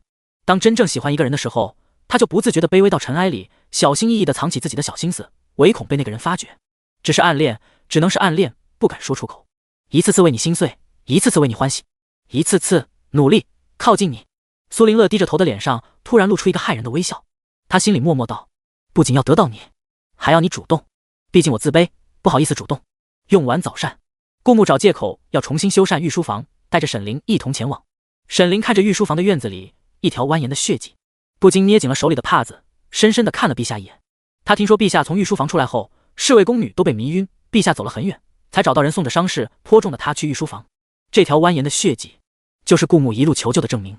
不知为何，沈凌心里竟有一丝心疼陛下。陛下真是九死一生，才有了现在的陛下。也幸好，陛下为了他活了下来，不然沈凌的世界将变得黑暗无光。沈凌看着地上的血迹，心里隐隐的后怕。一路沿着血迹走进御书房，沈凌的心越来越沉。然后到了御书房门口，沈凌抬起眼，就看到里面触目惊心的血迹染红了半个房间，被打翻的桌椅，掉在地上熄灭的蜡烛，散了一地的奏折。越是狼藉，越是显示出陛下昨夜经历的那场战争的激烈。一下子，沈凌的眼眶红了下来。目的达成，顾牧找了个借口，让沈凌回了坤宁宫。这一次，他决定由羊皮卷带路，亲自审问沈朝。这段时间，陈公公和死士也搜出了不少线索，但总是缺乏一些关键的点。陈公公说，就好像有一双看不见的大手，将那些关键的点一一藏了起来，所以他们并不能将那些线索完全的拼凑出来，指证沈朝谋逆。顾牧知道，这双关键的手其实是沈凌。这出苦肉计，不只是为了让沈凌对自己冰释前嫌，还因为顾牧要沈凌分心去做其他的事，对沈朝的事少插手一点。只要这样，他的人才能找出可以将沈朝定罪的关键性证据。自己和沈朝相比，顾牧很自信，沈凌一定在乎自己更多一点。在顾牧和羊皮卷前往沈凌关押沈朝的地牢的路上，沈凌到坤宁宫后，一个人将自己关在房间里，开始李颖成的线索。陛下在太后政变的时候，一个人足以抵挡千军万马，而暗杀陛下的人只有一个，却能轻易将陛下重伤。陛下的身手，世间人类已难出其右。暗杀陛下的人，如同陛下猜测那般，很有可能是尹城城主。尹城城主曾扬言一定要亲自杀死陛下，而现在他开始按捺不住，对陛下动手了。不入虎穴，焉得虎子？沈凌的眼中闪过一丝狠厉，他唤来陆明，语气轻柔道：“进入尹城得有尹城令，他抬起头，露出一个坏坏的小虎牙。我对尹成很感兴趣。是，奴婢这就替娘娘弄一块进城令。陆明低着头，极其干练道。很快，陆明又消失了。只要娘娘的吩咐，他会以最快的速度做到，绝不拖泥带水。在小树林里，羊皮卷哼哧哼哧的用4个脚挖着土。这里没有，这里也没有。一时间，他好羡慕，当初怎么就没和沈凌那会挖土的小东西达成交易？是小东西挖土的姿势不够帅，还是他埋土的姿势不够优雅？皮皮好累，皮皮只想找个地方休息。羊皮卷悄悄地卖了个萌，但显然这招对顾木不管用。哇！顾木冷冷地扫了他一眼，谁让你不记得具体地址的？挖完了记得填回去，搁上草，别让灵儿发现我们来过。羊皮卷，我还只是个孩子啊。但没用，没关系，只要主子的主子开心，我苦点累点不算什么。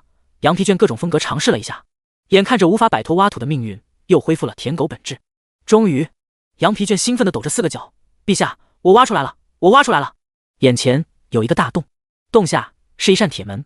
此时此刻，羊皮卷的身上挂满了毒虫，这些毒虫都是沈凌安排在这守住出口的。只要他们碰到人类，普通人类起码会麻痹一整天，动弹不得。但羊皮卷毕竟不是人，那些毒虫虽然在羊皮卷身上密密麻麻地蠕动着，但是依然阻挡不了羊皮卷生龙活虎地在空气中跳舞。顾木用手提起那扇铁门，顺着洞口跳了下去。那扇铁门只是阻挡上面覆盖的土不掉下去，并没有上锁。而铁门下是石头砌成的墙，墙上还浇了一层铁皮。顾木顺着狭窄的密道往里走，终于看到了一座牢房。一个浑身是血的人被绑在十字架上，手上和脚上都拴着铁链。虽然早就听羊皮卷说起过，顾木有心理准备，但蓦地见到顾木还是得感叹一句：沈凌真狠，这毕竟是他的亲哥哥。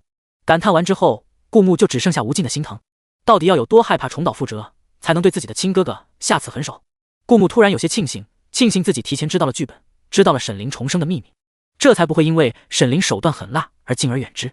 因为懂得他的过去，才会心疼他现在的狠。陛下，很显然，被沈凌绑起来的沈朝还活着。因为洞被挖开，铁门打开，有一丝昏暗的光线从外面照进来。因这昏暗的光线，沈朝看清了眼前的人。他开口用暗哑的声音喊道：陛下，你是来救我的吗？沈朝用希冀的声音问道：不知何故，臣突然被一个黑衣人袭击，然后关押到这里。臣本想和黑衣人谈判，但那黑衣人似乎是个聋子，他既不开口说话，也不搭理臣提出的条件，直接对臣动用酷刑。陛下，还好你来了，不然臣很可能就要死在这了。沈朝有气无力地说道。这些天虽然有人给他送饭，但向来自诩天之骄子，受人追捧惯了的他，突然被关进这暗无天日的地牢，他的精神气也在这漫无天日的黑暗中一点点的消磨殆尽。他优秀的才华，对政治独到的见解，多年的谋划，在这黑暗的地牢里，似乎一切都不存在。在这里，他生不如死，只有出去，他才算重新活过来。陛下，快放我出去！沈朝用希冀的眼神央求道。顾木看着沈朝那张带着希冀的脸，想必他到现在都不会猜到，将他绑到这里关押起来的会是他的亲妹妹沈凌。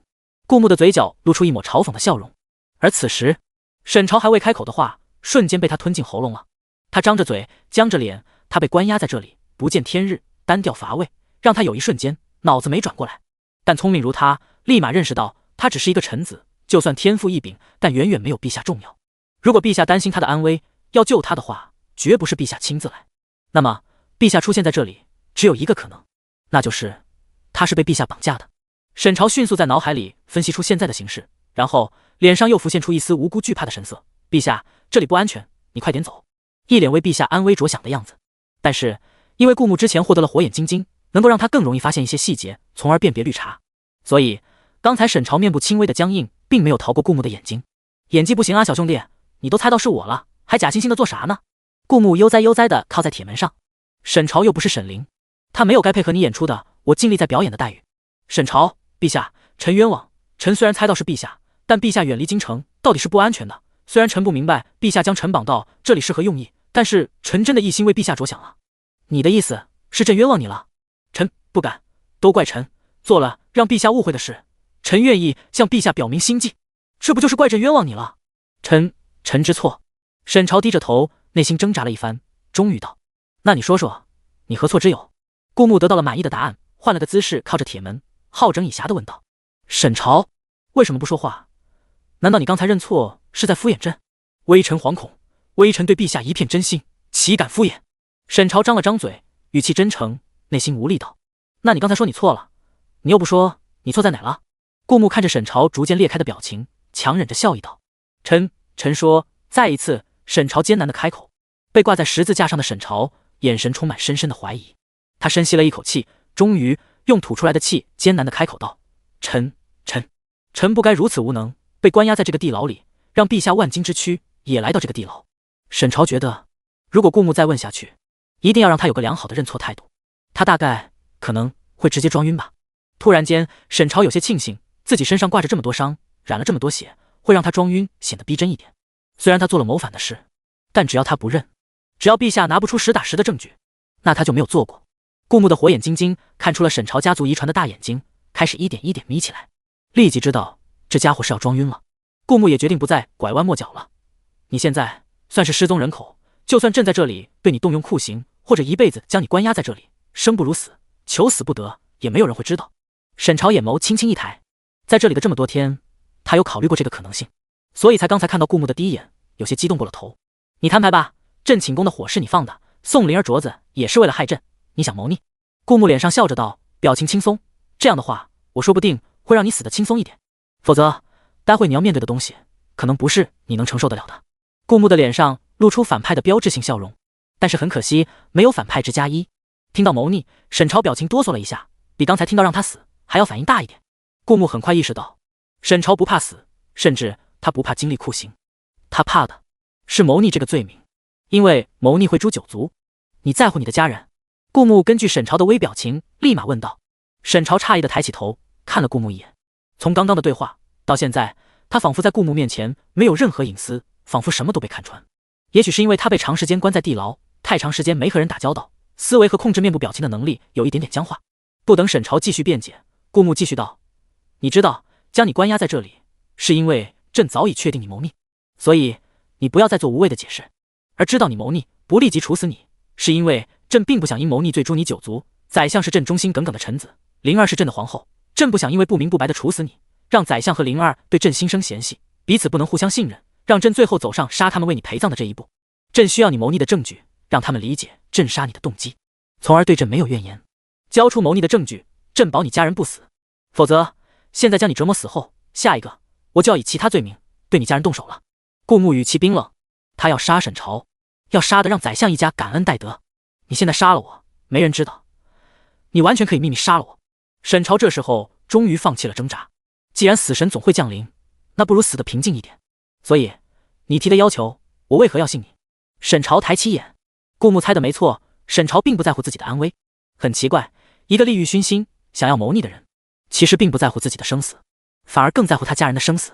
顾木在沈朝的身上看到了一丝矛盾，毕竟如果沈朝不谋逆，他的家族在南朝已经仅次于皇族了，而且沈灵归为皇后，迟早会生下太子，到时候他们家族还会跟着更进一步。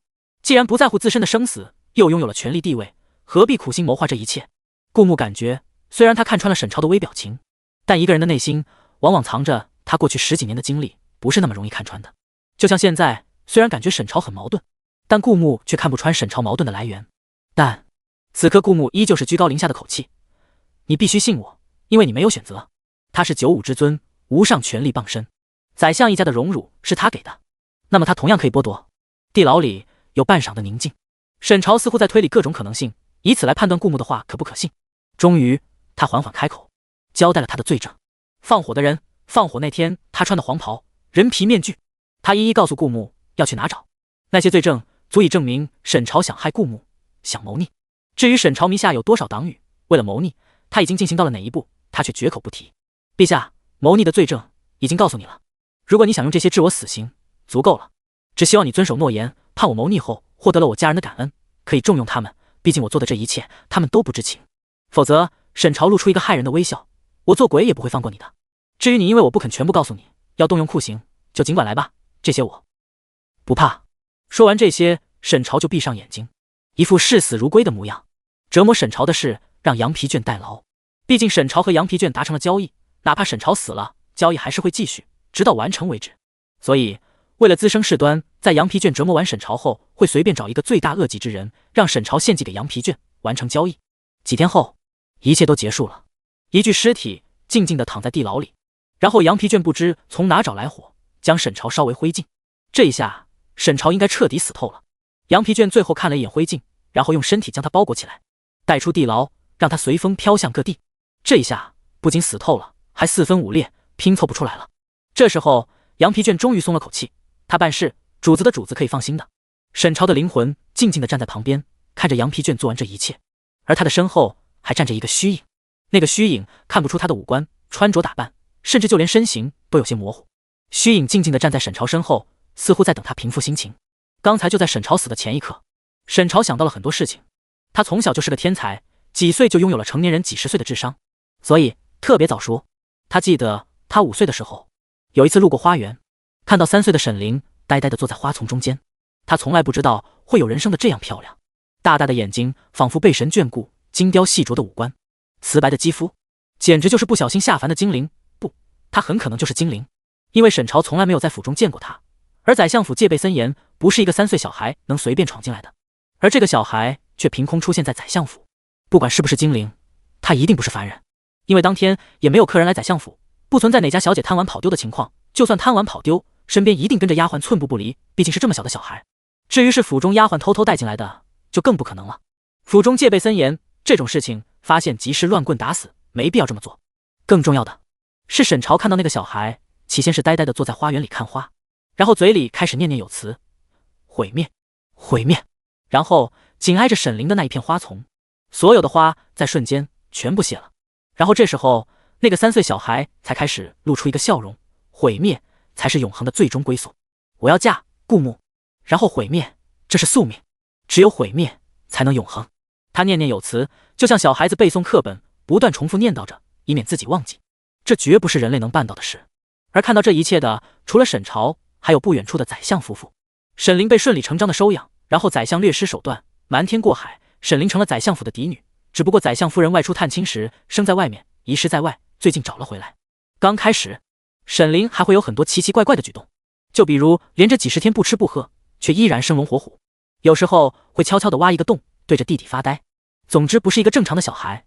但因为长得太漂亮了，宰相夫妇集体无视他一些奇奇怪怪的举动，将其当作神力，认为他是一个仙子。有一个仙子当小孩，自然是集万千宠爱于一身。事实证明，刚开始沈凌奇奇怪怪的举动，很可能是因为刚刚来到这里，水土不服。因为大概大半年后，他开始逐渐恢复正常，和普通小孩没什么两样。之前他口中念念有词的内容，似乎随着时间的推移，被他忘得一干二净，再也没提起过，反而被宰相夫妇记在了心上。所以被剧透了的他们，为了沈凌有能力自保，从小就送沈凌外出学艺。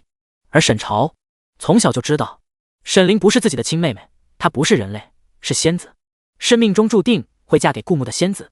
所以他知道自己没办法得到，一直隐忍着自己的爱意。可每次见到那张无比好看的脸，还是会心动。为了不让自己越陷越深，每次见到沈凌，沈朝都故意不给他好脸色，转身离去。可终究还是沦陷了。看着他和顾慕站在一起，沈朝就难受的想要发疯。他想杀了顾慕，和以前一样，哪怕不能在一起，只是远远的看着沈凌，看着他一个人也好。因为沈凌是神明啊，不该被凡人玷污。所以沈朝要谋逆，不为钱，不为权，只为守护他心中的神明。我没多少时间，你快点做决定。虚影终于开口道。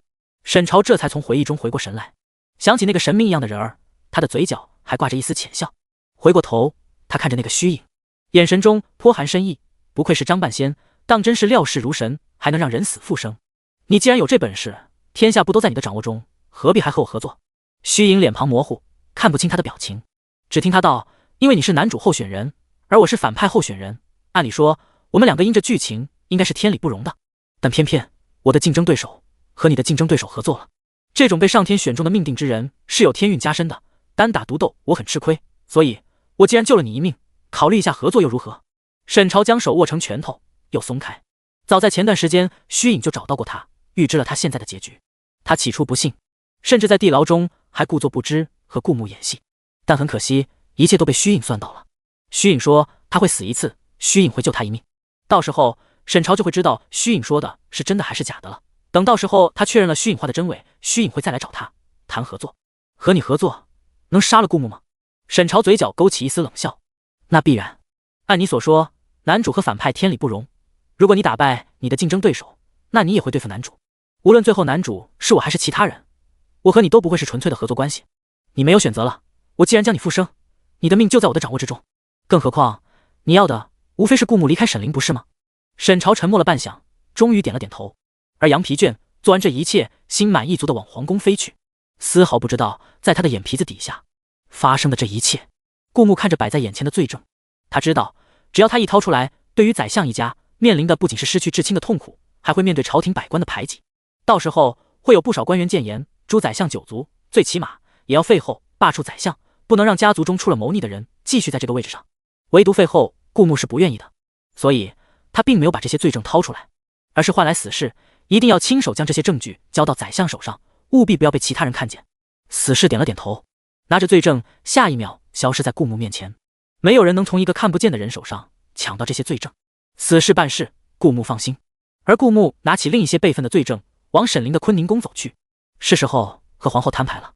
但是顾木踏进坤宁宫，就感觉气氛有一些不对劲。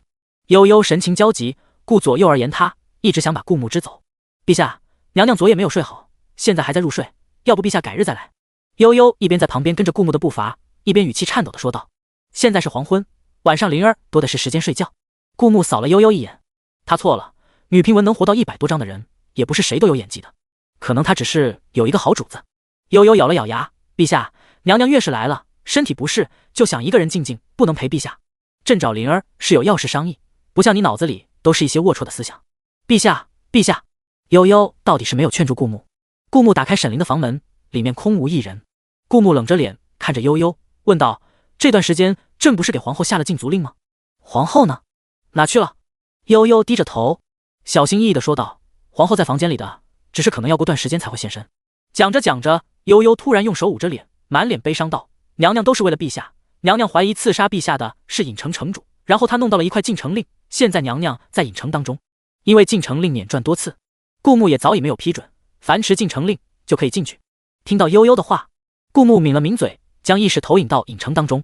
郢城比起刚开始要热闹很多了，6家店铺也全部被盘了下来，神奇的织布机开始在民间流通。南国布匹生产的数量已经达到了一个惊人的地步，因为质量高数量多，布匹在南国已经沦为了白菜价，哪怕是农户的女儿也能穿上新衣裳，家境稍好一点的也从以前的补丁衣变成了现在会讲究成衣的款式，布匹的花纹会打扮了。人靠衣装，所以走在南国的大街上，会感觉南国女子的容貌似乎比以前要更好看了。只等贸易之路修通，布匹和水稻大量出口，南国百姓的生活质量还会更上一个档次。而此时郢城更是人来人往，汇聚了一众江湖豪杰。顾木用意识在郢城里细细寻找，才找到了在城主府看着悬赏榜的沈凌。悬赏榜唯一的一个任务，正是顾木下发的，活捉南国皇帝顾木，带至郢城。一袭黑袍的沈凌手在被宽大的衣袖遮挡的下握紧了拳头，果然是郢城城主。沈凌拉了拉黑袍，遮住了自己的半边脸，被挡住的眼睛闪过一丝嗜血的光芒，而露在外面的下半张脸能看出瓷白的肌肤，尖尖的下巴，精致小巧的鼻子，完美的不像话，就像一个不染尘埃的神明。可如果能看到他被遮挡住的眼睛，看到里面疯狂又嗜血的神色，便会觉得这哪是神明，分明是披着神明外衣的修罗。无论是谁想杀陛下，我都不允许。与陛下为敌之人，便也是我的敌人。神挡杀神，佛挡杀佛。沈凌微微张开手，渐渐的又往前走了几步，手隔空覆盖在悬赏榜上，像小时候那样默默呢喃着：毁灭，没有永垂不朽，毁灭才是永恒，所以毁灭去获得永恒吧。这种充满蛊惑意味的低语像极了恶魔的呢喃。下一秒，顾木看到自己的城主府，与此同时，顾木脑海的系统警铃大作：警告警告，女主出现提前觉醒征兆。如若女主提前觉醒，这个专门为女主而诞生的历练世界便会失去意义，到时候这个世界就会毁灭。而且女主提前觉醒会引发极其后怕的后果，请宿主务必阻止。顾木看着主城府一条条不断扩大的裂缝，有一瞬间的恍神，突然觉得这一幕有些熟悉，脑海里突然闪过一丝片段，不是原主的，也不是他穿来前的记忆，而是隐瞒在他脑海里更深处的记忆。他被最信任的人背叛，临终之际，他倒在一个香香软软的怀里，那个少女轻轻地抱着他的头，看着他一点一点合上的眼睛，一滴眼泪砸在他的额头。我会让这世界全都毁灭，为你陪葬。夫君走好。他听到那个声音，清冷疏离，又压抑着痛楚道。顾木脑海最后的画面是他脚下的大地逐渐四分五裂，就跟这城主府一样。三生三世。顾木脑海里突然浮现出这个词。他知道有些女评文会讲究几生几世的缘分，这一世的喜欢可以追溯到上一世的牵绊，所以到底是他和女主前世有缘，所以今生才会再次遇见，还是他一直在女频文里，脑海里那些刚才浮现出的记忆碎片，也只是他在女频文中为挣脱出去而产生的记忆？到底是庄周梦蝶，还是蝶梦庄周？一时间，顾木有些分不清了。但那些记忆片段让顾木觉得那是曾经真实发生在他身上的事，因为他还记得，那时候他特别想抬起手擦一擦少女悲戚的脸庞，为她擦干泪，让她不要哭了，还担心如果她死了，少女一个人该怎么办？可是顾木记得那时候她浑身是血，满手的血啊！少女的脸庞干净无瑕，他不想用手上敌人的鲜血去玷污少女的纯净。他很想说好好活着，可是他开不了口了。这一睡应该便是永别，那些悲怆的感觉随着记忆碎片也逐渐漫上顾木的心头。所以还是又相遇了是吗？顾木看着沈凌露出的下半边脸，虽然与记忆中的少女并不是完全一样，但也是极其相似了。毕竟记忆碎片里的少女并不是人类，而眼前的沈凌却是人类的样貌。顾木第一次没有按照系统的任务行事，而是漠不关心看着一点点裂开的城主府，在脑海里低着系统冷声问道：如果女主提前觉醒，引发的可怕后果是什么？系统，如果宿主阻止女主，男主直加100。顾木不为所动。系统逐渐放大了筹码，如果宿主阻止女主，男主直加200，同时南国国力提升200。似乎这些条件已经是系统能给到的极限。看顾木依旧不为所动，系统虽然没有感情，但它的终极目的是为了维护这个女频文世界的正常运转。如果女主提前觉醒，这个世界就会覆灭，所以系统为了保护这个世界，哪怕会泄露一些不该被顾木知道的秘密，他也必须这么做，因为不这么做的话，付出的代价太大了。系统，这个世界的女主是原本大世界最大的反派。系统第一句话就让顾木震了一下，这是万万没想到的。天道好轮回，苍天饶过谁？女主差点毁灭了大世界，大世界的正派第一次齐心协力，好不容易将女主镇压，可是他们杀不了女主，只能将她冰封起来，埋在那座由1年不化的冰山底下，永不见天日。因为女主是不死不灭之身，她存在，终有一日她会从冰封中觉醒，彻底覆灭大世界。经过漫长的光阴，正派终于想出了一个办法，那就是让女主成为一个无情无义的人。女主要毁灭大世界，是为了帮她的爱人复仇。如果女主无情无义，那么她自然不会爱了，那么她就失去了复仇的动机。也许这样还能挽救一下这个大世界。所以在女主成为无情无义的人之前，她提前觉醒，不仅这个世界会毁灭，大世界也同样会毁灭。这就是系统所说的女主提前觉醒会带来极其可怕的后果。在系统和大世界正派眼里，让人闻风丧胆的少女，在顾木看来却只剩下了心疼。他是为自己复仇啊！原来自己死后，他也没忘了自己。那些背叛自己的人，少女正在一一替他讨回公道。可是这世界那么大，他一个人对抗着整个世界，该有多孤单？顾木想起那滴砸在他额头上的泪，嘴角勾起一丝笑容。在他眼里，灵儿从来都不是什么大反派，只是一个伤心了也会哭泣的少女罢了。系统，快阻止啊！顾木感受到脑海里机械的没有感情的系统因为即将面临任务失败而消失产生的 bug 性崩溃。顾木微微一笑，在脑海里淡淡的说道：我的女孩无论做什么，只要她开心就好，哪怕她要毁灭世界，我也是支持的。当然，我哪能让我的女孩受委屈呢？说不定我会在我的女孩有想毁灭世界的念头的时候，提前动手，亲手帮她毁灭这个世界。区区一个城主府，沈灵爱开心让她到，就让她到好了。毕竟，顾木虽然不确定她和沈灵的前世到底是在女频文中，还是已经脱离了女频文，但是那个被少女抱在怀里的记忆碎片，顾木很确定就是自己的亲身经历，所以他也很好奇，他那一世到底是谁，和少女怎么相识的，又为何死了之后会来到地球，然后穿越到这个女频文世界。当然最重要的，灵儿如果觉醒成那个少女，看起来会变得比现在厉害得多。灵儿毁了自己的城主府，说不定等她觉醒以后，会连本带息的还给自己呢。毕竟无论是灵儿觉醒前还是觉醒后，自己都是灵儿唯一的爱人呀。顾木看着逐渐倒塌的城主府，开始幻想起今后吃软饭的生活。但想吃软饭毕竟不是那么简单的。主城府的屋顶虽然布满了裂缝，但没有轰然倒塌。沈灵站在悬赏台前，眼神又开始逐渐变得迷茫。顾木脑海里的系统这时候突然道：任务收回，大世界有几人用神力注入该世界，让这世界继续正常运转。果然，系统任务那一栏原本的任务和奖励变成灰色，后面还有失效2个字。而主城府的屋顶裂缝也逐渐停止了扩散。沈灵像一个失去了灵魂的破旧娃娃，呆呆地站在悬赏台前。他失去了刚才那一瞬间的记忆，就好像他降临这个世界后失去了有关他之前的记忆。毕竟他的敌人是大世界的所有人。当所有人齐心协力对付他一个人的时候，哪怕沈灵再强大，不死不灭也是会吃亏的。顾木一直用意识俯瞰着主城府的景象，虽然没能成功吃上软饭，但至少刚才系统面临着这世界毁灭的威胁，不得已向他透露了一些世界的真相。而刚才沈灵的举动也让顾木回忆起了一些藏在记忆深处的片段。也许在最初的那一世，他和沈灵本就是一对情侣，但是顾木被自己最信任的人背叛，被大世界各大高手围攻致死。而他临死前，沈灵赶到他身边，陪伴了他最后一程。而在顾木死后，沈灵与整个世界为敌，为顾木报仇。因为沈灵不死不灭，那些人将沈灵镇压后，为了让沈灵放弃为顾木报仇的想法，要让他经历历练，变成一个无情无义的人，所以才有了这个世界。至于顾木为什么明明死去，却会重生在地球，然后穿来这个世界，始终是个谜。顾木看着沈灵一点点变得迷茫的样子，突然有些心疼。他刚开始还以为这世界是为了培养女主，让女主变得更强大才产生的，却原来不是为了让她变得更强大，而是为了让她变得更无情，所以才会让她眼睁睁看着曾经信任的亲人死去，再看着他们在自己眼前活得好好的，让她开始怀疑世界，所以才会在沈灵爱上自己后，却让自己不得不杀沈灵的父兄。之前啊，顾木以为这世界的任务起码是为了沈灵好，但现在才发现，这个世界始终是他们的敌人，不曾变过。从现在起，我不会按着世界的规则走了，我有我顾木自己的规则。顾木握紧拳头，知道了这个世界的真相，未尝不是一件好事。失去了那一瞬间记忆的沈灵，看着悬赏榜，嘴角勾起一丝骇人的笑意。影城城主，我一定会知道你是谁的。一只小小的虫子从沈灵的眼睛里爬出，顺着他的脸一直往下，然后往悬赏榜爬去。顾木虽然不知道这虫子是什么，但是猜也猜得到，这虫子应该是类似于现代监控一样的东西。也许经过多年的养育，它已经和沈灵的眼睛成为一体，无论是谁经过悬赏榜，都能被沈灵看到。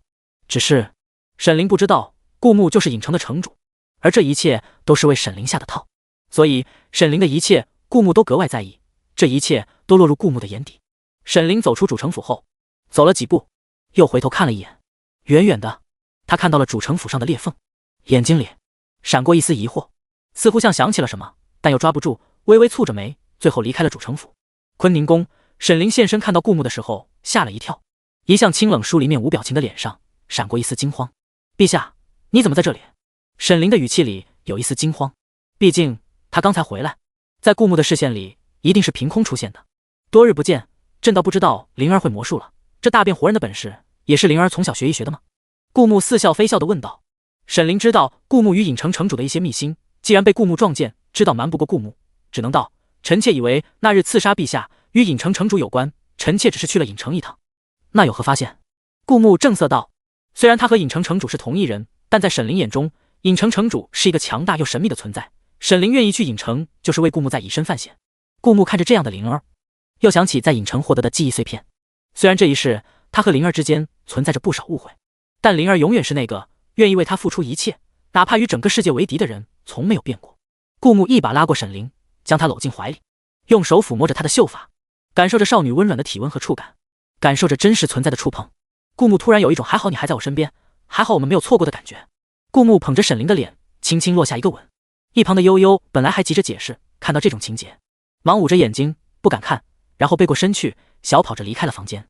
离开时还不忘把门给关上。一下子房间里就只剩下顾木和沈灵两个人。灵儿，朕已经找到了沈朝的罪证，他死了。顾木感受到，他说完这句，怀里的少女有轻微的颤抖。他在害怕，害怕前世的经历会重蹈覆辙。毕竟这个世界就是为了一点点摧残沈灵的感情。知道了这世界的真相，顾木就不会任由这世界为所欲为了。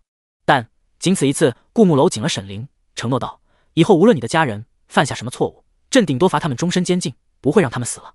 哪怕是谋逆或者刺杀朕，朕也不会让他们死，只会将他们关押在牢房里养他们一辈子。顾木感受到怀里的沈灵身体稍微松弛了一点，就好像松了一口气。沈灵对沈朝从小就没多大印象，因为沈朝一直冷着个脸，一副拒人千里之外的表情，所以从小沈灵看到自己的二哥是亲近不起来的。知道沈朝死了，身为自己的亲人可能会有些伤心难过，但沈灵毕竟前世看着自己最在乎的亲人一个一个死去，一个关系不怎么近的二哥虽然死了，但得到了顾木保他其他亲人不死的承诺。沈灵在顾木怀里埋着头，低低的嗯了一声，没有意料中的愤怒和歇斯底里。沈灵很平静地接受了这个事实。而宰相原本在书房里闭目养神，突然听到晃当一声，再睁开眼，发现原本干净整洁的书桌上摆放着一堆资料，有口供，有银票流水，有书信往来，这都是顾牧从沈朝那拿到的他谋逆的罪证。宰相拿起口供，这上面写着口供提供者得到了沈朝的吩咐，让他们刺杀陛下，口供下还签字画了押，好几份口供，每一份都看得宰相头皮发麻。朝儿突然消失，原来是得罪了圣上。一向老成的宰相语气里有轻微的颤抖，看着一样一样有关沈朝谋逆的证据，宰相只觉得头晕目眩，可他不能倒下，也不知道是谁把这些证据送到他面前的，因为宰相睁开眼就只看到这些证据，而房间里空无一人。这人能神不知鬼不觉地进入宰相府，如果要暗杀他，一定很容易。到底是谁？宰相在脑海里飞快地运转着。如果这些罪证是别人拿来要威胁他的，一定会提出要求。可眼下除了这些罪证，什么也没有。而且像银票流水、书信、口供这些东西，没有一定的权力地位是不可能拿到手的。这到底是政敌所为，还是自己的党羽给自己的一个提醒，亦或是圣上给自己的一个机会？宰相拿着这些证据的手都在颤抖，他很快点了个火，将这些证据全都丢进火里，看着他们化为灰烬，这才擦了一把额头的汗。他唤来自己的心腹去查一下，到底是谁先从提供口供的那几个人下手。宰相虽然忠心耿耿，但毕竟谋逆之罪涉及九族生死，他不敢贸然拿着这些罪证去找陛下请罪。能当上宰相的不应该只有忠心。坤宁宫的屋顶上，顾牧和沈凌坐在上面，仰头看着月亮。顾牧的手搭在沈凌的肩膀上，而沈凌则将头靠在顾牧身上。清冷的月光洒在他们身上，远远看去却有一些静谧的和谐。相对无言，两个人只是静静地看着星空，看着这个不堪一击又充满恶意的世界。其实我回忆起了一些事。沈凌突然道，打破了两人中间安静的氛围。顾牧想起沈凌在影城的表现，知道他说的那些事一定与他的身世有关。我想起来，我不是宰相亲生的。沈凌转过头，定定地看着顾牧，我在这个世界上没有亲人。不，你有。顾牧很自然地顺势道，你我既然已经成婚，我就是你的亲人。一瞬间，顾牧看到沈凌的眼中有星光涌动，他红着眼睛露出一个笑容。一个人有了软肋，便也变得脆弱了很多。原以为自己的眼泪早在前世就已经掉光了的沈凌，现在却动不动在顾牧面前表现出他脆弱的一面。其实沈凌不知道，他和顾牧在这一世相逢，早已是几世前就种下的羁绊。你还想起了什么？顾牧看着沈凌问道。不只是沈凌，关于那一世的记忆，顾牧也只有那一些记忆碎片，他们都忘记了曾经的回忆。但顾牧相信，总有一天他们会找回彼此的回忆，那些回忆一定只属于他们两个人，幸福而甜蜜。我不记得了。沈凌道，我只知道我3岁的时候迷了路，但3岁之前的记忆完全消失了。因为迷路，周围又是白茫茫一片的雾，我不停地走，也看不到出口。不知道走了多久，我终于看到一片小花园，我在那停了下来。可之后有大半年的记忆依然断断续续的，有些混乱，甚至我也分不清是不是我的臆想。直到3岁半，我的记忆才稳定下来。顾牧低低的嗯了一声，这也能解释为什么沈凌死后能重生，因为他本就是不死不灭之身。那些人对付沈凌，只能打消他复仇的念头，却没办法抹杀他。顾牧有些好奇，记忆中他是死了的，现在却活了过来，难道他也是不死不灭？只不过他的肉体有可能死亡，但灵魂却毁灭不了，所以当时候少女才以为他死了，但其实他在另一个世界重生了。但恐怕这些，只有顾牧彻底挣脱了这个女平文世界，才有可能知道真相。顾牧想了想，他和沈凌的感情其实已经很稳定了。这种稳定的状态下，光靠感情升温，提升男主值其实很缓慢。他要努力建设这个国家，在政绩上面也要提升自己的男主值。只有挣脱开这个女平文世界，才能拨开云雾见青天。此时此刻，乌云消散，露出了一轮满月。可沈凌看着这轮他梦魇一样的满月，第一次感觉到安心，因为他靠在顾牧身上，能感受到顾牧的体温。这种有人陪伴在他身边的感觉，让他无比安心。两个人在这个荒诞不经的世界相拥取暖，为了共同的目标，彼此搀扶前行。02，南国正在建设一条贸易通道，等贸易通道建成，到时候南国的经济还会发展得更快。顾牧抓紧了沈凌的手，我也知道02也很希望南国的百姓过得更好，所以过2天我打算亲自去修建贸易通道的地方。02要不要跟我一起去，就当是散散心？沈凌愣了一下，他以为一入宫门深似海，以后就会困于宫中，极少有外出的机会。不过这也是他的宿命。但没想到顾牧根本就没有用这世界的纲常礼法约束他。明明贵为95至尊，可以后宫3000佳丽，顾牧却只娶了他一人。明明后宫女子要遵守各种礼仪，顾牧却一点点打破那些条例，只希望他能开心做自己。沈凌反握紧了顾牧的手，抬起眼看着顾牧，第一次主动地闭上眼睛，在顾牧的唇上落下一个吻。顾木听到少女娇羞的声音，好，女主好感提升，恭喜宿主男主值加2，目前宿主的男主值为9，在各大男主候选人中排名第1，获得奖励推土机星号1。果然，在系统任务栏出现了一个推土机的图标。虽然顾木现在很想把推土机取出来，试验一下和前世的推土机的区别，但毕竟沈凌在他旁边，在这么浪漫的气氛中，如果顾木突然变出一台推土机，然后道：“灵儿，我们干脆别赏月了，来开推土机吧。”估计沈凌刚才提升的那一丁点好感值会迅速消失。顾木看着沈凌红彤彤的脸，道：“那你准备一下，将该带的带好，过2天我们就出发。”沈凌眼睛亮晶晶的，低低的嗯了一声。回到御书房外的花园，顾木取出挖土机，将一座假山挖了下来，然后开着推土机将那些土推到一旁，操作简单易上手。系统还是很懂他心思的，虽然奖励大幅度缩水了，但奖励的东西还是很管用。本来有了挖土机会在一定程度上提升修建贸易通道的效率，现在有了推土机，这个效率就提升得更多了。而且推土机和挖土机一样，都是依靠着太阳能，避免了使用过程中缺乏动力的烦恼。试用了一番，顾木将这2大坨机器收进物品栏，到时候到了修建贸易通道的地方再拿出来。虽然他开着这机器可能比马车要更舒适更迅速一点，但是因为古代都是一些小路，很多地方这些机器根本没办法通过。在南朝修建出4通8达的马路前，马车和轿子依然是主流的交通工具。出发那天，沈凌只带了一些简单的衣物。他虽然是大家千金，但从小外出学艺，在某些方面比较不拘小节。悠悠、陆明和生猛丫鬟3人共乘一辆马车，而顾木和沈凌所坐的马车由死士在前方驾车，顾木的身后还跟着一齐浩浩荡荡的侍卫。来到修建贸易通道的地方，有许多穿着工人衣服的百姓拿着锄头一点一点地挖着土。烈日当空，他们累得汗流浃背，时不时抬起手用衣袖擦了擦脸上的汗水。可尽管他们忙碌了小半天，进度却依然缓慢。顾怒想起他原来读书的时候学的愚公移山的故事，这些人何尝跟故事里的愚公差不多呢？只不过人数更多罢了。可是在科技水平低下的古代，依靠人力是唯一的办法。那些工人见到顾木的轿子，纷纷跪了下来，行了叩拜之礼，脸上有一些窘迫之色。他们知道他们的这项工程跟南国的经济发展息息相关，他们早一点建好这条通道，南国就能早一点扩大对外贸易，到时候他们的小家庭也会更上一层楼。可是就算他们辛勤劳动，一天能做到的事情还是很好。在他们面前有许多小山，如果铲除了这些小山，这条贸易通道就会更加笔直，人们贸易往返的时间会极大的缩短。可是他们1个礼拜可能也不能铲平一座小山，从中间挖出一条通道。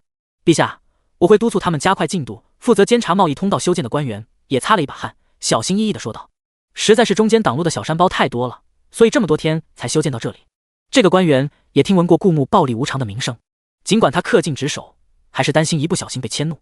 没想到顾木只是掀开车帘，看着一锄头一锄头在山脚挖土的工人，微微蹙起了眉头。你们这样太慢了，顾木见识惯了现在一座山半天就可以铲平效率。看着这么多工人一点一点将土除下来，放在担子里，然后挑着担子走出很远，再将土倒掉。顾木是真的觉得这样的效率实在太感人了。如果没有他获得系统的挖土机和推土机，这确实是唯一的方法。虽然费时费力，但经过几年将这条贸易通道修建出来，却是能利于后代几十年甚至上百年的工程，值得一做。但现在顾木因为男主职遥遥领先，获得了系统的奖励，就不必用这样的办法了。我前段时间和影城城主做了一个交易，得到2件宝物，现在我就将它们交给你们使用。顾木平静地说道。负责监察的官员错愕地瞪大眼睛。原本他在顾木说出你们这样太慢了的时候，他的心就开始变得拔凉拔凉的。完了，全完了，他在心里一个劲地哀嚎着。但下一秒，陛下却并没有因为他们进度太慢而责怪他们，而是说要赐他们2件宝物，并且这宝物是从神秘的影城城主身上得到的。他该不会是从影城城主身上坑来的吧？难怪影城城主要追杀陛下。一瞬间，听到顾木说这话的所有人全都惊得目瞪口呆。不愧是陛下，竟然还能从影城城主手上坑到2件宝物。还不等那些人从震惊中回过神来，顾木大手一招，地上凭空出现了挖土机和推土机。这一幕可以说是神迹，但因为影城的横空出世，刷新了这个世界人们的认知。虽然平常出现一些不可思议的事物，他们还是会大惊小怪，但如果将这一切归功于影城城主，他们突然就能接受了。毕竟影城城主神秘莫测，引得各国争抢。这就好像在顾木的原世界，原本平静的生活突然出现了一个带着空间的外星人。虽然他们还是过着平静的生活，但是对于一些外星人的黑科技，他们也能在惊讶中慢慢去接受。我让你们看看效果。顾木从马车上下来，直接费进挖土机的副驾驶。顾木操控着挖掘机，一铲子下去，一座小山头就被挖掉一块。这几乎是好几个人10分钟才能做到的事。可这个大块头机器仅仅眨眼之间，一铲子就做到的。随即，顾木将铲子换了个方向，又挖下来一块。短短半个小时，这座小山头肉眼可见的从中间被挖开一半。似乎这样下去，不等太阳落山，这座小山头就会被彻底挖开。一瞬间，在场的监察的官员们都激动地睁大了眼睛，尤其是负责贸易通道路线规划的技术人员，更是拿着图纸，激动得几乎要手舞足蹈。一直以来，我们都只敢挖小山头，毕竟那些再大一点的山，挖起来所费的功夫，便是这些小山包的好几倍。往常这种时候，不得已都会选择绕路，但是绕路的话，会在之后大大的耗费贸易往来的时间。有这个大块头，那我们哪怕看到更大一点的山，也可以不用绕路了，可以直接从山中挖出一条笔直的路。眼看着现场从一片疲累的气氛瞬间变得欢腾起来，有一些工人已经很自觉地拿起担子，挑着挖掘机挖下的土往旁边担去。慢着，顾木从挖掘机下走了下来，这些土也不用一担子一担子的挑，有更简便的方法。这时候，顾木走到另一台大块头上，那些百姓们看到这个大块头和之前的大块头虽然看起来有些相似，但还是有不一样的地方，纷纷好奇这不一样的地方会发生什么样的作用，于是纷纷聚精会神看着顾木操作着推土机。只看到顾木看着推土机走到那些土的面前，直接将前面的土推开，推到一旁。推土机远比人力更有力，它能推的土也比人们所使用的担子装得更多，而且它的速度更快，所以百姓们只看到这个大块头不费吹灰之力，轻轻松松地将他们要担好几趟的土推了过去。有一个工人忍不住惊呼道：“恐怖如斯！天底下竟有如此神奇之物！”顾木坐在推土机上，听到“恐怖如斯”这句话，觉得十分耳熟，忍不住从窗户看了那名工人一眼。那是名很普通的工人，扎在人堆里就分辨不出来的那种，因为之前在干活，所以身上和脸上黑黝黝的。当真是恐怖如斯，没想到在女平文还能看到男平的炮灰。顾木心里如是的想到。不过推土机和挖土机干活的效率有目共睹，顾木从推土机上下来后，人们全都直勾勾的盯着那两个大块头。他们干了大半天活，身上脸上全都脏兮兮的，甚至衣服都被汗水浸湿了，累得精疲力尽，恨不得找个地方坐一坐。可坐下来就不能干活，就会耽误工程的进度。可刚才陛下坐在这两个大块头里，甚至大块头还有顶挡住了太阳的暴晒，就那么轻轻松松的干的活比他们还多。这两个大块头可真是个宝物啊！顾木感受到了他们的心思，笑着道：“从今天起，你们就用这两个大块头干活吧。那个有铲子的叫挖土机，后面那个用来推土的叫推土机。”顾木将使用方法跟他们说了下，很快那些工人就会上手了。这不像顾木前世需要有经验和证书才能使用，系统出品的可以说在操作的复杂性上进行阉割，在科技上进行提升，更加智能，操作简单易上手，所以那些工人很快就学会了，并能运用自如。顾木看着那些原本拿锄头挑担子的驾驭起挖土机和推土机，而其他工人再去干一些更轻快但是机器干不了的活，或者剩余的人力依然使用原始的办法。顾木看着还有不少人拿着锄头干活，一点点地挖着山上的土，他们辛劳了大半个小时，手臂握着重重的锄头，挥动了成百上千下，可他们挖下的土对整座山来说不过是9牛1毛。顾木不由得感叹了一句，虽然说系统是个好东西，但最近变得抠门了，倒还是有点不习惯呢。如果是奖励的应有尽有的挖土机和推土机，那么所有的工人全都开上这些大块头，对于疆域本就不大的南国，别说修建一条贸易通道，就算是修建四通八达通往各个方向的贸易通道都不在话下。正在这时，之前一直在升级的强身健体丹和元神丹终于升级完毕了。恭喜宿主，强身健体丹升级为龙鳞片30积分，恭喜宿主，元神丹升级为混沌元30积分。也许是因为之前强身健体丹和元神丹所进行的改造，是一个人类身体所能承受的极限。毕竟像顾木之前进行洗髓的时候就经历了9死1生，而现在升级后的龙鳞片和混沌元应该是从另一个方向净化顾木的身体。之前顾木经历过不少厮杀，但因为系统商店可兑换的物品只剩下起死回生丹和解毒丹，洗髓果因为顾木已经洗过一次髓，再洗也只是浪费积分，没有其他效果，而用这么多积分给其他人洗髓，顾木又舍不得。现在虽然他和沈灵敞开心扉，感情升温不少，但他很快又发现沈灵的身份特殊，本就是不死不灭之身，所以顾木杀人拿到的积分几乎没怎么使用。现在系统可兑换新物品了，他才注意到他已经攒下了563积分。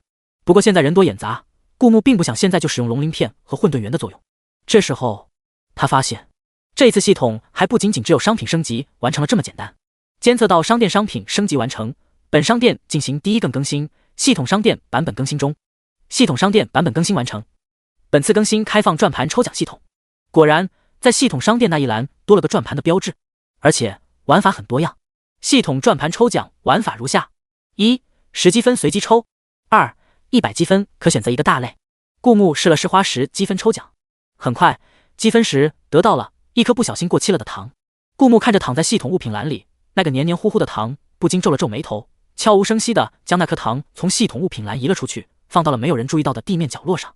他不死心，又花10积分抽了一次，这次得到了一顶价值3万元的逼真假发女士。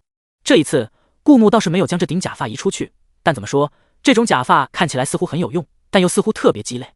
好在放在系统物品栏不占地方，又没有恶心到他。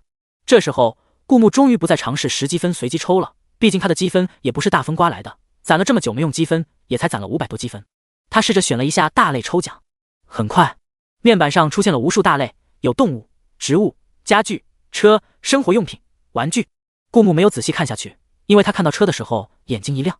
他就说系统很懂他，他正愁挖土机和推土机的数量太少了，如果能多几辆这样的车，那么南朝的基建一定会发展得更加迅速。毕竟他原世界有句老话，要致富先修路，而修路就离不开挖山。虽然100积分有些肉疼，但顾木还是选择了车这个大类，选择了抽奖。恭喜宿主抽到了一辆黄澄澄的电瓶车。顾木看着物品栏上瞬间多了一辆和他身上的龙袍颜色极其相近的电瓶车，这台精致小巧的电瓶车就好像为他量身打造。一时间，顾木不知道是该欣喜还是该心疼他刚才花掉的100积分。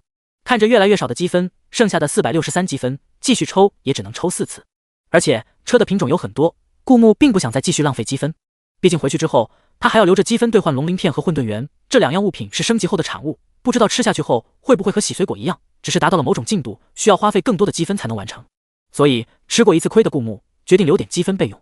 负责监察的官员低头和技术人员耳语了几句，随即一脸兴奋地走到顾木身边，陛下，有了这2台大机器，我们工程的进度会大大缩短，大概不到2年的时间，这条贸易通道就会修建完成。2年已经算是一个很快的数字了，在顾木拿出挖土机和推土机之前，很可能需要8、9年才能修建完成。修建完之后，百姓们出口布匹和粮食就可以走这条通道，贸易通道基本上没有绕路，到达邻国的时间会大大缩大。而且它有几个分岔口，连通几个国家，到时候无论是进口还是出口都很方便。听着那名官员这么说，那些干活的百姓也更加卖力了。早在不久前，神奇的织布机价格大幅度缩水，现在寻常百姓家中几乎都备了一台神奇的织布机。而且因为尹城城主似乎收到了南国陛下的某些胁迫，神奇的织布机只对南国百姓出售，而顾木也下发了一系列政策，严格控制不让神奇的织布机外流。如此一来，神奇的织布机只有南国有，而神奇的织布机织出来的布匹更加柔顺丝滑，并且效率更高，在这个世界已经打出了小小的名气，很多国家的人民都更愿意购买南国的布匹。所以尽管几乎人手一台神奇的织布机，但南国的布匹行业并没有内卷。而这条贸易通道修建完成后将会扩大出口，到时候那些工人家里也会靠着出售布匹赚到更多的钱。所以他们不止现在干活有工钱拿，早一点将这条贸易通道修建好，他们就能挣到更多的钱。顾木听到2年这个字点了点头，虽然不算快，但对于基建来说也差不多了。只不过南国毕竟只是个弹丸之地，如果多几辆挖土机和推土机，这条贸易通道修建而成的时间将会更快。并且顾木对南国的规划并不只有这些，除了贸易通道，他还想修建几条平坦的马路，连接和京城相邻的几个城市。到时候他就可以不用坐着马车出行了，可以坐着挖掘机带沈凌出去兜风。毕竟机器再怎么也比马腿跑得快，所以他要重启他荒废的事业，多赚积分。他的积分虽然更多了，但他所需要的积分也比过去更大。陛下，听闻您要来，属下早就给你安排好了客栈，现在已经是用晚膳的时间了，属下这就带着陛下过去用膳。那名官员介绍完贸易通道修建的情况，就毕恭毕敬对着顾木道。有几辆崭新的马车从不远处驶过来，停在了顾木面前。那名官员是个贴心人，知道顾木的马经过连日奔波，早已疲累不堪，所以给顾木换上了一匹好马，并提前准备好了宽大的马车。那名官员知道，这些只不过是身为一个臣子应该做的罢了，他也没指望靠着这些细节能获得圣上的一句夸奖，但起码圣上应该会欣慰他的贴心吧。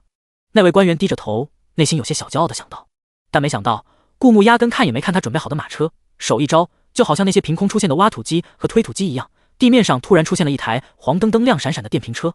虽然说是电瓶车，其实也是依靠太阳能充电，这点系统还是很贴心的，知道古代缺乏充电装置。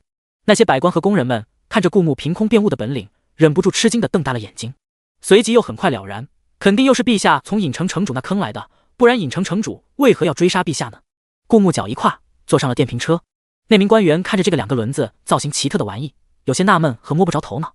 这玩意2个轮子又这么小巧，而且前面还没有马匹拉动，怎么会比4个轮子的马车来得快，来得舒适呢？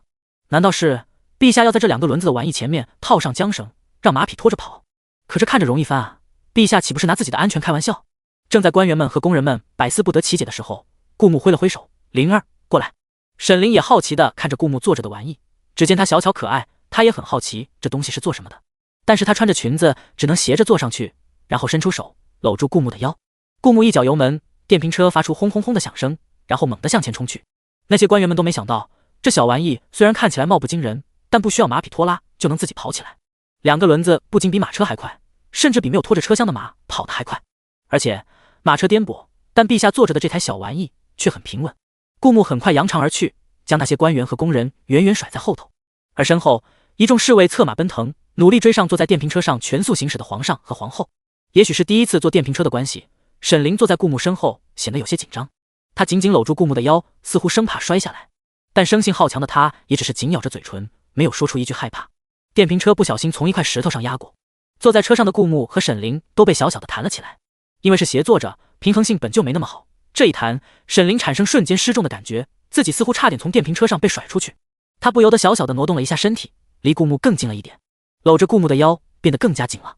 顾木低头看着环抱住自己2只在自己身前交叉的玉手，因为太过用力，指尖有些轻微的发白。顾木稍微减慢了速度，他似乎感觉到身后的沈灵松了口气，然后一脚油门。沈灵因为惯性，身体不断往前倾，随即撞在了顾木的后背上。他又羞又气，但又无可奈何。感受着身后少女传来的体温，顾木不禁有些得意。谁说女孩子宁愿坐在宝马车里哭，也不愿坐在自行车上笑？他电瓶车上载着的可是世界上最美丽的姑娘，更是南国最尊贵的女孩。而此时，这个女孩则轻轻贴着他的后背，用双手环抱着他的腰。虽然对他的驾驶技术很不满意，但仍然乖巧的一声不吭。沈灵内心，我并非不想生气，但这小玩意比马匹可爱多了。万一我生气了，陛下不带我坐这小玩意了，那亏的还是我。所以哪怕顾木的速度时快时慢，沈灵坐在后头跟坐过山车一样，也紧咬着嘴唇忍了下来。很快到了当地官员为顾木准备的用晚膳的地点。这官员虽然心细，但心细过头了，一走进这客栈就跟进了青楼一样，压根看不到一个是小伙子的店小二，全都是衣衫单薄的姑娘。那名官员在心里嘀咕着，陛下此番查看贸易通道修建的进度，却还是带着皇后出来，明明后宫女子不能干政，这种国家大事，陛下本就不该带皇后过来。可陛下却觉得在京城和皇后日日相伴还不知足，连外出都要带上皇后，岂不是因为陛下沉迷美色？当然，有可能陛下到现在还不纳妃，一是刚登基，正是繁忙，还有可能是因为皇后是个醋坛子，不准陛下纳妃，而皇上又沉迷于皇后的美色。但不管怎么说，陛下沉迷于美色，所以带着皇后外出是无疑的。我多替陛下准备几个美女，陛下一定会开心。但为了防止皇后打翻他的醋坛子，这美色不能安排得太明目张胆。于是顾木看到的就是这客栈的姑娘们，虽然衣裳单薄，但又刚好在不有伤风化的程度，而且一个个生的水灵，眼含秋波。她们时不时搔首弄姿，显示着自己姣好的容颜和窈窕的身段。尤其是看到顾木时，一个个眼睛含情脉脉。恭迎陛下！他们见到顾木一走进客栈，便立马行礼道。顾木这一次并不是微服私访，而是因公外出，带了浩浩荡荡的侍卫，所以官员们也准备了最好的待遇，并且为了不让哪个不长眼的得罪顾木，那些官员们也提前交代了这里的百姓。毕竟顾木顺利查看完贸易通道，没有在查看的过程中遇到什么事，那么皆大欢喜。但如果顾木在查看的过程中发生不愉快的事，或者被某个不长眼的得罪了，那保不准这里的官员会不会掉乌纱帽了。当然，如果哄得陛下开心，万一中途发生了一点小失误，但陛下可能看在他们有心的份上，宽宏大量饶他们一马。于是这里的地方官忙给店里的姑娘们使了个眼色，还不好好招待陛下。这些姑娘早在地方官接到陛下要来的消息时，就已经对他们展开了培训。这时候该做什么事，该说什么话，他们心里自然知道。于是他们中长得最好看的姑娘上前一步，露出一个甜甜的微笑：“陛下这边请。”跟随顾木而来的侍卫一下子晃了神，他们没有想到这种小地方竟然会有这么好看的姑娘。刚才上前一步的姑娘，比起京城的大家闺秀或者那些府中老爷们宠妾灭妻中的妾，也不遑多让。而且不知为何，这个姑娘虽然笑得甜甜的，衣衫单薄，但眉眼中却透着一股纯情，无端博人好感。一瞬间，顾木身后的侍卫目光全都被店里的丫鬟吸引，尤其是带头的那个姑娘。如果不是陛下就在眼前，他们几乎忍不住兴奋的窃窃私语：这店很不错，就是不知道价格怎么样，不然的话我下次也可以来试试。你是想试试店里的菜，还是店里的姑娘？难道有人是冲着店里的菜来的吗？奈何陛下在眼前，他们只能面无表情，只有眼珠子忍不住滴溜溜的转。沈灵原本和顾木并排而行，看到那位站出来的姑娘后，假装无意的把手搭上顾木的胳膊，靠顾木又更近了点，然后眼睛轻扫了一眼，对着顾木甜甜笑着的带头的姑娘。顾木的手被沈凌搭上后，下意识的低头看了沈凌一眼，因为沈凌的眼神看向另一边，并没有看着自己，于是顺着沈凌的眼神看去，刚好看到那个站出来的小姑娘也正看着自己。有戏！客栈老板早已受了地方官的嘱托，此时此刻看到顾木和他们店里的小姑娘深情对视，觉得陛下很可能是看上了这个小姑娘，于是忙上前一步，自然的介绍道：陛下，这是我们店里管事的，叫青秋，就让青秋带着陛下去包厢就餐吧，毕竟外面太闹，不适合陛下的身份。沈凌抓紧了顾木的胳膊，听到客栈老板对着顾木介绍青秋，抬眼扫了客栈老板一下，但毕竟这里顾木最大，沈凌抿着嘴什么也没说，但是微微垂了垂眸，显得心事重重。那些官员们看到沈凌的表现，心中了然，皇后果然是个醋坛子。陛下虽然贵为九五至尊，但皇后毕竟姿色出众，所以陛下虽然迷恋美色，但一直为了皇后隐忍克制。看来他们要帮着陛下争取机会，支走皇后。那些地方官握着拳头对视一眼，心里暗暗下了决心。那就请带路吧。顾木对这个青秋倒是没什么好感，不知为何，他看到眼前的青秋，总感觉他这个人看起来有些别扭，很不对劲，让顾木的心里有些不舒服。但青秋的脸上干干净净，纯洁无辜，笑起来也甜甜的。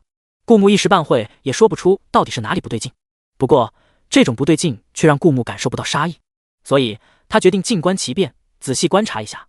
走的过程中，沈凌歪着头看着走在前面的青秋，眼含深意。沈凌的目光就好像碰到了一个老熟人，但是不便相认，既疑惑又厌恶。顾木注意到青秋走在前面带路，有时候回头，眼神若有若无的从顾木身上飘过的时候，看沈凌的眼神也满是厌恶。这就是女孩子之间的勾心斗角吗？平静了好长一段时间的顾木似乎又嗅到了熟悉的味道，但是青秋的厌恶藏得更深，若不是顾木从系统那得了个识别绿茶的火眼金睛技能，绝对看不出来。随即青秋眼眸流转，露出一个甜甜的微笑。到了，陛下，娘娘，这是我们客栈最豪华的包厢，菜已经做好，放在灶台上热着，陛下和娘娘只需稍等片刻，就有人来上菜。跟在青秋身后的店小二立马为顾木和沈凌拖出凳子，让他们坐下，并上好碗筷。之后一个个衣裳单薄的店小二就站在包厢内，他们虽然垂着眼眸，但脸上是掩不住的娇羞之情。而那些当地的官员们似乎也生怕招待不周，并没有第一时间落座，而是跟着顾木来到顾木所在的包厢，点头哈腰，极尽谄媚之色。好在包厢够大，哪怕站了这么多伺候的人，还是不显得拥挤，反而依然觉得宽敞得很。沈凌用清冷冷的眉眼扫了一眼房间里那些衣裳单薄，站在一旁随时准备伺候他们的店小二，蹙了蹙眉头，开口问道：虽然说南国民风开放，女子也可以从商或者找一份活当谋生，但是一家店里只招姑娘不招小伙子的，本宫还是头一次见。那些地方官瞬间绷紧几倍，来了，终于来了，皇后的醋坛子果然打翻了。好在他们早有准备，其中一个地方官立马谄媚的笑道：我们店里也不全是姑娘的，厨房掌勺的就是小伙子，还有一些在后厨忙活以体力活居多的都是小伙子。是吗？沈凌语气淡漠，本宫瞧着这店里都是姑娘，不知道的还以为你们不收小伙子呢。那些官员一个个心如明镜，这皇后表面上是责怪他们招人歧视小伙子，实际上还不是醋坛子打翻了，不好明说。不过虽然皇后的醋坛子打翻了，但陛下都没有说什么，想必是默许了他们这种行为，甚至觉得心里很开心，所以他们更要把皇后搪塞过去，为陛下谋取幸福。仿佛看到陛下左拥右抱，并对他们的招待赞不绝口的地方，官员们挺了挺心虚的腰杆，道：娘娘，我们无论对小姑娘还是小伙子都是一视同仁的，只不过小姑娘干活心细，嘴又更甜，更容易讨客官们开心，这也是为了客官着想。沈凌轻轻地扫了那些官员一眼，不再说话。那些地方官悄悄地看了顾木一眼，悄悄地在沈凌看不到的时候，对着顾木露出一个骄傲的笑容，用眼神示意道：陛下，属下不仅能帮你到这里，属下还能帮你更多，陛下你尽管放心。而在顾木看来，不过是一群胭脂俗粉在他面前挠手弄姿，一群满脸肥肉的眯眯眼不断对他挤着本就不太能看得分明的眼睛。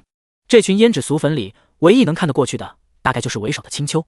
可这个青秋不知何故，总给顾木一种不太好的感觉，而这种感觉不止他有，似乎坐在他旁边的沈凌也有。因为顾木偶尔目光从青秋和沈凌身上扫过的时候，会感觉到有看不见的暗涌在两人身上涌动。很快就有店小二将食物端了上来，那店小二上完菜，然后提着酒壶走到顾木身边，微微弯下腰，一股香气扑进顾木的鼻子。原本因为沈凌离顾木离得很近，沈凌身上那种若有若无的香气很沁人心鼻，但是这店小二似乎生怕顾木嗅不到他身上的香味，香料弄得有点多，一下子盖住了沈凌身上那种超级好闻的独特的香气。这个时候顾木反而更感念沈凌的好。没想到这个店小二在给顾木倒酒的时候，几乎要和顾木来个肢体接触，眼睛还含情脉脉地看着顾木，抛了个媚眼。要说这个店小二胆子也大，当着沈凌的面明目张胆勾引顾木。不过在现在这个时代，君权至上，只要他能被顾木看上，就有机会一跃为皇宫的妃子。那么就算被皇后娘娘记恨，又算得上什么呢？这也是这个店小二敢豁出去的原因。店小二的举动太过明显大胆，自然也落入了沈凌眼中。虽然知道对方身材长相、智商、武功等各方面都不如自己，但是看到其他女人离自己心爱的人这么近，沈凌难免有些醋味。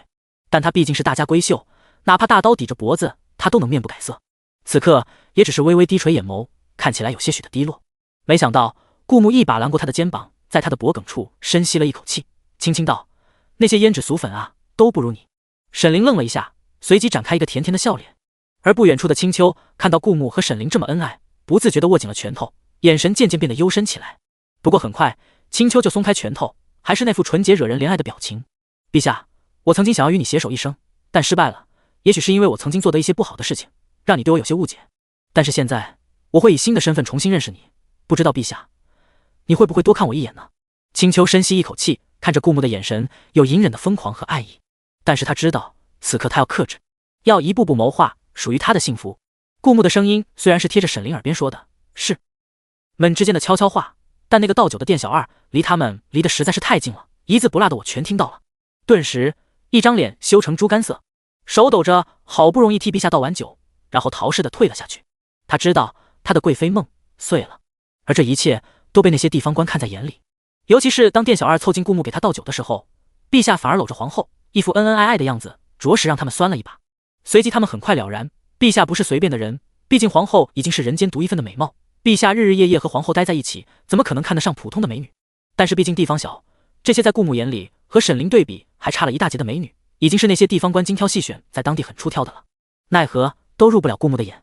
那些地方官全都看向青丘，只见青丘穿着素雅，人如其名，看起来就很干净无邪，让人心生好感，像是不谙世事的小丫头，笑起来甜甜的，很有亲和力，看着就让人心里觉得温暖。既然那些普通的美女陛下都看不上眼，那么只剩下青丘了。青丘虽然比不得皇后绝代风华，但却是另一种完全不同的类型，更何况美貌上也并不怎么逊色。说不定陛下看够了天上的仙子，也想试一试人间邻家女孩般的温暖呢。那些地方官给了青丘一个靠你了的表情，毕竟青丘如果入了陛下的眼，成了陛下第一个奈下的妃子，他们这些地方官说不定也有机会升官进爵。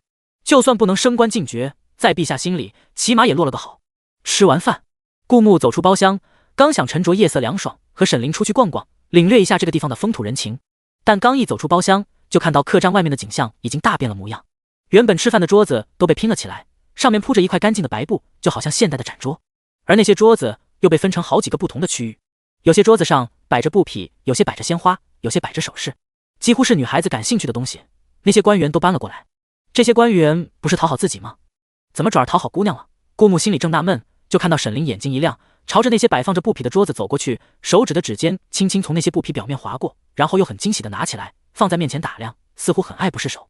那些地方官立马解释道：“这是我们这里最好的绣娘绣上去的，不用的是最好的布匹，用神奇的织布机织出来的。如果娘娘喜欢的话，属下可以派人领着娘娘去店里看，店里的样式更繁多，只不过我们客栈到底是小了一点，不能全部搬过来。”沈凌对这些还是很有了解的，料子很顶级，尤其是这绣工真的了得，上面的花纹栩栩如生，真是不错。并且沈凌看着手上的这件衣裳，眼睛亮晶晶的，这款式很特别，应该是当地的特色，我在京城从未见到过。女孩子爱美，天经地义。看到好看的，沈凌就有点走不动道了。娘娘喜欢，可以去店里看，外面属下已经备好马车了。当然，除了衣服，这里还有花农花了好几年培育出来鹅奇异花种，也是难得一见的品种，还有这些首饰。看着沈凌的注意力又被那些盛开的正鲜艳的花吸引过去，地方官们冲顾木抛来一个邀功的眼神，表面看起来他们是在讨好皇后，但每一句都是想让沈凌离开客栈，去店里看。只要成功调虎离山，没了醋坛子在身边，想必陛下就能放开了玩了。所以实际上他们还是在讨好陛下。沈凌看着这些很有地方特色又难得一见的美好的东西，似乎很想去看一看，但他自然也看出了那些地方官员的心思。虽然心里不开心，但对方做的又很曲折，他也没什么理由怪罪他们的不是，只好恋恋不舍的想要拒绝去店里的提议。毕竟他虽然相信顾木对他的感情，但是前有狼后有虎，他们布置的太周到了，万一陛下喝点小酒。现在他和陛下的感情还很纯粹，他不希望有任何意外玷污他和陛下的感情。我就不……沈凌不舍得看了那些玩意一眼，刚开口就被陛下制止了他接下来的话。东西朕的皇后很喜欢，但如果让皇后独自出门，虽然有侍卫保护，但朕依然不放心。所以朕陪皇后一同去吧。虽然顾墓的皇后能面无表情的折磨的一个大将军生不如死，能面对千军万马毫无惧意，但顾墓说出这些话面不改色。他的皇后再强大又怎么了？还不允许人保护了？更何况顾墓本就想出去走走，这样一来既符合他当初的想法，又能赢得沈凌的好感，一举两得。果然，沈凌显然没想到顾墓会这么说，抬起眼感动地看了顾墓一眼。陛下，当真是心里只有他一个人。他抬起头，弯起眼睛，眼神如星光般璀璨。臣妾谢过陛下。客栈里只剩下那些官员们目瞪口呆，这陛下当真是不领情啊！原来陛下不是贪图美色，而是只贪图皇后二爹美色，难怪出个门办公室也要将皇后带在身边。酸了，他们酸了，一个个酸成柠檬精。毕竟他们要是有这么好看的妻子，也愿意只独宠一个人。而青丘原本计划调开沈凌后，那些官员会想方设法给他制造和陛下独处的机会，但没想到，无论他是哪个身份，陛下都不愿意多看他一眼。陛下，难道你对我真的没有半分情意啊？可之前你明明不是这么说的，你说过你要娶我的，我当真了。青丘眼眶红红的，一滴眼泪将落未落，他抬起手，悄悄地将那滴眼泪从眼角擦掉。怎么会哭呢？明明以前只有别人对自己爱而不得，为自己伤心落泪，而自己却在心底嘲笑他们虚伪。为了这若有若无的感情就寻死觅活，以前的青丘啊，实在不能理解。所以以前那些鱼尽管说着山盟海誓，尽管愿意付出一切，在青丘看来只不过是虚伪和谎导，却原来啊，心动是这种感觉，真的会让人难过呢。不过只要陛下还留在这里，他就有机会。都忍了这么久了，也不急于一时。青丘放下袖子，又恢复了平静的眼神。灵儿，马车有点高，你扶着为夫的手上去。走到马车前头，顾墓笑眯眯地说道。在一干官员看来，沈凌就是弱柳扶风需要人保护的少女。当然，这个少女发起狠来，能将这里的官员全部杀死，然后用洁白的手帕平静地擦掉手上的鲜血。沈凌抬起头，娇羞地一笑，然后扶着顾墓的手臂，姿态优雅地踏上了马车。她是南国的皇后，太凶残了不好，还是要有一点纯良温顺的姿态。除非那些官员太过分，让其他姑娘明目张胆地勾引陛下，那她就不装啦。马车的车厢内，沈凌目含笑意，毕竟陛下能丢下客栈里的莺莺燕燕，陪同她一起去看那些女孩子才喜欢的玩意，她还是很开心的。但是她也留意到，陛下看青丘的眼神和看普通姑娘的眼神不一样，毕竟女孩子的心思可是很敏感的。她歪过头，撅起嘴，可爱地问道：陛下，你觉得客栈里的青丘姑娘好看吗？顾墓看着沈凌笑意盈盈的脸，推测她应该不是吃醋了。毕竟根据她前世的经验，女孩子生气都是又哭又闹的，才不会一脸平静地对着她笑。而且顾墓看青丘的时候，就给她一种很不好的感觉，就好像想杀没杀死的人又出现了。猎人对猎物本能的敏感，顾墓以为沈凌也有这种感觉，于是道：青丘虽然长得还行，但我眼里只有灵儿，灵儿在我眼里是最好看的。不过我看青丘二爹时候，总有一种不太好的感觉。听到不太好的感觉的时候，沈凌明显愣了一下，他有些低落地垂下眼眸。臣妾注意到陛下经常看向青丘姑娘，原来陛下不仅看了青丘姑娘，对她的感觉还和其他人不一样。顾墓听着沈凌酸意十足的话语，实在怀疑是不是刚才吃饭的上了一大盘柠檬，只不过他没看到全部被沈凌吃完了，不然好好一个姑娘说起话来怎么突然变得这么酸？不太好的感觉。顾墓强调了一下，我一开始对陛下也是不太好的感觉，恨不得折磨陛下，让陛下生不如死的不太好。不过后面的话沈凌当然不会说出来，他眨巴了下眼睛，委屈巴巴道：不过后来还不是喜欢上了陛下，所以陛下既然对青丘姑娘有其他感觉，说明青丘姑娘在陛下心里是特别的。顾墓看着沈凌吃醋的小脸，不过吃醋也是在乎他的表现，于是他拍了一下沈凌的头，将她按在自己的肩膀上，笑着道：想什么呢？我是觉得这青丘姑娘虽然看起来没见过，但总让我感觉很熟悉，似乎从前打过交道。沈凌头趴在顾墓的肩膀上，似乎想说什么，但最后什么也没说。不过也只是他的猜测罢了，在正事之前还是不要跟陛下说了。女孩子的心思往往很敏感，尤其是沈凌前世和小绿茶做了一世好姐妹，今生又假装姐妹相处了一段时间之后又反目成仇，比自己更了解自己的往往是自己的敌人。沈凌对小绿茶太了解的，看到青丘的一些小动作，一些微表情，一些不易发觉的习惯，还有那伪装在清纯外表下的嫉恨的神情，都让他想起一个人，那就是被献祭给羊皮卷后消失了的许久不见的小绿茶。而顾墓之所以能产生那种感觉，则是因为系统给的火眼金睛。而另一旁，虽然顾墓和沈凌出去了，但青丘知道晚上顾墓和沈凌还是会和客栈休息，他有的是机会。他回了房间，拿着铜镜照着自己的脸。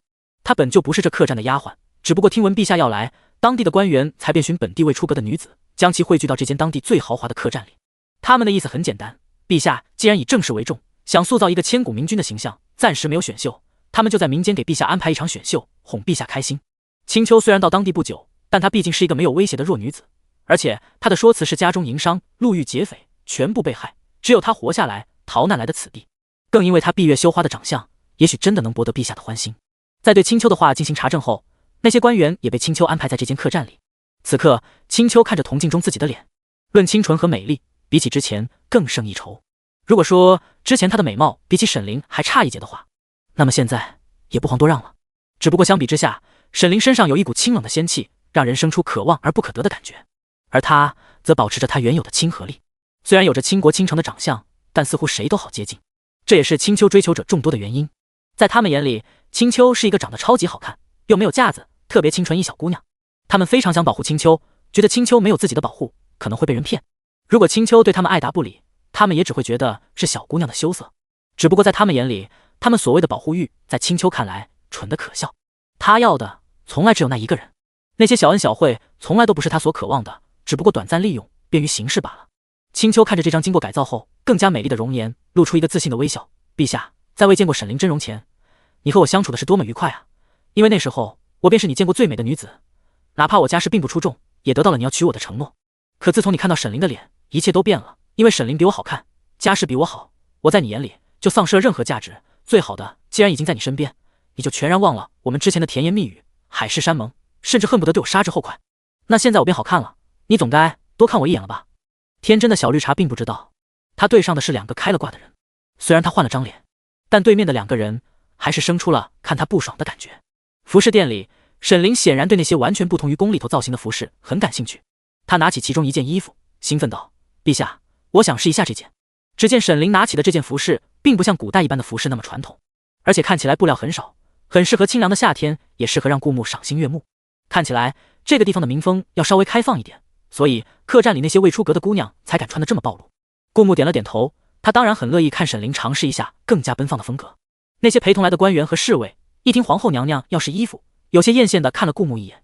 毕竟顾木是皇帝，他可以为所欲为，但像沈凌这般貌美绝世的女子，他们其他人连在心里亵渎都不敢，所以一个个识相地退到了服饰店门外，顺手将服饰店的门关上了。毕竟皇帝逛街，其他闲杂人等当然不能扰了陛下的兴致。陛下的喜怒哀乐不仅关系着他们头顶的乌纱帽，也关系着他们脖子上会不会出现碗口大的疤。陛下虽然到现在都是一副平易近人的样子，但他的残暴事迹大家可是有目共睹的。很快，服饰店里就只剩下秀娘以及顾木和沈凌两个人，就连秀娘也识相地退到服饰店的最角落，极力降低自己的存在感，只等陛下和娘娘两个人有需要的时候再出现。沈凌走进房间，换完衣服，很快出来。他似乎很满意自己身上的衣服，在顾木面前转了个圈，而顾木一时间有些看呆了。只见沈凌穿着 V 领的衣服，虽然领口开得不深，但对于以前包裹得严严实实的古代女子服饰，这已经很刺激了。而且这衣服不是那种特别宽松的款式，腰带一系就能看出沈凌二爹小蛮腰是真的小，这就衬得她的身材更加性感了。似乎留意到了顾木的目光，沈凌突然意识到什么，脸一下子羞红了。他扯了扯胸口的领子，慌不择言道：“陛下干嘛这么看着臣妾？”顾木轻笑一声：“当然是因为灵儿好看啦。”没想到这时候沈凌夸他还不乐意了，他眼睛转了转，很灵动，好半天才嗫嚅道：“那是不是臣妾不好看，陛下就不会喜欢臣妾了？可是臣妾总有一天会变老的。”对于不够好看的女孩子，他们总担心他们的另一半碰见更好看的女孩子就会不喜欢他们了。而对于沈凌这样无可挑剔的绝世大美女，也会担心他们的另一半喜欢他们仅仅是他们的外表。女孩子在爱情里总是那么小心翼翼，敏感多疑。顾木是知道这一点的，但没想到如同神女下凡般的沈凌也会有不够自信的时候。但看她目光紧盯着自己，期盼着争得答案的模样，又有一种傻乎乎的可爱。大概是真的在乎，才会问出这样的问题吧。顾木笑了笑，摸了摸她的脑袋。这一次沈凌没有抱怨顾木把她的头发弄乱了，看来是真的很在乎那个答案。不会啊，就算你不好看，我也会喜欢你的。顾木口是心非道。不过沈凌明显相信了，他的眼睛一下子就亮了。但是一个答案显然还不够，他又变本加厉地问道：“那如果臣妾不会奇门异术，不会绣花，不会跳舞，臣妾只是一个一无是处的普通农女，陛下也会喜欢臣妾吗？”顾木看了看沈凌，只见她清冷疏离的气质下，却穿着一件性感的足够使所有男人血脉膨胀的裙衫，吹弹可破，没有任何瑕疵的肌肤，再配上一双水汪汪十分灵动的眼睛。可是此时此刻，沈凌一向冷清的脸上却有一些紧张，仿佛心里很忐忑，有很多条小鹿在乱撞。真是可爱。明明杀人不眨眼，只会面色平静地用洁白的手帕擦掉手上的鲜血。此时此刻，在毫无生命危险的情况下，却露出紧张的神情。顾木知道，在不知不觉中，沈凌已经陷进去了，陷得比他想象中还深。顾木一把搂过沈凌，在他额头上轻轻落下一个吻。当然会啊，你可能不知道，我们今生能在一起，已经是你我前世修来的缘分了。而客栈里的青丘，百无聊赖地趴在窗口，看着街道上寥寥的行人。陛下怎么还不回来？他小声地嘟囔了一句。然而这时候，他房间的门突然被推开了，一个长得跟张半仙一样的人出现在青丘的后面。看来他是真正的张半仙在人前的替身之一。青丘看到进来的那个人，面色一变，眼中闪过一丝不易察觉的厌恶，然后冷漠道：“把门关上吧，别被其他人看到。”张半仙乖乖地把门关上，脸上是一片受伤的神色。诗诗，你就非得到那个人不可吗？别叫我那个名字。张半仙的卑微换来的却是马诗诗更加冷淡的态度。不过张半仙一点也不恼怒，他一片深情地看着青丘。好，青丘，只要你喜欢的事情，我都愿意为你去做。你不喜欢我叫你秋儿，不喜欢我叫你诗诗，那我就听你的，就叫你青丘。可是你知道的，陛下他已经有皇后了，你就算能嫁给他，也处处被皇后压一头，要扶小做低。不会的。青丘听到这样的话，显然很不开心，打断了张半仙接下来的话。只要陛下喜欢我，我就有办法独占他的宠爱。他娶沈凌，只不过是因为他的家世比我好罢了。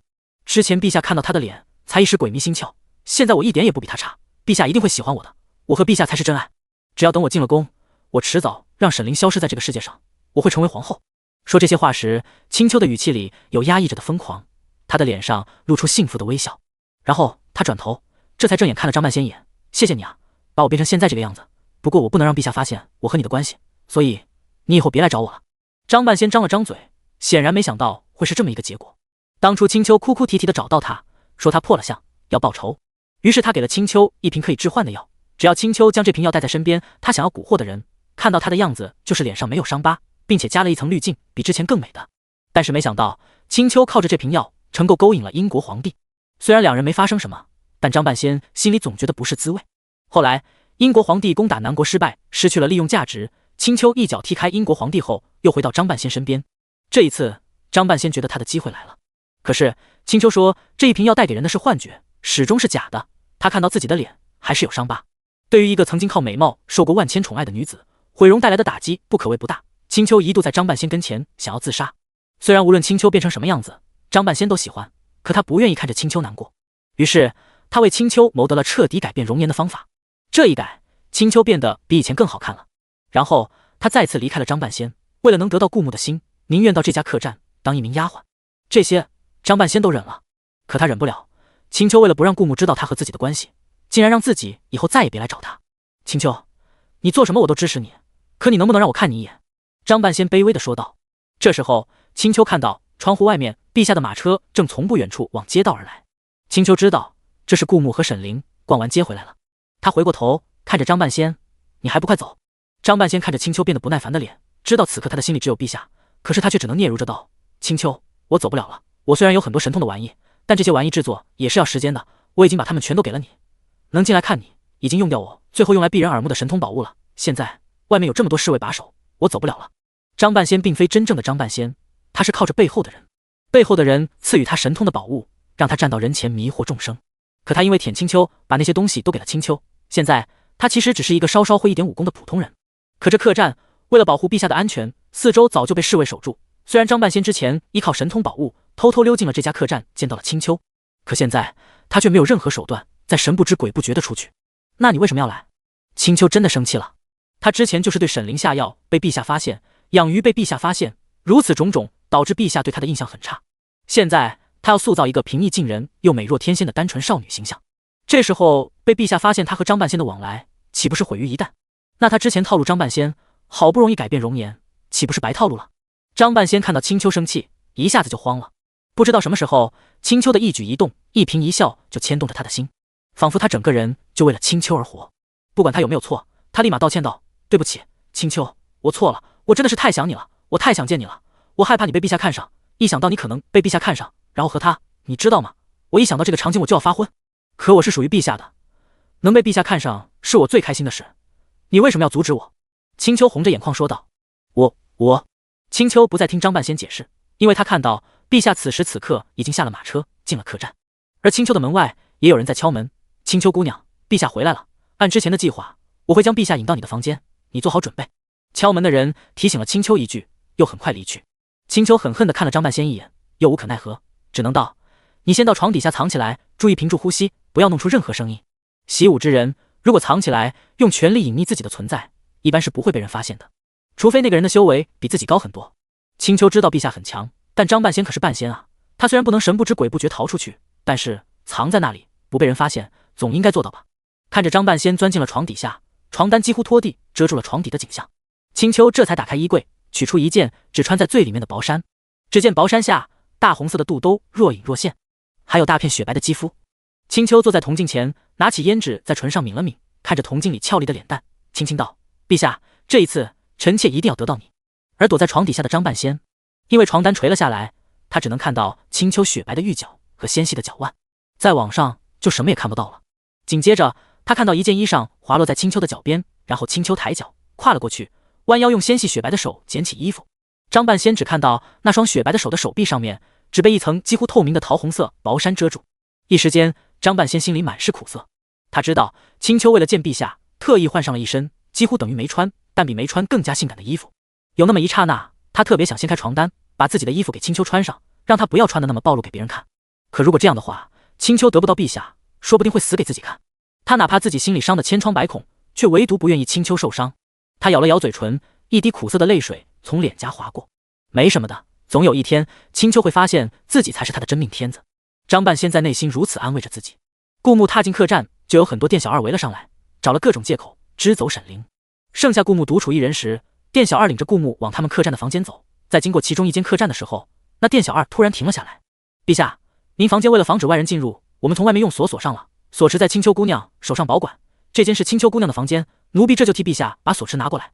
那店小二道：这也是为了顾木的安全着想，青丘姑娘又是店里的管事，合情合理。但顾木没想到，青丘姑娘一打开门，门里面会是如此香艳的景象。一只洗澡用的大木桶正对着门摆放着，热气散发的雾气在房间里飘荡。一个穿着大红色肚兜的容貌俏丽绝美的姑娘刚好从木桶里踏出来，脚上还沾着湿漉漉的水滴。一件薄的几乎透明的桃红色薄衫半敞着披在她的身上，修长笔直的大腿和雪白的肌肤袒露无遗。而这一幕因为店小二突然把门打开，这一幅美人出浴图毫无防备的被顾木尽收眼底。啊！青丘姑娘显然被吓到了，惊叫一声，然后用手扯着薄衫将她挡在胸前。奈何薄衫实在太透明了，遮挡了和没遮挡没什么两样。就算青丘用薄衫遮挡在胸前，但她的腿还是展露无遗。青丘虽然脸上是一副惊慌羞愤的神色，心里却在想：陛下，当初奴家借酒醉勾引你，你虽然无动于衷，但也没有拒绝奴家。如果不是那生猛丫鬟，现在奴家可比那日酒醉诱人多了。这一回，你该对奴家主动点了吧？青丘低着头，羞红了脸，低声道：陛下。宛如未出阁的正经女子，突然被暗恋的人不经意间看了身子，又娇羞至极，又不至于生气。门外，顾木看了青丘一眼，身材和脸蛋都很不错，但仅此而已。顾木的火眼金睛能让他看出青丘的一些小动作和微表情。青丘虽然故作娇羞的低下头，可他的眼神却很平静，甚至平静中闪烁着一丝渴望。所以这一幕估计是青丘早就计划好的。顾木本就对青丘感觉不好，所以虽然此刻青丘可以营造了一幅香艳的美人出浴图，但顾木一点想法也没有。毕竟这点定力他还是有的。于是他平静地侧过头，目光没有在青丘身上多加停留，大步离开了房门，往他自己房间的方向走去。开玩笑，这时候沈凌虽然被支走了，但他还是和顾木在同一家客栈。机警如沈凌肯定很快就会反应过来，到时候如果被沈凌发现他和别的女人纠缠不清，那他好不容易和沈凌冰释前嫌建立起来的好感又毁于一旦。身为皇帝，想要什么样的女人没有，但他只不过只喜欢沈凌一个罢了。其他的在他眼里，比起宛如神女下凡的沈凌都不过如此。青丘愣了一下，什么鬼？陛下就扫了他一眼，然后平静地离开了。他可是比以前更美了，论美貌比起沈凌也不遑多让。陛下怎么就只扫了他一眼？而床底下的张半仙听到顾木离开的脚步声，松了口气。他虽然看不到，但光听声音也知道青丘做了什么。他当然知道，此刻青丘的身子几乎已经被顾木看全了，可至少陛下没有对青丘做什么，这就已经足够了。这时候的张半仙完全没有意识的，他的底线开始一点点降低。但他刚刚松了口气，没想到陛下突然又折了回来。听到那往回走的脚步声，直到那脚步声停在门外，然后走进房间里，张半仙的心又紧了起来。该不会陛下又变卦了吧？他冰清玉洁的青丘，难道要被玷污了？但是这还不是张半仙最担心的，因为他现在就藏在床底下，如果陛下把青丘那啥了，岂不是就是在他的头顶隔着一层木板？张半仙不知不觉脑海里就想出了那个画面，然后一颗心都疼得颤抖。紧接着他就看到床单被掀了起来，他对上一张噩梦般的脸，别藏了，出来吧。一时间空气寂静无声，时间倒退回几分钟前。青丘看到顾木面无表情的离开，但他在愣了一下之后，嘴角闪过一丝冷笑。他拿起手上的簪子就要往脖子上刺，嘴里还轻声念叨着：陛下，奴家的清白已经被陛下毁了，那奴家生是陛下的人，死是陛下的鬼，但陛下是奴家攀不起的存在，所以奴家只能以死表达奴家对陛下的赤诚之心。店小二没想到青丘会来这一幕，逼陛下是有可能让陛下不高兴的。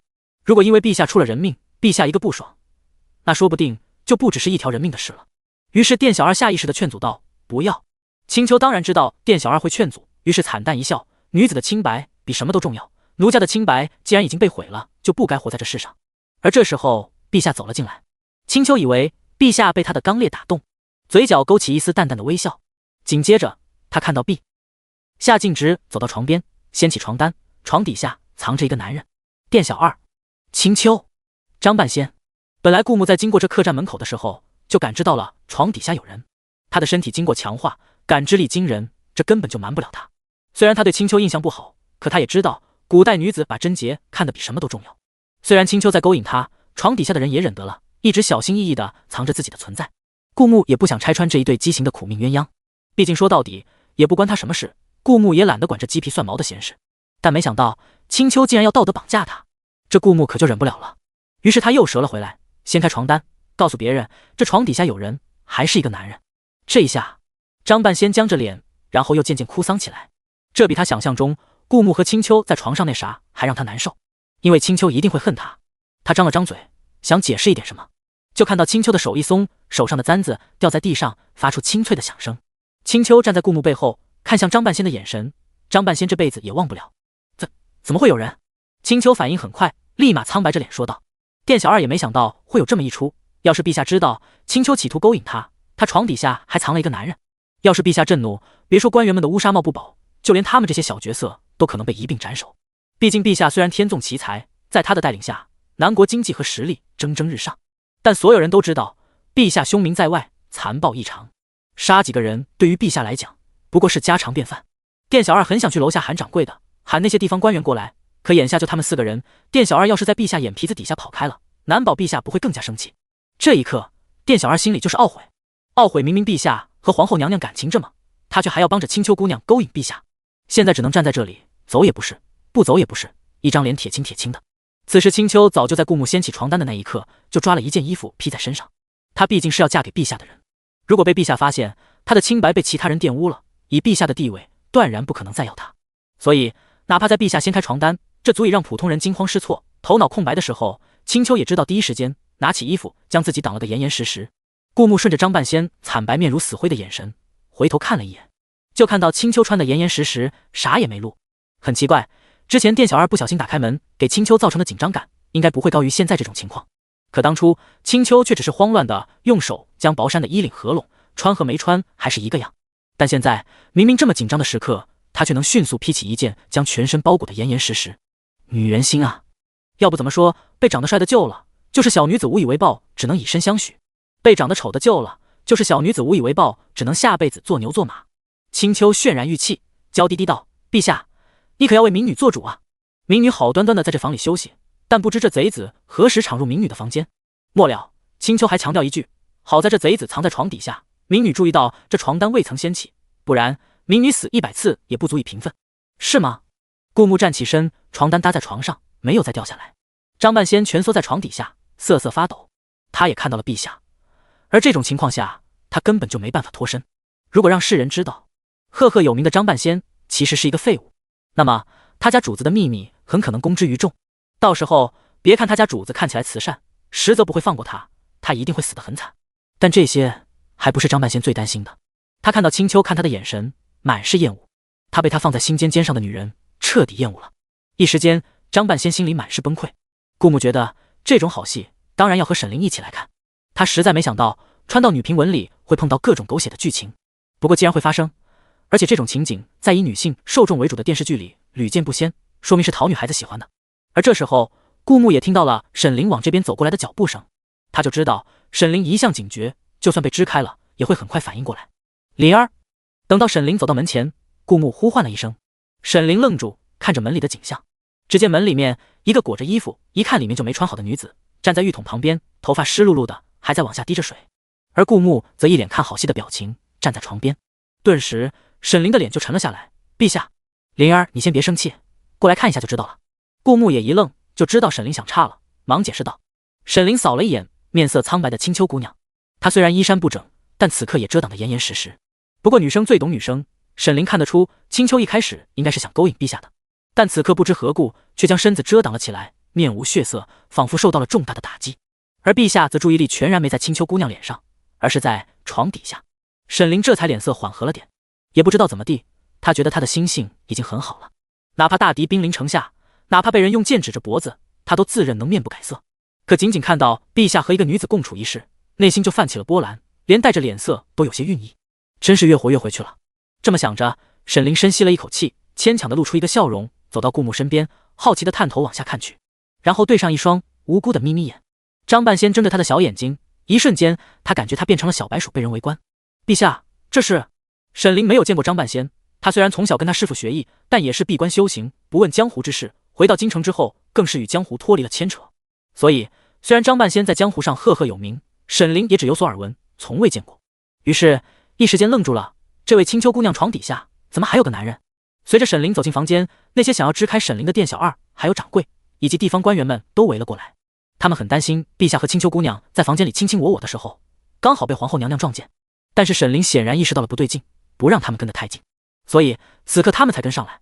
他们一走到门口，就听到沈凌说青丘姑娘床底下有一个男人。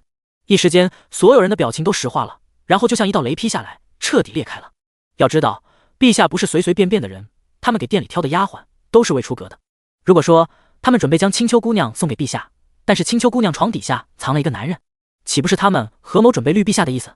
要知道先帝的圣旨立下的小皇帝并非是先帝亲生，已经沦为天下的笑柄。他们觉得陛下压根忍不了这事，一下子一众官员们全都跪了下来，皇上恕罪。床底下藏人还不仅仅是给陛下戴绿帽子的事，更是威胁到陛下的生命安全。万一床底下藏着的那个人是刺客呢？一下子就连顾木的侍卫也冲了上来，走进房间，将顾木和沈凌团团围在正中央。青丘实在没想到，起初他真的只想和顾木在这房间里过二人世界，但没想到张半仙率先一步到达，还没办法离开了，于是只能让他藏床底。然后沈凌又来了，围观藏在床底下的张半仙。最后基本上客栈里的所有人都来齐了。要知道为了勾引陛下，他之前可是穿了等于没穿，为了防止被张半仙看到，他才用一件大衣将自己裹得严严实实。注意是裹，不是穿。虽然什么也没露，但总感觉脸都丢尽了。这个马甲感觉还没开始练，就已经在新手村废掉了。一下子青丘眼泪汪汪，眼睛红红的，差点就哭了出来。不是演的，真委屈。张半仙看到青丘一下子掉了泪，心痛不已，再加上青丘之前看他的目光的刺激，一下子张半仙脑子里什么也没有了，他只剩下对青丘的愧疚，只希望青丘不要哭。于是他终于缓慢地从床底下爬了出来，站在人前，焦急地对着青丘安慰道：青丘，是我错了，我不该找你的，你不要哭。一下子所有人都将目光聚焦在青丘身上。本来青丘还在矢口否认不认识张半仙，不知道张半仙为何会出现在床底下，没想到恋爱中的男人智商为负，直接将青丘给卖了。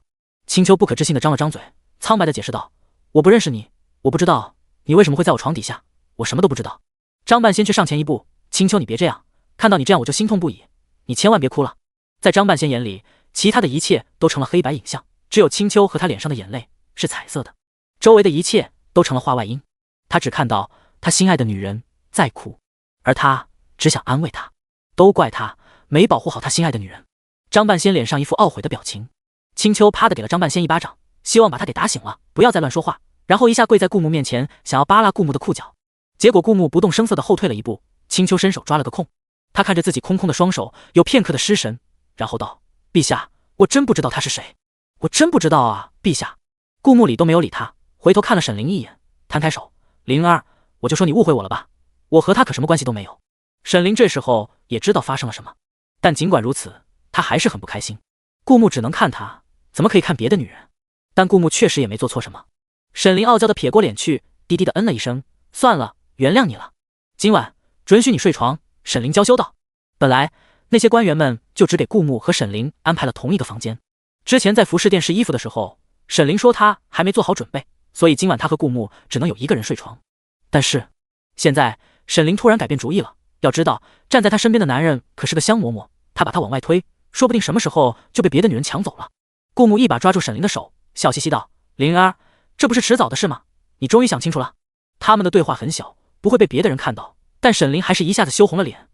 你想都别想，让你睡床，但是你不能做什么，搂着你睡就足够了。顾木认真道。不过怎么搂就是另一个说法了。青丘睁着绝望的大眼睛看着陛下，突然扯住沈凌的手，然后两个人耳鬓厮磨，低声谈论，也不知道说些什么，然后忽的两个人同时露出甜蜜的笑脸。这一切落在跪在地上的青丘眼里格外讽刺。陛下，我要怎么才能得到你啊？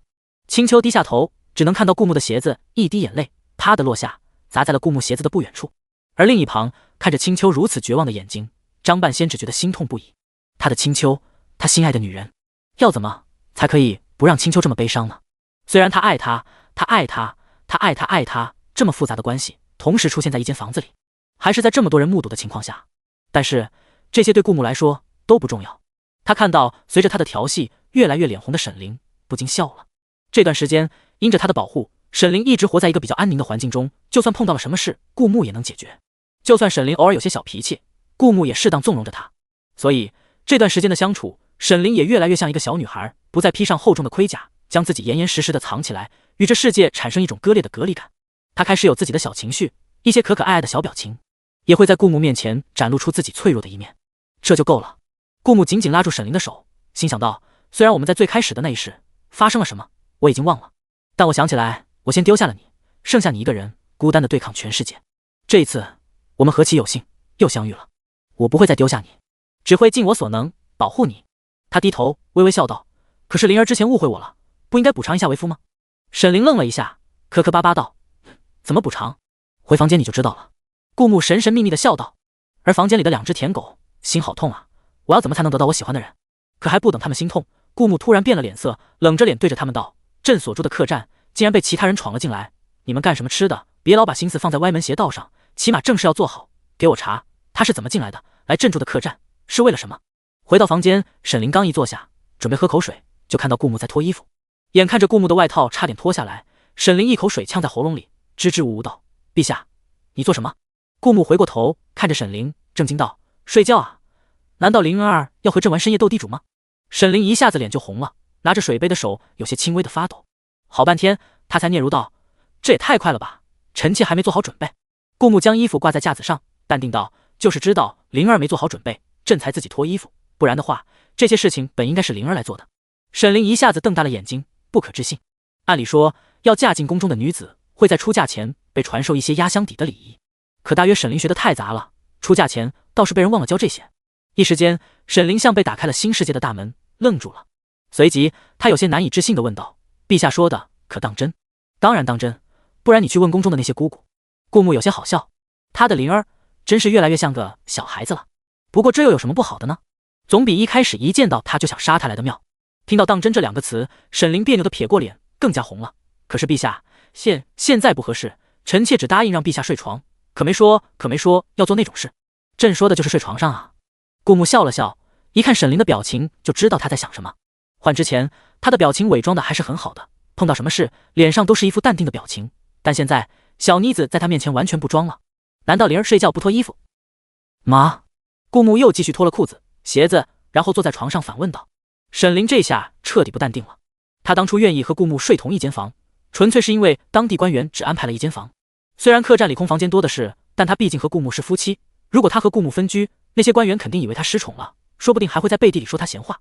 而不久前他突然良心发现，愿意让顾木和他睡一张床，纯粹是被青丘刺激到了，让他意识到他身边这个男人虽然洁身自好，但是有多么的受欢迎。感受到一丝威胁，沈凌才一时口快说出那些话。现在后悔还来得及吗？可是沈凌转头看到顾木剑眉星目，极度符合女生审美，又因为顾木刻意晒黑，不缺乏阳刚之气的长相，沈凌一下子有些心跳加快。前世也没觉得顾木这么好看，难道是因为顾木晒黑了一点？他其实更喜欢小麦色肌肤的，又或者是喜欢上了顾木，所以给顾木戴上了一层美颜滤镜。沈凌想不通，但看到顾木长得这么帅，又觉得睡一张床没什么大不了的，毕竟他们是夫妻，何况陛下答应了他，不做什么。他相信陛下。这么想着，沈凌也扭扭捏捏地坐到床边，但怎么也做不出解衣服的动作。在一个男生面前做出这种动作，沈凌实在无法说服自己，尽管那个人是她的丈夫。就在沈凌扯着衣袖不知道怎么办才好的时候，顾木突然转过头，一脸好笑地看着她。灵儿是不是忘了当初在青丘姑娘的房间里说要补偿朕的？沈凌扯衣袖的手一僵，好像是有这么一回事。然后就在沈凌发愣，顾木要什么补偿的时候，就看到顾木的脸逐渐在他面前放大，然后唇与顾木贴在一起，一阵温软软绵的触感。尽管这已经不是沈凌的初吻了，他还是感觉像触电了一样，浑身都麻了。紧接着他就感觉到顾木的手环上了他的腰，手握在他的腰带处，那朕要的补偿就是替灵儿宽衣解带吧。沈凌嘴被堵住了，说不出抗拒的话语。他的手下意识的想推开顾木，可是却使不上力气。他又羞又气又无可奈何，最后只能认命的闭上眼。顾木替沈凌解开腰带后，这才离开沈凌的嘴唇，轻笑了一下。沈凌外衣敞开着，里面还穿着亵衣。其实这种尺度对比顾木前世来说，还不如女孩们夏天的正常穿着来的清凉。像前世走在大街上，露胳膊露腿露肚子的，从大街上溜达一圈总能看到那么几个。所以就算沈凌穿着亵衣，其实已经算穿的挺多的了。顾木还把持得住，但是沈凌不一样，他何时经历过这种场面？要说他之前逞强，但是现在他已经毫无保留的在顾木面前展露自己的情绪了。他不在乎顾木看到他脆弱的一面，所以他是真的挺害羞的。不逞强的他只是低着头，然后钻进被窝里，用被子将头蒙得严严实实，似乎只要他藏在被子里，顾木就看不到他，不知道他在这一样。顾木轻笑一声，从衣袖掏出一枚暗器，打灭蜡烛，也钻进了被窝里，一夜好梦。而另一边，沈朝几乎已经崩溃了，他忍无可忍地找到虚影道：“你就算把我复活了，可我这半生半死的有什么意思？”虚影遥望远方，显得有些高深莫测。虽然人们看不清虚影的具体轮廓，但总觉得他的目光似乎能穿透空间，看到遥远的地方的景象。一时间，不知为何，沈朝对上这个样子的虚影，竟觉得有些心慌。这到底是一个怎么的存在？死人复生，感觉游离于三界之外。当然，这让沈朝感到心悸的存在，如果被顾木知道了，可能更好奇开发羊皮卷之后的景象。毕竟虚影和羊皮卷是同为继他之后的最大的反派的候选人竞争者，所以说他们本应该是同一水平线上的。既然虚影这么强，那么羊皮卷也不该如此弱才对。可现在羊皮卷已经沦为了顾木的舔狗，兢兢业业的做一个没有工钱的打工仔，还乐此不疲。虚影叹息了一声，突然骂道：“废物！”虚影突然出声，让站在他身后的沈朝突然心惊了一下。虚影压根就没搭理身后一脸不平的走进来的沈朝，他既然能复活他，就有办法让他死。沈朝的命已经掌握在虚影手里，早已不足为惧。之所以留着他，是因为羊皮卷和顾木合作了，为了不落于下风，他才顺手救了沈朝一把。但这不代表沈朝有资格在他面前大喊大叫。不过虚影是一个淡然的性子，无视就是最大的侮辱，所以他完全无视掉了沈朝的存在。在他的视线里，他看到原本扮成他的放在明面上的张半仙，因为一个女人被关押进了大牢。要知道张半仙有神通之力，可那枚棋子表现出来的和普通人没什么两样，甚至因为变成舔狗而显得比普通人更加窝囊，这就随时有掉马甲的风险。虚影这才肯回头看了沈朝一眼：“你会武功对吧？”虚影淡淡的问道。沈朝愣了一下，他会武功这件事，除了他爹和他师傅，再没有其他人知道。虚影怎么会知道的？不过沈朝很快又释然了，毕竟这虚影神通广大，被他知道一些秘密，其实也不稀奇。沈朝知道没必要隐瞒，点了点头道：“我会。”有多强？很强，在我之上的，全天下一只手应该能数得过来。沈朝想了想，又补充了一句：“当然，不包括你们这样的怪胎。他只是一个人类，让他跟这种怪物们比，当然不公平。”虚影沉吟了一下：“我救了你，是时候该发挥你的用处了。我让你去刺杀陛下。”末了，虚影又补充了一句：“我会帮助你。”那枚明面上的张半仙棋子已经没有了任何用处，甚至还有可能成为祸害。虚影一定不能留下他。既然要杀那枚棋子，就避免不了和顾木打交道，不如多做准备，在杀那枚棋子的时候，顺手和顾木较量一番。清晨醒来，沈凌睁开眼睛，发现自己不知不觉竟把手搭在顾木的腰上，一下子惊了一下，然后小心翼翼地将手收回，因为怕惊醒顾木，他的动作很轻很慢。但没想到，就在他的手刚抽回的时候，被顾木一把抓住。顾木的睡眠很浅，也许是因为习武之人不需要很深的睡眠，也能保持良好的精力，同时也提高自身的警惕，防止睡梦中被人暗算。在沈凌手动的那一刹那，哪怕动作很轻，但习武之人的警觉已经让顾木潜意识里感觉到不对劲，瞬间清醒。然后他一把抓住沈凌的手，因为刚刚睡醒，顾木脑子有片刻的短路，下意识的把那只手当成了敌人的暗算。于是紧紧握着，刚要反手制服，却感觉这只手的手感出奇的好，滑滑嫩嫩的，极为细腻，宛若无骨，一摸就是女孩子的手。顾木愣了一下，突然想起来，昨夜他是跟沈凌一起睡的，单身太久了，旁边突然多了一个人，有些不习惯。顾木不好意思地露出一个微笑，就看到沈凌正睁大着眼睛看着他，眼睛里满是不解和委屈。他似乎想不明白，他明明小心翼翼，怕吵醒顾木，结果顾木却把他当敌人一样。陛下，臣妾不是故意吵醒你的。沈凌委委屈屈道。他以为顾木是因为他吵醒了他睡觉，才这么对他。顾木一时间哑然失笑，只是还不等他解释，一支暗箭从窗外飞进来，刺破窗纸，直接往床上的方向飞。顾木抬手抓住那支暗箭，陛下小心！沈凌及时惊呼道，剑尖上被人淬了毒。顾木这才注意到剑尖的部位有轻微的绿色。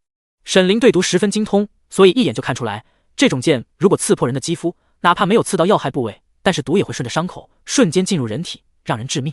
沈凌飞快地翻身穿衣起床，然后从怀里拿出一块洁白的手帕，捧着轻轻地接过剑，看着剑上的毒，若有所思。顾木倒是无所谓，他有解毒丹，何况他的皮肤经过了强化，不是那么容易就被划破的。只是让他好奇的是，到底是谁想暗算他？很快又有第二支箭从窗外射进来，顾木闪身避开，那支箭扎在墙上。因为对方用的是剑，一时间守在客栈里的侍卫还没有意识到有人在暗杀陛下，没有反应。而且顾木能感觉到对方的武功很高，不是一般的侍卫能对付得了的。你在这里等着，我去看看。顾木道，然后他从窗外飞了出去。对方武功虽然很高，但是和经过系统强化的顾木比，差的还不是一星半点。一旦顾木发现了他的位置，再想逃就没那么容易了。顾木顺着那个穿着灰袍的人的背影紧跟上去。现在的他，哪怕对方是诱敌深入，他也不怕。在绝对的硬实力面前，他根本就不惧怕对方的阴谋诡计，毕竟对方根本就不知道他有哪些底牌。更何况实在打不过，他可以随时遁入隐城，保下一命。而客栈里，沈凌看着顾木破窗而出，追上那一名刺客，脸上闪过一抹担忧的色彩。他知道顾木很强，但还是怕顾木会出其他的事。突然间他想到什么，陛下来的路上舟车劳顿，明明是最好的刺杀时机，对方却偏偏等到陛下休整一夜再行动。他不认为刺杀者会这么贴心，那么只有一种可能，是在陛下来到这里后，那些刺杀者从动了杀人心思的。如果说有什么特别的，那就是陛下掏出了挖土机等能提升修建贸易通道效率的机器，其次就是关押了青丘和张半仙。所以刺杀的人到底是隐城城主，还是为了张半仙或者青丘姑娘而来？沈凌眼中闪过一丝疑惑的色彩，然后打开房门，吩咐客栈里的侍卫往关押张半仙和青丘的大牢方向而去。毕竟他奈何不了隐城城主，现在他能做的就是证实另一个可能性。就在顾木快抓住那个灰袍人的时候，系统突然发布了一条任务：英雄救美。女评文中，每当女主遇到危险，男主就会如同神兵天将般救她于水火之中。任务奖励：男主直加5。提醒：要尽快。顾木看着系统任务以及就不远处的灰袍人，他只需很短的时间就能追上灰袍人，但要制服灰袍人，可能还要经过一番打斗。此刻系统发布这个任务，说明沈凌已经陷入了危险当中。凭直觉，顾木知道此次刺杀的一定跟真正的张半仙有关，抓到了这个人，说不定能得到张半仙的线索。但是他和这个人纠缠，沈凌可能就会陷入未知的危险境地。顾木看着系统任务中要尽快3个字，眼眸低沉，从衣袖里掏出几枚暗器，往灰袍人的身上刺去。暗器中被沈凌淬了毒，这种毒是对毒极有天赋的沈凌自制的，只有沈凌能解。抓到了灰袍人，不一定能从他口中问出信息，那不如干脆不留活口。那灰袍人避开几枚暗器之后，手臂还是被其中一枚暗器擦伤，这就叫以其人之道还治其人之身。那灰袍人之前用淬了毒的暗箭刺杀顾木，现在顾木报仇了。看着那灰袍人的手臂袖子从里面渗出血迹，顾木嘴角勾起一丝冷漠的笑，对着羊皮卷道：跟上他，最好能签订交易。然后顾木转身朝着客栈的方向而去。这系统很狗，虽然说让他救沈凌，但却没有告知沈凌的地点，甚至还说要他快。一旦他没有及时猜出沈凌的行踪，就有可能错失营救的时机。客栈里，沈凌果然已经不在房间里。他们之前的追杀没有惊动客栈的人，以顾木对沈凌的了解，他虽然看起来性子很淡，其实是有些自负的。因为沈凌从小就外出学过很多东西，养成了他独立不依靠他人的性格，他很有可能产生自己的主见去处理一些问题。顾木一边担心着沈凌没有通知其他人，自己去做一些事情，一边抱着侥幸的心理打开门，换来客栈的侍卫。客栈里的侍卫少了很多，顾木莫名的松了口气。那些侍卫见到顾木，全都齐齐跪了下来，属下失职，让陛下遭遇刺杀。现在不是说这些事的时候，皇后呢？还有其他侍卫们呢？顾木着急道。皇后带着一些侍卫还有他的2个贴身婢女往关押青丘和张半仙的大牢里去了。皇后临走前交代，让我们守在客栈周围，不要随意走动，免得被人一网打尽。那名侍卫回忆起沈凌的吩咐，顾木点了点头，没有派人去帮他，这是沈凌冷静又自信的表现。因为沈凌相信顾木追杀一个刺客不会危及生命，就算碰到危险也能逃回客栈，所以派人守在客栈周围，及时接应顾木。而如果沈凌派人顺着顾木追杀刺客的方向追过去，一是那些侍卫的轻功不如顾木，并且虽然知道顾木追杀刺客的大体方向，但也有可能中途变向；二是如果顾木回来，那些侍卫并没有收到消息，继续寻找顾木，可能因为人数较少而被一网打尽。顾木很佩服沈凌，在这种慌乱的时候还能做到那么冷静，甚至分析出敌人的目标很可能是张半仙，带着侍卫往大牢而去。既然那个人是冲着张半仙而来，尽管顾木没有追上灰袍人，但留的张半仙在，作用也是一样的。顾木立马下令道：所有客栈的人跟我往大牢的方向去。沈凌带着侍卫还能遭遇危险，顾木必须重视起来，所以他从京城带来的所有侍卫他都带上了。走进关押他们的大牢，在大门口就有狱卒毕恭毕敬地为顾木打开牢房的门。皇后进去了吗？顾木并没有第一时间进去，而是站在大牢的大门口看着狱卒问道。狱卒点头哈腰地笑着道：皇后进去了，带了很多侍卫，比陛下先进去没多久。陛下如果要去找皇后的话，往最里面的牢房走便是。昨天关押进牢房的那2个人被关押在牢房的最深处。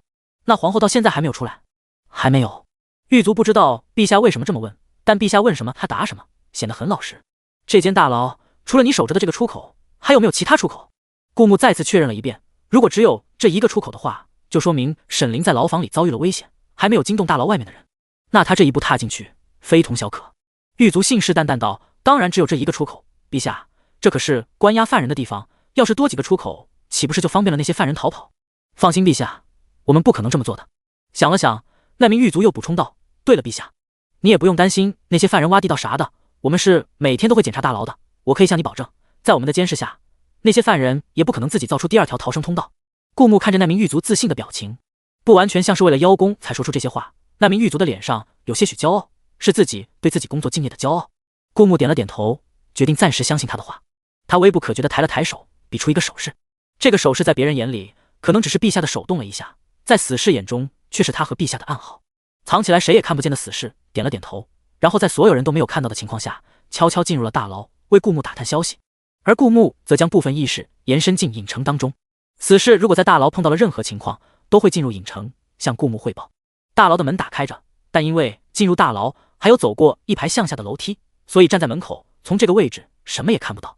而另一边，死士悄悄前进大牢，顺着楼梯往下走去，能看到一些被关押在牢房里的普通老百姓，他们目光呆滞又平静，看起来一切都很普通。但走到最深处，死士发现了不对劲。最深处的牢房的门敞开着，里面空无一人，但地上有一滩湿水。这种湿水，死士曾经见过，当初在顾木的书房曾带来另一个假的张半仙，他在顾木书房中自杀时，尸体就化为同样的湿水。死士很快就确定，昨天被关押的张半仙已经死了。只不过这个张半仙显然不像上一个那么有觉悟，不愿意自杀，所以应该是真正的张半仙，或者为张半仙效力的人前来牢房动手，杀掉了他。得到死士的消息，顾木立马冲进牢房，果然眼前的场景和死士的描述一样。只不过和张半仙一同被关押进大牢的青丘，还有前来监视的沈凌以及侍卫们全都不见了。很可能沈凌带着侍卫监视张半仙的时候，刺杀张半仙的人已经把张半仙杀了，在离开时刚好被沈凌碰见。以灵儿的性子，一定不会善罢甘休。但牢房只有一个出口，他们会去哪里呢？顾木在心里默默地分析道。紧接着他想到一种可能性，幻觉。之前小绿茶和英国皇帝就是在他面前使用障眼法，让他产生幻觉，因为小绿茶就站在他面前，结果小绿茶根本就没有站在那个位置，否则当时顾木就已经杀了小绿茶了。他们可能就是从大牢的大门口离开的，只不过用幻觉蒙蔽了狱卒的眼睛，所以在那名狱卒看来，只有沈凌一个人进去，且到现在都没有离开。顾木的眼睛因为沈凌，所以现在能看破幻觉。他定了定神，努力看破牢房里的细枝末节。关押张半仙的牢房有不少湿漉漉的脚印，顺着牢房门口往大门口而去，并且地上还有很多死了的小虫子。在牢房里有虫子并不稀奇，但是这数量也太多了，而且这些虫子并不是常见的虫子。就在顾木盯着地上的虫子，分析着牢房不久前发生的战况的时候，突然其中一只看起来似乎已经死了的虫子突然扑腾了2下翅膀，飞了起来，在顾木面前晃悠。顾木愣了一下，很快反应过来，这是灵儿留给他的信号。那只虫子在顾木面前转悠了2圈之后，开始往大门口飞去。顾木没有犹豫，跟了上去。而这时候，系统破天荒地补充了系统任务，一定要找到女主。一定要快！顾木看着新增的系统任务，心抽的疼了一下。他似乎已经想象到沈凌面对着比他强大很多的敌人，很可能在打斗中已经负伤。一想到沈凌雪白的手臂上可能被刀剑划破伤痕，顾木就恨不得宰了那些让沈凌陷入危险的人。可此刻他需要先找到沈凌。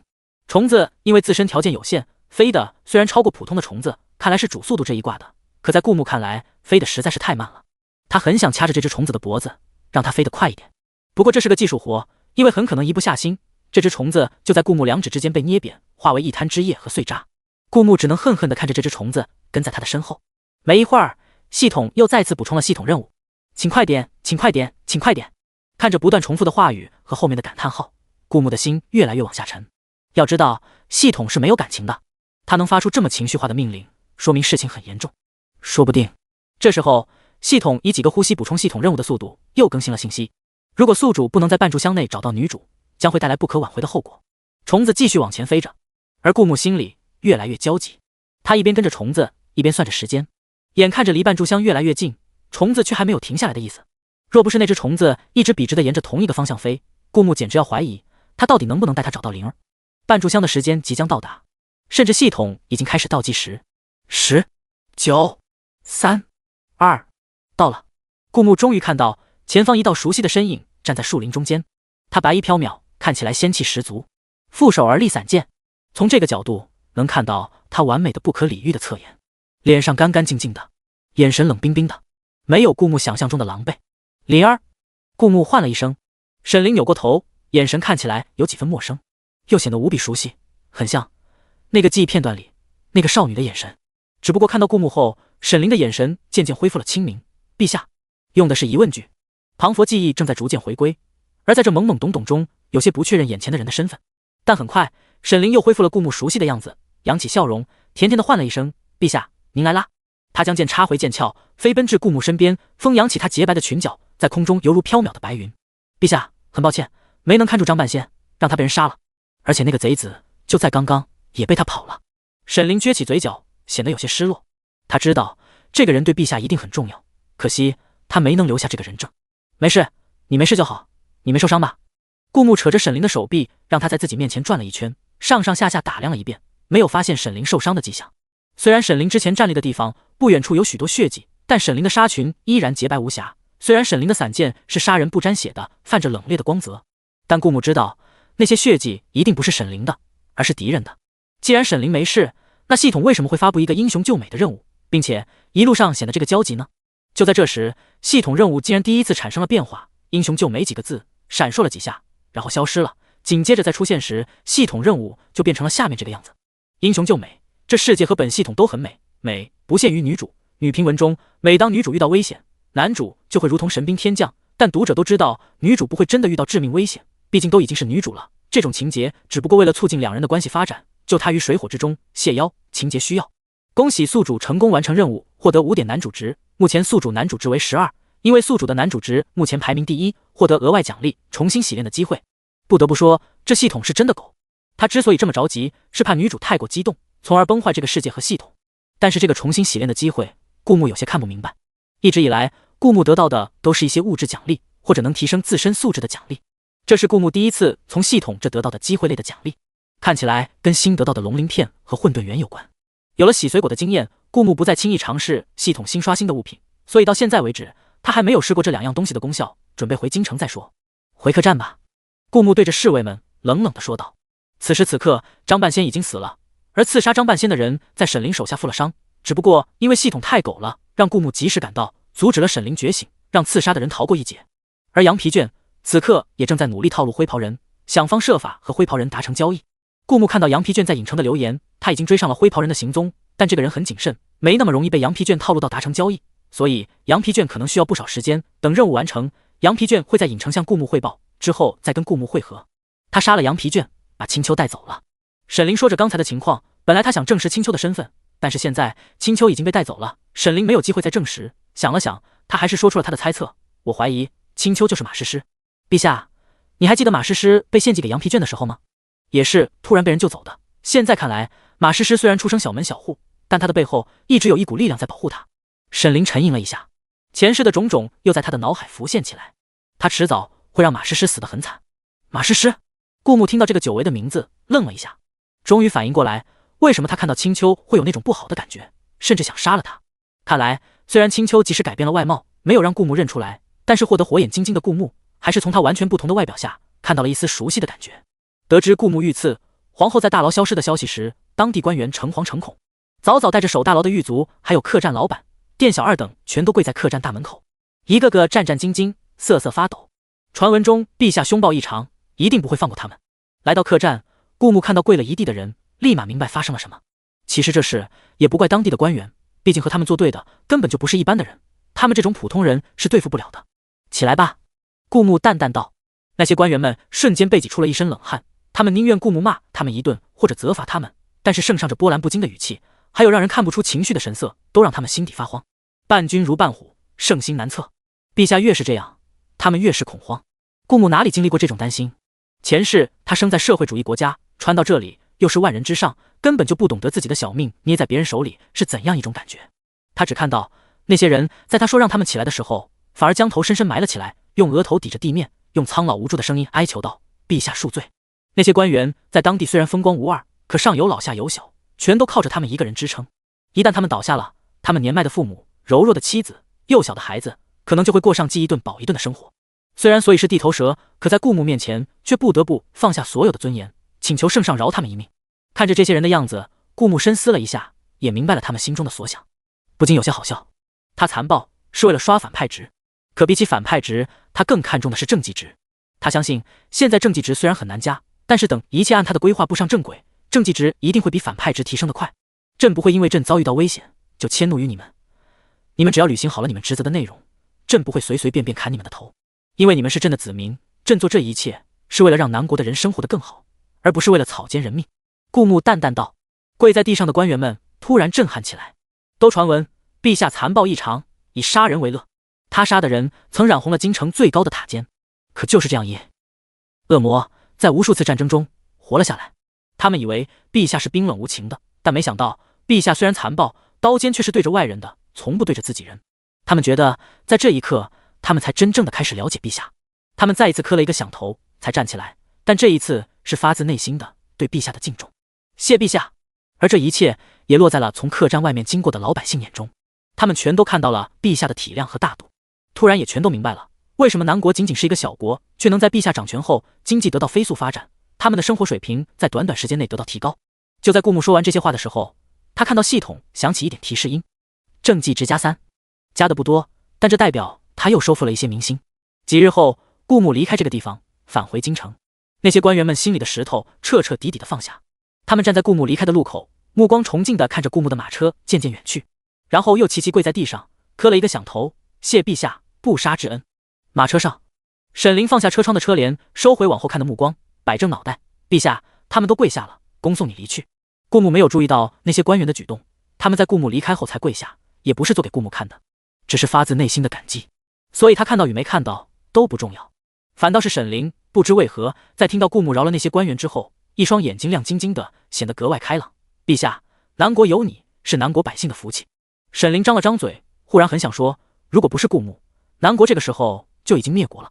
但是因为顾木守着南国，现在的南国和他前世所看到的大不一样，人们的生活蒸蒸日上，不再吃不饱穿不暖，甚至因为顾木从国库不断往各地输送粮食，而各地的官员又将粮食义务接济给需要的百姓，街边连乞丐都几乎见不到了。但想了想，沈凌只是偷偷一笑，什么也没说。他知道陛下很强，就足够了。怀着这些小心思，沈凌五谷般的柔仪不知不觉握上了顾木的大手，轻轻搭在他手背上。就在沈凌自己还没反应过来，他做出了这个举动的时候，顾木的大手反手一握，将他的小手紧紧牵住。回到京城，将自己关在寝宫内，顾木第一件事就是从系统商店里兑换了一颗龙鳞片。他之前因为男主值遥遥领先，所以获得了重新洗练的机会的奖励。凭顾木的推断，这个机会应该就跟系统商店新刷出来的这2样物品有关。顾木抱着谨慎的心情，让死士守在他旁边，然后一口吞下龙鳞片。进度1/10，果然如此。也就是说，要完成10%的进度，就需要花费300积分。好在现在顾木的积分足够，他毫不犹豫地将剩下的9块龙鳞片全都兑换上。在进度达到100%后，顾木感觉到自己脖子上的皮肤有一些异样。他摸了摸，触感和之前差不多，但是似乎韧性增加了。顾木必须了解清楚自己的实力，他将意识锁死在起死回生丹上面，然后咬了咬牙，拿起剑对着脖子上的肌肤割了下去。能看到刀尖将脖子上的肌肤按压了下去，留下一道纤细的红印，但是没有血水渗出来。要知道，刚才顾木下手并不轻，按照往常应该已经割破皮。咬了咬牙，顾木下手更重了一下，这是能直接割破颈动脉的程度。顾木已经做好第一时间从系统商店兑换起死回生丹，保下自己一命的准备。毕竟和30积分比起来，了解这300积分的龙鳞片所产生的功效更为重要。但是，哪怕顾木下了这么重的手，也只是那道红印更深了点，依旧没有血渗出来。也就是说，还没到割破皮的程度。现在他脖子上的皮肤看起来很软，其实韧性很大。本来顾木有起死回生丹，已经很难被杀死了，可现在又因为龙鳞片对身体的强化，如果他全身都像脖子这样，皮肤的韧性增大，估计今后连使用起死回生丹的机会也不会有。这个龙鳞片只要积分足够，它产生的效果比强身健体丹更好。顾木冷静地分析道，强身健体丹虽然能提升身体的强度，但是还远远没到刀枪不入的地步。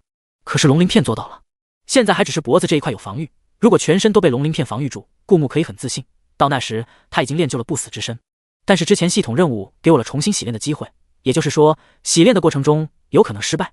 顾木觉得他刚才这么顺，可能是因为第一次使用，所以系统额外照顾他。但他现在只剩下166点积分，已经没有机会是第二次了。顾木略带憧憬地看了混沌元一眼，新升级的龙鳞片已经这么逆天了，不知道混沌元会产生什么功效。混沌元是和龙鳞片一起刷新的，所以他应该也是需要300积分，只能等下次再说了。等贸易通道建成，到时候会收获一大笔政绩值。至于反派值，顾木想起之前英国的挑衅，他不是能忍的人，看来靠反派值赚积分也有着落了。说干就干，顾木当即唤来陈公公，让他拿着圣旨在民间招人参军。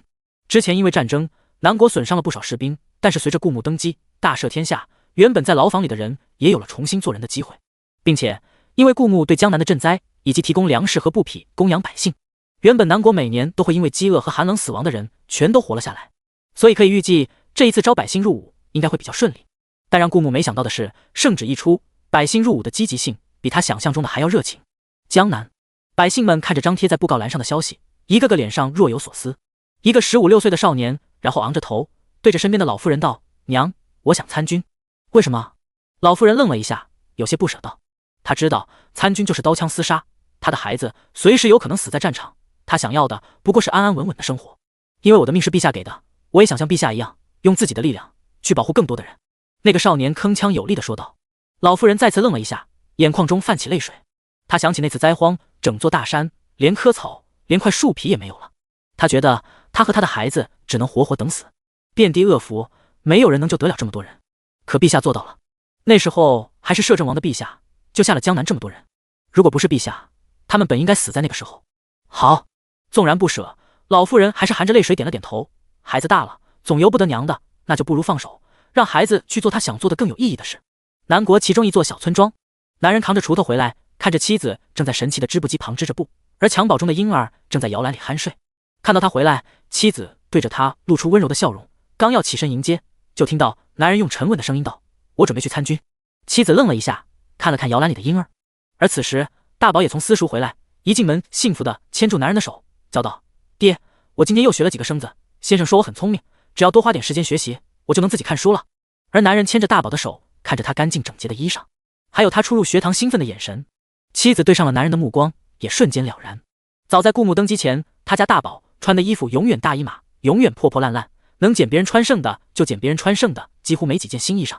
可现在大宝的衣裳干净整洁，不只有新衣服穿，甚至因为生活水平的提高，他们还能咬咬牙将大宝送去上私塾。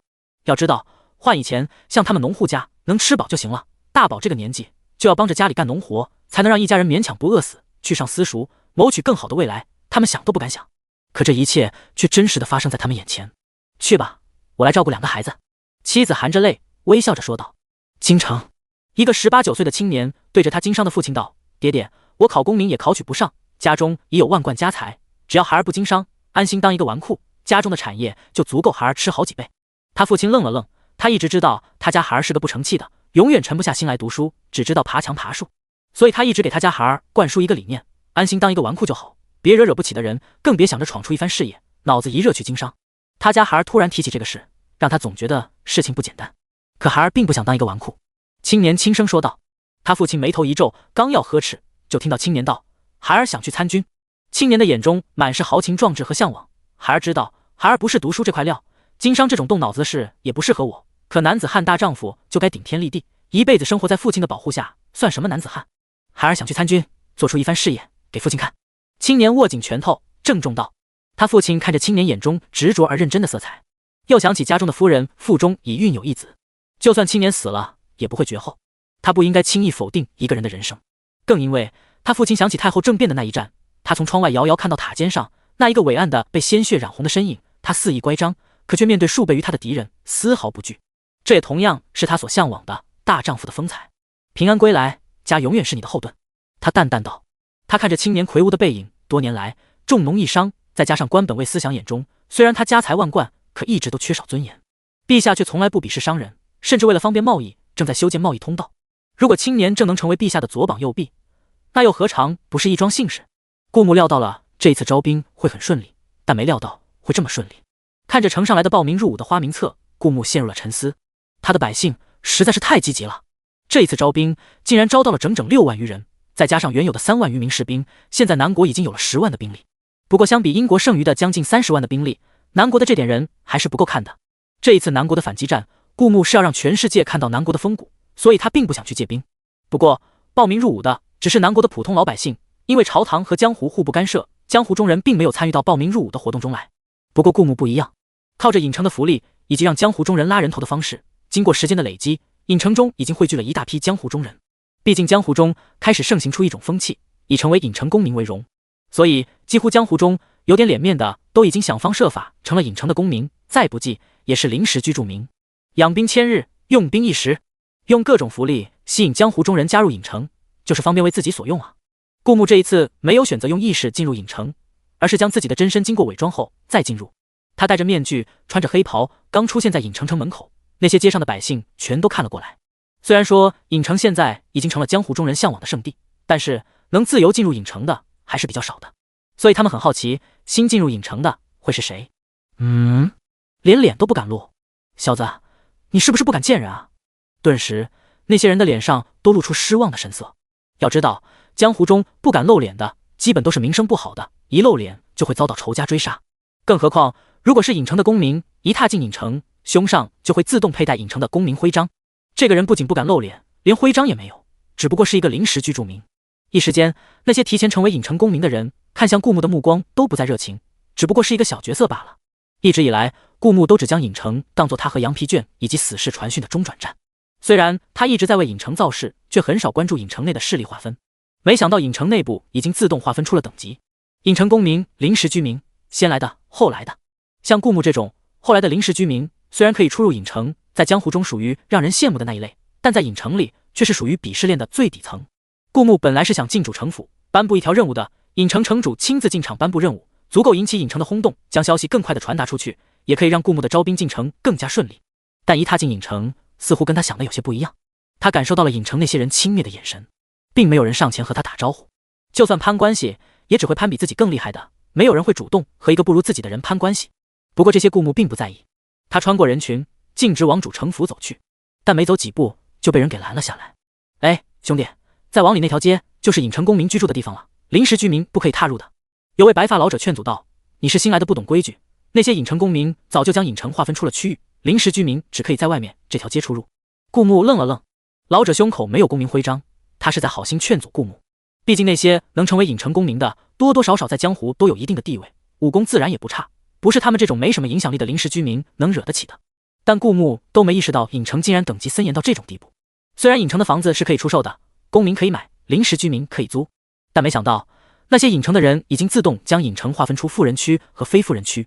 也就是说，现在虽然只开放了靠着大门，已经从大门通向主城的西边这条街，但是光是靠着主城的这条街，临时居民已经不让靠近了。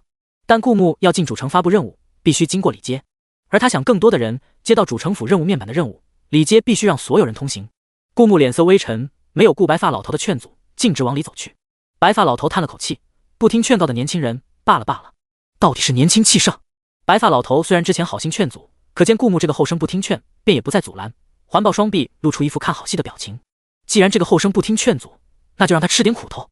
白发老头好整以暇，悠哉悠哉地站在街口，望着顾牧的背影，准备看好戏。顾牧踏进里街，就感觉到从里街弥漫出一股强大的压迫，这是内功深厚的武者用内力释放出来的压迫，虽然顾木现在没有使用混沌元，但就之前服用的元神丹，已经将他曾经练就出来的内力压缩成一个小点，为石海腾出了更多的空间，扩充了他的上限。而这段时间，顾木也没有停止修炼过，所以他石海的内力已经达到了惊人的程度。对方虽然用内力施压，但顾木只是稍微散发出一成内力，就将那个人的施压碰了回去。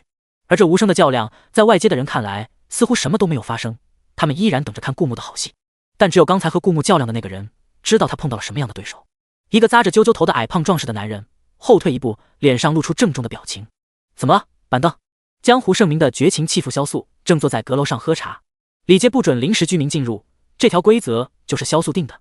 原本萧素在江湖中只不过是一个散人，但是因为他率先拿到了尹城令，成为了尹城的公民，并且盘下了尹城一间铺子，可以从尹城进货拿到外面去卖。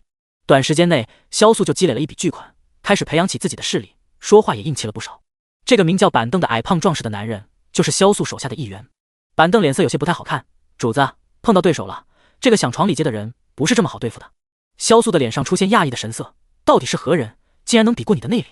要知道你的内力在江湖中也是数一数二的。板凳点了点头，叹了口气，主子，我劝你这个人我们不要惹，他不仅压过了我的内力，而且板凳深吸了一口气，这才道，而且我感觉到他并没有用全力。不行，萧素斩钉截铁地拒绝道，规矩是我定的，如果我就这样放人进来，以后我在尹城还有什么威望？萧素俨然一副老大姐的做派。要知道，尹城一共才开放6间铺子，只有盘下这6间铺子，才能拿到神奇的织布机的售卖权。神奇的织布机有多受欢迎，看南国的织布业短时间发展到何种程度就知道了。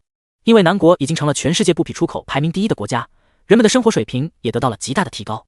而仅仅这6间铺子，萧素盘下了1间，顾木让青山小生暂时经营了1间，剩余的4间根本就不够江湖的各大帮派分。好几个在江湖鼎鼎有名的帮派都没能盘下尹城的铺子，这也让萧素的地位水涨船高，他自然不能让人看清，一定要拦下他。你们多几个人上！萧素命令道。很快，顾木的面前就出现一个矮胖壮实的男人，在板凳的身后同样跟着10几个壮汉，他们手上都拿着武器，气势汹汹地站在街口。完蛋了！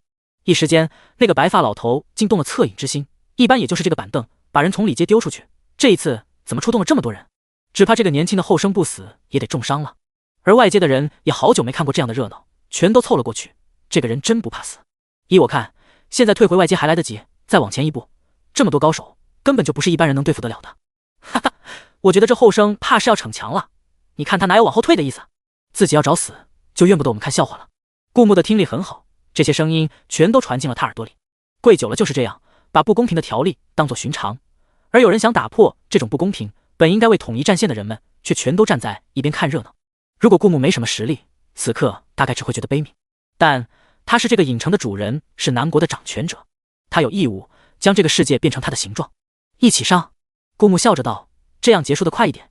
围观的人倒吸一口冷气，这个后生实在是太嚣张了，这不仅是战斗结束的快一点，怕是他死的也快一点。但接下来的场面却出乎他们的意料，因为以板凳为首的强者竟然不计较这个后生的挑衅，真的一起上了，然后被这后生飞起一掌打飞了一个。这个后生到底是什么身份？看着顾木压着那10几个高手打，时不时还出口嘲讽几句，那10几个壮汉没一个敢回嘴的，都在全力招架。那些外街围观的人忍不住好奇道，不仅外街的人，里街那些已经成为尹城公民的人听到动静也纷纷趴在窗头看热闹。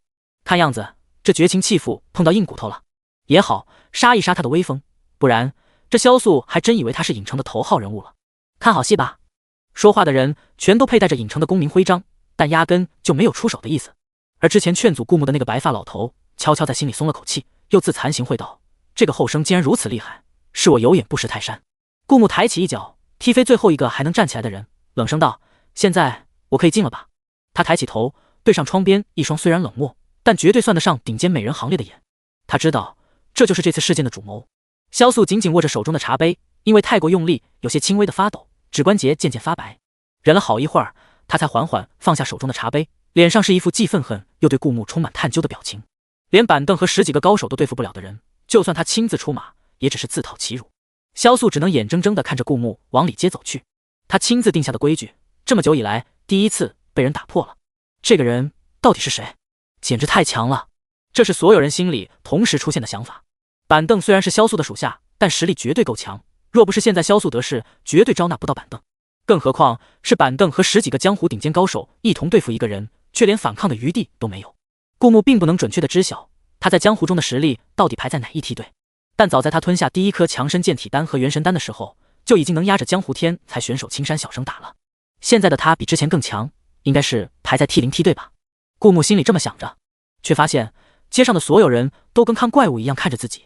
顾木很快反应过来，他的实力估计已经远超这个世界人类的范畴，如果以人类的实力来说，他的战力估计已经崩坏了。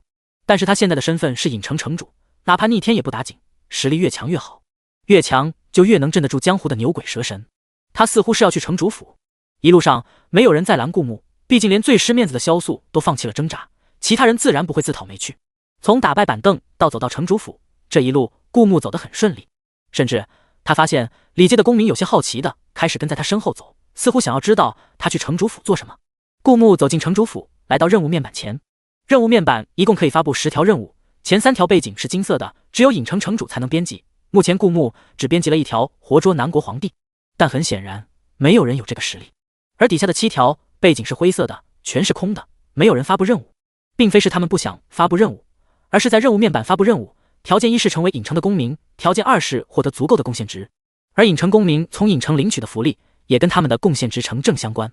这个人难道活捉了南国的皇帝，想要领取任务奖励？这南国皇帝也就打架厉害了点，民间把他吹嘘成什么样，他建设南国还不是靠的影城城主。身在影城，自然而然产生一种优越感，仿佛影城的一切都是属于他们的。不过这个人看起来比南国皇帝更强，活捉南国皇帝说不定真能做到。难道他是第一个完成城主发布的任务的人？我就说为什么他一定要进里界？但很快所有人都闭了嘴，因为他们看到顾木并没有领取奖励，而是在金黄色背景的任务栏上发布了第2个任务，和南国的入伍士兵一同攻打英国，奖励贡献值100，辆黄色电瓶车使用权1天，按报名先后顺序获得使用权。紧接着顾木从系统物品栏里取出那辆抽奖抽到的那辆亮黄色电瓶车，这东西用过1次就行了，平时没多大用，还不如开挖土机来的自在，干脆拿出来当任务奖励。这波他不亏，毕竟青霉素是战略物资，打仗的时候他自然会提供，但是不可能随随便便拿出来当任务奖励，让他们大量流通至民间。至于杂交水稻，能进入影城的人也不缺这一口饭，而最有诱惑力的神奇的织布机的店铺已经被全部盘下。既然没什么好拿得出手的，顾木才决定白嫖，毕竟贡献值不是实物，只不过是顾木自己设定的条件，而亮黄色电瓶车只是让他们使用。尽管如此，就冲着100的巨额贡献值，他相信报名的人不会少，毕竟贡献值在影城不只跟福利有关，还决定了他们各方面的优先权。比如下一次开放店铺，贡献值高的能优先兑换。围观的人看到了顾木凭空变物的本领，突然一下子就意识到了顾木的身份，这个人是影城城主。一些想拦而没拦的人纷纷产生后怕心理，还好他们没拦，不然就惹大祸了。而萧素远远看着这一幕，脸上青一阵白一阵，虽然没拦住的是影城城主，他没有之前那么丢脸，但他连影城城主都敢拦，萧素心里开始不安稳起来。不行，我得到的这一切都是影城给我的。萧素很清楚，他得到现在的这一切，拥有现在这样的地位，都是因为影城。如果影城城主怪罪下来，他很可能一无所有，我一定要将功赎罪。萧素颤抖着身体道。发布完任务，顾木就离开了影城。在其他人看来，他是凭空消失了，根本不需要从大门出去。果然是影城城主，在影城可以来去自如。那些人纷纷因为亲眼见到了影城城主而感到欣喜。但顾木并没有真的离去，他还将意识停留在影城，观察着城主府里众人的反应。随着影城城主离去后，那些人激动地讨论了半天，这才逐渐将注意力放在那辆亮黄色的电瓶车上面。1天的使用权，这是什么玩意？有人好奇道。顾木刻意没有将电瓶车放进物品栏，代表着他们可以研究一下电瓶车的功能。果然，有年轻气盛的立马走过去，跨在了电瓶车上面，研究了一下，竟然真被他启动了电瓶车。亮黄色的电瓶车很快往外面冲去，比马车稳，也比马车快。不过，顶多也就算是一个让众人长见识、更加惊叹影城城主通天手段的大玩具。他们稀奇完之后，这才讨论起顾木发布的第2条任务。你会去吗？我会吧，一直以来贡献值太难加了，这么久了，我也才加了那个几点贡献值，这可是100点贡献值，杀几个人就能得到了。我们江湖中人还怕打打杀杀吗？我也觉得，毕竟错过这次，不知道下次还能不能有这么好的获得贡献值的机会。很快，人们纷纷争着报名。顾木欣慰地点了点头。不枉这段时间他一直给影城造势，就是为了有朝一日能用上这些人啊。现在南国无论是朝堂还是江湖，都已经在他的掌控之中，而他第一步向世界扩张的步伐，就是消灭这个曾经敢挑衅南国的英国。至于萧素拦了影城城主后，怕再出现这样的事，得罪影城城主第2次。而且很明显可以看出，影城城主发布这条任务是希望更多的人参与。之前里街和外街的壁垒，无形中就被这么打破了。听到里街可以自由出入，甚至鼓励让临时居民进入城主府时，外街的人还有些不敢置信。但他们看到主城府里新发布的命令，很快明白过来，刚才进去的那个人压根就不是什么临时居民，而是影城城主啊！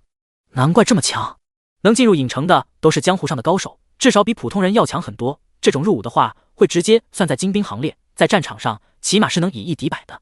看到他们踊跃报名，顾木这才将意识从影城抽离。还不够，影城中能报名的人数，加上公民和临时居民，也就几千人。虽然在战场上，这几千人抵得上几万人的兵力，可英国还有30万士兵，还差了一半。要攻打英国，保证必胜，起码得让新入伍的士兵有以1敌3的实力。顾木在心里盘算道，他将注意打在了系统上。一直以来，他利用系统都是在提升自己的实力。当然，这也是所有穿越的主角普遍的做法。可他穿越的身份不一样，他是南国的皇帝，他的荣辱与南国是绑定在一起的。而他想要提升自己的地位，就必须提升南国的国力，靠着南国去征服其他国家。这个系统新更新的转盘，对他来说是一个机会。顾木花了100积分，选择了武术秘籍大类。此时此刻，他只剩下66点积分，至少现在没有再尝试一次的机会，希望能抽到我想要的。顾木内心想着，然后选择了抽取。很快，一本看起来很有年代感的秘籍出现在物品栏中。秘籍的封面赫然写着《葵花宝典》。顾木怀着忐忑的心情，从物品栏里取出秘籍，翻开第1页，果然写着熟悉的那句话：欲练神功，必先自宫。他的手有些颤抖，毕竟不能为了让士兵们上战场杀个敌，就让他们全都别太监吧，这会严重影响南国的人口发展的。而且宫里头的公公也不多，让他们上战场杀敌也不现实。一瞬间，顾木的心拔凉拔凉的。然后他翻开第2页，就算自宫未必成功。翻开第3页，不必自宫也能成功。哦，那没事了。葵花宝典在顾木的前世，那可是赫赫有名的武功秘籍。如果让士兵们学习葵花宝典，提升他们的内力和对武学的理解，到时候到了战场，那肯定一个个神勇非凡。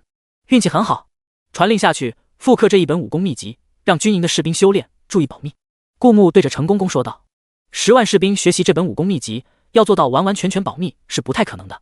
而这本秘籍在一定程度上成了顾木军事的底牌，所以并不是所有人都有资格学习这本秘籍，起码要经过挑选，确保学习这本秘籍的人干净忠心。一旦发现他们有泄露秘籍的行为，当斩勿论。提升士兵的力量还远远不够。顾木不喜欢把希望全都寄托在别人身上。在顾木前世，除了培养士，军事武器的发展也同等重要，甚至更为重要。可热兵器对顾木来说，就算他抽奖抽出了一枚炸弹，也只能使用一次。而秘籍从长远来看，更适合南国的发展。这并不代表顾木就完全放弃热兵器，现在只需等待，等贸易通道建成，到时候我会获得一大笔政绩值，这些政绩值会让我获得同等积分，到时候我可以再选择抽奖。等一切准备就绪，就向英国发动攻击。顾木在心里盘算着。此时此刻，陈公公得了命令，已经开始将秘籍复刻，而报名入伍的士兵也开始进行登记和训练。至于影城，顾木后来又在任务那添了一笔，英国的士兵都会带着他们专属的令牌，每杀一个人就从他们身上拿到属于他们的令牌，以令牌的多少记录你们所杀英国人的多少，一令牌等于1积分，战争结束后可凭积分兑换奖励。而影城的人看到新补充的任务以及看到可兑换奖励，脸上的神情都兴奋起来。我要努力变强，多杀几个人，多拿到几块令牌。影城的奖励可不是人间能看到的，想得很。几乎每个人心里都有这个想法。还有一些脑子比较活的，我可以招募一些人和我一同上战场，让他们将获得的令牌交给我，这样一来我就可以获得更多的令牌。一时之间，江湖中打斗和纠纷突然就少了90%，大家都开始闭关修炼，等着打仗那天能一展拳脚。无论是他们修炼还是招募，对顾木来说只会更加提升他军队的实力。影城城主发布的任务也传到了英国百姓耳中。英国的宰相听着幕僚说完影城发生的事，脸上露出讥笑的表情。什么？就凭南国这么一个弹丸之地，也想攻打我们？他们怕不是疯了？幕僚道：我也是从其他国家的人那收到的消息，也不知道影城城主到底和南国陛下是何关系，竟然如此向着南国陛下。那南国也不就靠着影城罢了，一旦影城城主不对南国施以援手，南国什么都不是。英国宰相冷笑道：就算影城发动江湖人士攻打我们英国又怎么样？之所以发动江湖人士，还不是因为南国兵力不够，区区一个小国靠着外力在世界上有了点名气就开始飘了，跳梁小丑而已，不必理会。英国宰相淡淡道。说到南国，英国就憋一肚子气，凭什么全世界各国的人都可以有机会进入影城，偏偏他们英国不可以？据说影城的城门口还立了一个对英国人侮辱性极大的牌子，而因为英国江湖中人不能进入影城，传闻中影城又有各种宝物。虽然影城里以南国人为主，但其他国家在江湖中排行顶尖的人，基本也全都加入了影城，从影城那获得了一些福利。偏偏他们英国人没有机会，这也让英国的江湖怨气颇深。本身江湖和朝堂互不干涉，一旦积累了怨气，就难免产生动荡。如何稳住英国江湖的高手，这才是英国朝堂目前最头疼的问题。至于南国，印象中如果不是因为影城城主带来援兵，南国早就被他们灭国了。他们要头疼的从来都不是南国，而是影城城主。如何让影城城主不再针对英国，宰相觉得这才是他们应该思考的问题。至于南国，到现在为止，英国都不曾放在眼里。我这就去禀报陛下，我们英国无论如何也要想方设法见影城城主一面。宰相晃了晃头，向影城城主求和。只要影城城主不再帮助南国，不再针对英国，区区一个南国还能翻起什么浪花？英国宰相说这话时是自信满满的表情。影城城主都愿意帮助一个弱小的南国，他们英国实力比南国强这么多，只要他们肯放下姿态求和，影城城主一定会应允的。当然，很可惜英国宰相的这一番话没有被顾牧听到。如果顾牧听到了，一定会笑掉大牙。什么叫南国皇帝靠的是影城城主？一直以来，他们都是同一个人啊！看不起南国皇帝，却想着跟影城城主求和，做梦吧！正思考着如何多赚取积分，提升南国的军事实力，顾牧突然感觉腹部一阵绞痛，吃坏肚子了。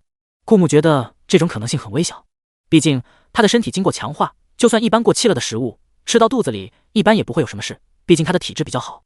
而他身为皇帝，御膳房不可能给他吃过期或者变质的食物，吃砸了导致的胃疼就更不可能了。难道是中毒了？现在顾牧正是缺积分的时候，他不可能在没有生命危险的情况下用30积分兑换一颗解毒丹。换太医，顾牧对着外面的丫鬟道。很快，太医苏林乐就提着箱子赶到。苏林乐站在门口，看着脸色苍白的顾牧，抿了抿嘴，眼神里颇含深意，谁也不知道他在想什么。他的长相极为阴柔，看起来比女孩子还柔美，五官尤其精致，用一句话来说，就是长相太过逆天，已经超越了性别，无论是男装还是女装都驾驭得了。而按照女评文的套路来说，颜值这么高，一定不是个小角色。苏林乐快步上前，用手搭上了顾牧的手腕。顾牧低头看了一眼苏林乐的手，只见他的手纤细洁白，一点也不像个男孩子的手。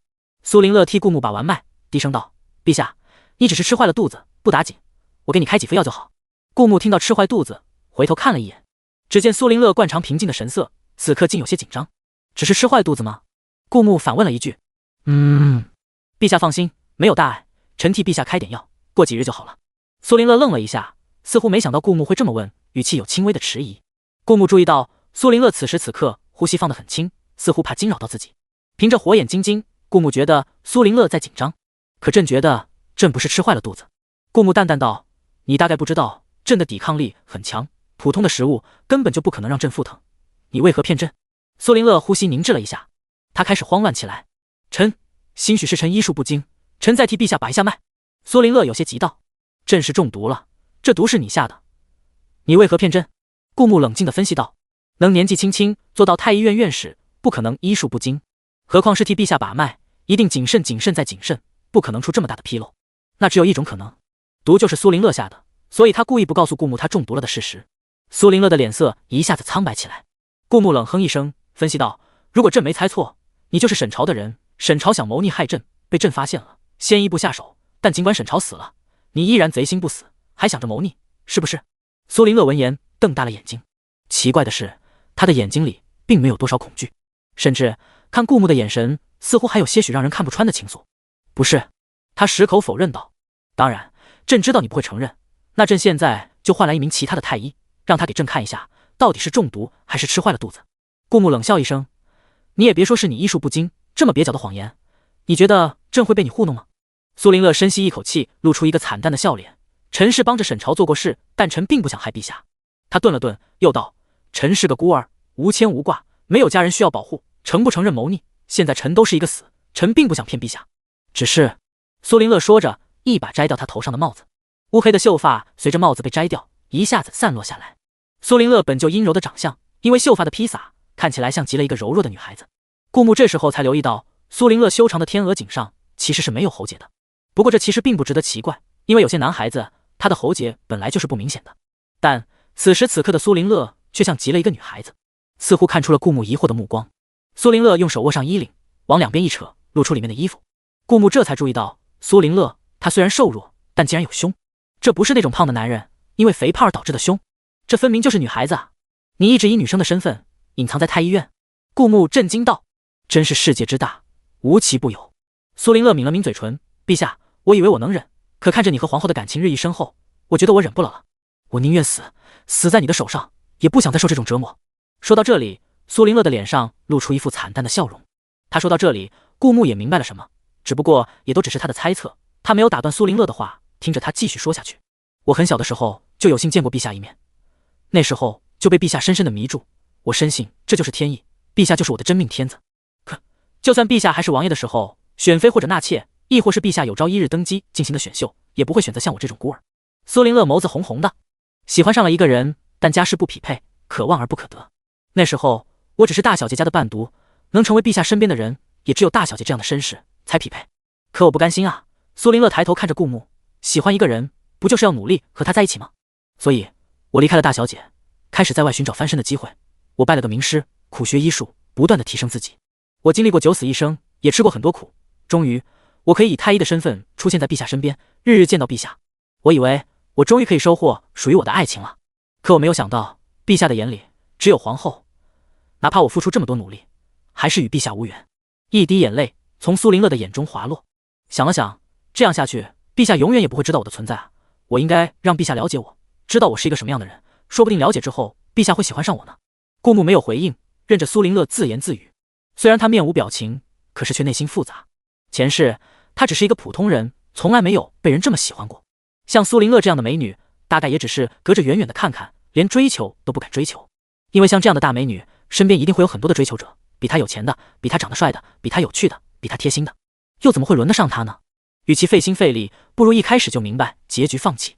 但顾木没想到，这一世他什么都没做，就被人这么喜欢。在他不知道的时候，就有一个人在他看不见的地方默默付出所有。似乎苏林乐的整个一生，似乎他努力变得这么优秀，从来都只有一个目的，那就是和顾木在一起。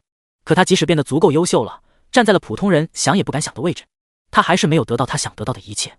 这让苏林乐如何不悲伤？他叹了口气，眼泪汪汪的。一直以来，他忍得好辛苦啊！我觉得，哪怕站在了陛下身边，我也不能什么都不做，我要让陛下注意到我。所以陛下的毒确实是我下的，我只是希望能有机会接近陛下，让陛下记住我的样子，慢慢的了解我。本来我也不想这么多的，我觉得只要我等下去，一定会等到陛下生病的机会，毕竟凡人哪里有一点伤寒病痛都不沾染的呢？可我等了这么久，没有等到陛下传唤我，却只等来陛下和皇后感情一日一日增进。至于帮着沈朝做事，苏林乐抬起头，我和沈朝的目的都是一样的，那就是都不希望陛下你和皇后在一起。我有信心，在沈朝造反的时候救走陛下。苏林乐想到这里，嘴角浮起一丝微笑，说不定那时候陛下会感念我的救命之恩，和我在一起呢。毕竟我也不差啊，应该值得被人喜欢的吧。更何况那时候陛下不是陛下，不需要身边也其他女人，说不定我可以和陛下过着神仙眷侣的生活。我每日男扮女装去出诊，我来养家，陛下可以去做陛下喜欢的事情，我们就像普通人一样，一日三餐，朝朝暮暮。唉，苏林乐叹息了一声。最绝望的是，他努力了，达到了他觉得可以接近顾木的位置，可依然只能看着顾木和别人在一起，这才是让他今天冲动的原因。陛下，如果你非要臣死的话，你能不能亲手杀死臣？苏林乐淡淡的笑着，他擦了一把脸上的眼泪。毕竟啊，臣活了这一生，似乎一直以来都是个错误，可哪怕是个错误，我也愿意。臣只愿意让陛下亲手了结这个错误。我只不过是想被陛下记住。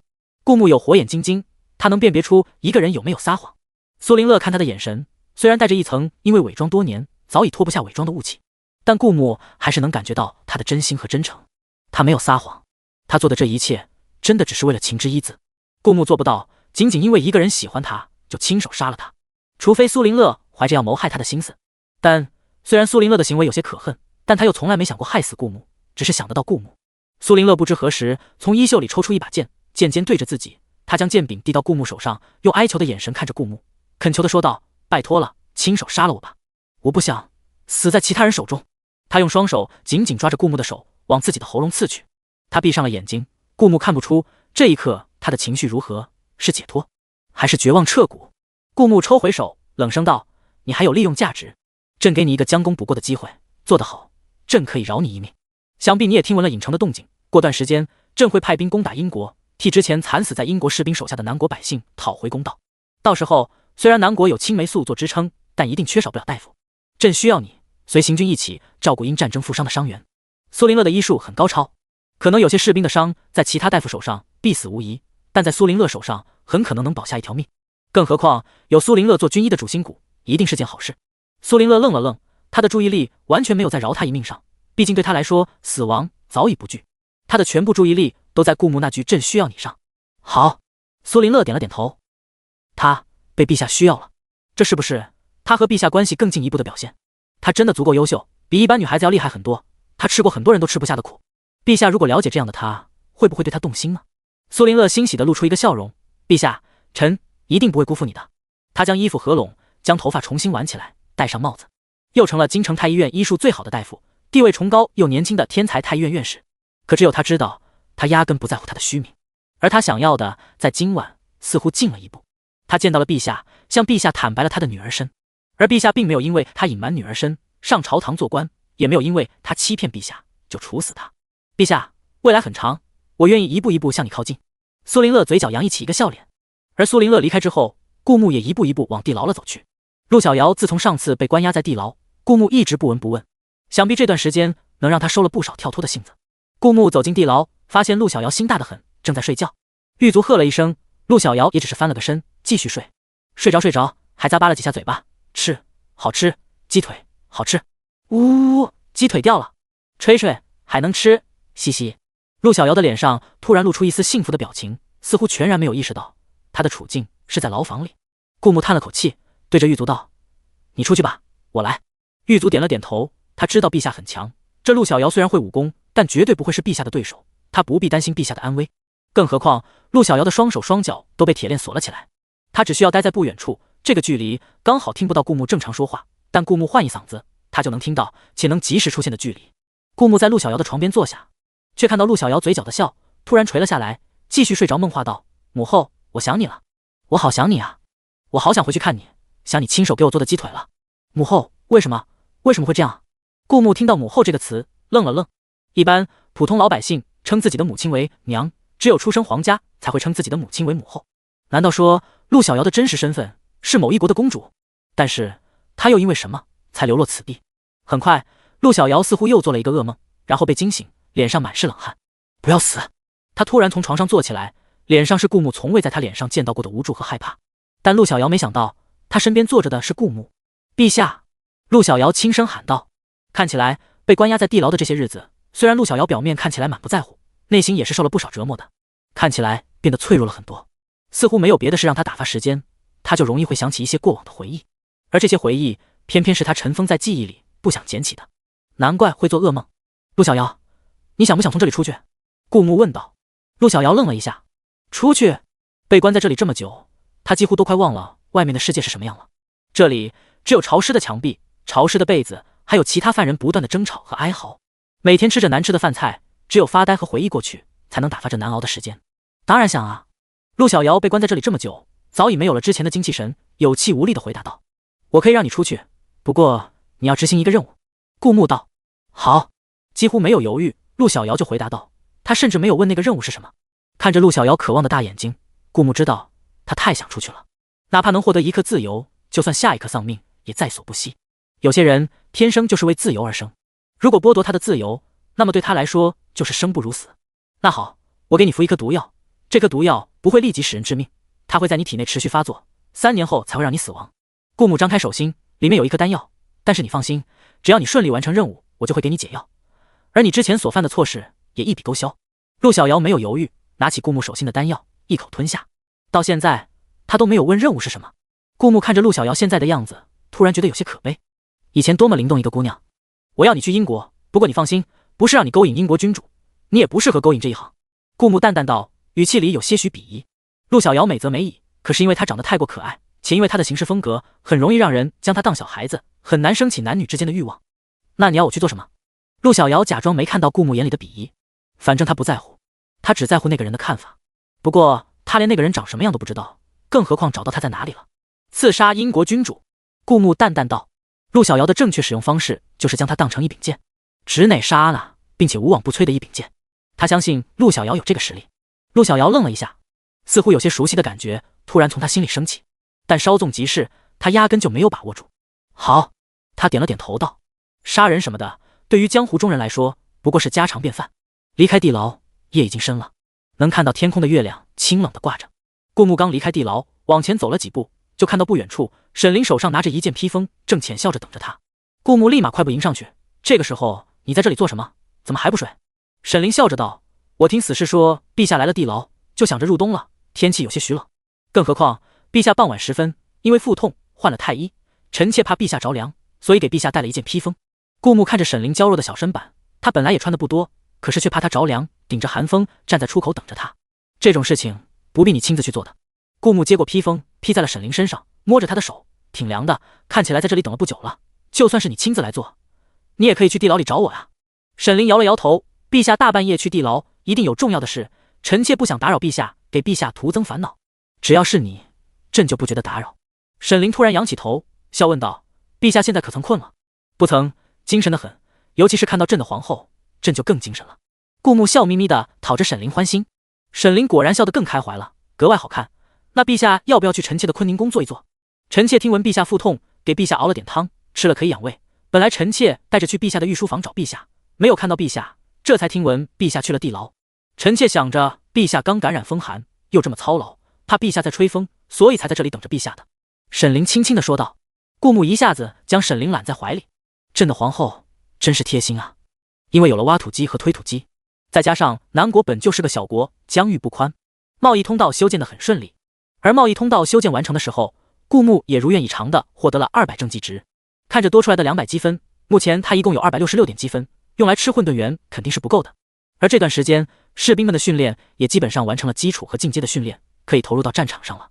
战争在即，顾木现在的实力已经够强了，哪怕面对战场也不虚。那还不如用200积分争取抽出来一个热兵器，剩余的66积分还能兑换2颗起死回生丹，在战场上以备不时之需。顾木选择了武器大类，花掉100积分，可惜没有热兵器的选项，现在只能看运气了。毕竟如果是热兵器的话，无论抽出来什么，在这个时代显然不会太差，系统显然也意识到了这一点，只有武器选项。恭喜宿主抽出来一把长矛。顾木看着物品栏里出现一把随处可见的长矛，从物品栏里拿出来放在手上把玩了一下，得出了一个结论，这长矛不仅看着普通，实际上也挺普通的。花100积分换来一把普通的长矛，亏大发了。不过顾木不死心，毕竟100积分都花了，那不介意再多花100积分。负100积分，恭喜宿主抽出来一枚手榴弹。顾木看着那枚手榴弹，露出惊喜的表情。其实运气还不错，竟然抽到了热兵器。抛开长矛不算的话，也差不多是用200积分抽到了一枚手榴弹。顾木突然感觉没那么亏了。有了热兵器，顾木对于这次战争更有底气了。还因为江湖中人不止南国，其他国家的江湖中人为了赚影城的贡献值，也纷纷加入了进来，领取了第2个任务。毕竟江湖和朝堂向来是分开的，只有顾木这种有影城的，才能通过诱惑操控江湖中人。别的国家的朝堂都没有这个实力，而国家和国家之间的纷争，江湖根本就不想管。他们帮着南国攻打英国，只代表他们自己的立场。除了别的国家的江湖中人，还有一些有钱有势的，他们不断的拉人进入影城，成为临时居民。作为条件，他们只能领取任务完成后的100贡献值，至于他们杀的人获得的令牌，都要上交。靠着这种手段，影城的临时居民一下子猛增，可接任务的人数达到了可怕的5万人，这已经相当于南国1半的兵力了。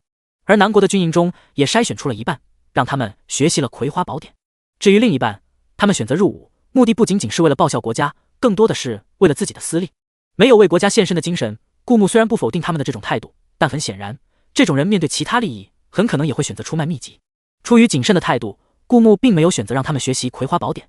不过打仗的时候，顾木也会将他们安排在后排，不让他们冲锋陷阵，毕竟每个人的生命都很珍贵。而学习了葵花宝典的那5万人，顾木检测过他们的实力，平均每一个人都可以1打3，再加上实力强劲的江湖中人，论兵力，南国人虽少，却并不比英国差。顾木有自信用区区15万人攻打英国的30万人。陛下，臣妾想陪同你一起去。随着时间的推移，沈凌知道离顾木征战英国的日子越来越近了。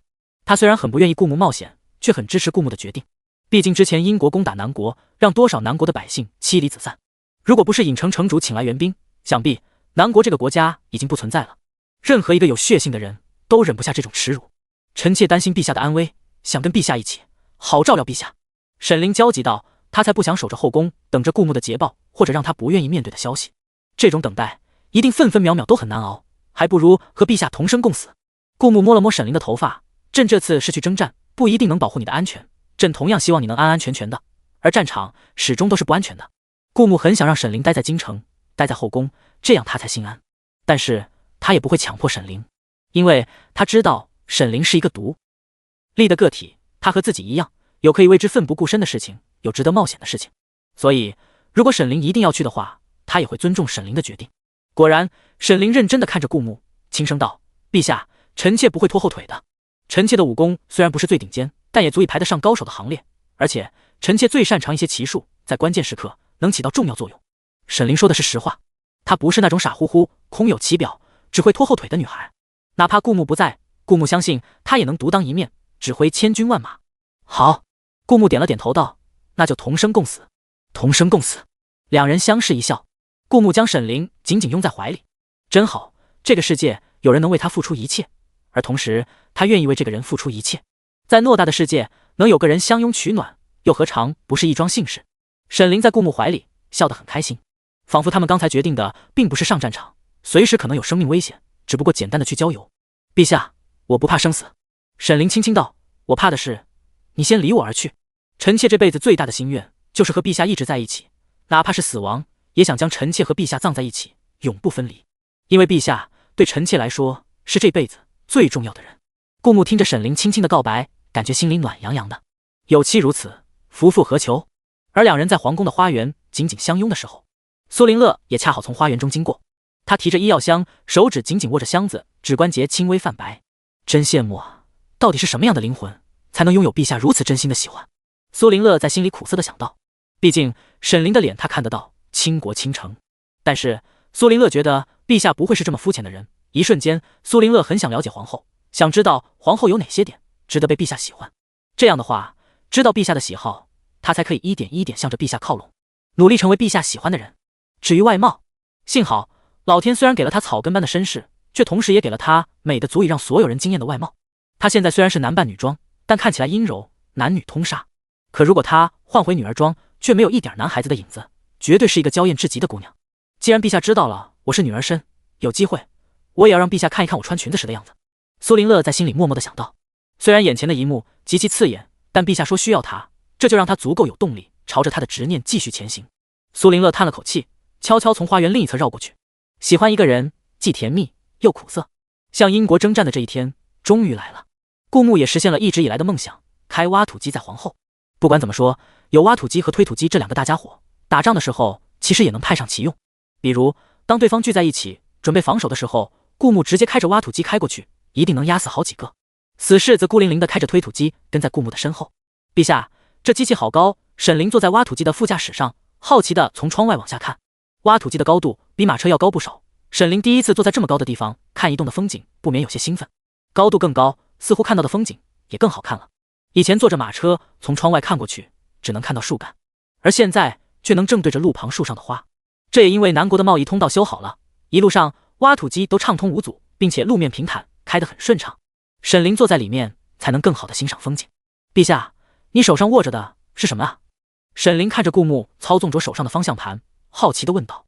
方向盘在顾木前世，哪怕是小孩子也不会问出这种问题，因为他们习以为常。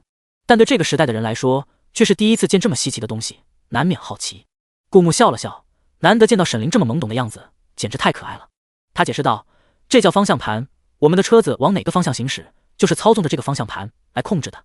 说着，顾木示范了一下，下一秒他就看到沈凌眼中出现了原来如此的惊叹的眼神。灵儿要不要来开一下车试试？顾木问道。他看到了沈凌眼中满是好奇和研究欲的表情。陛下，可以吗？顾木头一次看到沈凌脸上露出不自信的表情。只见沈凌犹疑道：他太大了，我怕他不听我的。你试试就知道了，他一定会听你的。那臣妾就试试。沈凌压抑住激动的心情，轻轻道。但是两个人现在一个坐在驾驶室，一个坐在副驾驶室，而且车内的空间就这么大。虽然坐着两个人并不显得拥挤，但是绝对也不是个适合两个人轻轻松松换位置的空间。此时此刻，两个人谁也没有想过打开门从外面绕过去。顾木松开安全带，一只手撑在沈凌的另一侧腰间，微微转身。此刻两个人的姿势有些许暧昧。我要过去喽，顾木轻轻道。沈凌红着脸轻轻地点了点头，然后顾木再次将身子往沈凌那边挪了挪。因为空间狭小，此刻顾木的姿势就相当于趴在沈凌的身上，沈凌一下子耳垂就红了。陛下，我可以过去了吗？沈凌轻轻地问道。顾木点了点头。沈凌这才小心翼翼地将身子往另一边移，期间免不了和顾木有很多亲密的肢体接触。两个人此刻都有些面红心跳。好不容易，沈凌终于移到了驾驶室的位置上，手握上了方向盘。沈凌很聪颖，顾木稍微教了一下，他就明白了挖土机的使用方法。有一台挖土机和推土机在前方开路，身后跟着无数马车和千军万马，浩浩荡荡地朝着英国而去，一洗之前的耻辱。英国边疆，英国负责守卫边疆的侍卫看着浩浩荡荡驶往英国的南国士兵，脸色顿时大变，快放烽火！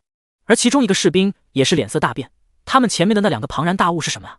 因为距离隔得很远，他们只能看到有两个庞然大物在前面开路。他们知道南国有影城庇护，得了不少宝物，看起来这也是从影城那得到的。他们现在距离我们这里有点远，大概还要1天1夜才能赶到。他们放哨的地理位置很高，所以能看得很远。这段时间我们的援兵可以赶到，能撑一段时间，不过先给陛下飞鸽传信。而正在赶路的南国和南国的士兵全都雄赳赳气昂昂，他们从没忘记之前的耻辱，等这一天等很久了。他们有一个足以被奉为战神的陛下，亲历这么多次战争，陛下都没败过。有这样一个精神支柱在前方开路，南国的士气格外高涨。此时此刻，英国的君主正焦头烂额。有联系到影城城主吗？英国皇帝对着英国宰相问道。英国宰相摇了摇头，我用重金收买了别的国家的高手，在影城四处打听影城城主的位置，可是影城城主自从上一次在影城现身之后就再也没有出现过。叹了口气，英国宰相接着道，可惜我们的人不能进入影城，这让我们的操作增加了不少难度。好在我舍得用钱开路，现在影城里已经传开了我们英国想向影城求和的消息。只不过说到这里，英国宰相似乎有些难以启齿。接着讲，英国皇帝冷声道，只不过虽然消息传开了，但是都以嘲笑为主。如果说影城有等级划分的话，我们英国人在影城就是等级最低的那一类。英国宰相愁眉苦脸道，像这种情况，依老臣看，求和的希望不大。那对于南国的战事，我们得好好准备，毕竟谁也不知道影城城主会帮南国到什么程度。英国皇帝的声音一下子苍老了很多。这时候，英国宰相又提出了一个建议，虽然影城城主对我们英国意见很大，但这很可能是因为我们之前向南国发动战争有关。要知道，影城城主的利益和南国以及南国皇帝的性命是绑定在一起的，除非影城城主亲手杀了顾木，这种利益链接才会消失。英国皇帝想了想，眼睛顿时亮了。你的意思是，这次战争其实是我们的一次机会，活捉南国皇帝的机会？英国宰相和英国皇帝对视一眼，纷纷露出一个笑容。只要活捉南国皇帝，让影城城主亲手杀了南国皇帝，到时候我们就是有恩于影城城主，还怕今后影城城主不支援我们英国不成？耶！我们现在离英国的边疆已经很近了，这么大的动静，他们肯定已经发现了我们。这一夜，我们务必小心再小心，千万别掉以轻心。顾木从挖土机上下来，对着士兵们说道：“是，陛下。”一众士兵拿出随身携带的装备，开始安营扎寨。按照陛下的指示，这里会是他们的临时扎营点，在攻打下英国的边疆之前，他们都会住在这里。这个地理位置很好，利于防守和撤退，并且距离英国的边疆很近。其中一个帐篷，沈慈和孟大将军正在讨论接下来的作战机会。看到顾木和沈凌并排走进来，眼前一亮，向顾木说出了他们刚才商讨出来的打算。陛下，这个地理位置，依臣来看，可以采取正面战场和迂回包抄的形式。我们可以安排出一部分兵力在正面战场和英国打斗，同时分出2支队伍，从两翼包抄，冲乱他们的阵型。具体的作战方式是……顾木静静听着。有时候，一个好的君王不代表他什么都会，但是他手下一定会有各有所长的人才，而他能善于发挥这些人才的优势，这就足够了。顾木并不擅长兵法，但他知道在这方面沈慈是个奇才，而且绝对忠心。他只需要了解沈慈的具体计划，不擅自在自己不擅长的方面指手画脚，就已经称得上明君了。沈凌跟着顾木进来后，一直默不作声，保持着沉默，哪怕他们现在的场面是在生死之间，可沈凌的脸上却带着平静的笑容。他看到从小就照顾着他的哥哥和他的丈夫坐在一起秉烛夜谈，没有前世的背叛，也没有亲人的死去，一切平和而又美好。此时此刻，沈凌在想起前世，恍如隔世。他仿佛正渐渐地从地狱回归人间，而因为人间实在两太美好了，他渐渐开始忘记地狱的模样，只在心里装下那些人间的美好。而就在顾木和南国的将军们秉烛夜谈，商讨第2天的作战计划的时候，英国的皇帝也没闲着。除了飞鸽传信，在战备时刻，英国士兵还有多种向朝堂传信的方案。在紧急时刻，所有的方案都被安排上，务必传到朝堂那边。各地的哨台看到烽火，纷纷点燃自己地区的烽火，通过烽火的传递，战争的消息很快传递到京城。虽然不知道目前的战况信息，但根据这段时间来从郢城传递出来的消息，英国皇帝很确定是南国攻打过来了。这一晚，英国皇帝并没有像往常那样翻牌子，选择去哪个妃嫔那里过夜，而是连夜召集各位大臣商讨战事。你们说，南国就这一弹丸之地，经过上次的战争，兵力恐怕是只有我们英国的1/10，就算他选择招兵，可南国青壮年总共就那么点人，兵力能到我们英国一半就不错了，还不是仗着有郢城城主庇护才敢这么嚣张。也不知道南国到底从郢城城主纳到了什么底牌，我们不能掉以轻心啊，陛下。不过我们如果生擒南国皇帝，让郢城城主能亲手杀了南国皇帝，到时候南国所获得的宝物还怕郢城城主不赏给我们吗？对，生擒南国皇帝。而此时自从被顾牧从地牢放出去，服用毒药执行刺杀南国皇帝的陆小瑶也早已混进了英国皇宫。因为青山小生会画人皮，他之前已被不虚从青山小生那讨要了几张，此刻他戴着人皮面具，看起来颜值降低了一半以上，看起来只不过是个清秀的丫鬟。这种清秀在英国的皇宫里随处可见，不会被英国皇帝看上。而身为其中一名不受宠的小主的丫鬟，并且这个小主本身出身小门小户，没有那种娇气，对丫鬟们都很好，陆小瑶相比之下还算自由。这次他像往常那样观察着皇宫的情况，就看到不远处的山峰有烽火响起。他是能自由进入郢城的，自然知道南国要攻打英国的消息。要开始了吗？陆小瑶看着烽火淡淡道，看来我得加紧速度了，为了解药，我起码要在战争分出胜负前杀了英国皇帝，让南国更利于攻打英国。而不久之后，陆小瑶就看到英国的百官开始坐着轿子进了皇宫，往英国皇帝的御书房而去。这大晚上的，陆小瑶直觉不对劲，开始跟了上去。他武功很好，这么多年竟干些偷鸡摸狗的事和逃避敌人的追杀，对于如何隐蔽自己的身形很有一套。他很快就在御书房的某一处墙角用手指刺破窗纸，一边偷听一边观看着里面的情况。当听到里面的官员豪情壮志地说出要生擒南国皇帝的时候，不禁发出一阵冷笑。你们以为南国皇帝是这么好对付的？要真这样，郢城城主早就把他杀了，连郢城城主都杀不了的人，你们真觉得能生擒对方？你们啊，太小看南国皇帝了。而郢城里正在喝茶的萧素也收到了南国攻打英国的消息。所有对于南国皇帝不了解的人，对他的印象也只不过是残暴和靠着郢城城主才有今天的没什么本事的幸运。萧素微笑着将茶杯放下，终于等到这一天了。自从半年前我得罪郢城城主，虽然郢城城主没有计较，可我心里总有一块石头让我难安。这一次南国皇帝带着区15万兵力去攻打英国30万兵力，一定战况激烈，到那时我就可以趁乱生擒南国皇帝，将他献给郢城城主，将功补过。萧素从郢城离开后，就出现在顾牧安营扎寨的兵营中。他既想接下第一个任务，生擒顾牧，讨郢城城主欢心，同时也想获得那100贡献值和拿徽章兑换更多的贡献值，到时候好从郢城兑换奖励。不过以江湖中人的身份加入郢城，倒是生擒陛下的一个好机会，毕竟近水楼台先得月。萧素露出了一个微笑。顾牧知道第一条任务和第二天任务加在一起，肯定有不少心怀诡策的人，所以按照沈慈的计划，从2亿包抄就让江湖中的人去，而冲锋陷阵的都是他自己的兵。本来郢城布局这一手是为了引开沈凌的注意力，不让他一门心思的想杀我。顾牧在心里默默的想到，同时涌起一股甜蜜的情绪，但没想到现在灵儿比我自己还看重我的安危。陛下在想什么呢？帐篷里，沈凌翻了个身，看着顾牧问道。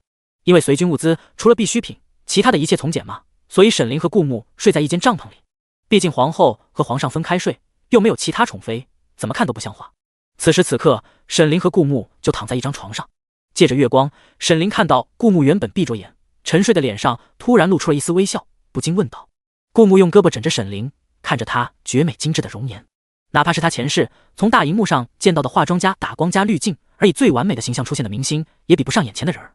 顾牧有时候在想，怎么会有人生的这么好看，仅仅看一眼就快移不开目光，而且越看越好看。没什么。顾牧当然不可能说出自己的秘密，他平静地问道。灵儿，你害怕死亡吗？帐篷里很是寂静，但这种寂静下随时潜藏着危险。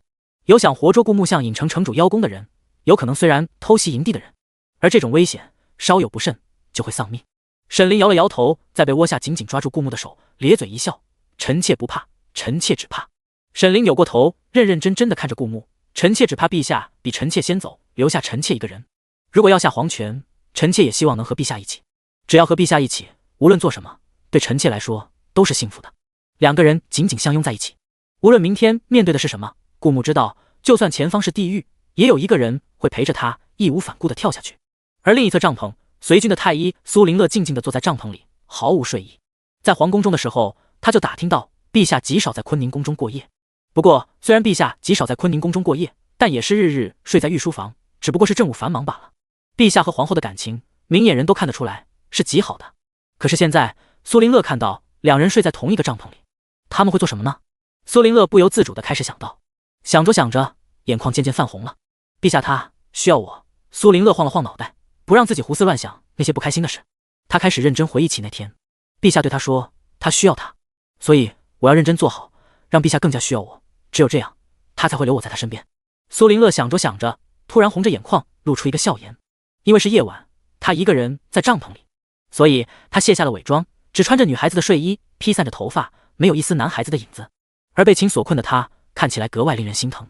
这么好看又自强的姑娘，可惜生错了时代，生在一个只有男子才能入朝做官的时代，所以他被迫男扮女装。如果他生在现代，以他努力的程度和他绝世的样貌，一定会受到很多人的追捧。不过纵使这样，苏林乐心里大概也只有那一个人，一见倾心。夜深了，顾木却忽然睁开眼睛，他听到有脚步声在朝着军营靠近，而且这脚步声听起来还很多，起码有几十个人。身旁的沈凌睡得很香，不是所有人都跟顾木一样有这么强的警觉性的。顾木轻轻地抬起沈凌的脑袋，从他的脑袋下面抽出他的右手，然后披上衣服下床，往帐篷外走去。此时此刻，军营里放哨的士兵依然戒备，但他们显然没有发现那些脚步声。潜入军营的那几十个人是个高手，如果不是顾木被系统大幅度提升感官，加上内力远超常人，也不会发现那些人的靠近。加强戒备，有人靠近。顾木冷声道。那几名放哨的士兵闻言一愣，有人靠近？可他们什么都没有发现。不过陛下不是一般人，于是他们立马吹响警哨。一下子，帐篷里本就没怎么睡得安稳的士兵，立马一个个钻出军营。顾木顺着脚步声的方向往一个方向追去。刺客在那边，陛下已经过去了。有士兵立马喊道，朝着顾木的方向而去。那几个刺客本来想前进军营放火烧粮食的，只是还没找到粮仓的位置，他们就看到有一个穿着黑袍的人朝着他们靠拢。这到底是什么怪物，竟然这么快就发现了我们？一位蒙面刺客皱着眉头喊道。他们的武功在英国也是数一数二的，可以做到夜闯皇宫也不被人发现。但他们刚靠近军营，就已经被这个黑袍人发现了。他好像是南国的陛下，因为顾木没有戴面具，其中一个蒙面刺客认出了他的身份。他的人还没跟上来，就他一个，我们说不定可以趁机活捉他，打不打？有一个胆子大的刺客兴奋地说道。你傻呀，纠缠下去，等他的人来了，我们就跑不了了，还不如趁现在救他一个，我们赶紧跑，他一个人也追不上我们。那些刺客对视一眼，虽然这么快被发现了让他们很气恼，但他们坚信就顾木一个人一定是追不上他们的。他们现在跑掉，下次依然有机会。想跑？顾木冷笑一声，加快速度飞到他们面前，没那么容易。那些刺客大概无论如何也想不到，一直被他们称为废物，只会靠着影城城主的南国皇帝，竟然会有如此实力，这么快就能挡在他们面前。兄弟们别怕，他就一个人，有一个刺客刚想喊人反击，只不过他话还没说完，就见顾木用右手掐上了他的脖子，咔嚓，扭断了。剩余的其他蒙面刺客面面相觑，脸上都是一副吃惊的表情。他们曾了解过南国陛下的消息，在还是王爷的时候就不怎么受宠，还有些失心疯，但突然就成了摄政王，之后更是名正言顺地坐上皇帝的宝座。在他们看来，南国的陛下擅长权谋，但不曾听闻有这么好的身手。至于南国陛下曾经带兵打仗，曾在京城塔尖杀敌无数，可这些事情他们没有亲眼目睹，只当是传闻。毕竟胜利的人就是正义，那一战顾木胜了，自然有无数人吹嘘他。难道说传闻是真的？南国的陛下真的这么强？那他当王爷的时候，原来一直在隐藏自己的实力。兄弟们别掉以轻心，分散跑。一时间，那些蒙面刺客意识到了事情的严重性，他们已经被顾木一个人包围了。那些蒙面刺客在见识到顾木的身手之后，开始分散向别处跑去，但是他们的速度远远快不过顾木。顾木拿出长枪，一个、两个、三个，而南国的士兵赶到的时候，才发现陛下不仅已经追上了刺客，还在他手上死了好几个人。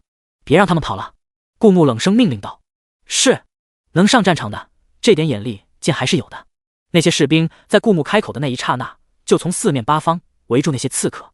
刺客虽然是高手，但碍不住人多，更何况这些人里有各国的武林高手，有学习过葵花宝典的精兵，还有让他们闻风丧胆的南国陛下。一定要逃出去，哪怕是一个，逃出去向陛下送信。南国的陛下压根就不是什么草包。其中一个蒙面刺客在临死前对着他同行的刺客喊道：可惜晚了，没有一个人能逃出去。有一个刺客，他在同伴的掩护下原本已经突出重围了，就在他松了口气，一位可以将这个消息传达给英国陛下，让他不要掉以轻心的时候，就感觉胸口一阵刺痛，有温热的液体流出来。一回头，南国陛下正冷漠地站在他的身后，一柄长枪刺穿了他的胸口。不，那名刺客只能绝望地吐出几个音节，最终不甘心地闭上了眼。这个南国陛下实在是太强了，很可能这天下无人能出其右。他靠的不仅仅是影城城主啊！他们一直都忽略了一个事情，能牵制住影城城主和影城城主谈交易的，怎么可能是简单的角色？可惜他们没办法把这个消息告诉英国陛下。在英国陛下还有英国那些大臣们的眼里，南国陛下始终是个靠着影城城主的幸运儿，一个突然得志的无能之辈。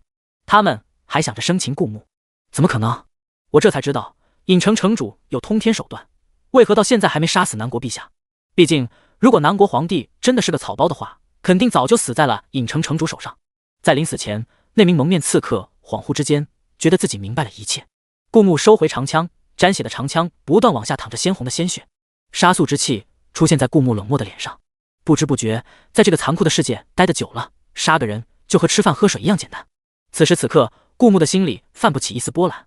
如果说真要有什么情绪的话，大概是欣喜。毕竟杀个人，他能获得积分，又赚了10积分。看着变成76积分的系统面板，顾木欣慰地露出一个笑容。想必这一次战争能让他获得不少积分呢。洗刷南国的血耻对顾木来说不是最重要的，最重要的是能靠着英国刷积分啊！顾木的实力提升可是跟积分息息相关呢。陛下！突然身后响起一声轻灵的喊声，顾木回过头，发现沈凌就站在自己的身后。他穿着一袭素衣，尽管这样丝毫不掩他的美貌，在月光下显得仙气十足。沈凌的脸上有些紧张，臣妾被帐篷外其他士兵的动静吵醒，醒来的时候发现陛下已经不在臣妾身边了。臣妾很担心你。沈凌声音颤抖地说道。如果在皇宫内顾木突然离开，沈凌不会感到这么害怕。可是现在正是危机四伏的时候，谁也不知道敌人会采取什么样的手段，而顾木更是敌人的重点对象。顾木突然消失，纵使沈凌知道顾木很强，可他毕竟是一个人，一个会生老病死的人，由不得沈凌不担心。别担心。顾木看出了沈凌的害怕，一把将他揽在怀里。夜里风大，早点回帐篷休息吧。沈凌低下头，看到了旁边惨死的敌人，还有地上蔓延的鲜血，以及顾木手中带血的长枪。沈凌知道这一切没有顾木说的那么简单，他刚才就经历了生死决斗。哪怕是大庭广众之下，沈凌也顾不得娇羞，他拉着顾木上上下下的检查了一遍。当看到顾木身上没有伤口，血迹只是别人的时候，这才彻底松了口气。然后看着顾木认真道：陛下，下次再有这样的情况，你不能抛下我一个人去面对。咬了咬牙，沈凌加重了语气：臣妾说过，臣妾愿意与陛下同生共死。好。一阵暖流在顾木心里蔓延，他何德何能有一个神女般的女子愿意为他付出性命，将这一生彻底和他绑在一起。月光下，两个人影相拥而立，夜风微凉，人心却暖。苏林乐也刚好赶到，看到了这一幕，他立马闪身躲在一棵树背后，用羡慕的眼光看着这一切。没关系，没关系，没关系。他紧握拳头，努力在心里安慰着自己。顾木知道，在他和沈凌相拥的时候，有人靠近，但他知道他是谁。他对苏林月从来没有那种心思，留着苏林乐只不过是因为他的动机里没有杀自己的意思。最重要的是苏林乐医术了得。顾木想要发展南国，必须常年征战，毕竟掠夺是最快提升国力的方式。不是他眼里没有天下苍生，而是他手握系统和无尽的杂交水稻和青霉素，以及神奇的织布机，可能今后还会从系统那抽出各种奖励。天下苍生在他的领导下会生活得更好。至于那些会在战争中死去的士兵，只能说为了更加美好的未来和实现顾木的野心，有些牺牲是必须的。立场不同，但这天下本来就是合久必分，分久必合，战争是无可避免的。就算顾木不发动战争，也会有其他人发动，那这个机会顾木当然要自己把握。更何况战争也是顾木积累反派值和积分最快的方式。那么在战争中，苏林乐乐德的医术可以派上大用场，起码可以救下南国更多士兵的命。这才是顾木知道苏林乐并没有想让自己死之后留着苏林乐的原因，因为他有实力。身为一个君主，对有实力的人是可以加大容忍力度的。至于喜欢，这辈子都不可能。顾木有沈凌一个人就够了。灵儿，哪怕知道苏林乐躲在树背后看着，顾木依然摸上沈凌的后脑上，在他的唇上轻轻落下一个吻。我爱你，顾木轻轻道。这是他第一次对沈凌表白。沈凌低低的嗯了一声，有些不好意思的轻轻回应道：陛下，我也是。而躲在树背后的苏林乐更加握紧了拳头，眼泪忽然间不争气的流了下来。如果陛下这句话是对他说的，该有多好。他咬紧牙关，不让自己哭出声，也不制造出一点动静。看着不远处的神仙眷侣，真羡慕啊。苏林乐在心里默默的想到。陛下，你怎么突然说这些？沈凌回应完之后，突然惊觉自己是不是太直白了，有些不好意思的嗔怪道，但心里甜蜜蜜的，格外幸福。怪不好意思的。沈凌将头埋在顾木的怀里，淡淡道：当然是因为灵儿太可爱了，所以我呀忍不住就告白喽。顾木笑着道：这当然是原因之一，更重要的是让不远处的苏林乐死了这条心。他有灵儿一个人就够了，其他的都不需要。他想起他记忆碎片里的某一世，他躺在一个和灵儿极其相似的少女的怀里，少女眼中轻轻掉落的那一滴眼泪刚好砸在他的脸上。如果说少女和沈凌的想法一样，就是愿意和顾木同生共死，那之后少女和全世界为敌，被关押，直至送进这个女平文世界，她一定是为了替自己报仇。一个人孤零零的面对全世界，只为替死去的爱人报仇，那是一种多么绝望的心理。顾木觉得他对沈凌的不仅仅只有爱，还有责任，所以他一定会保护好沈凌，不让他受一丁点伤害。这一夜，经过刺客偷袭的风波后，相安无事。顾木睁开眼睛，发现沈凌早已醒来，就躺在他的旁边，静静地盯着他看。沈凌的目光里满是知足和幸福，哪怕是在战场，只要顾木在他身边就足够了。顾木摸了摸他的脑袋，起床吧，我们要准备出发了。顾木的神情很冷漠。沈凌坚定地点了点头。他们知道这一趟出发是未知的生死，哪怕他们活着也会死很多的将士。战争从来都是残酷的，可只有用这次战争威慑住了其他国家，南国才有时间继续稳步发展。天明了，南国的士兵整装待发，往英国的疆域压过去。一直以来，南国都属于被侵略的姿态，这是他们第一次有底气反击，还是反击比他们更强的国家。英国人早已在边疆筑起一堵城墙，要攻进英国，必须先破掉他们边疆的防御。而英国人站在城墙之上，易守难攻，占尽地理优势。等他们靠近，就放箭。英国的将军说道。是。英国人纷纷听令，然后抬起手中的弓箭，对准不远处。顾木知道，如果硬闯的话，一定会牺牲很多南国的士兵。他们的士兵人数本就只有英国的一半，如果在这里做过多的牺牲，接下来的战争会很难打。更何况每一条生命都很宝贵。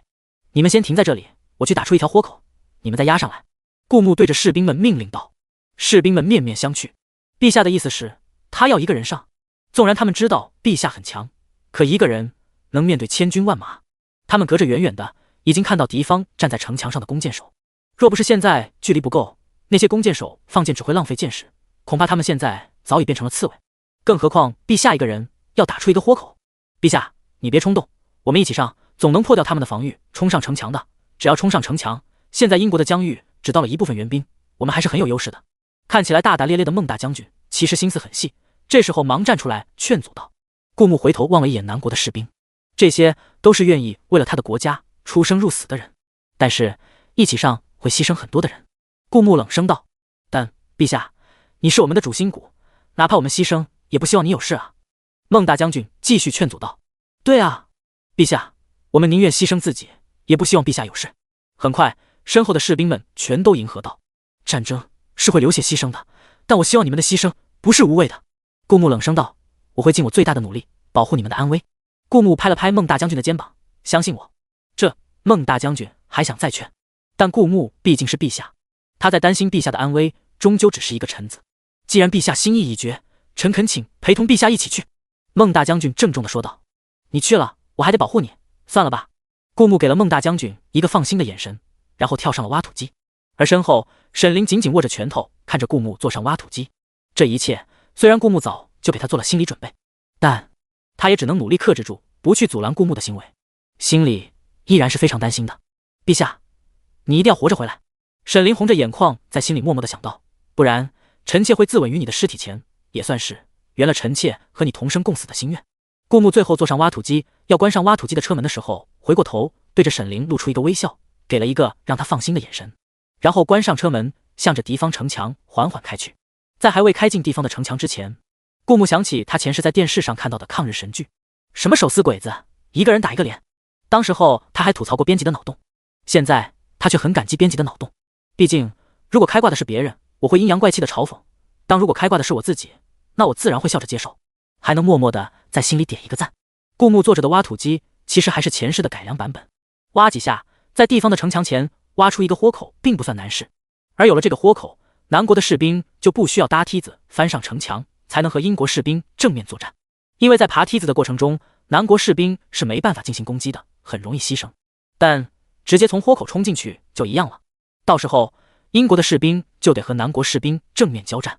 顾木做着的挖土机虽然机身还是很坚实的，但是靠近之后，前方的挡风玻璃难免会被英国的弓箭射穿，这也是顾木不带着孟大将军的愿意。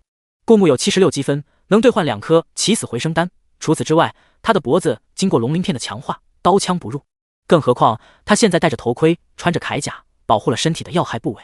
至于如果有谁不讲武德攻击他的脸，顾木完全可以单手开挖土机，另一只手进行防御。挖土机渐渐的靠近，英国的士兵也终于看清楚了挖土机的形状。那是什么？英国的其中一名士兵惊讶地问道。不知道，这大家伙难道就是郢城城主给南国皇帝的作战武器？可能南国皇帝就是得了这个武器才敢这么嚣张攻打我们英国的，还不是仗着有郢城城主保护，不然一个区区小国的皇帝别说敢攻打我们英国，见了我们英国君主就得毕恭毕敬的。不过这东西到底有什么用？他难道要开着这东西撞我们城墙？那东西一看就不怎么结实，我们的城墙可是石头做的。不管怎么说，放箭！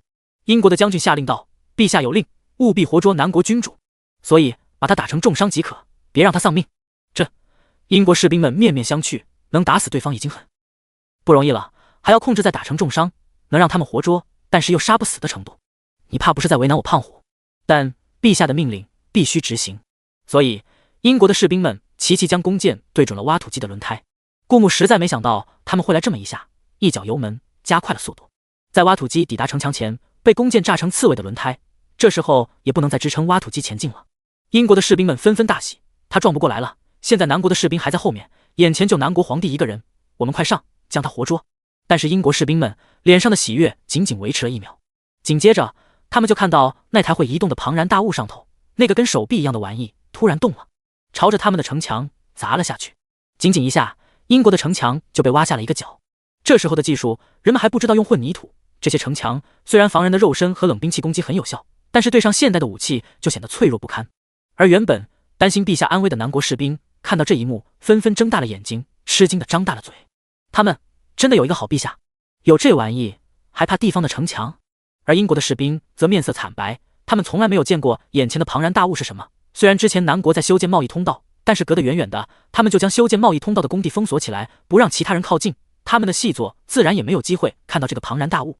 所以他们原本以为顾木是要开着这个庞然大物撞城墙，只要他们把轮胎刺破，这个庞然大物就失去了作用。没想到这庞然大物竟然能一掌下去将他们的城墙挖破，这怕不是如来佛祖的神掌吗？备战！英国将军眼中露出惊惧的神情，大声吼道：实行 B 计划，以保卫英国的疆域完整为主，必要时刻可以射杀南国皇帝。英国将军下达了指令，毕竟活捉顾木是为了从郢城城主那拿奖励，其实目的也是为了建设英国。但现在英国正面临生死存亡的时刻，而且敌人比他们想象的更难缠，当然最要紧的是让英国在这场战争中存活下去。而且郢城城主说了，只要顾木一死，郢城城主就会消失在这个世界，所以哪怕杀死顾木，他们也不用担心郢城城主的报复。很快，英国的弓箭手再次抬起弓箭，这一次箭矢朝着的是顾木所有要害部位。盔甲也不是无坚不摧的，顾木尽管有一只手用来抵挡，另一只手操纵挖土机，但因为目前南国的士兵还没跟上，英国士兵所有的火力全都对着他，他根本就抵挡不过来。很快，一支箭矢射中了他的喉咙，然后弹飞了出去。好在顾木身周已经被箭矢包围了，那些英国的士兵没有看到这个骇人的一幕。又有一支箭射中顾木的胸口，因为有盔甲做缓冲，并不足以毙命，但还是从顾木的身上渗出不少的血迹。而南国的士兵们看到这一幕，心全都揪了起来，他们很想立刻冲上去替陛下吸引火力，掩护陛下逃跑。可陛下有令，只有他将城墙挖出了豁口，才让他们上。军令如上，在战场上，他们必须毫无条件的服从命令。可南国的士兵们知道，陛下这是在保护他们，其实他们只是一名无名小卒，在战场上也不过是做炮灰的。但他们从没有想过，尊过如陛下会用他的万金之躯，身先士卒，冲在最前面，替他们开辟了一条冲锋陷阵的通道。一个个眼睛里都热泪盈眶。有这么的陛下，他们必将誓死相随。顾木的身上挂满了彩，好在有挖土机的机身和盔甲的双重防御，现在他还没有受到致命的伤害。他还没有到需要服用起死回生丹的时候，能服用起死回生丹的时间能晚一点就尽量晚一点，因为这会给他争取更多的时间，为身后的南国士兵们打开更大的豁口。尽管身负重伤，盔甲已经被鲜血染红，顾木还是操纵着挖土机的手臂再次抬起来，在敌军的城墙上挖出一个更大的豁口。但就在这时，系统突然道：政绩值加10，莫名其妙就加了10点政绩值。顾木突然意识到，明星是可以为他增加政绩值的。可能他的这个举动在南国的士兵看来太过壮烈，所以让那些原本就忠诚的南国士兵更加奉他为信仰。也就是说，顾木现在有88点政绩值，只要再杀2个人，他就能兑换3颗起死回生丹，能拖延的时机就更久了。这一次，顾木没有直接将手臂对着正面的城墙，而是将手臂转了一个方向，朝着英国士兵最多的地方转去，然后将手臂狠狠地砸下去。因为顾木之前挖开正面城墙的时候，英国士兵就已经开始向两侧分散，但因为他们全都挤在城墙上防御，又向两边挤。顾木这突然调转手臂，他们来不及反应，也没地方逃跑。这一手臂砸下去，砸死了3个英国士兵，91点积分。顾木看着足以兑换3颗起死回生丹的积分，露出了欣慰的笑容。他突然意识到，开着挖土机挖人比直接挖城墙快乐多了。毕竟挖人的时候，手臂也会砸在城墙上，也会对城墙造成破坏，并且能为顾木带来积分。而挖城墙的话，需要顾木在一定的时间内挖出一道豁口，不然等他将积分兑换完起死回生丹，他就有生命危险。但挖人的话，他吃下一颗起死回生丹，还会有源源不断的积分补充进来。什么叫明明是千军万马的游戏，他却一个人玩得不亦乐乎？顾木找到这个可持续发展战略的时候，眼睛里就露出兴奋的光芒。于是他不断调转着手臂的方向，哪里人多挖哪里。反派值加3，反派值加2，反派值加2。而古代的英国人哪里见过这武器，一个个犹如见到猫的老鼠，四处逃窜，同时还不忘了抬起手中的弓箭攻击顾木。可他们发现，眼前的顾木仿佛是冥界的死神不收一样，无论他们放多少支箭，他变成了刺客，他都死不了。一个英国士兵绝望地喊道：将军，将军，现在的南国皇帝已经被扎成刺猬了，我们的弓箭已经没有地方再放了，他身上没有一块空地再容得下我们的弓箭。是啊，另一位英国士兵也绝望道：将军，现在就算我们的箭瞄准了，也会被原本插在他身上的箭弹回来，那他应该死了才对。英国将军也同样发现了这惊恐的一幕，可他活着，活得好好的。英国士兵喃喃道：这个男人死神也不敢收，往下推石头，然后我们撤退，小心别被他的手臂砸到。在经历短暂的慌乱之后，英国将军很快想出了应对方案。他们很快从身后推出早就准备好的石头，一个个藏在石头身后，然后将石头往下推去。顾木眼中渐渐出现不妙的眼神，如果这些石头砸下来，他会很快砸成一滩肉泥，哪怕有起死回生丹，吞下之后他也只会变成一滩活着的肉泥，并且这些石头还会挡住他们攻城的脚步，必须阻止他们。顾木不再贪那点积分，而且因为他之前砸人赚积分的时候已经将城墙破坏了大半，现在只要再砸2-3下，就能为南国的士兵打开一个比较大的入侵的豁口。于是他转动着手臂，朝着正前方挖去。1下2下，石头被英国的士兵推了下来，同时顾木也挖出了第3下，在挖土机的正前方为南国的士兵打开了一条道路。而石头也很快借着英国士兵用力的方向，不断的朝着顾木挖土机的位置滚来。收！挖土机一下子就进入了顾木的物品栏，而顾木也顿时出现在影城中。看着这大变活人的这一幕，英国士兵们惊得目瞪口呆。又是靠着影城城主，如果不是影城城主，这南国皇帝不知道早就死多少回了，他哪里还敢这么嚣张？英国将军恨恨地想到，他们早就知道这世界上自从影城城主降临后就开始出现一些神通，而南国只不过是一个弹丸之地，不过是运气好和影城城主扯上了联系，不然就凭一个小国的君主死100次怕是不过。他们从来都是打心眼里瞧不起顾木，觉得他现在所有的成就不过是仗着影城城主罢了，一旦他离开了影城城主，就什么都不是。所以他们看到顾木凭空消失，并没有感到畏惧，只是在内心里嘲笑，不过是靠着影城城主才能保命的跳梁小丑。同时在心里想着，要是英国皇帝能顺利和影城城主求和，会给他们带来的好处，到时候恐怕就没南国什么事了。那些英国士兵虽然经历了刚才那惨烈的一幕，可是看着攻上来的南国的士兵，脸上依然露出不屑的神情。毕竟再怎么说，南国士兵也只有15万人，虽然说有江湖中人参与，可江湖中人毕竟只占人数的一小部分。而南国的士兵早在半年多前的战争中就死伤过半，现在也只不过是一些只训练了半年、没什么经验的新兵。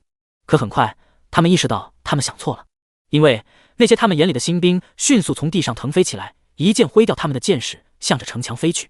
而另一部分骑兵则骑着马，顺着固木挖出来的豁口冲进了英国的疆域。英国的士兵很快被包围了。怎么会？英国士兵喃喃道。他们看到南国的士兵中起码有一大半会轻功，这可是精兵的实力。什么时候南国多出了那么多精兵？固木自然也不会放过这个刷积分的大好的机会。他再次从影城中现身，拿着长枪向着英国的将领而去。乍一看，固木已经完完全全成了一个血人，这些血有他自己的，也有别人的，而他的长枪也彻彻底底的被鲜血染红，不断往下滴着血。反派值加1，反派值加1，反派值加2。看着源源不断上涨的积分和反派值，顾木知道今天这一战过后，他就有机会去再次兑换一次完整的龙鳞片。至于混沌猿，因为不确定服用混沌猿之后会出现什么样的情况，顾木打算等战争结束回皇宫后再服用。而皇宫城内，英国皇帝看着不断升腾的烽火，知道边疆的战争已经打起来了。来人！他刚要换人来发布新的命令，可声音却哑在喉咙里，说不出来，因为他感觉到一片冰冷的刀尖抵在他的喉咙上。一个极其好听又十分冰冷的声音道：我终于摸清楚了，这个时候是你身边防御最弱的时候，并且我已经摸清了这皇宫里侍卫们巡逻的路线。陆小瑶用剑指着英国皇帝的脖子，冷声道：就算你喊人，那些太监冲进来，我也可以在他们救你之前杀了你，并且区区几个太监根本拦不住我。等巡逻的侍卫赶过来，我相信我有足够的时间逃跑。还有一句话，陆小瑶没说，就算他没有足够的时间逃跑，他也可以躲进影城。这一次他就是趁着皇帝书房没人防御的时候，率先进入书房，然后在影城躲起来，摸算着皇帝进入书房了，这才现身实行暗杀。求求你别杀我，你要什么你说，我都给你。英国皇帝额头冒出阵阵冷汗，刀尖抵着他的脖子，让他已经感觉到了死神在靠拢。此时此刻，就算他大喊，他也知道那名刺客完全有能力杀死他。就算他的人抓住了这名刺客，一换一在英国皇帝眼里也是不值得的。他觉得他的命比谁都珍贵。快说啊，你要什么我都可以给你的，只要你别杀我，我是皇帝，我没有什么做不到的。英国皇帝着急的哀求道。你有？陆小瑶低下头冷冷的说道，眼神里是毫无感情的冷漠。我想要解药，我想要自由，而这些只有南国的皇帝才能给得了我。我还不等英国皇帝说完接下来的话，陆小瑶用剑轻轻一抹，鲜红的鲜血从英国皇帝的脖子上涌出来，他头一歪，彻底断了呼吸，死了。英国皇帝被人暗杀在御书房的消息在半炷香后才被英国的人发现。此时陆小瑶已经换了一身衣裳，将英国皇帝的头小心翼翼地塞进包袱里，用衣服包裹起来，再塞进铺满稻草的箱子里，不让从里面渗出血迹被人发现异常，最后才将这个箱子收进影城他的住所内，小心翼翼地藏好，免得哪个他的仇家进他屋搞破坏，把那颗脑袋给搞没了。毕竟这个英国皇帝的头可关系着他能不能从南国皇帝手中拿到解药。这时候陆小瑶才按照早就想好的逃生路线往英国边疆的战场而去。半年了，他一直潜伏在英国皇宫，就是为了那一颗解药，现在是时候拿到那枚解药，回到他曾经自由的天地。就在陆小瑶已经逃出城，找来辆马车往英国边疆赶路的时候，此时此刻英国皇宫已经一片大乱。这个无头尸体是陛下。率先发现英国皇帝尸体的公公蹲在英国皇帝的尸体前，虽然用的是疑问句，可是他心里知道这就是英国皇帝的尸体，无疑了。毕竟他是英国皇帝生前的贴身公公，对英国皇帝无比了解，哪怕英国皇帝少了个头，他也能一眼认出来。现在英国正在爆发战乱，而陛下却在书房内被人暗杀，偏偏是这个紧要的关头。有位闻讯赶来的大臣皱着眉头道：这真是内忧外患呐！英国朝政的局势本就复杂，英国皇帝手下有多个儿子，前不久太子被废，现在的几位皇子哪一个都野心勃勃，他们不可能甘心看着其他人坐上这个皇位，但国不可一日无君。几位大臣面面相觑，心头都蒙上一层阴影。边疆经过1日，英国城墙的防御已经被固木带兵彻底攻破，此刻他们已经退至5里地外的另一个防御点。太好了，之前是我们被他们打得节节败退，现在我们终于一雪前耻了。有经历过上一次防御战并幸存下来的士兵露出骄傲的笑容。凭什么说我们是一个小国就活该被欺负？现在看你们还敢不敢欺负我们？此时此刻打了一次胜仗，还是曾经国力远强于南国，并且曾经侵略过南国的英国，南国士兵们的士气格外高涨，感觉身上负的伤都没有那么疼了。此时此刻天色将晚，连续的战争，士兵们也显得疲惫起来。顾牧没有再恋战，而是放出信号，让守在营地的一些后勤部队将扎营地往前挪几里，这样的话他们第二天进攻就可以少徒步一些距离。而南国营地后勤部队看到信号也全都露出喜悦的光芒，陛下这么快就打退英国士兵了，他们兴奋地说道。他们原以为就算会打退英国士兵也不会那么顺利，没想到短短一天他们就可以把驻扎地往前移。于是他们纷纷打起精神，开始收拾东西。寻好第二个扎寨点，顾牧坐了下来，在帐篷里任由军医为他包扎伤口。这一天顾牧的积分已经有了372点，虽然吃起死回生丹，这些伤会好得非常快，但是他并没有受到什么致命伤，不想浪费一颗丹药。他打算等包扎完后就回他自己的帐篷，再次兑换龙鳞片，看这一次会增强身体哪个部位的防御力。就在军医替他包扎的时候，伤兵营的帐篷突然被一个人掀开，一道冷漠阴柔的声音响起：陛下的伤势我来吧。那名小军医抬头一看，说话的是太医院院士大人，于是低下头。好。苏林乐坐在之前小军医坐着的位置上，拿起药为顾牧包扎伤口，解释道：小军医的手生，万一伤口没处理干净，好起来就会晚很多。顾牧没有吭声，想着待会要服用龙鳞片的事。等下他服用完龙鳞片后还剩72点积分，第二天的战争前还可以留下2颗起死回生丹的积分，以防意外。苏林乐抿了抿嘴唇，既然陛下没答他的话，他也不好意思多少。他本来就是一个内向的人，那天是抱着必死的决心才向陛下表白。要是他在爱情面前足够勇敢，没那么害羞，也不会采取这么迂回的方式去接近陛下。他不再吭声，而是小心翼翼地替陛下处理着伤口。看着陛下露在外面的手臂上结实的肌肉，苏林乐的脸忍不住红了红，脑子里出现一些奇奇怪怪的想法，但被他很快克制住了。陛下已经包扎好了，注意不要扯到伤口，这样会好得更快一点。包扎完，苏林乐用轻柔的声音道。此刻他依然是女扮男装，不得不说，怎么会有人生的这样妖孽？女装时倾国倾城，看不出一丝男孩子的影子，而男装时又显得有几分阴柔，是女孩子很喜欢的那种电视剧里反派长相的类型。顾牧甚至认为会有不少京城的大家闺秀在心里悄悄暗恋着他。他努力地回忆了一下，想起那日划龙舟时，他身前的手帕是最多的，而其中还有几个身前的手帕也不少，其中一个就是苏林乐。是不是有很多女孩子喜欢你？顾牧拉上衣服笑着问道。如果苏林乐不是喜欢他的话，确实是一个很有能力的好部下，可惜因为喜欢他，中间走错了一些路。当然，如果苏林乐不是喜欢他，也就不会有现在的苏林乐。苏林乐原本做好了陛下不搭理他的准备，没想到陛下突然和他说话，愣了一下，脸上不自觉浮现出一个笑容。这笑容在他阴柔淡漠的脸上看起来格外好看，不过这笑容一闪即逝。苏林乐实在不习惯做其他表情，又恢复了他惯常高冷的神情。实不相瞒，有几家托没人向臣说过亲，只是臣没有百合之好，自然不愿意耽误那些小姐。苏林乐低低地说道。顾牧插刀，那些小姐们也没有百合之好，她们只不过以为你是一个帅气的小哥哥。苏林乐，陛下说笑了。然后苏林乐低着头回忆了一下，曾经诗会上有个小姐很是爱慕臣，大着胆子向臣吐露了心迹。臣也曾问过她，若是臣是女儿身或者类似于太监的存在，她会不会依然爱慕臣妾？顾牧没想到还有这档子事，不禁好奇道，然后呢？苏林乐淡淡道，他说他愿意，光看着臣这张脸就已经值得了，至于幸不幸福又有什么要紧的呢？也是因为爱慕臣的小姐太多了，其实会给臣带来一些困扰。那天臣就已经放出风声，说臣不举，臣以为像刚才那个小姐只是特例，只要那些小姐们知道臣不举的消息，一定会死心，不会日日夜夜想着嫁给臣，甚至日渐消瘦。苏林乐说到这里露出一个惋惜的表情，但是吓退的小姐很少，那些小姐们似乎更痴情了，她们觉得臣本就是阴柔的长相，再加上天才的成就，如果配上不举，那就是凄苦的身世。顾牧懂了传闻中的美强惨，无论在哪个时代哪个次元都充满了杀伤力。苏林乐仰天长望，淡淡的叹息了一声，更何况他们觉得臣不举，而他们依然不离不弃的爱慕臣，相当于在臣最黑暗的时候给了臣救赎，臣一定会死心塌地爱着他们，而且先天条件限制了臣不会移情别恋，朝三暮四，他们认为臣可以给他们精神上完美的爱情。顾牧看着苏林乐那张脸，那些千金小姐们也不过是看着这张脸才说出这番话，不然皇宫城里那么多太监，一个个被先天条件限制，不会移情别恋，朝三暮四，一个个在黑暗中等着被救赎，怎么没见那些小姐们正眼瞧那些太监一眼？我有些后悔放出那些风声了。苏林乐一脸忧愁道，因为那之后不止小姐，就连有龙阳之好的公子哥也开始大胆向臣示爱，本来他们看上臣还只憋在心里，后来苏林乐像回忆起什么痛苦的事，他们听说陈部举后，一个个都开始上头了，觉得陈部应该和女孩子在一起，这是上天安排陈和男孩子在一起。苏林乐淡淡道，虽然某种程度上他们说的是真的，但是陈心有所属，只爱慕陛下一个。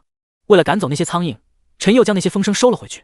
苏林乐继续叹了口气，可他们说既然已经开始主动，就没有半途而废的道理。不管陈如何，他们爱的是陈的灵魂。什么灵魂？明明是外表。对于这件事，苏林乐和顾慕都心知肚明，又心照不宣。可陈又不敢毁容，怕陛下看了生厌。苏林乐用哀婉的眼神看着顾慕，所以陈后来就独来独往，不与任何人打交道。也许因为陈太不可接近了，那些想要和陈来往的也找不到什么机会。就是这样，身边的苍蝇才少了一点。顾慕点了点头，懂了，难怪苏林乐平常看上去那么高冷，原来是这个原因。结果苏林乐看他的眼神依然十分哀婉，可陈毕竟年轻，实际上又是个女儿身，有很多话想和人分享，生生憋在肚子里。陈觉得陈的内心都快阴暗了。顾慕看着苏林乐哀婉的眼神，觉得他或多或少在怪着自己，难怪平时憋坏了，现在突然这么多话，也可能之前内心憋得阴暗了，才会想出和沈朝为伍，曲线靠近顾慕的方式。包扎完，苏林乐又哀婉地看了顾慕一眼，这才提着帐篷走了出去。回到自己的帐篷，顾慕发现沈凌坐着桌子旁，侧对着他半垂着眼眸，脸上的神色晦暗不明，看不出他在想什么。听到顾慕走进来的声音，沈凌转过头看了顾慕一眼，眼神有些复杂。陛下，我想参战。沈凌睁着绝美的大眼睛道。顾慕愣了一下，今天沈凌是有跟着他去战场的，但是为了沈凌的安全考虑，顾慕只让沈凌站在战场后方做接应。他今天应该亲眼看到了战争的残酷，按理说这个年纪的女孩子面对这种情景应该避之不及，怎么可能主动参战？我今天还在想，你要是害怕人的话，你就守在营地。顾慕在沈凌旁边坐下，试图劝服他。你也知道战场太危险了。我知道很危险。沈凌眨巴了下灵动的大眼睛，眼神里毫无惧意。可是我不想站在后方受人保护。沈凌认真的说道，论武功，我比那些前线的士兵还要好，并且我能杀的敌人比他们更多。如果让我上战场的话，我们的士兵可以多活下来很多人。帐篷外，苏林乐提着药箱，之前给顾慕上药的时候忘了提醒陛下喝他之前熬好的草药，现在药箱里装着那些草药，本来要给陛下喝的。刚站在门口，他就听到陛下和皇后在说话，犹豫了一下，他违背了他的道德，实在太过好奇，就站在门口听墙角，然后就听到了皇后说的那一幕。苏林乐内心有些震撼，原来这就是陛下爱的人吗？苏林乐站在门口，没有进去，他就静静地听着。顾慕能感知到门口有人，虽然不知道是谁，但门外有不少士兵走过，能站在他门口的，想必也是军营的人，他并没有太过在意。现在他的心思都在沈凌说要上战场上，他皱着眉头，虽然沈凌说的有几分道理，他上战场可以多杀几个敌人，让士兵少死一点，但顾慕却仍旧不想看到沈凌深入险境。他还想再劝，沈凌却一把抓住他的手，陛下不要再劝了，臣妾做出这个决定也不光是为了军营的士兵，更是因为……沈凌看着顾慕露出一个笑容，臣妾看到陛下今日孤身一人，身负数剑，臣妾那时候好担心陛下会离臣妾而去，所以与其陛下万一出了事，臣妾在自刎于陛下面前，还不如与陛下共同进退。原来是为了自己啊。顾慕想了想，将意识投影到影城，然后交给羊皮卷一枚起死回生丹，让羊皮卷始终守在沈凌身边，如果战场上沈凌出了什么意外，羊皮卷务必第一时间将起死回生丹让沈凌服下，得到羊皮卷保证完成任务的承诺。顾慕这才皱着眉头点了点头，既然沈凌想上战场，那他就尽全力保护他的安危便是。帐篷外，有位士兵走过，看到苏林乐一直站在陛下门口，不禁问道，院使大人，你在这里有什么事吗？如果院使大人有什么事，尽管吩咐我们便是。苏林乐这才从偷听和沉思中回过神来，惊讶地叫了一声，然后瞬间用高冷的神情掩饰自己的慌乱，没什么事，我就是给陛下送药，因为担心打扰陛下，所以在犹豫要不要现在进去。顾慕这才知道，那个一直站在门口的就是苏林乐。进来吧，顾慕淡淡的说道。不同于对沈凌的温柔，看到苏林乐的那一刹那，顾慕就恢复了帝王的威严。对于不爱的女人，没必要流露出毫无意义的温柔，让他们多想。更何况这是在一个女平文的世界，少点桃花也能少点宫斗，他就能少点麻烦，专心搞事业。苏林乐将药罐端出来，倒到汤碗里，陛下每天服用3次，臣熬好了就会给陛下送过来的。顾慕点了点头，没有吭声。苏林乐抬头看着顾慕的眼睛，似乎还想和他说些什么，但是看着顾慕冷漠的眼神，只好低下头，失落的离去。刚才在帐篷外，他听到顾慕对沈凌的担忧和关切，和现在顾慕对他冷漠的态度形成鲜明对比。但是怎么办？更爱了呢？苏林乐一边推开帐篷门走出去，一边小鹿在心里乱撞。只钟情于一人的男人，就是比四处拈花惹草的男人有魅力的多呀。顾慕知道苏林乐还没有走远，还能听到帐篷里他和沈凌的对话，于是伸出手摸着沈凌的秀发，笑眯眯道：“朕虽然允许你上战场，可是你不许有事，知道吗？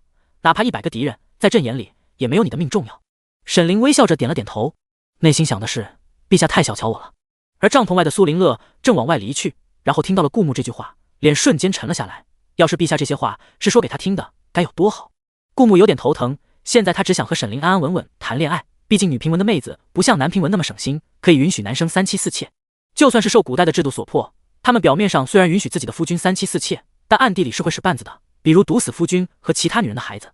现在他和苏林乐还只是君臣关系，苏林乐就已经为了得到他和沈朝同流合污，难保如果苏林乐产生一些不该有的希望，做出更过分的举动。现在顾木留着苏林乐，是因为他的医术确实高明，在整个南国都难出其二。在顾木还只从系统那得到青霉素的时候，苏林乐的医术造诣和天赋是能够推动整个南国医学发展的。既然苏林乐是个能人，留着他比杀了他的价值更大。顾木就要将他的爱慕掐死，不让他动不该有的心思。而苏林乐回到帐篷里，刚刚虽然被他深爱的人叨了一下，可他的眼睛依然亮晶晶的，这么多年都忍过来了，现在起码和陛下多了一些交流，所以所有的忍耐和努力都是值得的。你会发现我的好的，对吧，陛下？苏林乐在心里轻轻地问道。第二天的战场，沈凌和顾木并排骑着马，直赴战场第一线。他的眼神里毫无惧意，仙气飘渺的他骑在马背上多了一些英姿。此时英国的城墙已经被破，南国的士兵长驱直入。顾木骑在马上，手持长枪，绝世枪术就是他在战场上最大的杀手锏。陛下，您和皇后可是国之根本，就让我们冲在最前面吧。陛下，前方太危险了，你让我们在你前方率先冲出一条血路吧。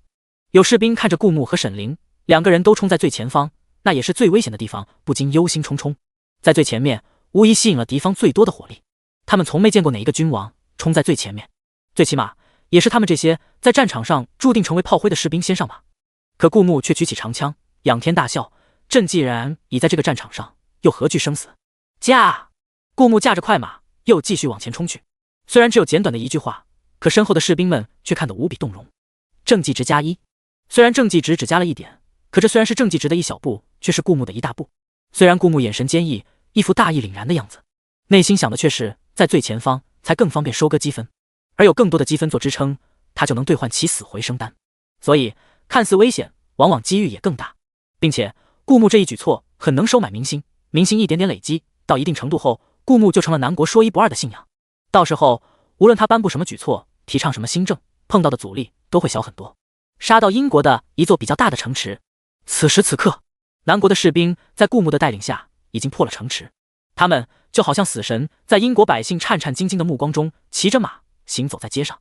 有一个老妇人捂着孩子的眼睛，自己也低着头，垂着眼，不敢直视南国士兵的目光。尽管南国是为了正义而战，是为了洗刷曾经的雪耻，可说到底，这些百姓是无辜的。南国的士兵在那些无辜的百姓看来，就是随意掌管他们生死的死神。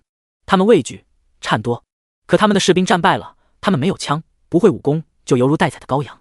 南国的士兵如果提起手中的刀，他们就很有可能与自己的亲人阴阳两隔，或者黄泉相聚。娘，我怕。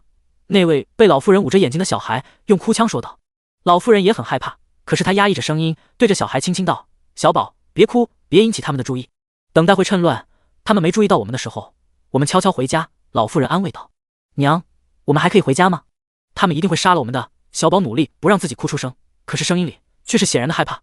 我听说了，是我们英国的士兵先攻打南国的，当时候我们英国的士兵杀了很多南国的人，他们这是复仇来了，一定不会放过我们的。这时候有南国的士兵抬起手中的枪，扎进了这座城池，最后负隅顽抗的几名士兵胸口。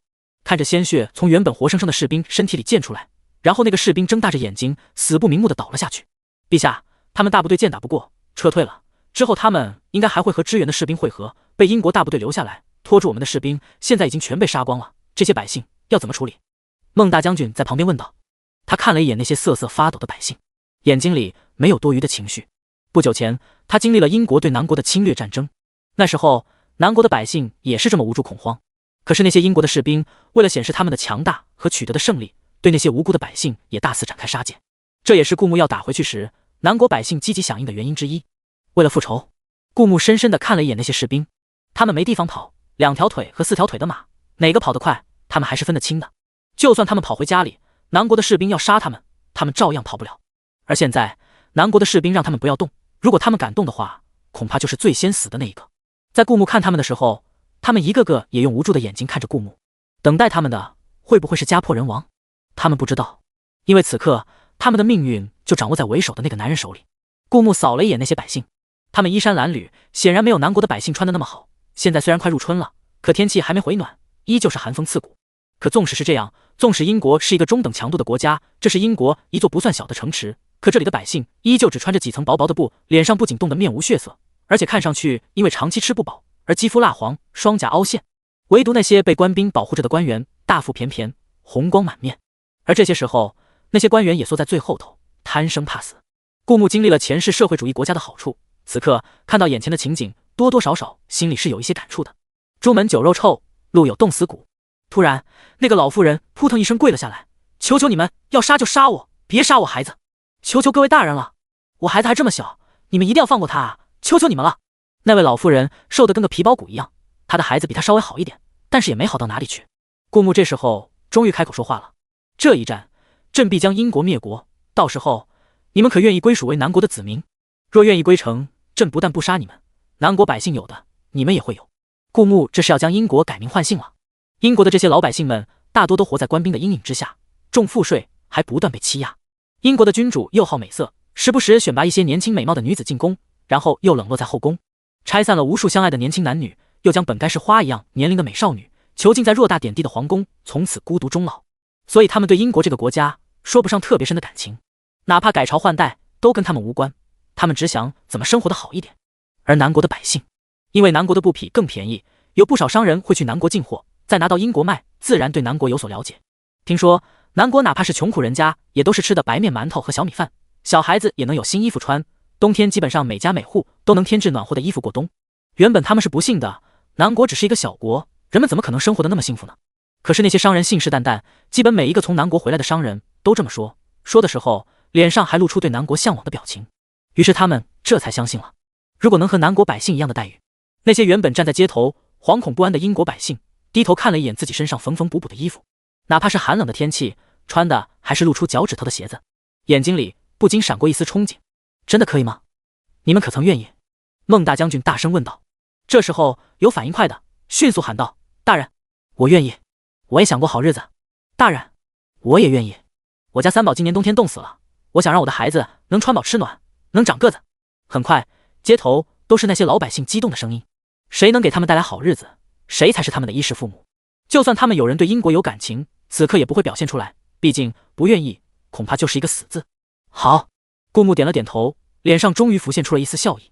古有秦始皇合并天下，今日他也要合并这个世界，英国只不过是第一步罢了。就在英国百姓说着我愿意的时候，顾木发现他的政绩值又加了一点，这是民心所向的表现。而那些原本缩在官兵后头的英国官员听到顾木说不杀他们，这才从官兵后面探出脑袋。陛下，臣也愿意，臣的府上有不少珍宝字画，说不定有陛下感兴趣的。陛下今日攻城也累了，要不要随臣一起去看一下？陛下，臣。顾木听到这个声音愣了一下，然后有些不悦。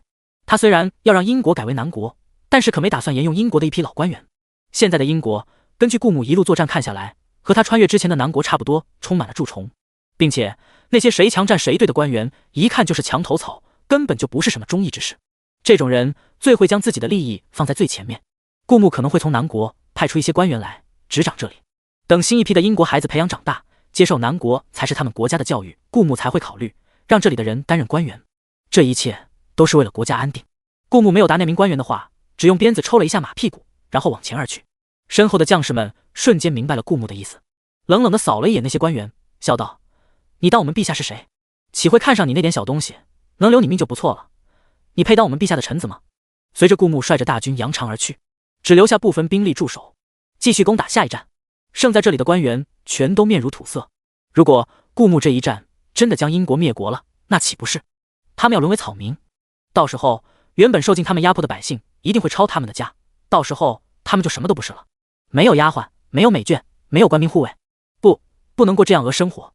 那些官员想着要早早转移财产，或者趁着英国还没灭国的时候带着财产逃到别国。可是他们刚悄悄地往后撤，就被原本的英国百姓团团围住。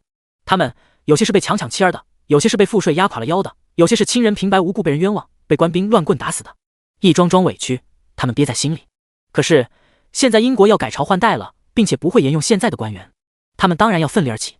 此刻受尽压迫的穷苦老百姓仿佛看到美好的新生活在向他们招手，而他们迈向美好的新生活之前，要将曾经压迫他们的魔鬼打倒在地。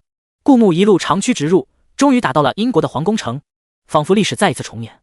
不过这一次兵临灭国的换成了英国。上一次顾牧靠着无尽的杂交水稻，从其他国家借到兵才挽救了南国，可这一次没有任何国家愿意支援英国。早在顾牧即将打到英国皇宫的时候，英国君主曾经派人向江湖求救，毕竟一个江湖高手能够抵得上100个士兵。可是英国的江湖中人却笑眯眯地拒绝了他的请求，并且说英国被灭国了，与我等有什么关系？哦，不对，还是有关的，毕竟英国被灭国了，那我们就成了南国人，以后去往郢城就不会被阻拦在门口了。没有插刀已经是英国的江湖中人最大的仁慈了。顾牧看着这一次战争迅速累积到的1000积分，露出了一个开心的笑容。他下了马，往英国的大殿走去。此刻英国皇帝知道大势已去，留恋地坐在大殿的皇座上，似乎想抓住他最后的荣耀，带着这些荣耀一起下阴曹地府。那些百官们死的死，降的降，此刻只剩下寥寥几个护在他的周围。护驾护驾！英国皇帝看着顾牧一步步靠近，失态地大叫道。不是所有的皇帝都有顾牧那般好的身手的。那剩下的寥寥几个官员全都用身躯挡在英国皇帝的面前，陛下快逃，我们为你争取时间。纵使英国皇帝再不好，可那几个官员毕竟从小受的教育就是精忠报国，此刻他们发挥他们超高的觉悟，宁愿死也想保住英国皇帝。可英国皇帝坐在皇座上不肯下来，突然哽咽地说道：逃？朕往哪里逃呢？四周都是南国的人了呀，你们怎么这么没用？我大英国竟然拦不住区区一个小小的南国，废物啊！你们全是废物！英国皇帝崩溃地大叫道。而那几个官员全都低着头，一脸羞愧之色。顾牧慢慢靠近，在一定的距离后才停下脚步，看着面前的这几个人因为他的靠近而出现的惊恐的神情，顾牧这才露出一个漫不经心的笑容。是你治国无方，何必将责任推卸给别人？身为皇帝，理应负起让所有人生活得更好的责任，而不是耀武扬威趾高气昂。顾牧的长枪上滴着血，而他身后的士兵听到顾牧的这一番话，却听不出来他其实只是在作秀，想试试能不能增加民心。在南国的士兵看来，陛下说出这番话就是发自内心的，因为陛下这么想，所以在战争中会冲在最前面，在建设国事上，陛下登基后，南国的百姓的生活才会蒸蒸日上。英国的那几名忠臣也蓦地抬起眼睛，用一种惊叹的神情看着顾牧，仿佛顾牧的那一句话打通了他们的任督二脉。他们从未想过英国皇帝会有任何错误，他们所接受的教育就是皇帝的话就是天意，皇帝永远都是正确的。这一番话从南国皇帝的嘴里说出来，由不得他们不惊叹。可数十年的洗脑并不是顾牧一句话就能洗回去的，他们依然死死护在英国皇帝前面，生是英国的臣，死是英国的鬼。所以顾牧并没有如他预料般增加政绩值，反正政绩值加了大概也就1点积分，还不如杀人来的痛快。既然你们不让开，这是不愿意为我南国效忠了。顾牧冷声道，虽然我很欣赏你们不惧生死的气节，但你们站错了队伍。顾牧抬起长枪刺穿其中一个人的喉咙，对于欣赏的人，顾牧愿意让他们死个痛快，一击毙命。其他的几个人几乎在瞬间全倒在顾牧的手中，最后只剩下英国皇帝孤零零的一个人坐在皇座上，和他脚下的几具尸体。你别过来！英国皇帝将屁股往皇座后缩了缩，就算朕死在这皇座上，哪怕下了阴曹地府，我也是皇帝。英国皇帝又惊惧又胆怯地看着顾牧手中的长枪，仿佛是为了在临死前寻求一个心理安慰，死死抱住皇座上的把手。可这份心理安慰显得十分可笑，在顾牧看来，就好像一只滑稽的落汤鸡在狼的眼皮子底下扑腾着根本飞不起来的翅膀。你现在杀了我，等我下了阴曹地府当皇帝，积聚了势力，你迟早会死。你死了之后同在阴曹地府，我不会让你好过的，是吗？顾牧看着英国皇帝滑稽的表演，不禁笑出了声。他抬了抬拿着长枪的手，就看到英国皇帝瞬间一哆嗦，从胯下流出不明的液体，一股骚味瞬间弥漫在大殿中。堂堂一个皇帝，竟然吓得尿裤子了。顿时顾牧身后的南国士兵都露出鄙夷的神情，还是他们的南国皇帝好，哪怕冲在最前面杀敌，也没有露出丝毫惧意，甚至他们想要在前方保护陛下，陛下还十分坚定地拒绝。两个皇帝相比较，英国皇帝简直弱爆了。这么想着，南国的士兵不禁骄傲地扬起脑袋。所以说，他们南国本来是一个小小的国家，可是却能打败英国这个中等国家。有顾牧当皇帝，他们南国的士兵和百姓终于站起来了。政绩值+1。在英国皇帝尿裤子后，顾牧发现系统莫名其妙加了1点政绩值。他疑惑地回过头去，就看到南国士兵们一张张骄傲的小脸。顾牧有些嫌弃地退后一步。英国皇帝松了口气，以为顾木被他劝退了，就看到顾木用手挡着鼻子，淡淡道：“那你有没有想过，等你下到阴曹地府，那些之前死在你手上的人会不会把你生吞活剥？”英国皇帝逐渐变了脸色，他像想起什么，大声喊道：“我是皇帝，我是皇帝，他们不敢把我怎么样的。你以为死在皇座上就是皇帝？”顾木看着他那不切实际的幻想，想起就因为他，南国多少百姓流离失所，多少人又妻离子散。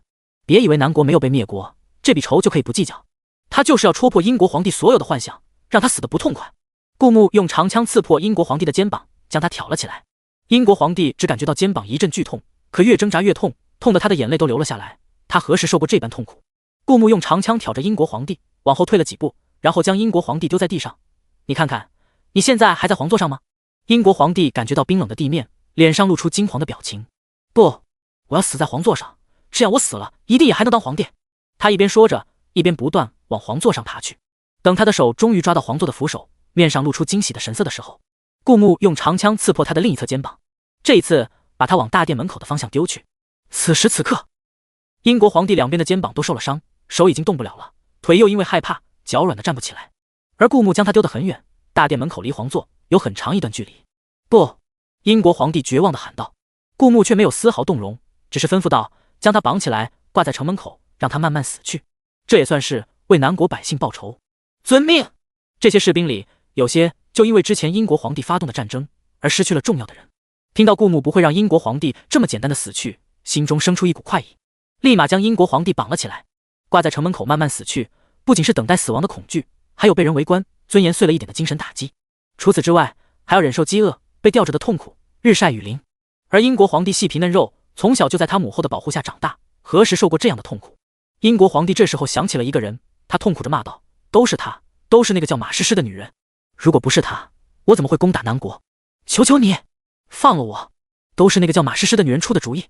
你要找就找她，只要让我活着，我带你找她，我什么都可以给你，这江山也可以给你。”英国皇帝哀求地看着顾木道。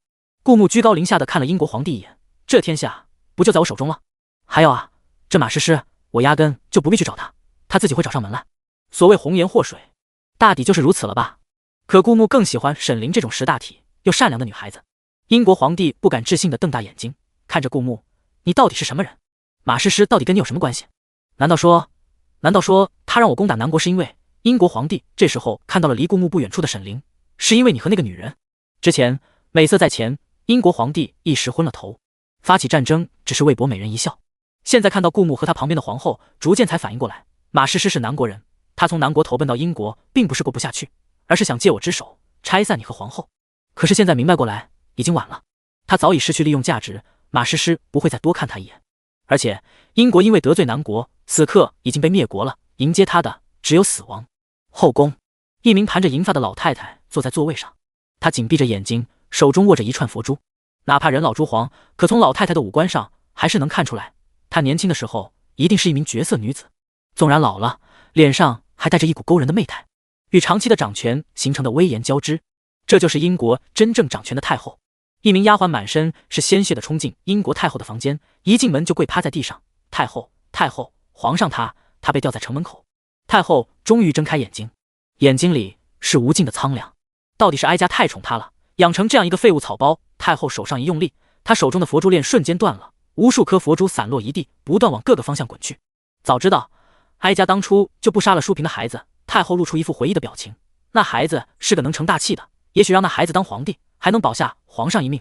可是现在说什么都晚了，就因为曾经造的杀孽太重，太后现在日日修佛，可哀家终归遭到了报应。一滴眼泪从太后的眼角滑落。那名丫鬟是太后的贴身婢女，向来对太后忠心耿耿。她哭着跪趴在地上道：“太后您别这么想，您为皇上做的已经够多了，就算您当初没有扶皇上坐上皇位，他也一定会时时惦记着这个位置，也迟早闯祸。太后您还不了解皇上吗？这一切不是你的错啊。”丫鬟知道这时候他们都必死无疑，她只希望太后在临死前不要太责怪自己。早在南国士兵打进来之前，太后您就算到了这一战必输无疑，让您早就找到的替身顶了上去，给皇上备好马车，安排他逃跑。本来皇上要是按照您的安排逃出英国之后，他还是能过上小富的生活，只要他甘心，照样可以安安稳稳舒适的过一生。可是皇上跑出去没几天又回来了，他说他要当皇帝，他受不了那些平民百姓看到他不跪下，甚至还因为他呵斥他们而向自己顶嘴。你也劝过英国皇帝给他分析厉害，可是他说什么？他说在他逃出去的这几天，皇宫城就碰上了刺客，杀了替身，而他恰好躲过一劫，这说明他是有老天保佑，福大命大，这场战争不会输的。他就是想当皇帝，放不下那个位置，甚至就连太后您抓到了那个刺杀的刺客，可皇上却因为那个刺客长得实在太过好看，皇上嘴里说着要从他口里问出信息，其实想留着他的性命，对他行不轨之事，结果被那名刺客跑了。若不是太后您发现及时，那名刺客恐怕又要杀皇上一次。这些年太后您真的为皇上做的太多了，但凡皇上会想点事，也不会是今天这样的结局。太后缓缓道：你别说了，把哀家早就准备好的那只盒子拿来吧。太后那名丫鬟手抖了一下，猛地抬起头，瞬间崩溃了。太后，不要！你觉得现在的局面，我们还有生路吗？太后看着散落一地的佛珠，用沉静的声音问道。去拿吧，至少这样，我们还死得体面点。太后的眼角再次滑落两行泪珠，她抬起头看着皇宫城的方向，也不知道她的孩子被吊在城门口会是怎样的心情。可是事已至此，她再也保不了他了。丫鬟哆哆嗦嗦地从地上爬起来，颤抖着双手拿来那只盒子，打开递到太后面前。里面一只手指粗细的瓷瓶。太后打开瓷瓶的盖子，将瓷瓶里的液体倒到桌子上的水壶里，然后再拿起水壶倒了一点水到杯子里，举起杯子，太后的手也有些轻微的颤抖。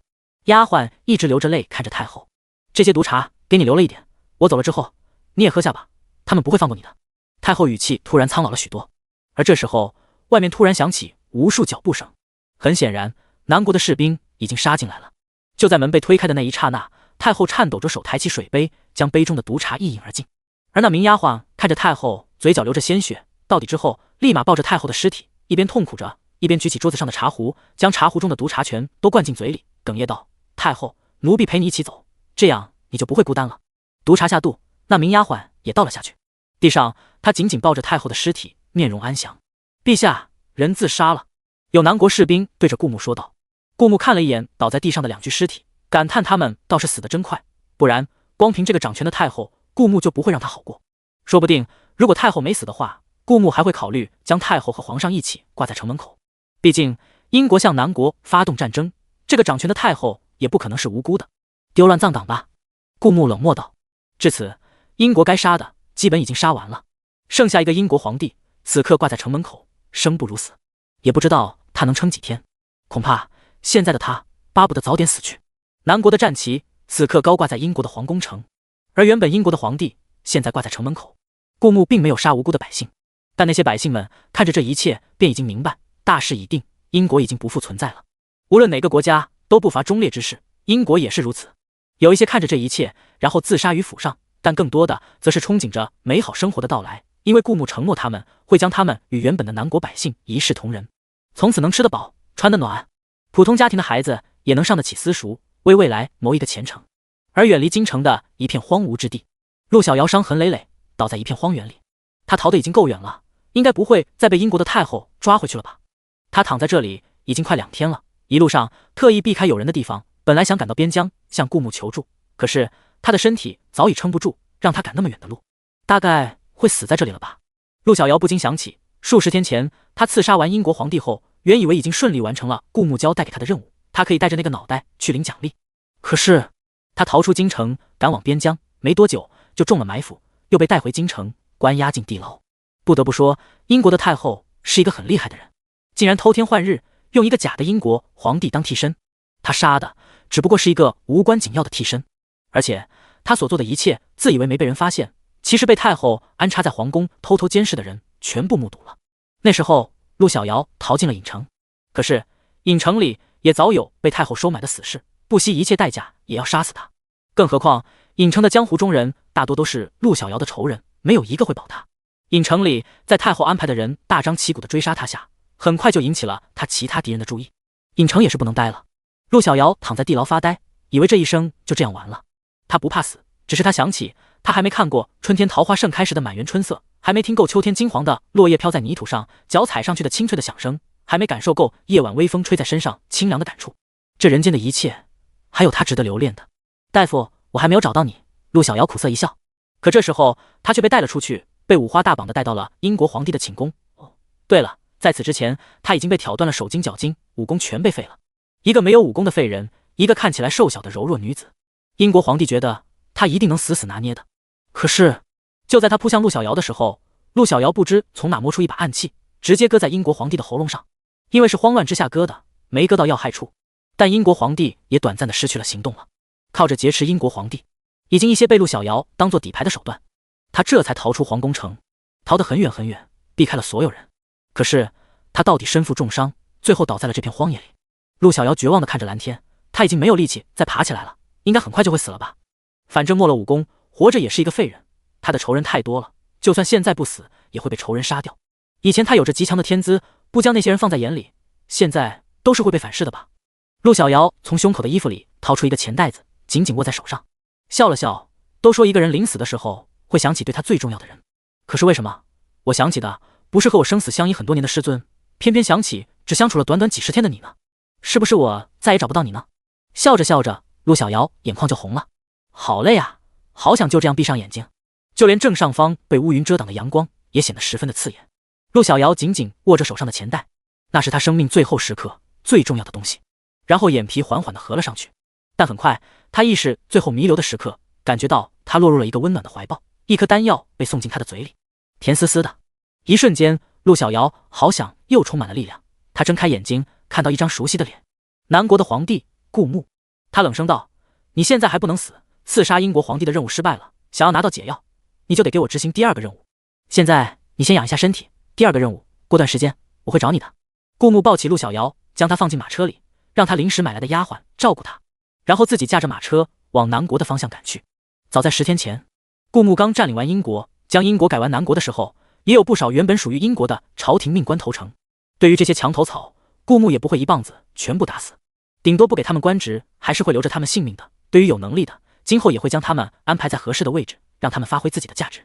而这些墙头草给顾牧提供了一个信息，那就是有个长得很好看的刺客刺杀了英国皇帝，结果皇帝是假的，此刻被太后抓了关地牢，第二次刺杀英国皇帝失败，然后逃了。他们觉得这个刺客一定是顾牧派来的，而这么好看的刺客，说不定在顾牧心里并不是一个无足轻重的小角色，所以他们特意将这个情报告诉了顾牧。其中一名官员还叹息了一声，那刺客被废了武功，受了重伤，怕是跑了也活不成了。从那天起，顾牧就一直派人寻找陆小瑶，最后是羊皮卷先找到了。担心陆小瑶支撑不住，在他赶到前就已经死了。顾牧得到陆小瑶的消息，就独自一个人赶往羊皮卷所说的地点。就在他赶到的时候，刚好看到陆小瑶正缓缓地闭上眼睛，手上抓着一个熟悉的钱袋子。在陆小瑶生命的最后关头，顾牧将起死回生丹送进他的嘴里。看着陆小瑶渐渐睁开眼睛，原本涣散的目光也一点一点亮了起来。顾牧知道他还是及时救下了陆小瑶的性命，陆小瑶不会死了。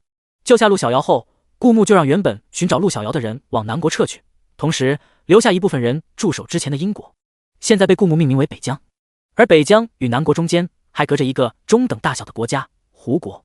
如果顾牧吞并了胡国，那么北疆、胡国和南国就会延成整体的一块，那么南国的疆域就可以说得上比较辽阔了。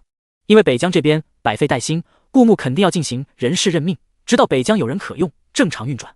而南国因为顾牧长期执政，现在官场上有不少他信得过的人，哪怕他几个月不在朝政，那些官员各司其职，也不会出太大的岔子。更何况顾牧有影城，他让死士待在南国，如果有什么事情，直接进入影城向他传达消息，他也可以远程操控南国的发展。车厢里，在顾牧驾着车往北疆的都城北城驶去的时候，陆小瑶也从沉睡中悠悠转醒。醒来之后，他只觉得神清气爽，之前遍布全身的疼痛消减了很多。陛下，他在车厢内喊道：我在。顾牧一边驾着马车一边应道：我武功废了，恐怕帮不了你。陆小瑶在车厢里闷声闷气地说道。他知道他之所以能被顾牧从地牢里放出来，是因为他武功很好，有利用价值。可是现在他完全成了一个废人。顾牧挥着马鞭的手一顿，没想到事情会变成现在这样。他以为给路小瑶服用了起死回生丹，看着他逐渐恢复了生机就没事了，没有仔细检查他的身体状况，没想到他的武功竟然被废掉了。起死回生丹能将人从濒死之际救回来，换句话说，只能医治致命伤，但一些对身体不可逆但不致命的伤害，起死回生丹是治不了的。比如一个瞎子或者一个聋子，他们服用了起死回生丹，并不能重新恢复光明和听力。断胳膊断腿的，服用起死回生丹也不能重新长出来。这也是为什么系统商店出现了起死回生丹，还会出现解毒丹，这两种看起来功效相似的商品。因为有些毒它并不致命，但是它会对一个人造成很严重的影响。这种起死回生丹是没用的，只有解毒丹才有用。至于像陆小瑶这种被挑断了手筋脚筋，废了武功，无论是起死回生丹还是解毒丹，都不能让他恢复。你先养伤吧。顿了一会，顾木才道：说实话，他的内心有一些自责，这件事其实是他的责任。要知道，一个习武之人，他从记事到现在，很可能绝大部分精力都放在提升自己的武学上面。武功被废，相当于他之前所有的努力都化为泡影，这对一个人的打击肯定很大。隔着车帘，顾木看不到车厢内陆小瑶的表情，他轻微的叹息了一口气。如果不是他想让这场战争赢得更顺利一点，让陆小瑶去刺杀英国皇帝，陆小瑶也不会落得今日这个下场。陆小瑶似乎听到了顾木的叹息声，不一会儿，里面传出他的轻笑声。他似乎并没有像顾木想的那样自怨自艾，而是很洒脱的说道：陛下，其实你不必愧疚，要不是你把我从地牢里放出来，我早死了。不过如果你真觉得心里过意不去的话，你就给我点银子吧，毕竟我现在是一个废人了，需要足够多的银子，我才能活下去啊。顾木早就知道陆小瑶很能花银子，身为一个江湖高手，但是他和青山小生周身的打扮一点也没有一个江湖高手该有的排场。而且陆小瑶偶尔也会接一些刺杀任务，像他们这样的高手，请他们的出场费都是很高的，高到足够一个普通家庭吃祖孙3代。可陆小瑶时常穷得连饭也吃不起，像现在这个年代也没有高昂又种类繁多的敷护品，而且陆小瑶浑身上下也看不出带了什么名贵的首饰，他的钱到底花去哪里了？顾木不禁有些疑惑，尹城城主不是给了你们一间店铺吗？靠着卖神奇的织布机，哪怕和你师尊平分，你应该也能赚不少吧？顾木和尹城城主有一些渊源，这是众所周知的，所以顾木知道这个情报也不奇怪。少了，现在是关键时期，我恐怕需要大笔的银子，哪怕师尊把他的那一份收入都给我，也填补不了那份空缺。车厢内，陆小瑶平静道：听这口气，看起来陆小瑶的银子应该不是用在吃穿用度上面，毕竟哪怕养一个大家闺秀也用不了这么多银子。顾木这时候突然想起曾经听说过的陆小瑶的身世背景，从宰相那确认陆小瑶是从别国被宰相接到南国的，而陆小瑶昏迷中有说到母后这个词，那是不是代表陆小瑶其实是别国的某一个公主？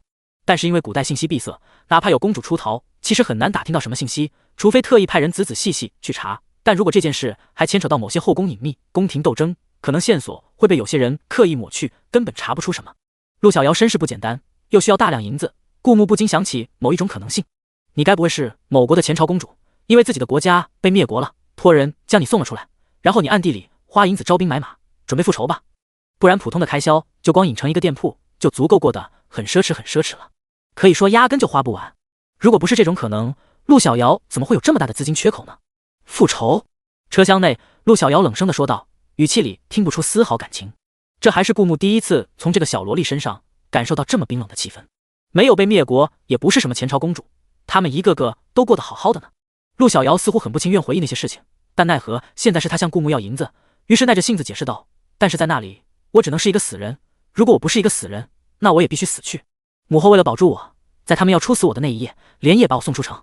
为了不让他们找到我，我撵转了很多个国家，最后被宰相接到了南国，在这个偏僻的小国生活了下去。因为地方小，又因为我撵转很多国家的时候，他们找我的线索彻底断了。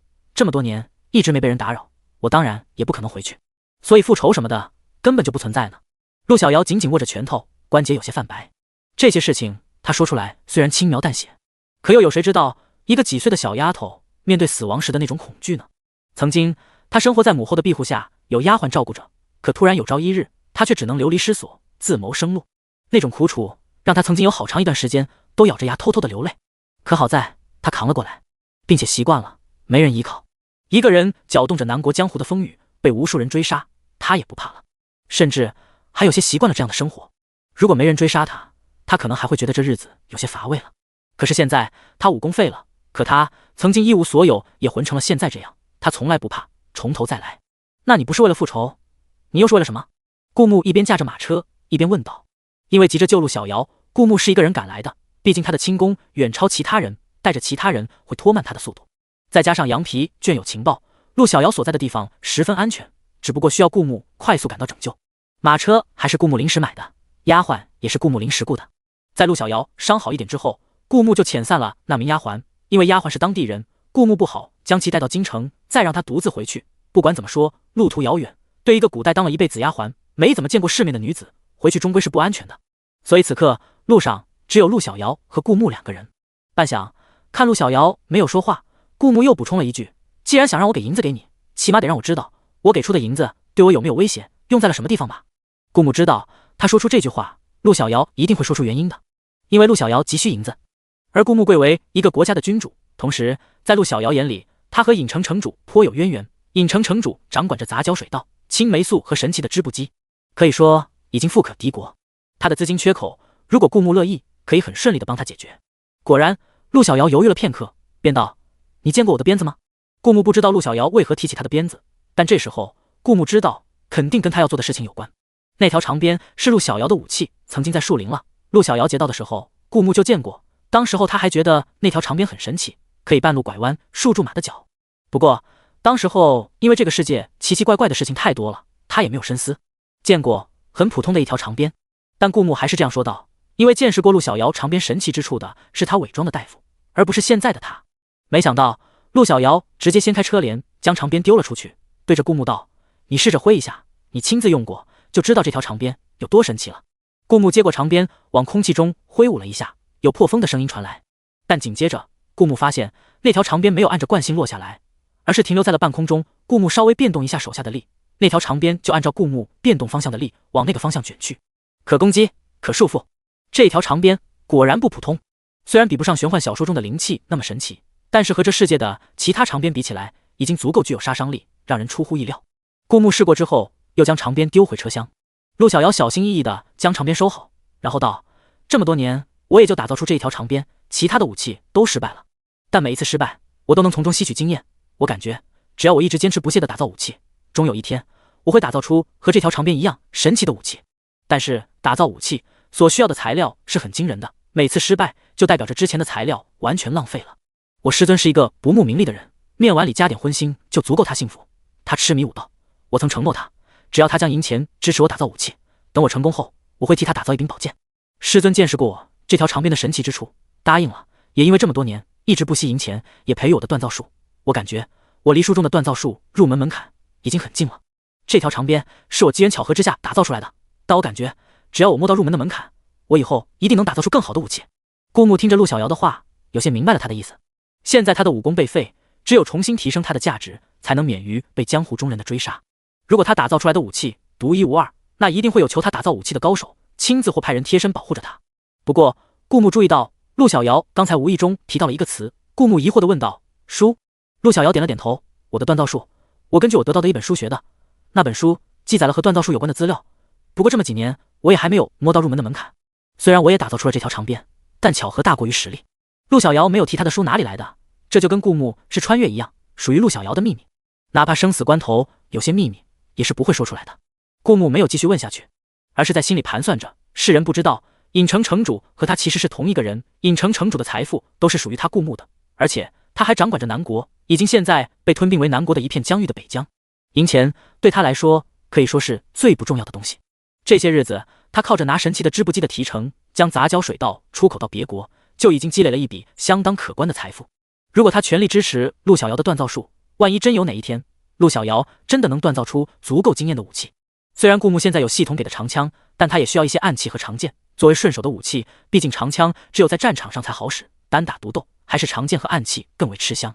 并且无论是孟大将军还是沈朝，都是他忠心耿耿的将军，陪着他经历了数次战争。如果他们有一柄好的武器，那么他们的自保能力和作战能力都会有所提升。毕竟顾木以后是要一统天下的，这靠的不会只是他一个人的实力，他底下的将军和士兵也要培养起来。这么一想，花点无关紧要的银钱，将陆小瑶的锻造术培养起来，似乎是一笔不太亏的交易，甚至还有可能大赚。好，我可以给你银子，足够多的银子，可以保证让你不会再操心材料的事。但是我也有一个条件。顾木平静地说道。陆小瑶似乎猜到了顾木要说什么，在顾木答应他之后，立马轻笑着道：“放心，我现在是南国人，想要的也不过是有价值的活着而已。只要你肯帮我，我只会为你效力。”但是陆小瑶说出了他的担心：“我现在是个废人，以前年少轻狂劫的仇家也很多，如果知道我落难了，肯定有很多人想杀我。而且我现在锻造术还没有练成，没有值得他们留下我的价值。我怕，就算我有足够的资金，我也没能力自保。要知道，就算是青山小生，担心被仇人追杀，也从来不暴露自己的真面目的。更何况现在武功尽失的陆小瑶，只怕消息一传出去，多的是想找他复仇的人。这个不是问题，尹城城主府第2层是不对外开放的，我可以让尹城城主给你进入的权限。你在那安心培养你的锻造术，不会有人打扰你的。顾木淡淡道。陆小瑶蓦地睁大眼睛，顾木竟然轻描淡写就能说出让他待在不对外开放的城主府第2层，他到底跟郢城城主什么关系？难怪江湖传闻南国陛下将郢城城主拿捏得死死的，而郢城城主巴不得杀顾木而后快，却又不得不保护他，不让他被其他人杀死，真是妙哉！解决了后顾之忧，陆小瑶这才放下心来。虽然武功被废了，但是抱上了顾木这条大腿，陆小瑶也不觉得自己太吃亏，毕竟他有武功的时候，哪怕靠着郢城的店铺挣个10来年，也不及顾木手缝里对他漏一点。靠着对金钱的敏锐嗅觉，这点陆小瑶还是清楚的。顾木原本的行进速度比马车要快得多，但是陆小瑶受了伤，只有坐在车厢内才能让他的伤势不至于再次撕裂开。起死回生丹虽然能修复致命伤，也能加快伤口的愈合速度，但不能让伤口完全愈合。虽然顾木已经打算让陆小瑶待在郢城的城主府2楼，专心培育他的锻造术，但是在此之前也要先让他养好他的伤口。10天后，顾木驾着马车来到北城。此时此刻，孟大将军已经带着一部分士兵回了南国，但是沈朝等人还留在北疆，等待着顾木归来，重新建设北疆。换太医，顾木一进皇宫城就说道：“先不说陆小瑶的伤多多少少他都有点责任，更何况现在陆小瑶还有其他的利用价值，所以顾木肯定是会替他治好他身上的伤的。”有婢女扶着陆小瑶进入其中一个房间休息。很快，苏林乐收到顾木换太医的命令，急急忙忙提着医药箱赶到陆小瑶休息的寝宫。一踏进去，苏林乐就愣了一下。禀报的丫鬟并没有说清楚，苏林乐还以为陛下此趟出行受了什么伤，害得他一路走过来提心吊胆，生怕耽误了陛下身上的伤势。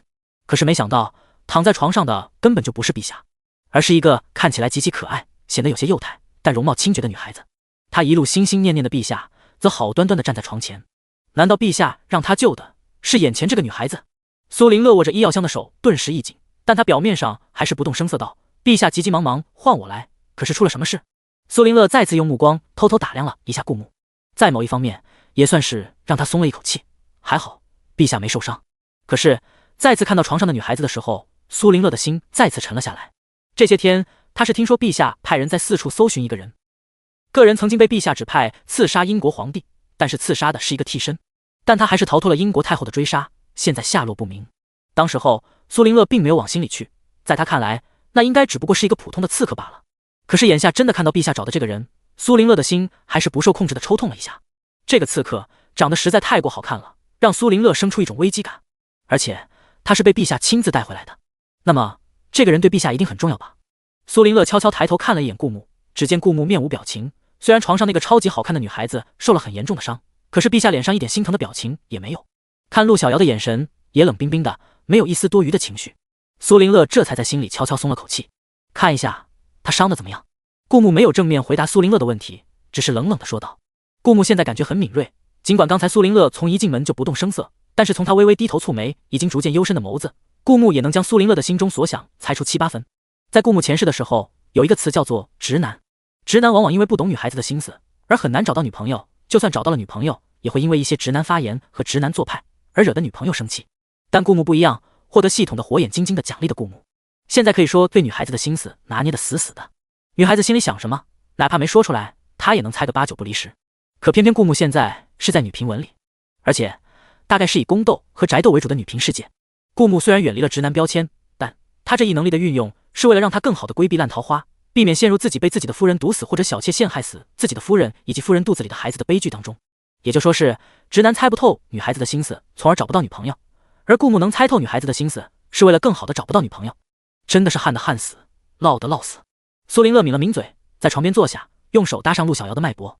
紧接着苏林乐的面色微变，哪怕镇静如他，此刻看着床上的女孩子，脸上也不自觉地露出怜悯的神色。陛下，他的武功全被废了。苏林乐瞳孔微缩，缓缓地说道。这对一个习武之人是多大的打击，苏林乐可以想象。他虽然没习过武，但他的一身医术如果被人废掉，那对他来说一定生不如死。苏林乐知道这个事实，陛下一定早就知道了，但因为震惊，他刚才还是忍不住脱口而出：“我知道，看看他的其他伤势。”果然，顾木冷声道。苏林乐平复了一下心情，这才仔仔细细检查陆小瑶身上的伤口。她的衣服破破烂烂，可以看出在被废了武功之后，还受了不少皮外伤。苏林乐沉着眸子道：“陛下，我要检查一下他身上的伤势，不知可否让其他人退出去一下？”顾木看了一眼床上的陆小瑶，他刚才听到苏林乐说他武功被废的时候，眸子轻轻眨了一下。他虽然表面上看不出什么情绪，但内心一定是难过的。顾木点了点头，就留下苏林乐和陆小瑶2个人在里面。苏林乐一开始虽然对陆小瑶抱有敌意，但顾木相信苏林乐在看到自己对陆小瑶并没有其他心思，以及陆小瑶本身又这么惨的情况下，纵使是女平文，苏林乐也不至于在这个时候对陆小瑶下毒手。退一万步说，这时候陆小瑶要是出了什么事，那一定是苏林乐干的，太明显了。顾木就站在门口没有离去。虽然陆小瑶现在没有生命危险，但难保不会留下其他后遗症。因为他的野心而害得一个年纪轻轻的小姑娘变成这样，他内心其实有点轻微的愧疚。更重要的，他很看好陆小瑶未来可期的锻造术，如果他能成功，那么对以后南国作战武器的提升一定大有帮助。哪怕数量稀少，不能每个士兵配备一把那样的武器，但就算只有几个将军配上一把趁手的兵器，那也可以极大的稳定军心。顾木担心的是，如果陆小瑶会留下后遗症，会不会影响后续他锻造术的发展？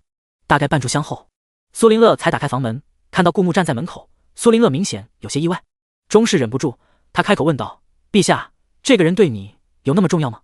能让陛下亲自等在门口的人，一定很特别吧？”原本他很羡慕陛下对皇后的感情，甚至他觉得他始终无法取代皇后在陛下心里的位置，但只要陛下能多看他一眼，注意到他的好，他能在陛下心里占小小的一隅，他就知足了。可这一隅，难道已经被其他人捷足先登了？一时间，苏林乐的心里有些失落。真的是，你别管。顾木鹰眼一扫，有几分冷漠地说道。他只希望能尽快打消苏林乐不该有的心思。老皇帝的死还历历在目，倒不是他怕，而是他觉得他跟沈凌应该还有一层特别的羁绊，他不想负他。是，陛下。苏林乐失落地低下头，轻声地应道。他的情况怎么样了？会不会留下什么后遗症？顾木问出了他关心的问题。伤势虽然很严重，但不至于致命，只要伤养得好，出现后遗症的可能性不大。主要是他的武功被废了，我担心这会影响到他的心理状态。苏林乐回头看了陆小瑶一眼，那个女孩子静静地躺在床上，侧耳倾听着他们说话。从这个角度看过去，门口的阳光刚好洒在她床边的地上，离她有1寸远，而她的脸在阳光旁形成了一层阴影。一时间，苏林乐分不清她的喜怒哀乐，这种面无表情又睁大眼睛的样子，应该是悲伤吧。苏林乐一时间有些不确定，因为不一会儿，陆小瑶就歪着头冲他一笑：“姐姐，我没事，只要死不了就好。”他可是很惜命的。至于其他的，他本就是一路失去，一路拥有，人生的大起大落，他经历了很多回，不至于承受不住。好的，那你给他开几副药子，让他好好养着身体。听到陆小瑶没事，顾木这才点了点头。陆小瑶如果活着，并且成功摸到他所谓的锻造术的门槛，锻造出和他的长鞭一样神奇的武器，那么在战场上就可以少死很多士兵。也就是说，陆小瑶一人的命能换来很多人的性命。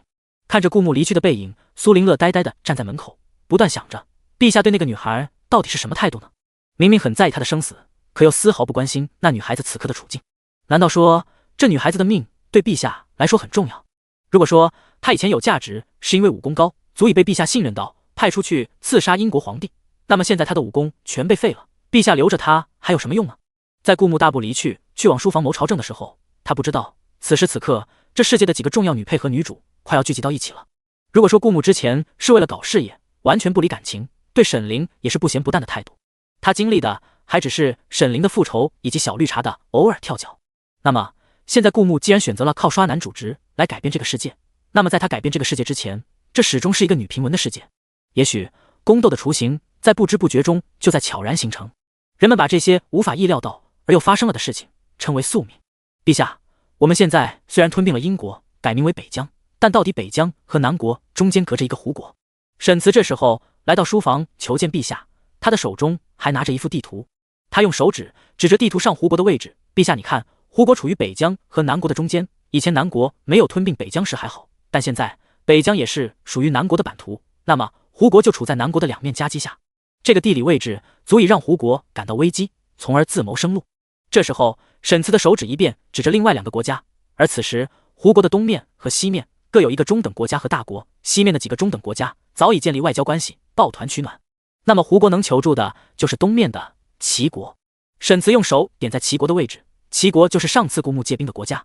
其实当时候齐国愿意借兵给陛下，应该不仅仅只有郢城城主靠利益说服了齐国君主的原因，还有可能齐国根本就不希望英国吞并南国，因为到时候胡国就会陷入被动之中。如果胡国不谋生路，就会成为吞并了南国的英国的掌中物。一旦英国继续吞并下胡国，到时候英国的体量不会比齐国小多少，这在一定程度上会威胁到齐国的政治安定。沈慈一口气说完这些，最后在北疆、胡国、南国的位置画了一个圈，但齐国一定没想到南国会有实力吞并英国。只要我们统一了这一块版图，我们甚至可以和齐国这个大国掰一掰手腕。顾牧听明白了沈慈话语里隐含的担忧。你的意思是，如果胡国求援的话，为了遏制南国的发展以及未来可能对齐国造成的威胁，齐国一定会帮助胡国。国家政事从来都不讲感情，只看利益。纵使之前南国与齐国有过外交关系，那也只不过是为了共同的利益着想。一旦共同的利益会威胁到各自的利益，那么这份外交关系可能分分钟被撕破。齐国如是，顾牧当然也如是。沈慈沉重的点了点头。但是，一旦胡国和齐国建立外交关系，那么就不再是我们包饺子一样对胡国成合围之势，而是胡国变成齐国一把锋利的剑，拦腰将南国撕开。一下子就视化主动为被动。为了南国的政治安定，臣觉得胡国这片疆域我们一定要拿下，而且要趁早拿下。这免不了又是一场激烈的战争，而这战争又非打不可。如果不打的话，到时候胡国联合齐国主动进攻，而凭着胡国腰斩南国的地理位置，南国一定会陷入被动。但是南国的将士刚刚经历一场战争，还需要休生养息。顾牧说出了他的担忧。他虽然有野心一统天下，但是他更讲究循序渐进。这样接连不断的战争，就算他承受得住，但对那些士兵无疑是一场精神和肉体的双重折磨。这也是臣担忧的一点。沈慈叹了口气，眼睛始终停留在桌子上的那幅地图上，似乎在沉思，时而皱眉，时而舒展，可是一直没开口，应该是没有想出什么好的主意。你觉得胡国联合齐国，到他们一同对南国发起战争，会需要多长时间？顾牧沉思了一会儿，然后问道。保守估计就在这2个月内，因为南国刚经历一次战争，正是他们破掉南国的大好时机，并且这个时候胡国是处于弱势地位，哪怕他联合齐国破掉南国的好处，大多会落入齐国手中，齐国一定很乐意去做这件事。沈慈冷静地分析道，虽然他的表情平静，但是他眼神中忧愁暴露了他此刻的担心。那他就不担心郢城城主和他撕毁交易？顾牧皱着眉头。之前他伪装成郢城城主向齐国借兵的时候，在他的可以造势下，郢城城主帮助顾牧的原因就已经传开了。一是顾牧只能由郢城城主亲自杀死，二是在郢城城主杀死顾牧前，南国不能被灭国，否则的话，郢城就不能在这个世界现世。但深思了一下，顾牧露出一丝冷笑，我明白了，齐国君主可以不灭南国，但他一定会奴役南国的百姓，将南国变成傀儡国家，甚至他还可以借这次战争让郢城城主亲手杀死我，从而谋取更大的好处。所以如沈慈所说，接下来齐国一定会接受胡国的求救。至于更改之前郢城城主说出的话，承认顾牧和郢城城主是同一个人，当初是为了防着沈凌才这么做的。如果突然让沈凌知道真相，顾牧不确定以沈凌的性格会不会原谅他的欺骗，真的是搬起石头砸了自己的脚。好的，我知道了，这段时间让士兵们好好休息几天，然后继续操练，迎接接下来的战争。沉思了一下，顾牧又道，如果能做好保密措施的话，争取让更多的士兵学习葵花宝典。遵命。在沈慈退下去后，顾牧感觉他所在的书房鬼鬼祟祟有几个人，这几个人凭判断应该武力值不弱，但因为这是北疆的皇宫城，又刚刚经历战乱，看守不像南国的皇宫那么严密，基本上只算得上一个临时的可以居住的地方。要正式再度投入使用，还需要花大量的时间去搜寻能用的宫女太监，以及重新修葺。但好在顾牧武功好，哪怕没有严密布控的巡逻的侍卫，也能感应到书房外有人的存在。此刻书房的墙角，萧素正蹲在窗下，正准备活捉顾牧。要知道，如果活捉顾牧并将他带到郢城的主城府，那他就是完成了第一条任务，一定可以获得很多的贡献值和郢城城主的奖赏。之前顾牧带兵打仗的时候，萧素没有轻举妄动，一是因为他们被顾牧派了出去，找不到机会进攻；二是他怕在战争中活捉顾牧，南国百姓群龙无首，南国士兵失利，到时候英国皇帝一定会要生抓顾牧，并且死要见尸。他就算回到郢城提交了任务，也不一定能顺利走出英国的境内，所以一直拖到现在，他才准备动手。而书房的4面前外面各自站着他找到的3个帮手，其中一个就是之前在郢城界口和化作郢城城主的顾牧交手的绰号为板凳的矮胖男子。虽然这个板凳看起来其貌不扬，但在江湖中绝对算得上一个高手，不然也不会被萧素安排在郢城街口守门。萧素没有亲眼见过顾牧在战场上是如何杀敌的，虽然他也曾道听途说陛下杀敌很勇猛，冲在最前头，杀的敌人闻风丧胆，但毕竟也只是听人说，在萧素看来，那些人说的这么夸张，一定有夸大吹嘘的嫌疑。他之前这么多人打不过郢城城主可以理解，毕竟郢城城主是神秘莫测的存在，但他觉得这么多人活捉一个从出生就是皇子、养尊处优的皇帝一定不是什么难事。萧素将窗纸用手指戳破了一个洞，往里看去，只见顾牧正点着蜡烛，在昏暗的灯光下认真处理着政事，仿佛丝毫没有感觉到他们的存在。萧素用一只眼睛紧紧贴着窗户，发现顾木正看着手里的一张地图，时而眉头紧锁，时而舒展。就在萧素牵了千倍4个人同时握在手里的绳子，示意他们冲进去活捉顾木的时候，突然发现眼前不知何时出现一张大脸。顾木正打开窗户，似笑非笑地看着他，活得不耐烦了。萧素万万没想到，仅仅是一眨眼的功夫，顾木就会出现在他的面前。也就是说，顾木不仅早就发现了他们的存在，而且顾木的轻功远远超出了他们的意料。仅仅是这轻功，就让他们活捉顾木的计划不太可能再去实现。如果顾木的武力值和他的轻功一样卓尔不群，那他们能不能活着离开这里还是一个问题。一瞬间，萧素的脸有些惨白，可是因为萧素已经扯动了发起攻击的信号线，其他3个人又分别处在另外3面墙的位置，看不到此刻萧素这边的情景。在扯动信号线的那一刹那，他们就已经冲进了顾木的书房。不好，有埋伏！其中一个人刚冲进顾木的书房，还没看清里面的情况，就觉得眼前一黑，立马大叫道。只见他一冲进来的瞬间，羊皮卷就飞了过去，紧紧捂住他的脸。他只觉得脸上盖了一个黏糊糊的腥臭无比的东西，并且怎么扯都扯不掉。而其他2个人也没有好到哪里去。在他们飞进来的时候，顾木的2只手分别往2个方向发出了几枚暗器，那几枚暗器瞬间刺穿他们的喉咙，甚至他们还来不及喊，就已经倒地，彻底失去了呼吸。对于要害他的人，顾木从来不会手软。而那个被羊皮卷盖住脸的，就是之前拦住顾木的板凳。那种腥臭味令他十分作呕，甚至羊皮卷上黏糊糊的液体不断顺着他张大的嘴巴往他的肠道流去，那种感觉就好像拿着死人的尸水往他肚子里灌。板凳觉得他如果还活着，再也不是以前的板凳了，是牛骨路阴影板凳。顾木解决了其他3个人，然后伸出手扼住萧素的喉咙，缓缓把他从蹲着的地面提起来，直到他双脚悬空，死命握着顾木的手往外扯，一脸痛苦的不断挣扎。顾木的笑意愈加深了，说：你们中间想害我的还有多少？只要你愿意说，你就点点头，我会放你下来的。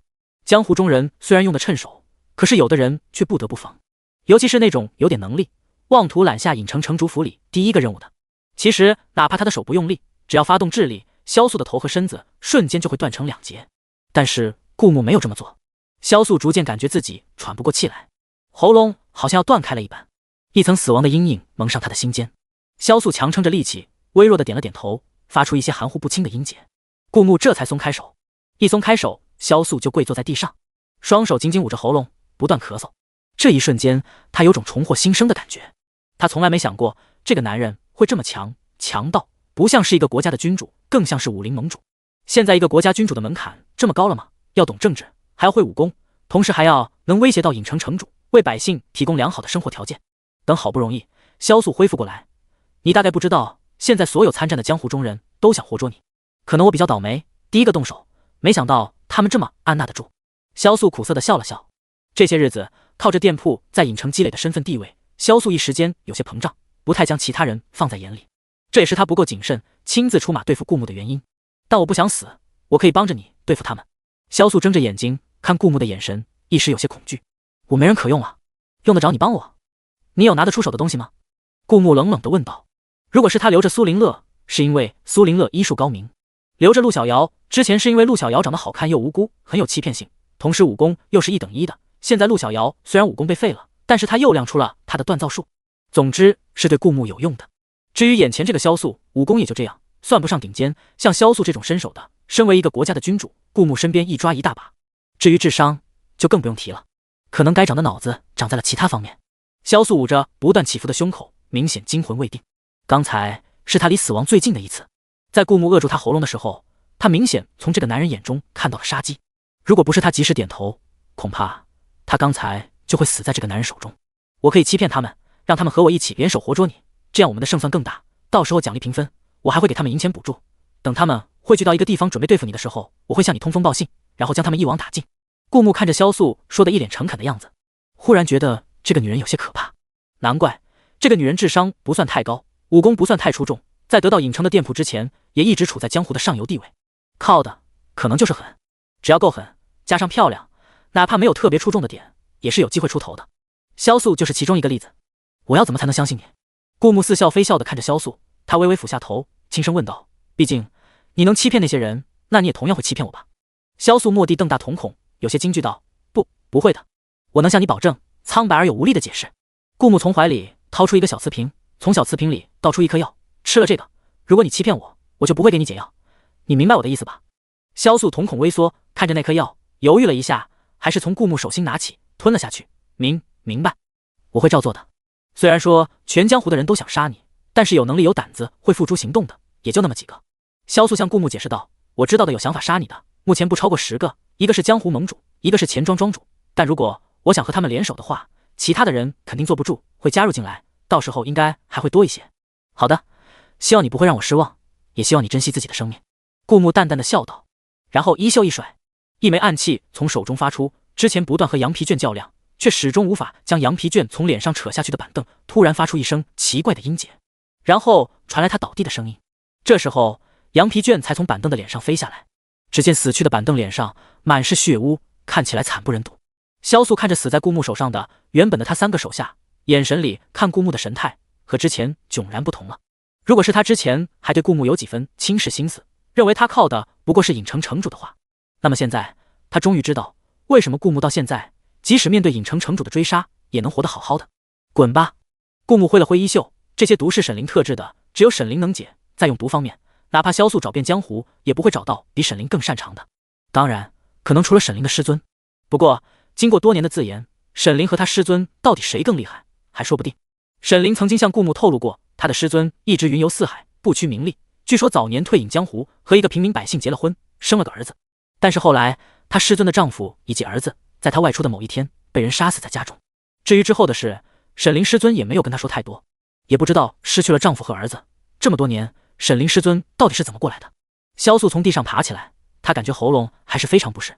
在意识到顾木并不是那种手无缚鸡之力，纯粹靠继承皇位当上的草包皇帝之后，萧素看顾木的眼神就变了。在顾木让他滚之后，他犹豫了一下，还是鼓足勇气问道：“陛下，这个毒多久发作？也就是说，我还有多久时间？”“越快越好。”顾木冷笑了一声：“你觉得在面对这么多人想活捉我的情况下，我会告诉你一个期限，让你做足准备时间，同时也让我自己时刻处在威胁当中。要知道，你对我的作用并不大，就算那些人想活捉我，他们也不会是我的对手，只不过和你一样来送死罢了。”顾木有这个自信，毕竟是活捉给他给尹城城主，尹城城主又是他自己，这就说明他一定死不了。那他就有100种方式让那些人死。真的是天真呐，被一个巨大的谎言蒙蔽了的那些江湖中人。那我要是突然毒发怎么办？萧素有些不确定地问道。如果知道他毒发的时间，他内心可能还稍微安定一点。那要是不知道，有可能下一秒就会突然毒发死去，这就代表着他每分每秒都会活在随时可能死去的恐惧中。万一我还没有完成你给我的任务，我就死去了怎么办？求求你，告诉我死亡时间吧，我也是为了更好的替你完成任务啊。昔日传闻江湖的绝情寡妇，哪里还有平时冷艳傲慢的样子？她如同丧家之犬，一眼哀求地看着顾木。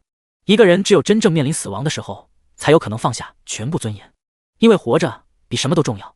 活着，曾经放下的尊严才有可能找回来。如果死了，那么就有可能变成一具长满蛆虫的尸体，曾经艳丽的容貌变成让人作呕的模样，被以前最不屑的人指指点点，那么尊严又有何存呢？萧素虽然傻，但他明白这个道理。极致之下，他突然努力平复自己的神色，向顾木抛出一个媚眼：“陛下，我一定会好好完成任务的，我只是怕不能完成你的交代，所以才想知道自己毒发的时间。”顾木看着萧素这副样子，完全不为所动。他见过的美女多了去了，萧素容貌虽然不错，但毕竟27、8岁了，比他还大了不少。顾木冷声道：“你要认清一个事实，那就是你对我的价值并不大，就算你没有完成任务，对我来说也无所谓。而我之所以给你一个机会，让你去做这件事，不过是因为比起他们一个一个找上门来，不如直接将他们一网打尽，带来的麻烦要小得多。既然如此，那自然是越快越好。你如果不能做到尽快，那你去死也无所谓。”顾木的眼神里没有丝毫其他的情绪，说出让一个人死，就好像吃饭喝水一样平常。毕竟死在顾木手上的人实在太多了。萧素点了点头，被顾木的眼神吓出一句冷意。顾木的身上不仅有常年浴血奋战的杀戮之气，还有一股身居高位的王者之气。萧素终于明白，他对顾木来说几乎等于没有价值。之所以顾木没有杀他，只不过是不想一些苍蝇老是在他耳边飞罢了。如果不是他提议愿意出卖那些江湖中人，恐怕顾木也会像杀死那些人一样，毫不犹豫地将他杀死。想到这里，萧素看了眼到在书房地上的3具尸体，这曾经可是江湖上很有名气的江湖高手，可在顾木手上却撑不过一瞬。这个男人到底有多可怕？更可怕的是，自己在眼前这个男人眼里，几乎等于没有任何利用价值。好，我明白了，我这就去，也希望你能遵守承诺。到时候会把解药给我。说完这句话，萧素很快逃离顾木的身边，往远处飞去。现在对萧素来说，时间就是生命，如果他晚1秒，他就随时有可能在晚的那1秒死去。顾木看着萧素离去的方向，呵了一声，立马冲进来几个侍卫。那些侍卫打开门，看到房间里的几具尸体，愣了一下，然后全都跪了下来。陛下恕罪，是臣失职。刚才有此客进来，他们竟然不知晓。虽说现在皇宫城的布控没有南国那么严密，但陛下身边也一定是有人守候的。而能在他们完全没有发现的情况下，这几个人竟然能神不知鬼不觉地溜进陛下的书房，刺杀陛下。如果不是陛下……想到这里，他们抬头看向陛下的眼神更加惊惧。如果说那几个人能神不知鬼不觉地溜进陛下书房，足够让他们感到害怕的话，那么陛下能在没有打斗声传出来的情况下就杀了这几个人，那陛下是瞬间杀死他们的。他们看顾木的眼神更加充满崇拜。如果不是陛下足够强，换成普通的皇帝，此刻陛下肯定已经是一具尸体了吧。顾木不是那种喜欢迁怒于别人的人，这些侍卫确实忠心耿耿，但是天赋和能力都有限，已经做到了他们能做到的一切。顾木虽然在外是暴君，但其实对自己人还是不错的。喊你们来不是为了惩罚你们，顾木淡淡道，这些人我自己能解决，只不过尸体摆在这里影响我批奏折，把这几具尸体拖走吧。是，陛下。原本那些侍卫额头上已经渗出了一身冷汗，听到顾木说不怪罪他们，这才松了口气。其实他们跟了顾木有一段时间，已经逐渐的将顾木的脾气秉性摸清楚了。陛下虽然残暴，刀枪永远是对着敌人的，只要他们对陛下忠心耿耿，陛下从不会将刀枪随随便便指着自己人，这就足够让他们认为顾木是一位明君，足够死心塌地效忠陛下。政绩值加1。莫名其妙，顾木又听到系统提示政绩值加了1点。他看向正从地上站起来，低头拖着3具尸体往外走的几名侍卫，他们的神情格外坚毅，这是一种坚定方向和信仰的表情。顾木知道南国子民的想法会影响他政绩值的加减，看来他刚才并不怪罪他们，使那些侍卫效忠他的想法更加坚定，乃至牢不可破，所以系统给他的政绩值又加了1点。最近因为百姓的想法，政绩值加的越来越频繁了。顾木在心里想到，这可能是因为日久见人心，人心的改变是一个需要一件一件事不断积累的过程。刚开始因为顾木刚登基，就算他做的一些事情也容易被看成作秀，而随着时间的不断增长，人们更加感受到因为顾木登基而不断给他们带来的好处，潜移默化中他们就已经将顾木奉为信仰，导致现在只要一个导火索，人们就会坚定自己的想法，从而为顾木增加政绩值。这也和顾木一开始以政绩值为主的想法相吻合，越到后面就越要靠政绩值来获取积分，毕竟光靠反派值的话，人是越杀越少的。如果他贪心不足，把这个世界的人口杀得锐减，他既没有办法再靠政绩值来获取积分，也难以靠反派值来获取积分，只有靠政绩值才能形成一个源源不断的正循环。看着那3具尸体拖走，书房的门被带上，顾木这才看向被沈慈放在桌子上的那张地图，希望那些江湖中人不会捣乱他接下来要攻打胡国的计划，不然他一定会让他们死得很惨。娘娘，听说刚才陛下的房间里进了刺客。陆明对着沈凌汇报道。原本陆明是沈凌的贴身丫鬟，作为武力值来保护沈凌，可是沈凌最近越发担心顾木的安危，所以一直让陆明悄悄潜伏在顾木身边，如果顾木碰到危险，好及时救他，哪怕不能救也能及时向沈凌汇报，让他想办法来营救陛下。因为沈凌知道陛下的警惕性很高，如果知道他把自己的贴身丫鬟安排来保护他，陛下一定不乐意，就像他担心陛下的安危一样，陛下同样担心着他的安危，所以他特意嘱咐陆明跟得远一点，以尽量不被陛下发现为前提来保护陛下。以至于刚才那几名刺客潜入陛下书房，陆明都没有发现，还是人被拖走时，陆明才知道。听到这句话，沈凌刺绣的手突然一顿，微微抬起眼，语气里有几分冷漠。我知道了。陆明看到沈凌平静的表情，如果是不了解沈凌的人，可能觉得沈凌对陛下漠不关心，可他是从小跟着沈凌一起长大的，自然知道沈凌平静的外表下藏着多大的风雨。等沈凌刺完那副刺绣放在一边的桌子上，这才抬起头，眼神里依然是那副冷漠的神色。你不急不慌，那说明陛下肯定没出什么事，而他们能瞒过你的眼睛，说明是高手，那只能说明尹城城主颁布的追杀令从今天起开始有人执行了。沈凌淡淡道，他向来聪明。这时候他歪着头，眼睛遥遥看向顾木所在的书房的方向，要记住，这还只是个开始，你必须时刻守在陛下的身边，尽管这次想接尹城城主任务的人失败了，但不妨碍接下来还有人继续接下这个任务。要知道，在巨大的诱惑面前，总有人前赴后继的冒着生命危险来谋取那一份利益的。沈凌轻飘飘的几句话，却加重了陆明眼里这件事的严重性。如果说他之前还觉得娘娘派他保护陛下，是因为关心则乱，生怕陛下手上的话。现在他才知道，娘娘的这个举动是经过深思熟虑的，不是被感情冲昏了头脑。这也符合娘娘在他心目中惯常冷静的样子。沈凌这时候微微一笑，将手中的刺绣端在眼前观看，然后在上面滴了几滴液体。风雨欲来，我也该为陛下早做打算才是。而此时，江湖盟主、钱庄庄主、云剑阁阁主3个人正坐在北疆其中一座府邸里，商量着一些事情。因为他们感觉到顾慕一时半刻并不会立即离开北疆，早就心怀鬼胎的他们自然也跟着留了下来，然后盘下了京城的几座府邸作为他们的临时居住地。此刻他们越坐在一起喝着茶，云剑阁阁主不经意间透露出一个消息：我的探子打听到，绝情寡妇萧素带着他的得力手下去往京城的方向了。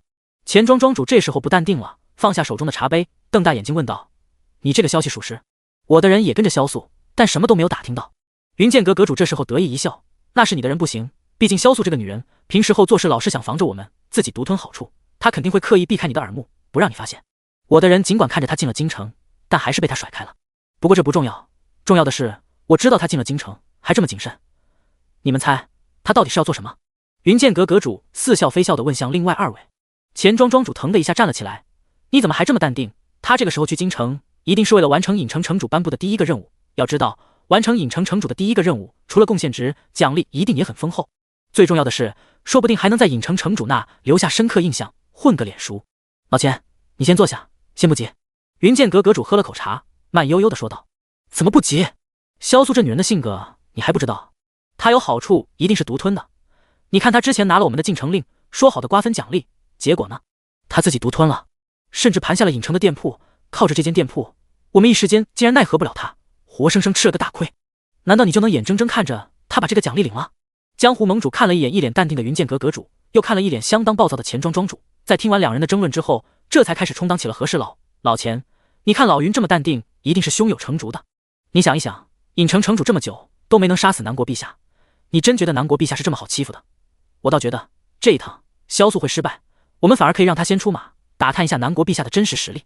云剑阁阁主这才笑呵呵道：还是盟主分析的好，一直以来我们都把陛下看得太简单了，就像这次南国吞并英国，我们就应该意识到南国陛下并不是温室的花朵，甚至他是一个相当难惹的角色，我们应该换一个态度来看待这个人了。钱庄庄主这时候才坐下来，一脸犹疑地说道：你们说的可是真的？就在这时，门外有小厮汇报：盟主，门外有人求见，说是名叫萧素。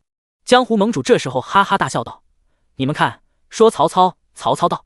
钱庄庄主这时候才放下心来，看来你们的判断没错了，依那女人的性格，要是得到了好处，一定闷声不吭的拿走了，怎么还会来找我们？让他进来。钱庄庄主吩咐道。萧素走进大厅里，面色十分难看，脖子上尽管他戴着黑色面纱，但还是穿着高衣领的衣服，将脖子上的淤青挡住。他一进来就找了个座位坐下，开口道：我给你们提供情报，我们合作。实不相瞒，我今天探了南国陛下的虚实，他们是我们中单独某一个人能对付得了的，要想完成影城城主的任务，必须合作。江湖盟主不紧不慢地倒了一杯茶，没有说答应，也没有说拒绝。这只老狐狸不动声色地似笑非笑看着萧素，他知道萧素独自行动失败了，那么现在急的一定是萧素，而不是他们。萧素看着江湖盟主的脸色，不自觉脸沉了沉。他知道这里面最有威望的就是江湖盟主，江湖盟主没开口，另外2个也不会越过江湖盟主去当这个出头鸟。要是江湖盟主不答应，不相信他的话，还是要分开行动，那他就只能等毒发暴毙而亡。萧素不自觉变了几分脸色：你们不相信我说的话吗？如果南国陛下这么简单就能对付，我当时好就能领取奖励了，怎么还会来找你们？你不行，万一我们行呢？钱庄庄主欠扁似的插了一句话，他还是在生刚才的气，气萧素偷偷摸摸独自行动，害他吓了一大跳，以为奖励要被萧素独自一人领走。如果我们不合作，那么我们中也只能有1个人能拿到这份奖励。萧素见他们不为所动，心生一计，开始挑拨离间。你们觉得是我，是他，还会是你？说这话时，萧素的眼睛一直在盯着他们，观察他们的反应。他肯定是急的，对于他们来说，失去的可能只是奖励，对他来说，失去的可是性命。但他不能表现得太明显，对面的可全都是一些老狐狸，如果他表现得很明显，那些人就会把他吃得死死的，如果他不愿意让出足够的利益，那些人觉得不会考虑他的提议。这时候云剑阁阁主和钱庄庄主相互对视一眼，2人都看出了对方眼里的意思。如果单独行动的话，其实他们中最有可能完成影城城主发布的第一个任务的就是武林盟主，到时候他们连汤都喝不到。萧素见他刚才的话起到了效果，又继续说道：现在第一个任务摆在明面上的就是500点贡献值，但是我们知道，第二个任务只要是接着有份的，像尹城城主出手这么大方的人，不可能在这方面抠抠搜搜。我相信，只要我们共同完成任务，帮尹城城主活捉南国陛下，我们每人都可以获得500积分。那三人相视一眼，这一点他们也想到了，所以才会坐在一起商议。但人总是贪心的，如果能独吞那份奖励，谁又愿意去分给其他人呢？但这时候，萧素又继续说道：“我知道你们的顾虑，除了500积分，你们还想得到尹城城主放在宝箱里的奖励。这些奖励是固定的，不像积分一样能平分。甚至如果独自完成任务，说不定能被尹城城主高看一眼，像南国陛下一样抱上尹城城主的大腿。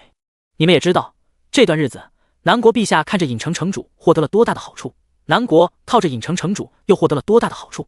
这些好处放在之前，我们想都不敢想。”武林盟主抿着嘴，默不作声。萧素说的正是他们心中所想。尹城城主现在在他们心中就宛如一个神，能被神眷顾比什么都重要。但如果完成任务的人太多了，谁又能保证尹城城主只眷顾那一个呢？这也是他们始终不肯放下戒备，正面谈合作的原因。萧素轻笑了一下，努力让自己看起来淡定点，不让自己显得太紧张，引起他们的怀疑。毕竟他是要欺骗他们，让他们去死的。一旦他们起了疑心，那么死的一定会是他。萧素趁着轻笑，悄悄深呼吸了一个气，努力放松自己的面部表情，让自己看起来自然。但你们这些是建立在你们能完成任务的基础上。我可以明明白白地告诉你们，如果不合作，你们绝不可能完成任务。南国陛下的强大超乎你们的想象。萧素昂着头，努力做出一副势在必得的表情。如果大家愿意合作，我可以把今天的所见所闻告诉你们，否则的话，你们一定会在南国陛下的手上付出惨痛的代价。江湖盟主思考了一下，看着萧素的表情，这个女人竟然愿意寻求合作。要知道，她是那种奖励能独吞，绝对不会拿出来分享的人。面纱下，萧素的脸朦朦胧胧，因为隔得近，还是能看清她细微的神态。透过面纱看过去，萧素的眼神并没有显得太过心虚，神态也很平常。沉吟了一下，江湖盟主毕竟是老狐狸，就算合作，他也可以随时找个理由撕毁合约，名正言顺的理由将责任推到对方身上，装出一副冠冕堂皇的正义。这种事情他最擅长了。于是他轻轻笑道：“好，我同意这个提议。我觉得我们可以分享一下情报，共同商讨怎么对付南国陛下。”看到江湖盟主说同意，这时候云剑阁阁主和钱庄庄主纷纷表态：“我也同意，我也同意。”要知道，江湖盟主本就比他们强一点，再加上他和萧素合作，有萧素的情报，那就更他们没什么事了。所以在江湖盟主同意后，他们就只能同意。萧素这时候才开口道：“板凳死了。”这话一出，大厅的气氛瞬间沉静下来。板凳虽然是萧素的手下，但那是因为萧素给的实在是太多了，以板凳的身手，绝对可以排得上江湖中的顶尖行列。可这样一个人，突然说死就死了。莫说英雄惜英雄，就单论板凳随萧素一同活捉南国陛下，结果板凳还死在了南国陛下手上，就足以看出南国陛下的深浅。怎么死的？云剑阁阁主不禁问道。我和他交过手，他是个很强的人，按理说就算碰到高手，他也有能力逃走才是，不会轻易死掉。也就之前在尹城街口，尹城城主让他败了一次。萧素没有正面回答，而是继续说道：“不仅板凳，我带去的3个人，他们都死了。”萧素又说了另外2个人的名字，这2个人他们都耳熟能详，都是江湖中排得上名号的杀手。毕竟萧素是冲着100%把握去的，不想出什么岔子，带的都是他名下最顶尖的高手，本以为万无一失，可是他们全都死了，而且他们都是死在了南国陛下的手上。萧素的这一句话犹如一枚重磅炸弹，投在了他面前的3个人身上。如果之前他们还觉得震惊的话，现在可能是觉得有些恐慌，一时间有些难以接受这个事实。有阵风吹进来，门晃荡了一下，这才打破了房间内诡异的宁静。这时候钱庄庄主开口问道：“是南国陛下亲手杀的？”萧素的话是指的这3个人被顾牧亲手杀的，可这个事实太匪夷所思了。钱庄庄主不禁想，会不会是萧素表达错误？当然是亲手。萧素想起那一幕，想起他即将面临死亡的恐惧，眼神不禁暗淡起来。当然这一切落在他们眼里，也可能是对死去的3名手下的惋惜。就算绝情弃妇萧素无情无义，死去的是他的得力手下，他们的死对萧素也是一种损失。所以这种表情出现在萧素脸上也是可以理解的，他们并没有起疑心。钱庄庄主再次站起来，脸上一脸不敢置信：“怎么可能？他可是一名君主啊！要知道，就算南国陛下之前是一名不受宠的皇子，可皇家对自己的子嗣培养可是很严格的，几乎每个皇子从小就要熟读4书5经，学习绘画书法等各种技能。虽然他们也会学习射箭武术，但他们毕竟精力有限，时间均分一下，就算每个皇子从小受到最好的教育，可他们综合实力出众，但在某一方面也应该只会是中上，而不会是顶尖水平啊。要知道，我们习武之人能混到顶尖行列的，除了天分，每一个从小都是辛苦练习，起早贪黑，毕竟武功就是我们的性命。可我们江湖中的顶尖高手，怎么可死在一个皇帝的手上？如果这是真的的话，那简直是赤裸裸的打他们的脸。会不会是中埋伏了？有很多侍卫共同保护南国陛下，对付你们，南国陛下才有机会亲手杀死他们。江湖盟主还算冷静，他虽然知道萧素不会故弄玄虚，如果是这种情况，萧素就不会是这么个说法了。可3个江湖顶尖高手亲手死在一个皇帝手上，实在是让他们难以接受。你们还不明白吗？萧素冷笑一声，我之所以找你们合作，就是因为南国陛下远超我们的想象。我一开始就告诉你们了，他不是我们当中的某一个能对付得了的。我可以明明确确的告诉你们，我的3个手下前进那皇帝的书房，书房里只有那皇帝一个人，然后他们3被那皇帝瞬杀了。若不是我离得远，逃得快，我也会死在他手上。9分真1分假的谎话最容易相信，毕竟江湖盟主是老狐狸，他可能买通皇宫的某一个丫鬟和太监，套取当天的情报，而只要江湖盟主得到的情报和萧素说的没差，那就可以极大的打消他们的怀疑，这样萧素才有可能顺利的完成顾木的任务，获得解药。至于奖不奖励的已经不重要了，他只要活下去。这时候一个小厮走到房间门口，冲江湖盟主使了个脸色。江湖盟主点了点头，得到江湖盟主的示意，那小厮才走进来，用手挡着嘴，凑到江湖盟主耳边小声道：盟主，打听到了，皇宫中有侍卫从陛下的书房拖出来3具尸体，据说刺杀陛下的3名刺客武功很高，前进陛下的书房还没有惊动在门口守候的侍卫，不过陛下并没有怪罪那些侍卫的失职，陛下瞬杀那3名刺客同样没有惊动门外的侍卫，可能因为陛下太强了，并被那3名刺客受到惊吓，所以心情并没有受到影响，守在门口的侍卫也相安无事，这件事在皇宫也没有引起什么波澜。说完这些，那小厮快速离去。江湖盟主点了点头，早在云剑阁阁主说出萧素去了皇宫时，站在房间门口的军师就悄声吩咐了小厮去打听皇宫城的情况，所以现在一打听到情况，那小厮就快速回来向武林盟主汇报。看到另外3人疑惑的眼神，武林盟主脸色沉沉道：既然大家说了要合作，我也就明人不说暗话了。就在刚才，我的人传来消息，皇宫城里确实有陛下独自一人亲手瞬杀3名刺客高手的消息传开。当然，武林盟主愿意共享消息，并非是他真的放下戒备，而是刚才的消息让他意识到，如同萧素所说，活捉南国陛下的事，如果他刚才得到的消息不是夸大吹捧南国陛下的虚假消息，那么这个南国陛下真的不是他们中的某一个能对付得了的。萧素看到江湖盟主共享消息，这才松了口气。不管他们心里是如何各怀鬼胎，至少明面上的合作达成了。那么接下来，他只要约个时间地点，让大家聚在一起，再向陛下通风报信，那么他这条命应该能保下了。既然南国陛下这么难对付，那么我们就算派出杀手，也是白白送死。钱庄庄主皱着眉头道：那按现在的情况，那皇帝的武功应该深不可测，活捉可比杀死还要难啊。500贡献值和不知名的奖励，他们谁也不愿意放弃。这里面坐着的可是江湖最顶尖的人物，如果他们都放弃，就没有人能完成这个任务了。萧素这时候心里的石头完全落下了。奖励哪有命重要？他在一旁道：其实我们还可以拉拢其他人，让他们去打这个头阵，等他们的人死得差不多了，我们也能从中得到更多有关南国陛下的消息。这时候那3人齐齐看向萧素，不愧是闻名江湖的绝情弃妇，毒不是一般的毒。但萧素提出来的确实对他们来说是一条好计策，毕竟让无关紧要的人打头阵，让他们去送死，等他们死得差不多了，还不用跟他们分奖励。而萧素看着他们有些心动了的眼神，面纱下萧素轻轻地笑了一下。只要这些人聚在一起，他和南国陛下提前设防，这些人死不死的不要紧，他能活下去就行。没想到武林盟主却摇了摇头，这不太好。其他人赞同萧素的提议无所谓，但武林盟主毕竟是江湖之主，还是要顾全面子的，我倒是一个新计策。萧素听到武林盟主不赞同，笑容顿时凝固在脸上，他握紧拳头想要说一些什么，但还是忍了下去。坐在这里的都是老狐狸，他稍微有些激动和迫切，就有可能被他们看出破绽。那盟主，你的提议是什么？萧素轻轻地问道。我们可以先从南国陛下身边的人入手。江湖盟主的脸上露出一丝意味深长的微笑。众所周知，皇后生的倾国倾城，南国陛下和皇后的感情极好。如果我们抓到了南国皇后，以她做威胁，让南国陛下独自一人到我们指定的地点，你说他会不会来呢？没有人回答，但所有人都知道一定会。南国陛下能瞬杀3名高手，能带着这有英国1半的兵力灭了英国，这样的人绝对不是一个会怕事的。听到这里，萧素突然一愣，在袖子里握紧的手突然一点点松开，握紧又松开，似乎在思考犹豫着什么。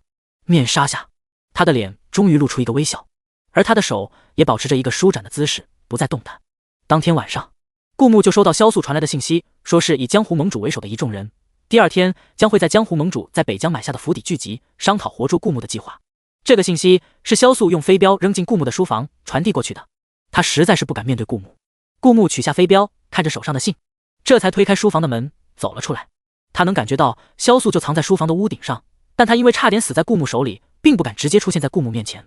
他怕顾木突然改变主意，或者他传递的信息还不能使顾木满意，导致顾木对他痛下杀手。尽管如此，他还是低估了顾木。在他前进皇宫城，来到书房周围的时候，顾木就已经感觉到了萧素的存在。他坐在花园的椅子上，淡淡道：“我要你明天在他们的酒杯里下迷药。”顾木虽然很强，但不代表他傻，事情能用最简单的方法解决，他绝对不会去挑战困难模式，除非有巨大的利益。萧素知道顾木在跟他说话，躲藏在屋顶上的萧素倒吸一口冷气，他知道陛下到底还是发现了他的存在。可盟主是个很谨慎的人，这迷药不是那么好下的，万一被他们发现，我一定会死在他们手上。那就不被他们发现就好了。顾木不带任何感情的说道：“要是你连这点事情都办不好的话，你就算不死在他们手上，也会死在我手上。”顾木的脸上露出一个恶劣的笑容。萧素既然之前那么不长眼，敢得罪，就要做好今天这种下场的恶果。萧素似乎还想说什么，可他看着坐在花园里的这个男人，压根就不会把他的命放在眼里，咬了咬牙，萧素道：“好，明天期待你的好结果。”顾木脸上冷冷的，他站起身看了屋顶一眼，这一眼让萧素瞬间吓出一身冷汗。顾木转过身往坤宁宫的方向走去。夜深了，此时此刻，沈凌把陆明安排在顾木身边，其实他早有感觉。现在沈凌的身边几乎没几个高手，虽然顾木已经安排羊皮卷贴身保护沈凌，但他还是亲自见一眼比较安心。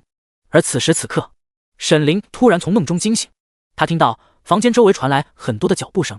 这里不比南国，此时此刻这个还待重建的皇宫城根本就没有那么多丫鬟和婢女，而且这些脚步声根本就不像普通人的脚步声，它很轻微，只有习武之人才能做到这么稳。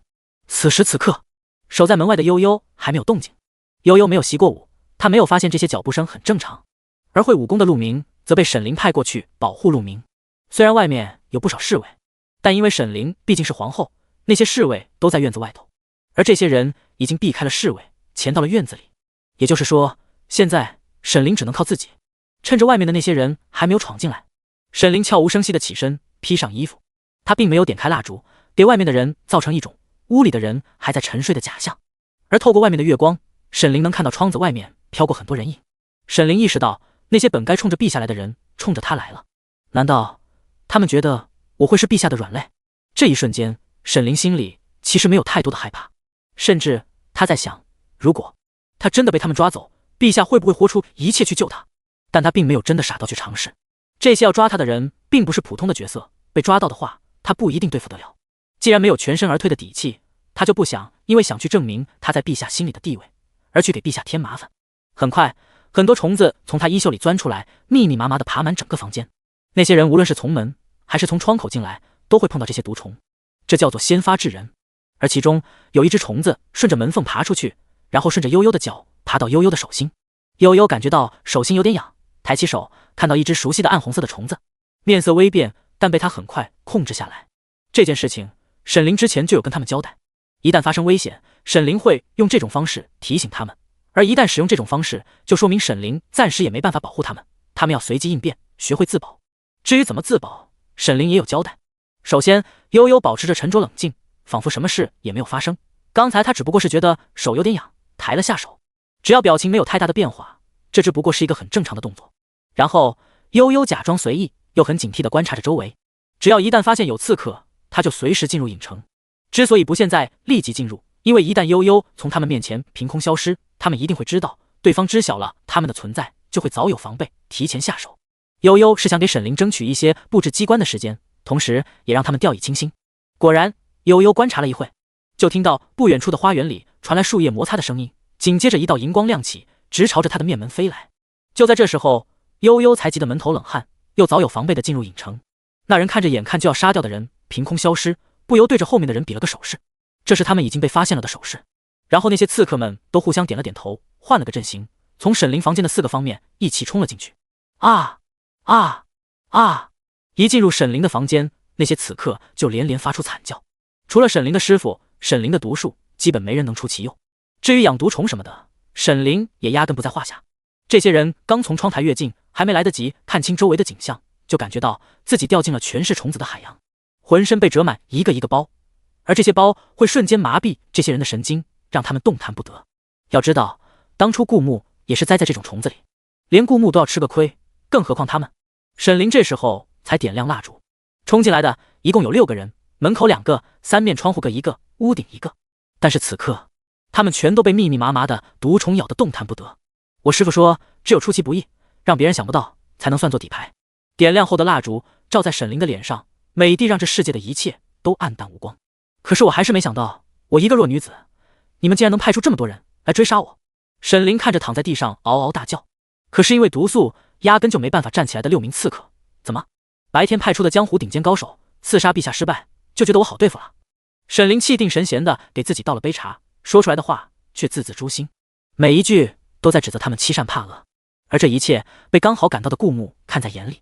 顾木没有急着进去，若说那些刺客刚冲进门被还在远处，只能目睹的他看到那时候他有些担心的话，那么下一秒房间里的惨叫就说明了一切。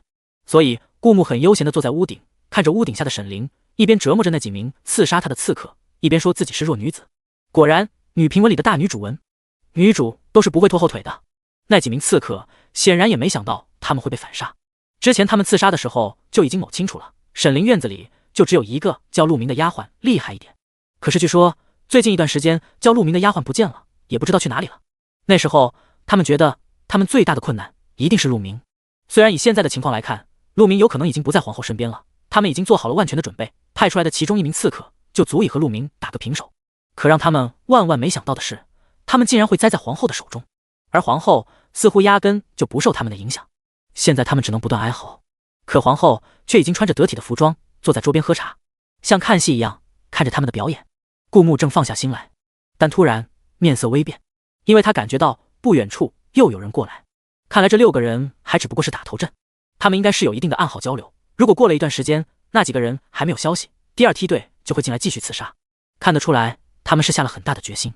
而房间里，沈灵似乎也听到了那些声音，虽然神色依然很平静，但眼眸逐渐暗了下来。虽然说沈灵也可以像陆明一样躲进影城，可他躲了，就不代表这些人不会再继续刺杀，也许下一次的目标就是陛下。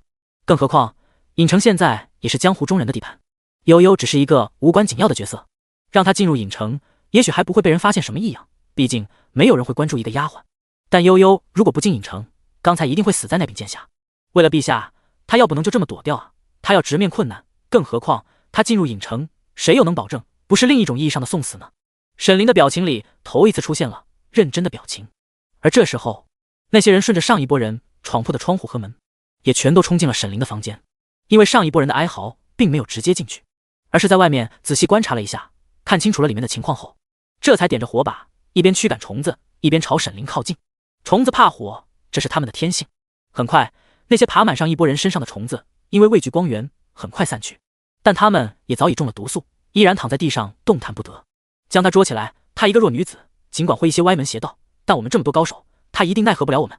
为首的蒙面刺客说道。他们很快朝着沈灵的方向而去。沈灵面色微变，从衣袖里掏出一把小巧的伞，打开之后，那把伞就成了一把防御武器，收起之后又是一柄可以攻击的利器。沈灵低估了他们想要抓他的决心和可耻的程度。面对这么多高手，他确实有些吃力。他知道像这样的阵势，哪怕他逃到影城，也一样难逃被捉住的命运，甚至还有可能连累悠悠。眼看着一柄剑向着他的胸口刺来，沈灵实在来不及躲避。这时候，顾木从天而降，一把将沈灵揽在怀里。沈灵在绝望之际，突然落入一个温暖的怀抱。他只看到那张让他熟悉而又安心的脸。这里是北疆。沈灵皱眉道：这里是北疆，皇宫城里还没有足够让人信任的侍卫，而对面的刺客又这么多，恐怕他们不是对手。不信我？顾木淡淡笑道，一只手紧紧搂着沈灵的腰。你看着就好了。对面除了第一批倒下的6名刺客，第2批的刺客人更多，足足有12个。看呼吸和身段就可以判断出都是江湖顶尖的高手。也不知道萧素怎么办事的，这些人要来刺杀也不提前通知一声。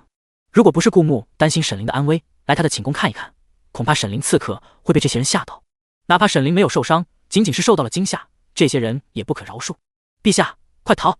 逃出去，让我们的人发现，这些人一个都跑不了。沈凌轻轻凑顾木耳边说道。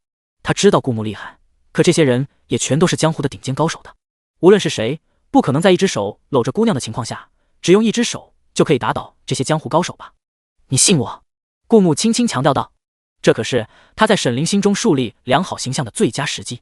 沈凌看劝不动顾木，只好退一步说：“那陛下放臣妾下来吧，臣妾不是累赘，臣妾也能杀几个人的。”顾木看着沈凌有些惊慌的小脸，这姑娘一向淡定，此刻脸上的担忧恐怕也是更多出自对自己的担心。毕竟哪怕只是他背绑，也会给顾木带来麻烦。更何况现在顾木为了帮他，和他一同身陷险境。别担心，如果我放你下来，那谁来保护你呢？顾木轻轻笑道，脸上的神情似乎压根就不把这些人放在眼里，不过是送上来的积分罢了。你这人也太自负了。很显然，顾木的态度已经惹怒了那些江湖人，他们在江湖都是有名有姓的，哪怕同样是江湖高手，也会对他们礼让3分。何时受过这样的气？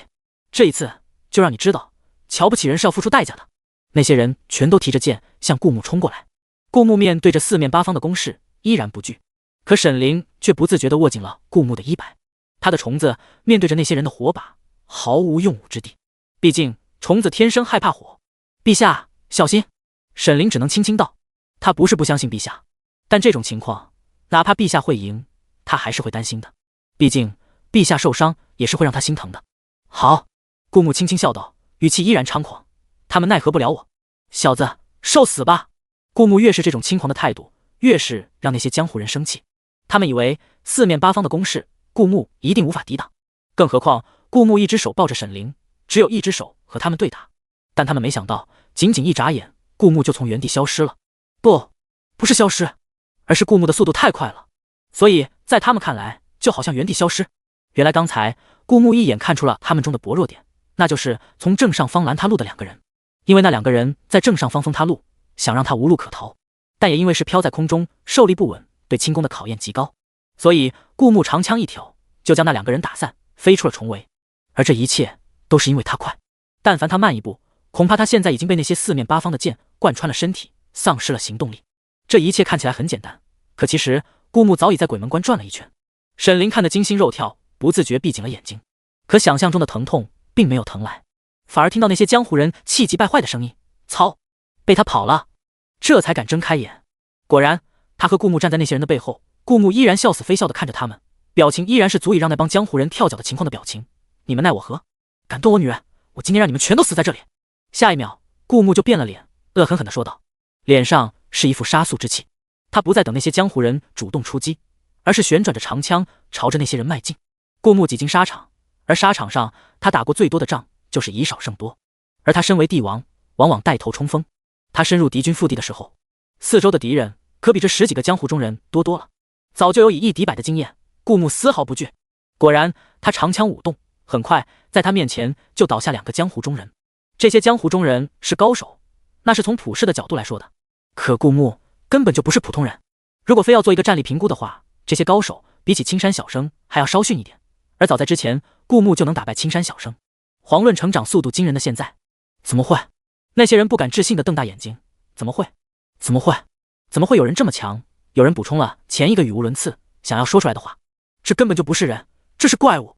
这时候，他们看到顾木的神情不再是被顾木的激怒所产生的愤怒，而是一种惊惧的表情，一种宛如一个人突然见到鬼时的惊惧的表情。晚了，顾木看着他们惊惧的表情，冷冷道：“因为你们吓到朕的皇后了。”沈凌听到这句话一愣，然后低下头，小脸有些红，一只小手依然捏着顾木的衣角。原来陛下这么生气，是因为他被吓到了。不知不觉，沈凌心里一暖，他实在没想到，在这等生命攸关的时候，陛下还有心思谈情说爱。哦，不对，是别人性命攸关的时候，关他们什么事？想到这里，沈凌终于放心的昂起头，一字一句道：“对，他们吓到我了，脸上气鼓鼓的，十分可爱，所以他们必须死。”顾木轻轻地哄着沈凌，原本冷漠的眼神，在看到沈凌后也带了几分温度。顾木的长枪没有停下，贯穿了其中一个人的喉咙。1个，2个，快逃！那些人终于意识到了事情的严重性，大声吼道。可此时，顾木哪里会让他们逃？他的小可爱可是明明白白地告诉他，他被吓到了。那么这些人就该付出生命的代价，只有付出代价，其他人才会明白哪些人是惹不起的。在顾木的长枪贯穿最后一个人的喉咙的时候，那个人瞪大着眼睛，眼睛里前所未有的清明。他终于明白，为什么尹城城主偏偏会针对南国陛下。如果南国陛下只是一个普通人，绝不可能和尹城城主有所牵连，只有可能南国陛下和尹城城主一样是怪物。他也终于明白，为什么高傲如武林盟主竟然没有正面和顾木起冲突，而是选择绑架皇后来威胁顾木的方式。虽然盟主给的解释是正面和南国陛下起冲突，难免他们要付出一些代价，只有绑架皇后才是伤亡最小的方式。可是此时此刻，他们只不过是那些代价而已。哼，我就说那几个江湖势力怎么愿意让我们分这杯羹，原来只不过是让我们去送死罢了。可惜明白这一切已经晚了，他得罪了不该得罪的人。最后他脑袋一歪，彻底闭上了眼睛。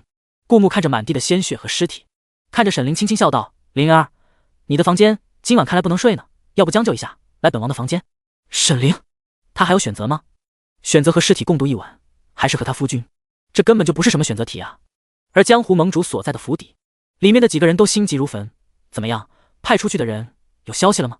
而在门口探风的小厮全都摇了摇头，大街上还没有动静，怎么还不回来？按我们原本的计划，他们早在半个时辰前就该回来了。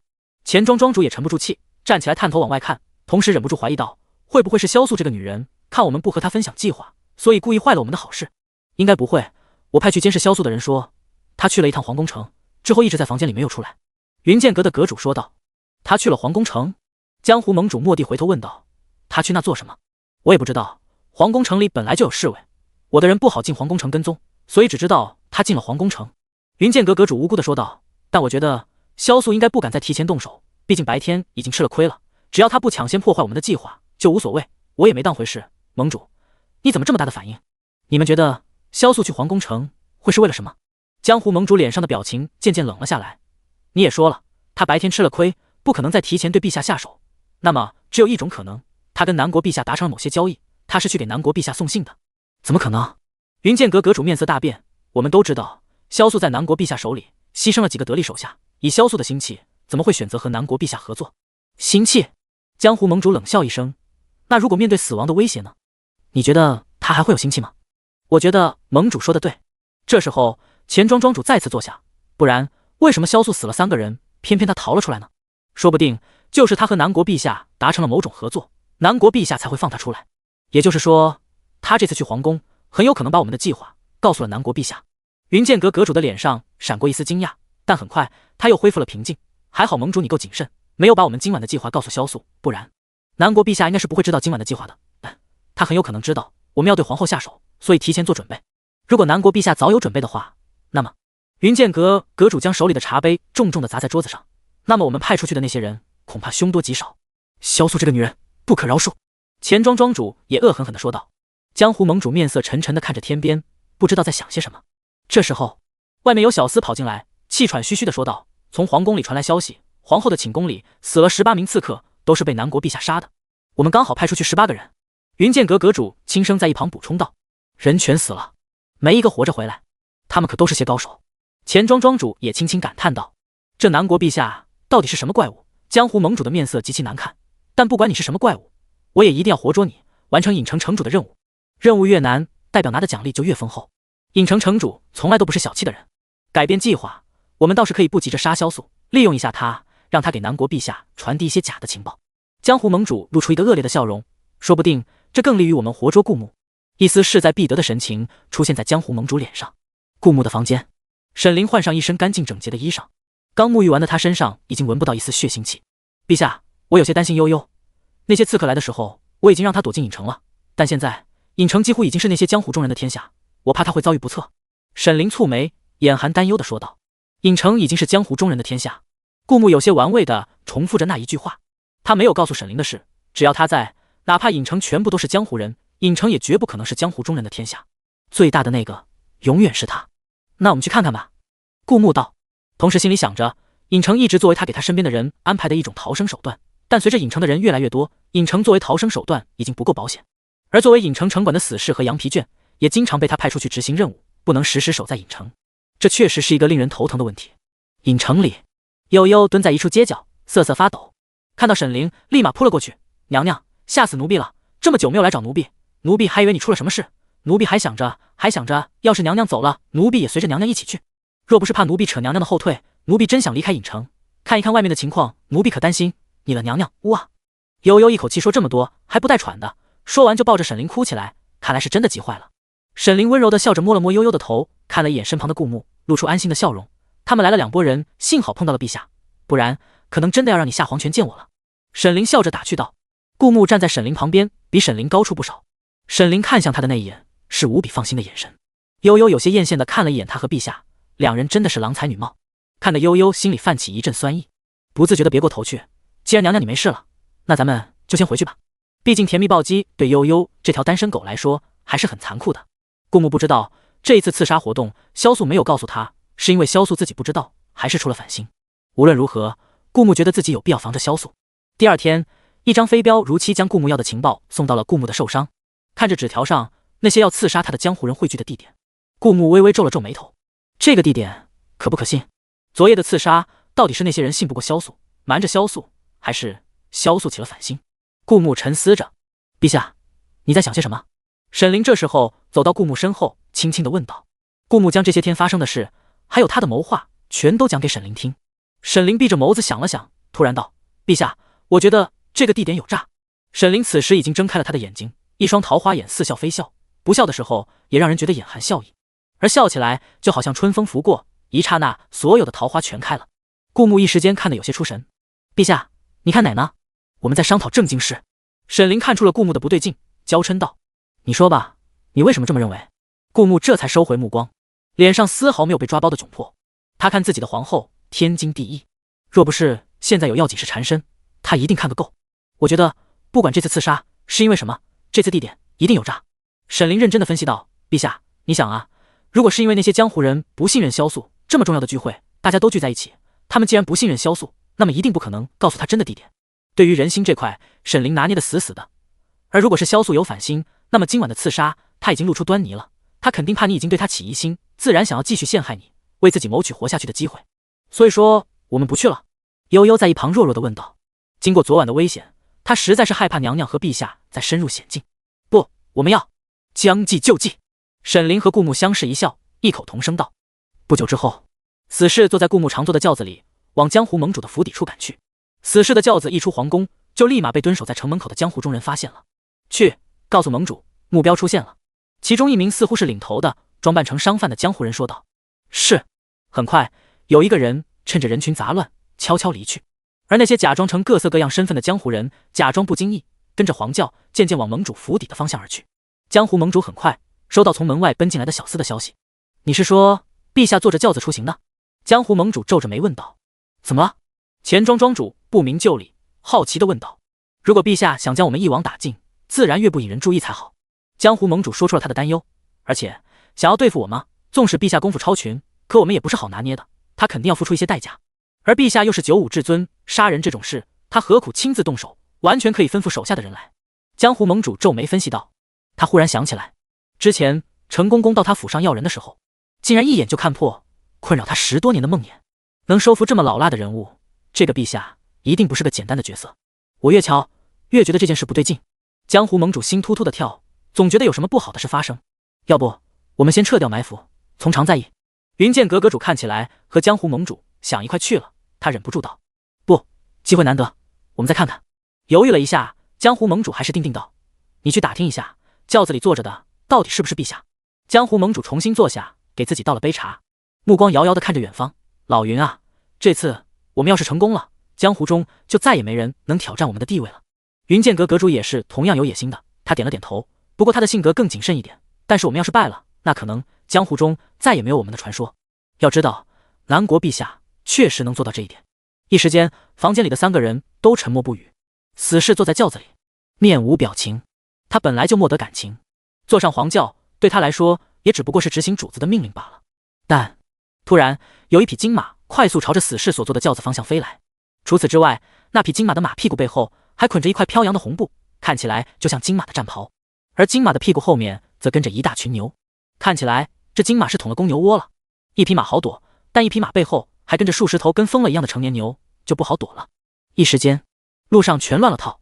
原本街上卖鱼的鱼盆被马一脚踹飞，鱼扑腾了一下，鱼尾重重拍在鱼贩子的脸上，然后又重重地摔在地上。原本街上卖鸡的鸡笼被踹飞，在地上滚了几滚，里面的鸡吓得咯咯乱叫。尤其上街上的人群全都向两侧挤去，乱成一锅粥。呼驾！呼驾！随行的侍卫大声喊道。可现在这种情况，人越多就越乱，而且压根就没人听他们的。眼看着那匹金马和牛群离死士的轿子越来越近，就在这个时候，死士从轿子里飞了出来。只看到死士身穿龙袍，脸赫然是南国陛下的那张脸。死士飞出来之后，就坐在那匹金马上，勒紧缰绳。很快，那匹金马便停了下来。死士割断金马屁股后面的红布，用火折子点上火，立在身前。有着火光的热气，那群牛一时间不敢靠近。等到火烧尽，原本吸引他们的红布消失了，他们也终于恢复了正常。这时候，死士才向上一飞，脚步在空中虚虚的蹬了几下，重新飞回了轿子里。整套动作行云流水，再加上死士面无表情的淡定的眼神，最重要的是顾木那张帅得惨绝人寰的脸，一时间吸引了北疆无数少女的芳心。北疆的少女不像南国的那么温婉，她们往往更加热情奔放。于是她们目光热切地看着死士所在的马车，激动道：“这就是我的梦想，我一定要嫁给这个男人。”天真！一旁的老妇人给这个少女敲了一个脑瓜仁子：“陛下可是95至尊，你就是一农女，纵然长得好看点，可陛下身边好看的姑娘多了，能瞧得上你？我会做苦瓜炒蛋，那些姑娘好看归好看，可她们十指不沾阳春水，哪里会做苦瓜炒蛋？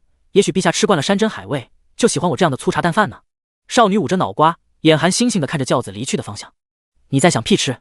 那位老妇人一点也不给少女面子。“陛下看不上你，还能看得上你那苦瓜炒蛋？若说你长得漂亮，还算有点优势，你那点厨艺，连京城里的厨子都比不了，还妄想能比得过宫里头的御厨？我看你就是乡巴佬，以为陛下是用金锄头挖土的。呸呸呸！娘，你别乌鸦嘴，万一呢？人生总要有点梦想，没有梦想的人生跟咸鱼有什么区别？”少女低头嘟囔道。而像这样的少女，一眨眼之间，北疆的京城就增加了几十个。如果顾木知道他被这么多少女暗恋，他一定躲得远远的。毕竟女评文里的桃花不叫桃花，那叫桃花寨。江湖盟主看着门外来了，果然一名小厮正飞奔过来。“怎么样，核实了吗？”轿子里坐着的可是陛下本尊？江湖盟主急切地问道。“是本尊。”小厮立马答道。“我用金马逼得陛下出轿，确实武功极好，处变不惊，并且我看清了他的脸，确实是南国陛下无误。”这就有些好玩了。江湖盟主不知为何还是感觉心在突突的跳，他转头问道：“老云，你说既然轿子里坐着的就是陛下，他也确实按我们约定的地点赶去，为何我心里就是觉得不安呢？我总感觉我们忽略了哪一环。”云剑阁阁主也轻轻道：“你们就是老谋深算，结果聪明反被聪明误，把事情想复杂了。”钱庄庄主大大咧咧道：“你们就是觉得陛下本尊没必要亲手动手杀人，可如果他的目的不是杀人呢，是想跟我们求和呢？”求和？云剑阁阁主咀嚼着这两个字。盟主，其实我也想到了这一点。陛下此行如果要解释他的行为，那只能是求和。之所以本尊亲自来，大概是为了显示他的诚意，他觉得他能给出比影城城主更好的待遇。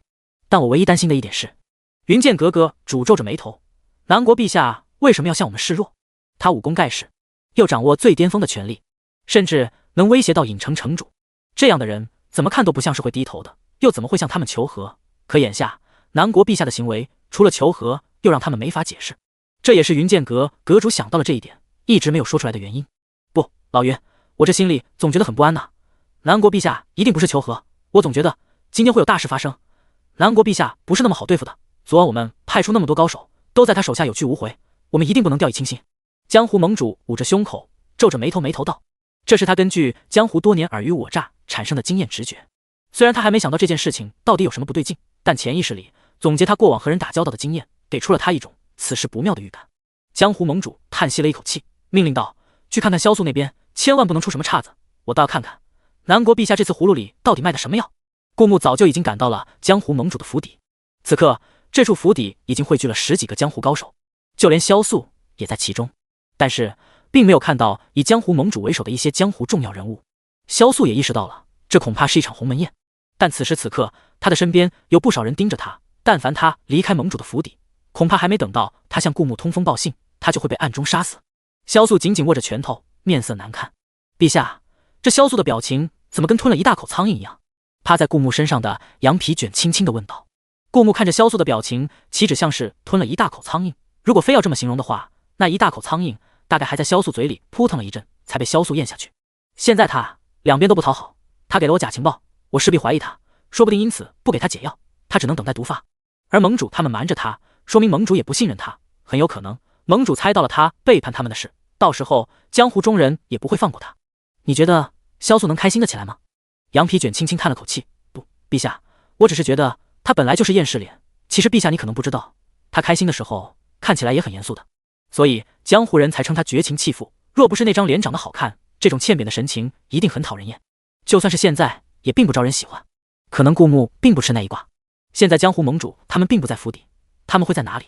羊皮卷趴在顾木身上问道。这里的人都是要对顾木下手的人，这也是顾木来这一趟的原因。不能因为他们不重要，就这么放过他们。只要对顾木不安好心的人，一旦被他发现，那么他一个也不放过。管他呢，我们先对付这些人再说。顾木懒得跟羊皮卷解释，毕竟羊皮卷是个单细胞生物，跟他解释这么复杂的套路，纯粹是浪费顾木的口水。顾木说完这句话，就跳进府邸里。很快，顾木的动作就引来了众人的目光。是陛下，陛下来了！拿下他，拿下他！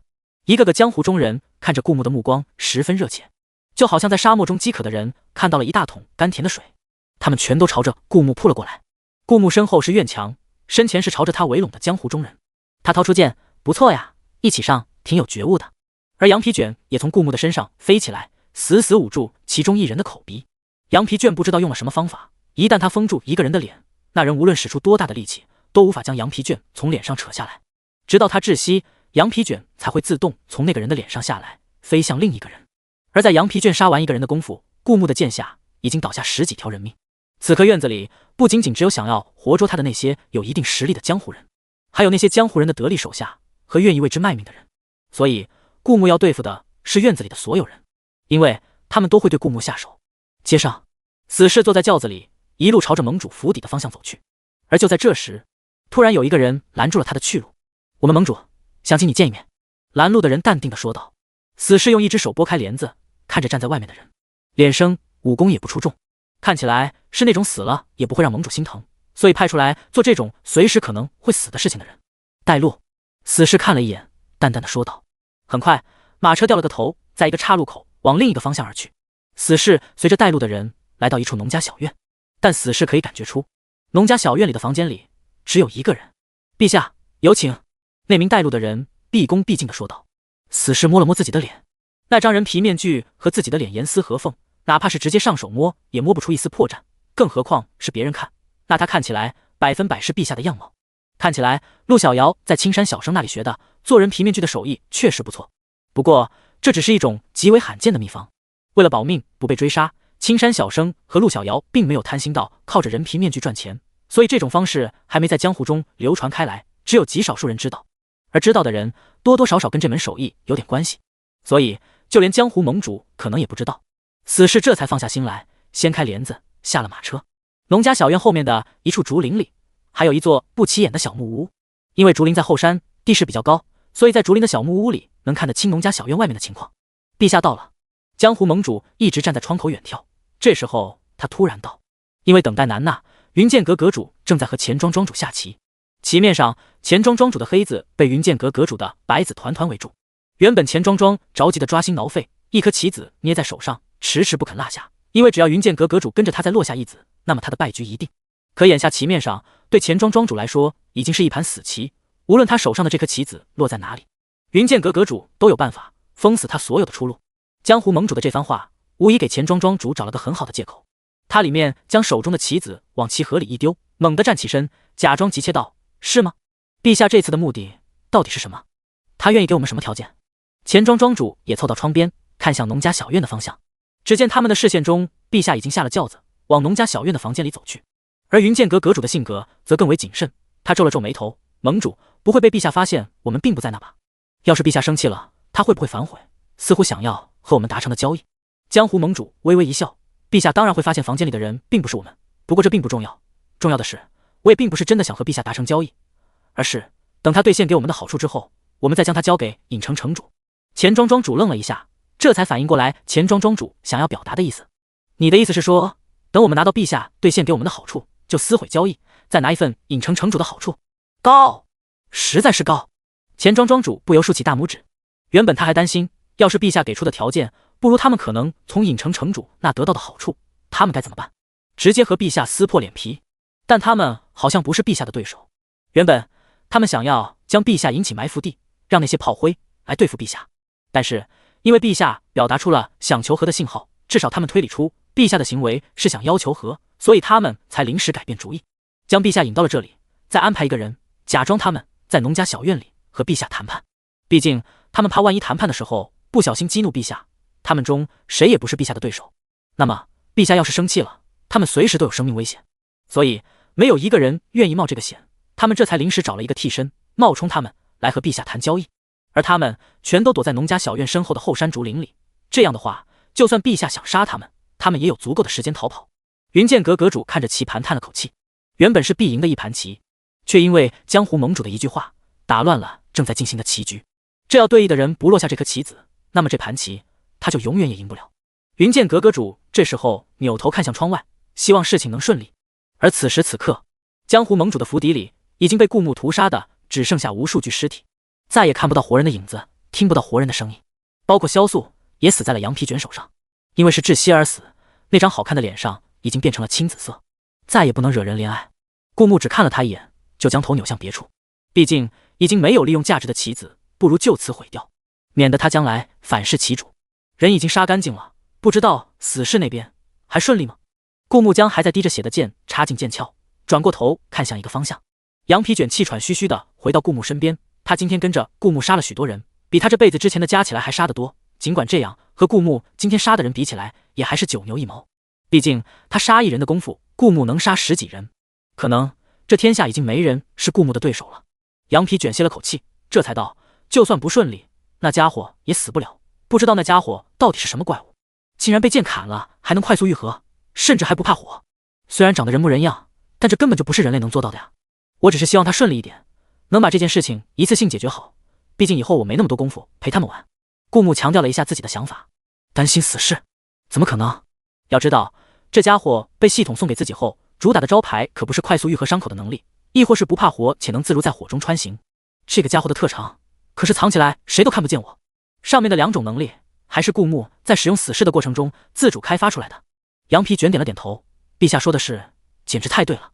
而这时候死士也终于走进了农家小院里，如他所料，房间里只有一个人，并且不肯露脸，只是坐在屏风后面，在屏风上录下一道影子。看身材也只不过是个5分的大汉，又不是美人，何必犹抱琵琶半遮面，无端惹人遐想。不过这也从侧面说明了江湖盟主他们是真的不知道羊皮面具的事，不然的话，以江湖盟主的地位，无论如何也会给自己弄一张人皮面具戴在对他绝对忠诚的死士脸上，给他当真正的替身。这样的话可以极大的减少江湖盟主碰到危险的概率。毕竟如果有什么场合必须江湖盟主亲自参加，并且参加的人很有可能遭遇不测，江湖盟主完全可以让他的替身顶上。而到现在江湖盟主还没有长得跟他一模一样的替身，那只能说明江湖盟主并不知道面具这回事。那代表着顾木的瞒天过海计划真的很有可能瞒过江湖盟主等人的眼睛。等江湖盟主发现府邸里的惨案，那么一切都晚了。而且江湖盟主也无法得知府邸里到底发生了什么，他们是被何人所杀。毕竟死人是不会说话的，而江湖盟主府邸里的那些人全都死了，没有一个逃出去的。何必躲在屏风后面？无论是江湖盟主、云剑阁阁主，还是钱庄庄主，无论是哪一个，你们不都是江湖中鼎鼎有名的存在？谁还不记得你们的长相？死士一上来并没有等屏风后面的人开口，他先说话，直接掌握了这段关系的主动权。死士喝了一口茶，慢悠悠地问道：他不怕茶里被下毒，毕竟只要他以为茶里没毒，这茶里的毒就毒不到他。更何况就算这茶里真的被下了毒，反而更能证明顾木的高深莫测。躲在屏风后面的人一愣，在顾木说话前，他还努力回想着这次谈判要让顾木至少付出的条件，同时还在思考着该怎么和顾木谈判，为盟主争取更多的利益。他没想到死士压根就不按常理出牌，上来就反问他。淡然，替身也早就思考到了这个问题，他深吸一口气，这是因为老夫近段时间突发重疾，脸色有些难看。你也知道老夫的名望很高，若是让人见到老夫这种样子，可能有损老夫的形象，并且老夫的这种样子可能也会扫了陛下的心，还不如就在屏风后面，不会影响到陛下的观感。虽然说很牵强的理由，但他觉得无所谓。毕竟盟主的目的并不是真正和顾木谈拢，而是骗一波珍宝，再将顾木交给尹城城主，向尹城城主领取奖励。所以只要有个理由搪塞住陛下，能让陛下安心谈交易就行了。但死士的目的压根就不是他们想的那样，是为了求和。他只是为了帮助顾木找到江湖盟主的藏身地点。现在眼前的只不过是一个替身，这与死侍的目的相违背。死侍站起身，既然盟主这么没诚意，那么我想，我们也没有谈判的必要了。替身这才慌了，他拉开左边的鸟笼，这是他与江湖盟主的暗号。他的左手边与右手边各有一只鸟，左手边是蓝色的鸟，右手边是红色的鸟。只要江湖盟主看到蓝色的鸟，这代表他被发现，需要江湖盟主亲自来谈判。而如果是红色的鸟，那就是快逃！别呀！替身站起身道：“盟主这就过来。”死侍这才坐下来，又等了一会。果不其然，片刻功夫就看到江湖盟主、云剑阁阁主、钱庄庄主全都走了过来。他们满心欢喜，以为死侍是为了和他们谈判，这样他们就可以两边吃到好处。但没想到，他们一进门，死侍就拿出剑，直接和他们对打起来。不过江湖盟主他们也早有准备，立即后退几步，避开这一击，然后皱着眉头看着死侍。陛下，你不是为了谈判？江湖盟主微怒道：“他们被耍了，不这样怎么能逼得你们现身？一帮跳梁小丑。”死侍淡淡的说道：“至于怕陛下怕到藏起来，只让替身现身，连面都不敢见吗？你不是陛下？”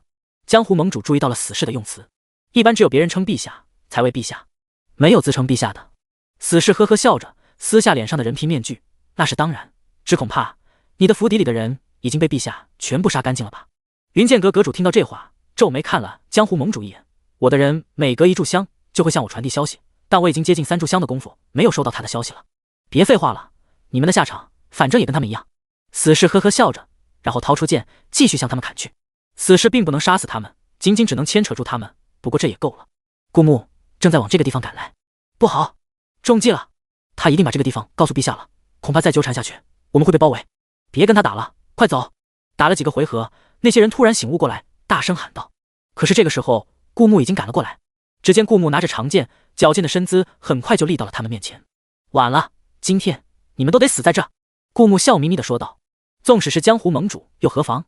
今天这3个江湖最顶尖的高手也得死在这，因为此时此刻，顾木已经是这世界上强大到无解的存在。顾木虽然是个人，会死，但普天之下应该没有谁能杀得了他。江湖盟主、云剑阁阁主、钱庄庄主3个人同时身死的消息很快传遍了江湖。这3个江湖中最顶尖的人物，他们哪怕单打独斗，战斗力都很强，但没人想到他们竟然会同一时刻死亡。很快，茶馆中到处宣扬着这一消息。有一茶客听了说书人的故事，狐疑地问道：“你该不会是把这故事添油加醋吧？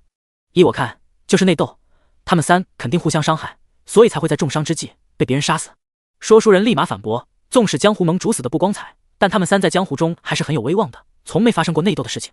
毕竟这等高手都掂量得清楚利益，不会这么没轻没重。你不能凭空污蔑他们，那他们3抱团对付别人，还被同时杀死，岂不是有辱江湖的威望，更有辱他们之前的威名？”那名茶客也有些不满，他立即回嘴道：“那要看杀死他们的是什么人，如果杀死他们的是陛下呢？”说书人很快说道：“是陛下。”那名茶客一下子住了嘴。那没事了，死在陛下手里，仔细一想，突然觉得很正常了。但正常归正常，茶馆里很快扫起一阵骚动。自古江湖和朝堂互不干涉，那是因为两方的力量相互制衡，谁去压谁都不讨好。但现在陛下能同一时刻杀死江湖最顶尖的3个人，那江湖岂不是要变天了？我们该不会成为朝廷的附庸物吧？有人担心地问道。谁也不清楚这个答案，这个答案只有等陛下真正付出行动，他们才能知道。其实他们并不知道，真正的江湖已经开始被顾木渗透了。顾木在书房中看着手中的那一片龙鳞片，现在的他已经有2300积分，要想得到一片完整的龙鳞片，需要成功洗练8次。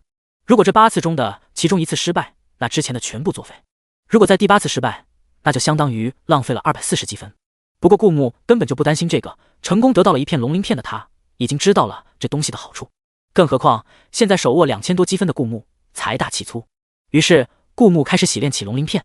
现在他虽然在北疆，不过北疆已经是他的天下，经过一段时间的布局，已经足够安全。第1次成功，第2次成功，第6次失败。虽然失败了，顾木却并不气馁，因为他之前做任务得到了重新洗练一次的机会。现在是第6次失败，其实已经值得顾木花费这次几乎。毕竟只要再成功3次，他就可以得到第2片龙鳞片。于是顾木选择用掉了这次机会。第6次成功，第7次成功，第8次成功。看到第8次显示成功，顾木这才松了口气。此时此刻，他感觉到他心脏部位的肌肤变得很有韧性，虽然依然摸上去很柔软，但顾木那刀试了试，刀根本就割不破。上一次是脖子，这一次是心脏，也就是说，洗炼成功的龙鳞片会优先保护要害部位。毕竟，如果花费大量积分，辛辛苦苦洗炼出一片龙鳞片，结果它只能保护脚后跟，那哪怕是顾木也要被气得吐血。这一次洗炼花费了270点积分，原本一次性成功只要240点积分，但顾木中途失败了一次。其实顾木还想尝试一下混沌元的功效，但是现在南国正面临着胡国和齐国的威胁，顾木料不到使用混沌元之后会发生什么，他是否会短暂失去战斗力。尽管使用混沌元有可能提升顾木的实力，更有利于接下来的战争，但顾木不敢冒这个险。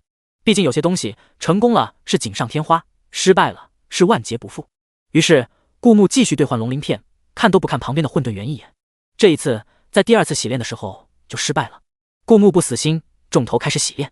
在第4次失败，就这样，顾木直到第6次尝试的时候才成功。而这一次花了他足足600积分。而这好不容易洗炼出来的第3枚龙鳞片，保护了顾木的后脑勺。后脑勺虽然说不上致命部位，但因为它是一个人视线的盲区，极有可能被偷袭。有了这一块龙鳞片，大概很难有人能暗算到顾木了。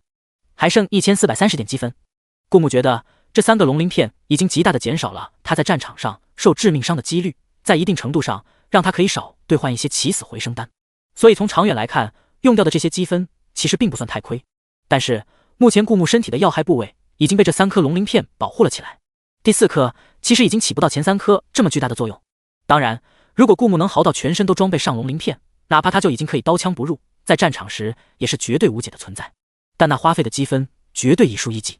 顾木现在想都不敢想，只敢把积分花在更重要的地方。毕竟战争随时可能会来。他选择了抽奖。目前他的装备有葵花宝典，用来提升士兵的武力，但因为士兵们其实大多天赋一般，纵使这般神功在他们身上也达不到高手的地步，也就是比普通士兵强一点，能一打几的程度。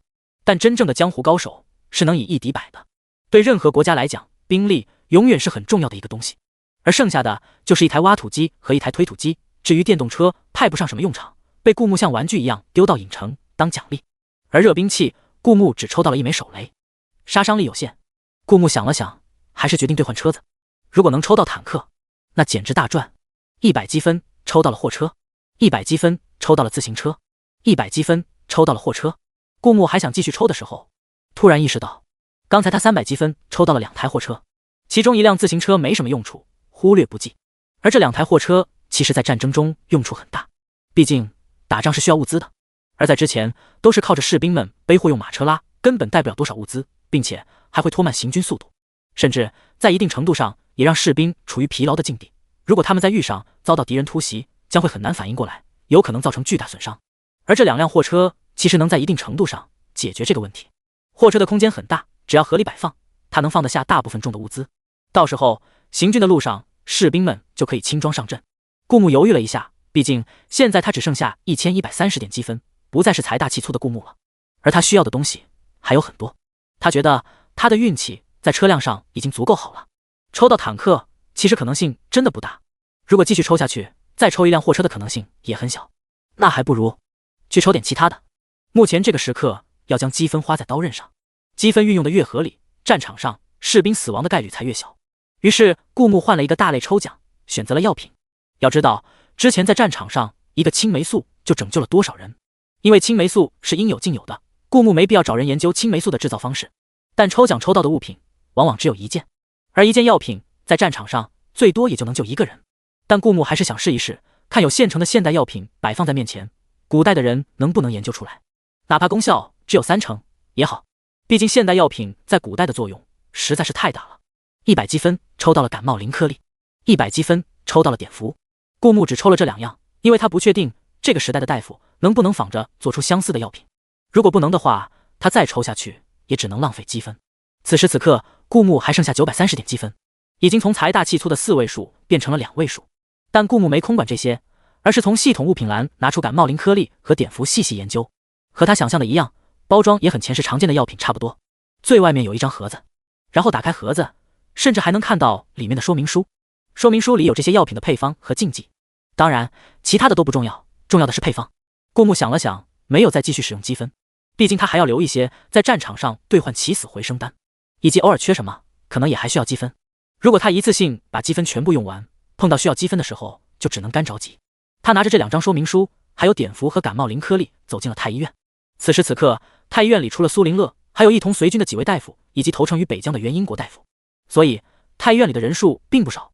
你看这能不能跟着做出来，功效要跟着相似。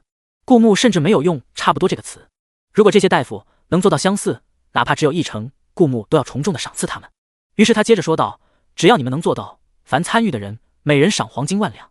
黄金1万两，在场的大夫们全都相视看了看，这得是多大的手笔，对这么多人赏黄金1万两，哪怕是皇帝，也不是每一个皇帝都能说得出口的，也只有顾木靠着对外贸易不缺钱，才能毫无顾忌地说出这番话。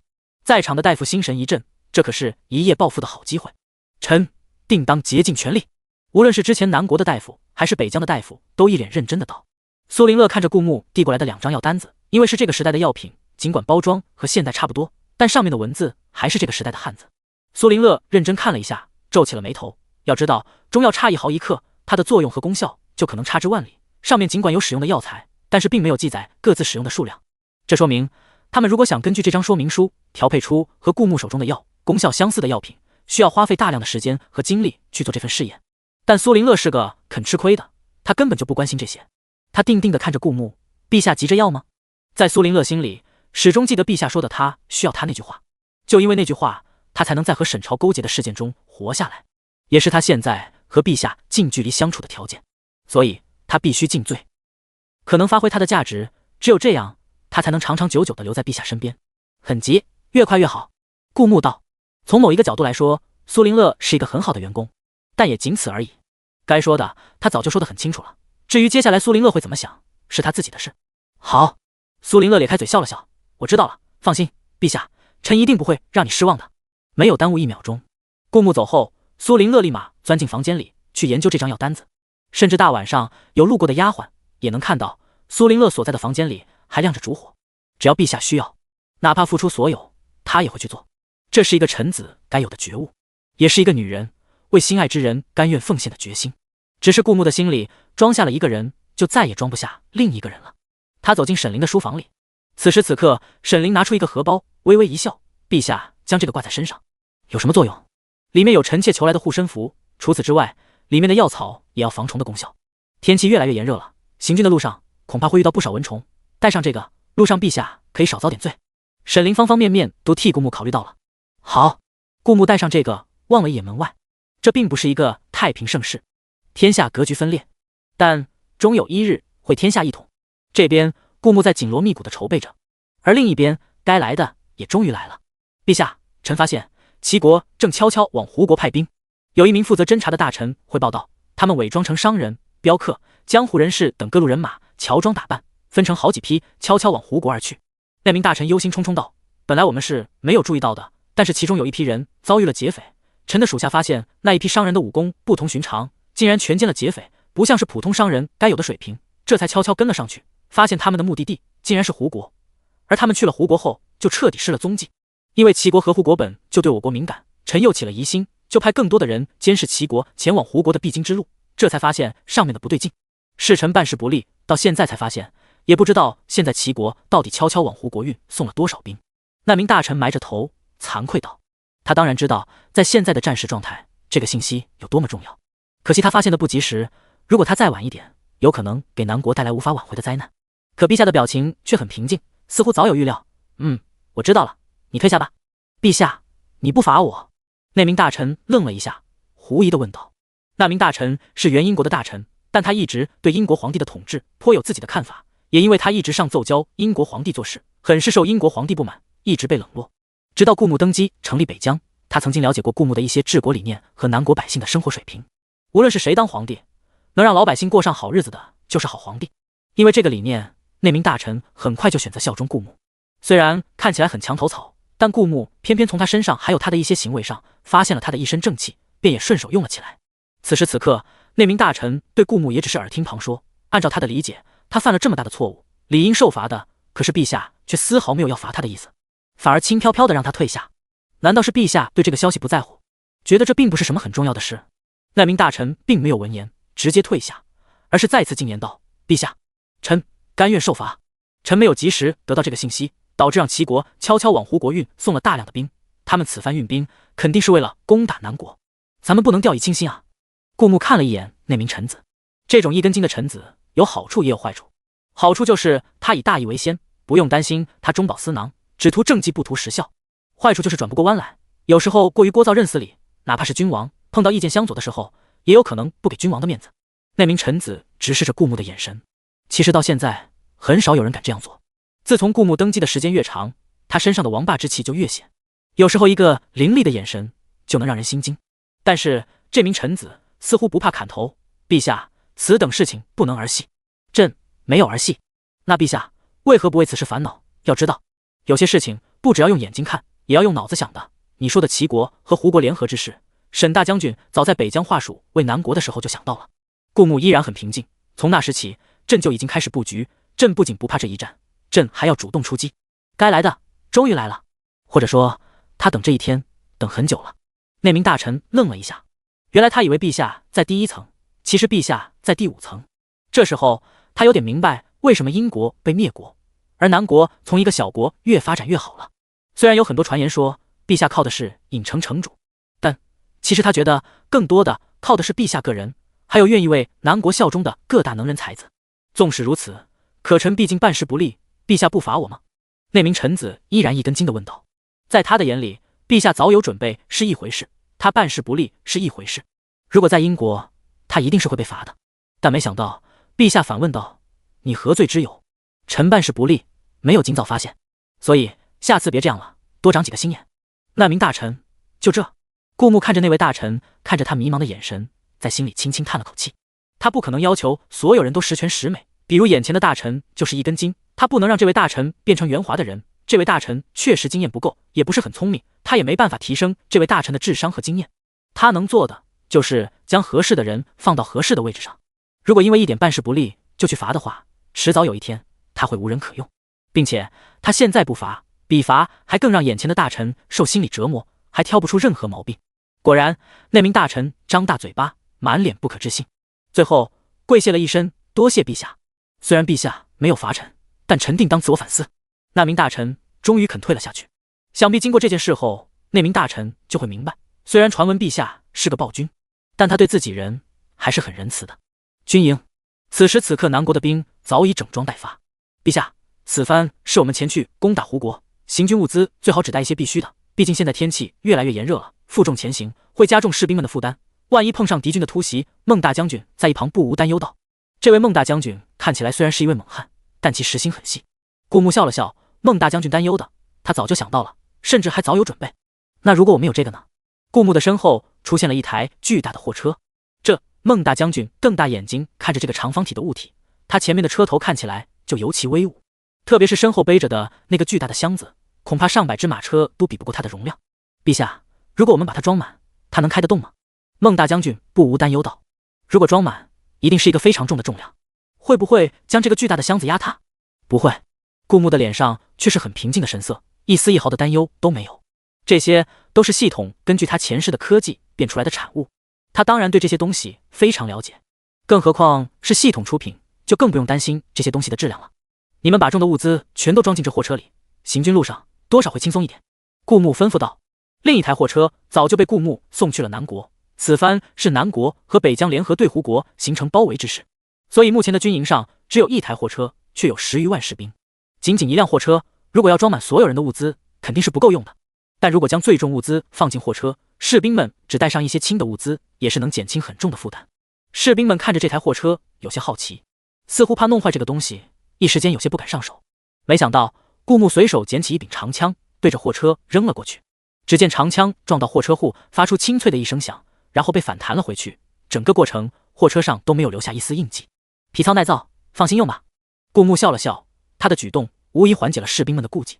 他们开始逐渐井然有序地分类出哪些是不需要随身携带，并且重量很重、体积不大的物体。做出最佳的规划之后，就将那些东西全都整整齐齐地码进了货车里，并且顾木还早有准备，仿照现在的手推箱，将士兵们的包袱做成了滚轮状。这样的话，士兵们就不需要用2只肩膀背着包袱，可以用手推着走，这无疑又缓解了士兵们的压力。尤其是士兵们需要随身带着枪和盾牌，这一下他们就可以暂时将这些放进推箱里，碰到突发意外也能随时装备上武器。因为顾木一直致力于修建贸易通道，在他管理北疆的这段时间，挖土机和推土机就没停歇过。贯通北疆到南国的贸易通道已经修建好，虽然从胡国绕了过去，但是其实也有多条路可以通向胡国。在有平坦的路道的情况下，士兵们这个推箱其实是很实用的。士兵们看着摆在眼前的推箱，并且每人一只，眼睛顿时亮了。原来此次行军不仅有货车替他们装重的物资，陛下竟然还为每个人准备了推车。没想到陛下虽然高高在上，但其实很体察民情的，该想到的不该想到的都替他们想到了。甚至顾牧还从沈玲那拿到了防蚊虫的草药的配方，让丫鬟们大量按照这种配方赶制出一大批荷包，现在这个荷包也挂在每个士兵的身上。这哪是行军，其实已经跟旅游度假差不多了。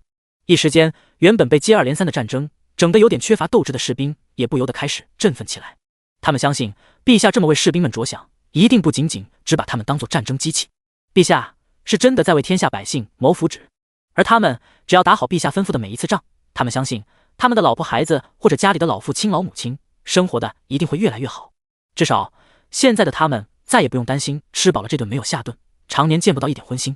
现在起码能吃得起饭，穿得起衣服，家里夫人小孩也逐渐学会了打扮自己，看起来更美丽可爱了。并且过年过节的时候，家里一定会备上一条好肉。靠着出口的贸易顺差，以及家家户户的小作坊生产模式，他们的生活一点一滴的富裕起来。想到这些，那些士兵们通通不自觉地勾起嘴角。短短几年，他们的生活就已经变得这么美好了。过分美好的生活，他们见识有限，想象不到，但他们愿意和陛下一起尝试一下。那就需要他们打好这次仗，为陛下赢下每一次战争，让陛下大展拳脚，没有后顾之忧。此战必胜！不知谁开头喊了口号，一时间军营了全都响起了整齐的声音。此战必胜！此战必胜！此战必胜！齐国的士兵乔装打扮到胡国之后，在胡国是有地方驻扎的。但是南国的士兵不一样，如果分批次入境，一旦被胡国察觉到不对劲，那么很可能遭遇不测。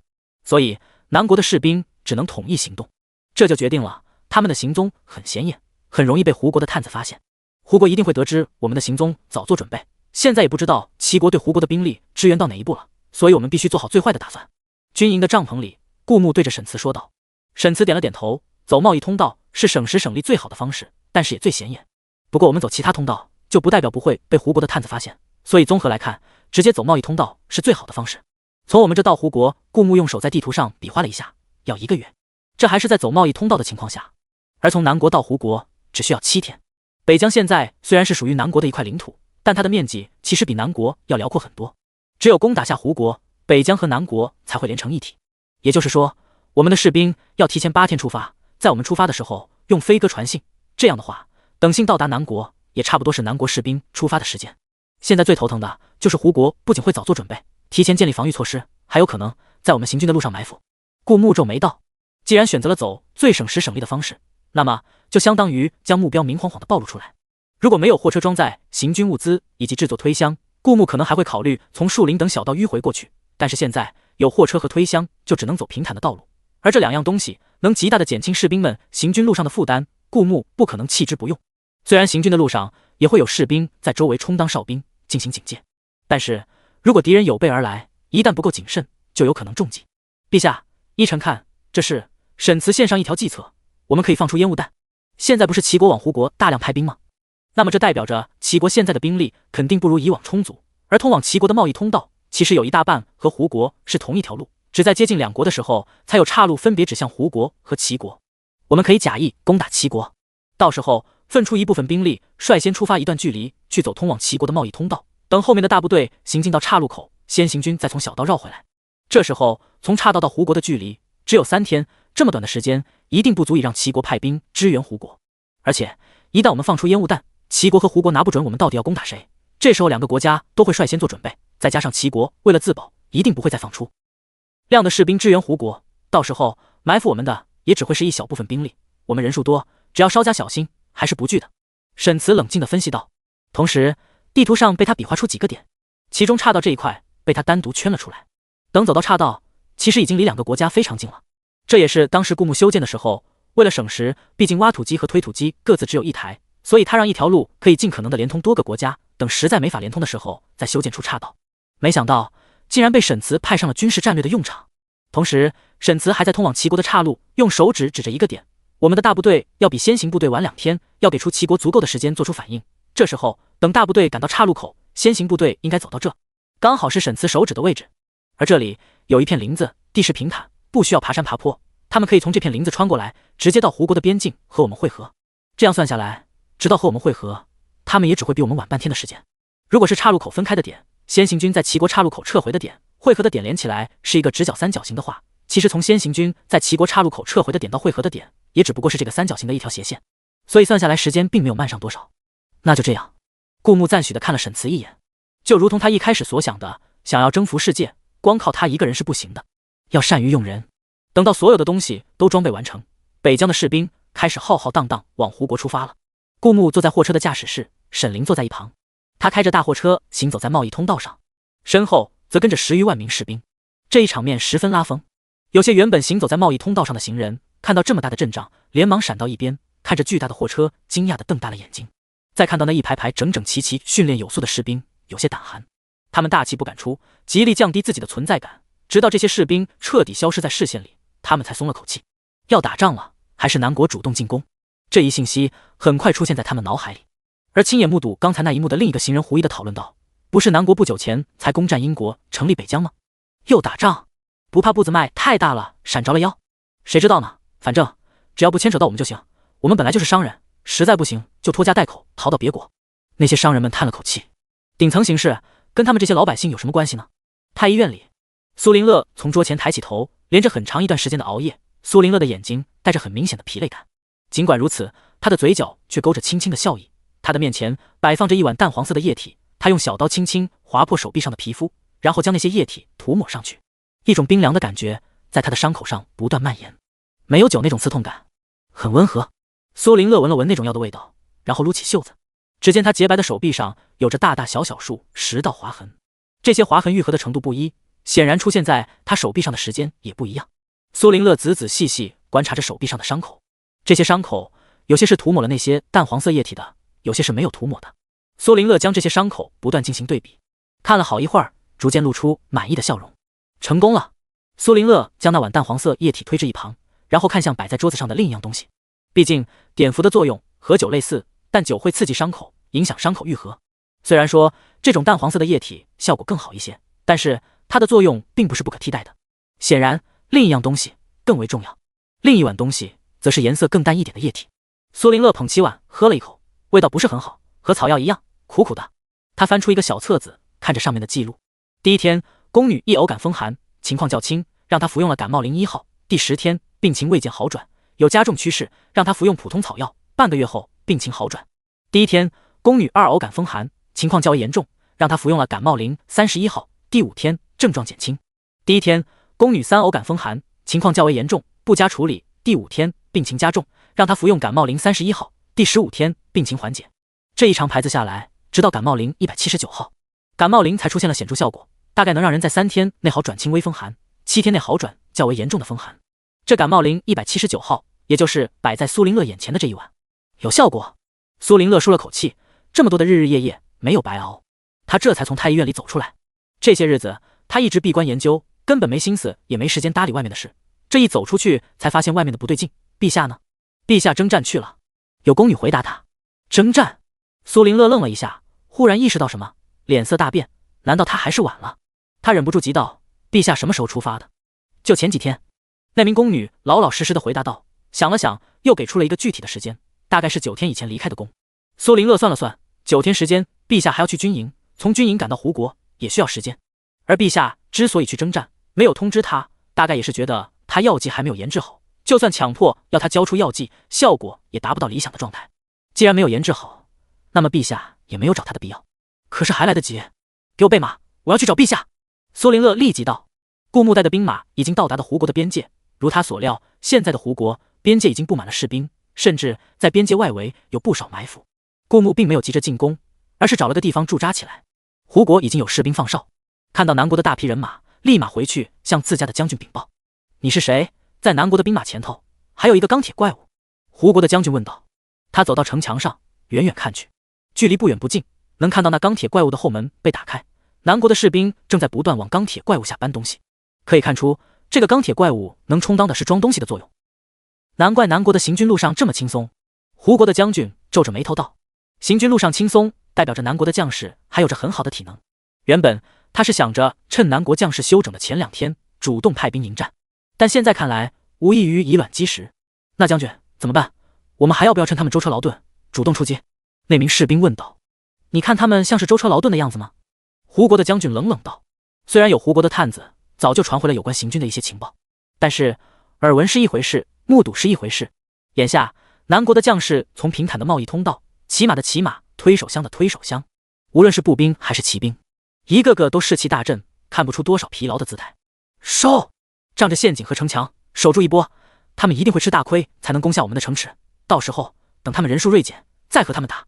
此时此刻胡国已经有了英国之前的教训，在城墙外浇上饿了铁皮，哪怕是挖土机也挖不开，并且城墙外布满了铁钉和陷阱，只要是2个轮子的根本就不可能顺利靠近城墙。如果他们非要让2个轮子过来，那就势必要清扫铁钉，而清扫铁钉的时候是他们最没有防备的时候，他们可以趁势放箭收割人头，并且除了铁钉还布满了其他陷阱，可以说只要一切顺利，恐怕南国的士兵还没有靠近城墙就要折损一大批人。顾木在胡国将军看向这边的时候，他也遥遥看向城墙。不同于胡国将军想着的怎么守住，顾木想着的是怎么让他们臣服。天底下终将臣服于他面前。顾木的身体经过强化，看的距离更远，同等距离看到的细节更多。他轻轻笑了一下，转身回了帐篷。此时此刻货车上的重物全都被搬了下来，扎营地周围也结好了防护网。攻城这种事情有了第一次的经验，现在已经轻车熟路。如果说第一次攻城的时候那些南国的土著士兵还有些兴奋，他们这个小国也敢侵略别的国家了，现在则是内心平淡并且自信。陛下，城墙外面已经探查到的陷阱有这些，分别在这几个位置。沈慈拿出一张图，上面有城墙的位置，并且在旁边各标注了几个小点，那几个小点代表着陷阱的位置。我们要直接攻城吗？沈慈问道。现在齐国摸不准我们之前要攻打哪个国家，并没有再派兵来胡国，他们的兵力并没有我们想象的那么充足，硬攻我们的胜算有很大。但是沈慈皱着眉，虽然胜算很大，但同时也代表着会牺牲的人很多。我想让他们主动臣服。顾木看了一眼城墙的位置，淡淡道，武力值固然是一统天下一个很重要的因素，但是如果光靠武力去一统天下，耗时慢，同时也容易民不聊生。这些士兵也需要休息，不可能常年征战，他们不是战争机器。顾木慢悠悠道，最好的办法是用武力震慑住他们，让他们觉得自己绝对赢不了，从而乖乖臣服。打还是要打的，吓唬吓唬他们，他们才愿意臣服啊。顾木露出一个恶劣的笑容，他觉得是时候公开他就是郢城城主的身份了。如果说之前是为了蒙蔽沈凌，让他分心去对付别人，现在已经没有必要了，反而会给自己带来麻烦。至于沈凌到时候会不会原谅自己，顾木相信，再怎么沈凌是他的皇后，跑不了。生气归生气，那也是他们小两口的事，之后他们会关起门来解决。陛下，沈将军，苏太医现在在营地外，说有要事要禀报陛下。帐篷外一位士兵道。顾木掀开帘子走出去，这个时候苏林乐来，那八成是药剂研发出来了。果然，苏林乐见到顾木就从怀里重新掏出一张方子，陛下，这是我研制出来的，和您给我的2张方子效果相似的配方，可以在我们现有的条件下大批量研制。顾木接过方子看了看，眼睛一亮，这2张方子看起来材料差不多，但是苏林乐的明显配比更清楚一点，药材也是常见的药材。除此之外，苏林乐还添了几枚药材进去，想必是为了增效。效果呢？顾木问道。苏林乐撸起手上的袖子，他从皇宫赶到这里，原本的伤口已经好得差不多了，但是他知道陛下一定很好奇这种药的效果，为了让陛下有更直白的对比，在来的路上，苏林乐又在手上划了不少口子，分别记下这些口子划的时间。陛下，这些伤口全都2两一组，每一组的上面都是没抹药的，下面的都是抹了药的，您看一下伤口的对比。只见苏林乐雪白的手臂上那些伤口触目惊心，可苏林乐却面色平静，有着超出寻常女子的坚韧。她从草根出生，爬到现在朝廷命官的位置，女扮男装，在陛下面前站稳脚跟。她吃过的苦远远不是这些伤口能比得了的。顾木仔仔细细看了那些伤口，赞许的看了苏林乐一眼，想法很周全，并且狠得下心。如果他只是一般的大臣的话，一定会得到重用，但现在顾木要重用他，还得掂量2下。接收到了顾木的眼神，苏林乐也微微勾起嘴角。但现在是战时，苏林乐很快向顾木说道，陛下，我并不是一个人来的，我担心路上出了意外，不能顺利将方子传送到陛下手中，我将方子抄了5份，有2份放在皇宫，交给信得过的人保管，同时另外分了2队，分别出发，让他们务必将方子带到陛下手中。如果不能将方子送达，一定要毁掉方子，不能让他们落到其他人手上。不知陛下可收到了那些人的行踪？并没有。顾木没想到还有这回事，那就有些不妙了。苏林乐蹙眉道：“有一队走的贸易通道，按理说速度会比我快出不少；另一队和我同样是走的小路，按理说也应该到了。只有可能他们路上出了意外。南国要攻打胡国的消息早就传到了胡国，路上有不少埋伏，很有可能那2队就是遭遇了不测。不过方子能及时送达陛下手中，我也算完成了任务。那2队送方子的也是绝对信得过的人，他们哪怕死也会毁掉方子的。陛下放心，我相信方子绝不可能落到敌人手中。”苏林乐信誓旦旦道。他之所以让那2队送方子，选出的人也是他细细斟酌过的，无论是武功还是忠诚度，都觉得令人放心。虽然遭遇了不测，但牺牲时难免的，只要没有将方子落到敌人手中，那么就还算顺利。苏林乐没想到，最后竟是他将方子送到了陛下手中。其实他已经做好了牺牲的准备，他将方子藏在衣袖里，同时还藏着一个火折子，只要他遭遇不测，他就会立即点燃火折子，将方子毁掉。但幸好他顺利到了，否则的话，派出去的3队人将会全军覆没。那么陛下只有等回京才能拿到方子了。为了尽快将方子送达，我并没有带药材过来，只带了一点点样品。苏林乐从怀里取出一个小匣子，里面放着2个瓷瓶，分别是他仿制出来的药的样品。但是这里离南国最近的小城不远，来回只有1天的马程，可以从南国采购，走贸易通道过来。苏林乐道：“南国与胡国本就是邻国，两地相接，在南国紧邻着胡国的边疆处就有一座小城，从那里采购药材其实是很方便的。”顾牧立马吩咐下去，派出专人去采购药材。而正在放哨的胡国士兵看到有南国的士兵开着那辆钢铁怪物往南国驶去的时候，立马将这一情况汇报给了胡国的将军。毕竟那辆钢铁怪物实在太显眼了，能装载的东西也很多。南国的这一动静不可谓不大，派人悄悄跟上去，找机会截下那辆钢铁怪物。胡国将军艺高人胆大，成功了，那么他的官位得连升3级，从边疆调往黄都都不是事。失败了，死的也是其他士兵的命。怎么看，胡国将军都不算太亏。于是他一本正经地命令道：“此事事关重大，只许成功，不许失败。”士兵道：“是。”此番劫钢铁怪物，胡国将军足足派出去300名士兵，各自分散，不远不近地跟上那辆钢铁怪物。而此时此刻，坐在货车上的竟然是沈慈。运送药材能确保营地能保证物资供给，这对接下来的战争大有裨益。并且南国刚刚赶到胡国边界，肯定要休整1天才会进攻。这1天的时间，虽然沈慈是大将军，但有陛下在军营把控，还有孟大将军这个战场老手，沈慈离开1天问题不大。并且他足够聪明，早已料到货车开出去的动静一定会吸引胡国人的注意，有他在，才能保证将药材顺利送达到营地。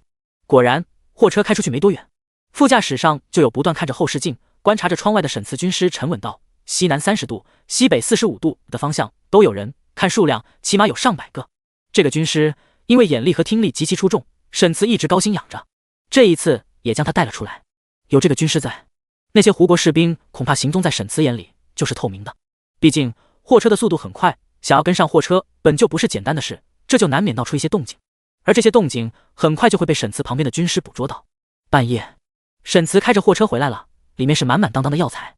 苏林乐为了顺利到达营地，也有人护送，加上营地里的后勤，按照苏林乐的配方及沈慈带回来的药材，大批量制作这些药不是难事。怎么样？这一路看起来挺凶险的。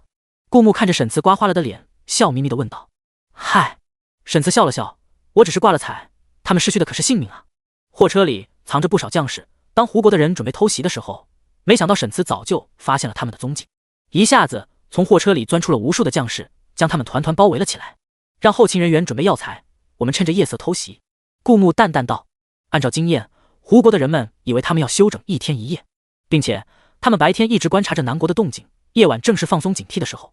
现在偷袭可以起到事半功倍的效果。”“好，臣这就准备。”沈慈抱拳道：“你休息，白天你再带着部分士兵持续骚扰他们。”顾牧采取的是类似游击战的打法。遵命。军令如山，沈慈没有推辞。当即，顾牧留下部分士兵作为第2天战争的主力军，在营地休息，同时带着另一部分兵力，趁着夜色摸进胡国的城墙脚下，按照沈慈画出的地图避开那些陷阱，然后顾牧纵身一跃，独自上了城墙。这时候，胡国的士兵这才发现顾牧的存在，他们大惊失色。一下子，胡国的士兵立马用火把点亮周围，大声喊道：“有人偷袭！有人偷袭！”借着火光，有人看清了顾牧的长相，南国的陛下。而此时，南国的士兵正潜伏在不远处，只等顾牧把胡国的城门打开，然后一涌而上。既然胡国的城墙浇上了铁皮，不能用挖土机铲开，顾牧就采取最简单粗暴的办法，从里面打开城门。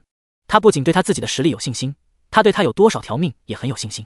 并且他想要用绝对的实力震慑其他各国，那么就不需要再藏着掖着，有多少路多少底，条件允许的话，还可以虚张声势。见鬼了！南国的陛下怎么敢一个人上来偷袭？他不要命了？南国没人可用了，抓住他！这是老天赐给我们的机会。胡国的士兵认出顾牧后，显然愣了一下，但很快反应过来，脸上露出狂喜的表情。但他们高兴得太早了。顾牧手拿着长枪，脸上也是一副高兴的表情。这些可是赤裸裸的积分啊！他本身就有1000把积分，足够用来兑换起死回生丹。面对这些人的攻击，丝毫不惧。羊皮卷也主动从影城里钻了出来，他不怕刀枪，不怕火焰，基本上除了顾牧，羊皮卷没有天敌。他能多杀一个，也是给顾牧减轻一个的负担。当胡国大将军狂喜着拿着枪向顾牧刺来的时候，羊皮卷一下子就认出了这是一个大 boss， 然后在空中拐了个方向，不再管那些小喽啰，而是直接扑到大将军的脸上，杀死大将军，那他就是大功一件。而纵使是胡国的大将军，面对羊皮卷这个准世界上最大的反派，也毫无招架之力。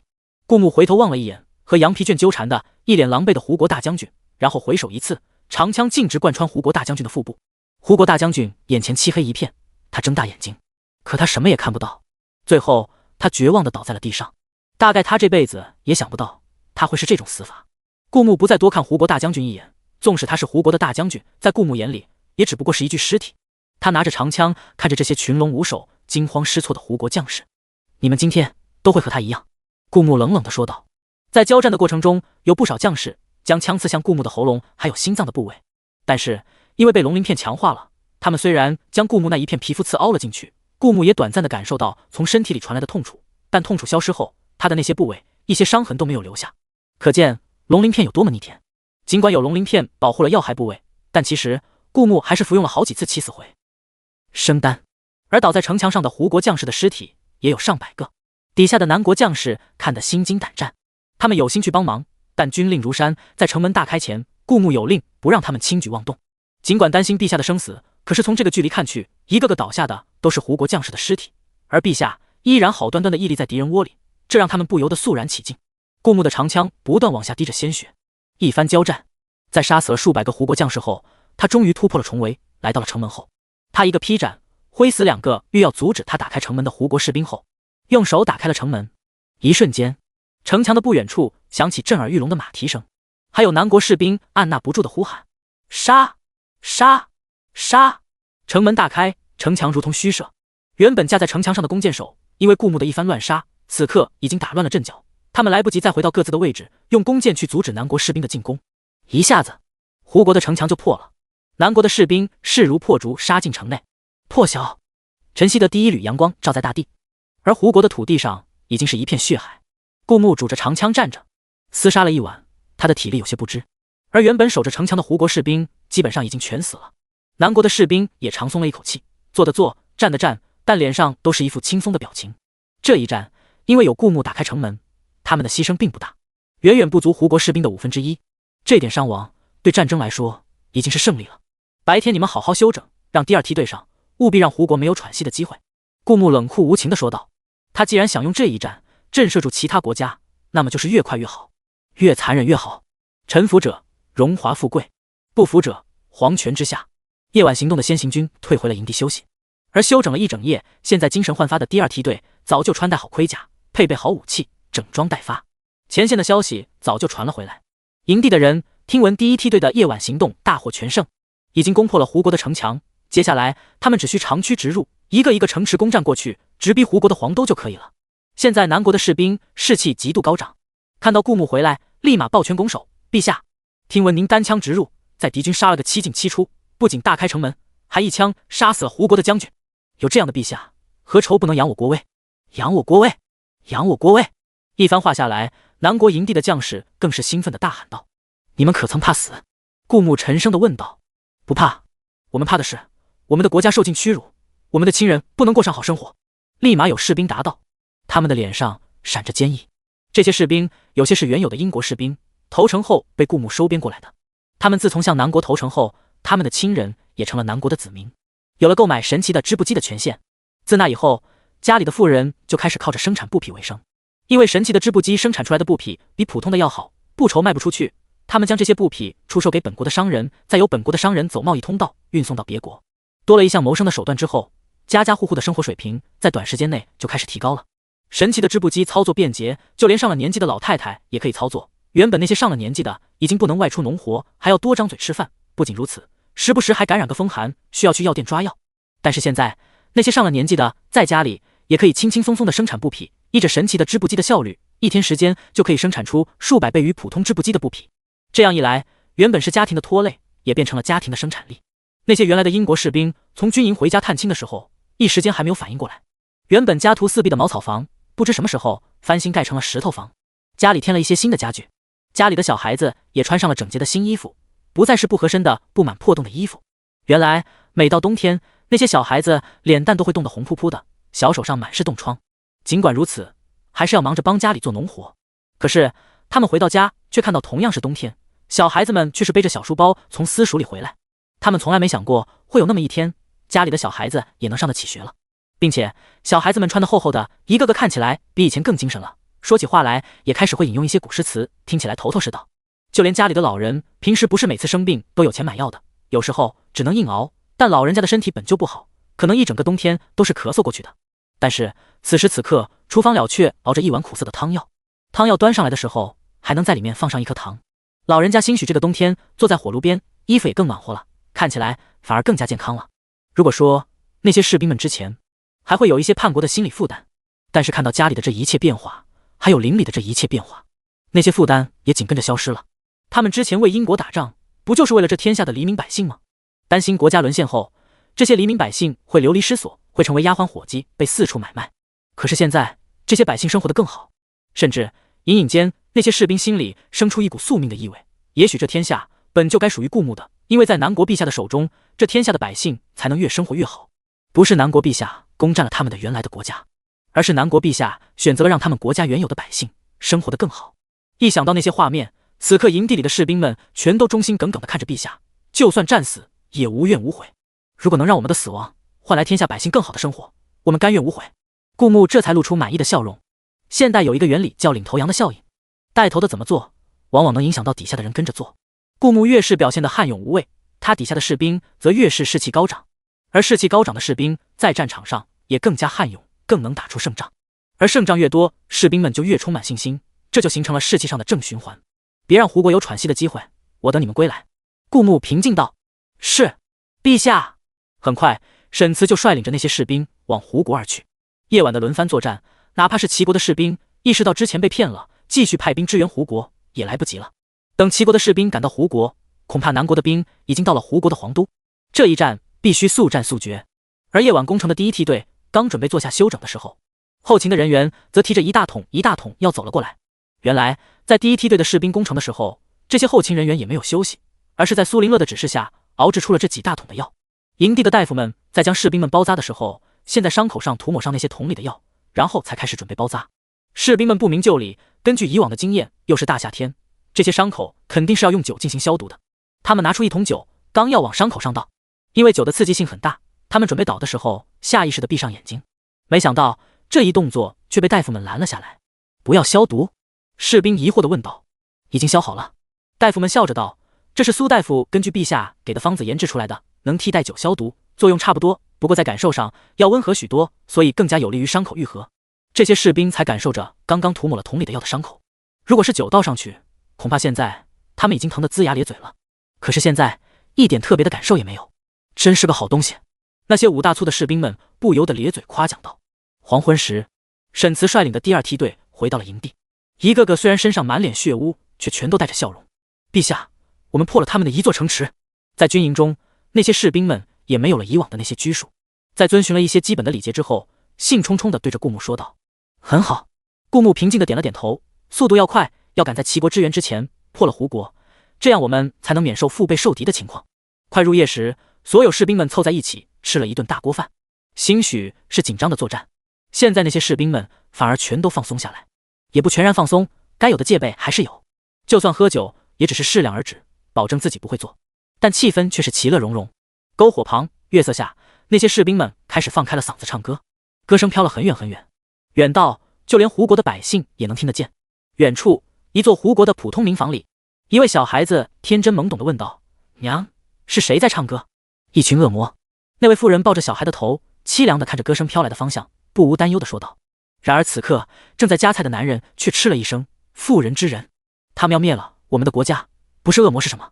那位妇人的浑身都在发抖。她平常的活动范围就那么几条街，很多东西都不是很了解。但是她今天外出买菜的时候听说了，就在前方的那座城池已经被南国的士兵灭了，很快就会轮到他们了。我们带着孩子逃吧，我不能让他们杀了我们的孩子啊！孩子就是我的命根子。说着说着，妇人就哭了起来。打起仗了，我们这些小老百姓该怎么办呀？小孩子不明所以。打仗？他不懂，他不识字，没看过书，只知道打仗是小孩子间玩闹或者闹矛盾时会发生的事情。大人们也会打仗，娘指的是很多很多大人闹矛盾了吗？小孩子现在还不太明白战争的恐怖，他安慰着自己的母亲：“娘，他们打仗，我们不打仗就好了。他们有矛盾，不关我们的事，你别哭了。”呜呜！没想到妇人却哭得更厉害了。男人白了妇人一眼，转而看向小孩子：“娃，你想读书吗？”想。小孩子睁着天真懵懂的眼睛。可是我知道，我家里穷，只有那些富贵人家的小姐公子才读得起书。我长大了，只能给他们当伙计，或者去乡下干农活。我不想干农活，那么我就只能听从小姐公子们的使唤。男人摸了摸小孩子的小脑瓜子，等那些唱歌的叔叔们打进来，在之后你就可以读书了。你有了更好的选择，只要你好好读书，尊重那些唱歌的叔叔们的陛下，你以后啊，有机会当大官，有机会比那些小姐公子们过得更好。妇人瞪了男人一眼，将小孩子搂得更紧了。你糊涂了，打仗怎么可能过得更好呢？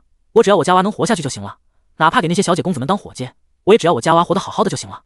我没糊涂，是你糊涂了。男人兴许是有点开心了，喝了一口小酒，笑眯眯道：“头发长，见识短，你怕是不知道，南国的陛下灭了英国之后，丝毫没有对英国的普通百姓下手。原来的英国百姓变成了南国百姓，现在的就连那些农户穷人家的小孩都上得起私塾了。不仅如此，他们家里的老人也有钱看病了。他们家里的每个人穿的都是干净整洁、没有破洞的新衣服，不像我们。”男人看了自己身上穿了10几年的破布衣裳，依旧桌子上摆着的难以下咽的饭菜，他们吃的都是白米饭，一声感慨。所以我倒希望我们能成为南国的百姓，到时候我攒钱给你买一台神奇的织布机，你在家里可以织布，这种活很轻松，赚的也多，并且到时候南国的布匹会卖得便宜很多，你就有钱给你自己和娃买新衣裳了。另外攒的钱就送娃上学，给娃一个选择命运的机会。男人笑呵呵道：“你听谁说的？”妇人脸上露出狐疑的表情：“这么好的生活，你做白日梦吧。你但凡多出去走走，也不会就这点见识了。我们这边有很多从南国过来的商人，有些啊还是过去英国的百姓。现在的南国人，他们说之前在英国的时候饭都吃不饱，但现在靠着南国的福利待遇和变革，一下子生活就变了一个样。你是不知道，原来生活水平和我们差不多的，就那么短的时候，突然买了一座3进3出的大宅子，每餐都有大鱼大肉。”妇人将信将疑：“那他们打过来，我们娃不会死吗？安心待在家里，他们不会为难我们的。”男人笃定道。小孩子这时候反应过来，所以说那些唱歌的叔叔是好人对吗？他们是让我们有机会改变命运的英雄对不对？男人笑眯眯地摸着他的头：“是的，娃，以后爹爹有钱送你上学，你要好好珍惜这次机会。”他也看向歌声的方向，他们一直受胡国的权贵压迫太久了，一直想反抗，但想一想家人，想一想没有趁手的武器，这个想法也只能深埋心底。可现在有人替他实现这个愿望，而实现这个愿望的人切切实实能给他们的生活带来改变，这就足够了。陛下，依照您的吩咐，我们破了的那座城池，臣已许以他们好处。现在那些百姓的反抗之心不是很强烈，比起我们之前攻打英国的时候，他们显得平静得多。吃着烤肉就白米饭的时候，沈慈对着顾木说道。说到这里，沈慈还露出疑惑的表情，不仅平静，他们脸上的表情还很奇怪，好像是害怕中还夹杂着几丝期待。有胆子大的老百姓还给我们的一些士兵送了几个鸡蛋，说欢迎我们过来，说他们也想让小孩读私塾，不想让自家的小孩一辈子受人指唤。说到这里，沈慈的表情有轻微的扭曲，毕竟那些百姓们的表现实在太古怪了，他们都不爱自己的国家的吗？沈慈纳闷地问道。他一向忠诚于自己的国家，愿意为他的国家去死，很难理解那些百姓的心情。顾木却很平静，了然地点了点头，忠诚是对于那些受了国家恩惠的人来说的。你看那些百姓每天日出而作，日落而歇，一生都在忙碌，但尽管如此，因为沉重的赋税，吃不饱，穿不暖，亲人生病还没钱抓药。可是反观那些达官贵人，却是每天想法子寻开心，吃不完的食物，穿不完的衣服，他们还能凌驾于他们的生命至上，随手杀几个普通百姓，还可以躲过王法。你让那些普通的老百姓怎么有心思去热爱他们的国家呢？顾木笑了笑，更何况他们的小孩子可能比那些权贵家的小孩更聪颖更努力，可是却只能为权贵家的小孩做牛做马，一家好几代人都只能过这种生活，没有翻身的机会。天下破而后立，他们看到了英国被南国占领之后开始过上了好生活，自然期待我们的到来能结束他们这种极度不平等的生活，至少让他们的小孩有一次选择命运的机会。说到这里，顾牧也陷入了深思。他一直致力于发展经济和提升国力，攻占别国，但是却没有太过于重视教育的发展。但其实教育才是最重要的，因为它代表了在一些人才消逝之后，还会不会有新的人才补上。顾牧不是全能的，就像现在他占领胡国，有沈慈的献计献策，有孟大将军的骁勇善战，还有无数普通却训练有素的士兵发挥着他们独有的力量。看来等解决完齐国和胡国的事之后，他还要更加重视教育的发展才是。毕竟他有钱，大把的钱投入教育，想来一定会发生翻天覆地的变化。所以在他们看来，我们不像是侵略者，更像是英雄。沈慈似懂非懂地问道：难怪那些百姓会这样欢迎我们。当然，这针对的是那些压迫百姓的国家，恐怕我们发起这场战争，那些百姓总有一天也会自下而上起义。顾牧放下手中的骨头，站起身。好了，大家吃饱喝足之后，准备工具，今晚继续攻城。夜晚，马蹄声吵醒了这座胡国本就睡得不安稳的城市，还是原来的那个普通家庭。妇人听到马蹄声，慌乱地爬起身。娃，我的娃！月光下，妇人紧紧地将孩子的头抱在怀里。别怕，娃别怕。娘，我不怕。小孩子睁着懵懂的大眼睛。爹说了，他们是英雄，他们是让我有私塾可以上，改变我们命运的英雄。小孩子的眼睛亮晶晶地看着窗外，在他的心里，那些骑在马背上的人赫然就是英雄。妇人还是害怕，她抱着小孩子呜呜地哽咽起来。此时此刻，顾牧已经攻占了这座城池，此刻正穿过整座城池往更前方走去。这一战之后，就是营地里的人跟过来了。胡国不算大，再过几日就能打到皇都。胡国这个国家易主，指日可待。可这座被吵醒了的城池依然很安静，部分家里传来害怕的哽咽声，但更多的却是寂静无声。这时候，有一户人家的门打开了，妇人紧张地跟上来，拉着小孩子的手：娃，你做什么？快躲起来啊！妇人刚刚哭过，眼睛红红的，脸上还挂着泪痕。爹爹说了，他们是英雄，这是我攒下的私房钱，我想让英雄买点好吃的。小孩子双手捧上一个布袋，眼睛亮晶晶地看着顾牧，而他的这一举动被很多户人家静悄悄地从窗户看在眼里，他们心里都带着一些紧张，不知道那个坐在马背上一脸王霸之气，听士兵们称呼为陛下的男人会怎么处理？是一枪杀死眼前的小孩和妇人，还是觉得被这破旧的小布袋受到了侮辱，一脚踢开小孩继续赶路？如果是的话，他们希望是后者。所有人心里都捏着一把汗，他们都希望这个天真懵懂的小孩子能活下来。顾牧从马背上跳下来，所有人都屏住了呼吸。他们看到顾牧的盔甲上布满了鲜血，那些血基本都是别人的，尤其是他的长枪，不知道染了多少人命，现在还在往下淌着血。在顾牧走向那个小孩子的时候，那些老百姓的心里只有一个念头：不要杀了那个小孩子，他还那么年轻，他那么无辜，他以为你们是英雄啊！没想到顾牧却一只手拿着带血的长枪，用另一只手在身上擦了下，摸了摸小孩的头，然后接过小孩的破旧布袋放进怀里，微笑着说道：好的，哥哥很感谢你的礼物，但是哥哥也不是平白拿人家礼物的人，所以哥哥也给你一个回礼好不好？好。小孩睁着亮晶晶的大眼睛笑了。顾牧笑得很温柔，他此番是出来打仗的，身上自然没带什么值钱的东西，但是他之前抽到了一辆自行车，因为没什么用，被他一直放在物品栏里不管不顾。现在顾牧刚好就这自行车从物品栏里取出来，放到小孩子的面前，坐上去踩着脚踏，这车子就会动。一开始可能掌握不了平衡，所以车子会倒，但只要你不怕摔倒，多练习几次就能学会了。本来就是逗小孩的东西，顾牧也没多想。说完这些，他重新跨上马背，继续往前方征战。大哥哥，小孩子紧紧抱着自行车，看着顾牧远去的方向。没想到妇人一下子捂住了他的嘴：别乱说，他是南国的陛下，将来也会是我们的陛下。小孩子似懂非懂的点点头：陛下，可他刚才为什么要自称哥哥呢？所有人都听到了这些话，因为大街上实在太安静了，他们都心知肚明，不过却没有一个人说出来。陛下可以没架子和他们打成一片，自称哥哥，可是他们却要永远尊敬陛下。小男孩用仅有的几个铜板换来了这个世界上根本就看不到的自行车，他紧紧地抱着这台自行车。虽然他不明白刚才发生了什么，不明白刚才为什么大家都这么紧张，但是他知道这台自行车是他收到的最好的礼物，永远都是。他亮晶晶地看着顾牧远去的背影，而男人这时候走出门来，摸了摸小孩的头：好好读书，只要以后你有出息，还能再见到陛下的。好好读书。小孩心里埋下了一颗种子。而这台自行车在不久之后就被街上的能人巧匠仿造这结构制出了木质的自行车，虽然没有小男孩的精美，却也足够用。而那时候因为胡国变成了南国，家家户户的条件都上升了几个等级，几乎所有的小孩都能买上这么一台自行车，而小男孩更是舍不得骑陛下给的这台自行车，将它好生珍藏起来，又重新买了一台。他每日骑着自行车上下私塾，穿着比以往更加干净整洁的衣裳，吃着大鱼大肉，个子窜得飞快。他感受着自那日之后带来的变化，从此心无旁骛，因为他只想能再见到那日的大哥哥。随着年纪越大，他越感受到那日的惊险和不容易，越坚定了以后要为陛下效力的决心。不过那都是后话了。3天后，南国的兵马已经来到了胡国的皇都。陛下，齐国的援兵正在赶来的路上，大概半天就会到达这里。身后有探子传来消息。此时此刻，顾牧看着固若金汤的胡国皇都。胡国的君主贪生怕死，哪怕所有的城池都失守，都要保住皇都。此时此刻，小小的胡国皇都有着极多的兵力守护，比边疆还要难破数倍。攻！顾牧振臂一挥，大声道。他率先飞上城墙，用刀枪杀死其中一名士兵。与此同时，沈慈也跳了上来。陛下，我掩护你。孟大将军也哈哈大笑着跃上城墙，算老夫一个。还有我，还有我。那些会轻功的精兵也全都跃了上来，掩护着顾牧去开城门。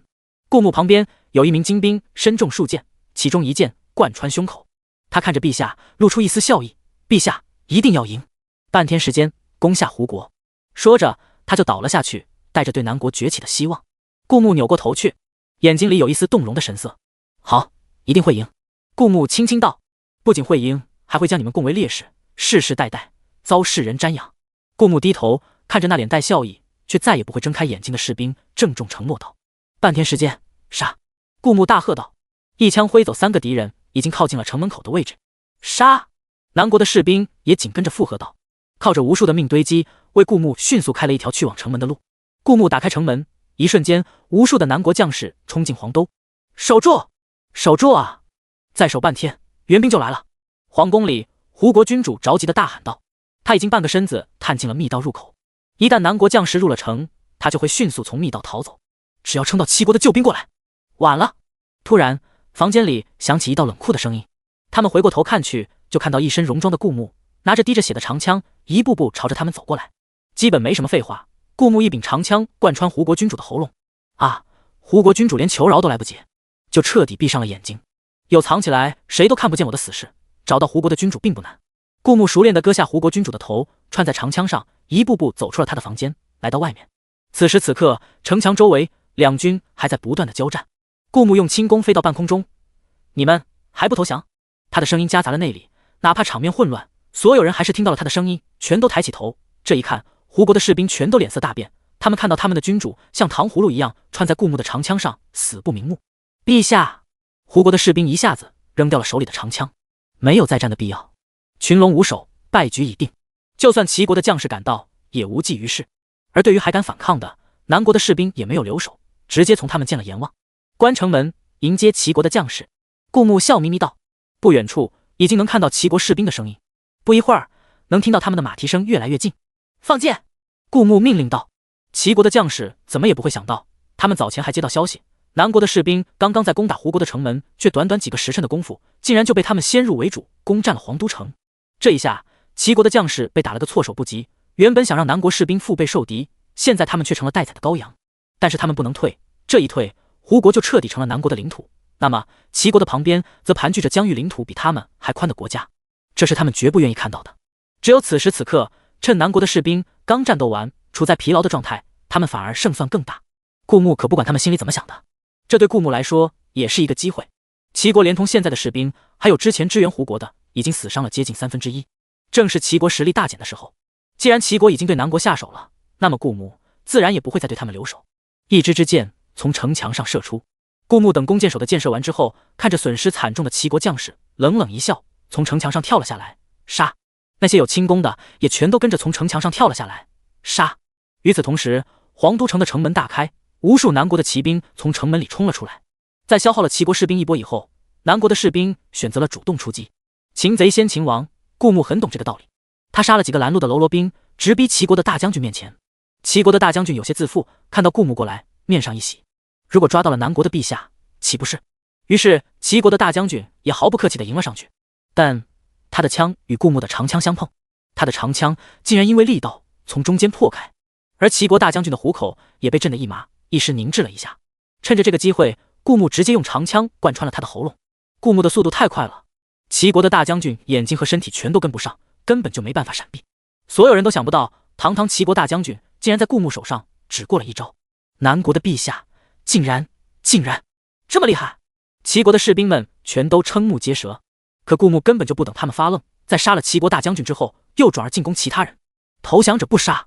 顾牧用夹杂着内力的声音冷冷道。而此时此刻，影城里也掀起了轩然大波。他们全都看着任务栏第3行，金色背景上多了一行字：击杀齐国皇室，赏。与皇帝关系越紧密，奖品越高。凡是击杀者，除了可从前方木箱里获得一件宝物，还可获得影城的100贡献点。与此同时，任务栏前方又多了一个木箱子。所有人都知道，这个木箱子里放着的影城城主的奖励一定超乎寻常。更何况还有100贡献值，杀个人而已。一下子，所有影城的江湖人士全都沸腾了，一个一个全都往齐国涌去。在影城里的，除了南国的江湖人士，随着影城的知名度越来越大，还汇聚了多国的人士，这中间就有齐国的人。有几位齐国的江湖人和朝廷的关系搞得不错，看到这一任务，皱起了眉头。都知道影城城主和南国陛下有关系，现在齐国正在和南国陛下交战，而影城的任务栏上就出现了击杀齐国皇室的命令。这是要彻底消灭齐国的皇室，让齐国无人继承皇位，产生内乱。一旦内乱，再加上南国的虎视眈眈，恐怕齐国被南国拿下也不用费多大力气。那几个齐国的江湖人很快离开影城，要快点将这一消息告诉齐国君主才好。因为没有腹背受敌，顾牧现在还是处于地理位置更优越的这一方。纵使齐国的士兵来势汹汹，可是他们已然群龙无首。在月亮高挂在正空的时候，这场战斗已然结束。顾牧用被鲜血染红的布擦着长枪。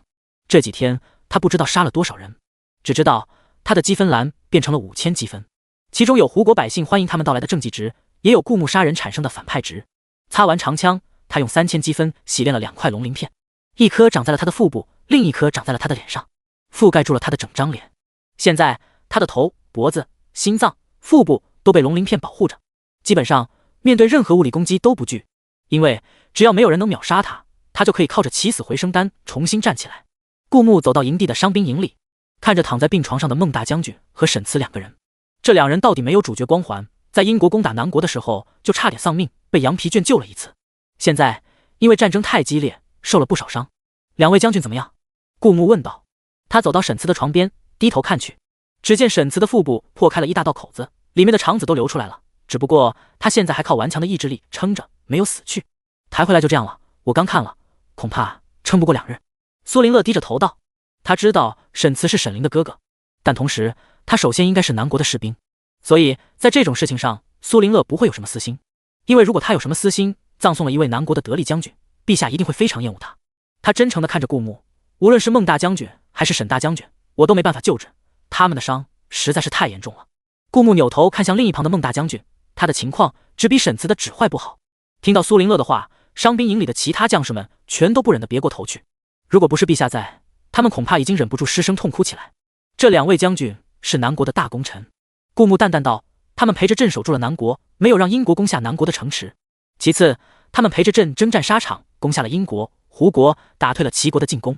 每一次，他们都陪着朕冲在最前面，在战略方面也献计献策，有着无人能够替代的聪明才智。这2位将军功不可没。随着顾牧的话，伤兵赢了，那些士兵再也忍不住哽咽起来。可是生死有命，这2位将军立下赫赫战功，此时此刻也只能带着辉煌彻底离开这个人间里。一想到这，那些士兵们就觉得特别不舍。他们看着这2位将军，想最后记住他们的样子，将他们铭刻在心里，以他们为榜样，成为陛下的左膀右臂。可他们却看到陛下往他们的嘴里各自塞下一颗丹药。正因为他们功不可没，无可替代，所以欧朕决定赏赐他们每人一颗起死回生丹。顾牧依然面无表情，直到此时此刻，他才意识到起死回生丹的作用有多大，不仅能保下他的性命，还能让他不再面对生离死别。希望你们2位能继续陪着朕征战沙场。说到这里，顾牧的声音有些沙哑。他不是不难过，除了这2位将军，南国还死去了大量的士兵，可他的积分有限，不一定每一个人都能救。那些士兵只能以烈士安葬，并且厚待他们的家人，只希望那些为南国而死的人在九泉之下能够心安。而沈慈和孟大将军服下那2颗丹药后，他们的身体开始迅速产生变化。只见沈慈破开的腹部竟然自动合拢起来，原来流出来的肠子重新回了他的身体里。很快，沈慈苍白的脸色就开始充满了血色。他的身体上虽然还充满着各种小伤，但是原本的致命伤已经愈合了。起死回生丹既然让人起死回生，那么就会彻底抹去致命伤。而另一旁的孟大将军也发生了同样的变化，他逐渐睁开眼睛，不可置信道：“老夫活了！老夫刚才差点见阎王了！”哈哈哈！孟大将军刚才意识已经在游离的边缘了，虽然听到了顾木刚才的那一番话，但却渐渐模糊，仿佛正在一点一点远离这个人世间。可突然，他却感觉到他的身体开始传来疼痛的感觉，将他拉了回来。那些疼痛是其他伤口的疼痛，他的致命伤已经彻底好了。再看一看他们两个的伤势，顾木对着苏林乐命令道。苏林乐不可置信地看着这一变化，再过去检查他们的身体，然后又惊又喜道：“好了，陛下，他们身上的致命伤彻底好了，虽然还有不少其他伤口，但只要休养得当，不构成性命威胁。”苏林乐也咧开嘴角笑了。这些人毕竟是南国的英雄，他们能活下来，无论是以哪种方式活下来，都足够让人开心。而那些士兵们看着原本已经连眼睛都快睁不开的两位大将军，又开始生龙活虎，全都感激地看向陛下，又敬畏又尊崇。他们知道，为一位强大的君主做事，比为一位草包君主做事好多了。更何况，这位强大的君主虽然残暴杀人如麻，却从不对自己人下手，对自己人向来都是赏罚分明，甚至对于他们的一些错误，陛下的容忍度反而更高。陛下万岁万岁万万岁！不知谁起了个头，一下子营里这样的声音此起彼伏。而沈慈和孟大将军也挣扎着从床上爬起来，对着顾木重重的跪下，笑着道：“臣定当誓死效忠陛下。”开玩笑，他们本就对陛下忠诚，没想到跟着陛下死了还能活，他们肯定更加卖命为陛下做事。顾木看着他们一张张脸上闪着坚毅的神色，由衷的露出笑容。他想要征服世界，这些人就是他的基石。大家好好休养，齐国敢对我们动手，朕绝对要他们好看。顾木冷声道：“攻下胡国对整个世界的威慑作用其实还不够大，如果攻下胡国之后还接连攻下齐国，那么很多国家就会收了对南国动手的心思。毕竟齐国这样一个强国都败在了南国手里，其他那些无论是实力和齐国相当，或者不如齐国的国家就得掂量掂量了。”是，那些士兵们的声音格外响亮。虽然顾木的起死回生丹不足以给每个士兵发一份，但他可以从系统那抽一些奖励，增加那些士兵活命的机会。齐国肯定坐不住，如果顾木缓一缓再攻打齐国，很可能这时候齐国已经和其他国家联盟，打南国一个措手不及。顾木就是不要给敌人反应的机会，而短时间能提升实力的只有热兵器。顾木选择了抽取武器这一项，除了自己留下300积分以备不时之需，以及用于战场上兑换起死回生丹，其他的积分全部拿来抽取热兵器，忽略一些没什么用的武器。顾木抽到了2颗手雷、1把狙击枪、无限子弹、2把手枪、无限子弹。毕竟这个时代没有制作子弹的技术，每当这个世界缺乏能给从系统得到的奖品功能的技术的时候，系统都会对这些产品进行优化。比如顾木抽到的车都是太阳能的，这种技术就连顾木前世也达不到。而抽到的枪就更离谱，也不知道系统用什么手段进行了优化，竟然可以做到无限子弹。这几乎相当于电视剧里那些主角面对敌人开枪不用换子弹的。顾木还是很满意这个奖励的，他将狙击枪自己收了起来，2把手枪，1把给了沈凌，让他防身，另一把顾木决定拿他和陆小瑶谈个交易。顾木走进影城的城主府2楼，偌大一层2楼只有陆小瑶一个人，不过这个巨大的空间被他摆满了一些制造兵器的装备，竟然显得有些拥挤。其中一个角落里堆满了一堆铁器，看起来是制作失败被淘汰了的武器。顾木拉了条椅子坐下，静静地看着陆小瑶。陆小瑶擦了一把脸上的汗，这时候的她脸上看起来脏兮兮的，不过还是十分可爱。陛下找我何事？这段时间陆小瑶肉眼可见的变得沉稳了很多。她在顾木旁边找了个地方坐下，就这么大大咧咧的坐在一个方形的铁器上。谁叫这个空间只有1排椅子？你想要制造武器，对你来说有图纸和没图纸有什么区别？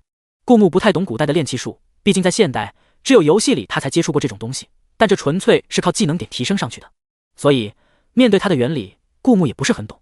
听到图纸，陆小瑶眼睛一亮，当然是有图纸更好啊！我做的这些武器都是根据这个世界上原有的，再加一点我的想象，因为我的想象有时候和现实不符，就算做出来了，在实际战斗中它可能发生其他毛病。陆小瑶歪着头，似乎在思考要怎么跟顾木解释这个问题。他举了一个例子，就好比我想制作一柄会分叉的剑，就算我把这柄剑制作出来了，我以为它会分叉，在战斗中他会打对手一个措手不及，但有时候它并不适合现有的武功招式，人们出招的时候根据之前的出剑习惯，有可能伤到自己。这就是我练气过程中经常遇到的问题，所以如果有图纸的话，我想我会很快成功吧。陆小瑶的语气里少有的透露出一丝信心，他眼巴巴地看着顾木，陛下既然这么提了，说不定真的搞到了图纸。果然，陛下拿出来一个玩意，那玩意黑漆漆的，打在手上连皮也破不了，又那么小只。陆小瑶一时不明白它的用途，他仔细看了看，最后得出一个结论：这玩意难不成是卖萌的？陛下，恐怕没什么用吧？陆小瑶有些为难地看着顾牧，这玩意既缺乏实际战斗性，砸人还嫌太轻，那这玩意当武器，陆小瑶实在想象不出那种战斗场面。就在陆小瑶研究手枪的时候，他的食指刚好扣在了扳机上面，这时手枪黑洞洞的枪口刚好指着他的眉心。别碰！顾牧眉头一跳，急忙道，用一只手抓住陆小瑶的手腕，将他的枪口拉离方向，对着城主府的窗外。陆小瑶疑惑地看向顾牧，就见顾牧抓着他的食指按下扳机，几乎不太能听得见的枪声响起，然后对面传来窗纸破碎的声音和一个男人的惊叫声。顾牧的视力很好，这一些他瞄得很准，刚好从对面房间里的男人的头顶擦过。如果顾牧没有瞄准的话，对面的男人大概是要爆头了。不过顾牧不在乎，对面的男人明显不是南国的人，只要不是自己人，那么其他人的生命顾牧一点也不在乎，所以他才会开这个玩笑。而对顾牧来说，这只是一个玩笑，但一旁的陆小瑶却是惊得张大了嘴巴。他在2楼的时候，有时候也会测试他的飞镖，这时候他就会把飞镖扔到对面窗户男人的房间里。往往这个时候，男人无论是在睡觉还是在做别的事情，都会被飞镖打破窗纸的声音吵醒，然后立即反应过来，翻身躲避。因为无论多好的飞镖，在打破窗户的时候，都会因为阻力降慢一些速度。更何况飞镖本身的速度其实是有一定的上限的，因为这个世界人的丹田基本都没有像顾牧这样经过丹药强化，他们的丹田只装得下那么一点点内力，而内力的多少就相当于他们扔出飞镖时的速度和力道。内力有上限，那么飞镖自然不会达到一个特别可怕的速度。陆小瑶自己的武功被废了，所以这些武器他往往找他的师尊进行的测试。他的师尊已经足够强了，可还是被对面的男人躲过。那时候师尊就告诉他，对面的男人是个高手，让他小心一点。不过陆小瑶经常在城主府的2楼，2楼除了他因为测试武器需要，他会同意一些人进来之外，其他人没有他和顾牧的允许，一个也上不来。就算对面的男人同样想从窗户攻击陆小瑶，他攻击的武器也会在接近窗户的时候弹回去。陆小瑶是不怕，他反正不打算出去，青山小生纯粹是不在乎，所以两人依旧拿对面的男人做实验。但这么久了，对面的男人依然好好的活着，哪怕不用青山小生说，陆小瑶也知道对面的男人实力不错。可是现在面对顾牧的枪，对面的男人完全没反应过来。如果顾牧将手中的枪压低一点，恐怕此刻对面的男人已经是一具尸体了。陆小瑶震惊过后，脸上露出狂喜的表情。他手上这个黑漆漆的，乍一看不知道做什么的玩意，其实是个宝啊，这叫手枪。顾牧说出了这玩意的名字，从陆小瑶手里彻底接过手枪，面无表情道：看好了，这玩意要这么用。顾牧举着手枪，看着对面男人恐惧的表情，手稍微往左偏了一点，又开了一枪。又是一声惊叫，来自对面的男人。刚刚顾牧的那一枪是擦着对面男人的右耳飞过的，估计对面那个男人还能听到子弹破风的声音，这绝对比任何飞镖都要来的刺激。这特么还是把消音枪，也就是说，从顾牧这个位置开枪，对面的男人是听不到开枪声的，并且子弹的速度非常快。等他感觉到有破风的声音的时候，他还来不及反应，子弹已经从他身边穿过。顾牧再次对着对面的男人，这一次枪口指着对面男人的眉心。顾牧的食指扣在扳机上，陆小瑶在旁边默默地记下顾牧扣动扳机的姿势，自己也用手指在虚空中比划，还眯起一只眼睛做瞄准状。顾牧看了陆小瑶一脸认真的模样，将枪丢给了陆小瑶，自己琢磨一下，要是可以的话，停下你手头那些奇奇怪怪的实验，把我把这个批量搞出来。批量制作手枪还是在古代，要顾牧才敢想。不过陆小瑶想了想他那本古籍，竟然点了点头，我先研究下它的作用，回头我试试。陆小瑶被废武功前暗器使用也是1等1的，他瞄准力并不比顾牧差。他拿着手枪对着对面男人的头，刚要扣动扳机，对面的男人突然动了，他以最快的速度往楼下跑去。陆小瑶马上跟着男人行进的方向，微微一动手，对着男人的背影将扳机扣下去。只见男人的左手手臂立马被子弹打穿，无数鲜血从衣服里渗出来，短短一刹那就染红了衣服。好爷！陆小瑶兴奋道，他真的伤到对面的男人了。这时候对面的男人已经跑出了房间，我去把他赶到大街上，你来瞄准。顾牧微微笑着道。他从窗户飞了出去。对面的男人武功很不错，刚好用来当猎杀对象。其实顾牧也并不是一个滥杀无辜的人，只是这个人啊，他的脖子上好死不死的学杀无尽，在脖子上挂了一圈死人的骨头。唯一的区别在于杀无尽挂的是骷髅头，他挂的是从人的手腕截下来的手掌，一根根白骨森森的手指，看得人触目惊心。不管他脖子上挂着的骨头是不是他杀的，敢把这些东西挂在脖子上，就可见他不是什么善茬。顾牧当然要以其人之道还治其人之身了，不过他是替其他人还的。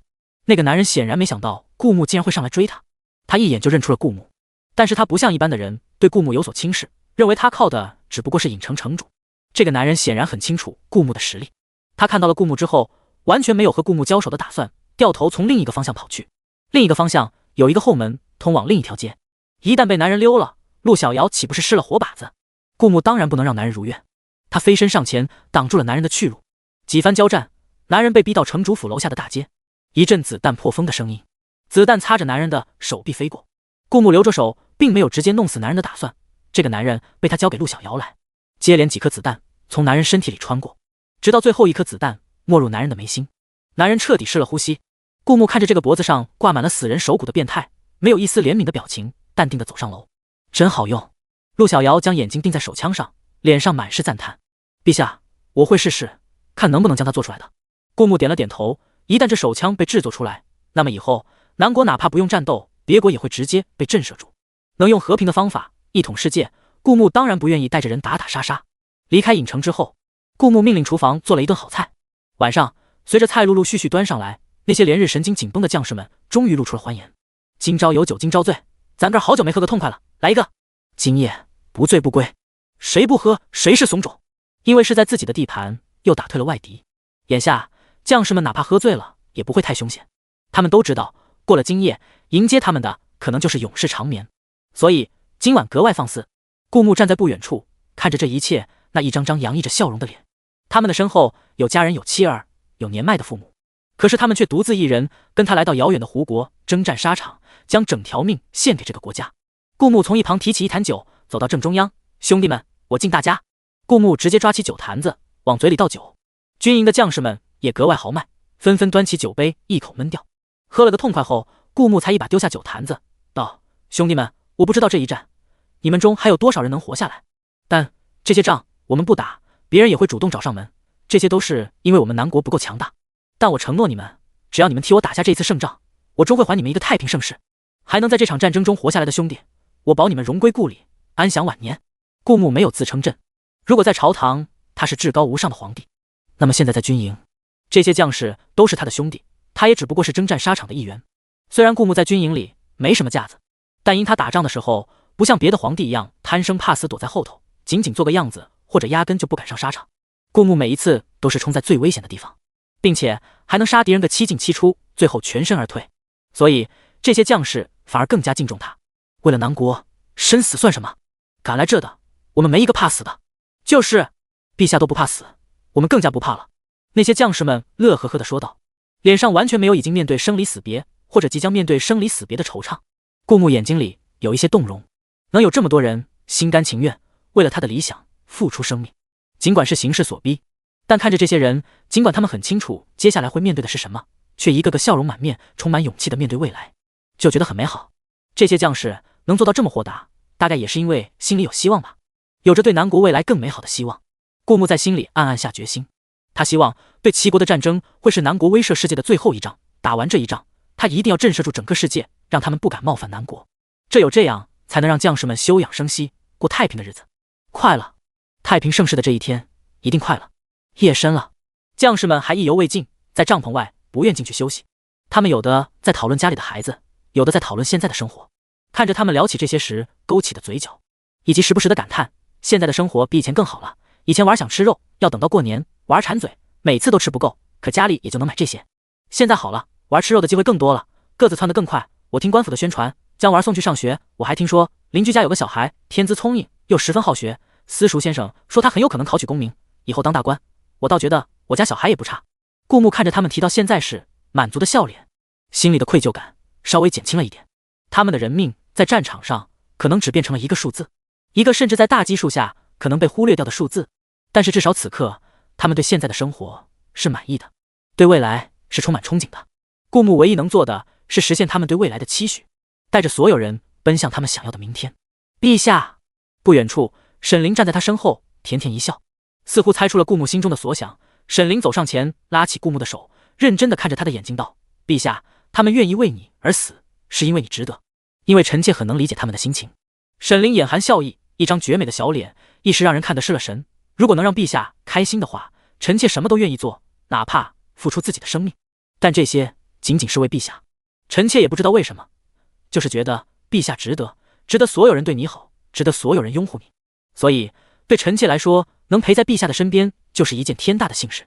臣妾能理解那些将士们可能觉得，能有你成为他们的皇帝，能够当南国的子民，也是他们的幸事。沈凌的话就像一个小暖炉，烤在了顾木心里，竟然有一丝丝甜。他低头看着这个小姑娘，明明在战场上他也见过了不少血腥，可是他脸上却是一副隐忍的骄傲，不愿意展示自己脆弱的一面，甚至还能反过来安慰顾木。顾木紧紧反握住沈凌的手，像是下定了决心，等战争结束，我们正式成为夫妻吧。顾木张了张嘴，很想将后半截话说出口，可是看着沈凌宛如神明般圣洁的脸，还有认真看着他的眼神，他一时竟有些紧张，说不出口，甚至他感觉他的掌心微微出了汗。他总感觉他说出这话会吓到沈凌，毕竟现在沈凌面对的东西太多了，如果顾木再给他心理压力，顾木也不知道这个看似平静的小妮子会不会扛得住。他想，要不再晚一点开口吧，不急着这一时。但没想到沈凌看出了他有心事，虽然没往那方面想，但女人的直觉也猜到了顾木不对劲。这个时候他当然不会让顾木将心事憋在心里。他认真地问道：陛下，怎么了？你刚才想对我说什么？顾木憋着这句话愣是吞了回去，打算等战争结束后再说吧。没什么，他勉强地答道。没想到沈凌一下子就露出受伤的神色。陛下，你不会想着战争结束后那妃吧？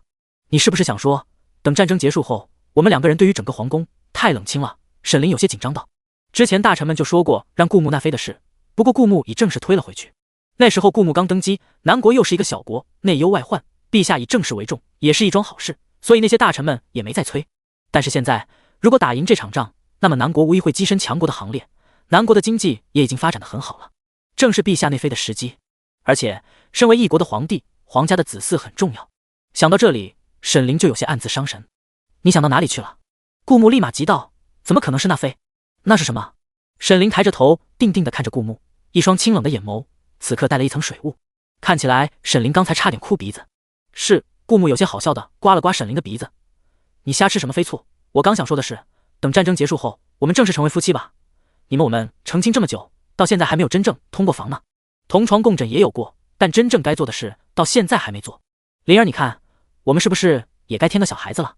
顾木笑眯眯地问道。到时候他爹爹是世界上最神勇无比的皇帝，他娘亲是世界上最聪明美丽的女人，他一出生就是在太平盛世。灵儿，你看可好？原来他刚才是想说这个。沈凌一下子反应过来，脸一下子羞红了，但还是嘴硬道：胡说，我刚才想说，就算你要内妃，我也不会反对你的。沈凌说这话时，明显心不对口的撇过头去。真的？顾木起了逗他的心思。沈凌有些犹豫了，万一他说真的，陛下真的去那妃了，那他找谁后悔去？一咬牙，一跺脚，沈凌看着顾木，羞红着脸道：你刚才还说要和我造小孩，你哪来那么多精力？顾木哈哈笑着，一把搂过沈凌。是，我没那么多精力。将嘴贴在沈凌的耳边，顾木轻轻呵气道：我的精力只对灵儿一个人。顾木看不到将头埋在他肩膀上的少女的脸，但顾木猜也能猜得到，此刻少女的脸一定红成了猴子屁股。顾木一把横抱起沈凌，带着他往帐篷走去。没想到沈凌突然环抱着他的胳膊，弱弱地问道：陛下，为什么现在不可以？要等打完这场仗？他不急，他就是好奇。沈凌在心里发誓道：他一定不是怕失去陛下，怕陛下去那妃才问出这句话的。沈凌的心砰砰乱跳，虽然知道迟早会有那么一天，但听到陛下亲口说出来的时候，还是好紧张啊。顾木看着满心满眼里都是他的沈凌，低下头宠溺道：等太平盛世不是更好吗？到时候我们再修整一新的皇宫，在布局都是灵儿最喜欢的样子的房间内，我能确定自己能许你一个太平盛世的时候。顾木微微笑着，眼睛里有坚定，也有一丝连他自己也不愿正视的隐忧。战争是残酷的，他有起死回生丹，有龙鳞片护身，但是他并非完全不死。如果他死了，其实他希望沈凌能好好的活下去。两个人一起死，太不值当了。他希望沈凌最终能获得幸福，当然这个幸福最好是他给的。似乎看出了顾木的担心，沈凌眼睛坚定地说道：陛下，你不准死，如果你死了，我一定会随你而去的。月光下，沈凌的眼睛亮晶晶的，他歪着头想了一会，我会追随陛下去死，但如果陛下死得太冤了的话，我会先痛苦地活一段时间，活成陛下的样子，实现陛下的理想抱负，为陛下报仇雪恨，最后再去见陛下。到时候啊，我就可以骄傲地对你说，看，你没做到的事我都替你实现了，我就可以缠着你要一个奖励。奖励我都想好了，那就是让你永生永世都陪在我身边，永永远远都不分离。沈凌眼睛里闪着泪花，说这些话时，他却带着笑意。谁也不知道未来会怎样，但他们坚定的喜欢对方的决心绝对不会变，这是他们这一生中最确定的事。好，永生永世陪着你，都不分离。顾木抱着沈凌走进帐篷，将他放到床上，自己也躺上去，紧紧抱住他。哪怕你没有向我要这个奖励，我也会一直陪着你，永永远远都不分离。沈凌轻轻的嗯了一声，睫毛上还挂着没干的泪珠，轻轻的闭上了眼睛。哪怕未来是一路坎坷，只要身边的是自己想要的那个人，那么生活就是甜蜜的。顾木听着沈凌轻微的呼吸声，最喜欢的人此刻就躺在他的身边，他觉得心满意足。他一定会给所有他想要保护的人一个美好的未来。攻打下齐国没有什么意外，中间虽然死伤无数，但顾木用2颗手雷炸掉了齐国边疆和皇宫的城门，手雷的威力震慑了所有人。再加上顾木用一把狙击枪隔着老远一枪爆了齐国皇帝的头，这一切都让还处在冷兵器时代的人们感觉到不可思议和从心底里的畏惧。将南国死去的将士们厚葬，顾木的脚下是横尸遍野，有自己人的，有敌人的，他的脸上越来越冷酷。与沈凌站在高高的皇宫城，睥睨天下。这一战用了所有顾木从系统那获得的底牌，也让所有人都震惊于郢城城主的实力。大概也只有郢城城主能对付得了南国陛下了吧。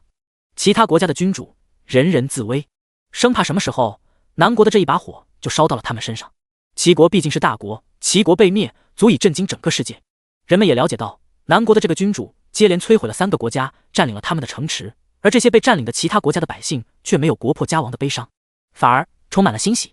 所以那些暂时处在和平状态下的国家，哪怕自身国力强盛，但也没有谁有自信能抵挡得住南国陛下那威力无穷的手雷和狙击枪的攻击。更何况底下的百姓可能大部分都偏向于成为南国的子民，哪怕现在南国陛下并没有攻打他们国家，可他们国家的百姓却趁着南国的福利纷纷举家往南国搬迁。这要是发起战争，恐怕不等南国打进来，这些国家就会率先发起内乱。眼下我们只有2个选择，那些平日里外交关系不错的国家纷纷安排使者传达各自君主的意思，他们讨论出来的结果被其中一位君主在大殿上语重心长地对着他的子民说道：一，我们每年向南国进贡，以此换取和平，但这其实也是一个冒险的举动，毕竟南国会始终成为选在我们头上的一柄剑。二，那位君主深呼吸一口气，慢悠悠地说道：找到郢城城主和其他国家联手，共同刺杀顾木。顾木这个名字已经成为所有国家那些君主们的噩梦，这个名字代表着战无不胜，被南国的子民奉若神明。众位爱卿，我觉得我们应该去做第2个选择。那位君主依旧慢悠悠地说道。可就在这个时候，大殿外突然进来一个人，向陛下汇报：陛下，刚才郢城城主摘下了面具。他，那位君主面上一喜，连忙站起身，摘下面具就代表郢城城主不再故作神明，是不是说明他们寻求郢城城主帮忙的希望就更大了？快说，他怎么了？那位君主的脸上难掩激动的表情。他就是顾木，就是南国的陛下。那位汇报的侍卫脸上一脸见鬼了的表情，他怎么也想不到，口口声声嚷着要杀死南国陛下，嚷得满天下皆知，甚至还有不少江湖人付出行动，结果因此丧命的郢城城主，竟然会是南国陛下本尊。这个天下都被南国陛下耍了，难道南国陛下画本子看腻了，所以有这种上演真实画本子的恶趣味？那位君主听到这个消息，仿佛平日里打了5雷轰，他脑子一下子裂开了。你说什么？郢城城主就是南国陛下？如果他要找郢城城主帮他们杀南国陛下，岂不就是求郢城城主杀自己？消息可是真的？那位君主显然受不了这个打击，难以置信地问道。确切为真，很多人在郢城都目睹了，而且自从郢城城主摘下面具后，主城府的任务栏上让刺杀南国陛下的任务也消失了，取而代之的，侍卫脸上又露出了一副见鬼的表情，是天下和平。如果任何一个国家发起战争，可由人接任务，刺杀发起战争的主谋和合谋，这个任务和多人共同接取，奖品丰厚。谁能想到一个杀神般的人物，连打了数次胜仗，攻克了3个国家，结果他的任务却是天下和平，这就真离谱。天下和平，那位君主喃喃地说着这几个字，也不知道顾木的葫芦里到底卖的什么关系。但尽管任务上显示的是天下和平，但这些都只是针对他们这些国家的。至于南国陛下想做什么，自然不受约束。他颁布的命令是给别人看的，至于南国陛下遵不遵守，那还不是看他的心情。那位侍卫看自家君主的脸色，也知道这不是个什么好兆头。他继续将他打听到的消息说出来。现在因为南国江湖3巨头被灭，并且是死在南国陛下的手上，南国的江湖人士开始变得佛系，现在已经被南国陛下接手了。本来朝堂和江湖互不相干，也不知道为什么那些南国的江湖人士一点反应也没有，任由顾木统治他们。当然他们也许并不是真的没有意见，而是不敢有意见。他们现在也一并遵循南国的律法，不能轻易杀人，一旦杀人也会按照律法处置。侍卫道，并且南国的江湖人士们全都接下了那个天下和平的任务，一旦有人要发起战争，南国的江湖人就会率先对这些人出手，而刺杀发起战争的人，只要证据足够，可以免受律法处罚，并且刺杀成功可以获得不少奖励。现在南国的江湖人士因为投诚朝堂表现得很温顺，似乎得了南国陛下的一些秘法赏赐，我发现他们的实力普遍上涨了一大截。那名侍卫战战兢兢地说道。他发现他没说完一段话，自家君主的脸色就难看一大截。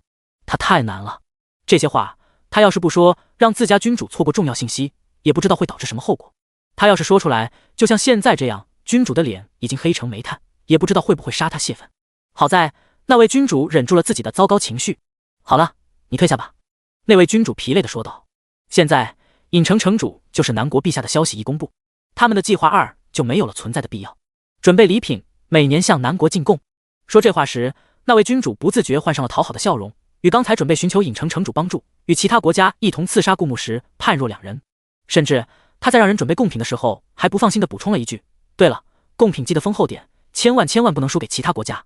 可是陛下，我们也不知道其他国家到底准备了什么贡品。负责这方面事宜的大臣一脸为难道：毕竟圣心难测，准备多了，万一陛下心疼，兴许国库也支撑不起；准备少了，陛下又可能不满意。没想到陛下头次这么大方，如果不确定的话，就越多越好，在国库允许的范围内最大限度的进贡。那位君主咬了咬牙说道。说这些的时候，他的心都在滴血。可这时候他不得不内卷，只有进贡的礼品排在中上的位置，再加上他们国家的地理位置离南国还有一定的距离，只要他们不拔尖、不垫底、不吭声，悄悄的没有什么存在感，那么南国陛下就算有一颗杀戮的心，就算盲选也不会优先挑到他们国家。比起灭国，那点珍宝又算得了什么呢？然而此时此刻，内卷的还不止这位君主一个人，其他国家的君主也抱着和这位君主一样的想法，越多越好。另一位君主也在大殿上怒吼道。攻打下齐国之后，顾牧这才携手沈灵回到了南国。有人向他汇报着各个国家的动静，南国早已派出去不少探子，安排在各个国家。他们或是舞女，或是京城默默无名的小贩，又或是某户人家的小妾。他们的消息来源五花八门，但往往比普通人接触到的要更准确、更可靠。陛下，其他国家都已经收到了你就是尹城城主的消息。汇报的人毕恭毕敬地说道。他们决定向陛下进贡，大概1个多月后，南国会迎来各个国家的使者，带着贡品来到南国，表现出他们的诚意。当然，也不是所有的国家都选择向陛下进贡。那些现在还没有任何反应的国家，想必还藏着联手灭了南国的心思。我们要不要继续多打几仗？剩下的那几个字，汇报的人没敢直白地说出来，只敢在心里想想。毕竟每一次战争都代表着不可计数的人命。陛下曾承诺过，要让跟着他的将士过上安稳的日子。现在那些将士们都准备卸甲归田，去见他们的家人，去过上和平而又美满的生活。这时候再让他们去送死，太残忍了。可那些不愿意归城的国家，始终是个变数。我知道你担忧什么。顾牧轻轻一笑，我承诺过将士们，攻下齐国就可以过安稳的日子的，我不会反悔。他从衣袖里摸出一把手枪。那人定睛看了一下，和陛下杀死齐国皇帝的那一把很像，不过要小巧很多，想必威力也差不了多少。那人不禁想起，隔着天远，陛下却轻易刺杀了被侍卫们团团保护的齐国皇帝，不禁觉得心有余悸。这是陛下拿出来，自然有介绍的意思。于是那人斗胆问了一句：这叫手枪？顾牧微微笑着。原本他手上是没有手枪的，一把给了沈灵防身，另一把给了陆小瑶，让他跟着造出来。顾牧其实并没有抱太大的希望，但没想到陆小瑶在古籍的帮助下，竟然真的能在这么短的时间造出了一把几乎一模一样的武器，哪怕是功能和威力都没有太大的区别。有了陆小瑶的方法，南国可以大批量复制出这一类枪械。在冷兵器的时候，率先掌握热兵器技术的国家，那么可以说对任何一个国家都是碾压。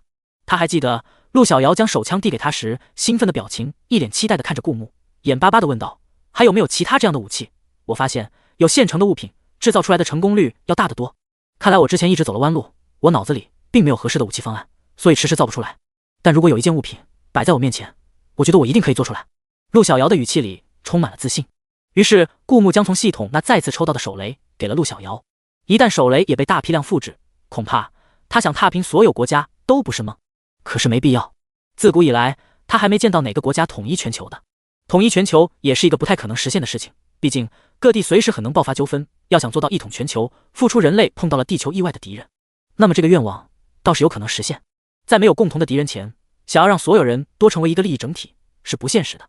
顾木介绍了一下手枪的威力，他看到那个人脸上露出不可置信，随即是惊讶，再随即是狂喜的表情。有这玩意，恐怕其他国家就是还存着那么点心思，此刻那些火苗也要被掐死了。那人眯着眼睛笑道：“让将士们卸甲归田吧，他们为南国做出的贡献，南国会记得，也会给他们更多的好处。至于这些手枪，到时候我会提供出一批，你让守在边疆的将士们每人佩戴一把。有这玩意，不管谁没长眼，还想挑战南国的底线，恐怕还没靠近就会被打成筛子。”是，陛下。那人还能说什么呢？只能在心里喊666罢了。不知何时，顾木曾经许诺给沈凌的童话屋，在他征战期间已经修好。当夜，童话屋里，沈凌和顾木的寝宫内，一只木桶里，沈凌正用雪白的双手捧起木桶里的清水，往肩膀上浇去，水汽弥漫里，他的脸格外娇艳可人。这一晚终于来了。此时此刻，其实沈凌已经不抗拒陛下了，但他的头还是轻轻埋着，绯红的脸，不知道是因为温水带来的温度，还是因为害羞。顾木推门而进，恰巧看到沈凌在沐浴，隔着几近透明的屏风，能看到沈凌窈窕的身段从木桶中站起来，优雅地跨出木桶，披上薄衫。显然沈凌也已经听到了开门的声音，他披着薄衫从屏风后面走出来，羞涩一笑：“陛下。”白色的薄衫慵懒地搭在他的身上，因为刚沐浴完，沈凌的脸蛋粉扑扑的，湿哒哒的头发就这么贴在额前，完全一幅出浴美人的图画。但这幅图画确实活生生的，会动的。他微微不自在的侧头撇过脸：“陛下，把烛火吹熄吧，夜深了。”这座巨大的童话屋完完全全是按照沈凌喜欢的样子建造的，里面的一草一木，每一个建筑的摆放设计都是沈凌花了很长的时间一点一点想好的。此刻沈凌的脸上洋溢着幸福的笑容，在最喜欢的地方见最喜欢的人，一切都这么美好。顾木终于忍不住，一把将沈凌搂在了怀里，吹熄了蜡烛。窗外的朝阳渐渐升起，沈凌懒洋洋地躺在顾木的怀里，兴许是因为昨夜累坏了，他平常这个时候早就醒了，现在却还在安睡。顾木也没有早起的心思，南国现在风调雨顺，天下太平，日常的事务那些大臣们就能处理好，用不着事事让他亲力亲为。顾木用手摩擦了下沈凌光洁的背，从他的脖颈处渐渐往下，少女的肌肤软软嫩嫩的，哪怕是这个时候沈凌还没有醒来，紧闭着眼睛的她看起来格外美好。他们房间的窗外春意盎然，阳光透过斑驳的枝桠照进屋子里，洒在沈凌的脸上，给她镀上了一层暖黄色的光芒。这一切都格外温馨。顾木在沈凌脸上轻轻落下一个吻，这一吻惊醒了沈凌，他羞答答地看着顾木，片刻的迷瞪之后，立马想起来昨夜发生了什么，将脸深深埋进被窝里，不肯抬头。顾木掀起被子，这一下两个人全都钻进了被子里，窗外的阳光被被子隔挡，两个人在漆黑的被子里面对着面，顾木再次深情地吻了上去。随着时间的发展，南国现在已经有了数十台挖土机和推土机，一些主要的干道上被顾木修上了平坦的路，同时他仿照前世实行了义务教育制度，家家户户所有的小孩都能免费上私塾，让他们学会认字。这中间有一些不安分的国家联合起来攻打了南国一次，但他们刚刚到达边疆，边疆的南国士兵们就站在城墙上举起手枪，手枪比弓箭的速度要快，威力更大。虽然陆小瑶制造出来的不是无限子弹，用了另一种东西放进了手枪里充当子弹，但也足以威慑住那些想要挑衅南国的人。这些国家连南国的城墙都没有打破，就灰溜溜的离去。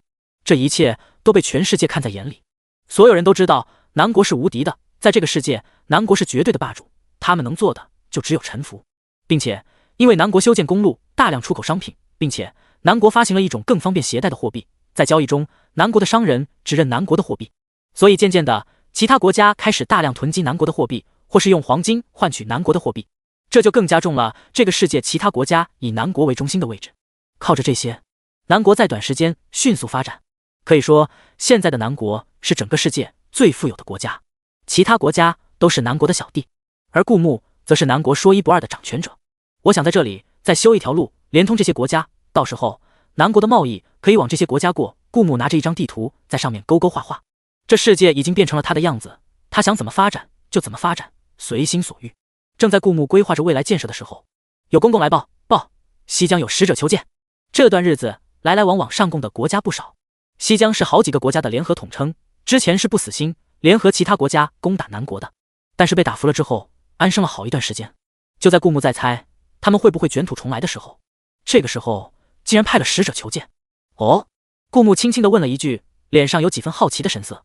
有些地方的人们可能因为常年的认知和思维习惯是宁死不屈的，西疆人在顾木眼里就属于这一种，很难想象这种剽悍的人们有一天也会乖乖向自己低头，也或许不是低头。去看看他们想做什么。顾木笑着道。在绝对的实力面前，顾木渐渐多了一丝睥睨众人的气质。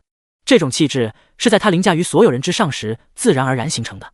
顾木的面色十分淡然，他压根就不担心西江会使出什么小动作。所有的一切在他眼里只不过是跳梁小丑尽力掀起的浪花罢了，不值一提。在顾木专门用来接待外来使者的房间里，几个西江使者有些局促不安。他们在见到南国陛下前就听闻了南国陛下不少事迹，后来又得知顾木就是影城的城主，这种种的一切都在他们心里给顾木染上了神话色彩。可他们并不甘于屈服于神的座下，是神才是最有意思的。所以尽管害怕，他们还是精心谋划，发动了一场战争。可是连南国的边疆都没打进去，这无疑让他们对顾木的畏惧又多了几分。再从心底的畏惧下，再加上顾木风轻云淡又睥睨众生的气场，他们难免局促不安。这种不安就好像一个瘦弱矮小的人站在一个相扑选手的面前，并且他并不确定这个相扑选手是否对他抱有敌意，是否会一招把他摔出去。力量的巨大悬殊让人从潜意识里畏惧。哪怕这些使者见多识广，强作冷静，但他们心虚的不敢直视顾木的眼神还是出卖了这一切。几位使者代表西江前来，所谓何事？顾木笑眯眯地问道。那几位西江使者面面相觑，然后从带来的几大箱子里最前面的那个中拿出了一个画轴。他们拿到画轴后，手都忍不住颤抖，面上也逐渐露出一副激动的神情。这让顾木忍不住好奇，到底画里面是什么，才能让这几位西江使者拿到画的那一刻就出现这样的神态？画里难道是什么至高无上的玄妙？顾木在王座上调整了一下坐姿，脸上好奇的意味更浓。他慵懒地靠在座椅的靠背上，看着那几位使者难掩激动的反应。他们颤抖着双手，几人合力将画轴拉开。这幅画轴何人等高？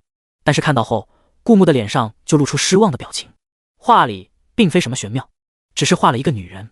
这个女人光看容貌倾国倾城，可以看出画师的功底极好，竟然能从这幅画中捕捉到画里女人的几分气质，魅惑而又倾城，绝对是一个足以让天底下大多数男人疯狂的尤物。或许不只是男人，就连女人看到那张脸，也许都会追随拥护着他。陛下，我们的王想向你进贡这个美人。西江的使者意犹未尽地看着画里的美人一眼，吞了一口唾沫，对着顾木道。虽然这几位使者的反应激烈，顾木却只是兴趣奄奄地瞥了这话一眼，脸上是一副失望的表情。你们怕是没听过朕的皇后？顾木慢悠悠地说道。那几位使者沉吟了一下。我们听过，当初陛下征战沙场，沈皇后一直伴随左右，有人曾有幸目睹沈皇后的容颜。据他们的描述，沈皇后的容颜犹如神明下凡。那几位使者一时词乏，不知道怎么描述。毕竟所有世间的传闻说起沈皇后，用的最多的就是神明二字，而对于神明，他们从未见过，想象不出来。只听传闻，固然知道沈皇后很美，却不知道她究竟有多美。朕可以告诉你，这幅画中的女子不及朕皇后之一二。顾木懒洋洋道。你们要是想向朕进贡美人，就收了这份心思吧。顾木笑着道。毕竟一开始就遇见最好的，对于其他很好的，但不及最好的，就有些看不上了。和沈凌在一起久了，顾木对人的审美也越来越挑剔。好在他那张脸也是女频文中帅气反派的模板，足以让人惊艳，不至于让顾木嫌弃自己。那几位使者埋着头，似乎料到了顾木要这么说。毕竟之前好几位进贡的珍宝顾木收了，至于女人，顾木一个都没有收。现在这种情况也在那些使者们的意料之中，但他们执意要献上这个女人，有更重要的原因。陛下，画师虽然已是西疆最好的画师，但画出来的美貌不及这位姑娘的1/10。那几位使者讷讷地说道。我们有幸曾目睹过那位姑娘一眼，我们都觉得这姑娘一定比天底下的女子都好看，所以我们很想将这个姑娘献给陛下，因为最漂亮的姑娘，她应该陪在最强的男人身边。那几位使者轻轻地拍了一下顾木的马屁，顾木听了却不太受用。在他说画中女子不及他皇后之一二的时候，那几位使者竟然说这画中的姑娘不及姑娘本人的1/10，岂不是在内涵他的皇后并没有画中女子这么好看？这几位使者为了让顾木接受这个姑娘，话语中一定有夸大其词的成分。顾木不免有些恼怒，你们口口声声说画中的女子远不及真人，那为何你们献上的是一幅画而不是真人？那岂不就是说明真人不敢露面，只敢以画示人？顾木在前世好歹也是混过一段时间的网的，网络上的女主播但凡不敢露脸的，一律当坦克处理，只敢发照片，不敢真人出镜直播的，大多是因为真人出镜不及照片好看。眼下这些使者们就带了一幅画，不就是网络上那些不敢露脸的女主播的套路吗？口口声声说什么真人比画像美，还内涵这个女子比她的皇后更美，那怎么不来进贡的时候将这女子装箱子带过来，而是仅仅带过来一幅画？那几位使者听到顾木这么说，连忙解释，因为这位姑娘实在生得太过好看了，我们又没有多大武功，所以怕路上出意外，只带了这一幅画。如果陛下看上了的话，那位姑娘希望陛下亲自去接。陛下，那位姑娘很刚烈，原本我们的王想派高手护送，可那姑娘不信那些高手，她怕路上出了差错，被人玷污，那还不如现在就此了断。她说只有陛下才能护她周全，她只信陛下。顾木听了，扶额头疼，这是什么玛丽苏剧情？这姑娘以为自己是玛丽苏的女主角呢？他们两面都没见过，她就觉得自己堂堂一个皇帝会亲自去接她，没想到下一秒，其中一位使者从装化轴的箱子里又翻出一个东西。那位姑娘信誓旦旦，是陛下看到这个一定会去接她的。她说陛下虽然没见过她的样貌，但一定认得这个东西。顾木看到使者手心的东西，神情一聚，他知道画中的姑娘是谁了，小绿茶。而使者手心里的东西只不过是一块令牌，一块在顾木穿过来前原主给小绿茶的令牌。这不禁让顾木想起他刚穿来的时候，正是他和沈凌大婚，可却在他大婚的那天，小绿茶却勾起他的手指，当真是表里表气。他给我这块令牌是什么意思？按理说小绿茶现在又换了一张脸，换到了顾木绝对认不出来的程度。如果按照他换脸的打算，他一定是想用另一个身份接近顾木，就像那日在客栈一样。可现在小绿茶却将原主曾经交给他的令牌重新交给顾木，直接表明身份。他葫芦里到底卖的什么关子？顾木眼睛在那块令牌上流转，那几位使者看到顾木的目光，心下一喜，有戏。看来那位姑娘不仅容貌倾城，还颇有些手段。如果真能把那位姑娘献给南国陛下，那几位使者的面上都露出兴奋的神色。顾木从怀里掏出一块手帕，包着拿起那块令牌，仿佛那块令牌脏了，导致他不愿意直接用手触碰。其实顾木是担心小绿茶在那块令牌上下了毒。虽然现在他有解毒丹，也有一个精通毒药的皇后，现在也没有什么只是接触，但不割伤皮肤就必死的毒药。但小绿茶2次换脸，应该是又一些不为人道的手段，还是谨慎一点好。顾木用手帕包着那块令牌放在眼前端详，虽然谨慎，他还是很好奇小绿茶在卖什么关子。果然被他看到了令牌上一些不一样的东西，令牌上多了几个字：无知为爱。顾木的手瞬间像触电一般麻了，一些属于原主的记忆碎片出现在他的脑海里。当初在前世的时候，小绿茶将沈凌五马分尸之后，就被立为皇后。在立后的那一天，原主亲手在这块象征着他们的定情信物的令牌上刻下这几个字。而此刻顾木记忆里原主刻下的那几个字和现在他手上的这块令牌一模一样。难道顾木的眼眸变得幽深起来？难道他来到这个世界不是因为穿越时空重新开始，也不是覆盖了原有发生的一切，过往发生的一切还留有痕迹在这个世界？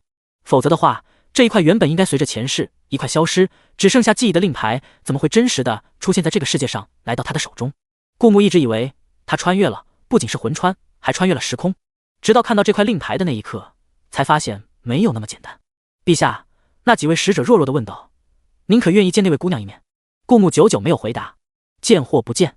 小绿茶让顾木亲自去接他，说此事只信陛下，但很可能就是骗顾木去他所在的地方。至于为什么要让他去那个地方，顾木现在还不清楚原因，但很可能与他手上的这块令牌有关。有些真相是时候知道了，不可能一辈子逃避下去。见，顾木抬起眼眸，不知为何他的眼眸充满冷意，让底下的那些使者不由得打了一个寒战。晚上，房间里，沈凌微微侧头看了顾木一眼，一双美目里满是探究。陛下，你是说你要去西江见一位美人？顾木看着沈凌的眼神，不知为何竟然有些心虚。明明他什么都跟沈凌说清楚了，去西江接小绿茶绝对只是因为小绿茶身上有他想要的秘密，但似乎沈凌还是误会了。带我一起去。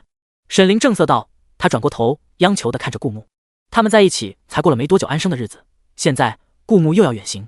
虽然陛下没真的告诉他他想要知道的那个秘密是什么，但看陛下认真的神情，这件事一定非同小可。他虽然相信陛下的实力，但让陛下如此认真对待的事情一定不是什么小事情。他实在是太害怕了，不知道为何他总感觉他曾经失去过陛下一次，他不想再经历一次失去的感觉。顾木并不是不愿意带沈凌一起去，说真的，如果沈凌陪着他一起去，那么路上他反而觉得不会那么孤单，会有意思的多。但是他知道沈凌重生的秘密，而这个秘密显然与沈凌重生有关，他怕万一真相不是沈凌能够承受得了的。他看着沈凌央求的表情，一时有些纠结。没想到沈凌握上他的手，认真道，陛下，臣妾愿意和你一起面对，哪怕共下黄泉，所以陛下相信臣妾，无论发生什么，只要陛下在我身边足矣。顾木看着沈凌坚定而又认真的眼神，终于点了点头。去往西江的路上，一切都很顺利。顾木没有什么伪装，毕竟现在南国陛下的名号没有任何一个人敢惹。到达西疆之后，西疆的各国君主以最高的礼节接待了顾木，可是顾木却没有看到小绿茶。我要接的人呢？顾木直奔主题，他可没有那么多心思陪着他们玩。若不是小绿茶掌握的那个秘密事关重大，顾木压根就不会来这个地方。他来这里的路上甚至已经想好了，如果小绿茶敢耍他，或者不肯直接说出这个秘密，他就用物理解决，看看在生死面前这些人敢跟他耍什么把戏。西疆的几位君主面面相觑，脸上露出一副为难的神情。这还是其中一位君主开口，那位姑娘说现在还不是时候，要等月圆之夜。月圆？顾木感觉到身边的沈凌神经一绷，他当然知道月圆之夜对沈凌的特别含义，他的皇后曾经就死在月圆那天，以最惨烈的死法。看来这件事情真的跟沈凌有很大的关系。顾木轻轻反握住沈凌的手，意在告诉他别怕，我在。月圆之夜也就在2天后，虽然并不算长，可顾木对别人却没有这么大的耐心。如果他要告诉我的事情要等月圆之后，但现在朕要见他，可等不到月圆之夜。我想那位姑娘现身见朕跟月圆之夜，她告诉我那个秘密并不冲突吧？顾木的声音有些冷，他浑身散发着凌厉的气场，不容人拒绝。那几位君主竟然在顾木的气场下感觉到一种面临死神的威压，他们瞬间绷不住了。我们去问问。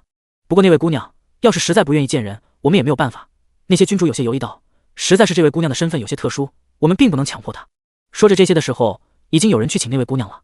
大约过了半炷香的功夫，一位气质清绝的女子从外面走了进来，她和画像有3分相像，就如同那几位使者说的，姑娘本人要比画像美上不少，尤其是周身那股独一无二的又纯又欲的气质，无比勾人。姑娘一走进来，在场几乎所有人眼睛都直了，而蒙着脸只露出一双眼睛的沈凌坐在顾木身旁不动神色，当然眼角余光轻微的瞥向顾木，发现顾木的视线并没有在那位姑娘身上多加停留，才松了口气。顾木只略微打量了一些那个女子，美则美矣，但其实也不能超越沈凌的美貌，并且沈凌身上更多的是清冷奇绝的气质，让她永远高高在上，不似凡人。所以相比来看，沈凌的美貌还要更胜一筹，甚至顾木看到沈凌那张脸哪哪都完美，很难想象这世界上会有人比沈凌生得更好看。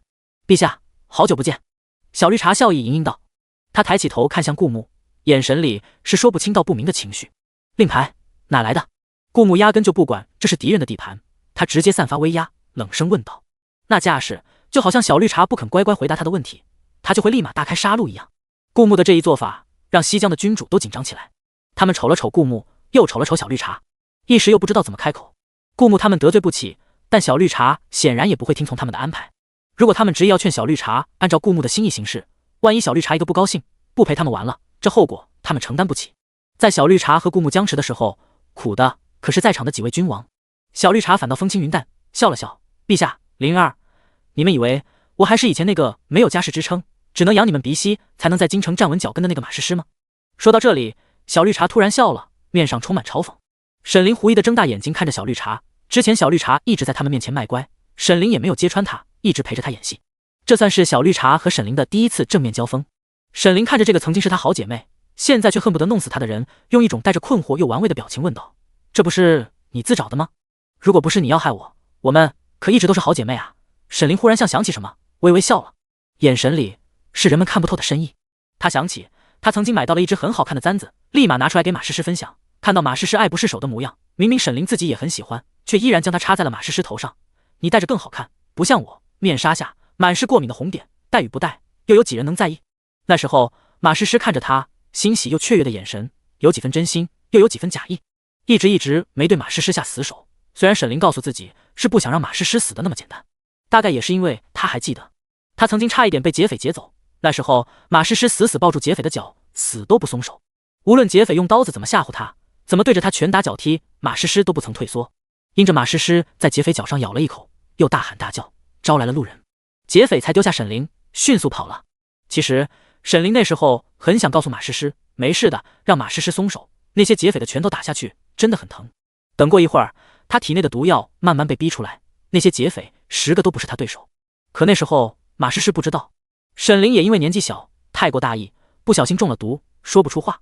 他只能看着同样小年纪又瘦弱的马诗诗抱着劫匪的脚，因为跟不上劫匪的步伐被拖在地上，他阻止不了那些劫匪，只能狠狠地咬下去。其实沈凌很想问，如果那时候没有路人帮他，马诗诗又不知道沈凌会毒，他会怎么办呢？会一直拖着劫匪的脚，被劫匪打死吗？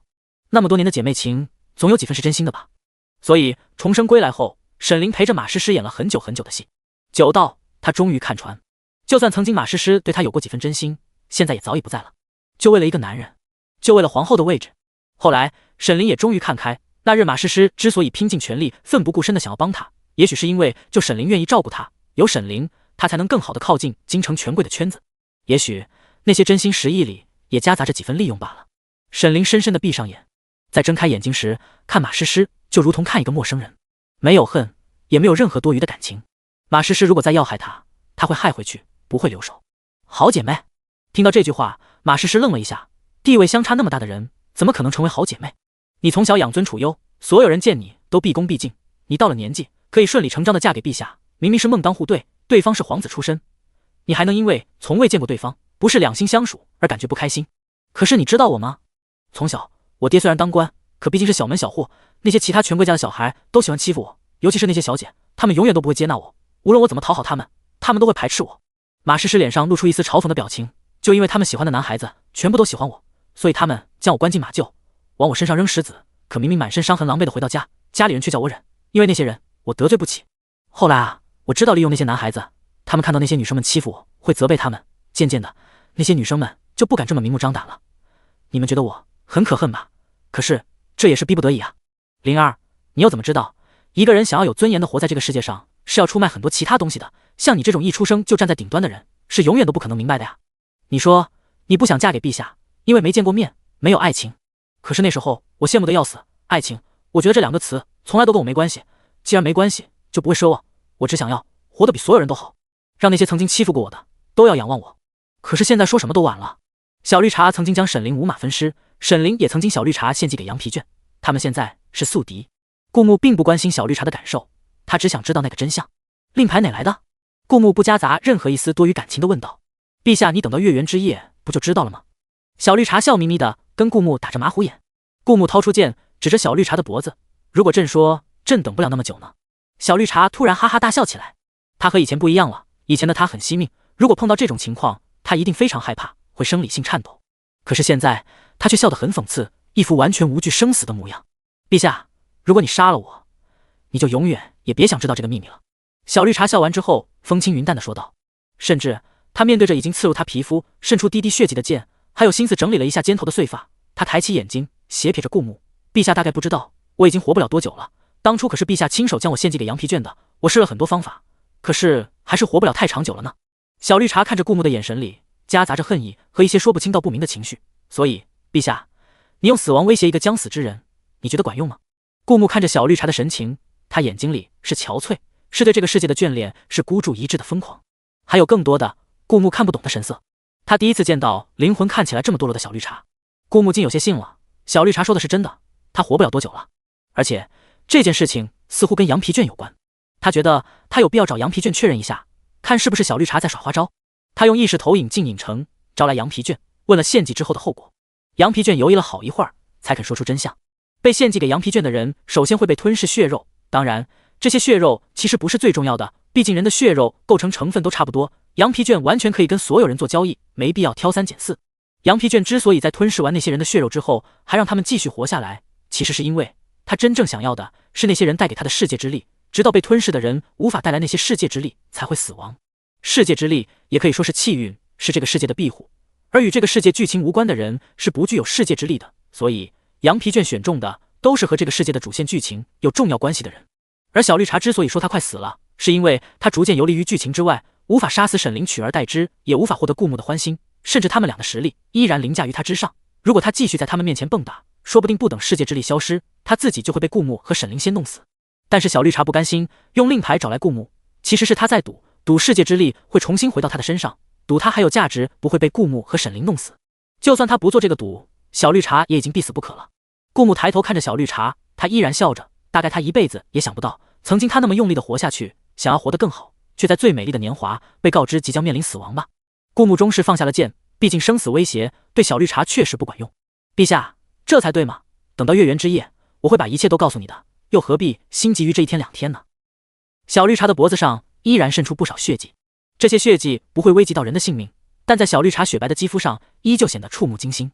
可小绿茶似乎感觉不到痛，她用一种疯狂地神色看了顾木和沈凌一眼，露出一个微笑。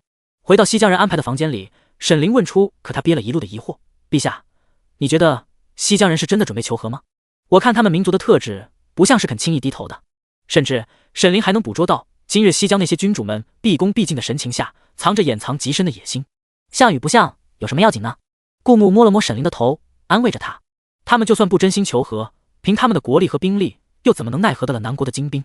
顾木自信而又张狂的笑笑。这段时间的发展，顾木又抽出了几本秘籍，一些有偿给予了江湖人士，还有一些则给了南国的士兵。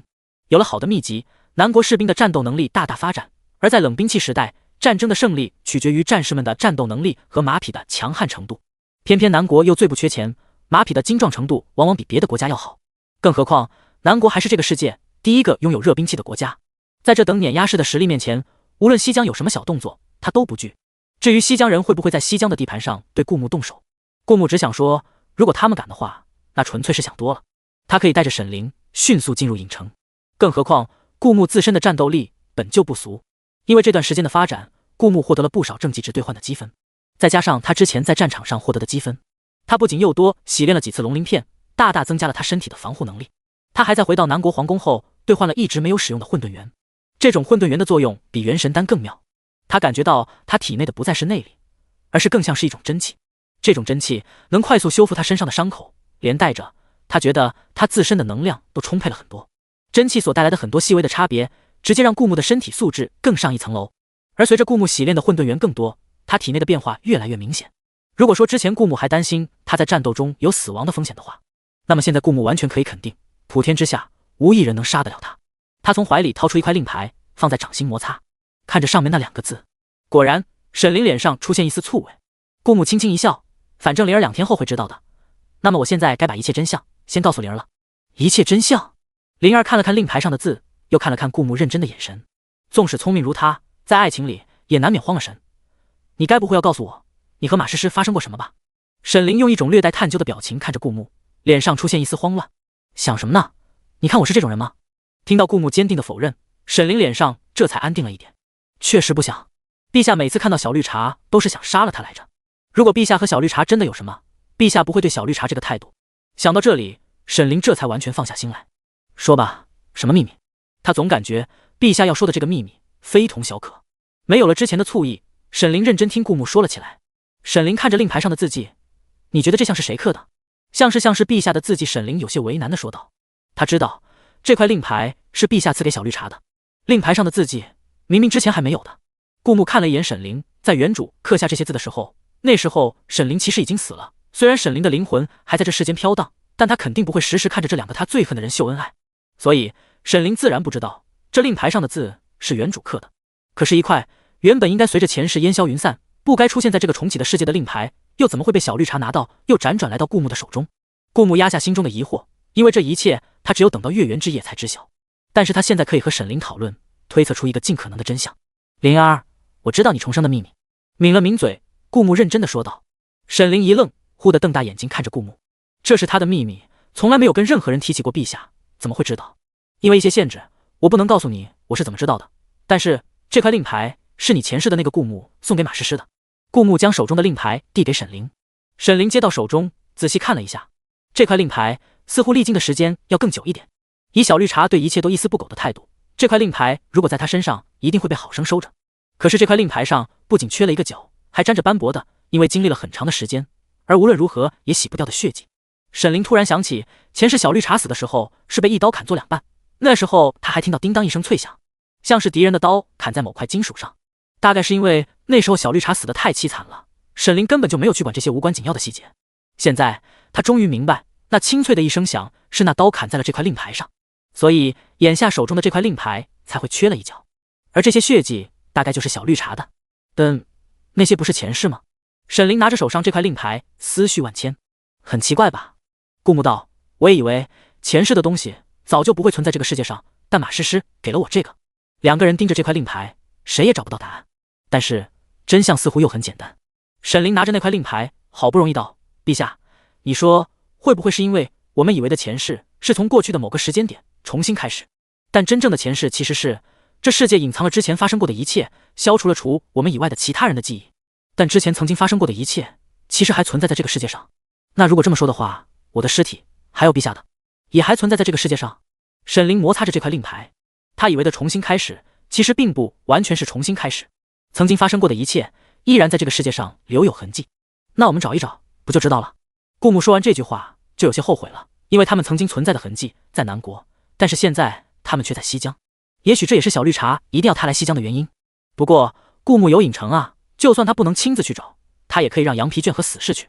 就在顾木将意识投影到影城，交代完几个要找的重要地点后，但沈凌忽然眼睛一亮，陛下，我想到了，现在我们在西疆，不能去南国找证据，但是陛下，你一定会让其他人去找。但那些地方其实来来往往，要能发现，我们早发现了，所以我觉得可能收获不大。但是我还有一个办法。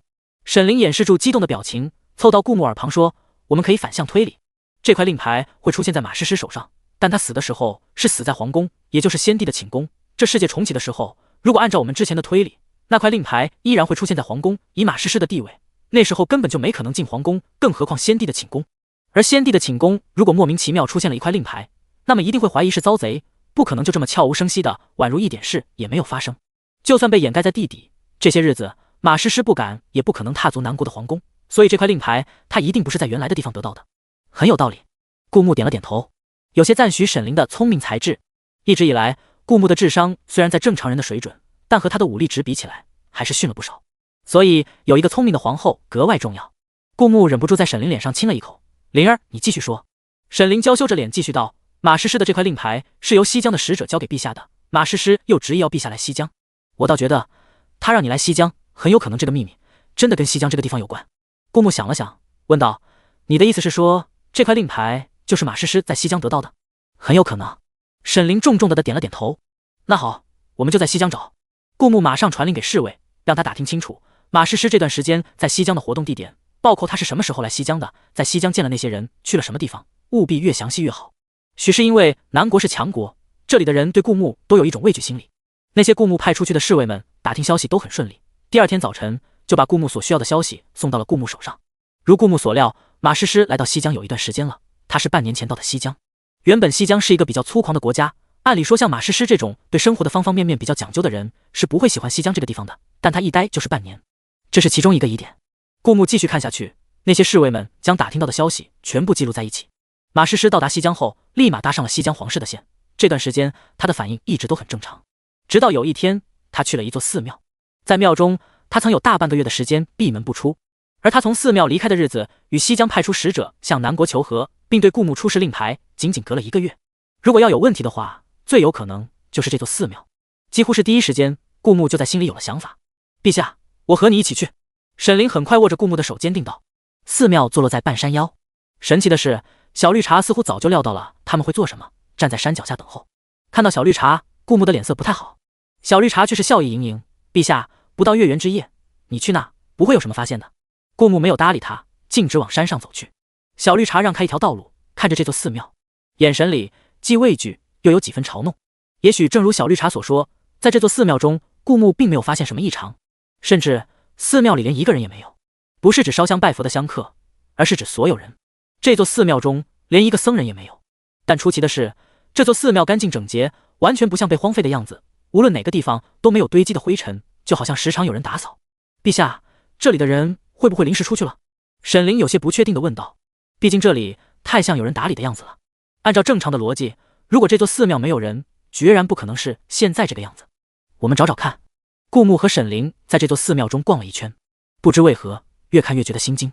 这座寺庙中有不少房间，有的房间里甚至有床，床上有被褥，但里面的所有东西都摆放得整整齐齐。无论是桌上的茶杯、衣柜里的衣服，包括院中扫把的朝向，无疑都太过齐整了一些。如果真的有人居住的话，顾木不敢想象到底是什么样的人才能做到这样一丝不苟。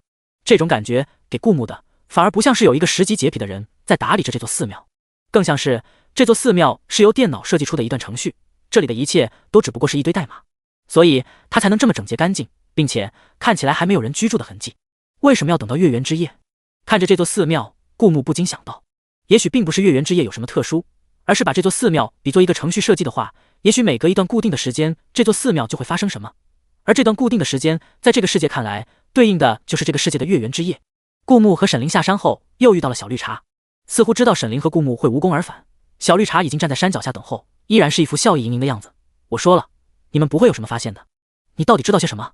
沈凌歪着头看向小绿茶。陛下，娘娘。小绿茶用一种客气而疏离的语气喊道：如果你们发现你们生活的世界和你们想象的完全不一样，你们会想做什么？似乎料到他们不会回答，小绿茶又自言自语说起来：也对，你们还没亲身经历那一切，又怎么会明白呢？至少我看到了。我呀，小绿茶咯咯笑了起来，笑着笑着笑出了眼泪。一直以来，我以为我努力去争取我想要的一切是为了我自己，可后来我才发现，就连我想要的都是假的，都只不过是为了成全别人。更遑论我曾经努力的一切都像是一个笑话，一个巨大的笑话。我有血有肉，有自己的思想，可除了我自己，又有谁会懂呢？小绿茶看着顾木和沈凌的眼神，有羡慕，有嫉妒。他就这么站着，看着顾木和沈凌渐渐远去，只留给他一个背影。他擦了一下脸颊上的泪。曾经我以为我赢了，或者差一点就赢了，可现在我才明白，差的这一点就是我永远也迈不过去的鸿沟。我从未真实的存在过，大概除了我自己，所有人都会这么以为吧。我呀，这一生只不过是为了你们而活。小绿茶抬起脸，放下擦眼泪的袖子，一张闭月羞花的容颜，楚楚可怜，格外好看。他终于回过头，朝着来时的方向缓缓走去。月圆之夜，小绿茶并没有失约，他果然在那等候着顾木。顾木紧紧抓着沈凌的手，一时间心里有些紧张。他知道，这个世界其实并不是一个完整的世界，或者是这是一个女频文世界，并且是一个以沈凌为主，围绕着沈凌转动的女频文世界。顾木的听力很好，那天他走后，小绿茶站在原地所说的话，他都听到了。如果小绿茶知道他生活的世界是一个女频文世界，确实会说出这样的话。换成任何一个人告诉你，你辛辛苦苦活了那么久，结果只不过是一个无关紧要的 NPC， 谁都受不了。但是小绿茶又是怎么知道真相的？顾木跟着小绿茶往那座寺庙走去。果然，月圆之夜，那座寺庙确实发生了变化。这几晚，顾木一直注意着寺庙的景象。这寺庙虽然干净整洁，但确实是没有人的，一到晚上就漆黑一片。但这一夜却灯火通明。上了山，来到寺庙，一个和尚穿着袈裟，背对着他们，坐在佛前敲木鱼。你们终于来了。和尚背对着他们，没有回头，语气波澜不惊。这时候，顾木在和尚的旁边发现了一个熟悉的人，早应该死去多时的沈朝正站在殿堂的一侧，为佛祖添着香火。沈凌看到沈朝，身体一颤：哥哥。无论是否有血缘关系，沈凌毕竟叫了沈朝10几年的哥哥。他虽然对沈朝没什么情分，但这也是下意识的反应。沈朝漠然地看了他们一眼，脸上没有任何多余的表情。他虔诚地奉上香火，然后乖乖地退下来，站在和尚的身侧。这一来，顾木就对眼前和尚的身份很好奇了。顾木知道沈朝是被羊皮卷扬成灰了的，这被扬成灰还能活过来，在这个世界并不稀奇。稀奇的是，沈朝活了这么久，竟然没有找他们的麻烦，愿意乖乖地跟在这个和尚身旁，态度毕恭毕敬。是这和尚救了沈朝。顾木上前几步，便看到一张似曾相识的脸。这张脸堪称绝色。顾木觉得他应该在哪见过。略微一回想，顾木终于想起来，他在哪见过这张脸。在他放出3块影城的进城令后，萧素是第一个进到这影城的，而这和尚是第2个。说起来，我们还是宿敌。和尚的语气里竟然带着丝丝笑意，可他的脸上却并没有任何表情。庞佛他天生说话就是这种方式。可是我没想到，你竟然更改了天道规则，也还了我一个自由身。和尚这时候终于站了起来，他和顾木差不多高，身上同样有一股很强的压迫感。你就是张半仙？顾木问道。能清楚天道规则还能说出宿敌的，除了张半仙，大概没有第2个人了。和尚轻轻笑了下，当是默认了。和尚看着顾木，微微笑道：原本我应该在你死后和羊皮卷竞争世界上最大的反派，维持这个世界的正常运转，但我没想到羊皮卷竟然被你收服了。从那时起，我的任务就变成了对付你和羊皮卷。和尚轻轻扫了一眼身侧的沈朝，所以我和沈朝联起手来。其实我一般不和人合作，但我觉得你是一个强劲的对手。但很显然，还没到我对你出手，你就又改了天道规则。你似乎已经成了这个世界的男主。和尚看着顾木，眼神里有些疑惑。顾木也不太明白，虽然女频文里大多都是和女主相爱的人会是男主，但顾木到现在也没得到那支更改剧本的笔。但如果这不是一本言情小说的话，其实他不一定会成为男主。看来你也不确定，可能是我们有些事情没有完成，只有完成那些事情才能结束这世界。和尚继续笑了笑，你不用怀疑，你到底是不是这世界的男主，因为你已经满足了成为男主的所有要素，绝对强大的实力，以及和女主至死不渝的爱情。顾木看着和尚，这光头似乎很懂的样子，也不知道他看过多少本女频文才能说出这么一番肯定的话来。不过他没有打岔，这和尚不知道开的什么金手指，明显知道的比顾木要多，所以他继续等着和尚说下去。你要知道，这个世界并不是重启，而是掩埋了之前的一切，接着之前的时间线继续往前。如果我们没有完成哪些事情的话，我们的这一段世界也会被继续掩埋，然后会有新的时间线接着上演。和尚说到这里，眼眸暗了暗，甚至我不能确定我们的这个时间线到底是第2次还是多少次，因为每一次我们都会失去之前的记忆。你是一个意外，从其他世界过来的意外。和尚的语气里有几分苍凉。我也是最近才发现这个世界的真相的，因为曾经被掩埋的一切都在这座寺庙的底下。不过我觉得你们也没有寻找的必要了，因为我将一切真相都告诉了你们。这座寺庙就好像另外一个世界，与这个荒谬的世界的连接点，但我在这里尝试了很久，都无法脱离这个世界。我想重点应该在你身上。和尚看着顾木，突然笑了笑。我把一切都告诉你了，我也该要去完成我自己的事情了。不管这个世界会以怎样的方式结束，我应该让我的这一生不留下遗憾才对。和尚比了一个阿弥陀佛的手势，逐渐往山下走去。沈朝看了顾木和沈凌一眼，不知道他这段时间经历了什么，看向顾木的眼神没有任何怨恨，可以说平平淡淡的，没有一丝多余的情绪，反而看向和尚的时候多了一丝敬仰。师尊，你去哪？看到和尚离开寺庙，沈朝快步跟了上去。寻人，一个自从背离佛门后再也没在我面前出现过的师弟。和尚的眼神苍渺，看向很远的地方。他不知道能不能寻找到，但他会一直寻下去，直到这世界终结，亦或者他这一生灰飞烟灭。师尊，徒儿随你一起去。沈朝跟在和尚身后，坚定地说道。他这一生无牵无挂，也同样无依无靠。既然投身佛门，便将以之为信仰，持续下去。两人的脚步声逐渐消失在林中的小道上。小绿茶的脸上有几分戏弄，也有几分哀伤。这一切都需要他自己慢慢消化。他静静地站立着，看着那尊佛，有些失神。虽然和尚说顾木没有继续查证的必要，但难得等到月圆之夜，和尚这一天见他，估计也是方便顾木探查真相。所以顾木还是在寺庙中寻找了一番。果然，在寺庙的地底出现了一个巨大的空间，里面都是一些过往的痕迹。但随着太阳渐渐升起，这个空间逐渐合拢，直到让人看不见。我们过往的一切没有消失，只是被藏起来了。小绿茶看到顾木重新走出来，笑出了眼泪。不过你不是他，我爱的也不是他，但可惜我和你有缘无分。小绿茶微微对着顾木和沈凌点了点头，一个人蹒跚着下了山。在世界巨大的阴谋前，他和沈凌、顾木这些被设计出来的恩怨似乎就显得没那么重要了。顾木和沈凌也没有留人，就这么看着他走下山。小绿茶含着笑往山下走去，不知道走了多久，脚步突然顿了顿，一滴眼泪轻轻地从面颊上滑落，但仅仅停顿了一会儿，他又继续往前走去。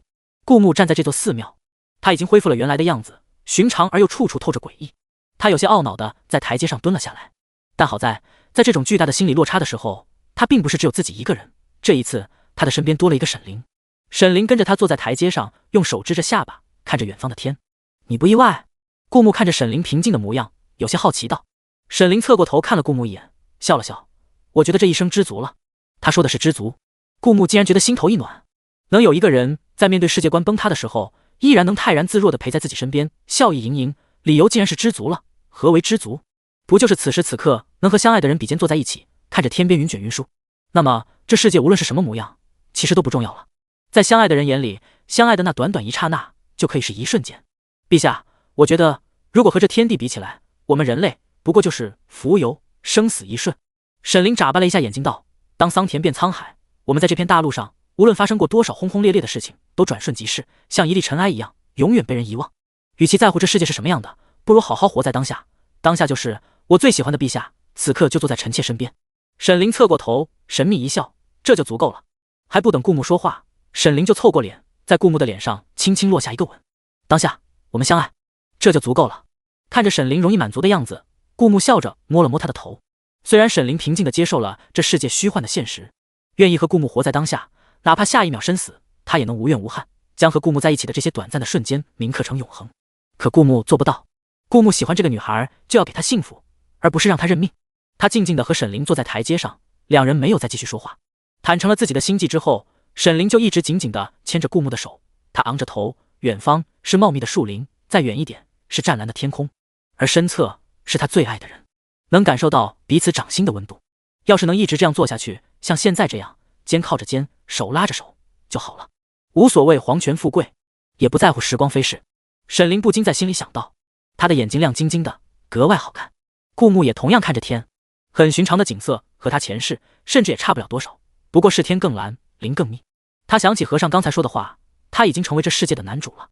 按理说，他应该得到奖励，可无论是系统还是奖励，都没有相关的反馈。难道真的跟和尚说的那件没做完的事有关？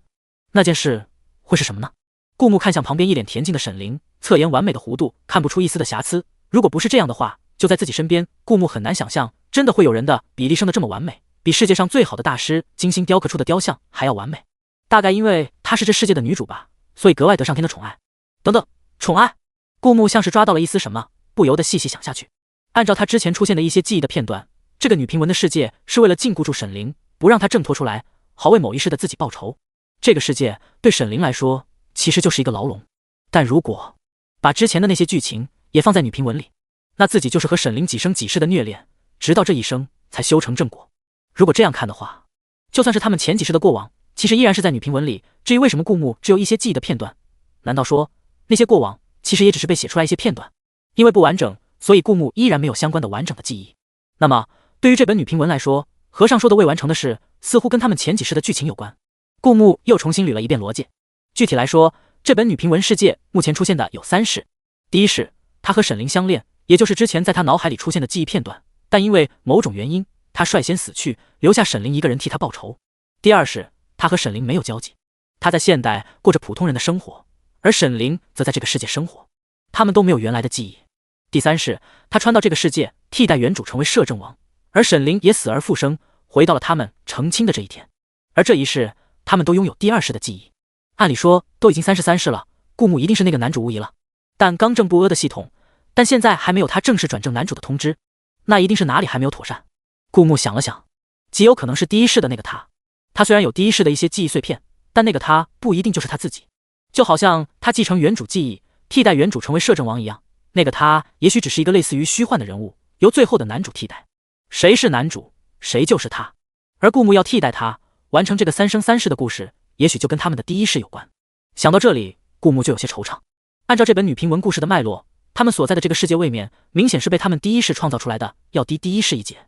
从高位面投影到低位面容易，而要从低位面去往高位面就难上加难了。或许，突然顾木眼前一亮，他想起之前在影城的时候，沈凌一时失了控，出现了一些特殊的能力。难道沈凌特殊的能力是打通2个世界的方法？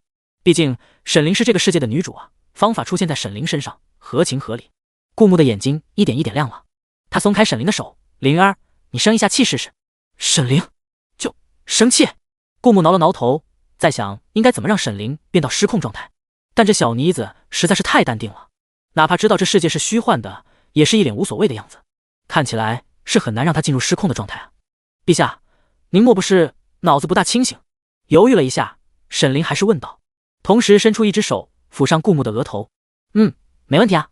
沈凌眼中的疑惑更甚，他刚才看天的时候，其实也一直在观察顾木的反应。顾木虽然看起来双眼失神，在想什么发着呆，又是不是皱皱眉头，露出困惑的眼神，紧接着又咧开嘴，莫名其妙的笑了笑。现在又突然让自己生气，他实在不敢想象，这短短的一瞬间，陛下到底经历了什么。许是陛下心理承受能力比较小吧。沈凌满脸忧愁地看着顾木，他会治病，可是只会治身体上的病，至于思想上的病，臣妾做不到啊。看着沈凌一下子垮下来的小脸，顾木不禁笑了。这小妮子担心自己的样子也是那么可爱呢。他忍不住捏了捏沈凌的小脸，你在想什么呢？我没有糊涂。你记不记得你小时候失控的时候有一些特殊的能力？沈凌顺着顾木的话头想了想，小时候的记忆我有些模糊了。那最近在影城的一次失控，你还记得吗？沈凌又摇了摇头。看来这世界为了不让沈凌轻易打通2个世界的位面，在沈凌失控的时候会删除他失控的这段时间的记忆，不让他发现异常，以至于现在沈凌什么都不起来。顾木张了张嘴，原本想跟沈凌解释一下，但突然想到，如果他告诉沈凌要让他失控，他们才能彻底完成这本女平文的所有剧情。一个人会在明知要失控的情况下，能失控得起来吗？告诉沈凌，恐怕他原本就平静的心态会更加平静。而唯一让沈凌变得失控的事情，只有自己。如果知道自己出了意外，沈凌一定会特别着急吧。看着沈凌满脸担心自己的表情，顾木突然觉得自己的想法很危险。毕竟如果沈凌事后知道真相，一定饶不了自己。可是现在，这似乎是唯一的办法。好在自己是用生死来刺激沈凌，不是用别的女人来刺激沈凌，沈凌一定会原谅他的吧。走吧，我们下山。在酝酿着怎么让自己看起来陷入险境，实际上又没有危险的情况下，顾木站起身，拉着沈凌的手，对着沈凌说道。沈凌乖巧地站起来，往前走的时候，又担忧地侧头看了顾木一眼，心里满是打鼓。完了，陛下刚才问的问题也很莫名其妙，陛下千万别是糊涂了吧？就这么带着担心，沈凌一路上每隔半炷香要侧头看顾木10几次，看得顾木都有些不自在了。但还不等顾木想出计划，他回西江的路上就被人算计了。路上突然冲出来许多埋伏的士兵，他们的武功看起来很高，并且似乎早有准备。在顾木经过他们埋伏的路的时候，突然从天上撒下来一张大网，顾木掏出剑，一把割破那张网后，立马听到不远处传来弓箭破空的声音，四面八方无数支弓箭朝着他们飞来。顾木的脸上带着冷意，他是不惧别人的刺杀，但是沈凌不行，恐怕对方也藏着刺杀不成顾木，也要活捉沈凌要挟顾木的心思。因为那些箭基本朝着顾木而来，偶有几支箭飞向沈凌，但也不是指着他的要害部位。毕竟现在沈凌算是顾木唯一的软肋，一旦沈凌死了，顾木就彻底失了软肋。一个没有软肋并且无比强大的敌人，和一个有软肋并且无比强大的敌人，实际上是两个概念。灵儿，你先回影城。顾木赌不起，对着沈凌说道。沈凌犹疑地看了顾木一眼，之所以犹疑，是他在担心顾木的精神状况，而非实力。看着顾木清明的眼神，沈凌点了点头。好，陛下，臣妾就不给你添麻烦了。沈凌知道自己的实力，留下来反而是拖累。至于陛下为什么不回影城，因为他们就算回了影城，再出来还是在同样的地方，除非他们打算一辈子留在影城不出来，不然这些敌人他们迟早要面对的。再说，沈凌了解顾木，逃避不是顾木的风格。沈凌回了影城后，羊皮卷立马围了上来。虽然说影城是顾木的地盘，在顾木亮明身份后，那些顾木的自己人在影城都有了一定的权限，导致影城的人都不敢对顾木的人出手。但羊皮卷毕竟是10级舔狗，他知道沈凌对顾木的重要作用，寸步不离地守着沈凌。有羊皮卷的威慑作用，沈凌就更安全了。毕竟谁也不想跟这玩意做交易，一旦做了交易，就要天天听这玩意在脑海里念经，就算捂着耳朵也不好使。要知道，孙猴子都受不了念经，更何况他们这些普通人。由此，渐渐的，羊皮卷已经成了影城恶霸一样的存在。沈凌在影城，顾木还是十分放心的。更何况还有羊皮卷狗腿子一样谄媚的声音，对着将意识投影在影城观察情况的顾木喊：“有我在，你放心。”听着羊皮卷讨好的声音，不知为何，顾木竟起了一身鸡皮疙瘩，忙将意识收回去，对付眼前的人。看着准备充足的西江士兵，顾木勾起一个笑容。真是想瞌睡，有人送枕头。他还在想，怎么让自己陷入险境，又不让沈凌怀疑，真情实切的担心他。这不，这些人就来了。顾木没有告诉沈凌关于自己的全部实力。沈凌知道他很强，但不知道他具体强到什么地步。如果我在这么多人的刺杀面前稍有不慎，被重伤而亡，顾木玩味的看着这些人，应该也是一出合理的剧情吧。不过玩的有点大呀，演戏呢就要演得逼真。如果一下就被这些人杀死，那也显得太假了，可信度太低。顾木扫了一眼这些西江士兵，因为在认真思考该怎么死得合理一点，所以神情看起来有些严肃。西江士兵们注意到顾木的表情，心下暗喜，他认真了，说明我们对他真的造成了威胁。于是他们更加奋勇地朝着顾木刺杀而去。顾木长枪在手，丝毫不惧，但脸上依旧是一副认真而又严肃的表情。该怎么死呢？二位，你们能不能给点力？就算我想死在你们手上，就你们这三脚猫的功夫，也不合理啊！顾木略带着嫌弃地挑飞其中一个人的偷袭，有些惆怅地叹了口气。在西江士兵们看来，南国陛下叹气了，看来他真的陷入了困境。冲啊！顾木看着跟打了鸡血一样的西江士兵，搞不懂他们为什么那么兴奋，他们脸上那蜜汁自信的表情到底从何而来？看来敌人不给机会，只能自己创造机会了。顾木打着打着，故意往西江士兵布置的陷阱走去。那陷阱其实有够明显的，但顾木还是脚下一滑，掉进了那个坑里。紧接着，无数把剑从坑外刺进来，将顾木扎成了刺猬。但其实，顾木要害处的剑虽然扎得凹进去了，但其实根本就没有刺破顾木的皮肤，没有伤到要害。但因为扎在顾木身上的剑太多了，他瞬间血流成河，再加上顾木掉进洞里，光线昏暗，一时间那些西江士兵们都没有注意到这个问题。啊！顾木象征性的发出一个含糊不清的音节，然后眼睛一闭，头一歪，开始装死。太好了，南国陛下死了！西江士兵们瞬间欢呼起来。没有了南国陛下，南国还不是一个寻常的国家。只要我们有心，终能联手攻下南国。在座的各位全都论功行赏。太好了，太好了！顾木听到，在看到自己死了之后，那些人的欢呼声立马响彻在他的耳边，激动无比，每个人都发出自己最大分贝的声音，用极高的频率不断的叫喊着，像开了一场 party， 还是那种跳广场舞的大妈在夜店和年轻人抢地盘，最后谁也不让谁，导致发生菜市场骂架一样的 party。顾木听力极好，他恨他听力极好，他甚至有点想缓缓伸出手堵住他的耳朵。但是如果被那些开 party 的西江士兵们看到，原本应该必死无疑的人突然缓缓抬起双手捂住自己的耳朵，死人也会嫌吵。顾木觉得那画面一旦发生，将是那些西江士兵们的毕生阴影。为了让自己假死顺利进行，顾木仁慈的没有做出这样的事情。于是那些西江士兵们继续在上头狂欢，顾木忍受着他们的聒噪，强忍着不伸出手造成他们毕生的阴影。他真是个圣人。不知多久，狂欢终于完毕，他们将顾木的尸体装进箱子里，抬去给皇上看。既然要论功行赏，必然要有功。顾木的尸体显然就是这个功。躺在狭小漆黑的空间里，顾木再一次清醒。还好他们没选择把他的头割下来，囫囵个的带个全尸献给他们的皇上，不然他们要是发现他的头割不下来，顾木觉得这些抬着箱子的西江士兵真是无时无刻不在人生自闭中徘徊。好在这一次他们做出了正确的选择。就在顾木被当作功绩献给西江的君主们的时候，沈凌在影城左等右等，也没有等到顾木现身，他开始有一些不安。往常这个时候，以陛下的能力，应该已经结束战斗了吧？可是现在陛下还没有现身。沈凌一双好看的眼睛盯着前方，目光幽思。娘娘，陛下神勇无双，一定不会有事的。羊皮卷扑腾着4个脚，尽力在沈凌面前拍着顾木的马屁，希望能促进他们的感情。陛下和娘娘感情好，陛下就开心，陛下开心就是羊皮卷最大的心愿。一定是这样的，他绝对没有半分私心。沈凌一把拍下跟飞蛾子一样的羊皮卷，冷声道：“你别拦着我了，我要去见陛下。”羊皮卷被拍在地上，学着人类用2个脚挣扎了一下，才又从地上飞起来。这样生动形象的表演会显得他受伤严重。娘娘，如果我让你见陛下，那时候刚好处在战斗中，一柄剑飞向你怎么办？羊皮卷喋喋不休道：“到时候陛下肯定要保护你，要保护你，战斗中就会分神，一分神就会受伤。你的意思是我是累赘？”沈凌有些崩溃，他看着这羊皮卷，处处不对眼。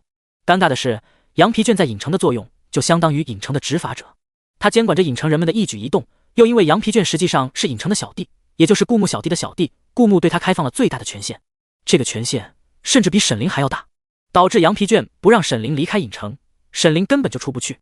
娘娘，你别这么想，你只是陛下的心上人。羊皮卷尽力安慰着沈凌，可还是又被他像拍飞蛾子一样拍了下去。很快，时间一分一秒的过去，用来计算时间的香一根根燃尽，就连影城也到了黑夜。这么久，陛下总归要吃饭睡觉吧？沈凌眼眶有些泛红，他和羊皮卷僵持了一整天，奈何羊皮卷太舔了，只要是顾木的吩咐，他一定一丝不苟地执行到位。虽然他在执行任务的时候尽力逗着沈凌开心，可沈凌还是因为担忧顾木的安危，情绪逐渐有些失控。他抬着头对着羊皮卷问道。尽管被拍了很多次，羊皮卷依然生龙活虎，他显然之前没有意识到这个问题。难道陛下就地取材解决吃饭问题？羊皮卷立马摇了摇头，他也不知道为何他第一反应竟然是这个可怕的想法，竟然觉得陛下会吃人。大概是因为陛下竟能让他这个准最大反派候选人俯首称臣，导致他一直有畏惧心理吧。如果按照沈凌的逻辑的话，似乎确实有点不对劲。羊皮卷突然皱起纸张，显示出一个凹凸不平的囧字，表示他意识到了事情的严重性。毕竟顾木死了，影城就是无主之物，单一个影城没什么稀奇的，稀奇的是影城背后的主人才能让影城成为神话。一旦影城成为无主之物，大概它也只会是一座蒙了灰的城池，或者大一点的玩具。一旦影城的地位下降，身为影城的小弟，羊皮卷的地位必然也跟着下降。之前之所以心甘情愿跟着顾木，无非就是羊皮卷好面子，不能做最大的反派，羊皮卷退而求其次，抱着最大的反派的大腿。为了面子，他也不希望陛下死。你在这里等我，我去看一看情况。羊皮卷对着红着眼眶的沈凌说道，然后消失在沈凌面前。然后羊皮卷一出了影城，就发现事情果然变得大条起来，地上全都是血迹，还有很多西江将士的尸体，但这些尸体只有围攻顾木的西江将士的一半。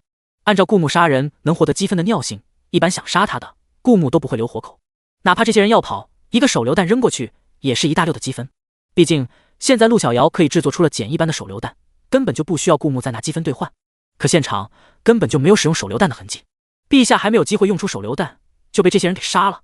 羊皮卷的心突突的跳了起来，一种前所未有的恐惧充斥着他的心里。陛下竟然会死，陛下竟然有可能出现死亡这种情况。一方面羊皮卷觉得不可置信，另一方面现实就活生生的摆在他的眼前。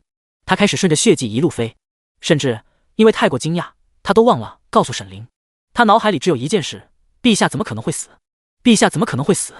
带着这个想法，羊皮卷不知不觉间就飞到了西疆的皇宫。此时，那些西疆的君主和臣子们正在把酒言欢，而宴会的正中央摆放着一个渗着血的箱子，而顾木的尸体赫然就躺在箱子里面。仿佛看着顾木的尸体，那些君主们吃饭也吃得更香了呢。不仅吃饭吃得更香，喝酒也喝得更痛快了。来，老弟，我们干一杯！这南国皇帝一死啊，我这心里的石头就落了一大半。你还只是落了一大半，我的心全都落了下来，还治好了我多年不愈的头疾。我现在就觉得神清气爽，整个人都年轻了10岁。来来来，我就不知道为何看着正中央南国陛下的尸体，就觉得心里格外舒坦。这美酒啊，也更有滋味了。快来干一杯！宴会里等筹交错，杯盏相碰的声音格外清脆。因为羊皮卷只是一张纸，宴会里又很杂乱，羊皮卷悄悄混进来，并没有人注意。羊皮卷听到他们说话，不自觉流下2行心酸的眼泪。他悄悄地飞到顾木躺着的箱子前，顾木的身体冷冰冰的，还没有心跳，脉搏也没有跳动，嘴唇铁青，身上到处都是血，没有一块干净的皮肤和布料。羊皮卷终是忍不住，默声痛哭起来，凑到顾木的耳边，轻声和他道别：“陛下，你安心的去吧，你走后，我会替你照顾好娘娘的。”羊皮卷的悲伤正浓，却卡在一个最关键的时候，再也哭不出来了。浓烈的哀愁不上不下，就这么尴尬的被叫了停。因为他听到顾木的声音在他耳边道：“活得不耐烦了，陛下，你这突然诈尸，很吓人的。”羊皮卷弱弱的蜷缩起4个脚，试图抗议。他突然有些懵，不知道这种情况，他是该哭还是该笑？该哭吧，陛下没有死，按理说他应该高兴才是，可是他却高兴不起来啊。顾木用内力封闭了自己的心跳，造成假死的样子。等啊等，按理说沈凌应该早就发现不对劲，来寻他了，这样他就可以早点打开另一个纬度的通道，不用再苦苦听着这些人的狂欢了。也不知道他们狂欢个什么，大概狂欢个寂寞吧。可是等啊等，顾木都没有等来沈凌，反而等来了羊皮卷。羊皮卷假惺惺的在他耳边掉了2滴眼泪，然后对他说，让他放心去，他来照顾他老婆。他能不诈尸吗？看着羊皮卷瞬间不太好了的表情，顾木只想说对不起，下次还敢。羊皮卷趴在箱子底，所以宴会上的人看不到他，但是顾木可是人群的中心。但好在羊皮卷是他小弟的小弟，在羊皮卷紧贴着他的情况下，他可以直接用意识和羊皮卷沟通。去告诉沈凌，我死了。你没死，我要让他知道我死了。这是什么我不懂的情趣？干！羊皮卷麻溜的滚了。他突然意识到，这是人家2口子之间的事，他瞎在中间凑了半天啥热闹？呵，就知道欺负单身纸。影城，沈凌脸色郁郁，阴沉的仿佛可以滴出水来，一双眼睛如最漆黑的夜空，抬起眼令人望而生畏。羊皮卷让他待在影城，自己去查看顾木的下落，结果羊皮卷也没有回来。他握紧拳头，想撕了羊皮卷的心都有。就在沈凌萌生出这个想法的时候，羊皮卷回来了。他皱起纸张，摆出一个的表情。这样的话，沈凌见到他就会多多少少有些心理准备，不至于突如其来听到这个吓人的消息，从而拿他这弱小可怜又无助的高质量舔狗泄愤。羊皮卷，沈凌，你有话直说。羊皮卷，是我不懂你们秀恩爱的方式，但这事情很复杂，不是随便能开口的，这中间牵扯到很多东西。沈凌，你嫌命太长。羊皮卷 Omega， 羊皮卷，娘娘，陛下死了，内心我这么可爱，他一定舍不得打我，疼，这委屈谁受得了？什么？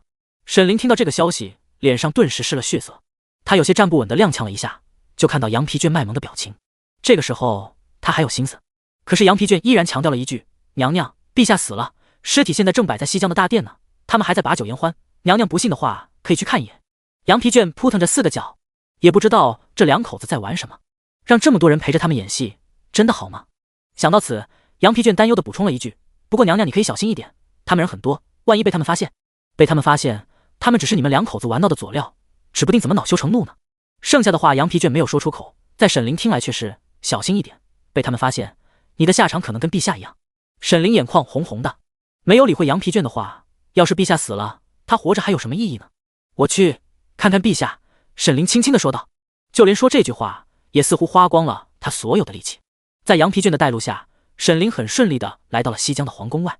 毕竟羊皮卷之前来了一次，知道这里皇宫守卫的薄弱点，沈凌也不想在见到陛下之前就和这些人对上，所以很乖地跟着羊皮卷。但是到了大殿外就不一样了，守卫森严，像羊皮卷可以贴在地面，一点一点地滑进去，但沈凌是一个人，他进去不可能不被发现。娘娘，我劝你还是别硬闯。羊皮卷话还没说完，沈凌就直接冲了进去。在大殿里声色犬马的西江众人看到突然从大殿外冲进来一个天仙般的人物，一时间有些看呆，但随后反应过来，这就是南国的皇后，她一定是来复仇的，拦下她，快拦下她，小心一点，别伤着她，皇上说了，要活的。陛下，不好拦啊，这人有点厉害。一时间皇宫里乱作一团，而躺在木箱子里的顾木在心里轻轻松了口气，灵儿终于来了。但同时他又将心提了起来，灵儿不像他，不是这些人的对手，是真的有可能遇到危险。羊皮卷，顾木趁乱用一枚暗器攻击了羊皮卷，羊皮卷露出了一个我懂得的表情，飞到了顾木身边。陛下，你吩咐的我都做好了，就是这活儿不太轻松。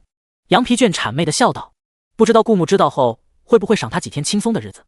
他们两口子玩特殊归玩特殊，可千万别带上他这张单身纸了。但没想到，你去替灵儿挡刀，但凡有敌人攻击灵儿的要害部位，你给他挡了，这几颗起死回生丹你拿着，如果灵儿伤势比较重，你立马给他服下，不要犹豫，记住了吗？一副灵儿死了唯你是问，绝对将你千刀万剐拉去给灵儿陪葬的口气。羊皮卷颤了下，懂了。在沈凌和那些西江人交战的时候，顾木渐渐有些心急，灵儿太沉得住气了，哪怕这时候也还没有失控，一定是灵儿没有见到自己的尸体。在战斗中，有一位西江人不小心撞到了装顾木的箱子上，顾木顺势一滚，将箱子滚翻，然后他半个身子从箱子里滚了出来。这下灵儿一定看到他了。果然，顾木感受到周围的空气有轻微的波动，一股让人背脊生寒的死亡的毁灭的气息充斥在他的心里。这似乎是高纬度生物对低纬度生物的威压，是一种对高层次的与生俱来的畏惧。应该就快打通纬道通道了吧？顾木正这么想着，就有人忽然抓起他的脑袋，将他按进了箱子里。偏偏他还不能反抗，现在正是沈凌失控的大好时机。一旦让沈凌发现他还活着，沈凌就会立马分析去关注他的情况，从而前功尽弃。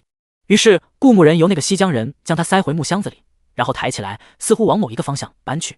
然后此时此刻，顾木依然能感受到空气中的波动，他只需要让沈凌接受顾木死了的这个事实，从而进入失控状态。至于他的尸体有没有在沈凌身边，这并不重要。所以为了避免前功尽弃，顾木直到现在还在装死。很快，顾木的箱子被单独抬到了一个房间里。那几名君主在发现大殿里布满毒虫，以及这个沈凌很难对付的时候，早就退出了大殿，来到了这个房间里。此刻，这几位君主大眼瞪小眼，十分放心地围在这具已经死透了、不会有任何威胁的尸体旁边。老弟，我一看到这南国陛下的尸体，就觉得开心。哪怕今晚的宴会被毁了，我只要看到这具尸体，就觉得宴会依然在心里举行一样。今天应该是双喜临门，不仅南国陛下死了，他的女人还送上门来。等活捉了那个女人，那姿色真的比我们想要献给南国陛下的女人还要好看。那天她戴着面纱看不真切，今日一见，那是何等的天仙下凡，会有一种亵渎神明的感觉，想想就觉得刺激。我会让你们更刺激。顾木突然睁开眼睛，谁在说话？刚才的声音既熟悉又陌生，好像房间里多了一个人。那几个君主刚开始还没有反应过来，四处瞧瞧。突然他们惊悚地发现，原本在箱子里死透了、死的不能再死了、一定毫无威胁的尸体，此刻突然睁开了眼睛。因为房间里除了他们几个君主，就只有一具尸体。房间里人太多了，空气不好，所以那几位君主都让侍卫们守在外面，毕竟他们觉得没什么威胁。但现在这具尸体突然活了，那几个君主脸色就好像吃了屎一样难看。老弟，会不会是你刚才那句话没说话，给人整诈尸了？那我收回去。陛下，你的女人永远是你的，我们不敢亵渎，求求你死透一点吧，别突然这样吓唬人啊！上天可见，那几个君主急得都快哭了。顾木缓缓伸出一只手，抓住了箱子的边缘。随着顾木的动作，那些君主集体退后了一步。这感觉就好像在拍恐怖片，而顾木就是那只让人闻风丧胆的鬼。没有了可以封闭气血流通，顾木浑身的肌肤逐渐从青灰色恢复正常，面色也红润起来。之前在大殿是为了演戏给沈凌看，现在当然是要杀了他们，好脱身暗中去保护他的灵儿了。毕竟他只是想让灵儿情绪失控，可没真的想过要让灵儿陷入险境。算你们幸运，爷现在有急事，不想折磨你们，就给你们一个痛快吧。顾木伸出剑，很快一阵刀光剑影在空气中闪过，速度快到几乎让人看不清。仅仅片刻，那些在房间里的人全都人头落地。顾木离开房间，换上西江侍卫的衣服，戴上头盔，前进了大殿内。此刻沈凌的眼睛已经是猩红一片，这些人早已不是他的对手。在敌人的威胁越来越小，数量越来越少的时候，整个空间的波动越来越奇异。随即顾木看到了像纸张破碎一样，空气碎成了一半半。就在此时，终于弹出了一条系统提示：恭喜宿主成为本女评文的男主，恭喜宿主获得剧情之笔。请宿主选择如何利用这支笔。顾木的手心蓦地出现一支笔，而此刻他的周围白茫茫一片，仿佛什么也没有，就好像进入了一个与黑洞完全相反的白洞。他拿着这支久违的笔，添上了他早就想好的字，这是南平文。随着他的字落下，空气中难得的安静下来，安静的有些凝固，似乎这几个字有些超纲了，超出了系统的处理范围，他需要大量的计算。时间一点一点过去，可顾木在这片白洞空间丝毫感受不到时间流逝的痕迹，仿佛这一片空间就是永恒，也是一瞬。所以顾木完全不知道过了多久。终于，系统的声音再次响起：剧情添加完毕，该文正式改为南平文。为了契合南平文的宗旨，该南平文的后续剧情需要进行修补。修补方向：男主死亡，死而复生。修补过程：男主假死，为了修炼大道。剧情修补完毕，正式投放新剧情。鉴于宿主是本文的男主，男主必然活到大结局，故而新剧情无需通关，宿主只需走马观花体验即可。正式投放新剧情。眼前的白光逐渐消失，顾木发现他躺在一个昏暗而又狭小的空间里，周围是流离的光波，无边无际。他睁开眼睛，仔细观察四周，这才反应过来，他似乎埋在水晶棺材里，而水晶棺材的上方是一整片巨大而又透明的冰块，像极了大自然的鬼斧神工，令人叹为观止。但顾木现在的问题是该怎么从这水晶棺材里出去。但没想到，就在他思考怎么出去的时候，这副水晶棺材居然自己主动打开了。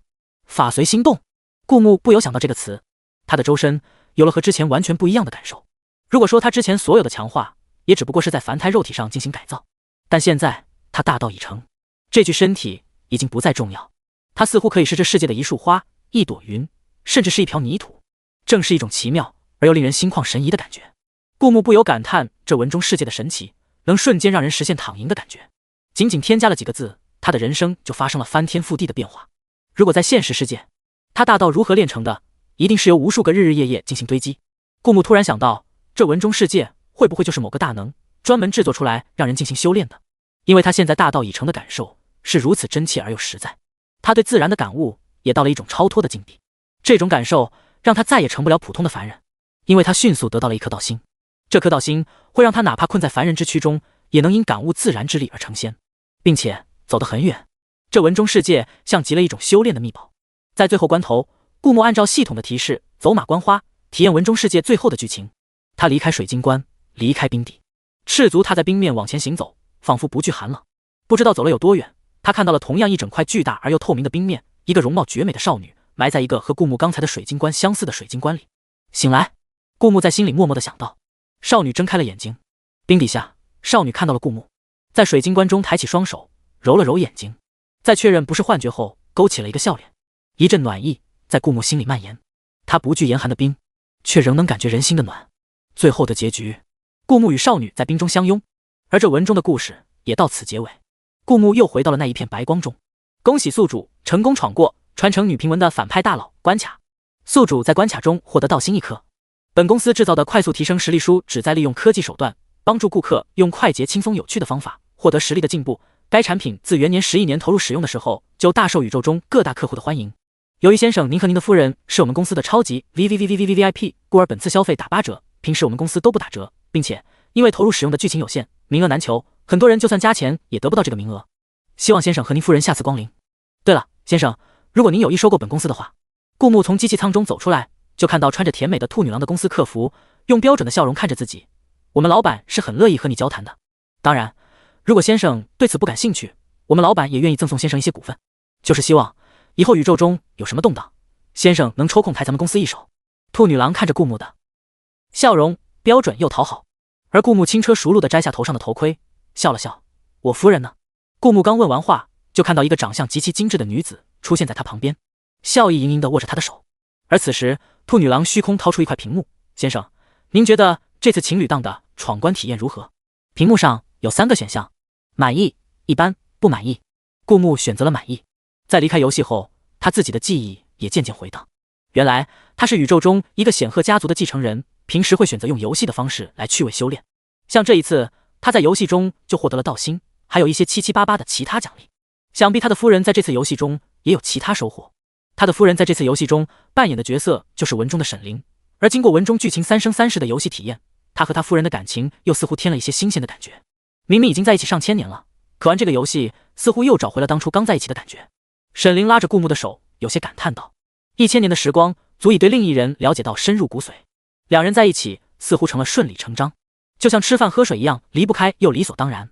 可在游戏中，他们失去了所有的记忆，以一个新的身份，加上文中角色的部分属性，重新相认，又再一次爱上彼此，真是一种全新的体验。”顾木也有这样的感觉。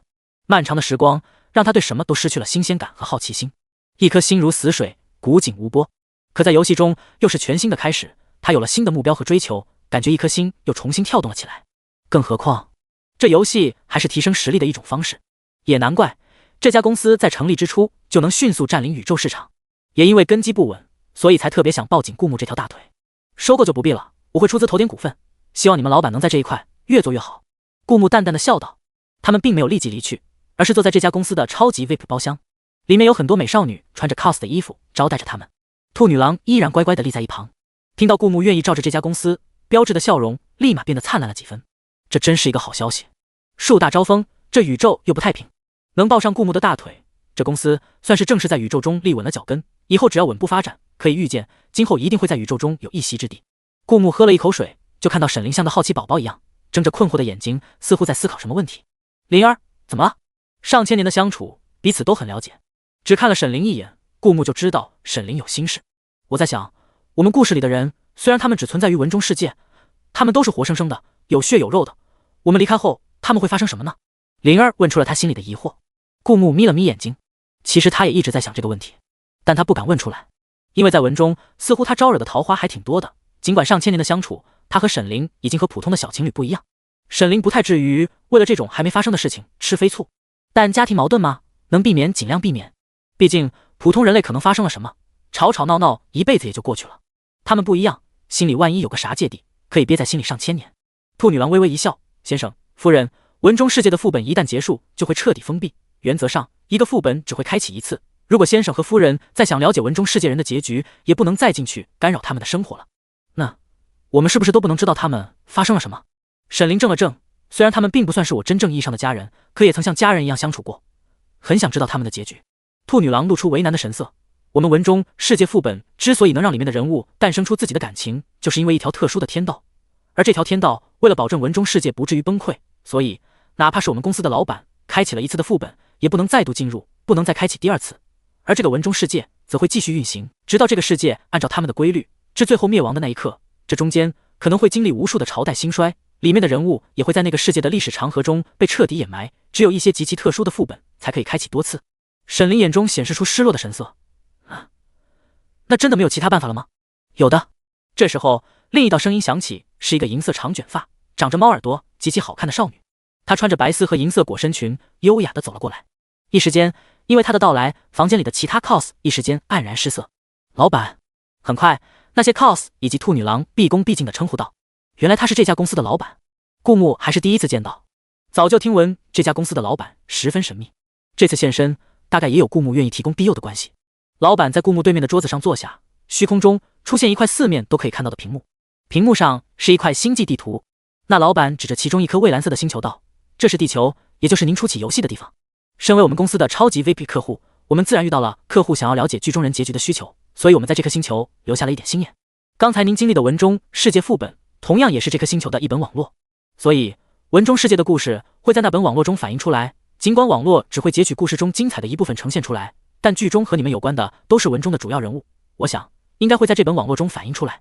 如果你们想了解故事中那些人最后的结局的话，可以去这颗星球看一看那本网络。”老板笑了笑，那本网络的书名和这文中世界一样，都叫传承女频文的反派大佬。顾木看着屏幕上那颗蔚蓝色的小星球，它叫地球，是顾木文中故事开始的地方。不是说这个副本不能进第二次了吗？顾木有些疑惑地问道。这颗星球不属于副本中。老板点了点头，笑着道：“是的，文中世界的进入方式往往是以一颗星球为潜入点，当然这涉及到技术层面的一些问题，意思是不方便透露。”不过顾木也大概听懂了，虽然他们进入副本的方式是在游戏舱内，但是进入文中世界要先以一个真实世界为跳板，而这颗蔚蓝色的名为地球的星球就是他们开始这段故事的跳板。我刚查了下星际路线，从我们这赶到这颗星球并不需要太长的时间。沈凌有些期望地看了顾木一眼，我想去看一看那些曾经和我们有关的人的结局。沈凌紧紧握着顾木的手，笑眯眯着道：“他们所在的地方与地球虽然隔了好几个星系，但是宇宙的技术发达，他们并不需要在路上奔波多久就可以到达地球。顾木也正有此意，更何况他不仅仅想了解那些人的结局，他还曾经在那颗星球上生活过一段时间。虽然他在那个世界没什么牵挂，但冥冥中让他生出一种那是故乡的感觉。回去看看，就像回故乡一样。他们离开了这家公司后，就往地球赶去。他们的样貌和人类还是有些许区别的，虽然也是类人的模样，但经过长时间的基因进化和科技手段改造基因，可以说他们现在的躯体没有任何缺陷。再加上他们各自背靠的家族在宇宙中都颇有分量，两人结婚既是两情相悦，也有商业联姻的缘故，他们得到的资源比宇宙中其他人要更加多。先天的优势再加后天的努力提升，他们现在可以说是不死不灭。但沈凌的脸上却出现苦恼的神情。我觉得我们和这个星球上的人类区别有些太大了，如果以这个形态去那颗星球，一定会被人围观吧。从小就众星捧月，他们现在反而习惯了低调，并且我刚才查了下资料，这颗星球的科技还没有到和宇宙文明接轨的这一步，我们的贸然出现应该会打扰到他们。去往地球的飞船上，沈凌一种在虚空中的屏幕上划拉着，显然在查找着地球的资料。地球虽然没有和宇宙文明接轨，但它在宇宙中是有详细资料记载的，有这方面的专门的工作人们潜伏在各个星球，以他们的形态生活着，然后记录着有关那些星球的一切。这种科技文明还没有和宇宙文明接轨的星球，往往有着强烈的星球特色，会被一些小众猎奇者喜欢。也由此，那些小众猎奇者以保护星球特色的口号，呼吁着人们让这些实力还不足的星球安安静静的去发展，别被宇宙其他文明打扰。但显然，如果顾木和沈凌以这种姿态出现，一定会打破地球上人们原有的平静。而这种打破太过突然，没有任何征兆，可能会产生许多不计量的后果。对这颗星球，顾木也怀有一些复杂的感情，他想去保护这颗星球，让这颗星球顺其自然去走到属于他的高度。他有能力给这颗星球充足的时间发展自己的文明，因为他在，其他文明就不敢来破坏。既然只要时间足够，这颗星球一定能靠自己接轨宇宙，并且这样的接轨一定会充分保留独属于这颗星球的特色。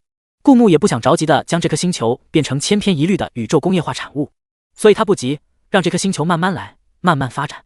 终有一天，他会靠自己变得更好。顾木笑了笑，还是你想的周到，我们不应该打扰他们。如果要进入他们的星球，我们应该以他们的身份。获得他们的身份并不难，那些宇宙民俗学家潜伏进各个星球的时候，都会以那些星球的人的身份，自然也催生出仿造那些星球的生物基因，做出类似的躯体，然后让人的部分意识附着上去的产业。沈凌当即下了2个订单，没过多久，他们飞船旁边的虫洞就被打开，2个培养皿送到了他们手中。培养皿中是一些细胞，顾木将培养皿里的细胞放到专门的转换仪器上，自己也跟着躺上去。很快，他的部分意识就离开他现在的身体，到了那个细胞上。起先那些意识很微弱，但慢慢的，他开始渐渐长大。在这个过程中，他听到沈凌对着他道：木，我有一个想法，我们要不要在那个世界再重新开始一次？每一次重新开始，都会对这个世界有新的体验，我们彼此也会有特别的感觉。顾木能理解沈凌的话，漫长的时光，太过顺心的生活，一切虽然都很美好，但这种美好，如果重复了上千年、上万年，他们会渐渐开始忘记，刚开始来到这个世界时，对这个世界充满新鲜感是什么样的。而丧失记忆重新开始，就是他们再一次重新热爱这个世界的机会。顾木微笑着道：好。他抬起手，打开转换机器上的培养皿，经过一些复杂的量子转换，这颗细胞膜以一种看不见的形态飞向了地球。顾木寄生的意识开始陷入一片黑暗，他也放心的让自己的主意识沉睡在飞船中。另一张转换器上，沈凌并肩睡在他的旁边。无人操控的飞船在无垠的宇宙中不断往前飞去。5年后，一个叫顾木的早熟的5岁小男孩坐在院子里的秋千上，他的脑海里偶尔会出现一些恢宏的场面和一个容貌绝美的女孩，甚至他还会有一些大人形态的他在这个世界的一些记忆。他有时候看着天空，会在想这个世界是什么样子的。可就在他坐在秋千上看着天空发呆的时候，会有踢着球的和他差不多年龄的小孩在一旁跑过来：木，你要和我们一起踢球吗？这时候顾木就会从秋千上跳下来，和那些小朋友们嬉闹着打成一片，而他们的身后会有笑眯眯的大人们看着他们尽情的奔跑。有时候会惊起无数小鸟，在天空中飞出一道壮观的弧线。顾木觉得这人间美好，这花，这空气，这风都无比美好。就连他长辈提着他的耳朵让他回家里吃饭时，他都觉得这也无比美好。妈，我觉得这世界不管是什么样的，就算这宇宙很大，但我们现在生活的细微处也足够让我们欣喜和珍惜。顾木被拎着耳朵，一边回家一边笑眯眯道：别整天想这些有用没用的，作业写完了吗？我还在上幼儿园呢，再上幼儿园就已经到了跑道上。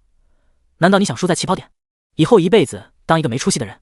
妈，我觉得不能光凭有出息没出息定义一个人的人生。我们来这个世界就是经历的不同的人生，有不同人生的精彩点，就是因为复杂，每个人的人生都有着不同的区别，才让这个世界这么绚丽啊！少废话，你不就是想逃避写作业，吃完饭赶紧学习？知道了，妈。顾木笑眯眯道。尽管我觉得出息不能定义一个人的人生，但是我也会以我的方式过好这一生，不让自己留遗憾的。而在顾木被提着耳朵如此狼狈的时候，他的面前突然出现了一个小女孩，据说是新搬来的邻居。今天是他们第一次见面，明明是见到的第一面，顾木却有一种似曾相识的感觉。啊，初次见面，小女孩看着顾木狼狈的样子，扑哧一声笑了。我是新搬来的，我叫阿玲，以后请多指教，我会用一生来指教你的。顾木笑眯眯地看着这美好人间。